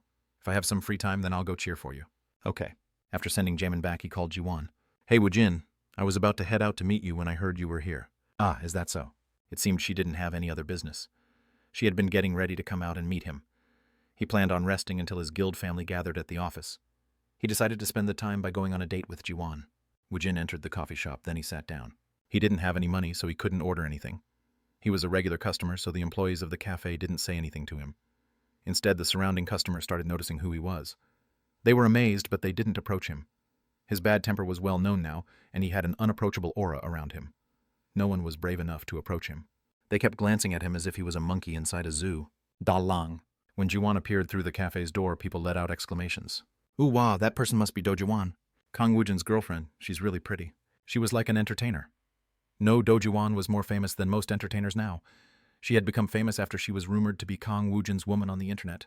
Her appearance only enhanced her popularity. As a part-time job, she did a photo shoot for a shopping center's ad. This prompted people to make a fan site for her. Heh. Did you wait long? Did you order some coffee? No, I don't have any money. Oh yeah. You said you don't have your wallet. What do you want to drink? I've made some money, so I'll buy. Jiwon ordered 2 cups of coffee. The two of them sat in front of each other, and they stared at each other's face. It had been exactly 1 month since he went to the U.S. It's been a while, right? I guess so. What did you do while I was gone? Me, oh, this and that. Hoo-hoo. I've received a lot of calls from the entertainment agencies asking me to become an entertainer. Woojin laughed when she spoke as if she was boasting. You want to be an entertainer? No. It's just pretty amazing. I still find it amazing that I can be in a crowded place without feeling fear. She had pretty much shrank away from how she lived her life before. Woojin shrugged his shoulders. Why don't you try becoming an entertainer? Did any good agencies contact you? They did. All of them called. However, the call I've been waiting for hasn't come yet. From where? I'm not talking about an entertainment agency, but the publishing company. He thought she was joking when she had said she wanted to write a romance novel. It seemed she was serious. By looking at her reaction, it seemed she was quite passionate about it. She suddenly let out a sigh. Maybe I'm not talented enough. The response from my readers aren't good either. What do they say? I get cussed out for the story being highly improbable. Improbable. They say the story doesn't make any sense. What's it about? You know, the story is about... Jiwon's eyes twinkled and she gave a rough outline of her novel. A high school student was summoned to a different world, and he grew into a dominant master in that world. After he became a power in that world, he returned to Earth. The main character returned to save the woman he had loved in the past, as she was being attacked by a monster. Woojin tilted his head in confusion when he heard the story. Isn't this about me? Yes, I wrote it as I was thinking about you. As if she was embarrassed, Jiwon's cheeks reddened. It's very close to the truth, so how can they say it is improbable? Jiwon hesitated for a moment, then she spoke in a small voice. They said Ego Gengi's personality is too off on the deep ends. Ego Gang TLN slang for those teens who get sent to other worlds. That basically means high school student from a different world. After hearing her explanation, Woojin's eyebrows furrowed. I don't get it. What doesn't make any sense? Right? Jiwon nodded her head vigorously. How could it not make any sense? It was a story she wrote based on an actual individual. If a Ego Gengi comes back home, he is still a Ego Gengi. Do they think he'll mature and come back as an adult? Right, that's what I was trying to go for. Moreover, the guy lived the life of a villain over there. So wouldn't it be more strange if he started acting like a hero? Right, you think so too. Woojin spoke as Jiwon agreed enthusiastically with him. I want to read what you wrote. It's a little bit embarrassing. Jiwon hesitated before she put in the address where she had uploaded her novel into his handphone. Woojin was impressed as he read her writing. Isn't this me? The main character's personality was almost a carbon copy of Woojin's personality. When he reached the end of the novel, he could see the massive amount of creative insults directed towards the author. It felt as if he was getting insulted, so Woojin frowned. Amongst the creative and abusive comments, he highlighted a comment he didn't know what it meant. What is he trying to say? Where? Jiwon looked at her handphone. Jiwon let out an awkward laugh. This means Chapter 83, Guild Expansion. It's something like an encouragement. It basically means he's watching this, and he wants me to do well. He says he's dropping out yet. It's a word of encouragement. It's used like that now. Why are all the popular phrases so hard to understand these days? People play like that on the internet. Woojin started looking at all the comments after her chapters. This guy Spotted Dog must be a fan. He kept saying he is dropping out after every chapter. I guess so. Jiwon let out an awkward laugh. This is quite fun. Should I start writing too? I'm joking. It's a joke. I should start studying the popular slangs. Woojin smiled when he thought about Baek Jongdo. When meeting Baek Jongdo in the future, Woojin would be the one teaching him a popular catchphrase. Loot at the webtoons. There are a lot of fun stuff here. You'll be very surprised at how creative some of the netizens are. Oh, really? Woojin and Jiwon put their heads together and had a fun time looking at their small smartphone. My memories keep popping up in my head. They are still publishing this series. They were still publishing the webtoon Sound of the Body. It was something he read before he had been summoned, and it had brought up old memories. Whenever he recalled his old memories, it would always give Woojin a distant thrill. He remembered how everything used to be. He felt a feeling of regret. After talking and playing for a long time with Jiwon, Woojin went to the office. It was 5 p.m. When he opened the office door to enter, the gazes of several dozen employees fell on Woojin. While everyone else hung back, there was a single person who was approaching him with haste. President, you are here. Sungu and Heyman isn't back yet. They are organizing the loots. They should be heading back here by now. All right. Have you eaten? Woo Sung-hoon let out a smile as he sucked up to Woojin. Woojin felt a bit of sympathy for him. He wasn't a bad guy. It wasn't as if his soul was rotten. Woojin's eyes landed on Sung-hoon's name tag. Support Division Acting Section Chief Woo Sung-hoon. Are you acting like this because you want a promotion? Woo Sung-hoon let out an awkward laugh. Even some of the new employees hired much later than him were assigned to other departments based on their abilities and experience. They were either given titles of section chief or department head. As a founding member, Woo Sung-hoon was still stuck as an acting section chief. As he slowly read the signs, Woo Sung-hoon felt like he was walking on thin ice every day. Woojin patted Sung-hoon's shoulder. Don't worry about it, I have my eyes on you. Thank you. You'll be able to drop off soon, so work hard. Was Woojin pressuring him into a voluntary retirement? When Sung-hoon's face stiffened, Woojin laughed. Why are you freezing up for? It's an encouragement. An encouragement. Yes. Then keep up the good work. Yes. He didn't know why, but his joke sapped more energy out of Sung-hoon. Woojin headed towards the president's room. I guess I'll take some medicine. Woojin opened his inventory and took out several reinforcement stones. He took the reinforcement stones for the stats with no absorption wait time. When Sungu returned, he would have to feed Sungu the reinforcement stones again. Woojin was able to know his exact absorption time by looking at his status window. However, Sungu didn't have this advantage. Therefore, if he repeatedly took reinforcement stones on stats with a wait time, then he wouldn't get any benefit from it, and they would just take a loss when the reinforcement stones was used up. Woojin had to pick every reinforcement stone taken by Sungu. When he was about to take several more reinforcement stones to eat, he heard a knock at the door. Duck, duck. Come in. The person who pushed her head through the door was none other than Lieutenant Che Haesol. Oh, Lieutenant Che, I'm in the reserves now. Haesol walked and stood in front of Woojin. Then she stood straight in a disciplined manner. It seems it'll be a while before you stop acting like a soldier. When did you get here? I've been coming to work since yesterday. Woojin shook her hand as he smiled. Guild Allendale's third roused. We'll talk about the details when Minchin is here. Sit. Yes, sir. Woojin looked hard at Haesol. Ability. Monster taming stat. He used several skills like observation, intuition, and analysis in combination to bring up Hazel's information. Ho, you are a tamer. Huck, how did you know? I can see it. I'm sure you had a hard time developing yourself. Haha, yes. Were there any monsters left alive on Earth? When the dungeon break happened, and the monsters poured out, the troops laid down concentrated fire to kill the monsters. It was their first priority. There weren't that many opportunities to try out taming. If she wanted to, she could have endlessly repeated one-star dungeons to slowly advance her taming skill. However, she had become aroused when she was already enlisted. If she requested it, she could have been transferred to the roused units. However, she chose to stay in her old unit where she had been working. Even if one were to become roused, not everyone could live the life of a roused. Thus, she was given a choice without actually having a choice by Woojin. She had to quit her dream of being a soldier and then join the Allendale Guild. Woojin pushed forward several reinforcement stones. Absorb it. What? You don't know how to do it. You just have to eat this one. This one you just have to inject your magic into it. Ah, I know all about that, but why was he giving her the expensive reinforcement stones so easily at their first meeting? You have to be tuned up to be of any use. You are of no help to me right now. She didn't like being called incompetent to her face, but it wasn't a bad thing. The other person wasn't some averagely strong person. He was a word-class roused who was probably the best in this world. A person like that was trying to guide her right now. Then I'll take it with thanks. If one calculated the worth of these reinforcement stone, it would easily reach several $100,000, yet it disappeared in seconds. Chehe-sol's heart was beating faster each time a reinforcement stone disappeared. Woojin grinned when he saw this. Your growth will be fundamentally faster. As the mana increased, the roused of Earth was slowly getting stronger. Even though Hazel hadn't trained at all, she was level 14. One was a normal human until level 9. Then one would become a first circle roused after reaching level 10. Her level had risen by 4 naturally, so it seemed Hazel's potential wasn't too bad. It was actually on the good side. Your body is quite receptive to the drugs. Eat this too. There was no wait time after she absorbed the reinforcement stones, so Woojin handed her couple more reinforcement stones. Hazel felt burdened, but she kept absorbing the reinforcement stone in order upon Woojin's insistence. Woojin watched Hazel's stats increase and thought hard about the magic scrolls that would suit her. If he had it in his inventory, then he would just give it to her right now to learn. If he didn't have it, he'd tell his employees to go purchase one. Woojin took out an appropriate magic scroll.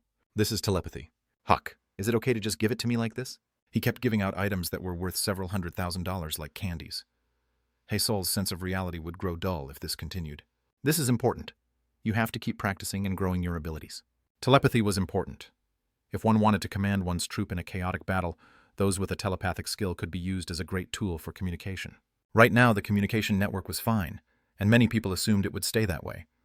However, when a simultaneous dungeon break happens, the cities would be the first places to be destroyed. Infrastructures built by civilization like the power lines that delivered electricity would be destroyed. She was ex-military, had great potential. He couldn't say that she was loyal to him, but she was a trustworthy person.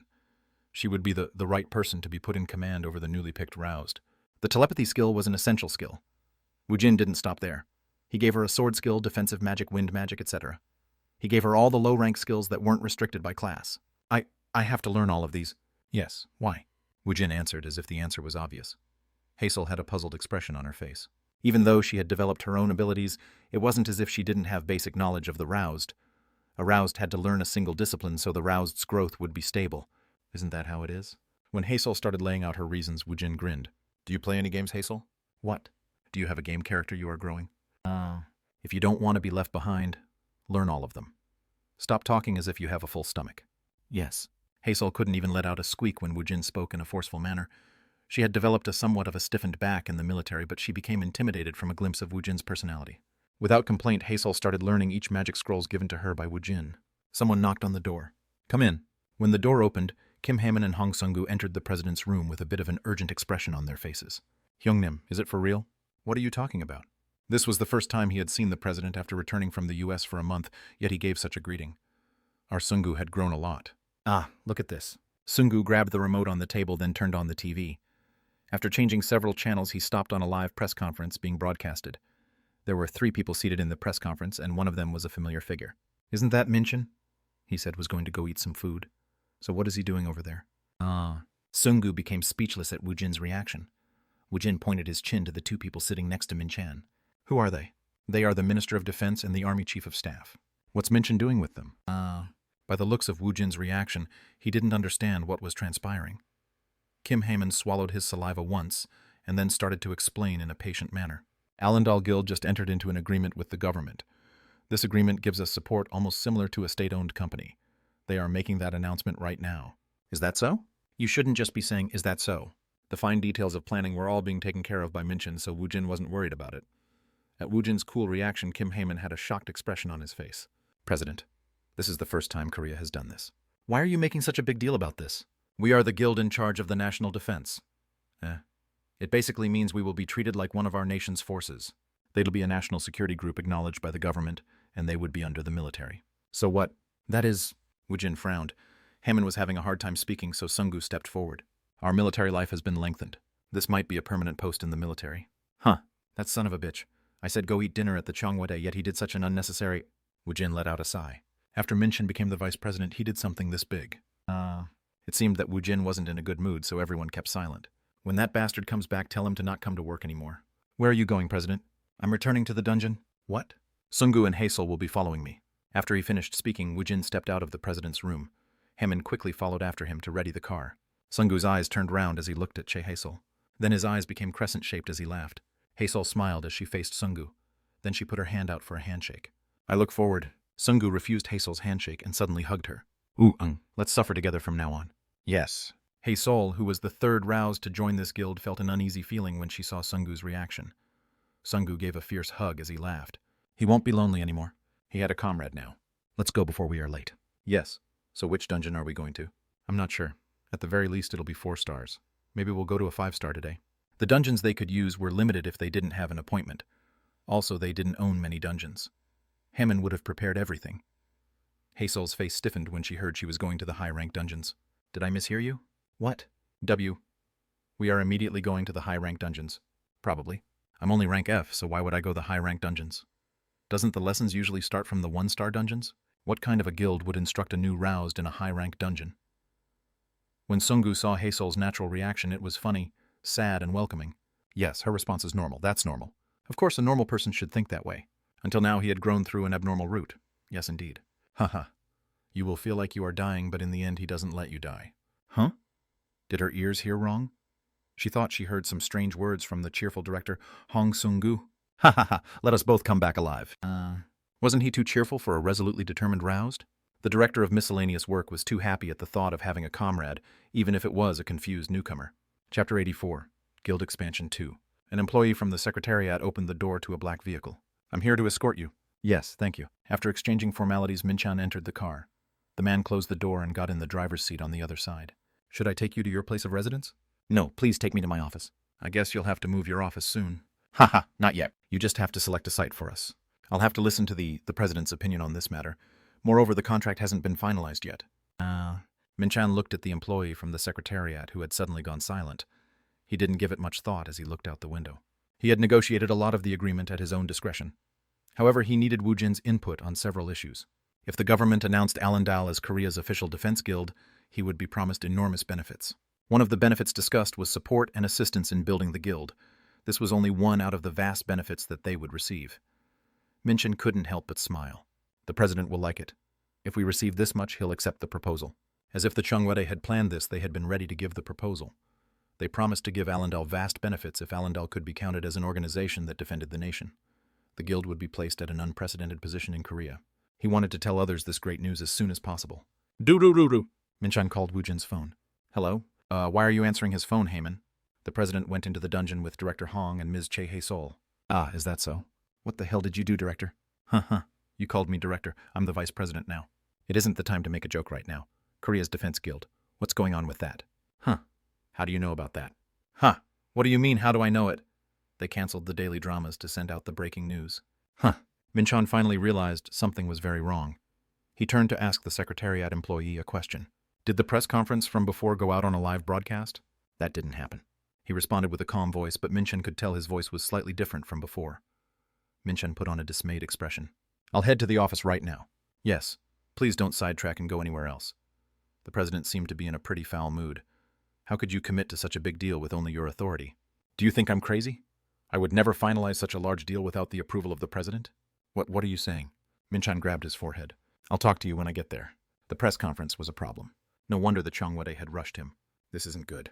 Minchan was present at the dinner that the president and several high-ranking officials had attended. He had to apologize several times for his president's absence. Allendale was marked as a guild to be watched by the world. No, it seemed they made such an incredible offer to keep roused Kang Woojin in Korea. Allendal Guild would be under the army and would be officially acknowledged as the nation's guard guild. The incredible benefits would come hand in hand. After the dinner was over, he started discussing the various conditions, benefits, obligations, and welfare regarding the deal. Minchin was tired, but he also felt a thrill. He was taking the lead on putting the framework around an incredibly big deal. The government reacted in a friendly way, and the people involved were also cooperative. The deal presented to them favored Allendal so much that the actual negotiation didn't take too long. The only thing left was to wait for Woojin's decision. At the heart of this deal, it wasn't really about Allendal Guild. It was about stopping Kang Woojin from immigrating to a foreign power. Minchan thought Woojin would accept it if he received such overwhelming benefits from the deal. When Woojin had accepted the deal, they wanted a pre-recorded press conference to immediately send out to the media.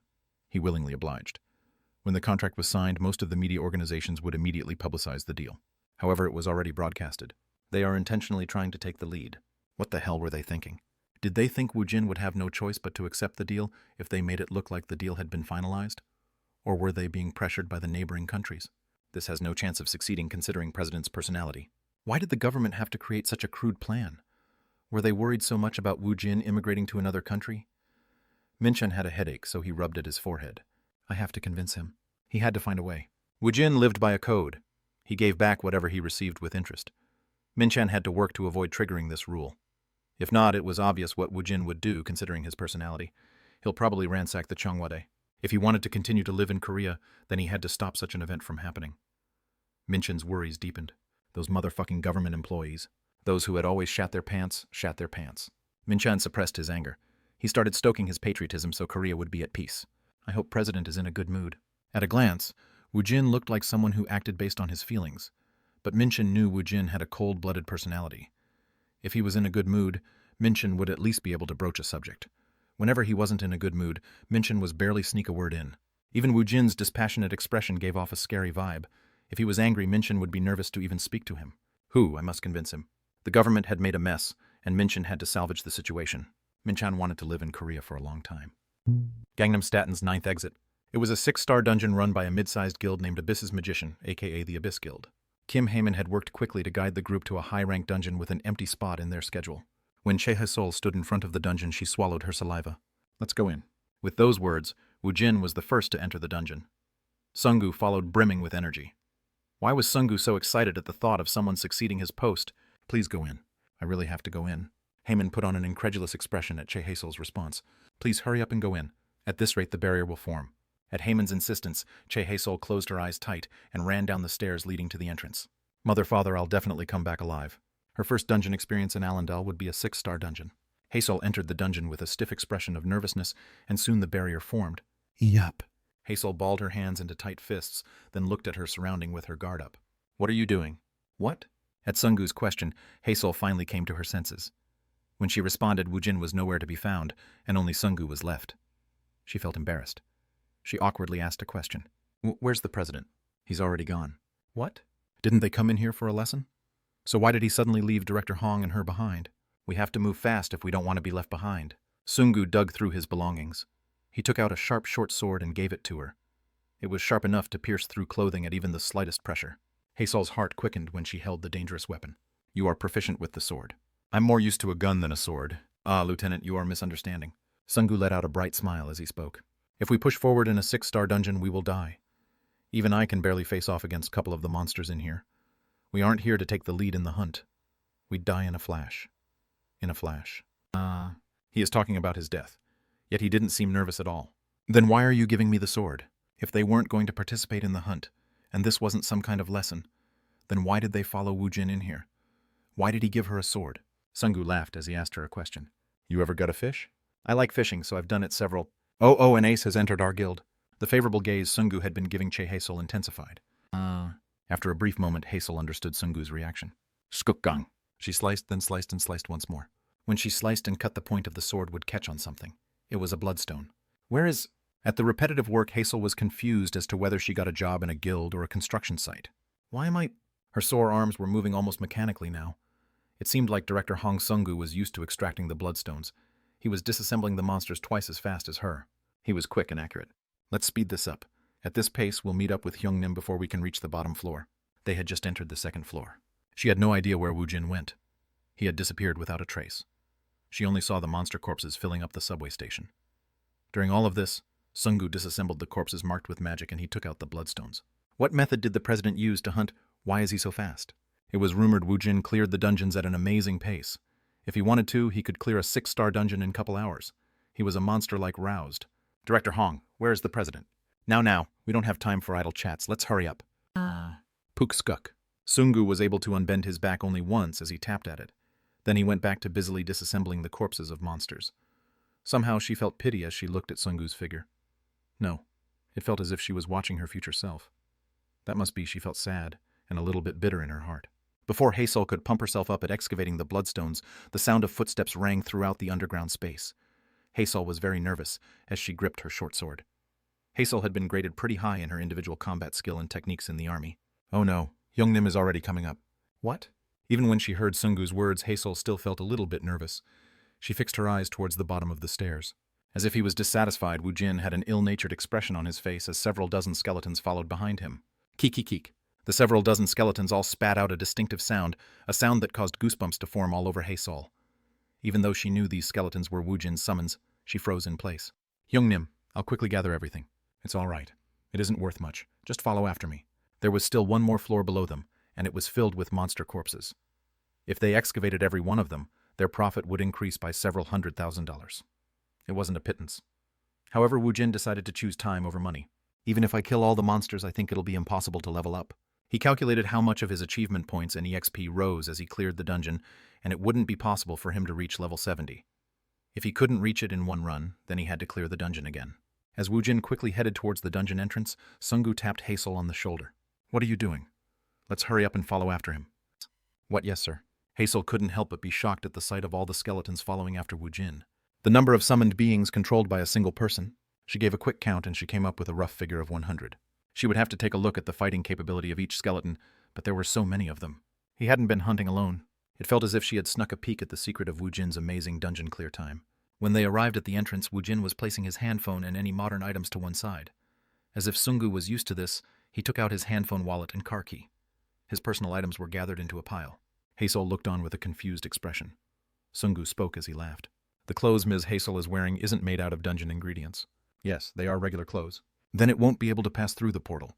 Only your naked body would be transferred. Then, Hazel recalled the information regarding the high-rank dungeons. Only the other world's items were able to pass through the portal. Wear this. Woojin purchased the cheapest clothes in his point store and tossed it to Hazel. She had seen a similar robe in a movie. Woojin spoke as she changed into the outfit. Sungu, you should capture several suitable monsters and help Hazel practice her taming skill. Yes. It would be great to check on the result of Sungu's training, and Woojin would have liked to hunt with him. However, Woojin had to reach level 70 as soon as possible. It would be best to monopolize most of the prey to himself. Let's go. Let's go fill our stomach over there. Yes, sir. Woojin didn't hesitate as he passed through the portal. Hazel had ears, and so she heard what Woojin had said. Her education would be finally starting. The high-rank dungeon started for real when one crossed the portal. Hazel swallowed her saliva. So we are going to start in earnest. Huh! Start in earnest, my ass. Even if they go over to the other side, they'll be excavating bloodstones. Why should he repeat his words 100 times? She'd know when she experiences it. I'm hungry. Let's hurry up and go. Sungu passed through the portal and Hazel followed after him. The feeling of passing through the twisted crack in the dimension gave her a fresh shock. Her head was dizzy, and she felt nauseous. It induced a typical reaction. Ooh, wah! Geez, please follow us when you've calmed down. Sungu quickly jumped back since he was worried the vomit would splash on him. He quickly ran towards Woojin. Hazel continued to throw up several times, then wiped her mouth after spitting. Ooh. After her insides calmed down a little, her headache cleared a little bit. She looked around her surrounding as she came back to her senses. She was in a forest. It was something she would have never seen in Seoul, Korea. It felt as if she was dropped in the middle of the A nature preserve. The high-rank dungeons were connected to a different world, and she was there. She couldn't believe it. While she was reveling in this new experience, she saw something unimaginable unfold in front of her. If you've calmed down a little bit, hurry up and come over here.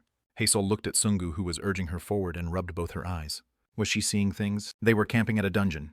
A mystery meat was being cooked over the campfire, the smell of which made Hazel's mouth water. Chapter 85. Guild Expansion 3. Didn't someone say humans were animals that adapted? Chi Hazel proficiently cut open a goblin that had been burnt to death. She pulled out the bloodstone. I've excavated them all. Hazel put the bloodstone inside the bag, then stretched her back. Isn't it hard? No. Hazel drank the water bottle that was handed to her by Sungu. Woojin had taken the water out from his amazing subdimension. It was clean water. She didn't have to worry about contamination. She knew they could get sick if they dared to eat and drink anything inside the dungeon. Who? Still the reinforcement stones. I ate before I came here helped a lot. Haha, keep taking whatever he gives you immediately. It was Sungu's absolute ironclad rule. Never turn down anything given by Woojin. You do what he asks, and you don't do anything when he says no. If one followed this rule, at the very least, one wouldn't lose one's life. Not long ago, Sungu was able to solo clear a 5-star dungeon. The stress and nervousness he had felt that time couldn't be compared to what he felt right now. He felt secure, and it was as if he had come to a picnic with Woojin to this dungeon. Still, he wasn't just playing around. He was letting out sweat as he gathered the bloodstones. Thus, this couldn't be compared to a picnic. He guessed it was akin to digging for spring herbs. Anyways, he knew for sure his life wasn't in danger. This was also true for Hazel. I was very surprised. I didn't realize that the president could control so many undead. The summoning type. Roused could summon or tame. Moreover, the quality and quantity of one's summon varied based on one's ability. Even if each one of Woojin's skeleton warriors and skeleton magicians were rank C, he could control over 100 of them. Right now, I think he is summoning only half of what he could actually summon. I've never seen him summon up to his limit yet. Ha ha. Just stop trying to make sense of him. Ha. The world still doesn't know even half of our president's true abilities. That's right. This was also true for Sungu, who raided the dungeons with Woojin. Sungu had always watched Woojin from the side and had never seen his limit. Woojin was continuously getting stronger. He's coming here right now. Woojin traveled up the destroyed path in the forest leading his skeleton army. She knew they were her allies, yet her heart automatically beat faster when she saw the nefarious group of skeletons. There were several hundreds of them. Woojin walked in front of the group, but there was nothing extraordinary about his posture. Between the skeleton army, she saw a peerless being. A golem made out of boulders was walking forward with something in his hand. Hazel. Yes, sir. When Woojin called her name, Hazel quickly ran towards him. Try taming this one. That one. There was a white tiger struggling in Dulcie's hand. No. If one compared it to a creature on Earth, the monster was like the extinct saber-toothed tiger. Pot. Woojin summoned several bone spears and stuck them into the ground. When he injected his magical energy, they formed into a bone prison. Dulcie threw the saber-toothed tiger inside. Pak! Kurururu! The saber-toothed tiger was thrown roughly onto the floor. It soon crouched in a low posture, growling. From across the bars made out of bones, she could feel an incredible pressure emanating from the saber-toothed tiger as she faced it.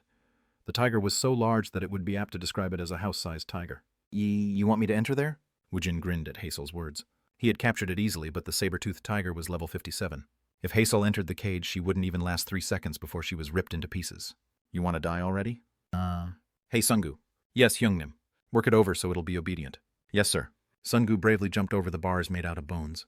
Hazel's eyes turned round at his decisiveness. Sungu was Alendal's second roused, and he had just reached rank B a month ago. He was Kang Woojin's man. Hello. Kurururuk. Sungu grinned as he looked at the saber-toothed tiger. Quang. The saber-toothed tiger opened its mouth wide, then let out a roar. It couldn't affect an ogre, but the fear was deadly enough to freeze small animals. Hazel's body froze, and she felt as if her legs were rooted to the floor. Sungu rubbed his ears. Well, I'm sorry about this. After he gave an apology, Sungu ran towards the saber-toothed tiger. The bone prison was about 5 meters in radius. There weren't that much space where one could dodge, but the saber-toothed tiger had no intention of dodging.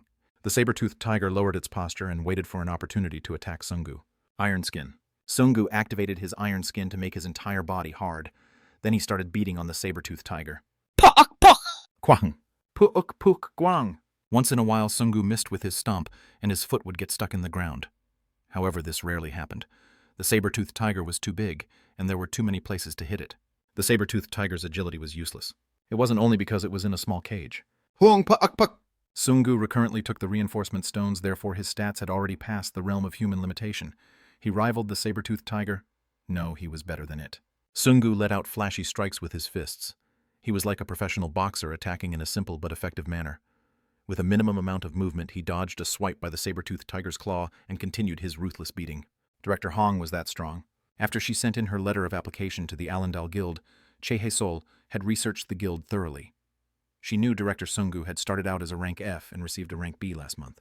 In her mind, she knew a rank B would be somewhat strong. However, there was a world of differences between imagining it and actually seeing it with one's eyes. Even amongst the rank B roused, he would be considered to be in the top tier of the physical-based roused. He was such a cheerful guy. She had gathered bloodstones with this young man. Hazel was shocked when she saw this unexpected side of Sungu. She wasn't shocked by Sungu's fast movements. He had on a cheerful face as he moved in a leisurely manner. The relaxed manner Sungu was exhibiting confused Haesol. When Haesol entered the bone prison, the saber-toothed tiger was barely holding on to its life. It had been worked over very thoroughly. It looked as if the saber-toothed tiger was exhausted, and one weak blow might send it to its death. Haesol put her hand on the saber-toothed tiger's head as she initiated her taming skill. Pop, pop, pop. The light gathered in her hand as it encased the saber-toothed tiger and Haesol before it disappeared. Haesol turned to look at Woojin with a dark expression. It failed. Woojin shrugged his shoulder. Considering their discrepancy in level, it was quite unlikely that the taming would succeed. Keep doing it until you succeed. Understood. Afterwards, Haesol tried 12 more times, and she failed every single one of them. Her body was soaked with sweat as she plopped down onto the floor. I don't have any more magic. It's depleted. Woojin sent a single soul towards her to fill up her energy. An unknown energy was absorbed by her body, and she felt her magic fill up. Haesol looked towards Woojin with a confused expression. Keep at it. Yes. Haesol continued to use her taming skill and kept failing. Sungu couldn't take it anymore, so he tried to give some advice. Try wishing for it in earnest as you use your skill. Maybe the universe might give you a helping hand. Did he really think taming would work if she did such a thing? Hey, Sungu, that bastard is eyeing Haesol's neck. Beat him a little bit more. It recovered a little bit. Puck, puck, puck! The saber-toothed tiger who had been on its last breath had recovered some of its strength as it laid on the ground. It was waiting for an opportunity to attack Haesol, but Sungu immediately started beating up the saber-toothed tiger. Ging, ging. Woojin gave a single advice to Haesol, who had retreated backwards. Don't be too impatient. Considering the level difference, this is a tough task. It would have been better if it was a lower-rank monster. However, they were in a high-rank dungeon. There were goblins here, but it was harder to tame a monster living in a tribal society. It was easier to tame a wild animal like the saber-toothed tiger. There are 2 ways to tame a monster. You have to feel a sense of closeness, and you have to become its friend. The other method is to dominate the monster into submission. What method do you think you are using right now? She watched as Sungu ruthlessly beat up the saber-toothed tiger. Haesol spoke in a careful manner. Aren't we trying to dominate the monster? Neither. Are you dominating the monster right now? As a necromancer, Woojin had a stat named Control. Tamers had a stat called Intimacy. This stat has to be high for the Tamer to have a higher probability of taming a high-rank monster. Woojin pointed towards Sungu, who was beating up the saber-toothed tiger. He is the villain. Woojin pointed his finger towards the saber-toothed tiger that was being beaten. That bastard being beaten is your friend. Woojin grabbed Haesol's shoulder with his hand. You want to become friend with that bastard who is getting beaten? Woojin and Haesol looked at each other's face. What should you do? I should stop it. No, you have to protect him from the villain. What kind of situation was this? Did he expect her to perform in a skit? So you want me to act? No. You have to act as if you mean it. You are protecting the cat from the villainous director of miscellaneous work. Go fight him. Defeat the villain. Woojin yelled towards Sungu. Did you hear what I said? Yes, Hyungnim. Just put on an adequate acting performance. Yes. Woojin patted Haesol's back. Go save it, then become friends with it. Yes. Sungu yelled out when Haesol ran in. Ooh, a person like you can't block me. It seems Sungu watched some anime. Haesol wondered if she should say something back for the benefit of the saber-toothed tiger. However, Sungu's fist flew in towards her. Haesol unconsciously brought her guard up to block the blow. Poke! Sungu swung his fist in a slow motion, but the impact on her arm bones weren't light. Ha! Oak! The pain was focused into a single moment, and she couldn't even scream. She let out a gasp.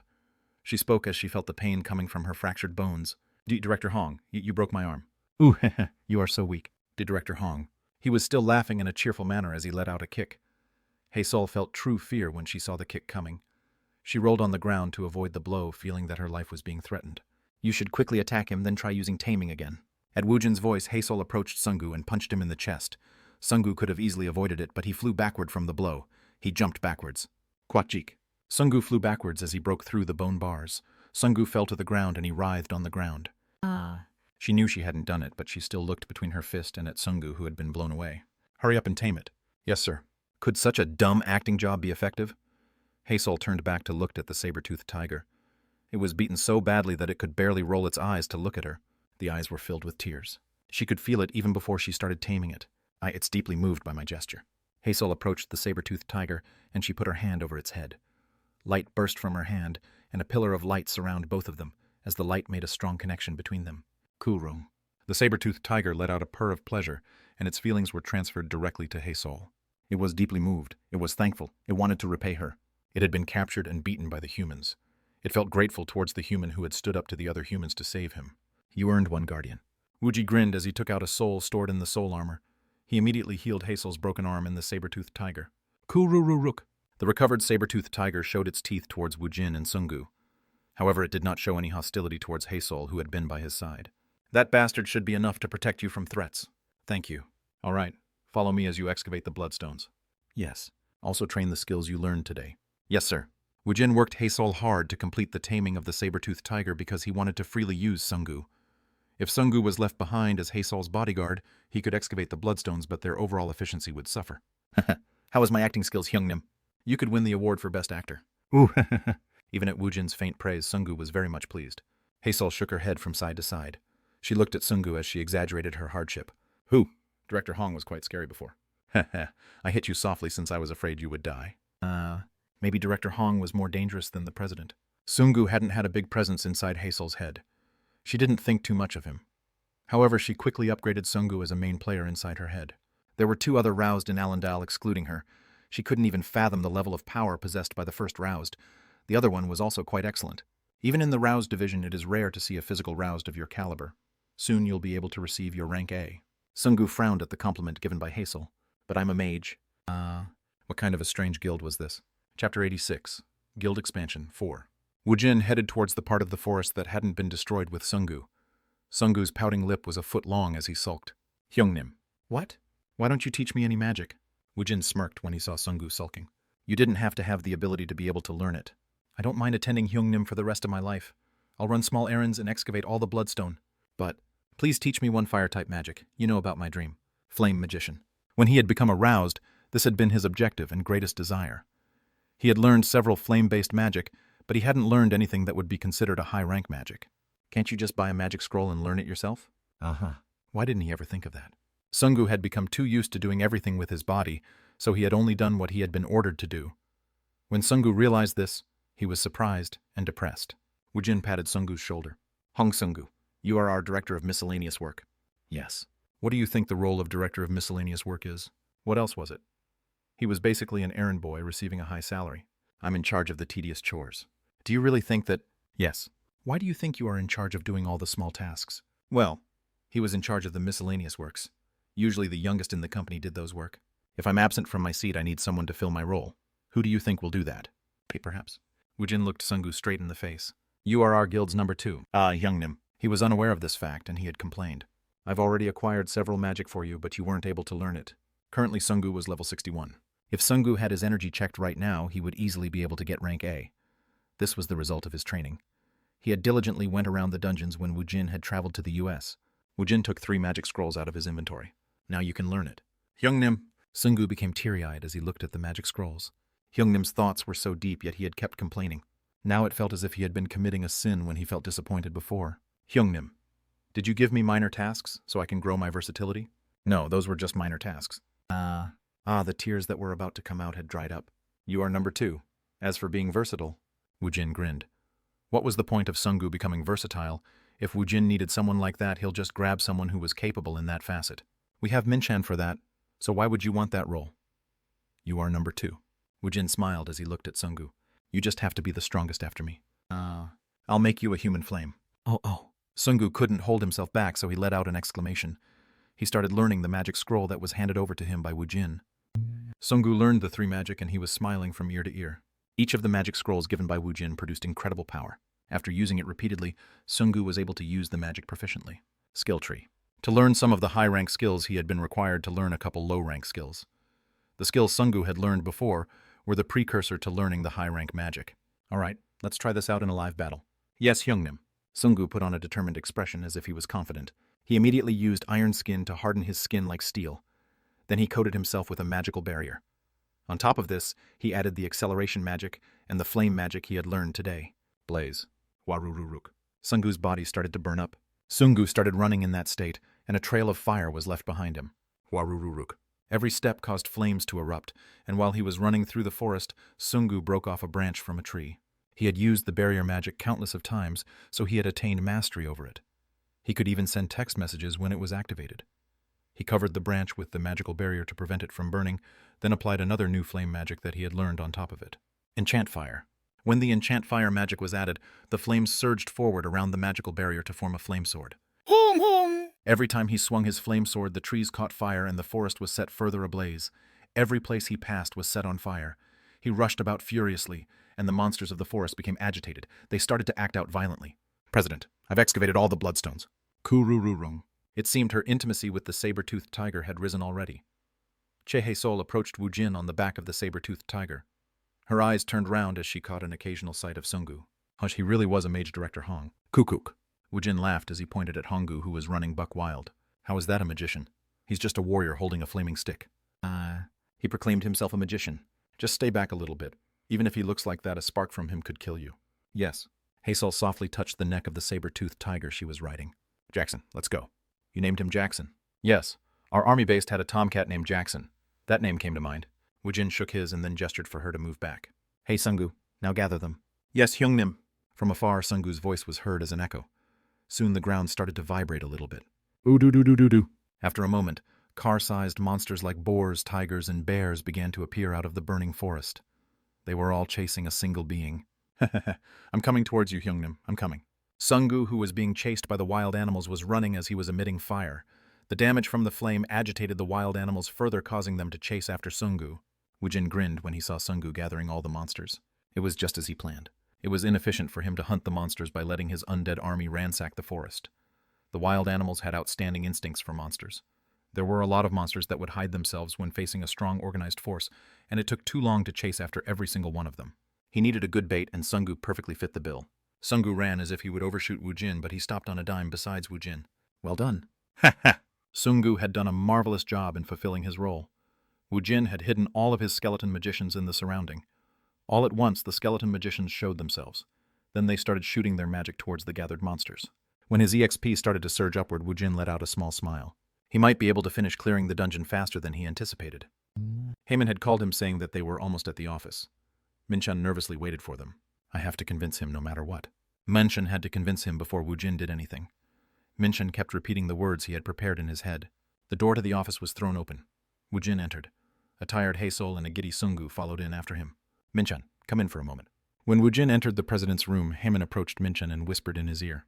Reporters are camped out below the office, so the president isn't in a good mood right now. Everything had been quiet for a while, but this was a very big deal. The reporters were rushing in for the chance to get even one word from them. Ah! Minchan swallowed his moan as he opened the door to the president's room. Sit. Minchan sat across Woojin. He parked his butt on the sofa, then he surveyed Woojin's face. His brows were slightly furrowed, so it meant he wasn't in a particularly good mood. He felt the inside of his head turn white. What was up with the news? Those are false reports. The footage had been filmed to be sent out after President made the final decision, so they just spread it on their own volition. I think there was a mix-up with the press. Woojin grinned. They probably told them to make the mistake. Minchan had also thought on the same line, so he didn't have anything to say. The deal isn't bad. No, it is a really good deal. Currently, the government is doing everything to stop you from going to a foreign country. It seems several countries are putting some pressure on the Korean government. The U.S. was included in this group. Wasn't this the reason why the Korean government acted irrationally?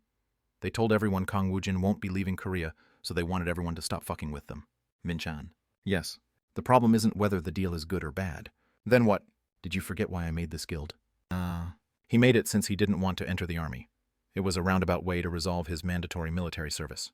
Minchan had an expression that said, so what? So Woojin threw in an additional question. Why did I make this guild and not go to the Hammer Guild? That is... Huck! Minchan's face became rigid. Minchan had tried his best to scout Woojin to the Hammer Guild, but he decided to make a new guild. Woojin had become independent since he didn't want to work under someone. So did this hold true for a country as well as a company? Still, he had lived as a Korean citizen up until now, so why? They are trying to put a collar around my neck, so why should I stay put? Benefits were just sweet words. It was nothing more than that. He didn't want to become a leashed dog, even if they gave him tasty food. Woojin's voice was calm, and that's what made it scary. Please be patient. Woojin put on a bitter expression at Minchan's panic. What? Please don't commit mutiny. If Woojin charged into the Cheongwade, he would overturn the country. Minchan's face turned pale, and it wasn't without reasons. What do you think, I'm that unreasonable? He couldn't say no to that question. When Minchan was hesitating to answer him, Woojin leaned back to bury his body into the sofa. An eye for an eye, a tooth for a tooth. Let's give back as much as we've received. How? Call in all the reporters camping outside. This was trouble.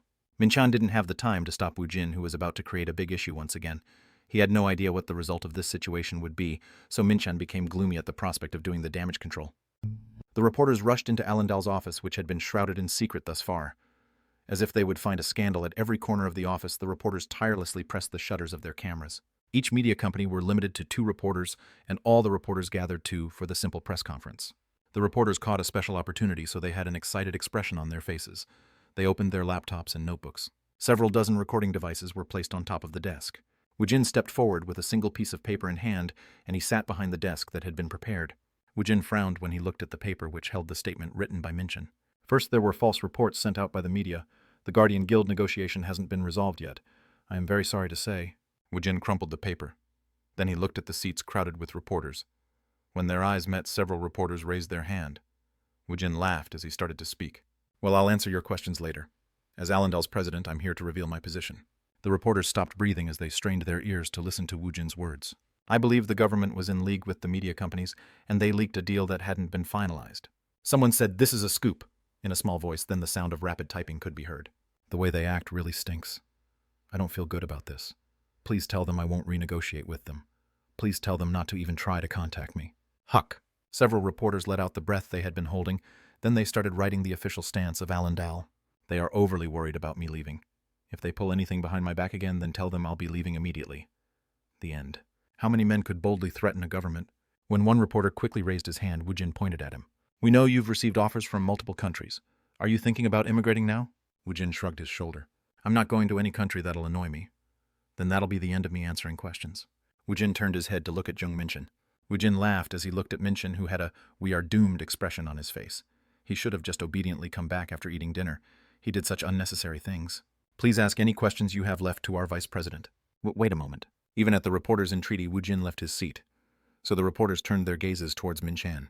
I have a question for the vice president. I'm JS Media's Kim Shin-young, Allendale's future. Previously, they were intimidated by Woojin, so only a few brave souls barely raised their hands. Now the reporters started throwing out questions without permission, and Minchin was already sick of the reporters. Minchin's gaze settled on Woojin's back as he was leaving the room. He's fighting media manipulation with media manipulation. This was rather a relief. If he had rushed the Chongwade instead, it was too horrifying to think such thoughts. Chapter 87, Guild Expansion 5. Minchin was very busy. As if Woojin felt a little bit sorry for Minchin, he promoted Heyman to director. Then Heyman was tasked to help Minchin with his work. The internet, TV news, and newspapers were in an uproar. The fact that the negotiation hadn't been finalized wasn't a big deal, but the deal was revealed to the public ahead of time at the guidance of the government. Only after a couple hours, Allendale had denied agreeing to the deal and caused a huge ripple. Kang Woojin already in negotiations to immigrate to the U.S. Korean government rejected. Korea lost an AA rank roused. Hwarang Guildmaster. The 3 Great Guild is enough to defend Korea. Japan and China keeping an eye on the situation. The need to find a new AA roused. New articles kept pouring out within several minutes of each other, and it was almost impossible to sort through them all. Minchin didn't respond to any new articles published by the media. He only responded to his new contact from the government.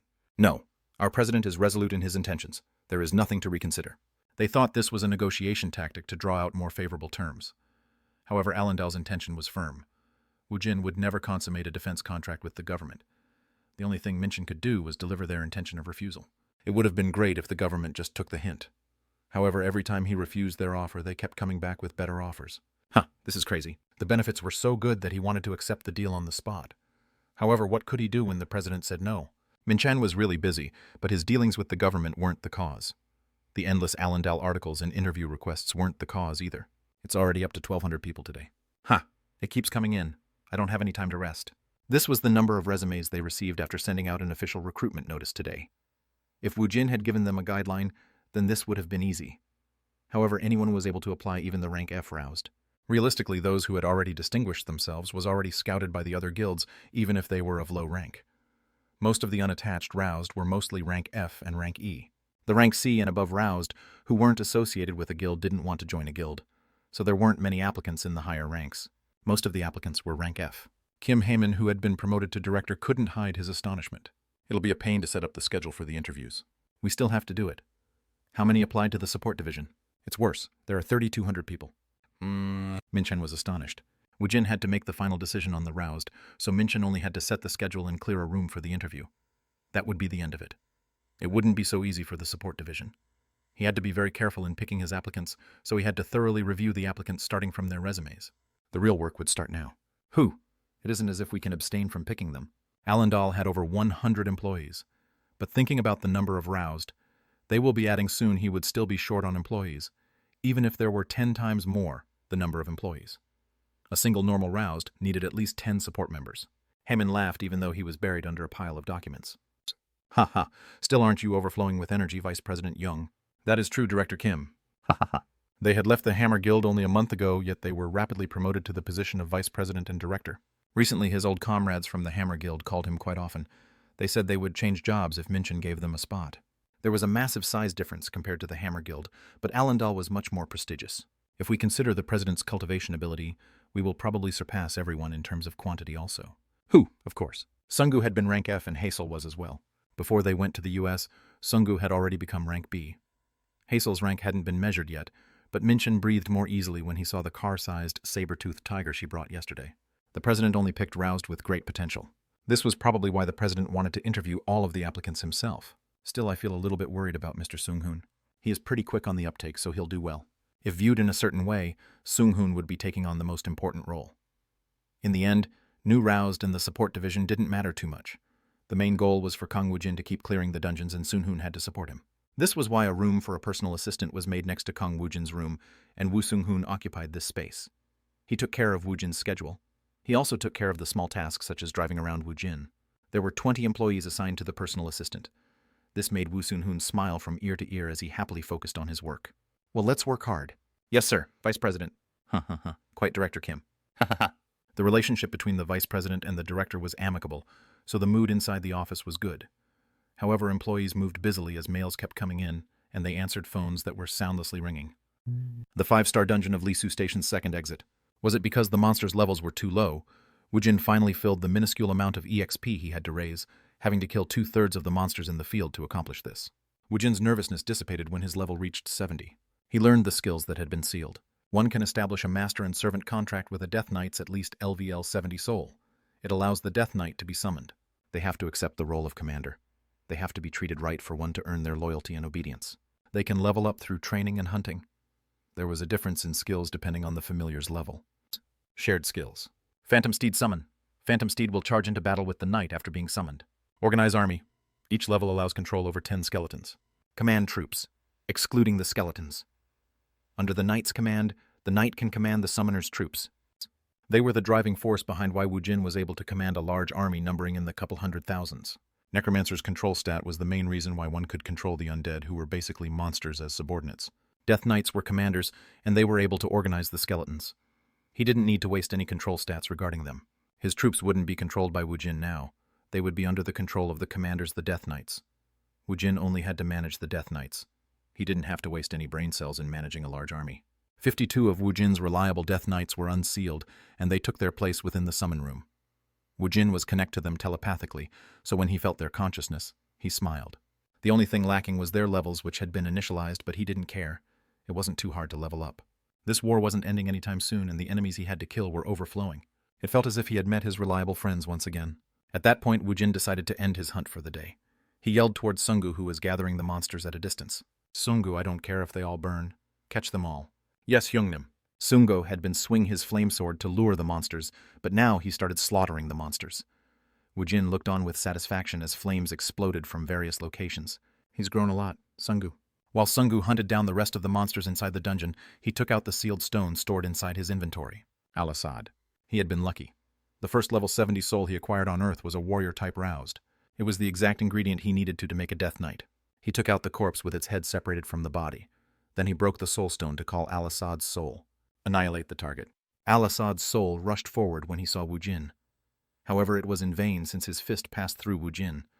As if he didn't comprehend his situation, Assad's soul was trying every method he could think of to harm Woojin.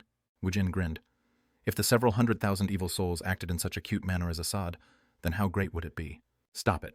Woojin gave a quiet command which acted as an activation word. Assad's soul stopped in place, and Woojin stood in front of it. The soul struggled as if it was in pain. It could only glance towards Woojin, as if it was bound. Become my slave. What a preposterous demand. Submit to me. No way. Kneel. Ooh. However, unlike his spirit full of defiance, Assad's soul got on his knees in front of Woojin. He was the god of destruction, Thrash's champion, and he had been given authority over the dead as the immortal. He was the king of the dead. Assad's eyes rolled around in its socket. Woojin used the Death Knight summon skill as he looked at the soul. A black energy coalesced in Woojin's hand and it formed into a twin swords. It was the weapon used by Al-Assad. It was the weapon the soul wanted. Woojin grabbed the twin swords and raised it slightly towards Assad's shoulder. Surrender. I surrender. If he cut Assad's throat using the authority given to him by the god of destruction, his soul would cease to exist. It basically was the end. Follow me. I will follow you. Woojin pushed the twin swords toward Al-Assad. The soul used both his hand to grab the twin swords. Unleash your rage towards my enemies, as my master wishes. Assad gripped his twin swords. His soul started swirling in a whirlwind, and it started soaking into the lifeless body. The decapitated head reattached itself. The flesh started to rot away as it fell away, a skull dyed in black appearing in its place. Black smoke coalesced to form armor, and a black cloth wrapped his head to form a keffiyeh. The twin swords formed as it was mounted on his hips. A new Death Knight was born. You really look like an Arab assassin. He became subservient to become a Death Knight, but he didn't completely trust Woojin. One could feel something was off as his loyalty was absent. He was being obedient since he was being pressed by Woojin's power and authority. Immortal Kang Woojin's 53rd Night. He was still rebellious. To keep him as a familiar, a considerable amount of control was being consumed. Shared skill. Phantom Steed. Organize army command troops. Innate skill. Stealth Ghost Walk. Sword of Death. God's Wrath. Berserk. Command Troop, 010. Needed control, 3 and 12 affected by trust, loyalty, and obedience. Each Death Knights were unique, as they had their own preference for the weapons they used, and they each possessed their own unique skills. Woojin let out a satisfied laugh as he checked his Death Knight's info. This was the first time he had seen an assassin-type Death Knight. The one complaint was the 312 control stat. He had to use control stat equivalent to commanding 312 skeleton soldiers to maintain his summon over Al-Assad. It was an unreasonable number. As time passes, it would decrease. However, if he wanted to use Al-Assad in battle, Woojin had to lower the control stat to a manageable level. Moreover, he knew of a very good method to lower the control stat. Come here. He moved according to Woojin's order, but he didn't answer Woojin. Well, he won't act like this for long. He called out his most loyal knight and the comrade he had spent the most time on the battlefield with. He called out his friend, Kiba. Weeririk. A black smoke was starting to coalesce next to Al-Assad. His body was too big to call him a human. He wore a crude armor with a large axe secured on his back. His helmet had a menacing horn on it. After several dozen years on the battlefield, the crimson haze around him had turned much more ferocious. Guru-ruru. Without realizing it, his breath leaked out and it was as if a wild animal was breathing. Kung. When the large body hit the floor, Kiba saw the new Death Knight standing around being insolent, so he kicked Al-Assad's knees. Huang! It would be fine if his knees had buckled, but Kiba's enormous strength separated the leg from the body. Kwajik. Kiba's rough hand pressed down on top of Al-Assad's keffiyeh. Ku-uk. Al-Assad fell flat on his face as if his body had been driven into the floor. Then his forehead and palms touched the ground. At the same time, Kiba bent one knee and pounded a fist on the floor. Quiet! My lord immortal. Amongst the orcs, he was famed for being the bravest. He was the great chief of the Grey Wings tribe. The orc lord Kiba had no sense of time passing inside the sealed room. He was reunited with his master immortal Kang Woojin after he was unsealed. Woojin automatically let out a bright laugh when he saw Kiba tough as ever. It's been a while. After returning to Earth, Kang Woojin regained his most hard and sturdy sword of death. Chapter 88. Heading towards the end. He had finally reached this point. He wasn't alone anymore. He had comrades to share the battlefield with. However, it was too early to let go of his nervousness.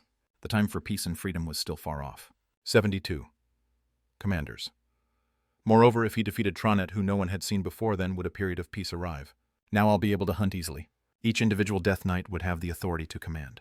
They had enough charisma to control the skeletons, so even if Woojin was far away, the skeleton soldiers would come under the jurisdiction of the Death Knights. When he thought about his future hunts, which would be much easier from now on, he felt as if level 80 wasn't that far away. If the Lich Janus was unsealed, he wouldn't even have to worry about leveling up. The Lich was quite proficient at hunting everything at once. The control being used is continuously decreasing. The control needed to keep Al-Assad in line was decreasing rapidly. It seemed Kiba and the other Death Knights were properly educating the new recruit. When he thought about them bickering within the summoning room, it made Woojin smirk.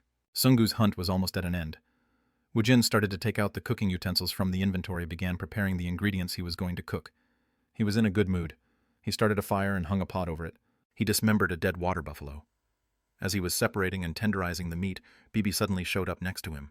Her cheeks were puffed out as she complained next to Woojin. Oh, whew, the summoning room is too noisy a hong. It was understandable. They were in the midst of deciding the pecking order. Just go in after it quiets down a little bit. Whew. Soon it'll be filled with skeletons, so I doubt there will be quiet day in the future a hong. I guess so. All of Woojin's familiars had to wait within the summoning room. He had to summon new skeletons every time he wanted to use them. However, if the skeleton soldiers were put under the command of the Death Knights, they would also have to wait in the summoning room until each commander called them out through a summon. Woojin's job was to reinforce the troops with new soldiers. The command and logistics were all taken care of by the Death Knights. From now on, he will be able to show off his presence as the Immortal King. As the Death Knights' level rises, the skeletons assigned under them would increase. The summoning room would soon be full of, "What are you going to do?" It's probably going to get more raucous in the future. Ooh, it's all right. I'll just hunt from now on, Ahong. Woojin was delighted by Bibi's reaction, which was a bit brighter today. Are you feeling a little bit better now? Hung. Who care if I'm better or not, Ahong? I have to quickly get stronger so I can use my nightmare on that bastard, Ahong. When she thought about Rosmode, who had made her experience death, her fighting spirit burned brightly. Woojin laughed when he saw Bibi act this way. He could force his familiars to follow his orders, but Woojin didn't treat his familiars that way. Let's start in earnest from the next dungeon on. All right, Ahong. It seemed that Sungu had defeated all the monsters and was returning with the return stone. It has been said that learning was stealing. Sungu had witnessed Woojin constantly solo clear dungeons, and now he would soon be able to clear a 6-star dungeon by himself. Well, it'll still be dangerous for him. If Hazel grew a little bit more to support him, then it would be possible. The two of them learned all kinds of things under the duress of Woojin. Moreover, Woojin didn't spare any investing reinforcement stones on them, so their basic stats were superior to a roused of the same rank. He had almost half of his undead army now, but he wanted a different troop. He needed a troop made out of Alendel's roused. Sungu would be the vanguard and Hazel would be the commander. He still had a lot of things to teach them. President, I've excavated all the bloodstones. Hazel's telepathic message rang in his head. Woojin sent back his own telepathic message. Already? Yes, it is all finished. Then come over here for now. With the help of Sungu, the speed of the group hunting was very fast now. However, Hazel had to be in charge of gathering all the loot by herself. He expected her to excavate the bloodstones to the best of her ability, as they would have to throw the rest away. However, she said she had excavated all the bloodstones, so he couldn't help but be puzzled. I got them all, Hyungnam. Meanwhile, Sungu approached Woojin, drooling as he looked at the food that was being cooked. Somehow this guy was getting more simple as time passed. Let's eat when Hazel get here. Yes. After a moment, Hazel closed the distance. Behind Hazel, Jackson followed with bags of bloodstones mounted on him, and a murder of 14 crows followed behind her. There are monsters still left. Sungu was about to defeat the murder of crows, but Woojin stopped him. It seems she tamed them. You are right. The crows weren't chasing after Hazel. They were just following her. As the name implied, they were blackbirds who attacked their enemies with sharp knife-like beaks. What are those? At Woojin's query, Hazel told her story in a boastful manner. Haha, I tamed them. How? Hazel was slowly becoming stronger, but the knife-beak crows were all level 32. He couldn't believe Hazel was able to tame the 3-star monsters. The saber-toothed tiger Jackson was protecting her so she wouldn't have been harmed. When I was excavating bloodstones from the field of corpses, these guys appeared. They couldn't approach us since they were intimidated by Jackson. However, I decided to give them several monster corpses for them to eat. It seemed she didn't capture them through submission. She had succeeded in getting close to them. I acted a little bit. Unexpectedly, the monsters might be weak to acting. So how did you excavate the bloodstones so quickly? These guys helped me. Woojin didn't act like himself as he was lost for words.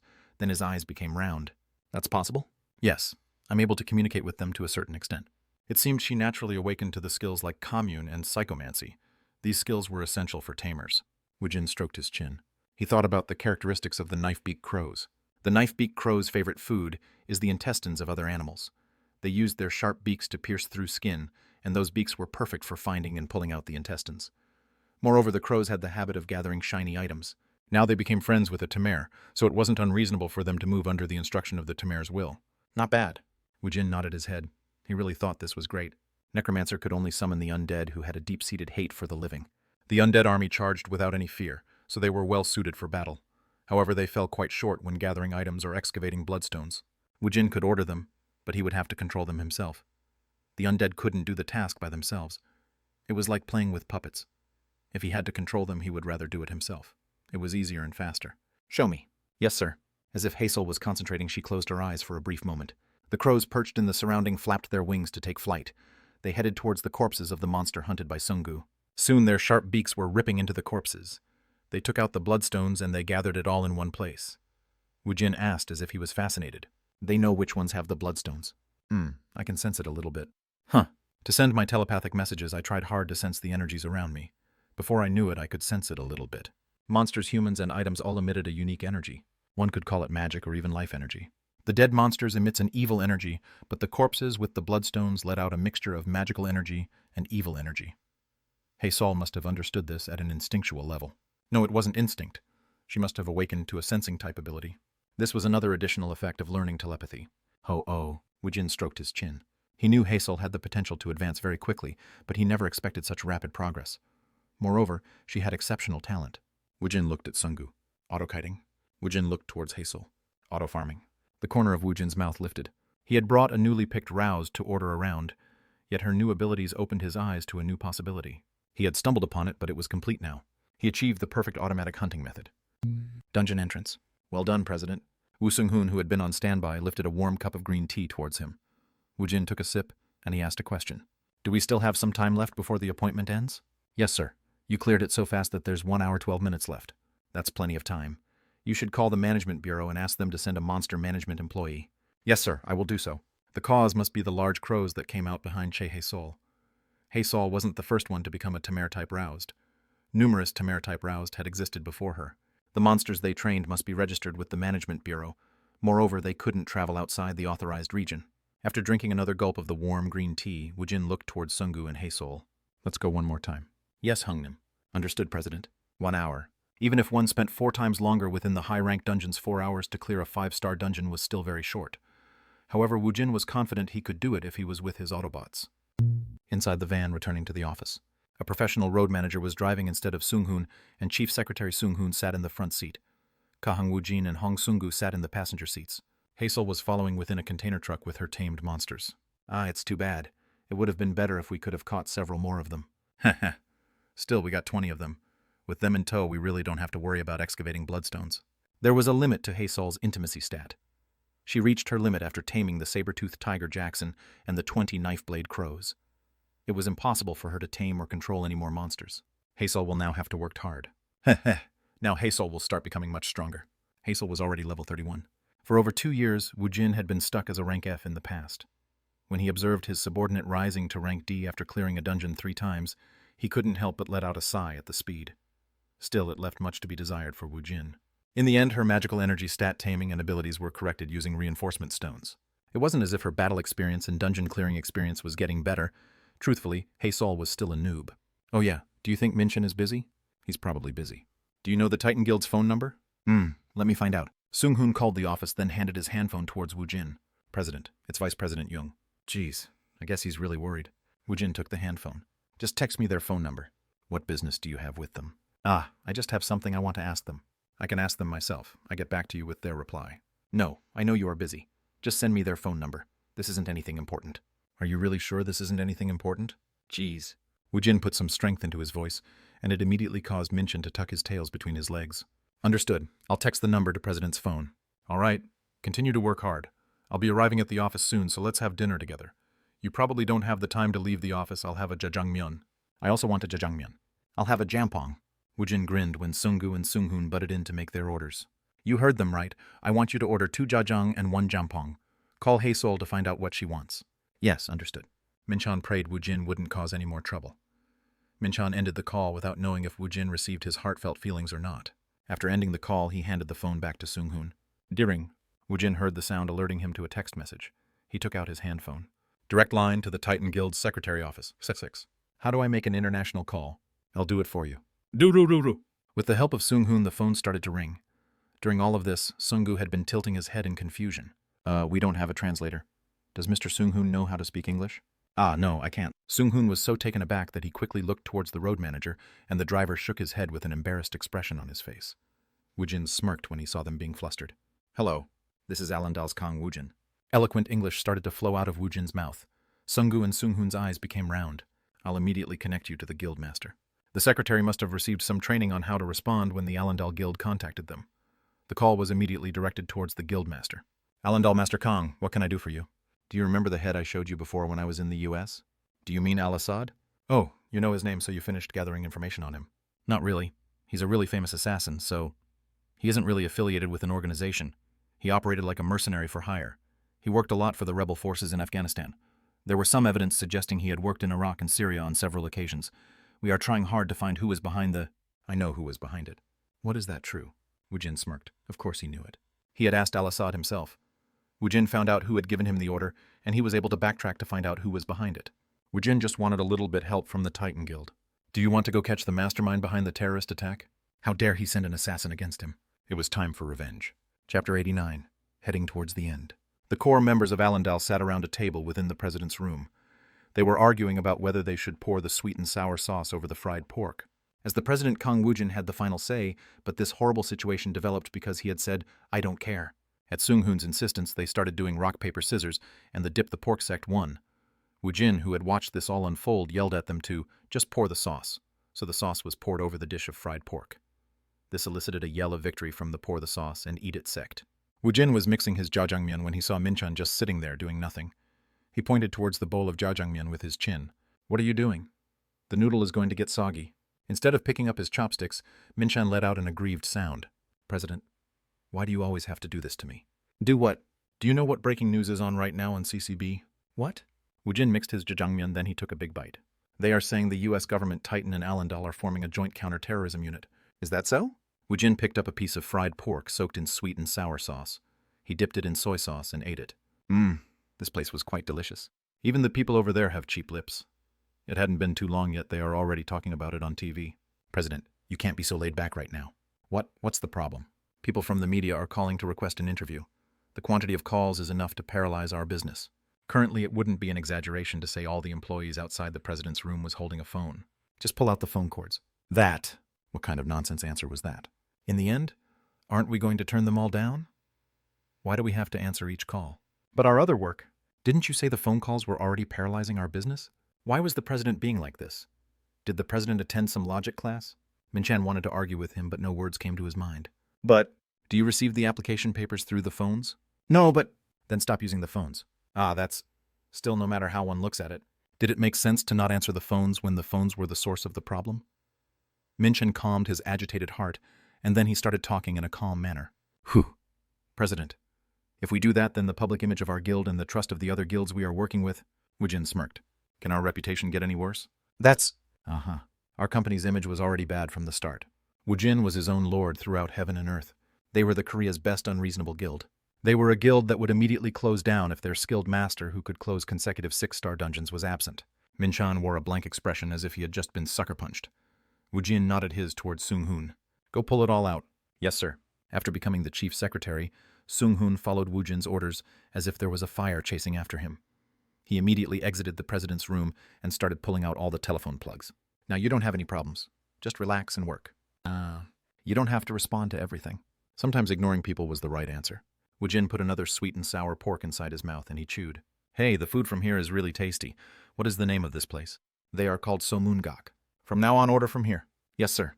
Woo Sung-hoon sucked up to him, agreeing with whatever Woojin said. President's ability to handle work is on the level of Zhuge Liang. Woojin smirked as he watched Sung-hoon flatter him. Recently, everything he did was cute. He heard by chance that Sung-hoon's family wasn't well off, and that was the reason why he was trying so hard. He felt a little bit of pity for him. "Dude, you should take home a larger salary starting from today. President's kindness is boundless like the sky." Broken. This was a broken business. Minchan let out a sigh inside. At the unexpected instructions, Sung-hoon let out a ridiculous praise. At least he reacted in a normal way. "Diriri." Minchan's handphone, as well as several handphones of the employees, rang almost simultaneously. Even Haesol, who had joined recently, was getting a call on her phone. The media attempted any method that would give them a chance to make contact with those in the Allendal Guild. "Turn it all off." "Yes, sir." Everyone started to turn off their handphone, and Minchan also grabbed his handphone. Minchan realized something as he pressed the power button. He decided to give up. As he thought about it more, he realized there would be no complications. They weren't some government entity. They didn't need to explain their decisions. The government will take care of the aftermath. Well, Diririk. When the screen on the handphone went dark, he felt the extreme stress he had been feeling decrease rapidly. However, there was one issue they had to resolve. "President, how are you going to do the interview when you are heading towards the Middle East?" "What about it?" "What about it?" Minchan would be picking the employee for the support division, but Woojin's participation in picking the roused was a must. "We have no idea when you will come back from the Middle East. Won't we run into a problem if a fixed schedule is set? It shouldn't take too long. If one could quell the terrorists in a couple days, then the world would be rid of the terrorists by now. Let's just choose them in one sitting." "What, is that possible?" "Yes, let's do it in one go. Try renting a big gym." He just had to filter out the bastards with evil souls, then pick people with high potential. Those qualities couldn't be seen through documents. He had to do the interview by using all of his sensing and observation type skills. "So when should we schedule it?" Woojin ate another bite of the jjajangmyeon, then he turned to look at Haesol. He had planned on giving Haesol the command, so Haesol had to grow up to a certain point. At the very least, she had to be rank B. "Let's schedule it in 3 weeks. Until that time, I want you to hire the employees for the support division, then find a location where he will hold the interview." Understood. After getting the answers to big problems that needed solving, Minchan opened his jjajangmyeon to mix it. The noodle had gotten soggy, so it wasn't mixing well. Woojin clicked his tongue when he saw this. See? You should have mixed it before the noodles expanded. It's all right. Jjajangmyeon wasn't the important issue right now, Minchan asked as he mixed his jjajangmyeon. How about joining up with the Titan in 3 weeks' time? What are you talking about? What? Woojin grinned. I'll be returning before that. Do you mean after three weeks? It won't take 3 weeks. It'll be about 1 week. Woojin hadn't meant he would be leaving after 3 weeks. He planned on returning within the 3 weeks. So when are you going to leave? Call the Titan Guild for me. Tell them to pick me up when they leave for the Middle East. If someone saw him, one would think Woojin was calling for a taxi. However, Minchan soon conceded the point. Woojin was worth such troubles. No, they should be the ones escorting Woojin. Understood. Then I'll be going home now. I'll take you there. Woo Sung-hoon, who was Woojin's personal assistant, immediately stepped forward. He had to protect Woojin from the reporters. I want you to make an appointment tomorrow at a suitable 6-star dungeon. Before the plane comes, I want to teach you as much as I can. It would take him long to return from the Middle East, but he had to lay down the groundwork for Sungu and Haesol so they could clear the dungeons together. Yes, sir. Woojin ate all of his jjajangmyeon and left work thinking about his plans tomorrow. Minchan started composing an email he was going to send to the Titan Guild. Titan Guild headquarters. Master Deacon couldn't help but labor over this incredible offer. He was going to ferret out and exterminate the terrorists. The previous missile terrorist attack was a horrible nightmare from the perspective of Americans. It was a disaster committed by a fellow human being. Some might find his stance amusing, but he hated terrorists more than the unpredictable dungeon breaks. Woojin knew who was behind Al-Assad. Moreover, he had taken the initiative to ask Deacon. He was going to extract his revenge, so should Deacon go along with him. He held an incredible amount of hatred towards terrorist organizations, but there were several issues that made him hesitate. Several American businesses are involved in this. This was one of the evidence found during the investigation. In the case of the artificial dungeon and rash mode, they had learned much from the gang members they had caught. They were receiving support from an unknown company. The identity of the company was only known by the boss, but unfortunately he was killed in the rash mode incident. Moreover, several scientists that were found on location were confirmed to have ties with several companies. Still, they were only at the early stages of evaluating the evidence. The investigation was still well underway. They were stealthily and quietly. Then Woojin's offer came in. If they moved too rashly, the enemy could cut off their own tail and deny everything. Then they wouldn't be able to hold the culprits accountable. Was it the right move to just go ahead and move against them? There was another worry. Will the government move? Of course, the companies would have ties to some in the government. Maybe this would be all for naught if the government didn't want to retaliate against these terrorists. This still meant Korea's Allendale Guild would be heading towards the Middle East regardless of what they did. A terrorist attack had occurred on U.S. soil, but a Korean guild would be heading towards the Middle East to exact revenge instead of the U.S. government and a U.S. guild. This isn't good. If the Titans didn't participate in this, they won't suffer monetarily from it, but they would lose something important. No, the damage from losing this would be incalculable. It was the Titans' reputation and what they stood for. They were portrayed as the best guild in the U.S., and part of their image was the fact that they protected the U.S. This image would take a hit. It might not seem like a big deal right now. However, if the Holy Maiden's prophecy was true, it would be fatal for them when the great catastrophe hits Earth. The Titans must have symbolic value. When the catastrophe comes, people must not lose their moral compasses. The Titan Guild had to be their hope and shield. This is why they had to accept this offer. They had to risk the government disagreeing with them. Moreover, they had to make the decision soon. Deacon pressed the intercom button and paged his secretary. Contact the CCB. Yes, Master. He'll start the fire and see what happens. If they don't act now, then they won't be able to guide world as the lighthouse that will light the way in the catastrophe. They will have sufficient justification to do this. Americans wanted this. The government won't be able to block this. He didn't know who worked behind the scenes, but their hearts will soon be filled with worry. Hwarung's guildmaster. These days Lee Sang-ho was in a foul mood. He was always in a bad mood before, but it had gotten much worse these days. When he turned on the TV, listened to the radio, and surfed the internet, it was only full of stories about Allendale. Kang Woojin, Kang Woojin, Kang Woojin. Everything was about him. Even the gossip section was overflowing with his story. Hello, this is MBS reporter Jung Soo-yoon, and we are at the Chinese restaurant. They are the only ones that has been able to speak over the phone with the Allendale Guild. We are going to interview the owner of the restaurant. Ah, geez. Beep, beep, you are driving away the customers. Beep, beep, go away. Beep, beep, TLN, beep, ilk swear words being censored. Yes. As expected of the restaurant that has the last working phone connection to Allendale, they are quite violent and aggressive. The owner of the Chinese restaurant was angry as he got into it with the crowd of reporters gathered around his restaurant. Lee Sang-ho turned off the TV with the remote. They are making a fuss out of nothing. Hoo! Hwarung Guild's master Lee Sang-ho let out a sigh. Recently he felt as if he was suffering from neurosis. The world had gone crazy, and everyone only talked about Kang Woojin. The best in the industry. Bullshit. It had been a long time since the terrorist organization in the Middle East responsible for the assassination had contacted him. In the first place, they had used an untraceable number, and they initiated the contact. Unless they called him, Lee Sung-ho had now a way of contacting them. Director Kim ignored his call, and even Congressman Che avoided meeting him. After losing the only rank A roused, Lee Yunhui Hwarang Guild's power was in a freefall, and Allendale Guild's influence was shooting up into the sky. They were up so high that he didn't even dare to plot against them from behind the scenes. He felt as if everything was closing in on him. It was at that moment when a white cloud of smoke suddenly formed in front of Lee Sung-ho to create an apparition. Who is it? What are you? He was a rank B roused. Lee Sung-ho was surprised, but he calmly glared at his opponent. One could see glimpses into the smoke, but he couldn't tell if the apparition was male or female. The unknown entity laughed. Do you want revenge? He had never heard of these words that rang inside his head, yet he could understand its meaning. It was an unfamiliar language, yet the meaning was being conveyed. Who are you? Don't you want revenge against the bastard who killed Lee Yunhui? The bastard who killed Lee Yunhui? What did this person know? Kang Woojin. Kook. I'll give you the power that will allow you to get your revenge. Go to the dungeon where your Dongzheng died. What? Why should he follow orders from some unknown person? No, what is the identity of this thing? Lee Sung-ho let out a yell and his eyes suddenly opened. What the hell, did I faint? Did he momentarily lose consciousness because of his stress? The vision was so vivid that it hadn't felt like a dream. Lee Sung-ho tilted his head in confusion. At that moment his eyes opened wide when he saw the sword placed at the spot where the apparition had appeared. It was the sword his Dongzheng Lee Yunhui had used. He quickly approached it to check the grip. It had Yunhui's initial engraved on it, so he was sure this was her sword. How? His Dongzheng had perished inside a dungeon, so how could this sword still exist? At the time, Kang Woojin had come out by himself, and he didn't bring out any of his Dongzheng's possessions. This didn't make any sense. After the dungeon is cleared, the dungeon is reset on the next visit. This didn't line up with any modern theory about the dungeons. He suddenly recalled the words spoken by the apparition. Revenge power. A greasy light shone in Lee Sung-ho's eyes. Chapter 90. Heading towards the end. The holy maiden stood in front of her goddess's statue. Oh my goddess, do I really have to go? She kept telling herself that she was going to go. However, she kept pushing it off until several days had passed. Moreover, it seemed her destiny was fated to flow towards him.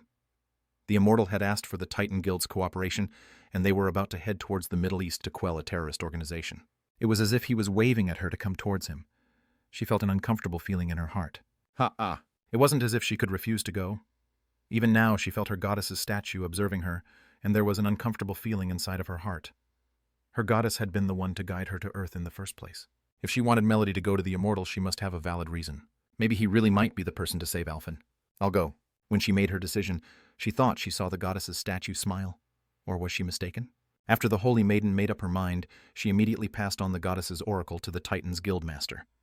This caused Deacon to immediately come meet her. You can't. Titan Guild had poured so much resource into the holy maiden, yet she was going to leave now. How was this acceptable?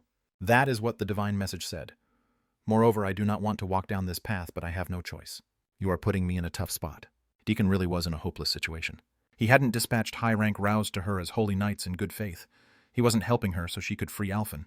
He had done all this so the Titan Guild could profit from the situation. The miraculous blessings she casted was caught on camera, and the Titan Guild had become the center of attention of the world. She had also treated many people, so the Titan Guild was thankful to the Church of Arya. Moreover, her prophetic ability was of big help. They had gained 3 times more high-rank dungeons than before, and this caused an influx of roused joining the Titan Guild. Of course, the roused would flock towards a guild who was excellent at obtaining dungeons. Many high-rank roused defected to become holy knights, but the Titan Guild's overall strength had risen compared to before. If he had to quantitatively measure it, their expansion caused them to become several times more larger than before. Still, how could he be satisfied with just that? Their profit wasn't supposed to end there. In the future, she would be the important key in the widespread dungeon breaks and the conquest of Alphen. It was akin to people looking for God in a hopeless situation. When the calamity of overflowing monsters had happened, it was natural for people to look for a deity and an organization that will protect them.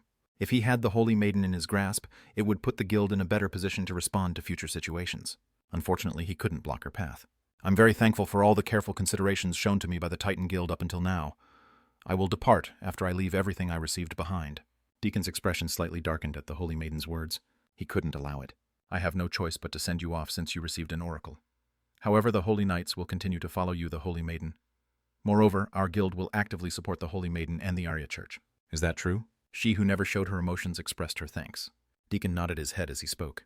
Both the Arya Church and the Holy Maiden may return here at any time. The main church of the Arya was on planet Alphen.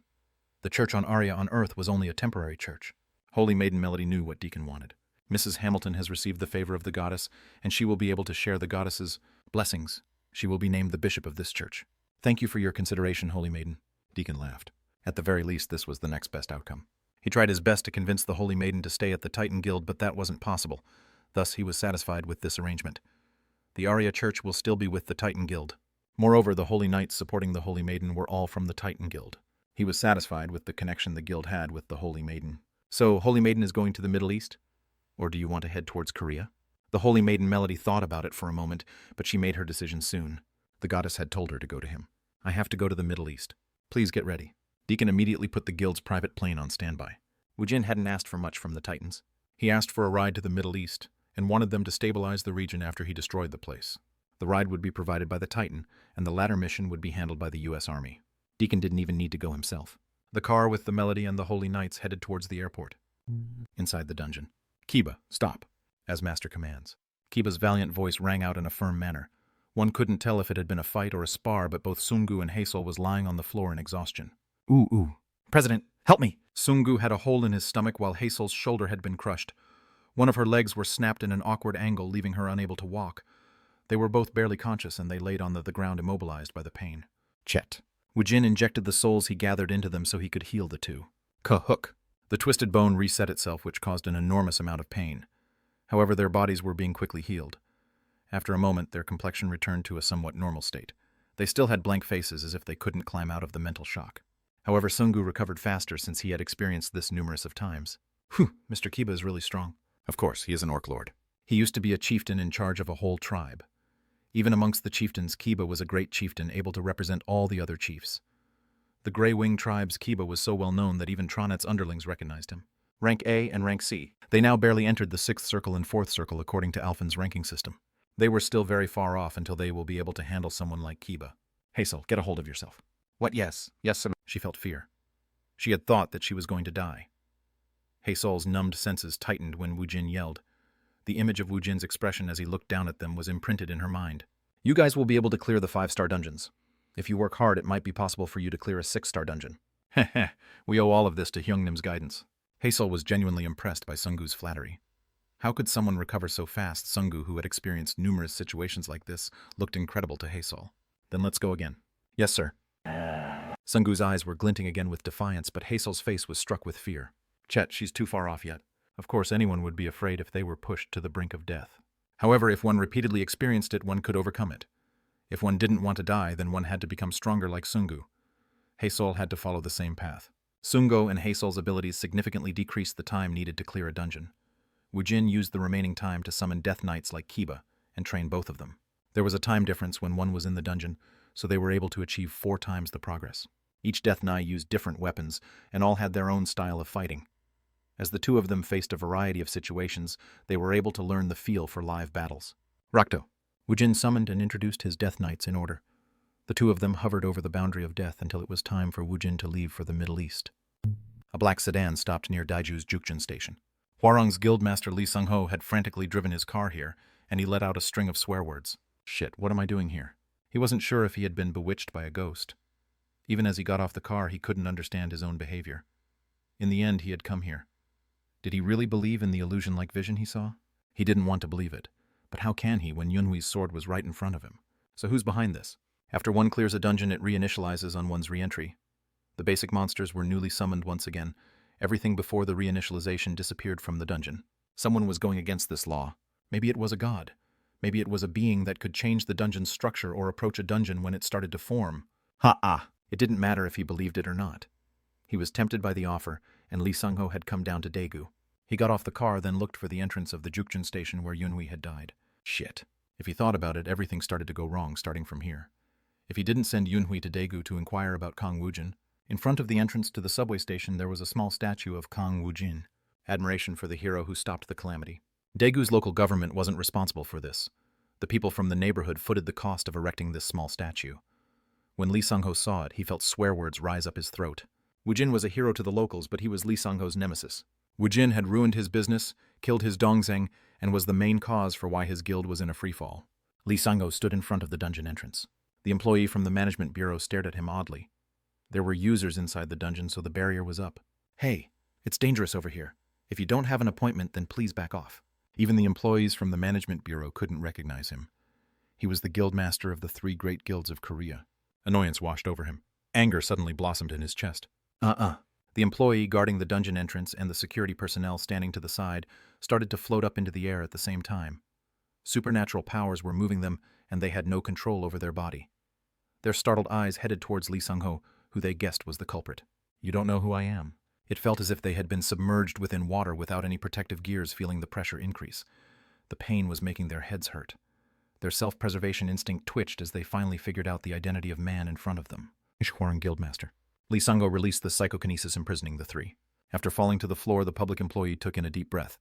Finally, after regaining his senses, he asked a question. "What business brought you here?" Yes, why did he come here?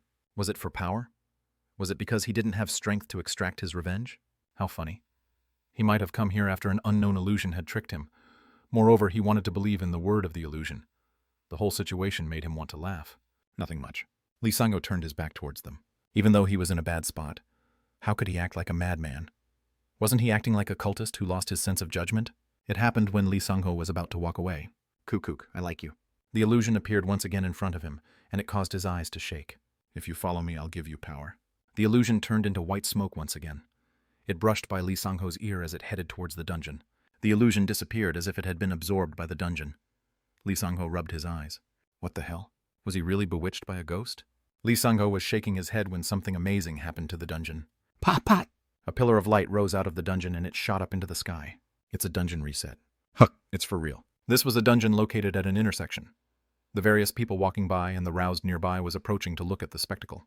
This incident was too timely to call it a coincidence, so Lee Sung-ho's eyes fluttered. "Hello, this is Jukyeon Station." Time was of the utmost importance when a dungeon reset happened. From this point on, there was 30 days left to clear it. The public employee had been frantically talking into the phone when the receiver exploded. He couldn't complete his duty. "What the hell are you doing?" The public employee didn't even need to look around his surrounding. The public employee and the guards rose into the sky, and then their heads were rammed into the wall. A long trail of blood flowed down the wall, accompanying a sound like that of watermelons breaking. Then the 3 bodies fell to the floor. Power. As if he was being pulled by a magnet, Lee Sung-ho headed towards the reset dungeon. He didn't care what the dungeon energy and what rank this dungeon was. He didn't even think about whether he could realistically clear the dungeon as a rank B. Revenge. Something in there was willing to give him power. He didn't care if he became some cultist. He wanted power. A human from Earth had let go his sense of judgment and passed through the dungeon entrance. Chapter 91. Heading towards the end. 4. What did I just do? Lee Sung-ho became surprised after he entered the dungeon. He belatedly realized what he had done. He felt a rush of regret, but it was too late to turn back now. After the barrier formed, he wouldn't be able to just walk back out. The only way was to clear the dungeon and find the return stone. "No, if you accept my offer, you can get out of here easily." Who are you?" Kuk. The laughter rang inside his head, giving Lee Sung-ho the shivers. "If you want power, then come to me." Jing. In front of Lee Sung-ho's eyes, a red portal was formed. It formed even though I hadn't killed all the basic monsters. The portal that gave access to the true high-rank dungeon appeared only when all the monsters inside the subway station was killed. However, as soon as he entered the dungeon, the portal had formed. To be precise, the mysterious voice had created it. Unless Lee Sung-ho was an idiot, it was hard not to notice what had happened. This being is capable of controlling the dungeon. He had no idea who this was. He wasn't sure if this being was a god, a devil, or an alien from outer space. However, he knew this being could control the dungeon, and he had no idea why he was called here. The only thing he was sure about was the fact that he had no choice but to pass through the portal. He erased any thoughts about clearing the dungeon. There was a being enticing him with the promise of power. All he had to look forward to was making a deal. Wing. As he passed through the portal, he heard a buzz, after which he felt his body becoming weightless. It felt as if he was being transported to a different dimension. He was a rank B roused, so he had experienced clearing high-rank dungeons several times. He wasn't wholly unfamiliar with this sensation. However, the scene that unfolded in front of his eyes was unfamiliar and strange. Wing. He saw a large castle of ice being buffeted by cold winds. The land was too desolate to call it a field. It was filled with white snow. The road headed towards a hill where a large ice castle existed on top of it. Lee Sung-ho automatically shrunk backwards as he saw the domineering view. The cold wasn't the only reason why his body was shaking. When he was about to swallow his saliva, some unknown thing had exited the castle and started running towards Lee Sung-ho. Kung. The large beast's footfall made the ground shake, and Lee Sung-ho's heart raced faster. Lee Sung-ho's speciality was psychokinesis. He was too weak to be called a physical type roused. Ook. He knew that an existence he couldn't handle was approaching him, so Lee Sung-ho automatically let out a moan. Kurururung. The large being had a curved back and was covered in thick white fur. It was an ice troll, and it stopped right in front of Lee Sung-ho, standing at 3 times the size of a person. Kung kung kung. Its nose flared to take in his scent. There was a horrible stench coming from its mouth, but Lee Sung-ho didn't move a finger. The corrupt being probably didn't call him here, so he could be eaten by an ice troll. Ku-ru-rung. When it turned around, Lee Sung-ho saw what was being dragged by the ice troll. It looked like a mix between a carriage and a sled. It turned its back to Lee Sung-ho after showing him the ride. After receiving the clear message, Lee Sung-ho took a deep breath and got on the sled. Ku-ru-rung. Steam started to come out of its nose as it ran towards the castle with the sled in tow. The castle was so large that it gave the illusion they were already close to it. However, it took a while for them to arrive, even though the sled was moving at an incredible speed. When he stood in front of the castle's door, it looked to be about 10 meters tall. He could guess the size of the owner that used this door regularly. When the castle door opened, he followed the ice troll without a moment of rest. When he looked around his surrounding, he could see a good number of ice trolls, and he saw a couple large monster that looked like a woolly mammoth. After Lee Sung-ho walked for a fathomless amount of time, he arrived at the heart of the castle. It looked to be the residence of the king. The place was sparkling since it had been carved out of ice. It was an excessively fancy castle. In the center of the large hall, there was a stairway leading up high. At the zenith, the being who had called him was sitting on a throne. You really came. The being was made entirely out of ice. He looked like an ice golem, but his size and shape was similar to that of a human. But even if he was of similar height, his presence made it clear that he wasn't a human. Lee Sung-ho got on his knee out of his own volition and lowered his head. When the being saw this, he stood up from his ice throne. You are quite quick on the uptake. As if he liked what he saw, the being descended the steps one at a time, then stood in front of Lee Sung-ho. Raise your head. Yes. Lee Sung-ho couldn't control his body from shaking as he raised his head. He felt it all over his body. The ice sculpture-like being in front of him could kill Lee Sung-ho with the tip of his finger. Kang Woojin, who had beaten him to a pulp in front of the camera, couldn't even be compared to this being. I welcome you to my dimensional domain. Kukuk, you don't have to tremble. I wanted to give you an offer, so I sent a messenger to you. A white specter appeared and disappeared next to the being made out of ice. I'll give you the power you want. Give him power. He liked those words. It was the word he had wished for, but he knew there were no free meals in this world. His desire for power was used as bait to bring him here. What do you want? Kukukuk. The being laughed. This is why I like humans. Humans were a species that understood if one coveted something above their station, then there was a cost involved. This was why they were a very good prey and a good source of energy. I want to occupy Earth, but Earth can't accept me yet. It is too early. Lee Sung-ho listened in silence. He had no idea what this being was talking about. Still, it felt as if he had become privy to an incredible secret no one knew about on Earth. I won't lose good hunting grounds to those beneath me. The being turned his back towards Lee Sung-ho, then he turned to look at the throne he had been sitting in. There were 25 stairs. He held the glorious title of being Tronet's 25th Great Lord. Yellow. I'm not like that stupid rash mode. I avoid using an unstable link. Tronet's 72 commanders. They were the 72 Great Lords who held their own thrones. Each throne were numbered by steps from 1 to 72, and above them was the absolute monarch. Everyone needed a hunting ground. Earth was being synchronized, so the energy level would increase. The increased amount of energy will allow a link to form for the first step. As the power on Earth increases, the higher steps could prey on Earth. Yellow didn't like this at all. He won't be able to link with Earth as fast as the Great Lords of the lower steps. Still, he didn't want to be late in linking with Earth, so he needed to bring changes to Earth. You just have to cause trouble to your heart's content. Yellow turned back once again, raising his hand towards the kneeling Lee Sung-ho's head. As if he was learning an ability using a skill book, new knowledge was absorbed into Lee Sung-ho's head. This is Dungeon Break. Yellow needed exactly 30 days before he could use the return stone, but he could hasten it by using the human from Earth. Lee Sung-ho would be his vector. He will open a path where the monsters will be able to pass through to Earth. I'll have to give you some power. It seems you have a massive grudge against that troublesome immortal. Yellow broke off a fragment of ice from his shoulder and gave it to Lee Sung-ho. Lee Sung-ho received it with reverence, and the fragment that looked like an ice flower was absorbed into his body in an instant. Hey, how can this be? He felt it. The overflowing energy was rising inside him like a dragon. He developed new abilities and his knowledge expanded. God, these beings are gods. If Asgard was real, then would it be like this? Should he call this the world of the gods? The gods were trying to descend to Earth. The stupid people of Earth was unnecessarily resisting against the gods. These beings will eventually descend. Lee Sung-ho could feel it. No matter how they struggled, humans wouldn't be able to stop them. He'll become the god's envoy. He'll get his revenge and he'll bring destruction. Yellow smiled. He probably wasn't the only great lord who had sent out a messenger. The synchronization of Earth will be accelerated, and he'll materialize on Earth before those below him gained more power. He would defend his throne, and he will also challenge the higher thrones. Do as you please, my servant. A blue light rolled across Lee Sung-ho's eyes. He had already ridden the Titan Guild's private plane, so he greeted the familiar pilot and flight crews. However, Woojin frowned when he saw a familiar woman inside. "Why are you here?" Before the Holy Maiden could reply, a black smoke formed next to Woojin. Kiba materialized. "Evil bitch." Kiba let out a yell, and his voice rang inside the plane. Kiba was about to charge immediately with his axe to cleave her into two, but Woojin restrained him. "Don't come out before I call for you." Guru-ru-ru-rung. Kiba's rough breath pressed against the Holy Maiden. The Holy Maiden's face became haggard, but she didn't back down. Woojin's consciousness was connected to the summon room, and he sighed when he felt his Death Knight's protest. "Go back in." Immortal's command demanded absolute obedience. Kiba didn't hide his killing intent as he glared at Melody. He changed back into black smoke, and he was absorbed into Woojin. Some unknown and frightening being had appeared, so the flight attendants shook as they pressed their bodies against the wall of the plane. The Holy Knights who had accompanied the Holy Maiden was frozen in nervousness. The killing intent and pressure shown in an instant had made the Holy Knights who were rank A and rank B froze in place.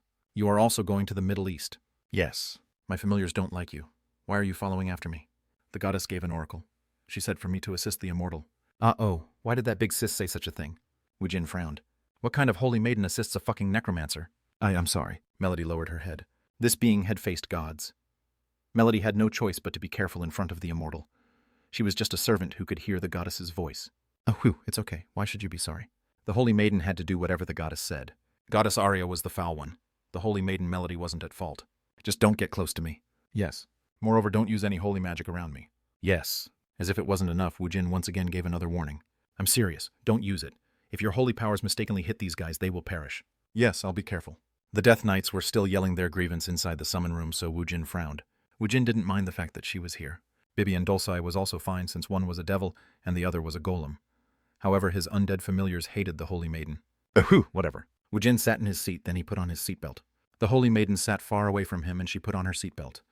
Then she prayed to her goddess. "Oh, goddess, please look over me if you feel sorry for me." She liked the fact that Alphen would be rescued. Everything was great.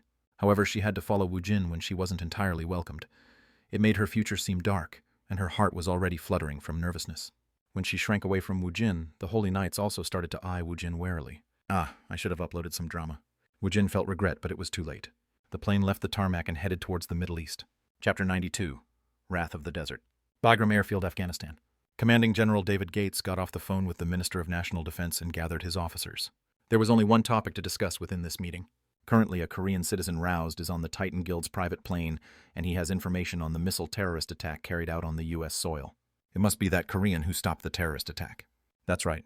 He wants to track down and take revenge on the people responsible for the attack, and he is requesting help from our military. The Chief of Staff immediately asked his question after hearing General David's words. "I know he is aroused, but warfare is dangerous. If we don't work well together, the joint operation with the civilians will put us in more danger." He was basically saying a stupid ally was more dangerous than the enemies. It would be more dangerous if this Roused put too much trust in his puny abilities. There was no guarantee that a Roused wouldn't die from a bullet. The battlefield was a place where a bullet could kill you from far away. This was sent by the Titan Guild. At the commander's word, the aide played the video. Oh shit. After Woojin and the people from the Titan Guild got off the private plane, they were immediately directed towards the commander's room. General David gave a brief greeting, and at Woojin's request, they immediately started planning for the operation. How did you get this information? This was the information they were most curious about. U.S. intelligence agencies were still trying very hard to find information on the people behind the missile terrorist attack. Yet how did Woojin know all about this? Woojin called forth Al-Assad, who had become a Death Knight. His loyalty and trust was still weak, so he still needed to use a considerable amount of control. However, he had been able to lower it to 80. Woojin asked Al-Assad a question. "Hey, tell them all about it." "I received a request from a broker that I frequently had business with. It was to assassinate a Korean Roused." Woojin's familiar was an assassin who had tried to kill him. Everyone inside the planning room looked at him strangely, but Woojin paid no attention to it. "Who was it?" "It was an Iranian businessman. I don't know his name, but if I see his picture." At Al-Assad's request, the general brought up a list. It had photos of businessmen who hailed from Iran. Al-Assad pointed to one of them. This person is Nasser Sachi. This man sells weapons to both the government and the rebels. He is on our watch list. He serves as a go-between for various ventures that has the potential to be profitable." Woojin looked at the picture. It was a picture of a Middle Eastern businessman named Nasser Sachi. If he shook this guy down, then he would be able to find out who ordered his assassination. "Where can I find him?" "Whoa, don't be in such a rush." Woojin acted as if he was about to head out to immediately look for this man, but David dissuaded him. "Our target is identified now. We'll tell you after we establish the personnel for this operation." Now that the information was out in the open, they wanted Woojin to wait a little bit. This person was on the US Army's watch list, but on the surface he was a legit businessman. Still, this person of interest instigated a terror attack on the US soil. They had enough probable cause to be able to capture him using the might of the army. Still, if they wanted to catch him before he realized something was wrong, they needed a proper plan. I have a way to monitor the bastard without him noticing anything. You just have to guide me to a location where I can see him with my eyes. They didn't have to set up a meeting to draw this man out. Woojin just had to walk by this man within his field vision, and he'll be able to attach Gaby to him. After several days, Woojin would find out the pattern of his movements. He would be able to find the location where he conducted his business, and correspondingly where he stored the information regarding all his past deals. Won't we be able to learn more information doing it my way? What do you think? Woojin's suggestion was intriguing. If they arrested Nasser at the word of this strange skeleton knight, the US might receive international criticism should there be no evidence connecting the man to the terrorist attack. Woojin would be able to provide them with more detailed information. Woojin had no other ulterior motives. If he couldn't learn the information about who had ordered his assassination from Nasser, then he would run into a wall in his pursuit. This was why he was paying closer attention to this operation. I don't know who ordered it, but that person should watch out. For a brief moment, David thought about Woojin's suggestion. Then he answered, "All right, let's implement the plan together." The mission was named Putting a Bell Around a Cat's Neck. Woojin was inserted into a portion of the mission called Lick the Shadow. Peshawar, Pakistan. Bon. A disguised Woojin was riding in the backseat of a taxi, and he was sitting next to an American intelligence office named Rachel Park. Her Korean name was Lieutenant Park Eun-ji. They looked like a typical Asian couple on a vacation as they headed towards a hotel. "Why are you so nervous?" "Ooh, this is the first time I've been on such a mission." Rachel held a post that placed her far away from the battlefield. However, she had been inserted into this operation since she was a Korean American. Her appearance didn't clash with Woojin, so they could act naturally as a couple. It was a good disguise to travel around in. In the case of an unexpected situation, a support team was following behind the taxi in disguise. Just think of it as a vacation. Look how great. I guess it isn't that great over here. Woojin had pointed out the window, and he could see ruined buildings. There were soldiers securing the surrounding with children nearby. Woojin's words trailed off when he saw the people in the streets. There was a suicide bombing here not too long ago. She was an intelligence officer, so she was very well versed in the terrorist activities in Afghanistan and Pakistan. Does this happen a lot over here? It happens quite frequently. Even a single terrorist attack in our country would cause an uproar, but it is just part of the daily life here. He couldn't help but smirk at the view of the streets. He felt the energy of the battlefield. It felt strange.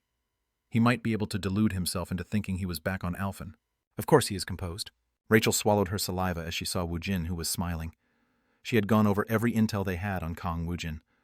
Woojin's rank was too high to call him a run-of-the-mill roused, and his decisive actions were quite unusual as well. Her mission was to guide Woojin towards the restaurant in a hotel where Nasser Sachi was scheduled to visit.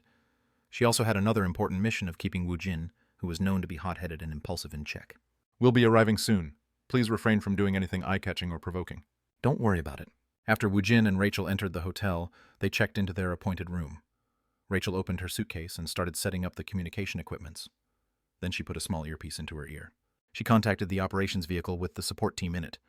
After she finished checking her communications, she carefully waited for her target to show up. After a moment, "Chijik, the target is approaching the restaurant. He's here. Let's go." Woojin and Rachel headed down to the restaurant.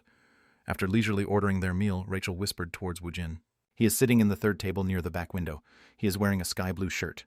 Woojin peeked a glance and he saw a face that matched the photo. "Stick to him, Gaby." "Yes." Gaby, who was attached to his shadow, moved to Nasser Sachi's shadow. After a moment, the food they ordered arrived. Woojin used his fork to bring the food up to his mouth and started chewing. It was a chicken and shrimp dish. The spices were a little bit on the strong side, but the taste was to his liking. "This is quite good," Rachel asked in a bit of an impatient manner as she looked at Woojin. "While we have the time, please activate the surveillance mechanism." "I already did," when she hadn't noticed anything at all. "Let's head out after eating this." "Understood."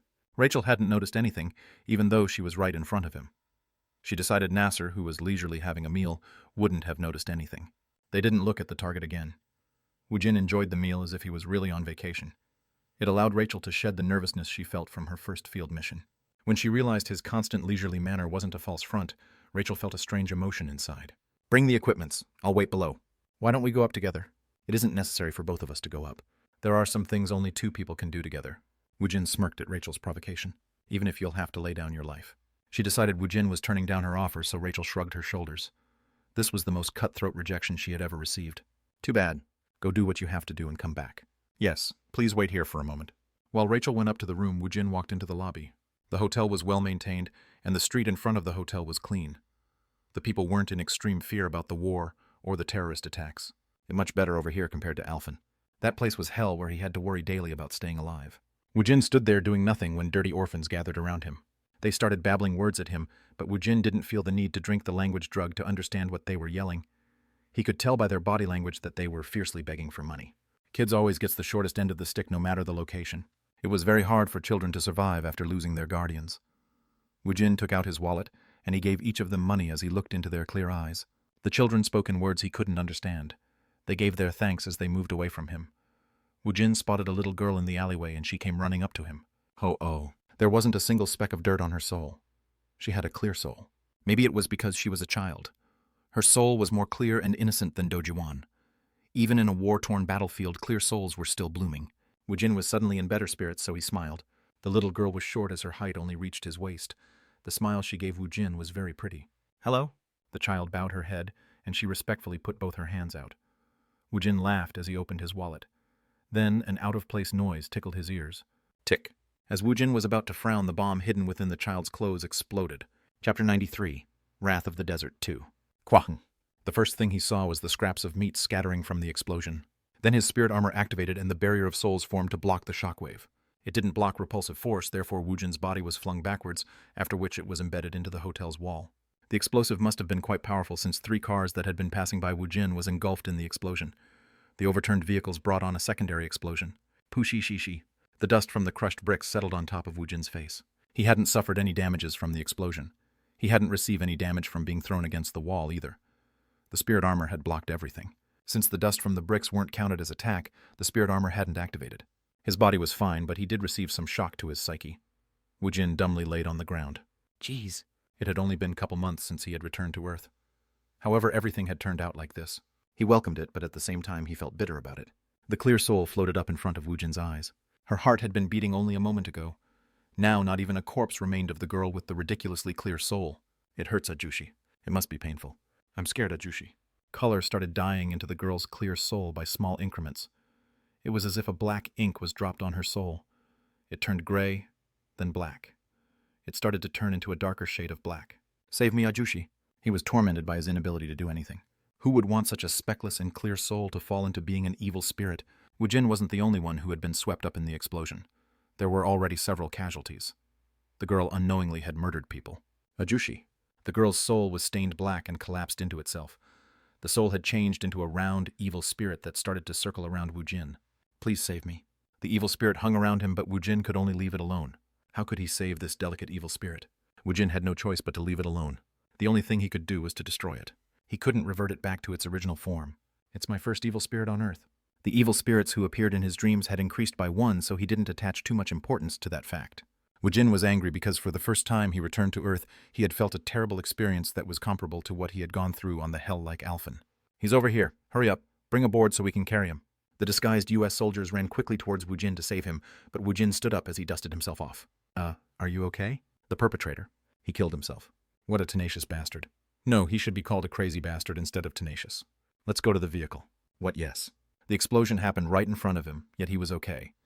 The U.S. soldiers were a bit intimidated by this rank AA roused who continued to show a calm exterior. Woojin got on the van that acted as the command vehicle. Soon Rachel got in the car with a surprised expression on her face. Rachel looked over Woojin as she asked a question. Are you okay? Were they aiming for me? Woojin didn't seem to be in a good mood, so Rachel immediately answered his question. No. There were 7 simultaneous explosions in the surrounding. So 7 children died. Aside from the children who had been used to carry the explosives, there were a lot of casualties. Woojin didn't care about people killing other people. There will always be conflicts, and fights always resulted in casualties. Still, they were using children who had nothing to do with anything. He was in a foul mood. What was so different about humans and Tronit's pawns? Let's return. Are you okay? I'm not okay. Are you hurt somewhere? No. He wasn't hurt. He was calm, yet she felt a disharmonious feeling from him. He looked too unscathed as if nothing had happened. Was he hurt in a location where it wasn't visible? Don't talk to me. I'm in a foul mood. Woojin crossed his arms, then he looked out the window. It had been a while. No, this was the first time he had felt such a feeling after returning to Earth. Some sticky and muddy feeling was fouling his mood, and he felt a pure rage rising up from inside of him. After a day, they were back in the Bagram Air Base. All the officers were gathered in the room. It'll be impossible. Really, then I'll go by myself. The military officers were at a loss for words at Woojin's ambition. Woojin wanted to end the war by himself. This was a war even they could not end. This wasn't a problem that could be solved with firepower or manpower. It's useless to fight them head-on. The leadership group would just go into hiding. Hoo-oo, Woojin frowned. The more he thought about it, the more frustration he felt towards the terrorists. The line between civilians and the rebels were ambiguous. A man who looked like a civilian could suddenly start shooting. If one wanted to squeeze the pus out of an abscess, one basically had to amputate the whole arm. If one wanted to round up all the bastards that were in hiding, one would also have to kill all the blameless civilians. Try coming up with an idea. What is there to think about? It is an impossible task. It was Rogers who spoke. If they had a way to end the war, they would have already done so. Currently, all they could do was to stop the influence of the terrorists from expanding. No, their continuous pullout from the region meant already 30% of Afghan's territory was occupied once again by the rebels. The government is talking about dispatching additional forces. Why don't we wait for that? I empathize with your anger, but this isn't something you can handle on your own. General David's words didn't register in Woojin's ears. I don't care if you guys accompany me or not. I'm going by myself. What are you going to do when you get to the territory held by the insurgent group? Are you going to kill them all? Do you want the title of being the most evil terrorist? Soup. Was his name Rogers? Why does this bastard keep trying to get on his nerve? If you aren't going to help, then stay out of this. I don't need any help. Woojin exited the command room. He would wait 4 days until Gaby gathered enough information. Once he found out who was behind his assassination attempt, he would kill that bastard. Then he would sweep the insurgency group that was carrying out the terrorist attacks. He didn't have a plan, but the end result wouldn't change. As Woojin exited the room, the mood inside the command room became heated. Are you just going to leave him alone like that? Aroused will be massacring the civilians? What defined a terrorist? One became a terrorist when one killed the powerless without justification. In a flash, Woojin would become the most famous terrorist. Go after him, try stopping him. At the general's words, Rogers let out a sigh. Then he exited the command room. They had even asked for help from the Holy Maiden. However, she said the airbase will be smashed into pieces if they got in Woojin's way. It put the command group in a foul mood. Hey! Woojin stopped and turned around when he heard someone call after him. Did they say this man was the leader of a special roused team within this base? Do you have a death wish? Why are you keep trying to get on my nerves? I'll help you. What? I'm not talking about facing them head on. If you want to assassinate the high-ranking members of the terrorist group, I can help you get close to them. Woojin smiled. Finally, he heard some welcoming news. Speak. I'll set it up so they will kidnap you. Oh ho, what a refreshing idea. Woojin's eyebrows arched. After 1 week. Dulkudung dulkudung. Woojin's 2 hands were bound and he was being transported somewhere with a stinky mask over his face. Hook, hook, hook. Woojin wasn't the only one being treated like a luggage. There were 4 more people with him. My God, please save us. The one mumbling was named Roman. He used to illegally smuggle weapons. He failed to toe the line between the government and the insurgent group, so he had been singled out. Woojin hung around Roman's vicinity, so he was kidnapped alongside Roman. Gaby. He called Gaby, who was attached to Woojin's shadow. As his senses revved up, Gaby's consciousness woke up. Woojin used his points to increase Gaby to level 50. Gaby's level would continually rise on its own in battle, so he had planned on saving the points. However, he had no choice but to use his points since he needed Gaby's abilities right now. Through one's shadow, a parasite ghost of the host will be summoned. It will read the emotions and gather information about the host. If the host is a corpse, then the ghost would be able to control it. If the corpse is revived with resurrection, then the ghost can bring out a little bit more of the corpse's original ability. The required control decreased depending on the summoner's loyalty and trust. The summoned being that was controlled by the summoner may be reformed into a true companion. Number of Shadow 6. Possessed skills. Shadow multiplication. Expanded senses. Soul exchange. Shadow movement. Corpse amplification, plus 50%. Needed control 1, 99. Loyalty, 99. Trust. Every 10 levels increased the shadow multiplication. Currently, Gaby could attach a total of 6 shadows to people. He attached 1 to Nasser Sachi, so he had 5 shadows at his disposal. The expanded senses wasn't something used on humans. It allowed Gaby to gather information as he hid within the shadow of a building. As the name indicated, soul exchange allowed Woojin to switch soul with Gaby. Shadow movement allowed Woojin to become a shadow, and he could move between the shadows of humans and objects. Don't cause any accidents, just stay put. Cuckoo, all right, master. Gaby was feeling good at the thought of possessing his master's body, and his voice disturbed Woojin. Woojin became a shadow, and he opened his eyes.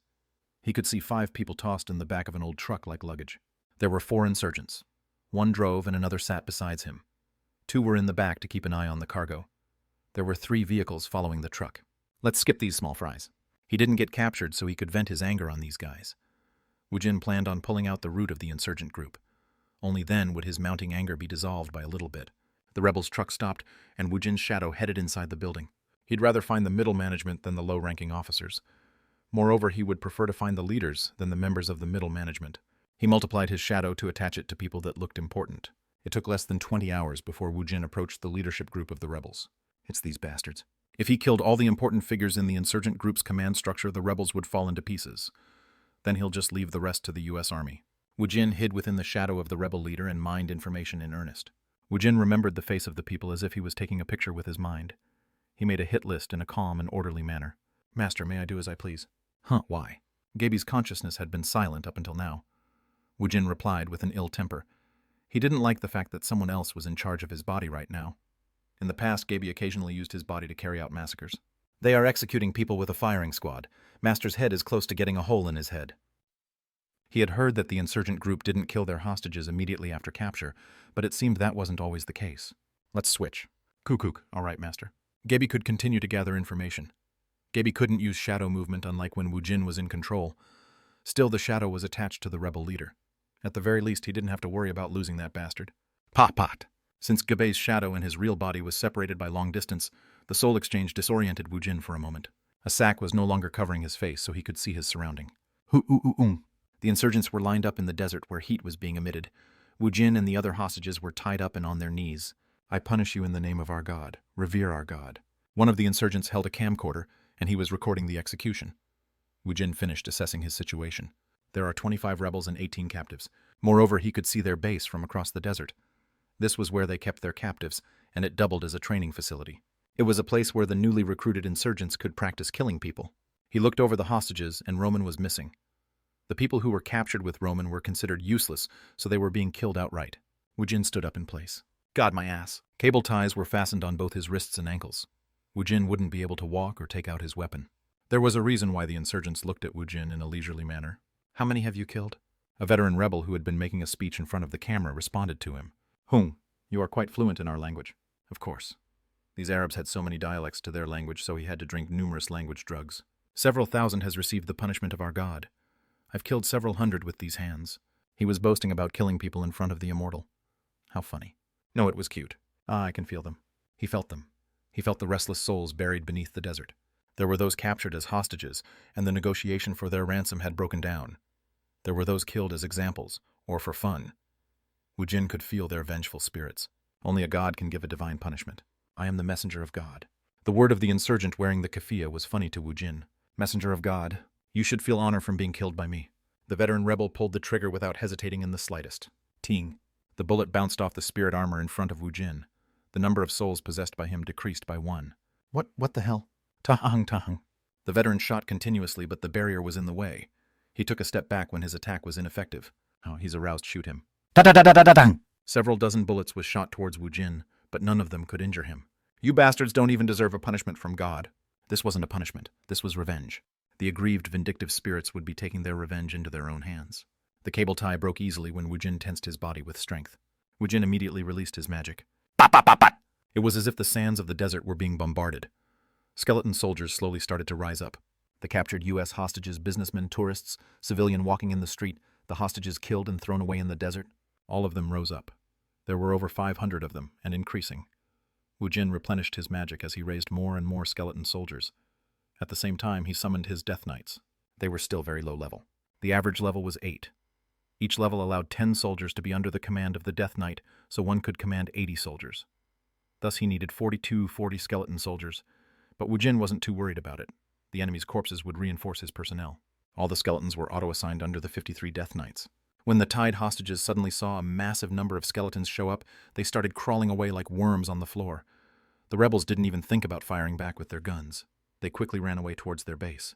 Woojin looked at them with indifferent eyes. Sweep them all away, as master wishes. Kiba and the other Death Knights simultaneously summoned and got on their phantom steeds. Then skeleton soldiers followed after them as they charged. It was like soldiers charging behind their generals. The Festival of Blood had begun in the desert. Chapter 94. Wrath of the Desert 3. The monsters are coming. Get ready to fire. The terrorists were optimized for travel since they had to be ready to run away from the bombardments. The vehicles were equipped with various weapons, including machine guns. Boo-roo-roo-roong. Black smog was emitted as the ignitions were started. As the vehicles took a sharp turn, they pointed their vehicles towards the desert outside the base. Shoot them. Do-do-do-do-do-do-do. Several hundred bullets flew through the air, striking the skeleton soldiers. When one hit the skeleton's skulls by luck, the skeleton soldier was destroyed. However, this only occurred to a small fraction of the skeleton soldiers. Moreover, the Death Knights riding on top of the Phantom Steeds didn't receive any damage. Bring the rocket launcher. A henchman quickly brought a RPG-7, aiming it at a Phantom Steed before firing. Pishung! The warhead cut through the air towards a short Death Knight with an imposing presence. His Phantom Steed started running more fiercely. Ramson Nim is taking the field. He was a great warrior of the dwarf race. Ramson swung his large hammer. Quahung! The hammer collided with the warhead and completely absorbed the entire explosion. Ramson possessed an innate skill called shock absorption. The skill allowed him to absorb any physical impact. It didn't matter if it was an explosion or a magical attack. The hammer stored it all. Moreover, the shock that was stored inside the hammer could be expelled, and the force was amplified by several magnitude. Even as bullets were raining down on him, the Phantom Steed was getting closer to the wall, being used as a barricade. Ramson swung his hammer. Quang! The wall exploded, and the debris acted as a deadly weapon. It swept towards the insurgents. The Phantom Steeds breached the location where the wall had exploded. Shoot them. Do-do-do-do-do-do. The machine guns fired towards the Death Knights. However, all of the bullets bounced off of them even at such a close distance. Kiba's Phantom Steed reared back, crushing the vehicle with the machine gun. Kwajijik. He looked at the gunmen who died before they could let out a scream. Kiba let out a yell. Show them the Immortal's majesty. The skeleton soldiers crossed the broken wall, after which they started slaughtering the insurgents. When they jumped into the fight, it took only a brief moment before the lives within the base were extinguished. The hostages looked at Woojin with fear in their eyes. Woojin took out a short sword from his inventory, and he severed the cable tie of the nearest hostage. Then he gave the short sword to him. Release the rest of them. The man asked a question when English came out of Woojin's mouth. Are you a U.S. soldier? Did you come here to save us? No. Woojin left the man and walked towards the base. The man prayed to his god as he looked at Woojin's back. His god had listened to his prayers. His god had taken pity on this man who had been shaking in fear. A savior was sent to him. After the man cut all the cable ties on the hostages, they headed towards the base where Woojin had walked towards too. No one needed to speak. No matter what anyone said, the safest place right now was next to Woojin. Where are the rest of the hostages? Woojin looked around at the corpses that were strewn about the devastated base. Then he revived all of them as skeleton soldiers. Pot. In a flash, the spiritless skeletons rose up and were automatically put under the command of the Death Knights. Once the skeletons were put on the Death Knights' command, they would stand ready in the summoning room unless they were destroyed. They were summoned at the call of Death Knights. Where are the rest of the hostages? It happened before Woojin could go look for the captured hostages. Shit, don't move. Maybe they couldn't bring themselves to come out after hearing the commotion outside, but 2 sentries that had been guarding the hostages stepped forward. They dragged forward a hostage with a gun to his head.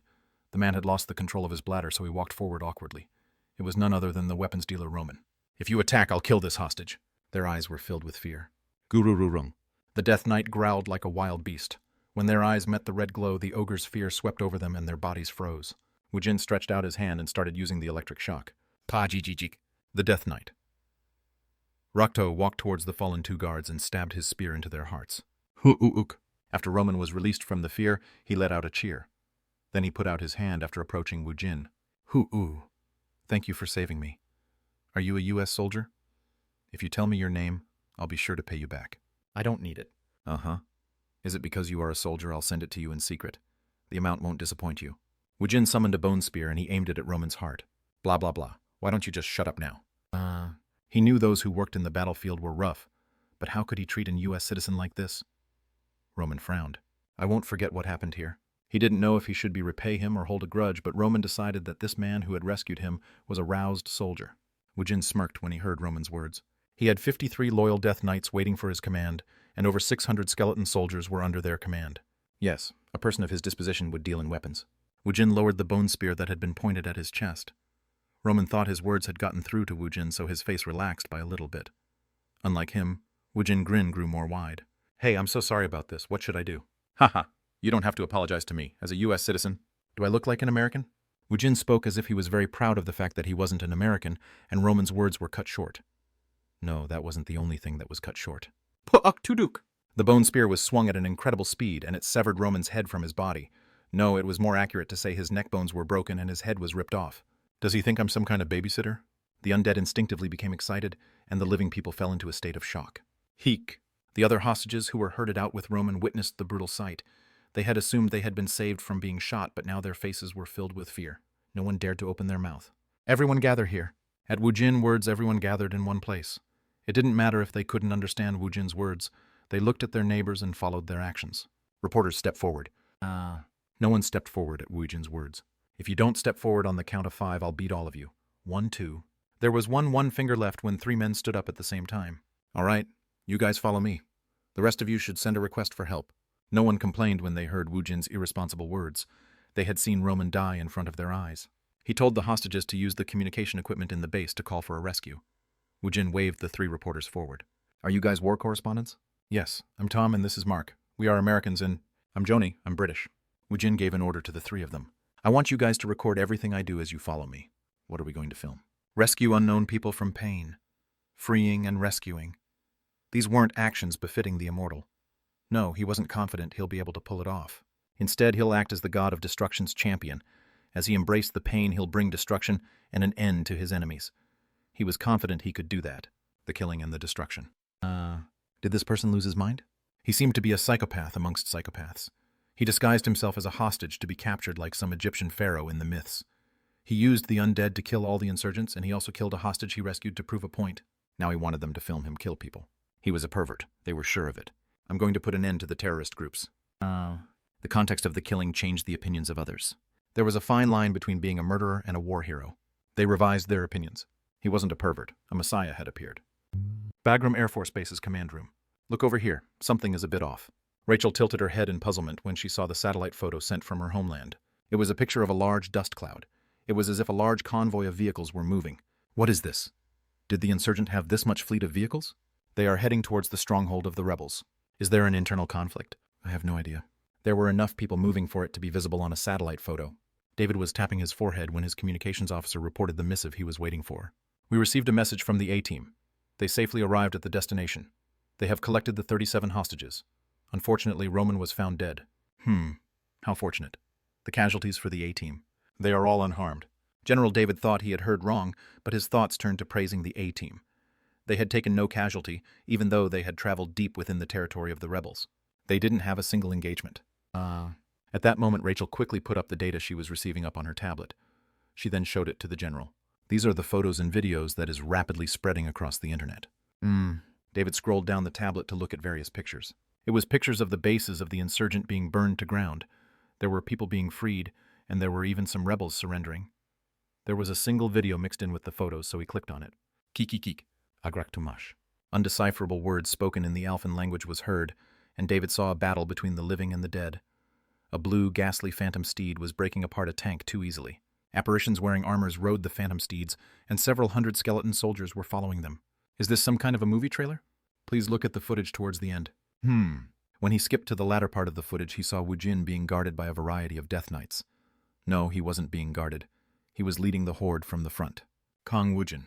He wasn't shown in the camera, but David could hear the war correspondent talking busily. A messiah has appeared.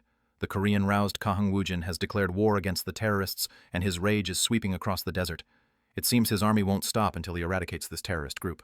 Behind the reporter's voice and face, one could see several thousand skeleton soldiers. The sight was enough to make one lose one's nerves. Should I really believe this is actually happening? Where did this footage originate from? He is a war correspondent from the SNS named Tom. It is being uploaded on the YouTube channel of a British war correspondent also from the SNS. The pieces fell into place. The massive amount of people moving towards the stronghold of the insurgents were captured on the satellite photo. The explosions and the massive amount of troops moving were causing dust clouds to form. The rebels decided to gather their main force in one place. Moreover, Woojin was leading his undead troops to the location. These 2 large groups were on a collision course. It says he is a necromancer. Is it possible for him to work on such a large scale? The roused were supernatural beings. Yet how was such a thing possible? A necromancer that could control several thousand undeads. Isn't this something only seen in legends? He has become famous in such a short amount of time, so not a lot is known about his roused abilities. So are you saying this is actually possible? How could he become so strong in such a short amount of time? It was as if he was a demigod that had dropped out of the sky. It was pointless to argue about whether this was possible or not. It was already happening in front of their eyes. I've heard Holy Maiden Melody is well acquainted with Kang Woojin. Bring her here. No, I'll go see her. Where is she? Normally she stays in the infirmary. David decided to go visit her himself. An angry roused disguised himself as a hostage to infiltrate the rebel stronghold, and he was creating an uproar. He caused serious change in only one day, and the rebel forces were gathering for the final battle. A mere private citizen was about to finish a job that the U.S. government couldn't accomplish for the past couple years. David found the Holy Maiden inside the empty infirmary. Her abilities put the current medical knowledge on its head, and she was able to reduce the patients inside the Bagram Air Force Base to 0. She was praying in front of a small statue of the goddess she had carved out of wood. Oh, goddess, please stop his wrath. He had to stop at an appropriate point. His overflowing rage will turn the world against him. It would lead both him and the world to their downfall. Chapter 95. Wrath of the Desert 4. On one hand, she felt resentment towards him. Why didn't you rage like this before? The immortal she remembered was the Monarch of Alendal. He took the land abandoned by the dead, and he had declared the region his. He declared it to be Alendal. He never coveted the other lands, and he never invaded other territories. However, if his territory was breached, he would use all the power under his disposal to fight against the invaders. The only thing under his protection was Alendal. When kingdoms were being torn apart, they had made an alliance to barely preserve their lives, yet the immortal only protected Alendal. If only the immortal had tried to protect Alphen instead of Alendal. If that had happened, would Alphen be safe now? Oh, goddess, please block his anger. Azel couldn't become enemies with his fellow people of Earth. If he became disillusioned, he might seclude himself once again to become a spectator. In a flash, Earth would be put in the same spot as Alphen.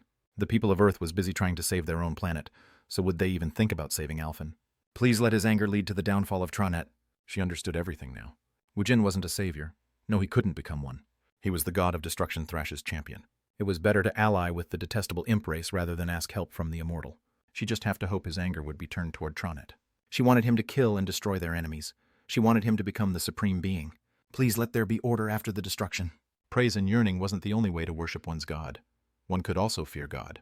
May the immortal be reborn as the true god of destruction, Melody wished with a sincere heart. She didn't know if her earnest request was being heard. She couldn't tell if her goddess's statue was smiling or crying. The command room of the rebels. Shit. The rebels' leader Kareem grinded his teeth. What the hell are those crazy skeletons? All their main rebel bases had fallen. The troops occupying the city was also gone. It was a place where civilians were mixed in with the rebels, so it was impossible for the U.S. Army to bombard the city. Even the U.S. infantry wouldn't dare to come in so deep into the city. The civilians were basically the insurgents' main shield. However, a crazy skeleton army had suddenly shown up out of nowhere and they had swept across the city. Guns were useless against them. The ugly skeletons looked as if they had just popped out of the dungeons. Moreover, they showed the ability to be able to only pick out the insurgents. Still, it wasn't as if the skeletons left all of the civilians alone. It didn't matter if one was a civilian or a soldier. The skeletons killed anyone who resisted. What was more infuriating, however, was the crazy horde that was heading towards him. When he felt threatened, he always moved to a different hiding spot. However, these bastards always corrected their course to head towards his location. My location is being leaked. He had no idea what method they were using, but those bastards kept heading towards him. Some crazy war correspondent was following the skeleton army, so he was sure of this fact. Their target was himself. If he couldn't run away, then he had no choice but to fight. It would be better to fight them as early as possible. He had to gather all his forces before they were defeated one by one. Moreover, those bastards used the dead corpses to revive the skeletons. The number of skeletons didn't decrease with time. Instead, they were growing more numerous. We've finished assembling here. Let's head out. He had always given order from the darkness, but now he would come face to face with his rebel army. He had no idea how they were tracking his location, but he would eventually die if he did nothing. He couldn't just stay within his hidden bunker. It wasn't as if their secret stash of weapons were small. He'll show them. Agent of God Kareem stepped out of the bunker and his shadow smiled without him noticing. The reporters took their place on top of a distant mountain. In the beginning, it was only Tom and the other 3 war correspondents. Now there were 30 total reporters following Woojin. Their equipments were quickly sent here, and it was even possible to do a live broadcast over the internet. There were a total of 5 vehicles here to broadcast this event. They were quite far away since they might be swept up by the enemy's assault weapons. However, the view was unobstructed here, so they could capture everything on the battlefield using the high-performance cameras.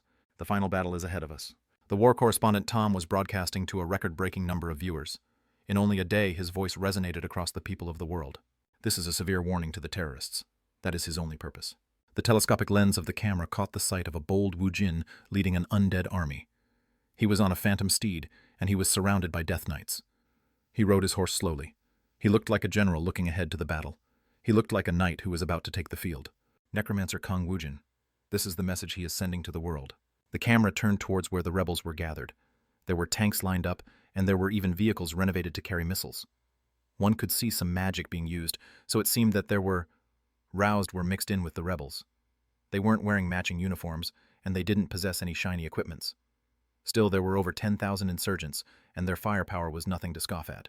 He raised an army to end the terrorists. The camera reflected Tom's face. The U.S. and the UN Security Council are discussing sending troops and aid to the region, but nothing concrete has been decided. However, at this time, Kang Woojin is getting ready for the final battle. After speaking those words of deep import, Tom's face became serious. I'm sure there are those who will be wary and guard against a necromancer who controls this incredible army. Tom's face was beyond serious. He had on a resolutely determined expression. I've been a war correspondent for the past 15 years. This is the first time I've seen hope in midst of all the despair here. The camera panned towards the undead army. There were already over 10,000 skeleton soldiers in the surrounding. There were even several hundred skeleton magicians in black robes present. The camera took a close-up shot, and it took in the sight of Kang Woojin. I truly wish he would transcend from being the king of the dead to a deity. Both sides were getting busy, and it seemed the battle was about to start. If he is able to win this war, I'm going to make him a deity. After letting out his fiery words, Tom let his tears flow. Woojin was atop Xing, and he let the horse run on a leisurely pace. Death Knights were surrounding him. Kiba's ride was about half a size larger than the other phantom steeds. It wasn't a horse, but a wolf. I never thought I would be able to ride with the king once again. Even amongst the warlike orcs, Kiba was a great warrior who had stepped onto numerous battlefields. He was very excited for the battle that was forthcoming. They would stand in the front line with the immortal. Ah, you can look forward to it. Woojin let out a small smile. After obtaining the warrior class, Woojin no longer had to support his summoned beings from the back. His main power would still be made out of the undead army, but Kang Woojin wasn't weak at all now. Wahaha, our monarch has become a true king. Ramson welcomed Wuin's dual class the most, and the other Death Knights were also very excited. They had been sweeping across the rebels' bases, so their average levels were around 20. Each of the Death Knights could command about 200 skeleton soldiers. He had assigned close to 10,000 skeleton soldiers to them. Woojin only needed one control for each Death Knights, so he needed only that one control to maintain the summons assigned under the Death Knights. Woojin used some of his control on Gaby Dolsai, Xing, and Bibi. The rest were used to maintain summons over the skeleton magicians. There were a total of 1,200 of them. If he had his Thrash's set items, then he would have been able to summon several times more skeleton magicians. Still, his fighting power wasn't too bad right now. It's too bad Janus isn't here. If Lich Janus was here, it would have been much easier to fight a large-scale battle. It left much to be desired, but he wasn't impatient. If he returned to Korea, he could quickly become level 80, while rolling with Sungu and Hazel. I guess they are coming out now. Woojin felt Gaby's energy becoming thicker, so he knew the rebel leader had come out of the underground bunker. Let's start heading towards them. Woojin took out his warrior's weapon and changed it into the shape of a hammer. Xing started blowing from the mouth as he ran forward. His underlings, the skeleton soldiers, slowly gained ground. I can't contain my excitement since I'm riding next to the king. It's a festival. It's a festival of blood. Woojin grinned at the Death Knights. They were getting pumped up as they talked amongst themselves. Over 10,000 underlings made up his undead army. It almost made him think he was back on Alphen. His familiars had missed the man from Earth, and at the same time they couldn't forget about the Alphen's immortal. There weren't any indecisiveness, only ambivalence in their hearts. To Woojin this was like his distant memories, and it was karma. He had lived a hellish life, and it wasn't something he could rewind. The hell hadn't ended yet. Moreover, he was going to open the road to hell with his own hands, and he didn't know where the road will end. Sweep them all away. Xing ran at a full gallop. Follow the king. Kiba's phantom wolf followed behind Woojin. Rokdo and Ramson also followed behind them. The Death Knights increased their speed as they jockeyed for position to be in the front. Two. The useless barrage of bullets rained down on them, and the slightly more dangerous missiles were also pouring down on them. Quack. Each of the Death Knights possessed useful innate skills, so they wouldn't die just from a small missile. However, each explosion managed to kill several skeleton knights. Giririk. The tanks that was lined up in front of them adjusted their cannons to slightly alter their aim. Soon after, their cannons started to fire. Quack. The phantom steeds moved in a mysterious and marvelous way, and their movements defied the laws of physics. They started dodging the bombardment.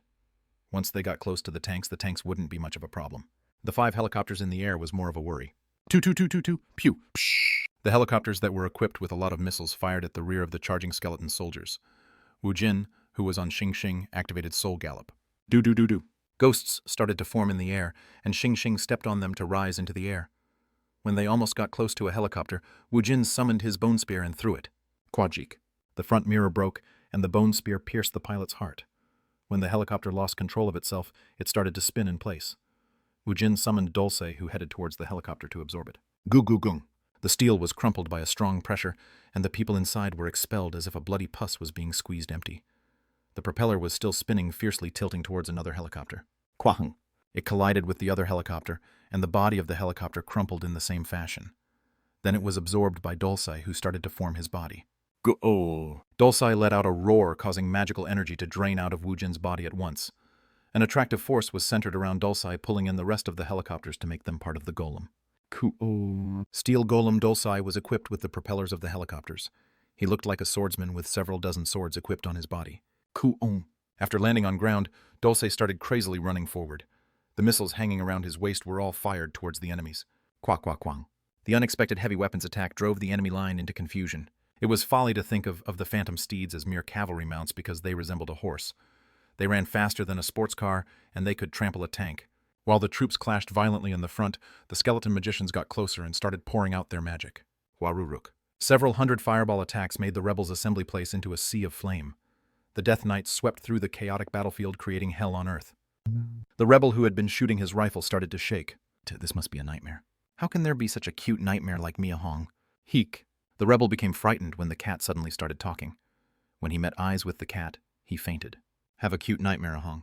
The fear he felt right now would repeat inside his dream. Would it take about 100 years? The moment he realizes what had happened, he would be dead. Nyang. Bibi moved to find her next food. This makes no sense. The head of the rebel Kareem felt his body stop shaking. The reality was too wretched for him to feel fear from what was happening in front of his eyes. They had destroyed around 2,000 skeletons. However, they hadn't been able to destroy any of the bastards riding the horses. The same number of skeletons destroyed were born once again from the corpses of his allies. There was no point in killing the skeletons. Even the mere act of rebels dying caused damage. The battlefield was steadily becoming organized.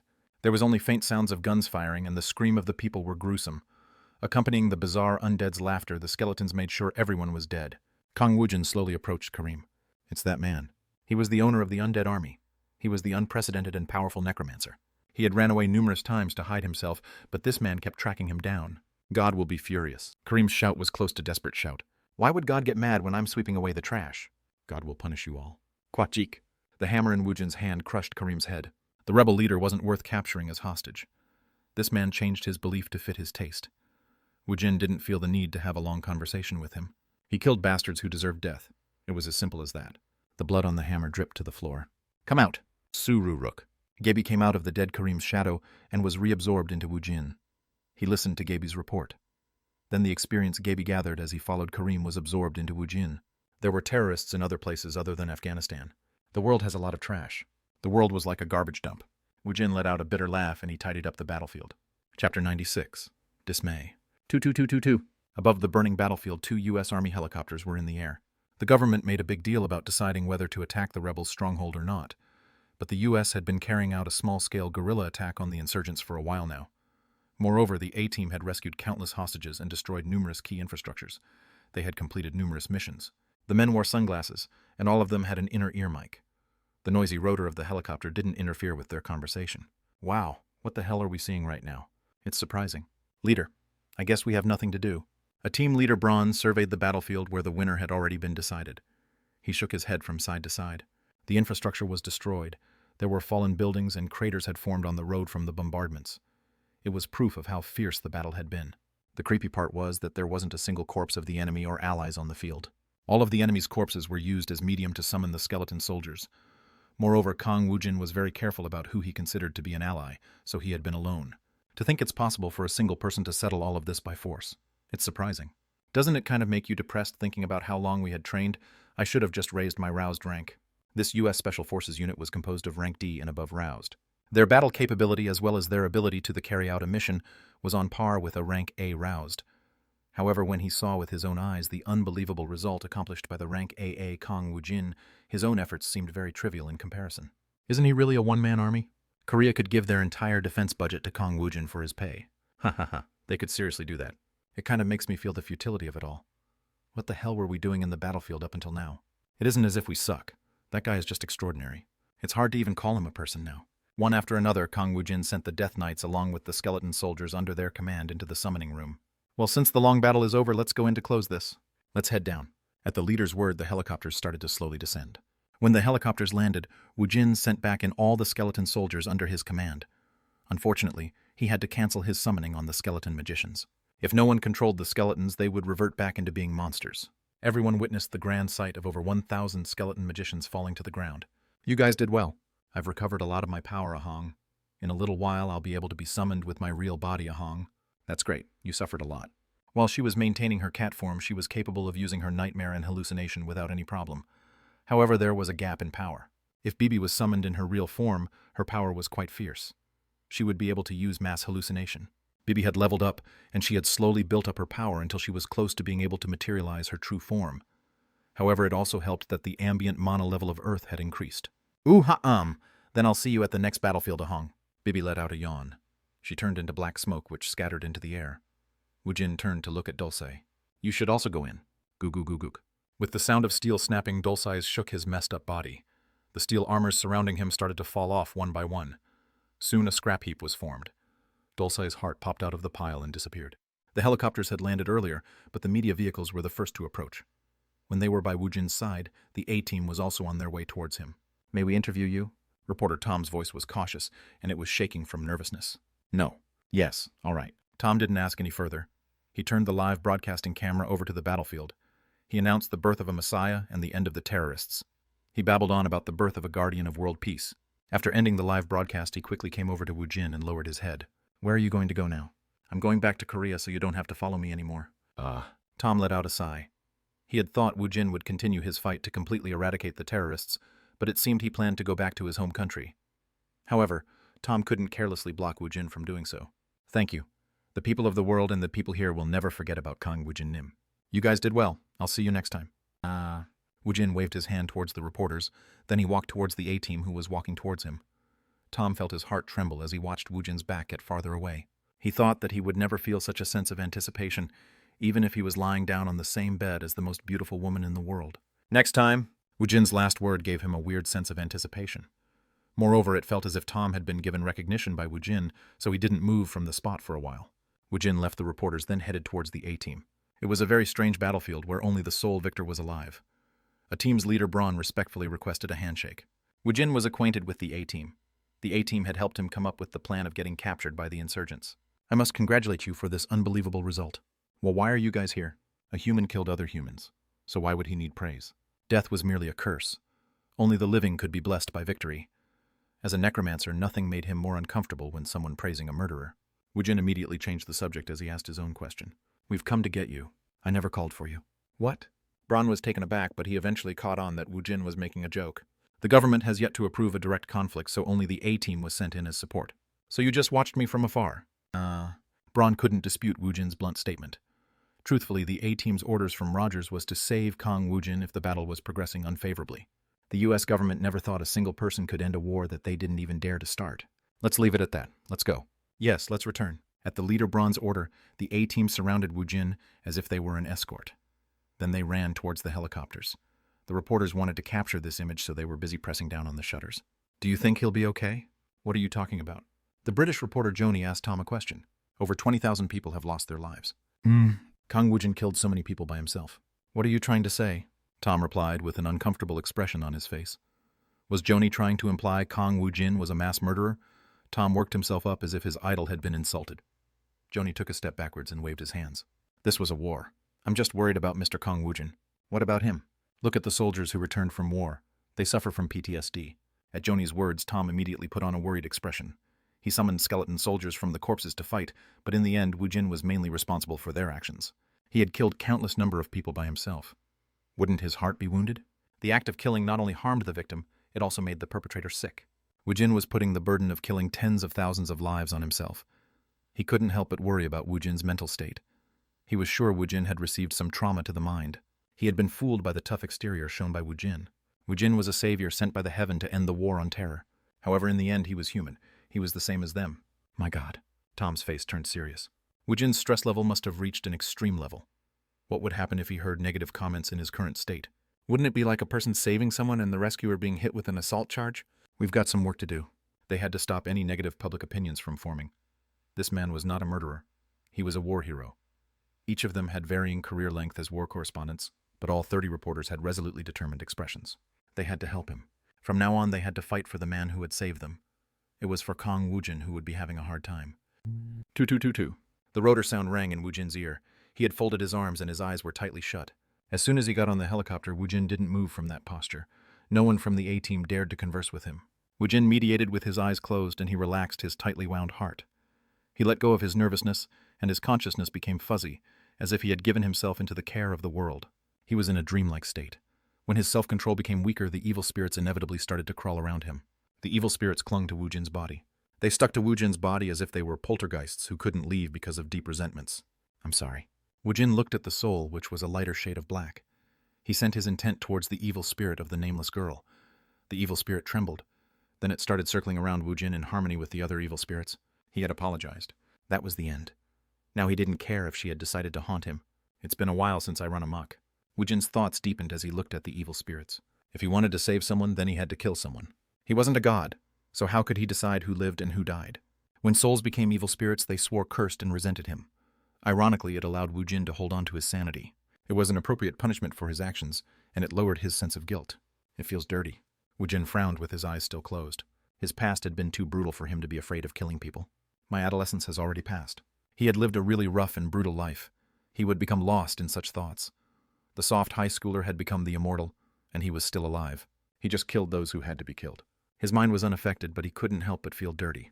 Woojin opened his eyes at Bron's call. We've arrived. Yes. Woojin focused on his consciousness and reordered his mind.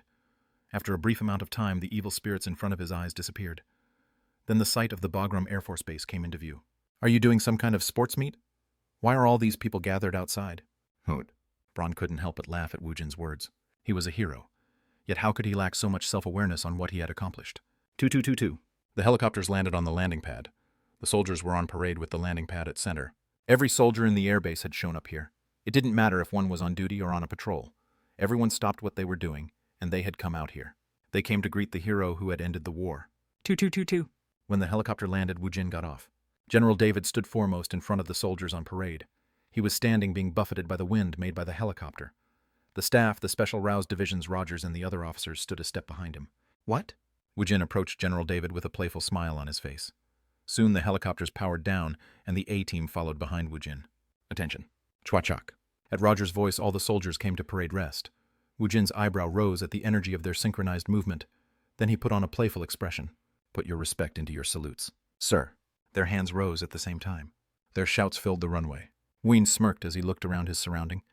Everyone gathered there was raising their hand in salute. The members of the A-team, the intelligence officer Rachel, the pilots of the helicopter, the non-combatant military personnel, and even the military engineers. General David, who had lived for the past 30 years going from one battle to another, was also saluting towards him. It was filled with respect and thanks. This. Woojin awkwardly raised his hand, and he placed it next to his right eyebrow. Am I doing this right? The members of the A-team smiled. General David, who was facing them, laughed. He thanked the hero who had ended this damnable war. They are welcoming you back with a hero's welcome. David spoke, giving a slight gesture with his hand as if he was guiding Woojin. Then he turned around. With them at the center, the soldiers in parade rest parted to make way for them. Well, this is a bit embarrassing. Well, this wasn't too bad. When Woojin started to walk, the U.S. soldiers all clapped and cheered to greet the hero. Thanks to you, I'll be able to go back to my family now. I've lost 5 of my mates to those bastards. Thank you. Thank you. I will be able to go back home now. Whenever Woojin took a step, he heard dozens of people talking to him. His ears were numb, but it wasn't a bad feeling. The tail end of Woojin's lips lifted a little bit. Well, I guess this isn't too bad in its own way. This was the first time. These people were welcoming him without fear and worship. Woojin reached the end of the road opened by the soldiers. When Woojin stopped, the Holy Maiden was standing in front of him. Chapter 97, Dismay 2. The U.S. government couldn't even announce the cessation of hostilities yet. The troops didn't even have to keep the public peace since the insurgents had all disappeared from the territories that had been held by the rebels. However, the Afghan government, the U.S. government, and the UN Council had to hold talks about this unprecedented event. While they were having this discussion, several members of the UN dispatched their troops as peacekeepers. Already half of the American forces that had been stationed in Afghanistan had moved out. They expected small acts of terror from the last remnants of the rebels, but the U.S. soldiers knew their days were numbered. This was why the troops redoubled their efforts. The remaining soldiers put on a small party to welcome the hero. Food was plentiful and alcohol was being served. The soldiers danced and laughed as they talked. Woojin sat in the corner of the bar. He was drinking a cocktail mixed by a black man behind the bar. He didn't want to hear about exaggerated accounts of his heroism, and he wasn't interested in talking under the influence of liquor. Everyone was feeling happy about the conclusion of the war. They were excited at the fact they'll be able to reunite with their families after returning to their home country. While he was quietly drinking his alcohol, the words spoken by the Holy Maiden kept circling around his mind. I'm sorry. As the representative of planet Alphen, I want to apologize to you. The Holy Maiden gave a heartfelt apology. She hadn't thought of him as a human. She only thought of him as the Necromancer who butchered. This was why she had been afraid of him. She had stayed away from him, ostracizing him. His personal power was so great that she hadn't been able to see Woojin as a human. She had seen him as a demigod. He really did meet face to face with gods, so it was too difficult to see Woojin as a human. It might be because Melody was from Alphen. This was like trying to break an absolute law of the world. It was very difficult to change her assessment of him. You are also human. I didn't understand. I really didn't understand. Melody cried. She truly felt sad and she truly felt wistful. What would have happened if they had seen him as Kang Woojin instead of the immortal? What if he hadn't been treated as the king of the damned or as the monarch of Alendal? What would have happened if the human Kang Woojin lived alongside other humans? She shouldn't have viewed him as the demigod immortal. She should have seen him as the human Kang Woojin. If Melody hadn't come to Earth, she wouldn't have known this for the rest of her life. She would have never found out what kind of person the immortal, also known as the king of the damned, was like. She wouldn't have been able to see what his homeland was like. She was able to see Kang Woojin as a human after she arrived on Earth. Please help us. We are suffering. Please save Alphen. He thought about the words spoken by the kneeling Holy Maiden in the past. He had only faced the Holy Maiden on the battlefields. The Holy Maiden, who always looked at him with fear in her eyes, was asking in an earnest manner. Woojin drank the rest of the alcohol. Rogers, please speak. Colonel Rogers sat next to Woojin. His eyes were filled with a favorable light. He would have never guessed Woojin was such an amazing person. Moreover, the thing that surprised Rogers the most was Woojin's strong mental makeup. Currently I have a tale on Nasr-Sachi, so I'm going to collect the info. Enough time had passed. The bastard was the middleman, so he would have had plenty of time to have come in contact with his accounting ledger. If I tell you his whereabouts, I would like the A-team to recover him. You don't want to do it yourself? Woojin shook his head. He had other things to do. I'll be putting a tail on the leaders of all the other main terrorist groups. Oh ho. Woojin's ability was incredible for doing surveillance. This time around he had been able to track down the rebel leader Kareem like some ghost, and Woojin had been able to have a final showdown with him. If the bastard hadn't been worried about his location being blown, the final battle would have never happened. He would have hidden himself deeper into the darkness, and his terrorist activities would have become much more secretive. They probably saw what happened in Afghanistan, so they probably went into hiding. They'll probably reduce the size of their operation if they plan on hiding. Let's just sweep away the heads of these organizations. If the command group disappeared above the organization's small fries, the rest of the members were just kids taken in by a violent religion. The best thing they could do was capture the core members. You want to drive them into a corner, then pick off the important figures. Ah yes, killing everyone isn't an option if I want to pursue peace for mankind. Roger's heart became chilled at Woojin's word. Woojin really thought unconventionally. If he was instead a little bit off in the head, it would have been a huge calamity for the human race. I'll put tails on them and you eliminate those bastards in order. Why don't you do it yourself? Why give us this chance to take credit? Woojin smirked at Roger's words. He didn't care about receiving credit or acclaim from the meritorious deed. He just wanted to set an example since they had messed with him. It had been a long time since such a thing like desire for fame had made him act. If he did this himself, it wouldn't be efficient. Moreover, Woojin had other things to do. Then I'll be going, knowing you guys will take care of it. I'll immediately assemble the A-team. When Woojin stood up, Colonel Rogers stood up with him. Woojin went to the room assigned to him. The Holy Maiden was waiting for him in front of the door. He let out a light sigh when he saw her. What are you doing here? I want you to give me an answer. The Holy Maiden politely got on her knees, then she bowed her head to the ground. Woojin squatted down to get on the Holy Maiden's eye level. Hey. Yes. Didn't you say you'll try to see me as a fellow human? So why do you always get on your knees and groan like a constipated dog whenever you see me? What should she do? Woojin was someone who had faced a god. She was a human who worshipped the goddess Arya. From her perspective, Woojin was someone who demanded her respect. Nothing changed that fact. I'm trying harder to understand a little bit more of you, Kang Woojin. She'll look at him as the human Kang Woojin instead of the immortal. I was going to go to Alphen anyways. That means... The Holy Maiden's eyes shook as it bobbed up and down. Woojin shrugged his shoulders. Currently only 6-star dungeons were open on Earth. Dungeons existed as high as 9-star. If the 9-star dungeons opened, it would be evidence that the amount of mana on Earth had reached a saturation point. At that point, there were ingredients he will be able to acquire. Moreover, most of the ingredient were rare ingredients needed to make his equipments. Unless he purchased it through the point store by saving up points, he would have to acquire the ingredients from the 9-star dungeons. If that wasn't possible, he would have to go on an expedition to Alphen to hunt down the rare ingredients. If he wanted to go up against Tronit's commanders, he needed Thrash's set items. I'm going to attack Alphen. You are responsible for saving the people. I'll allow you to follow me. Thank you, thank you. The Holy Maiden repeatedly bowed her head to express her thanks. Her goddess had been right. The savior of Alphen who is on Earth was none other than Kang Woojin.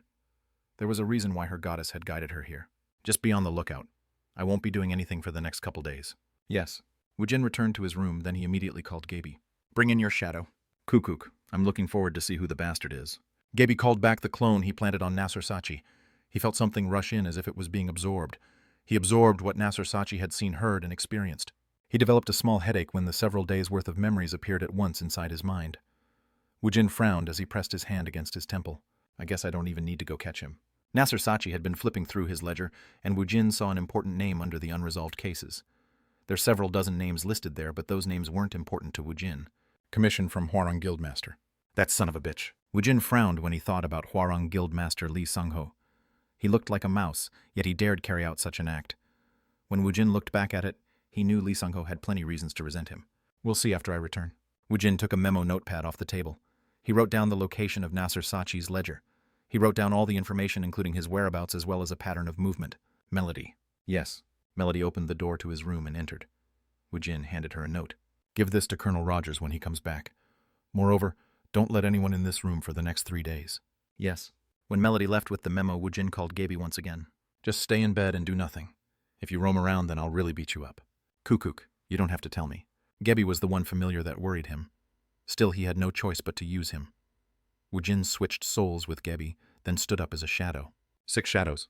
He would be able to investigate the whereabouts of 6 people. Woojin used the information he learned from Kareem to choose the 6 people. They were the most radical and active leaders. He stepped out as a shadow. He'll be able to stick his shadows on them. Woojin stepped out as a shadow while Gaby, who was inside Woojin's body, stood up. He took out a beer from the fridge, then he drank it. Kukuku. It felt good to take over a corpse, but it gave him a much greater thrill to be able to possess his master's body. After he drank a bottle of beer, he paced around the bed. He glared at the door to the room. The Holy Maiden was out there, a plaything. Kukuk, I'll behave for now. He wanted to play and cause accidents, but he decided to be patient. His master still wasn't whole yet, and Gaby had to grow with him. Gaby let out a shrewd laugh, and he fell onto the bed. Sadong Station, Allendale Guild's office. The core members gathered inside the conference room. They looked at each other without saying anything. Everyone had serious expressions on their faces. The first one to speak was Vice President Young Min-chan. He broke the heavy silence. Did you know about what he could do, Director Hong? I knew he had those abilities, but I never would have guessed about its magnitude. Hong Sung-gu let out a deep sigh. He already knew Woojin used skeleton soldiers and magicians. He also knew each of them was comparable to a rank D. No, it seemed they were close to rank C now. Moreover, there were over 10,000 skeletons. Whew! A person like that is really our president. They all had the same president, so they all had dark expressions. Now they were used to the reporters in front of the office. They even felt something was missing if they weren't there. However, a variety of weird civic groups started gathering in front of the Allendale's office. Moreover, the police were brought in to block them, so the area around Sahadong Station was always crowded with people. Well, we can't do anything about what's been done. Let's talk about a countermeasure. Once again, Kang Woojin had done something really big. He had slaughtered an entire rebel force in Afghanistan. It should have been called a war, but some people were calling it a massacre. That topic was dangerous in itself. People were worried about the power shown by a private citizen. The fact that the underlings he controlled were skeletons revived from human corpses worried people. It was creating extra fear and worry about him. Let's run a simulation first. How will our president react when he comes face to face with the people protesting out there? At Min-chan's words, Woo Sung-hoon raised his hand straight up into the air. Please speak, Director Woo. Woo Sung-hoon frowned and he mimicked Woonji's expression. Who are these trash? Do they want a beating? Poo-hoot. Sung-gu broke out in laughter. Soon he put on a serious expression, then apologized. I'm sorry. Still, it'll cause a lot of trouble once Hyung-nim returns. Hyung-nim's personality won't allow him to leave them alone. Min-chan's expression darkened. That is why we have to come up with a countermeasure. Heyman spoke with a serious expression on his face. He had gained a lot of info about the members of Congress from the reporters he had gotten close to. The Congress isn't in a good mood. We've turned down their offer once, so they aren't looking at our entire guild in a favorable light. Moreover, they became wary once it had become known how much power is at our disposal. What do they think we will perform a coup d'etat? Woo Sung-hoon became angry since this business involved him. However, these thoughts differed from the adults in Congress. The people with power became wary when someone other than themselves obtained power. It was either getting in the same boat with clasped hands or sinking the boat. Woojin had refused the hand they extended. However, Allendale's presence had become too large for them to sink Allendale. Several members of Congress are talking about barring the president from setting foot on Korea. Everyone frowned at Heyman's word. Woojin wasn't causing any harm to Korea, so why were they making all this fuss? Let's come up with a countermeasure. If Kang Woojin returned to Korea as it is, there will be trouble. The media of the world were all praising Kang Woojin as a hero who had saved the world from terrorism. However, the Korean government was uneasy with Kang Woojin and all the religious groups were going nuts about him. If Kang Woojin returned as it is, it was obvious he would go off like a bomb. The people were too ignorant about him. Kang Woojin's first rule was an eye for an eye, a tooth for a tooth. Kang Woojin kept that rule above any law. The people of the world were putting too much faith in their own laws. They were basically dancing in front of a lion while not knowing that the fence had fallen. Hey, Woo. This won't be resolved by moving their office. They couldn't come up with an idea, so all they could do was sigh. Woo Sung-hoon spoke as he kept glancing at his handphone. It says the dungeon in Daegu just had an outbreak. I haven't received that info yet. Min-chan was puzzled as he turned on the TV. Dungeon break happened 30 days after the first dungeon raid had failed. There was no way Minchan wouldn't know about such a dungeon. I am in Daegu. The dungeon break happened simultaneously. Currently, we aren't able to get close, and the military troops nearby are mobilizing. The government has immediately imposed martial law, and they are requesting cooperation from all the guilds. A helicopter from afar was filming the footage. The city was burning, and the monsters were causing havoc between the collapsed buildings. The chaotic scene meant the people hadn't been prepared for the dungeon break. They were experiencing a calamity that would cause an incredible amount of damage. This reminded people of the very first dungeon shock. President. As they watched the breaking news, everyone thought about a single figure. Chapter 98. Hong Sung-gu's Rush. Currently, the dungeon break is suspected to have occurred at an already cleared dungeon. This event is unprecedented, and this scene is a recreation of the dungeon shock. Everyone's insides became numb as they watched the news flash. What the hell is going on? How could a dungeon suddenly break without the 30-day wait period? When everyone had fallen into a state of panic, the door to the room opened. Vice President, we've received a request from the Ministry of National Defense. All roused are ordered to stop clearing the dungeons. They are ordered to be on standby. All right. After the employee stopped speaking, Minchin's expression became serious. This was an unusual dungeon break, so it was the right move to put everyone on standby, except for those members who was currently in the dungeon.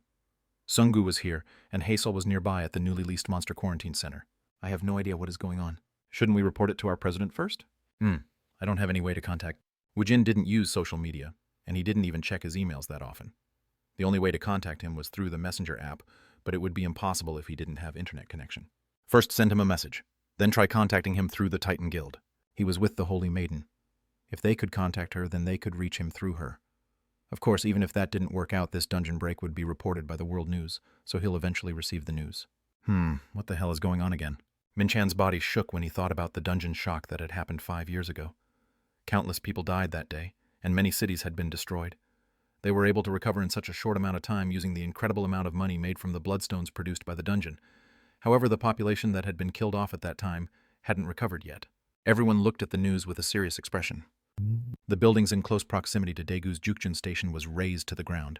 Cool. The ice trolls rampaged like madmen. The clubs they swung blew the vehicles away too easily, and the buildings crumbled when they tapped the clubs against them. There were no warnings before the dungeon break happened, so this was a calamity for city dwellers nearby. An ice troll was huffing and puffing as it wandered around the residential area. Kung kung. It smelled the scent of humans. Kung kung. It wasn't as large as an ogre, but it was twice as large as a human. The ice troll was tall enough to be able to look through the second-floor window of a house. The troll with the disgusting eyelashes searched by looking through the windows. Kiak. A girl made eye contact with the troll. She covered her head and she let out a scream. Kururu. The ice troll laughed as it stretched out its arm. Young humans were especially delicious. Kiak. The ice troll had abundant white fur on his body. It used its long arms to break the window, messing up the interior of the room as it tried to snatch the girl. The girl tried to back away, but the wall was at her back. She had nowhere to run. The door was right next to her, but fear made her feet leaden. The thought of opening the door and running out hadn't even occurred to her. Kururuk. The ice troll was close to catching the girl, but she kept eluding the ice troll. It became angry and raised its club. It decided to destroy the house, then eat the young child. At that moment, a muscular man fell from the sky. Help. Kwang. A human's fist descended on top of the ice troll's head to strike it. Kururuk! It isn't dead. He had put all his weight behind the attack, yet the ice troll hadn't died. The troll had a well-deserved reputation. The shape of the troll's head was deformed as if its skull had been crushed. However, it was twitching as it started to recover. If one blow doesn't work, then I'll give him a second one. The man's fist turned black. Kwang. It was as if his black fist had turned into stone. It cracked the ice troll's head and brain matter spilled out. The ice troll was still twitching, but soon even that came to an end. Hey, little kid, come out. Even at the man's words, the girl wouldn't move because she was too afraid. A group of people came chasing after the man. President, take care of everything here. There is a kid over there. Yes, sir. KH Guild's President Baek Jongdo walked into the alleyway frowning when he saw another ice troll coming towards him. The army isn't here yet. They are trying to quell the monsters from the east. The civilians aren't evacuated yet, so you shouldn't expect any fire support. This was a problem. If it was a scheduled dungeon break, it wouldn't have been a problem. They would have evacuated the civilians, and the army would have concentrated their superior firepower to overwhelm and slaughter the monsters that popped out of the dungeon. However, this course of action wasn't possible since this was an unscheduled dungeon break. Since the evacuation of civilians never happened, it was impossible to bombard the city. Moreover, armored vehicles were too slow to root out the monsters that were now hiding within the city. The roused were best suited for tracking down and hunting the monsters unleashed within the city. This was why all the roused who had come to raid the Daegu dungeons were given mobilization orders. KH Guild's Baek Jongdo had an appointment to enter the Daegu station's 6-star dungeon. However, when he heard about the dungeon break, he had come here. The roused occupied downtown as they hunted down the monsters. Chet. Fortunately, there weren't too many released. A rank B roused was capable of facing off against an ice troll. If there was a really big one, it was possible to take the troll down by teaming up with several roused. This wasn't the dungeon where there was a limit on how many people could enter. The roused held the numerical advantage out here. It was quite fortunate that the big-bodied ice trolls had come out, as they were quite easy to spot. It would have been difficult to make much progress if small monsters who were adept at hiding had come out. The damage couldn't be helped, and it wasn't enough damage to call it a calamity. There had been only one dungeon break. The problem was whether this unannounced dungeon break was an outlier or the beginning of something new. I hope this is a one-off event. If one wanted to say this event was a simple accident, they would have to find the reason why the dungeon break happened without any warning. However, they had to exterminate all the monsters unleashed here first. Baek Jongdo looked at the ice troll stroll towards him, and his fists were dyed black. Shwa. As the water fell from the showerhead, it felt as if the water was cooling his hot body and mind. Ha-ah! Lee Sango let out a restless moan. He had gained something incredible. I can control it. The roused could only come out after clearing the dungeon. The return stone had to be used to bring down the barrier. It was the same for the monsters. After 30 days, the monsters used the return stone to come out of the dungeon. This was the dungeon break. Ha-ah! This power. He had become Yellow's vassal. Most of the monsters didn't even register his presence as he had headed towards the return stone. He took the return stone and brought down the barrier. It was like any other dungeon break, but this time he had guided the monsters out this time. He had loosed them into the world. It was without warning, and it was by his will. Kook. He knew how big of a damage a dungeon break would cause if the people wasn't prepared. He had already experienced it through the dungeon shock. Most people had evacuated to a safe zone far away from the subway stations. However, there were still a lot of people around the dungeons because of the dungeon businesses. Many people still lived near the dungeons. This situation was akin to a house of cards. He just had to manipulate it a little bit, and it would all come falling down. Tremble from the fear. It was regrettable that he couldn't control the monsters. However, he'll be able to get the desired result just by being able to cause a dungeon break. Of course, he had to prepare several things. It didn't matter if he had come out immediately after the barrier went down, or if he had waited before doing so. People might discover him coming out of the dungeon with the monsters. He had to make preparations so he could cover up his activities. He would begin after he finished setting several things up. Kang Woojin, wait for me. Kang Woojin. The bastard had to feel it. The sadness felt from loss. What should I steal from his first? Lee Sang-ho, who had gained power, laughed. He couldn't feel any more satisfied with the appearance reflected by his mirror. In recent days, had he ever been as happy as he was today, endorphins surged just from thinking about how he would destroy that bastard. It felt as if the stress that was suffocating him was blown away. Yes, first his family. Next his friends' guild underlings' reputation. He would steal it all from Woojin. There were 47 dead and 512 wounded. An estimate of $50 million worth of damage was done. The unannounced dungeon break held massive implications, and the damage it caused was enormous. It harkened the memories of the dungeon shock along with the fear that was felt on that day. Just this single dungeon break prompted an exodus of people out of cities possessing subway stations. There were some who left, and there were some who stayed. However, the people who stayed were those who didn't have the means to move. The people with money quickly left to the safe zone, and the rest of the people slowly started getting ready to leave. It had been only 2 days since Daegu's dungeon break had ended. In just 2 days, 10% of Seoul's population had migrated to Gangwon-do's safe zone. I'm too restless to stay still. Sungu and Haesol had stayed idle during the 2 days since they weren't allowed to clear dungeons. They keenly felt the loss of opportunity. Danger had come calling, but they hadn't been ready. They felt a sense of powerlessness. No, they had made preparations. They temporarily moved all their families nearby Allendale's office so they could protect them just in case. The real estate prices in the safe zone skyrocketed, but the apartments near the stations were bottoming out. From Sungo's perspective, he felt better knowing his family was nearby. We can't still contact Hyungnim. They said he is in the midst of an operation. He'll probably call us soon. Minchan was also frustrated. Korea was rocking, yet the leader of Allendale, who had to be their anchor, was absent. Sungu was frustrated. He wasn't training or hunting right now. An uneasy feeling grew inside him as if he had taken a step backwards. I can't stay like this. I'm going to go around the nearby low-rank dungeons. You do that. When you are done, let's contact each other immediately. Yes. Go with Team Leader Wu. It would be best if we communicated through Team Leader Wu. I'll do as you say. He was the chief of the President's Secretary Office, but Kang Woojin was currently absent. This was why Woo Sung-hoon joined Sungu to assist him. The clearing time of low-rank dungeons was short. Sungu thought it was more productive and better for his peace of mind if he cleared some dungeons rather than doing nothing. Maybe it was caused by the feeling of unrest, but the usually full dungeon schedules had several empty spots. However, the lower-ranked dungeons didn't operate on appointments. This was why the employees from the Secretary Office was sent to the close-by dungeons to line up and were able to set up a schedule.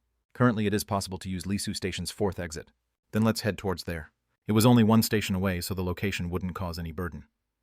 Sungu and Haesol headed towards the Lisu station.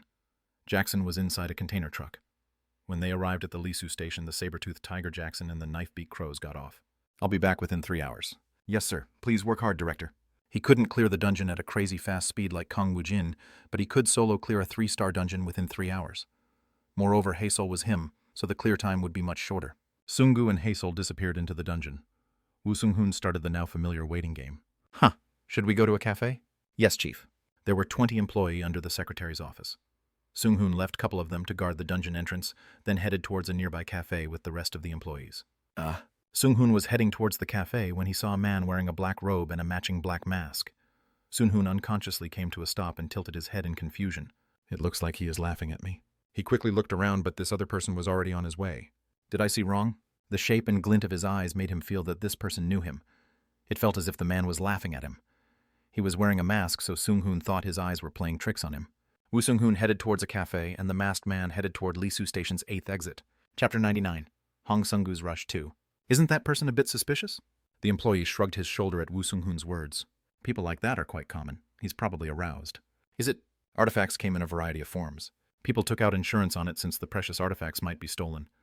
Still, there were those who wore it out in the open occasionally.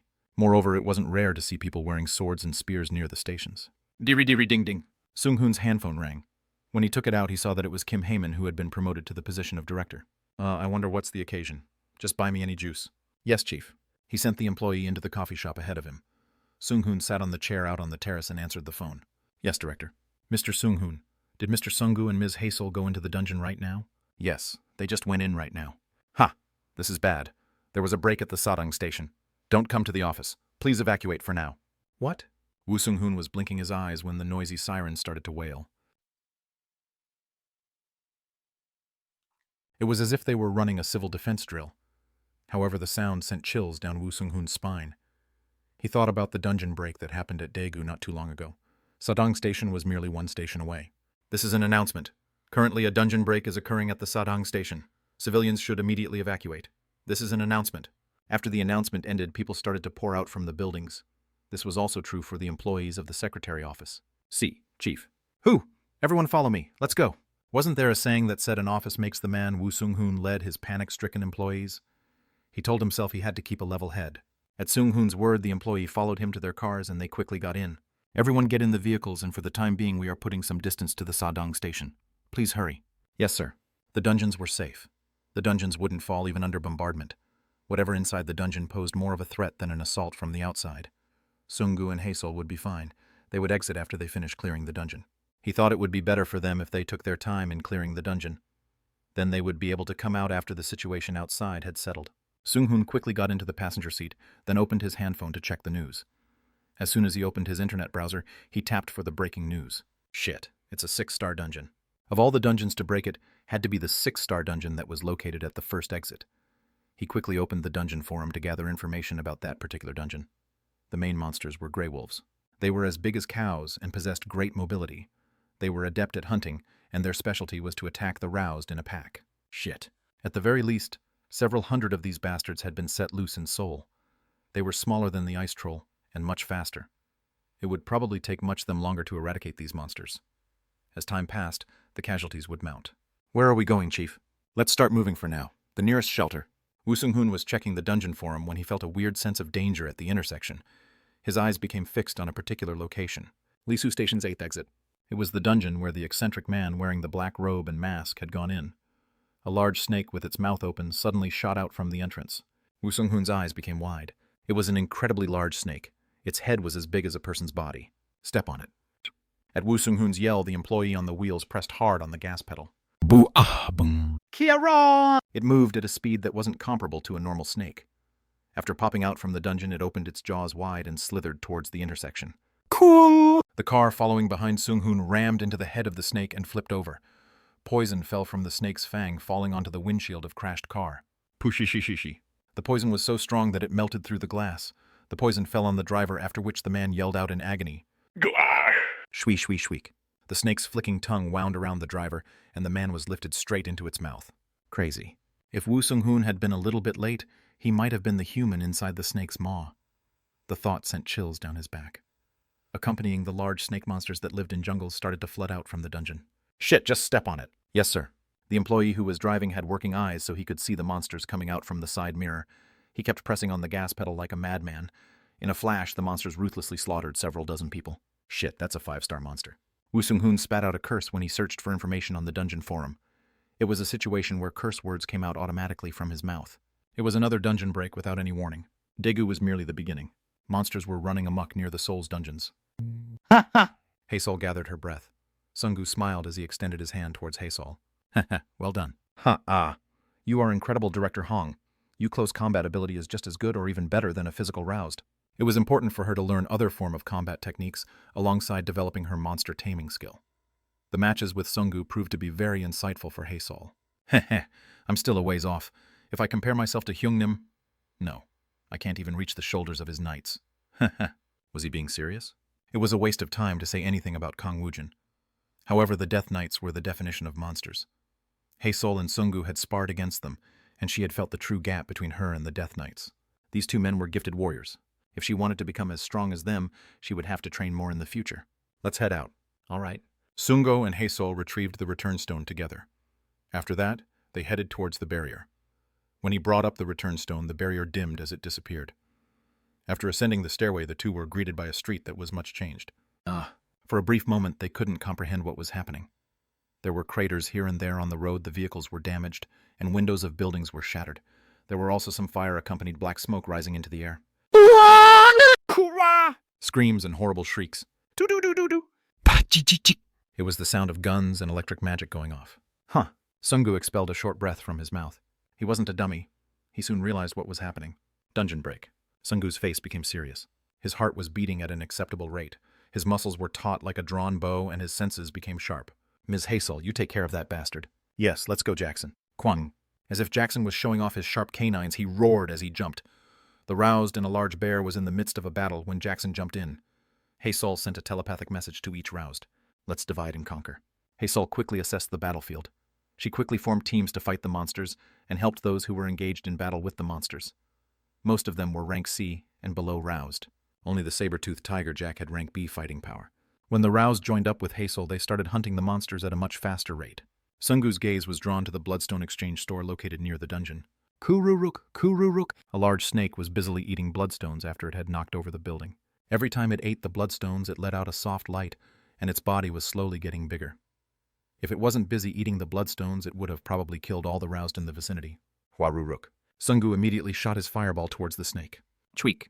As if it felt the threat, the snake raised its head to evade the fireball. Kwahung. The fireball created by his ability didn't hit its target, but when the ball of flame hit the floor, it exploded. Chweek. The snake's tongue darted in and out as it slowly moved towards him.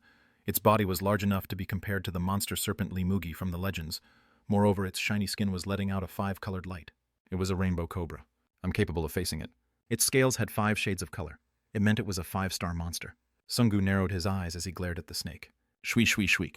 It flicked its tongue as it headed towards Sungu, its scales turning cloudy. Unless it suddenly developed a skin disease, there was only reason why it was doing this. Shwee shweek. The bastard started shedding its skin. The shining scales held 6 shades of color. Ha ha! Sungu wiped the sweat coming down his forehead. This was a 6-star rainbow cobra. According to the published documents, this was the boss monster that had appeared on the very first clear. After the 6-star dungeon was cleared, only the 5-colored rainbow cobra and the basic monsters had appeared. Will I be able to do it? He had successfully raided the already cleared 6-star dungeons before, but he had never attempted a 6-star dungeon that hadn't fallen yet. Sungu swallowed dryly. He thought about the words he heard when he first met Woojin. A man doesn't show he is afraid even when he is afraid. He could almost hear the sound of Woojin's voice in his head. Sungu followed his example and with a smirk activated the iron skin. Shweesweek. He glared at the rainbow cobra which had developed 6 colors. Then he ignited the magic that was flowing over his strengthened skin. Huaruruk. Sungu's body started to burn. He literally became a smoldering human torch. Kya! The rainbow cobra showed its imposing fangs and spit out its poison. However, it evaporated as it neared the fire. Sungu started throwing fire towards the rainbow cobra. Kwang kwang! The bastard was so big that he didn't have to aim carefully to hit it. It didn't seem like it was taking much damage since the scales were too thick. Still, it was enough to annoy the bastard. Kyak! The bastard was pissed as it fiercely charged towards Sungu. Blaze. Just as Sungu turned around to run away, a road of flame was formed in his wake. The skill only charred the scales, but it couldn't cause burns to the snake. However, Sungu raised the floor as he kept dodging the snake. Waruruk. The road was filled with fire. Sungu was running away and the rainbow snake was chasing him. After a long time, Sungu looked at the entirely red road filled with fire. It was hot enough to give stabbing pains to his heart. He smiled. Tweak. The pissed-off rainbow cobra glared at Sungu and coiled its body. As it unfurled, the bastard sprung towards Sungu. Flame absorption. Sungu spoke the incantation, and the flame filling up the road was being sucked entirely into Sungu. The flames from vehicles in mid-explosion, the flames ignited from the gas main, and even the flames burning up the entire commercial buildings were all sucked towards Sungu. The flame over his entire body that was being protected by the iron skin was also absorbed. It all coalesced on Sungu's right hand. Amongst the flame manuscripts acquired by Woojin, this magic produced the most powerful and destructive force. It was the essence of flame made by gathering all the flames in the surrounding. This will be a bit hot. Kya? Sungu jumped while holding on to this ball of fire. The rainbow cobra was stretched to its full length in the air. It opened its mouth as if it planned on swallowing Sungu. Sungu grinned with the ball of flames in his right hand. He threw the hellfire into the six-colored rainbow cobra's mouth. I'll roast you. Quang! The fireball exploded inside its mouth and the cobra's head exploded. Sungu was swept up in the aftermath of the explosion and was sent flying. He became embedded in a vehicle. Director Hong. The surprised Haesol ran towards him, but physical roused weren't even capable of taking blows like him. Sungu stood up as he moved his arm around in a circle. He stretched his shoulder. As he was being thrown towards the car, he had tried to stop his momentum using his arm. As a result, it had almost fractured. Ooh, my arm almost broke. You are really incredible. It's nothing. Haesol's eyes were filled with admiration as she looked at Sungu, who was letting out an honest laugh. Chapter 100, Bullet Taxi. Who? So what happened here? At Sungu's question, one of the roused next to Haesol spoke. You. You don't know the half of it. It started at the Sadang station, then the nearby dungeons broke in succession. Currently, the entire city of Seoul is in a state of emergency. I'm not sure which guild you are from. At a glance, they could tell Sungu's combat ability was extraordinary. With this much skill, he should be a famous high-rank roused. However, his face was unfamiliar to them, so they carefully asked Sungu the question. At the man's words, Sungu acted like his usual self. He let out a laugh. It seemed that more than one dungeon had experienced a break. Even now, Sungu could hear sounds of explosions and guns. It tickled his ears. Amongst the words spoken to him, there was a word that bothered him. The Sadang station broke. Yes. It was the first one to break.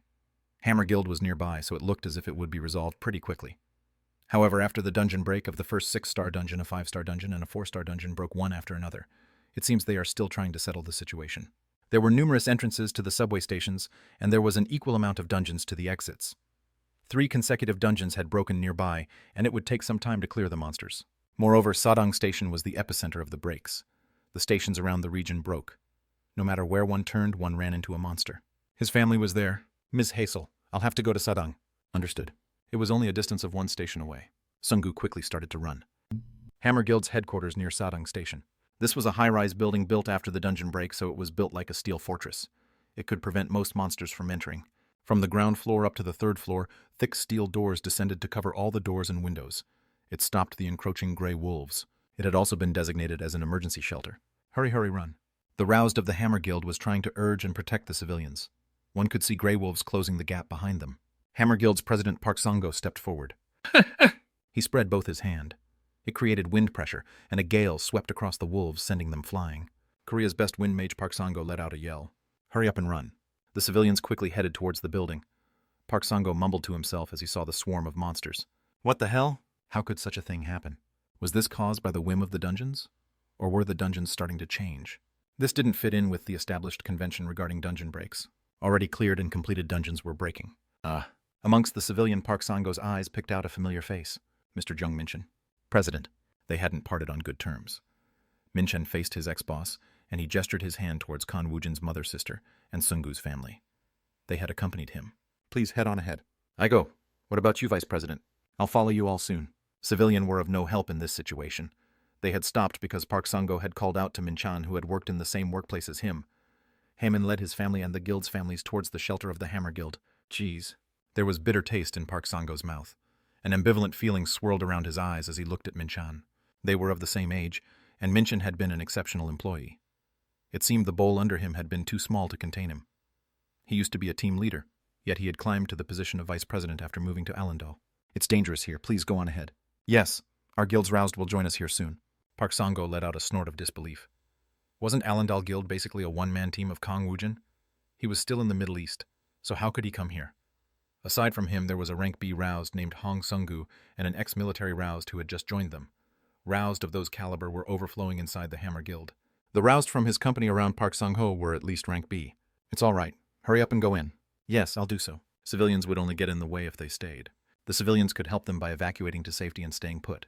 Chet, if only Jinwoo was here. The other rank A of the Hammer Guild Vice President Park Woojin was at Busan trying to clear a 6-star dungeon.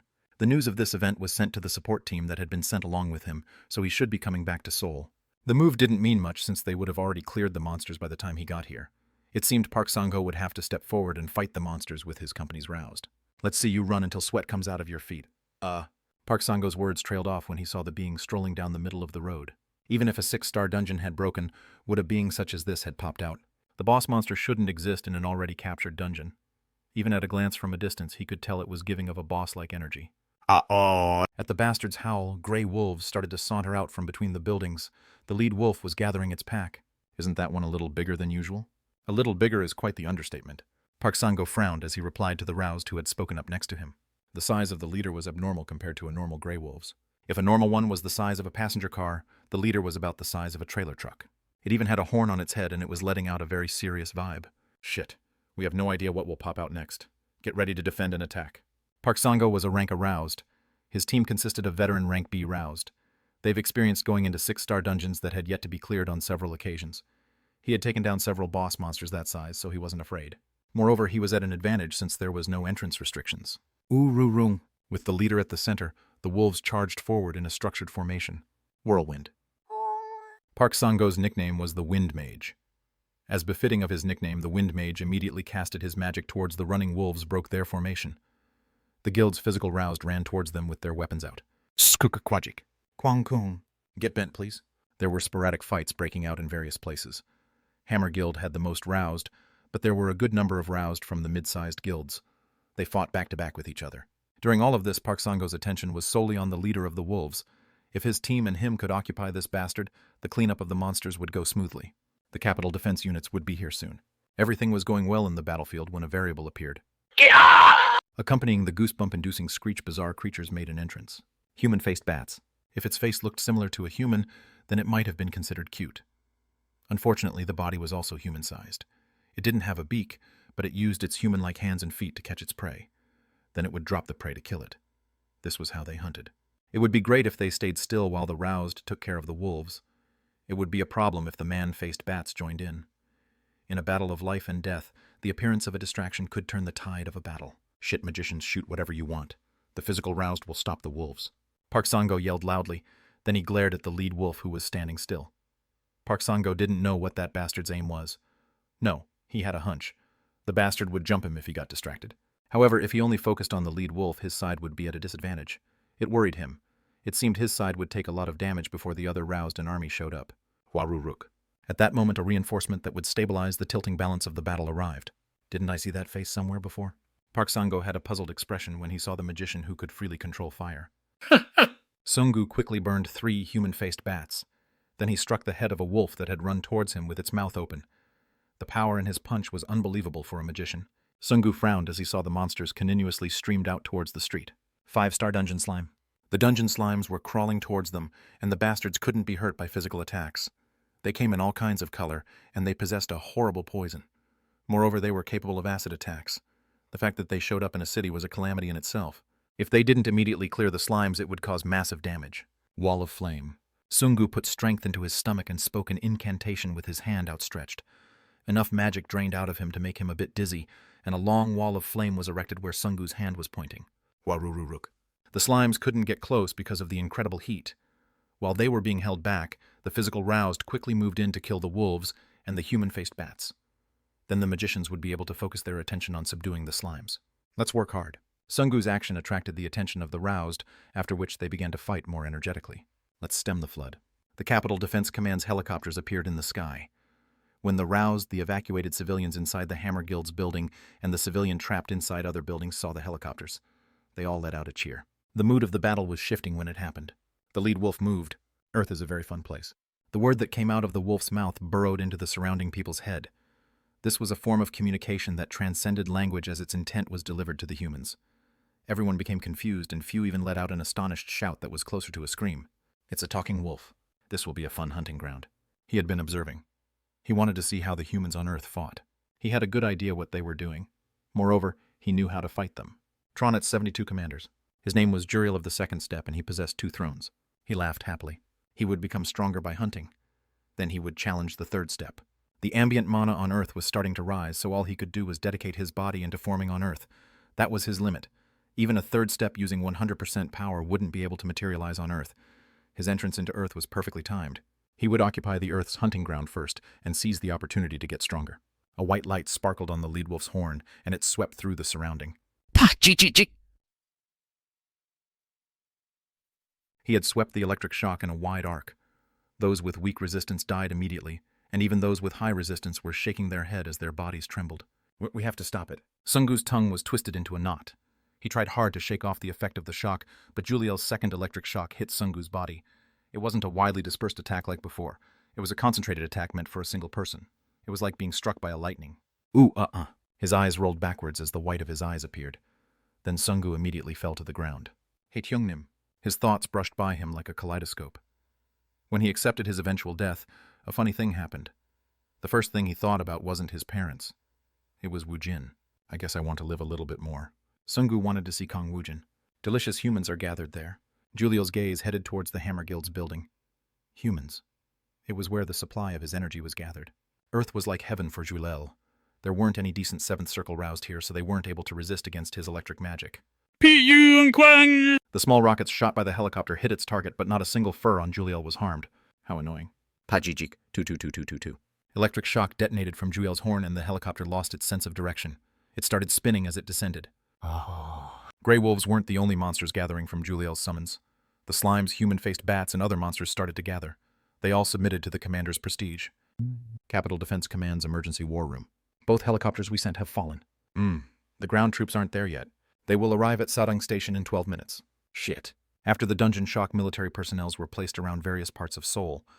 Still, it was impossible to mobilize the troops to each region within several minutes. Moreover, the monsters' rampage had destroyed various roads, and the monsters were still causing havoc. It exacerbated the situation. There is an unidentified object approaching the airspace of Seoul. What did a flying monster show up? It's something different. The officer read the radar and he replied haltingly. By looking at its speed, it seems to be a missile. What?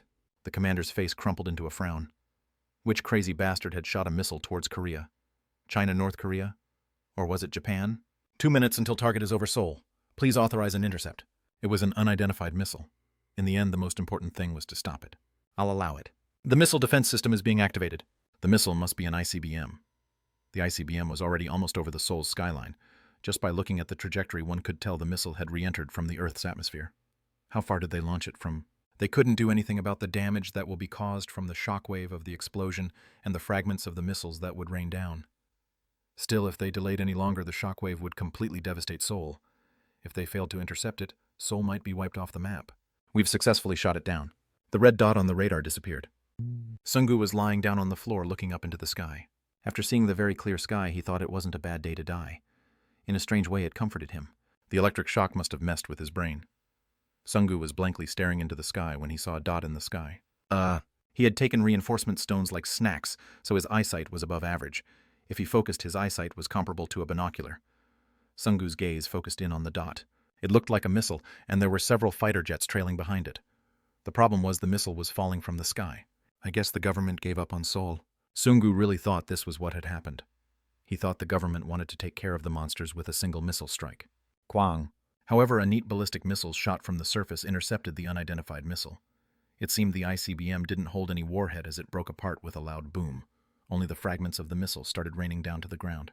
Amongst all the debris, there was a man descending from the sky at a breakneck speed. The person was too far away to make out any details, but it seemed the person was falling towards his direction. When the person was almost upon Sungu's paralyzed lips fell open. Hyung-nim. The missile flying through the air exploded, and Hyung-nim was falling from the sky. Moreover, Hyung-nim didn't have a parachute on his back. Kwang! He fell like a meteor, and the sheer presence of the man made it feel as if an earthquake was happening around them. Everyone's attention was focused on him. Pushishishi. There was a crater in the middle of the road. Kang Woojin walked out as he waved his hand in front of him. Dust was flying everywhere. Sungu suddenly sat up and he started rubbing his eyes. It really was Kang Woojin. He was supposed to be in the Middle East, yet he was here. Hyung-nim. Did you perhaps ride a missile here? Do you think I rode Rudolph here? Kang Woojin grinned, then looked at the large wolf Juriel. You are the one running amok. He heard someone was causing breaks one after another. Was this bastard the culprit? Second step, Juliel. Of course they had faced each other before. Juliel's body, which had been relaxed, started to shake. Chapter 101. Juliel's Wilderness. What's happened? Let's talk a little bit later. Woojin left Sungu and headed towards Juliel. Was it you? Were you the one going around and causing dungeon breaks? Woojin's heart ran cold. When he returned after attaching 6 shadows to the terrorists of interest, Holy Maiden Melody informed him of the situation in Korea. Daegu had an unexpected dungeon break. He was quickly getting ready to head back to Korea when he had heard of the broad-scale dungeon breaks in Seoul. When all the news channels were talking about the situation, Woojin decided to catch a ride on a missile. With General David's aggressive support, he was allowed to use a ICBM with its warhead removed. He used Dulce's ability to cobble together several fighter jets and attach it to the ICBM. He had made a rocket taxi. He didn't need such things like a landing gear. The spirit armor had protected Woojin. This was the reason why Woojin was able to step onto the soil of Seoul within a couple hours of the Sadong Station's dungeon break. The existing rules of the dungeon break had been turned on its head, and one of Tronet's commander, Juliel, was in front of Woojin's eyes. In Woojin's memory, this guy wasn't that strong. They had frequently clashed with each other, but he hadn't been too much of a threat. I don't believe it. Juliel's body shook. That damn Rashmode. Rashmode's chance for using his summon magic had come, so he had materialized on Earth through the summons. However, Rashmode had come back after only a brief time had passed. He hadn't even been able to see the open sky. Juliel kept asking what had happened to him, but Rashmode refused to say anything. Juliel would have never guessed the reason was the immortal. Why the hell are you here? This is my home. How could such a situation occur? Juliel had observed this place for a long time. He watched how the humans of Earth fought, and he observed how much destructive power the modern weapons held. He also had a good idea of the quality of Earth's roused. He had decided to slowly turn this place into his base, but the immortal had suddenly appeared in front of him. How did you cause the break? What bullshit are you spouting? It feels weird to be given bullshit by a dog. Juliel's body shook. Juliel was the leader of the proud Grey Wolf tribe, yet he was being treated like a dog. It was the most insulting words that could have been said to him. Moreover, the immortal have insulted him countless of times before. He was an asshole of the highest order. Did you cause the break? I guess not. Oh ho, you also became initialized. He was saying the same thing as Rashmode. Kuhahaha, you really are a human from Earth. Juliel was in a good mood as he laughed and light started gathering around his horn. The immortal had been initialized, so he hadn't recovered his full power yet. Wasn't this the opportunity to take his revenge? The favor of Tronet is with me, Kuhahaha. What nonsense. Woojin frowned as he saw Juliel prepare his lightning magic. Initialization, that damned word. That word grated on his nerves. Woojin's class had become advanced, but he did experience a level down. He was recovering quickly, but it bothered him that Tronet's commanders noticed it. I think you are under a delusion. Woojin took out his warrior's weapon. His steel staff turned into its axe form. Woojin ran towards Juliel. In a blink of an eye, Woojin used sprint to arrive in front of Juliel. If a high schooler became a middle schooler, would that middle schooler lose to an elementary student? Woojin swung his axe and aimed for Juliel's head. Kwahung. Juliel came face to face with him. He thrust his horn out and clashed with Woojin. Pa-jik-jik-jik. I knew your arrogance would bring trouble down on your own head. Juliel laughed. The immortal had been the most insolent being on the continent. He was oblivious to his weakened self, and he was acting out. This time, Juliel would get rid of him once and for all. Kwakwang pa-jik-jik. A dump truck-sized wolf ran forward. It looked foolhardy for a human to fight the wolf. However, the fight was unexpectedly even. As the fight dragged on, Juliel felt himself being steadily pushed back and felt a sense of desperation inside because of it. Had the immortal always been fighting this good? The bastard was taunting him since he wasn't using any magic. Now that he thought about it, he wasn't using his immortal army, which was considered to be his main source of power. So that's how it is. That bastard has lost his immortal army. Why did this bastard suddenly disappear from planet Alphen? What happened afterwards? The immortal's territory was Allendale. It was a place where the immortal army lived. After he disappeared, the kingdom didn't have a king, and there weren't any knights to take the reins. The immortal army wasn't an army at all at that point. The undead monsters just roamed around Allendale now. The immortal had lost all of his underlings. It wasn't appropriate to call him the king of the dead anymore. The grey wolves charged forward at Juliel's roar. Koo-roo-roo-roo-roo! The grey wolves showed their teeth as they growled. Woojin smirked when he saw them. The monsters that had been wandering around were all converging to this location. Woojin intentionally backed away. Juliel thought Kang Woojin was trying to retreat since he was at a disadvantage. He let out a much louder howl and gathered the monsters in the vicinity. There were more than grey wolves here. He was Tronet's commander who possessed 2 thrones. Various monsters who had submitted to Juliel's authority gathered at his call. They gathered near where Woojin had fallen and created a crater. A tidal wave of monsters crowded around. Woojin turned to confirm the Hammer Guild headquarters' lower entrance was closing. While Juliel was gathering his underlings, Sungu had received a telepathic message from Woojin. Park Sango and the Hammer Guild roused had all retreated by then. Cuckoo, how does it feel to have the tables turned on you? Juliel would have never thought he would have the opportunity to attack the immortal with numerical superiority, yet it was really happening. The bastard would get exhausted and eventually fall as a cold corpse. He didn't have to do anything. No, he would use his teeth to rip his throat out at the final moment. Had the immortal always felt what he was feeling right now? Why's the dog barking? Dog. I am a member of the proud gray wolf race. A wolf is also a dog. I'm right. Kill him. The monsters reacted to Juliel's ferocious will. The human-faced bats, gray wolves, and other various monsters which had come out of the dungeon headed towards Woojin. Woojin laughed when he saw this. Thank you for gathering all of them for me. The city was too complex, so it was the worst place to track down and hunt preys. Even if a single monster managed to run away into the sewer systems, it would take an additional several days to capture it. Thus he couldn't help but feel thankful when all the monsters gathered for him. Come out. Pot. At Woojin's call, the black smoke coalesced. All the Death Knights were summoned at once. Take them all down. It's an order from the king. Kiba and the other Death Knights summoned their phantom steeds. Then they simultaneously casted their summoning circles. There was a rip in space as a black crack opened, and the skeleton soldiers under their command jumped out. Keek. The skeleton soldiers made bizarre sounds as they appeared sweeping across the charging monsters. In a flash, the undead army had swarmed the monsters, and Juliel was taken aback. You were hiding them. They say dogs are supposed to be smart, yet why are you so dumb? Woojin leisurely walked towards Juliel using a bloody path opened by the Death Knights. It was humiliating. It was too humiliating that he couldn't speak. He wanted to rip the tricky immortal apart. Stop moaning like a little bitch and attack me. Woojin approached him as he turned his weapon into a hammer. Juliel quickly set off his thunderbolts. Pa-chi-chick! The electrical attack spread into the surrounding, but the spirit armor blocked it all. Juliel disappeared from Woojin's sight for a brief moment. When his vision cleared, Woojin readied himself to receive another attack. What? Woojin expected him to strike out with consecutive attacks, but Juliel was running away. Wait and see, immortal. He let out the tired words of assurance predicting his next victory, then he ran away into the subway station. It was questionable as to how such a large body could fit into the entrance. Geez. Woojin thought about Juliel's nature since he had countless of run-ins with him. He really did bark a lot like a dog. They had fought a couple dozens of times, but Woojin could count with his fingers how many times he had managed to kill Juliel. Whenever the bastard was a bit at a disadvantage on planet Alphen, he would turn tail and run. Tidy up this place. We will uphold your order. The Death Knights renewed their efforts, and the corpses of the monsters kept mounting one by one. He wanted to chase after Juliel immediately, but he had to kill all the monsters first while they were bunched up. If they dispersed once again, it would be troublesome to find them. Young Nim, I'll help. When Juliel disappeared, Sungu and the other roused ran out again. Tururururu. 5 helicopters with machine guns attached to them showed up, and tanks were soon seen on the roads. The soldiers showed up and made a wide perimeter. The tanks shot with their cannons into regions where there were unusually large clusters of monsters. Quang. The soldiers and the roused in the surrounding joined forces, and the eradication of the monsters took a short amount of time. We won. The happiness felt from the victory only lasted for a brief moment. Hoo-hook, mother. Ajin. What will I do without my Ajin? The civilians who lost their family or friends let out a wail. At a glance, most of the monsters in the surrounding had been eradicated. Still, there were still some monsters who hadn't submitted to Juliel's authority left. These monsters were still causing trouble nearby. It would be a while before complete eradication could be achieved.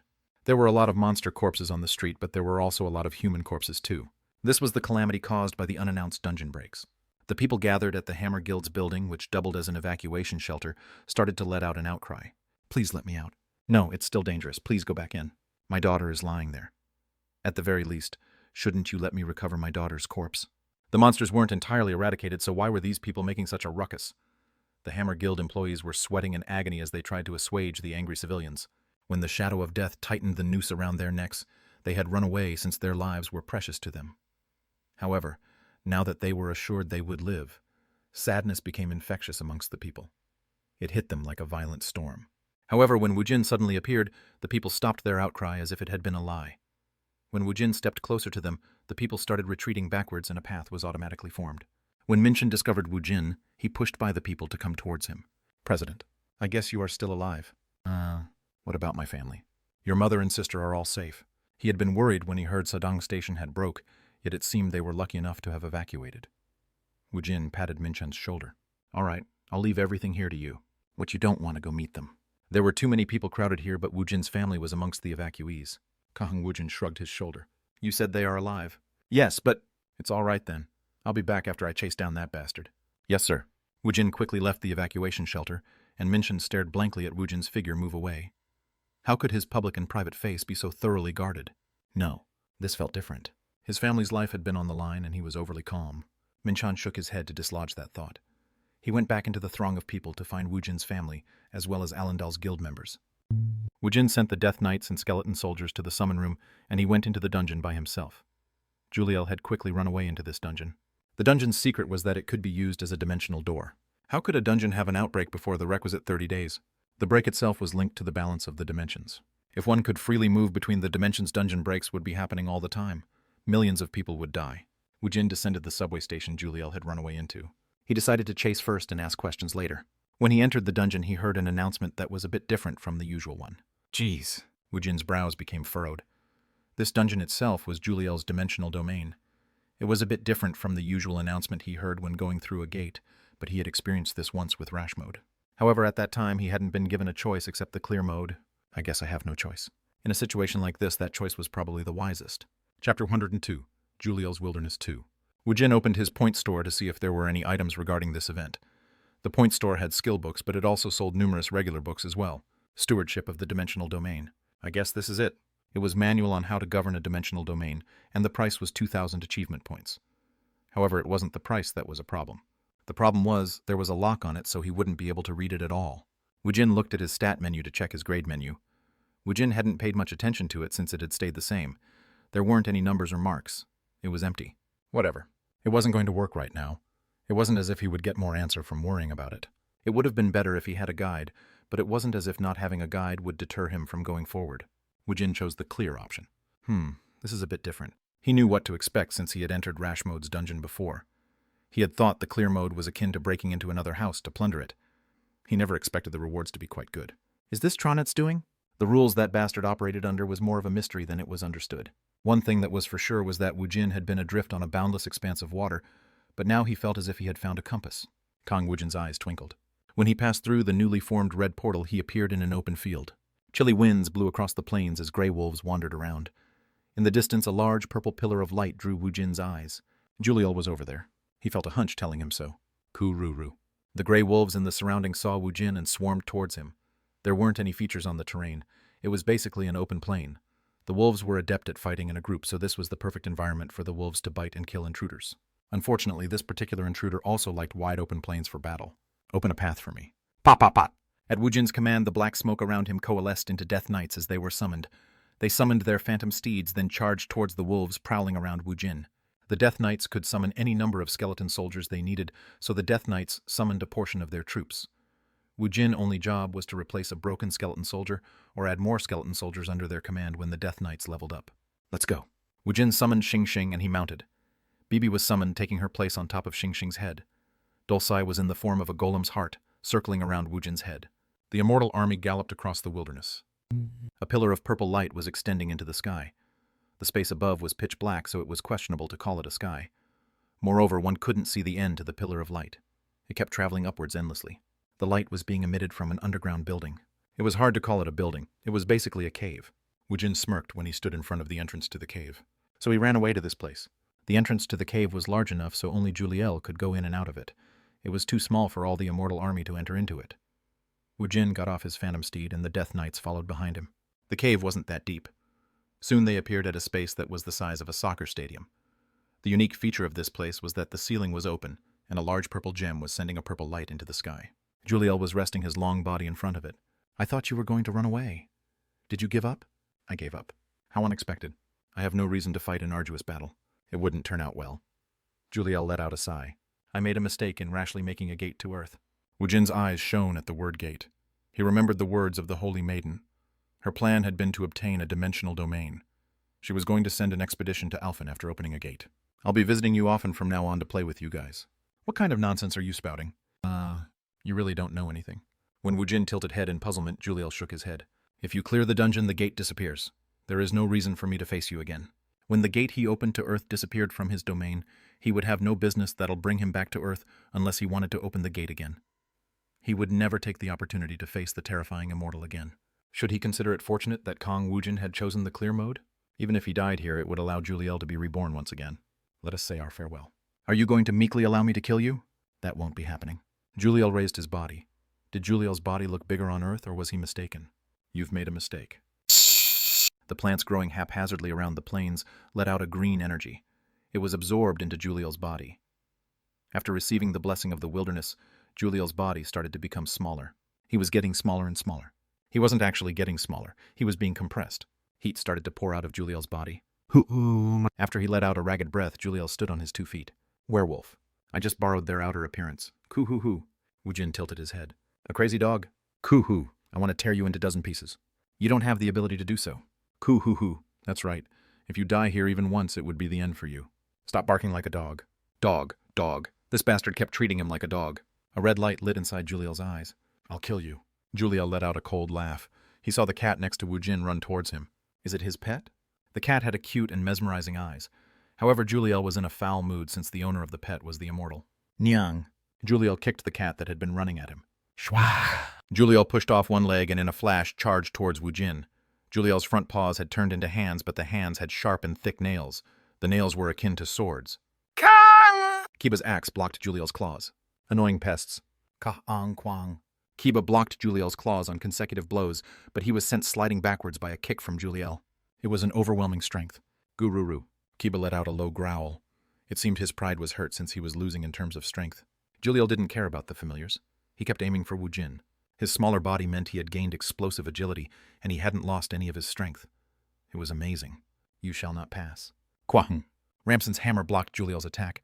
The hammer absorbed the impact, and the damage was turned around against Juliel. Bong, bong!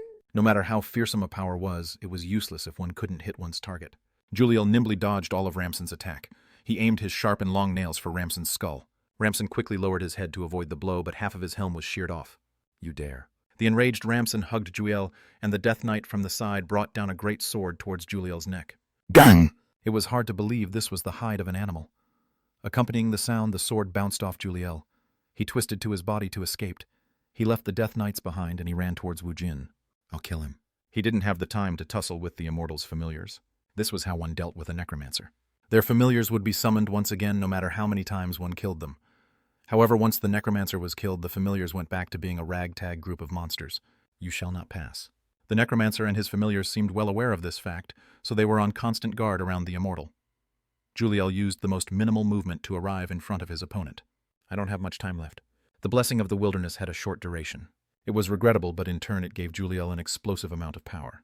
The Immortal had stepped into his domain through his own volition. This was a once-in-a-lifetime opportunity to kill him. If only I could engage him in a fight. If he could shed the annoying familiars, he would be able to kill the Immortal with one blow. He just need to get there first. Juliel had thought through this more than a couple dozen of times through the years. This was the way to confront a Necromancer. He would always lose in a fight for numeric superiority. He needed enough power to overwhelm the Necromancer's familiars. The domain's innate effect and the blessing of the wilderness would give him that power. Die. Juliel approached Woojin from the front and extended his claws. If he had enough time, he would have killed all the familiars. Then he would have slowly savored the death of the Immortal. However, the blessing of the wilderness that was compressing his body was on a time limit, and the end was imminent. At most he had 10 seconds. However, 1 second would be enough to kill this bastard. Ka-ang. Woojin raised his steel staff to block Juliel's claws. Woojin jumped backward as if he was at a disadvantage in terms of strength. However, he had enough reaction speed to be able to block the attack. 8 seconds. Chwak-gang. Before Juliel's claws could break open the head of the astonished Immortal, a Death Knight ran in to take the blow instead. Kwajijik. Both the weapon and claws burrowed into the Death Knight. The Death Knight's armor was crumpled as he was severed in half. 6 seconds. He was in a hurry, but he still had some time left. The Immortal's flustered expression said it all. He would be able to kill this bastard. Shwak-kang. The bastard's steel staff turned into a greatsword, and he blocked Juliel's attack. However, there was too much of a difference in terms of strength, so the greatsword was knocked into the air. If Woojin had held onto it, it would have ripped his hands open. 3 seconds. He won. Juliel's claws pierced the weaponless Kang Woojin's heart. Juliel had killed him. The Immortal. I did it. The commanders of the higher thrones hadn't been able to do it yet. He had done it. He only possessed 2 lower thrones. Kang Woojin's moment of failure? He couldn't help but laugh. Idiot. How? Even if a dog is smart, it is still a dog. Juliel's surroundings seemed to fluctuate dizzily as it spun in circles. His body was slanted upward towards the ceiling, and he was looking up at Woojin. How? My little devil has a bit of a bad habit. Juliel's gaze headed towards the cat. Pot. The cat's appearance changed to that of a little demon. He remembered now. She was the illusion witch. It was a hallucination. You danced pretty well. Juliel looked around, and the Death Knights were still standing where he had first seen them. They were looking down at him with blank expressions. Juliel had gotten excited and leaped around by himself. He didn't even have to look at the stinging wound on his neck to know what had happened. Juliel fell over as the spear pierced into him. He could feel his chest tightening. I'll see you next time. Cuckoo. I will never have a reason to see you again. He'll have to spend a long time in the darkness and the nothingness of death, but he would eventually be revived once again. Juliel won't ever open a gate to Earth again. You never know. Woojin pushed the spear in deeper and completely severed Juliel's breath. A gray light surrounded his corpse, after which he dispersed into the air. Whew, that was dangerous. Did I do well? You did. That guy always falls for the same trick every time, Ahong. Woojin smirked as he petted Bibi's head. Juliel's movement was a threat since he had received the blessing of the wilderness. If he wasn't under the influence of the hallucination, and Juliel targeted him in earnest, Woojin would have been in danger. He had warrior as his dual class, but he had put all of his bonus points into control and magic. Even though he had used the reinforcement stones to increase his stats, he only had a superior body compared to a human roused. His strength and stamina wasn't high enough to face off against Tronet's commanders. Woojin touched the purple gem, making the pillar of light at the middle of Juliel's nest. Shoo shoo shoo shoo! When he took out the gem, the pillar of light was withdrawn into the gem being held by Woojin's hand. Woojin grinned. He had all 3 pieces needed to obtain a dimensional domain. Chapter 103. Dimensional Domain. Woojin took out the dimensional fragments from his inventory. He gained 1 at Pyongyang, and 1 which was given from Melody. He had just found 1 more right now, totaling to 3. Wing! The fist-sized gems rose into the air as it resonated. The vibrating gems swirled around and combined to create a single gem. Then it started to slowly descend. As Woojin snatched it out of the air, the bright light disappeared. A purple light vibrated inside the gem as it rippled. The light was swaying as if it was about to flow out of the gem. It was reminiscent of a light trapped inside a glass bottle. Woojin looked at the gem's info. You can possess a piece of torn dimension. I guess it's not here. If he wanted a piece of a torn dimension as his dimensional domain, he had to find the right dungeon. If a dungeon was compatible with him, it would react to him on its own volition. There was no reaction from this dungeon. Maybe it was because this wilderness had been owned by Juliel. Woojin put the dimensional proof inside his inventory, then he swept his gaze around the surrounding. He wanted to see if Juliel's wilderness had trophies like Rashmode's lab. Bibi, let's look for it. All right. Bibi moved at a trot as she looked all over the wilderness. Woojin also activated his search magic, and he carefully looked over Juliel's nest. There was signs of the earth being disturbed near the corner of the cave. The color of the earth was different, as if it was used to cover up something. Woojin could feel powerful mana emanating from below. Woojin started digging and found a pile of bones buried underneath. What the hell? Bones of various monsters were there. They all looked the same, as if the bones were all part of a specific anatomy. The bones were the size of a decent-sized club, and Woojin could tell this was Juliel's preferred snacks. Amongst all of the bones, he picked up the large bones emanating the most mana. The dragon's ribs were massive, and the tricolored gorilla's rib was the size of a club. Woojin put away these items that was seeped with mana, then he headed towards Bibi. I guess this is it. Woojin looked at what Bibi had found and shook his head from side to side. There isn't anything useful here. At a glance, he could only see remains of monsters. Basically, it was the monsters' leftover food. There were some miscellaneous items found, but overall there weren't anything of note. I think that's dog hair. Yeah, let's head out now. Understood, Master. May I go around in this form? Woojin looked at Bibi. She was a devil, but her outer appearance was that of a 10-year-old girl. Until you regain your true form, just stay in your cat form. All right. Bibi turned into her cat form, then she disappeared into the summon room. The Death Knights also returned to the summon room. Woojin picked up the return stone that was next to the dimensional fragment and exited the dungeon. Hyungnim. Sungu was in front of the dungeon waiting longingly for Woojin. The dungeon breaks are happening continuously. If things continue as is right now, I'm afraid something will happen to Seoul. Where's it happening? The breaks are keep happening along the 4th line. I heard the news on the radio just a moment ago, and the Yongsan station is breaking right now. Organize the surrounding. Yes, Hyungnim, please be careful. The roads were a mess, and it was blocked with destroyed cars. He won't be able to get anywhere on a car. Woojin summoned his phantom steed Xing Xing. The phantom steed jumped between the cars as it ran down the road. The monsters were rampaging everywhere, and there weren't enough roused and soldiers to hunt them. It was a common sight to see civilian being chased down by monsters. Go kill them. We obey your order. Woojin rode down the road on his phantom steed, sending out his death knights every time he saw monsters. It's been only 5 years since the dungeon shock, so why is everything still like this? It had only been 5 years ago. Half the population of Seoul had been killed. They advertised the success of dungeon businesses and the fact that Seoul was safe instead of preparing for future dungeon breaks. The first one could be considered an accident, but when it happened for the second time, everyone was at fault. At the very least, they shouldn't have built the residential areas near the dungeons. Chet, go kill those guys over there. If people start attacking you guys, just go back into the summon room, as the Monarch commands. Each of the Death Knights spread out to hunt down the monsters. Their outer appearance wasn't that much different from undead monsters, so the roused might attack them by mistake. This was why they were ordered to immediately return to the summon room. When Woojin arrived at the Yongsan station, it was in a complete pandemonium. There were monsters of various shapes and sizes lining the streets. It seemed as if several entrances nearby had broken out. It would have been great if I had Janus. Amongst his immortal army, Janus was the best in terms of firepower. He couldn't help but feel the loss when he was confronted with a situation like this. Fortunately, he was leveling fast that it seemed his days of meeting Janus wasn't far off. Go Dulce. Wing! It hadn't been long since the dungeon break had happened, so the place was crawling with monsters.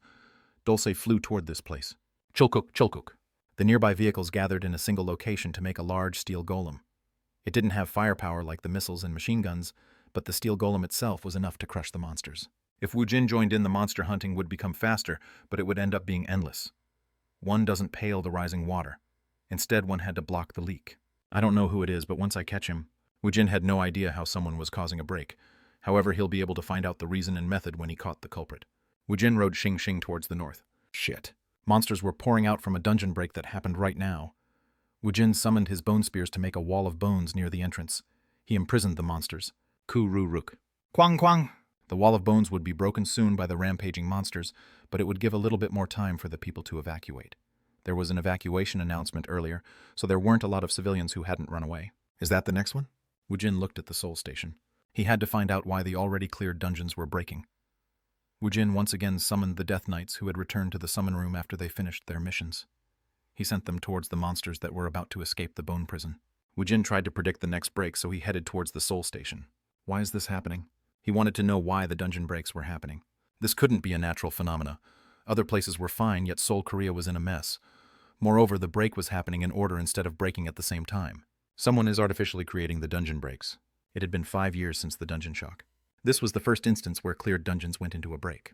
So what had changed in all that time? Rashmode, then Juliel. Tronit's commander. They started showing themselves. Even if they were mere first or second thrones, the fact that they had showed up in this place was important. Soon the third throne would show up, and the mana level on Earth would increase at a much faster rate. The vassals of the upper echelon thrones would be showing up. Someone is controlling this. He needed to know what method was being used so he could prevent this in advance. The lack of knowledge frustrated him. If this was caused from a different dimension, the dungeon break wouldn't have happened consecutively down the road. If a commander had a hobby of looking at the map of the subway line, this might be plausible. This led him to believe that the switch for the dungeon breaks were being flipped from Earth. Someone was moving down the subway line. Woojin waited for a long time.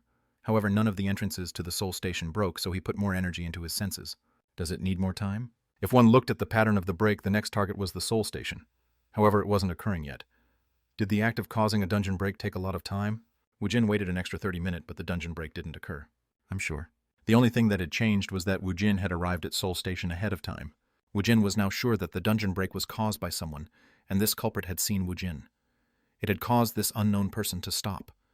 If this person realized Woojin was waiting for him here, he might take a roundabout route to head towards another dungeon. Woojin fine-tuned his senses as he expanded it. The Death Knights and the Roused, who had taken care of the monster wave from before, were heading toward Woojin. Mr. Kang Woojin. I'm the Vice President of KH Guild Lee Myungjin. I've heard a lot about you. I'm the President of Yoas Guild Otegu. It is an honor to meet someone I've only seen through the TV. My name is Kim Chuljin. I'm with the Root Guild. It is a great honor to meet. The battle had just ended. The monsters couldn't run away after being penned in. The Death Knights and the Roused subjugated the monsters, but after clearing the monsters, the Roused discovered Woojin and scuttled over to give their greetings. Several of them were looking at him with envy, and the rest looked at him as if he was a celebrity. Their eyes were filled with wonder and curiosity. They were well acquainted with Woojin, but Woojin didn't know any of them. He wasn't some celebrity that need to worry about his fans' feelings. Why don't we go catch more monsters? Other Roused should have mobilized towards the other side. The Capital Defense Command's Special Roused team and the Roused from various quilds were quickly brought into the regions with the dungeon breaks. Sadahung Station was the first break, so the casualties were the heaviest there. The other locations were somewhat able to predict which stations would break, so a lot of the civilians in the north of the Han River was evacuated. This resulted in very few casualties. Moreover, the Roused were called to the region to join the hunt, so everything was resolved quickly. Do you think I can take a selfie with you? If you want to use it as your portrait when you are dead, I'll let you take it. Every Roused shut their mouth at Woojin's brutal words. Woojin looked around his surrounding as he frowned. There was a female mage in her 20s possessing a small wand with a crystal embedded on it. Woojin looked at her. When their eyes met, her eyes turned wide like a bunny from surprise. She acted as if she was suddenly on camera. She looked at the surrounding people to check Woojin was looking at her. Woojin frowned as he took steps towards the woman. Why? When Woojin walked straight towards her, the flustered woman took a step back. It would be best if you stay still. The woman felt like she couldn't breathe at Woojin's words. It felt as if she was going to be sucked into Woojin's eyes. His eyes was like that of a tyrannical wild beast. Her feet never froze like this, even when she had faced an ogre. Woojin approached the woman and punched the woman in the face. Kwajik. She hadn't really expected to be hit, so the woman fell backwards. She was sprawled on the floor. The surrounding bystanders were shocked. They knew he was buck wild, but not to this degree. Everyone looked at each other to see if they should stop this or not. While they were hesitating, a strange sight was seen by their eyes. The outline of the woman was blinking and swaying. Woojin used the end of his staff to brush back the woman's hair. The edges of a hood appeared as it got caught on the end of the staff, and it was pulled backwards. When the hood was taken off, the transparent cloak came into view, and the woman was nowhere to be seen. Instead, a red-nosed Lee Sang-ho was revealed. "Ku, how did you know?" Lee Sang-ho let out a bloody laugh. He had spent a fortune to buy the Cloak of Illusions. "I have an expert on my side." Woojin laughed as he summoned his steel staff. Chapter 104, Dimensional Domain 2. Kukuk. You hit me just because I disguised myself a little bit. I have to give it to you. You have a really rotten personality. Lee Sang-ho shrugged his shoulders and looked around his surrounding. Woojin smirked. No, he swung his staff as he laughed. Pak! Lee Sang-ho jumped back in surprise. Woojin's staff followed after him. In the end, it hit Lee Sang-ho's side. Fuck. What an ignorant son of a bitch. Regardless of being Yellow's vassal, he just really wanted to kill this son of a bitch. Son of a bitch, Kang Woojin, what are you doing? Why did you hit me? Since you've sinned greatly, you have to die. Woojin's steel staff transformed into its spear form. Lee Sang-ho swallowed his saliva when he saw Woojin's serious eyes. He really means it. It seemed Woojin had really decided to kill him. Lee Sang-ho looked around his surrounding. Numerous roused were distancing themselves as they had no idea what was going on. They were eyeing the two of them. Ha! Fuck. What kind of mortal sins did I commit? You are attempting a murder. Woojin smirked. It was pointless to argue with someone who would be dead soon. He was holding a conversation with a corpse. Shwahak! Gang! Lee Sang-ho blocked the spear that had been thrust towards him by Woojin. This sight made Woojin's eyebrows arch a little bit. Lee Sang-ho was a human with this much reaction speed. Fuck, that ignorant son of a bitch. Lee Sang-ho was taken aback by the fact that Woojin didn't care if there was an audience watching. However, he was confident. He had the power given to him when he had become a vassal of Yellow. This bolstered Lee Sang-ho's confidence. Lee Sang-ho pointed to his surrounding with bloodshot eyes. Even if I have sinned, don't I get a trial? Who the hell are you to kill me? Woojin just grinned when he saw Lee Sang-ho's tantrum. Woojin could feel Lee Sang-ho's evil and dirty soul tremble. Woojin took a step forward. Lee Sang-ho retreated a step. It was real. He was going to stab him for real. This crazy son of a bitch was really trying to stab him. Does he suspect something? What was his reasons? Does Woojin know that he was the culprit causing the dungeon breaks? Every time he moved to a different location, he had used the illusion cloak to change his appearance. Lee Sang-ho worries were a mile long, but Kang Woojin's worries were extremely short. Poog! Ha-ook! Crazy son of a bitch. He really was a crazy bastard. The blade of the spear passed between his ribs to embed deeply into his lungs. Lee Sang-ho looked at Kang Woojin with bloodshot eyes. His reaction speed couldn't be compared to before as he received power from Yellow as his vassal. No matter how much his reaction speed increased, he couldn't dodge Woojin's attack. Fuck, ignorant son of a bitch. It felt as if the confidence that had been filled to the brim inside his chest had dropped to the floor. How far has this bastard progressed? Is this guy really human? It was a fair question. No one on Earth had seen the illusion cloak in action. So how could Kang Woojin have known he was the one going around causing the dungeon breaks? How did you find out? How did he know he went to the Middle East to gather information and he had come back? Woojin twisted his spear. It caused the wound to widen further. Blood started to pour out. Kuuk. Lee Sang-ho's concentration was faltering, so the thought of using his telekinesis didn't even occur to him. Moreover, he wasn't confident that the attack would work on Woojin. Fuck. The world is so unfair. Kukuk. No matter how great you are, you won't be able to stop it. Even if it isn't me, someone else will cause more breaks. What? Kukukuk. You won't be able to stop the destruction of this world. Those beings are gods. The gods are trying to send onto this plane. Woojin furrowed his forehead. Kukukuk. Lee Sang-ho laughed. He laughed as he coughed up blood. In the end, everyone would die. He was just going to die a little bit earlier. He was fortunate enough to see Kang Woojin's flustered expression. How did you cause the break? Gukuk gururu. After throwing up blood, Lee Sang-ho's eyes flipped backwards. Woojin took out a soul that had been stored inside the soul armor, and he healed Lee Sang-ho. Lee Sangho opened his eyes wide when his body was suddenly overflowing with energy, and his fading consciousness snapped back into place. Pu-ook. When Woojin withdrew, the spear blood fountained into the air. However, he once again sent a soul to quickly heal Lee Sangho again. Woojin grabbed the back of Lee Sangho's neck. Ku-oo-oo. Why are you saving me? Why? If he was going to be killed, why was Woojin keep trying to save him? It didn't matter if Lee Sangho made a fuss or not. Woojin dragged him to the nearest dungeon. One of the roused who had been watching approached them. I'm not sure what is going on, but do you need some help? I need none. Woojin dragged Lee Sangho towards the dungeon. He didn't mind killing Lee Sangho. The bastard sinned enough to deserve death. However, it wasn't necessary to show everyone the sight of him interrogating Lee Sangho. When Woojin entered the dungeon, he roughly tossed Lee Sangho. Ku dang tang. What the hell are you trying to do? Did you cause the dungeon break? Weren't you trying to kill me because you knew I did it? I didn't know. Then why the hell were you trying to kill me? Lee Sangho felt aggrieved. Woojin had been hell-bent on killing him. Therefore, he had assumed that Woojin knew he caused the dungeon breaks. You are the one who tried to kill me first. I didn't die, and now I am taking my revenge. You are the one who put out a request for a hit in the Middle East. Lee Sangho became mute. He had used a broker in the Middle East who was known for his sure-handedness in handling business. It seemed the broker had left some kind of trail, and Kang Woojin was well aware of everything. If it was going to turn out like this, why the hell did he have to use a burner cell phone to contact him? Even though I will kill you eventually, I want you to squeal on how you found out about how to cause the dungeon breaks. Lee Sangho let out a bloody laugh. Is that all this bastard wanted? Do you think I will tell you? Woojin's bloody smile deepened. Try enduring this. Woojin raised his steel staff. Bibi looked ridiculous wearing the black robe. She was wearing adult clothes that didn't fit her. Her sleeves were too long and the hem of the robe was dragging on the floor. However, she smiled brightly as if she couldn't be more happier about it. Heh, I never thought I would see this clothes on Earth. You like it? Of course, it's my clothes. Bibi used to always wear this cape as if it was her uniform. The illusion cape that Lee Sangho had a lot of difficulty in acquiring was taken by Woojin and given to Bibi. I already know all the relevant information. Just wake him. All right. Lee Sangho was on the floor moaning as his eyes rolled back. Bibi used her power on him. Ha! Oh, ha! Lee Sangho awoke in surprise, acting as if he had seen a ghost. He backed away from Woojin. His eyes were full of fear as he looked at Woojin. It was only a dream, but he had dreamt about Woojin beating him for 1 year. The fear he felt. Please just kill me now. Woojin approached him with his axe in hand. Lee Sangho lay down on the floor, flat on his stomach. Please let me leave. I'll talk. I'll tell you everything. I already know it all. What? Woojin brought down his axe on Lee Sangho's neck. The head was separated from the body. The head was rolling when it was surrounded by a gray light. Choo-choo-choot. Woojin clicked his tongues as he saw the body disappear as if it had combusted. I guess they can bring humans from Earth to their side now. He became Yellow's vassal. Woojin also learned how he had caused the dungeon breaks.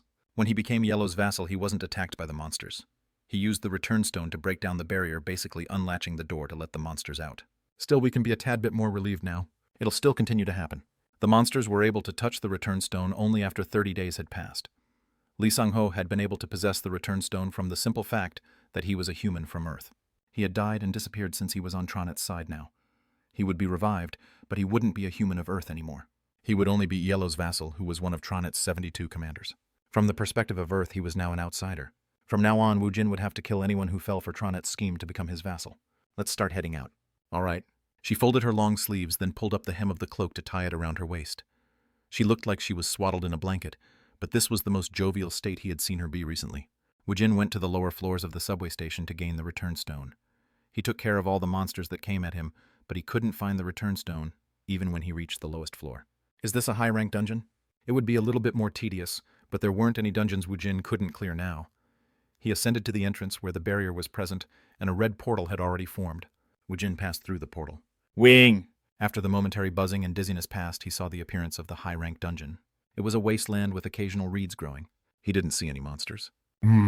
There were several mountains piercing high into the sky like blades. Amongst them, the one with the highest peak was letting out a green light into the sky. It seemed the return stone was there. It was too far off to walk to it. Woojin summoned Xing Xing and got on. Tududuk. Woojin sped across the wasteland that was scattered with shriveled trees here and there. What's the basic monsters here? He had entered without looking up this dungeon, so he had no information on this dungeon. Woojin's curiosity was satiated not too long after he started galloping across the wasteland. Kia! Accompanying a bizarre cry, monsters appeared from the sky. He was wondering why the field didn't hold any monsters. It seemed the monsters had their nests at the pointy knife-like mountains instead of the field. Several dozen forms appeared in the sky, and they were flying towards him. They were a good distance away, but their forms were already bigger than a hawk. Their identities were wyverns. So this is a biryong's nest. Several dozen biryongs appeared in this dungeon. This was probably a 6-star dungeon. It was a chance to raise his EXP by a significant amount. Shu shook. Woojin summoned his warrior's weapon as he rode Xing Xing. He transformed it into a bow. When he pulled the string, a magical arrow was formed and loaded. He arrived at the top of the mountain. It seemed this wasn't a reset dungeon. The wyvern boss monster nor the other types of monsters appeared. It was unfortunate, but there was nothing he could do. Still, he had gone up a level, and he found out this was a pretty good dungeon. He would have to come here several more times in the future. There was an abandoned old castle on top of the mountain. Master, isn't it a little bit creepy here? It feels as if a ghost is going to pop out a hong. Ooh. Bibi's body shook, and she looked around the surrounding with big round eyes. Woojin smirked. It was a thread of conversation that wasn't befitting a tiny devil and a necromancer. It was obvious Woojin would be dreaming nightmares about ghosts tonight. Over there. Go check for artifacts just in case. All right, let's go Dulcijing. Wing! Bibi and Dulcai roamed everywhere around the old castle. Woojin started walking as he moved towards the green light. He walked past the uprooted garden and a building that looked to be a stable. Then he stepped into the castle. The door to the entrance had been destroyed, and he could see the spider web filled inside of the castle. An unknown person's portrait had been burned, and only the upper edges of the picture frame was survived. There was a small stage in the middle of the large hall, and there was the remnant of a broken throne there. Chet, who the hell builds a castle on top of a mountain? The dungeons were based on places that exists. It was a ripped-away piece of dimension. This castle had an owner before Tronet had invaded it. Woojin picked up the return stone that had been placed on top of the throne. Wing! At that moment, the return stone in his hand shook, and it let forth a light. He hadn't taken it out from the inventory yet. The dimensional proof had popped out by itself. It rose into the air and mingled with the return stone as if it was playing tag. Then the dimensional proof started to circle around the return stone akin to the moon circling around Earth. Woojin rubbed his chin as he read the information which had popped up in front of his eyes. Was this what it meant to come in contact with a dungeon that suited him? Woojin rubbed his chin as he worried over the decision. Chapter 105, Dimensional Domain 3. What the heck is the synchronization probability? Woojin was rubbing his chin when he saw and read the explanation located at the bottom of the window. It was written that he would be able to gain territory equal to his synchronization probability. That's not too bad. Woojin pressed the domain declaration button on his information window. Did he even need to think about it? Of course it was Allendale. Woojin rubbed his chin. He now understood the meaning of all the modes that was listed before he entered Juliel's dungeon. Several things suddenly made sense to him. It also explained the principle behind the structure of the dungeons. The dungeon itself is the entrance. When someone clears it, one loses that entrance. Dungeons were the gateway for the dimensional domain, and one's real form could materialize there. This was why they stuck to every dungeon like tentacles of an octopus. Also, if one lost all of one's dungeons, the dimensional domain would be destroyed. The 1 3-star lower-ranked dungeons he cleared was the entrance itself. The 4 6-star high-rank dungeons and the red portal was a medium used to move to the dimensional domain. So starting from the 7-star dungeons Tronet's commanders, he had no way of knowing if a 7-star dungeon had been linked to Earth yet. Nothing would come from worrying about it in the present, so Woojin looked at the throne in front of him. I don't have a return stone. He had only cleared dungeons owned by other beings, so he didn't know how to exit his domain. At a glance, the throne was letting out a serious amount of magical energy, so he sat on it. The castle shook as there was a large vibration. Suddenly it felt as if he was having an out-of-body experience. It felt as if his soul was being pulled out. Hoop. Woojin's sight cleared. His surrounding had moved and he was viewing his dimensional domain in its entirety. It was like a large island with its edges sheared off. I guess the amount that was lost depends on the synchronization probability. He knew the precise number even though he hadn't measured it. He had lost 28% of his domain. The dimensional domain had become more compact, and that wasn't the only thing that had been lost. Several menus automatically popped up in front of Woojin. Woojin opened the information windows in order. Lord Kang Woojin. Ranking 1378. Energy, 38%, 115, 340, 300,000. Vassals, Nero. Domain population, 0. Troops, Wyvern, Steel Rhino. Possessed, Dungeon 1. Energy, 100%, 10,000, 10,000. Troops, Giant Spiders. Venomous Insect. You can appoint a guardian, and you can accept immigrants who are wandering around the dimensions. You can change the terrain of the domain, and you can also decorate the castle. You can go to war and battle with a different domain. You can acquire a new dungeon in exchange for a single dimensional fragment. You can manage the domain from here. The forces needed to protect the domain and dungeons has to be assigned. Always be aware to make sure you aren't short of troops in the domain. You can purchase troops from the store, and you can also accept immigrants. The dungeon is the first obstacle in repelling the pesky visitors. Dungeon energy is consumed when you have to replace the exterminated troops. Once the available dungeon energy is consumed, the troops will not be replenished. You have to recharge the energy beforehand. You can purchase the troop cards in the store. Domain Troops Wyvern 37, Steel Rhino 241, Fuko Monkey 471. Dungeon Troops Giant Spider 42, Venomous Insect 132. You can purchase everything you can imagine. Woojin carefully read the windows and shook his head from side to side. Until this moment, he hadn't fully grasped the principle behind the dungeons. Now he felt like he understood it. The dungeon itself was merely a gateway for the lords. If the lower-ranked dungeons were the empty spaces, the high-ranked dungeons were the gateway. If an adventurer succeeds in clearing the dungeon, he would be able to earn the return stone. So that's how it is. Once the return stone is protected for 30 days, one could go on the offensive. The troops of the domain could be sent out. It was the dungeon break. It unlocked the locked door of the dungeon. Woojin used the dungeon search function inside the dungeon management window. It resulted in over several dozen domains being listed, and there was a record of hundreds to thousands of dungeons listed. One needed a dimensional fragment to buy them. Amongst them, there were also dungeons from planet Alphen listed there. If he wanted to go to Alphen, he would have to buy one of them. Woojin frowned. This is quite frustrating. He couldn't help but feel as if he's been had by Tronet's hoax. So he set up the board like this from the background. The break was caused to earn the dungeon energy, and the monsters went out to hunt. Hoo-oo. He was so mad that it felt as if steam was rising out of him. Moreover, Tronet's commanders. This explained why all the commanders didn't join forces under a single command to invade Alphen. They were fighting between themselves. Dimensional battle. Alphen was just a new hunting ground for them. They needed a hunting ground to gather enough energy to try for the higher thrones. Earth was in a similar situation. Motherfuckers. Unbidden curse words flew out. Woojin grinded his teeth as he wondered if Tronet had a material body. I'll fuck you up. The problem wasn't about protecting Earth. No, that was an impossible task. It wasn't about putting up a security grill. He had to catch and beat all the thieves. He didn't care if they were sovereigns or whatever. He'll beat all the bastards who opened a gateway to Earth. Woojin opened the domain store to buy the troop cards of the monster he would deploy. It was the skeleton warriors and the skeleton magicians. He wanted to purchase the card for the higher rank undeads, but it wasn't available for purchase. There was a limit on the rank of monsters he could deploy inside the dungeon. Troops assigned 0300. Reset energy, skeleton soldier 3, skeleton magician 4, giant spider 3, venomous insect 2. Woojin decided to deploy 100 skeleton warriors and 10 skeleton magicians. When the adventurers enter the dungeon, 110 skeletons would be summoned, and the skeletons would be able to stop them. If all the skeletons were destroyed, he would have basically wasted 340 dungeon energy. Afterwards, it would form the red portal that will allow the adventurers entry into his dimensional domain. On the other hand, if one was successful in beating the adventurers, one would earn dungeon energy that was equivalent to the quality of the adventurers. There were two ways to think about this. Instead of wasting energy beforehand, one could keep the dungeon empty. It might be more economical to kill them all when they cross into the dimensional domain.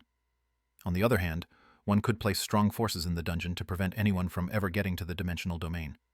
The energy would be used to make the dungeon an antlion's pit. Woojin was still new at this, and he has never had to deal with an intruder yet. Woojin wanted to do an experiment and decided to assign the 110 troops. The defense of the domain. Woojin decided to purchase the wyverns. He bought troop cards to set up the dungeon defense. As the words indicated, he was basically buying the troops for his domain. This was akin to bringing in mercenaries by consuming the energy. The interesting part was that human also existed on the sales catalog. Woojin's eyes narrowed when he saw the domain information. It cost 300 energy to purchase a single wyvern. He had to use 3,000 to buy 10 wyverns. The problem was the total number of troops he could deploy decreased with such a move. Jeez. There was a close relationship between the dungeon energy and the troops deployed in the domain. Depending on the amount of dungeon energy, the number of troops that could be deployed could be increased. As the energy increased, one would be able to assign more forces to the domain. It was ironic since the purchase of troops consumed the dungeon energy. This is why they are trying so hard to hunt. If one used all the energy, the number of forces one could dispatch decreased. Moreover, if one used cheap and weak troops, one would become a target for dimensional battle. As preposterous as it might sound, the adventurers might be able to rob the domain too. What? There is a 30-day protection period. A protection period was given to the newly made lord. After thinking about it for a brief moment, he decided on how he will dispatch his defense force. Then he made a conscious decision not to think about the domain. His vision moved, and the sight of Woojin sitting on the lord's throne came into view. Hoo-oo. He took in a deep breath when he felt the slight dizziness. It was similar to the alien sensation he felt when he used Soul Swap with Gaby. Woojin thought about the stewardship of the dimensional domain manual book he hadn't been able to open because of the lock. Let's see. Level 75. Name Kang Woojin. Class Necromancer Advanced Warrior. Rank Lord. Achievement 713-292. Magic 1320, Stamina 240. His rank had been unassigned before, but now it had changed into Lord. So I could probably read it now. Woojin opened his inventory to take out the book. Zong! Space crumpled within itself, and 3 enormous doors appeared behind Woojin's throne. The blank wall suddenly held a red, black, and white door. What the hell? He was confused by the sudden appearance of the doors. At that moment, the sound of an announcement rang out. Woojin frowned after he opened up his inventory. He had diligently expanded his subdimension by purchasing the expansion bags from the achievement store. His subdimension space of 100 columns expanded into an almost unlimited space. It seemed the subdimension itself had morphed into the domain's storage room. He wasn't necessarily thrilled with this development. What if someone plunder and steal everything? If his dimensional domain was attacked, and if he lost in the dimensional battle, he was sure his items would be plundered. Woojin shrugged his shoulders. It was the end anyways if he died. He didn't plan on letting anyone have his domain, so it just meant his inventory space had become almost unending. It wasn't a bad development. The inventory still worked like before. He was able to put in and take out items easily. He took out the manual book called Stewardship of the Dimensional Domain. The lock had finally been opened, and it was possible for him to read it. He sat on a chair and he carefully read the manual. After 30 minutes, he closed the book. Those sons of bitches. Tronet. Woojin didn't know who he was, but he would most definitely kill him if they ever meet someday. Tronet had put this in place quite well. Then there was Tronet's commanders. He now understood what the 72 steps was. They weren't lords. They were on the level of being sovereigns. If one possessed one throne, then one was on the first step. One could possess up to 72 thrones, then one could reach the 72nd step. They were fighting for the higher thrones to become the Great Lord. They were playing an unending competition. Moreover, Woojin had to become a sovereign to be able to possess lords as vassal. He would be able to own up to the number of thrones he possessed. Well, I'll play with you guys. Since the game board is already in place, Woojin would have real fun using it. If he wanted to flip the board in the end, he needed to know more about it. Before Woojin put away the book into his inventory, he approached the doors that had formed behind him. When he opened the red door, a large storage room was revealed. All of his items were arranged neatly inside. He tried tossing the book into the room. The record of the book being stored was shown on his inventory window. Woojin nodded his head. I can put in and take out items through this door. It didn't matter if he directly brought the item into the storage room or he used the inventory window like he did before. Both methods were using the same storage space now. It's locked. Woojin walked towards the white door which was immediately behind the throne. He had no idea if this door also had a rank lock. The manual didn't talk about the 3-door at all. Woojin stood in front of the black door on the right. This one is open. Since there wasn't a lock, Woojin opened the door. When the black door opened, he saw a large space with marble floors, and he saw a lot of skeletons lined up in place. This place, in the distance he saw a place that looked like a stable filled with phantom steeds. Next to it, the Death Knights were sparring with each other. Across the large space, there was a tower rising high into the sky, but the light was off, as if the owner wasn't back yet. There was a shack near the door with a candle lit inside. Wing! Where are you going, Dolejing? The door to the hut opened and Dulce popped out. Bibi was chasing after him, but stopped when she saw Woojin. Ah! Bibi blinked her round eyes as she looked at Woojin. Uak! Master has entered the summon room. Bibi let out a yell of surprise. The skeletons and the Death Knights who had been training all turned their gazes towards the doorway. Chapter 106. Duty. Master died? The Death Knights stirred at Bibi's words. The death of our monarch means the death of us. The witch is spouting bullshit. Bibi titled her head in confusion at their words. Then she looked at Woojin. Woojin laughed as he approached Bibi, giving her a light tap on the head with his knuckles. Give me a tour. Aiko. How did you get in here? Bibi grumbled as she moved in quick short steps with Woojin in tow. From here to there is my land. Isn't my hut pretty? Woojin looked across the fence to see the land beyond it. The garden was full of weird plants from the demon world, and there was a cozy hut built there. The place was decorated with cute items, and Bibi proudly showed off each of them. Wait here. Bibi waved her hand through empty air, and a picnic table appeared in the yard. Then bread and meat formed on top of it. How'd you do that? I just did it. It seemed Bibi was used to doing this. I can decorate the place more to my liking as Master gets stronger. He. Please work a little bit harder. The summon room was a space of nothingness. It allowed each occupant to change the room to their preferences. He looked at the tower without an owner in the distance. It must be Janus's tower. Was the mountain in the distance occupied by Ryong? The large open space was strewn about with skeletons. The skeletons were training with the Death Knights. It was a very ungainly sight. His Death Knights had very distinct personalities. There were buildings sparsely located in the surroundings like the smithy and a pub. There was also a stable for the phantom steed. Various buildings were lining the place. Lord, would you like to prove yourself as a warrior against me? It seemed the Death Knights were bored of fighting each other. Several of them came to challenge Woojin to a sparring match. We can do that later. Follow me for now. Woojin led the familiars out of the summon room. When did a door form here? In the past, it used to be an altar. Each of them commented on the door as they passed through it to reach the dimensional domain. Every time his familiars stepped onto the land, an announcement was heard. Woojin smiled. It was as he thought.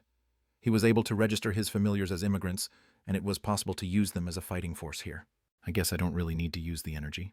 He couldn't do anything about the monsters respawning after every visitor, but he would be able to defend his dimensional domain with just his familiars. Of course, he had to prepare for when his familiars were summoned to Earth. He created a substantial amount of defenders for the domain. Woojin registered all of them as immigrants. Moreover, he made Bibi and Kiba the vassals of his domain. At the lord level, there was only 2 positions one could fill as vassals. There was the commander in charge of the defense, and the butler that was in charge of what goes on inside the castle. Do I have to wear clothes befitting a butler?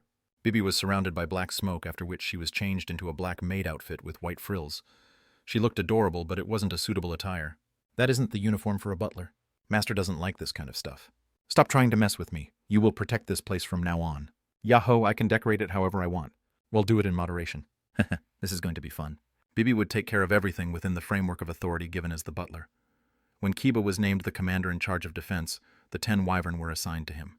This was a big reason why he had made them his vassals. Woojin said it, so the butler had the authority to use 10,000 energy.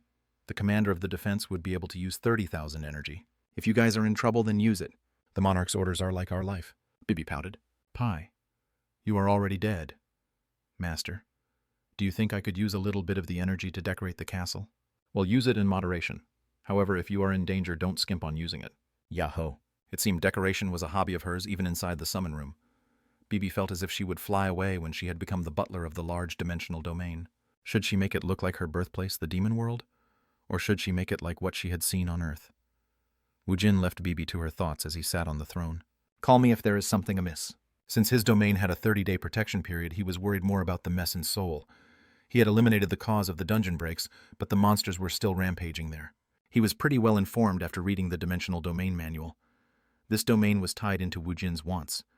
When he received a challenge for a dimensional battle, he would be able to use the portal wherever he was to get to his dimensional domain. Woojin created a portal that led to the Seoul Station's first exit dungeon. Zahang! A portal formed in the hall and Woojin passed through it. There was a momentary dizziness before he appeared inside the subway station. He was at the entrance where the portal usually formed. When Woojin walked up the stairs, the roused from before were still gathered there waiting for him. Where's President Lee Sung-ho? Both of them went in, but only one had come out. The answer was obvious, but one of them decided to ask the question. Wasn't this guy from some mid-sized guild? I killed him. How could he speak such words in such a blunt manner? The gathered roused felt a chill down their backs. The bastard tried to assassinate me. Do you need any more explanation than that? Of course, they wanted a more detailed explanation. From their perspective, Woojin was the one persecuting the other man without any reasons. However, no one here had the courage to question him about that fact. Woojin looked at Lee Myung-jin, who had introduced himself as the vice president of the KH Guild. Did you say you are from Baekhyung's guild family? Yes, I'm the vice president Lee Myung-jin. Mind if I ask you a favor? Please speak. Lee Myung-jin had heard about Kang Woojin from President Baek Jong-do. He was told to never go against Kang Woojin. Moreover, he had been told until his ears hurt that he should do his best to help Kang Woojin if the occasion arose.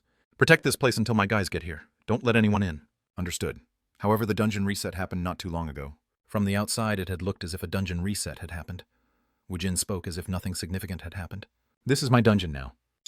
Woojin patted Lee Myung-jin's shoulder. Tell Baekhyung that I want to meet up with him sometime in the future. Yes.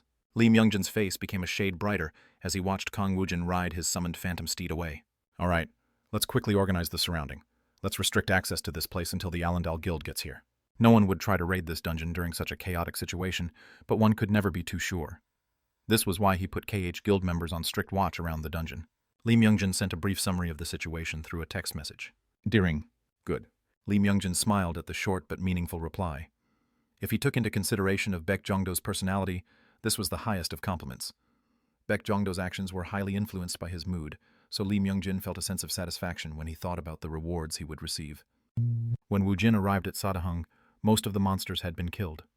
The streets were filled with soldiers and weapons. The soldiers were recovering the corpses of monsters and were in the process of organizing the roads. There were teams formed with roused possessing detection and pursuit type abilities. They were busily going around Seoul to hunt down the leftover monsters. A single mudfish caused this disaster. He shook his head at the city that had been burnt to the ground in a short amount of time. Woojin walked towards the Hammer Guild's headquarters. It was still being used by the people who took shelter there. They were still sheltering there since it might still be dangerous to be out in the city. Moreover, the city was in the midst of getting rid of the monster corpses and recovering from damage. Woojin was trying to find his family in the crowd when an employee from the Titan Guild came to find him. Then he guided Woojin to the upper floors occupied by the Titan Guild. "You family is over this way." It was a guest reception room located on the higher floors. When Woojin entered after opening the door, the first thing to greet him was a barking sound. Kung kung. It was the large dog Bokwi that he had gifted Sua. The dog had grown a lot during his absence. Woojin glared at the barking dog and Bokwi retreated as he whined. "You are here." "Yes, mother." Even after going through such a bedlam, his mother was giving off an air of calmness. After you stopped by, some people brought us to this place. His mother's voice didn't have any strength behind it. What about Sua? She's asleep. Woojin turned the corner at the conference room's pillar and saw Sua soundly asleep in a bed. He carefully backed out so Sua wouldn't wake up.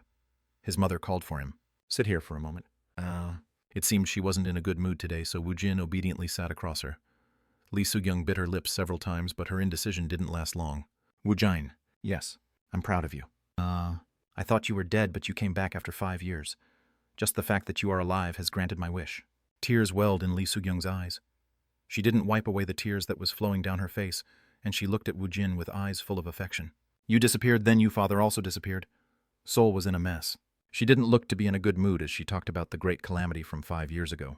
She must have reminisced about the dungeon shock. Moreover, she had also thought about the past years when she had struggled alone to feed the young Sua. Now I have received unexpected filial affection, and I was able to get on TV because of my son. The media probably hounded Lee Soo-kyung for interviews, yet she was thankful. Her son was an amazing person. Yes, he was. Lee Soo-kyung grabbed her son's hands.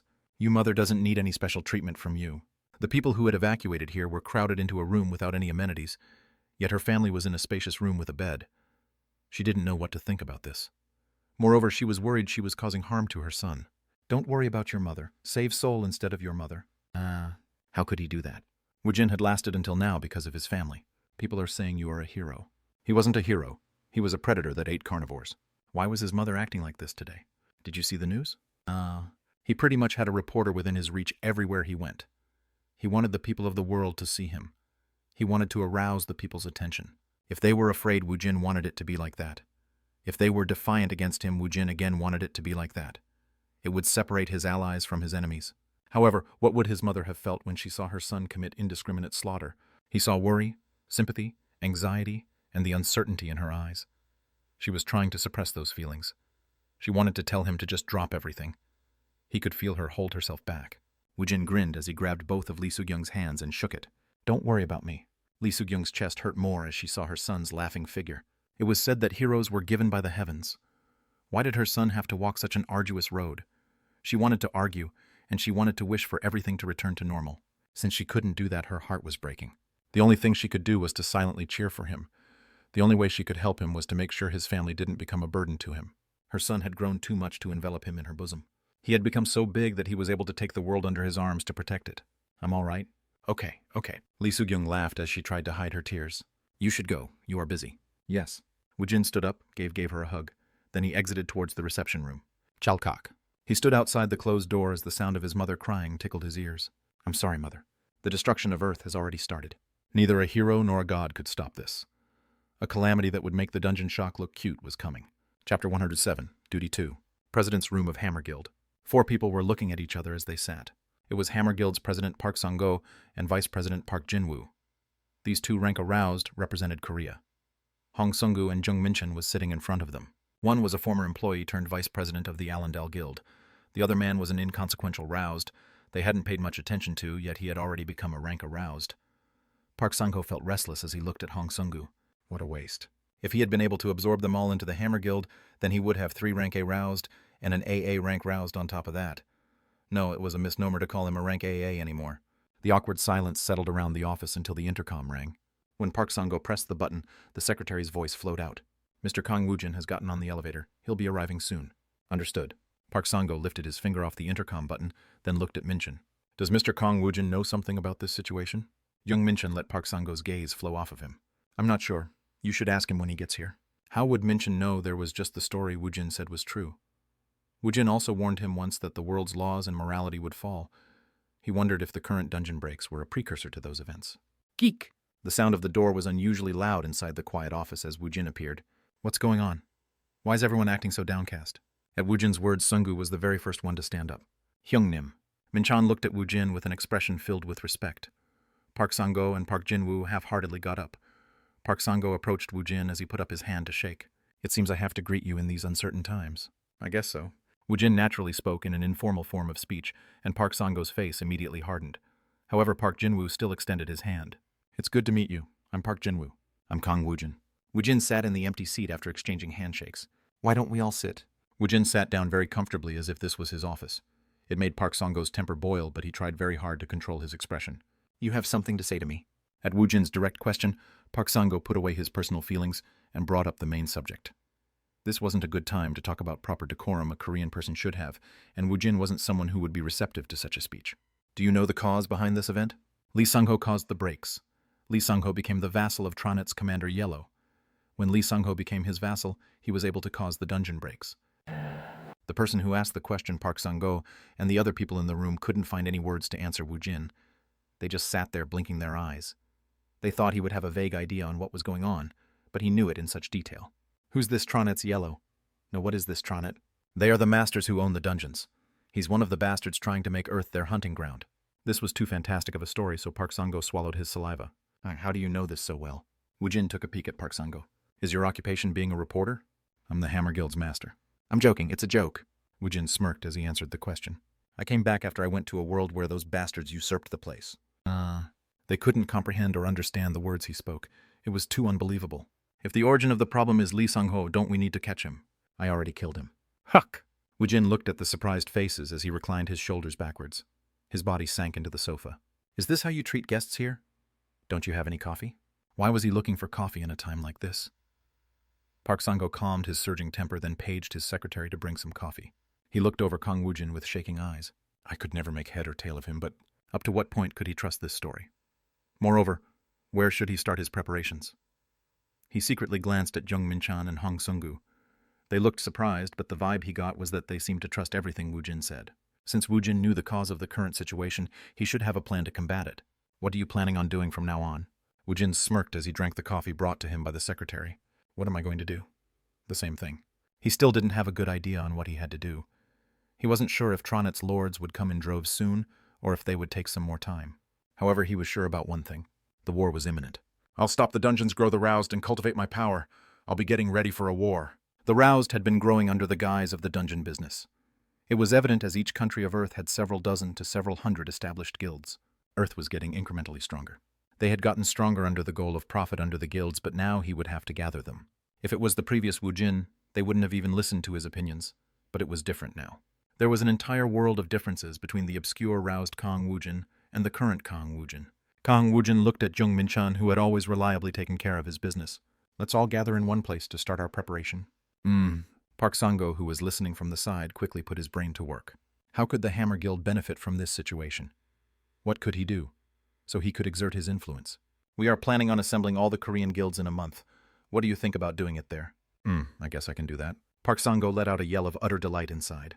This was his opportunity. It would have been best if the Hammer Guild had Kang Woojin within their fold. However, Kang Woojin was too big to bring under the Hammer Guild. If a plan doesn't work as intended, one always had to have a plan B in life. His insolence pierced the sky, but it seemed Woojin was in the dark about assessing the damages of such actions. Well, since it had turned out like this, now that events have turned out like this, we have to at least be in second place. He gave up on the title of being the best, and he focused on what really mattered. If his guild couldn't be the best guild in Korea, then wouldn't it be best if his guild was the second best? Moreover, the best guild in Korea, Allendale, was the center of world's attention. He could cede the spot of number 1 to them. Well, I'll see you guys then. The Korean guilds were all gathering in one place in a month anyway. Won't they at the very least have to unite all the roused in Korea? There will be some that will join a common cause, and there were those who always acted as contrarians. However, it would be enough if they could call attention to the seriousness of the danger to everyone. It wasn't necessary for everyone to be on the same team in a war. Everyone has to fight for themselves. In the end, this was a fight for survival. Everyone would fight for their own survival. Woojin would fight for what he wanted to protect. However, he wouldn't mind it if there were less people he had to watch over. A prime example was Park Sang-go. He's rolling his eyes at me. This man was still moving with profit as his main motivation. Profit was useless in the face of the desire to survive. It would make it easier for Woojin if there were more bastards like them. Relatively speaking, he would have to worry less. We are leaving. Yes, President. When the Allendale family stood up, Park Sang-go saw them out himself. The restriction hadn't been lifted, so the civilians all stayed inside headquarters, which was the evacuation shelter. However, the people of Allendale left the building. The streets were still occupied by soldiers, so the atmosphere was still troubled. I'll come and pick up my mother in Dongzang when everything is cleaned up a little bit more. Please don't worry about them. We'll safely protect them. They had suppressed most of the monsters, but there was a chance a monster could be hiding.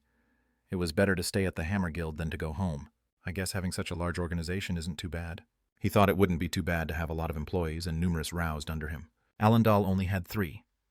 Roused, so their number was too few to divvy up the work. This wouldn't work if he wanted to protect his family and the people who were important to him while fighting the enemies. He had lost too many precious people on Alphen because of this exact issue.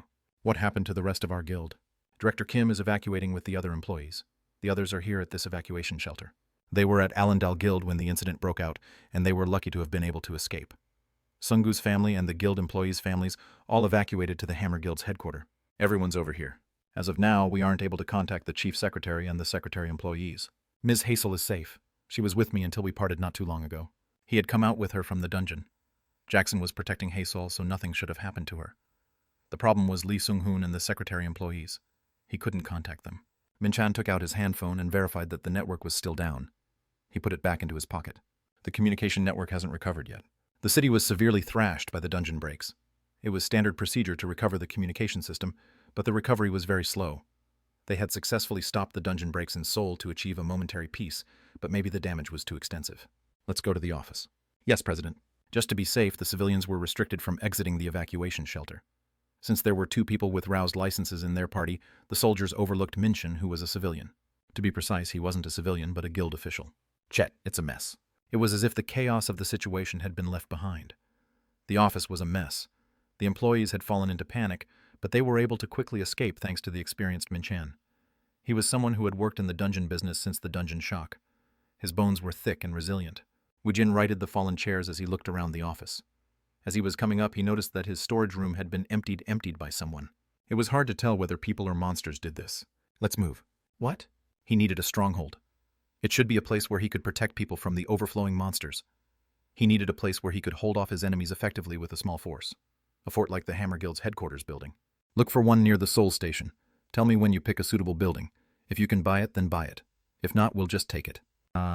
He wanted to be used to Woojin's way of thinking, but he still couldn't follow the president's train of thoughts. However, he was sure of one thing now. If Woojin said he would do something, then he would do it. It was his job to take care of business as smoothly as possible. I'll look into it. Actually, I'm really worried about Mr. Sung-hoon and the employees of the secretary office. They'll be back if they are alive. He had said such an obvious statement, so Min-chan couldn't think of any words to say. While Min-chan was looking at Woojin with a flustered face, a chime rang from inside his pocket. It seems the communication system is back up. Min-chan hurriedly took out his handphone. He thought it was a call from a secretary employee, but it was an entirely different phone number. It's the Ministry of National Defense. What do they want with me again? Sungu, who was next to Woojin, answered the question. Youngnim, you came here by riding a missile. That. Well, just tell them the U.S. shot it. Just say that. Min-chan let out a light sigh, then answered the phone. This is Allendale's Vice President Young Min-chan. He spoke with a serious expression on his face. After ending the call, he looked at Woojin as he spoke. They already asked about it to the Pentagon. They said the distance was too far for you to have reached here. That's why I rigged a couple fighter jets onto it. Dolsai had made it so basically a couple fighter jets were stuck onto the missile. Woojin added his magic to increase the output of the engines, and he had come to Seoul in a brief amount of time. The Pentagon said you borrowed the missile and fighter jets. They confirmed you wrote it here. Woojin frowned. So what? You might have to go visit them once this time. Where you mean the Ministry of Defense. It isn't as if there is anything more to explain. No, the Cheongwade Blue House is calling for you. You really have to go visit them this time. Woojin shrugged his shoulder. I guess I will. Tell them I'll go after a week. It would be enough time for the files with the evidence to arrive. Min-chan had barely ended the phone call when a phone rang again. Diri ding ding. The sound was heard from a distance away inside the president's room. It's my handphone. When he left for the Middle East, Woojin had left his handphone behind. I'll go bring it. Sungu quickly ran to get Woojin's handphone. Hyungnim, it's Jiwon Nuna. Woojin frowned when he thought about Dojuwon. He thought about the child with the clear soul turning into an evil spirit in front of him in Afghanistan. Hello? When Woojin pressed the answer button, a small voice leaked out of the speaker. Woojina, help me. Woojin's face froze into a cold mask. Where are you at right now? I'm at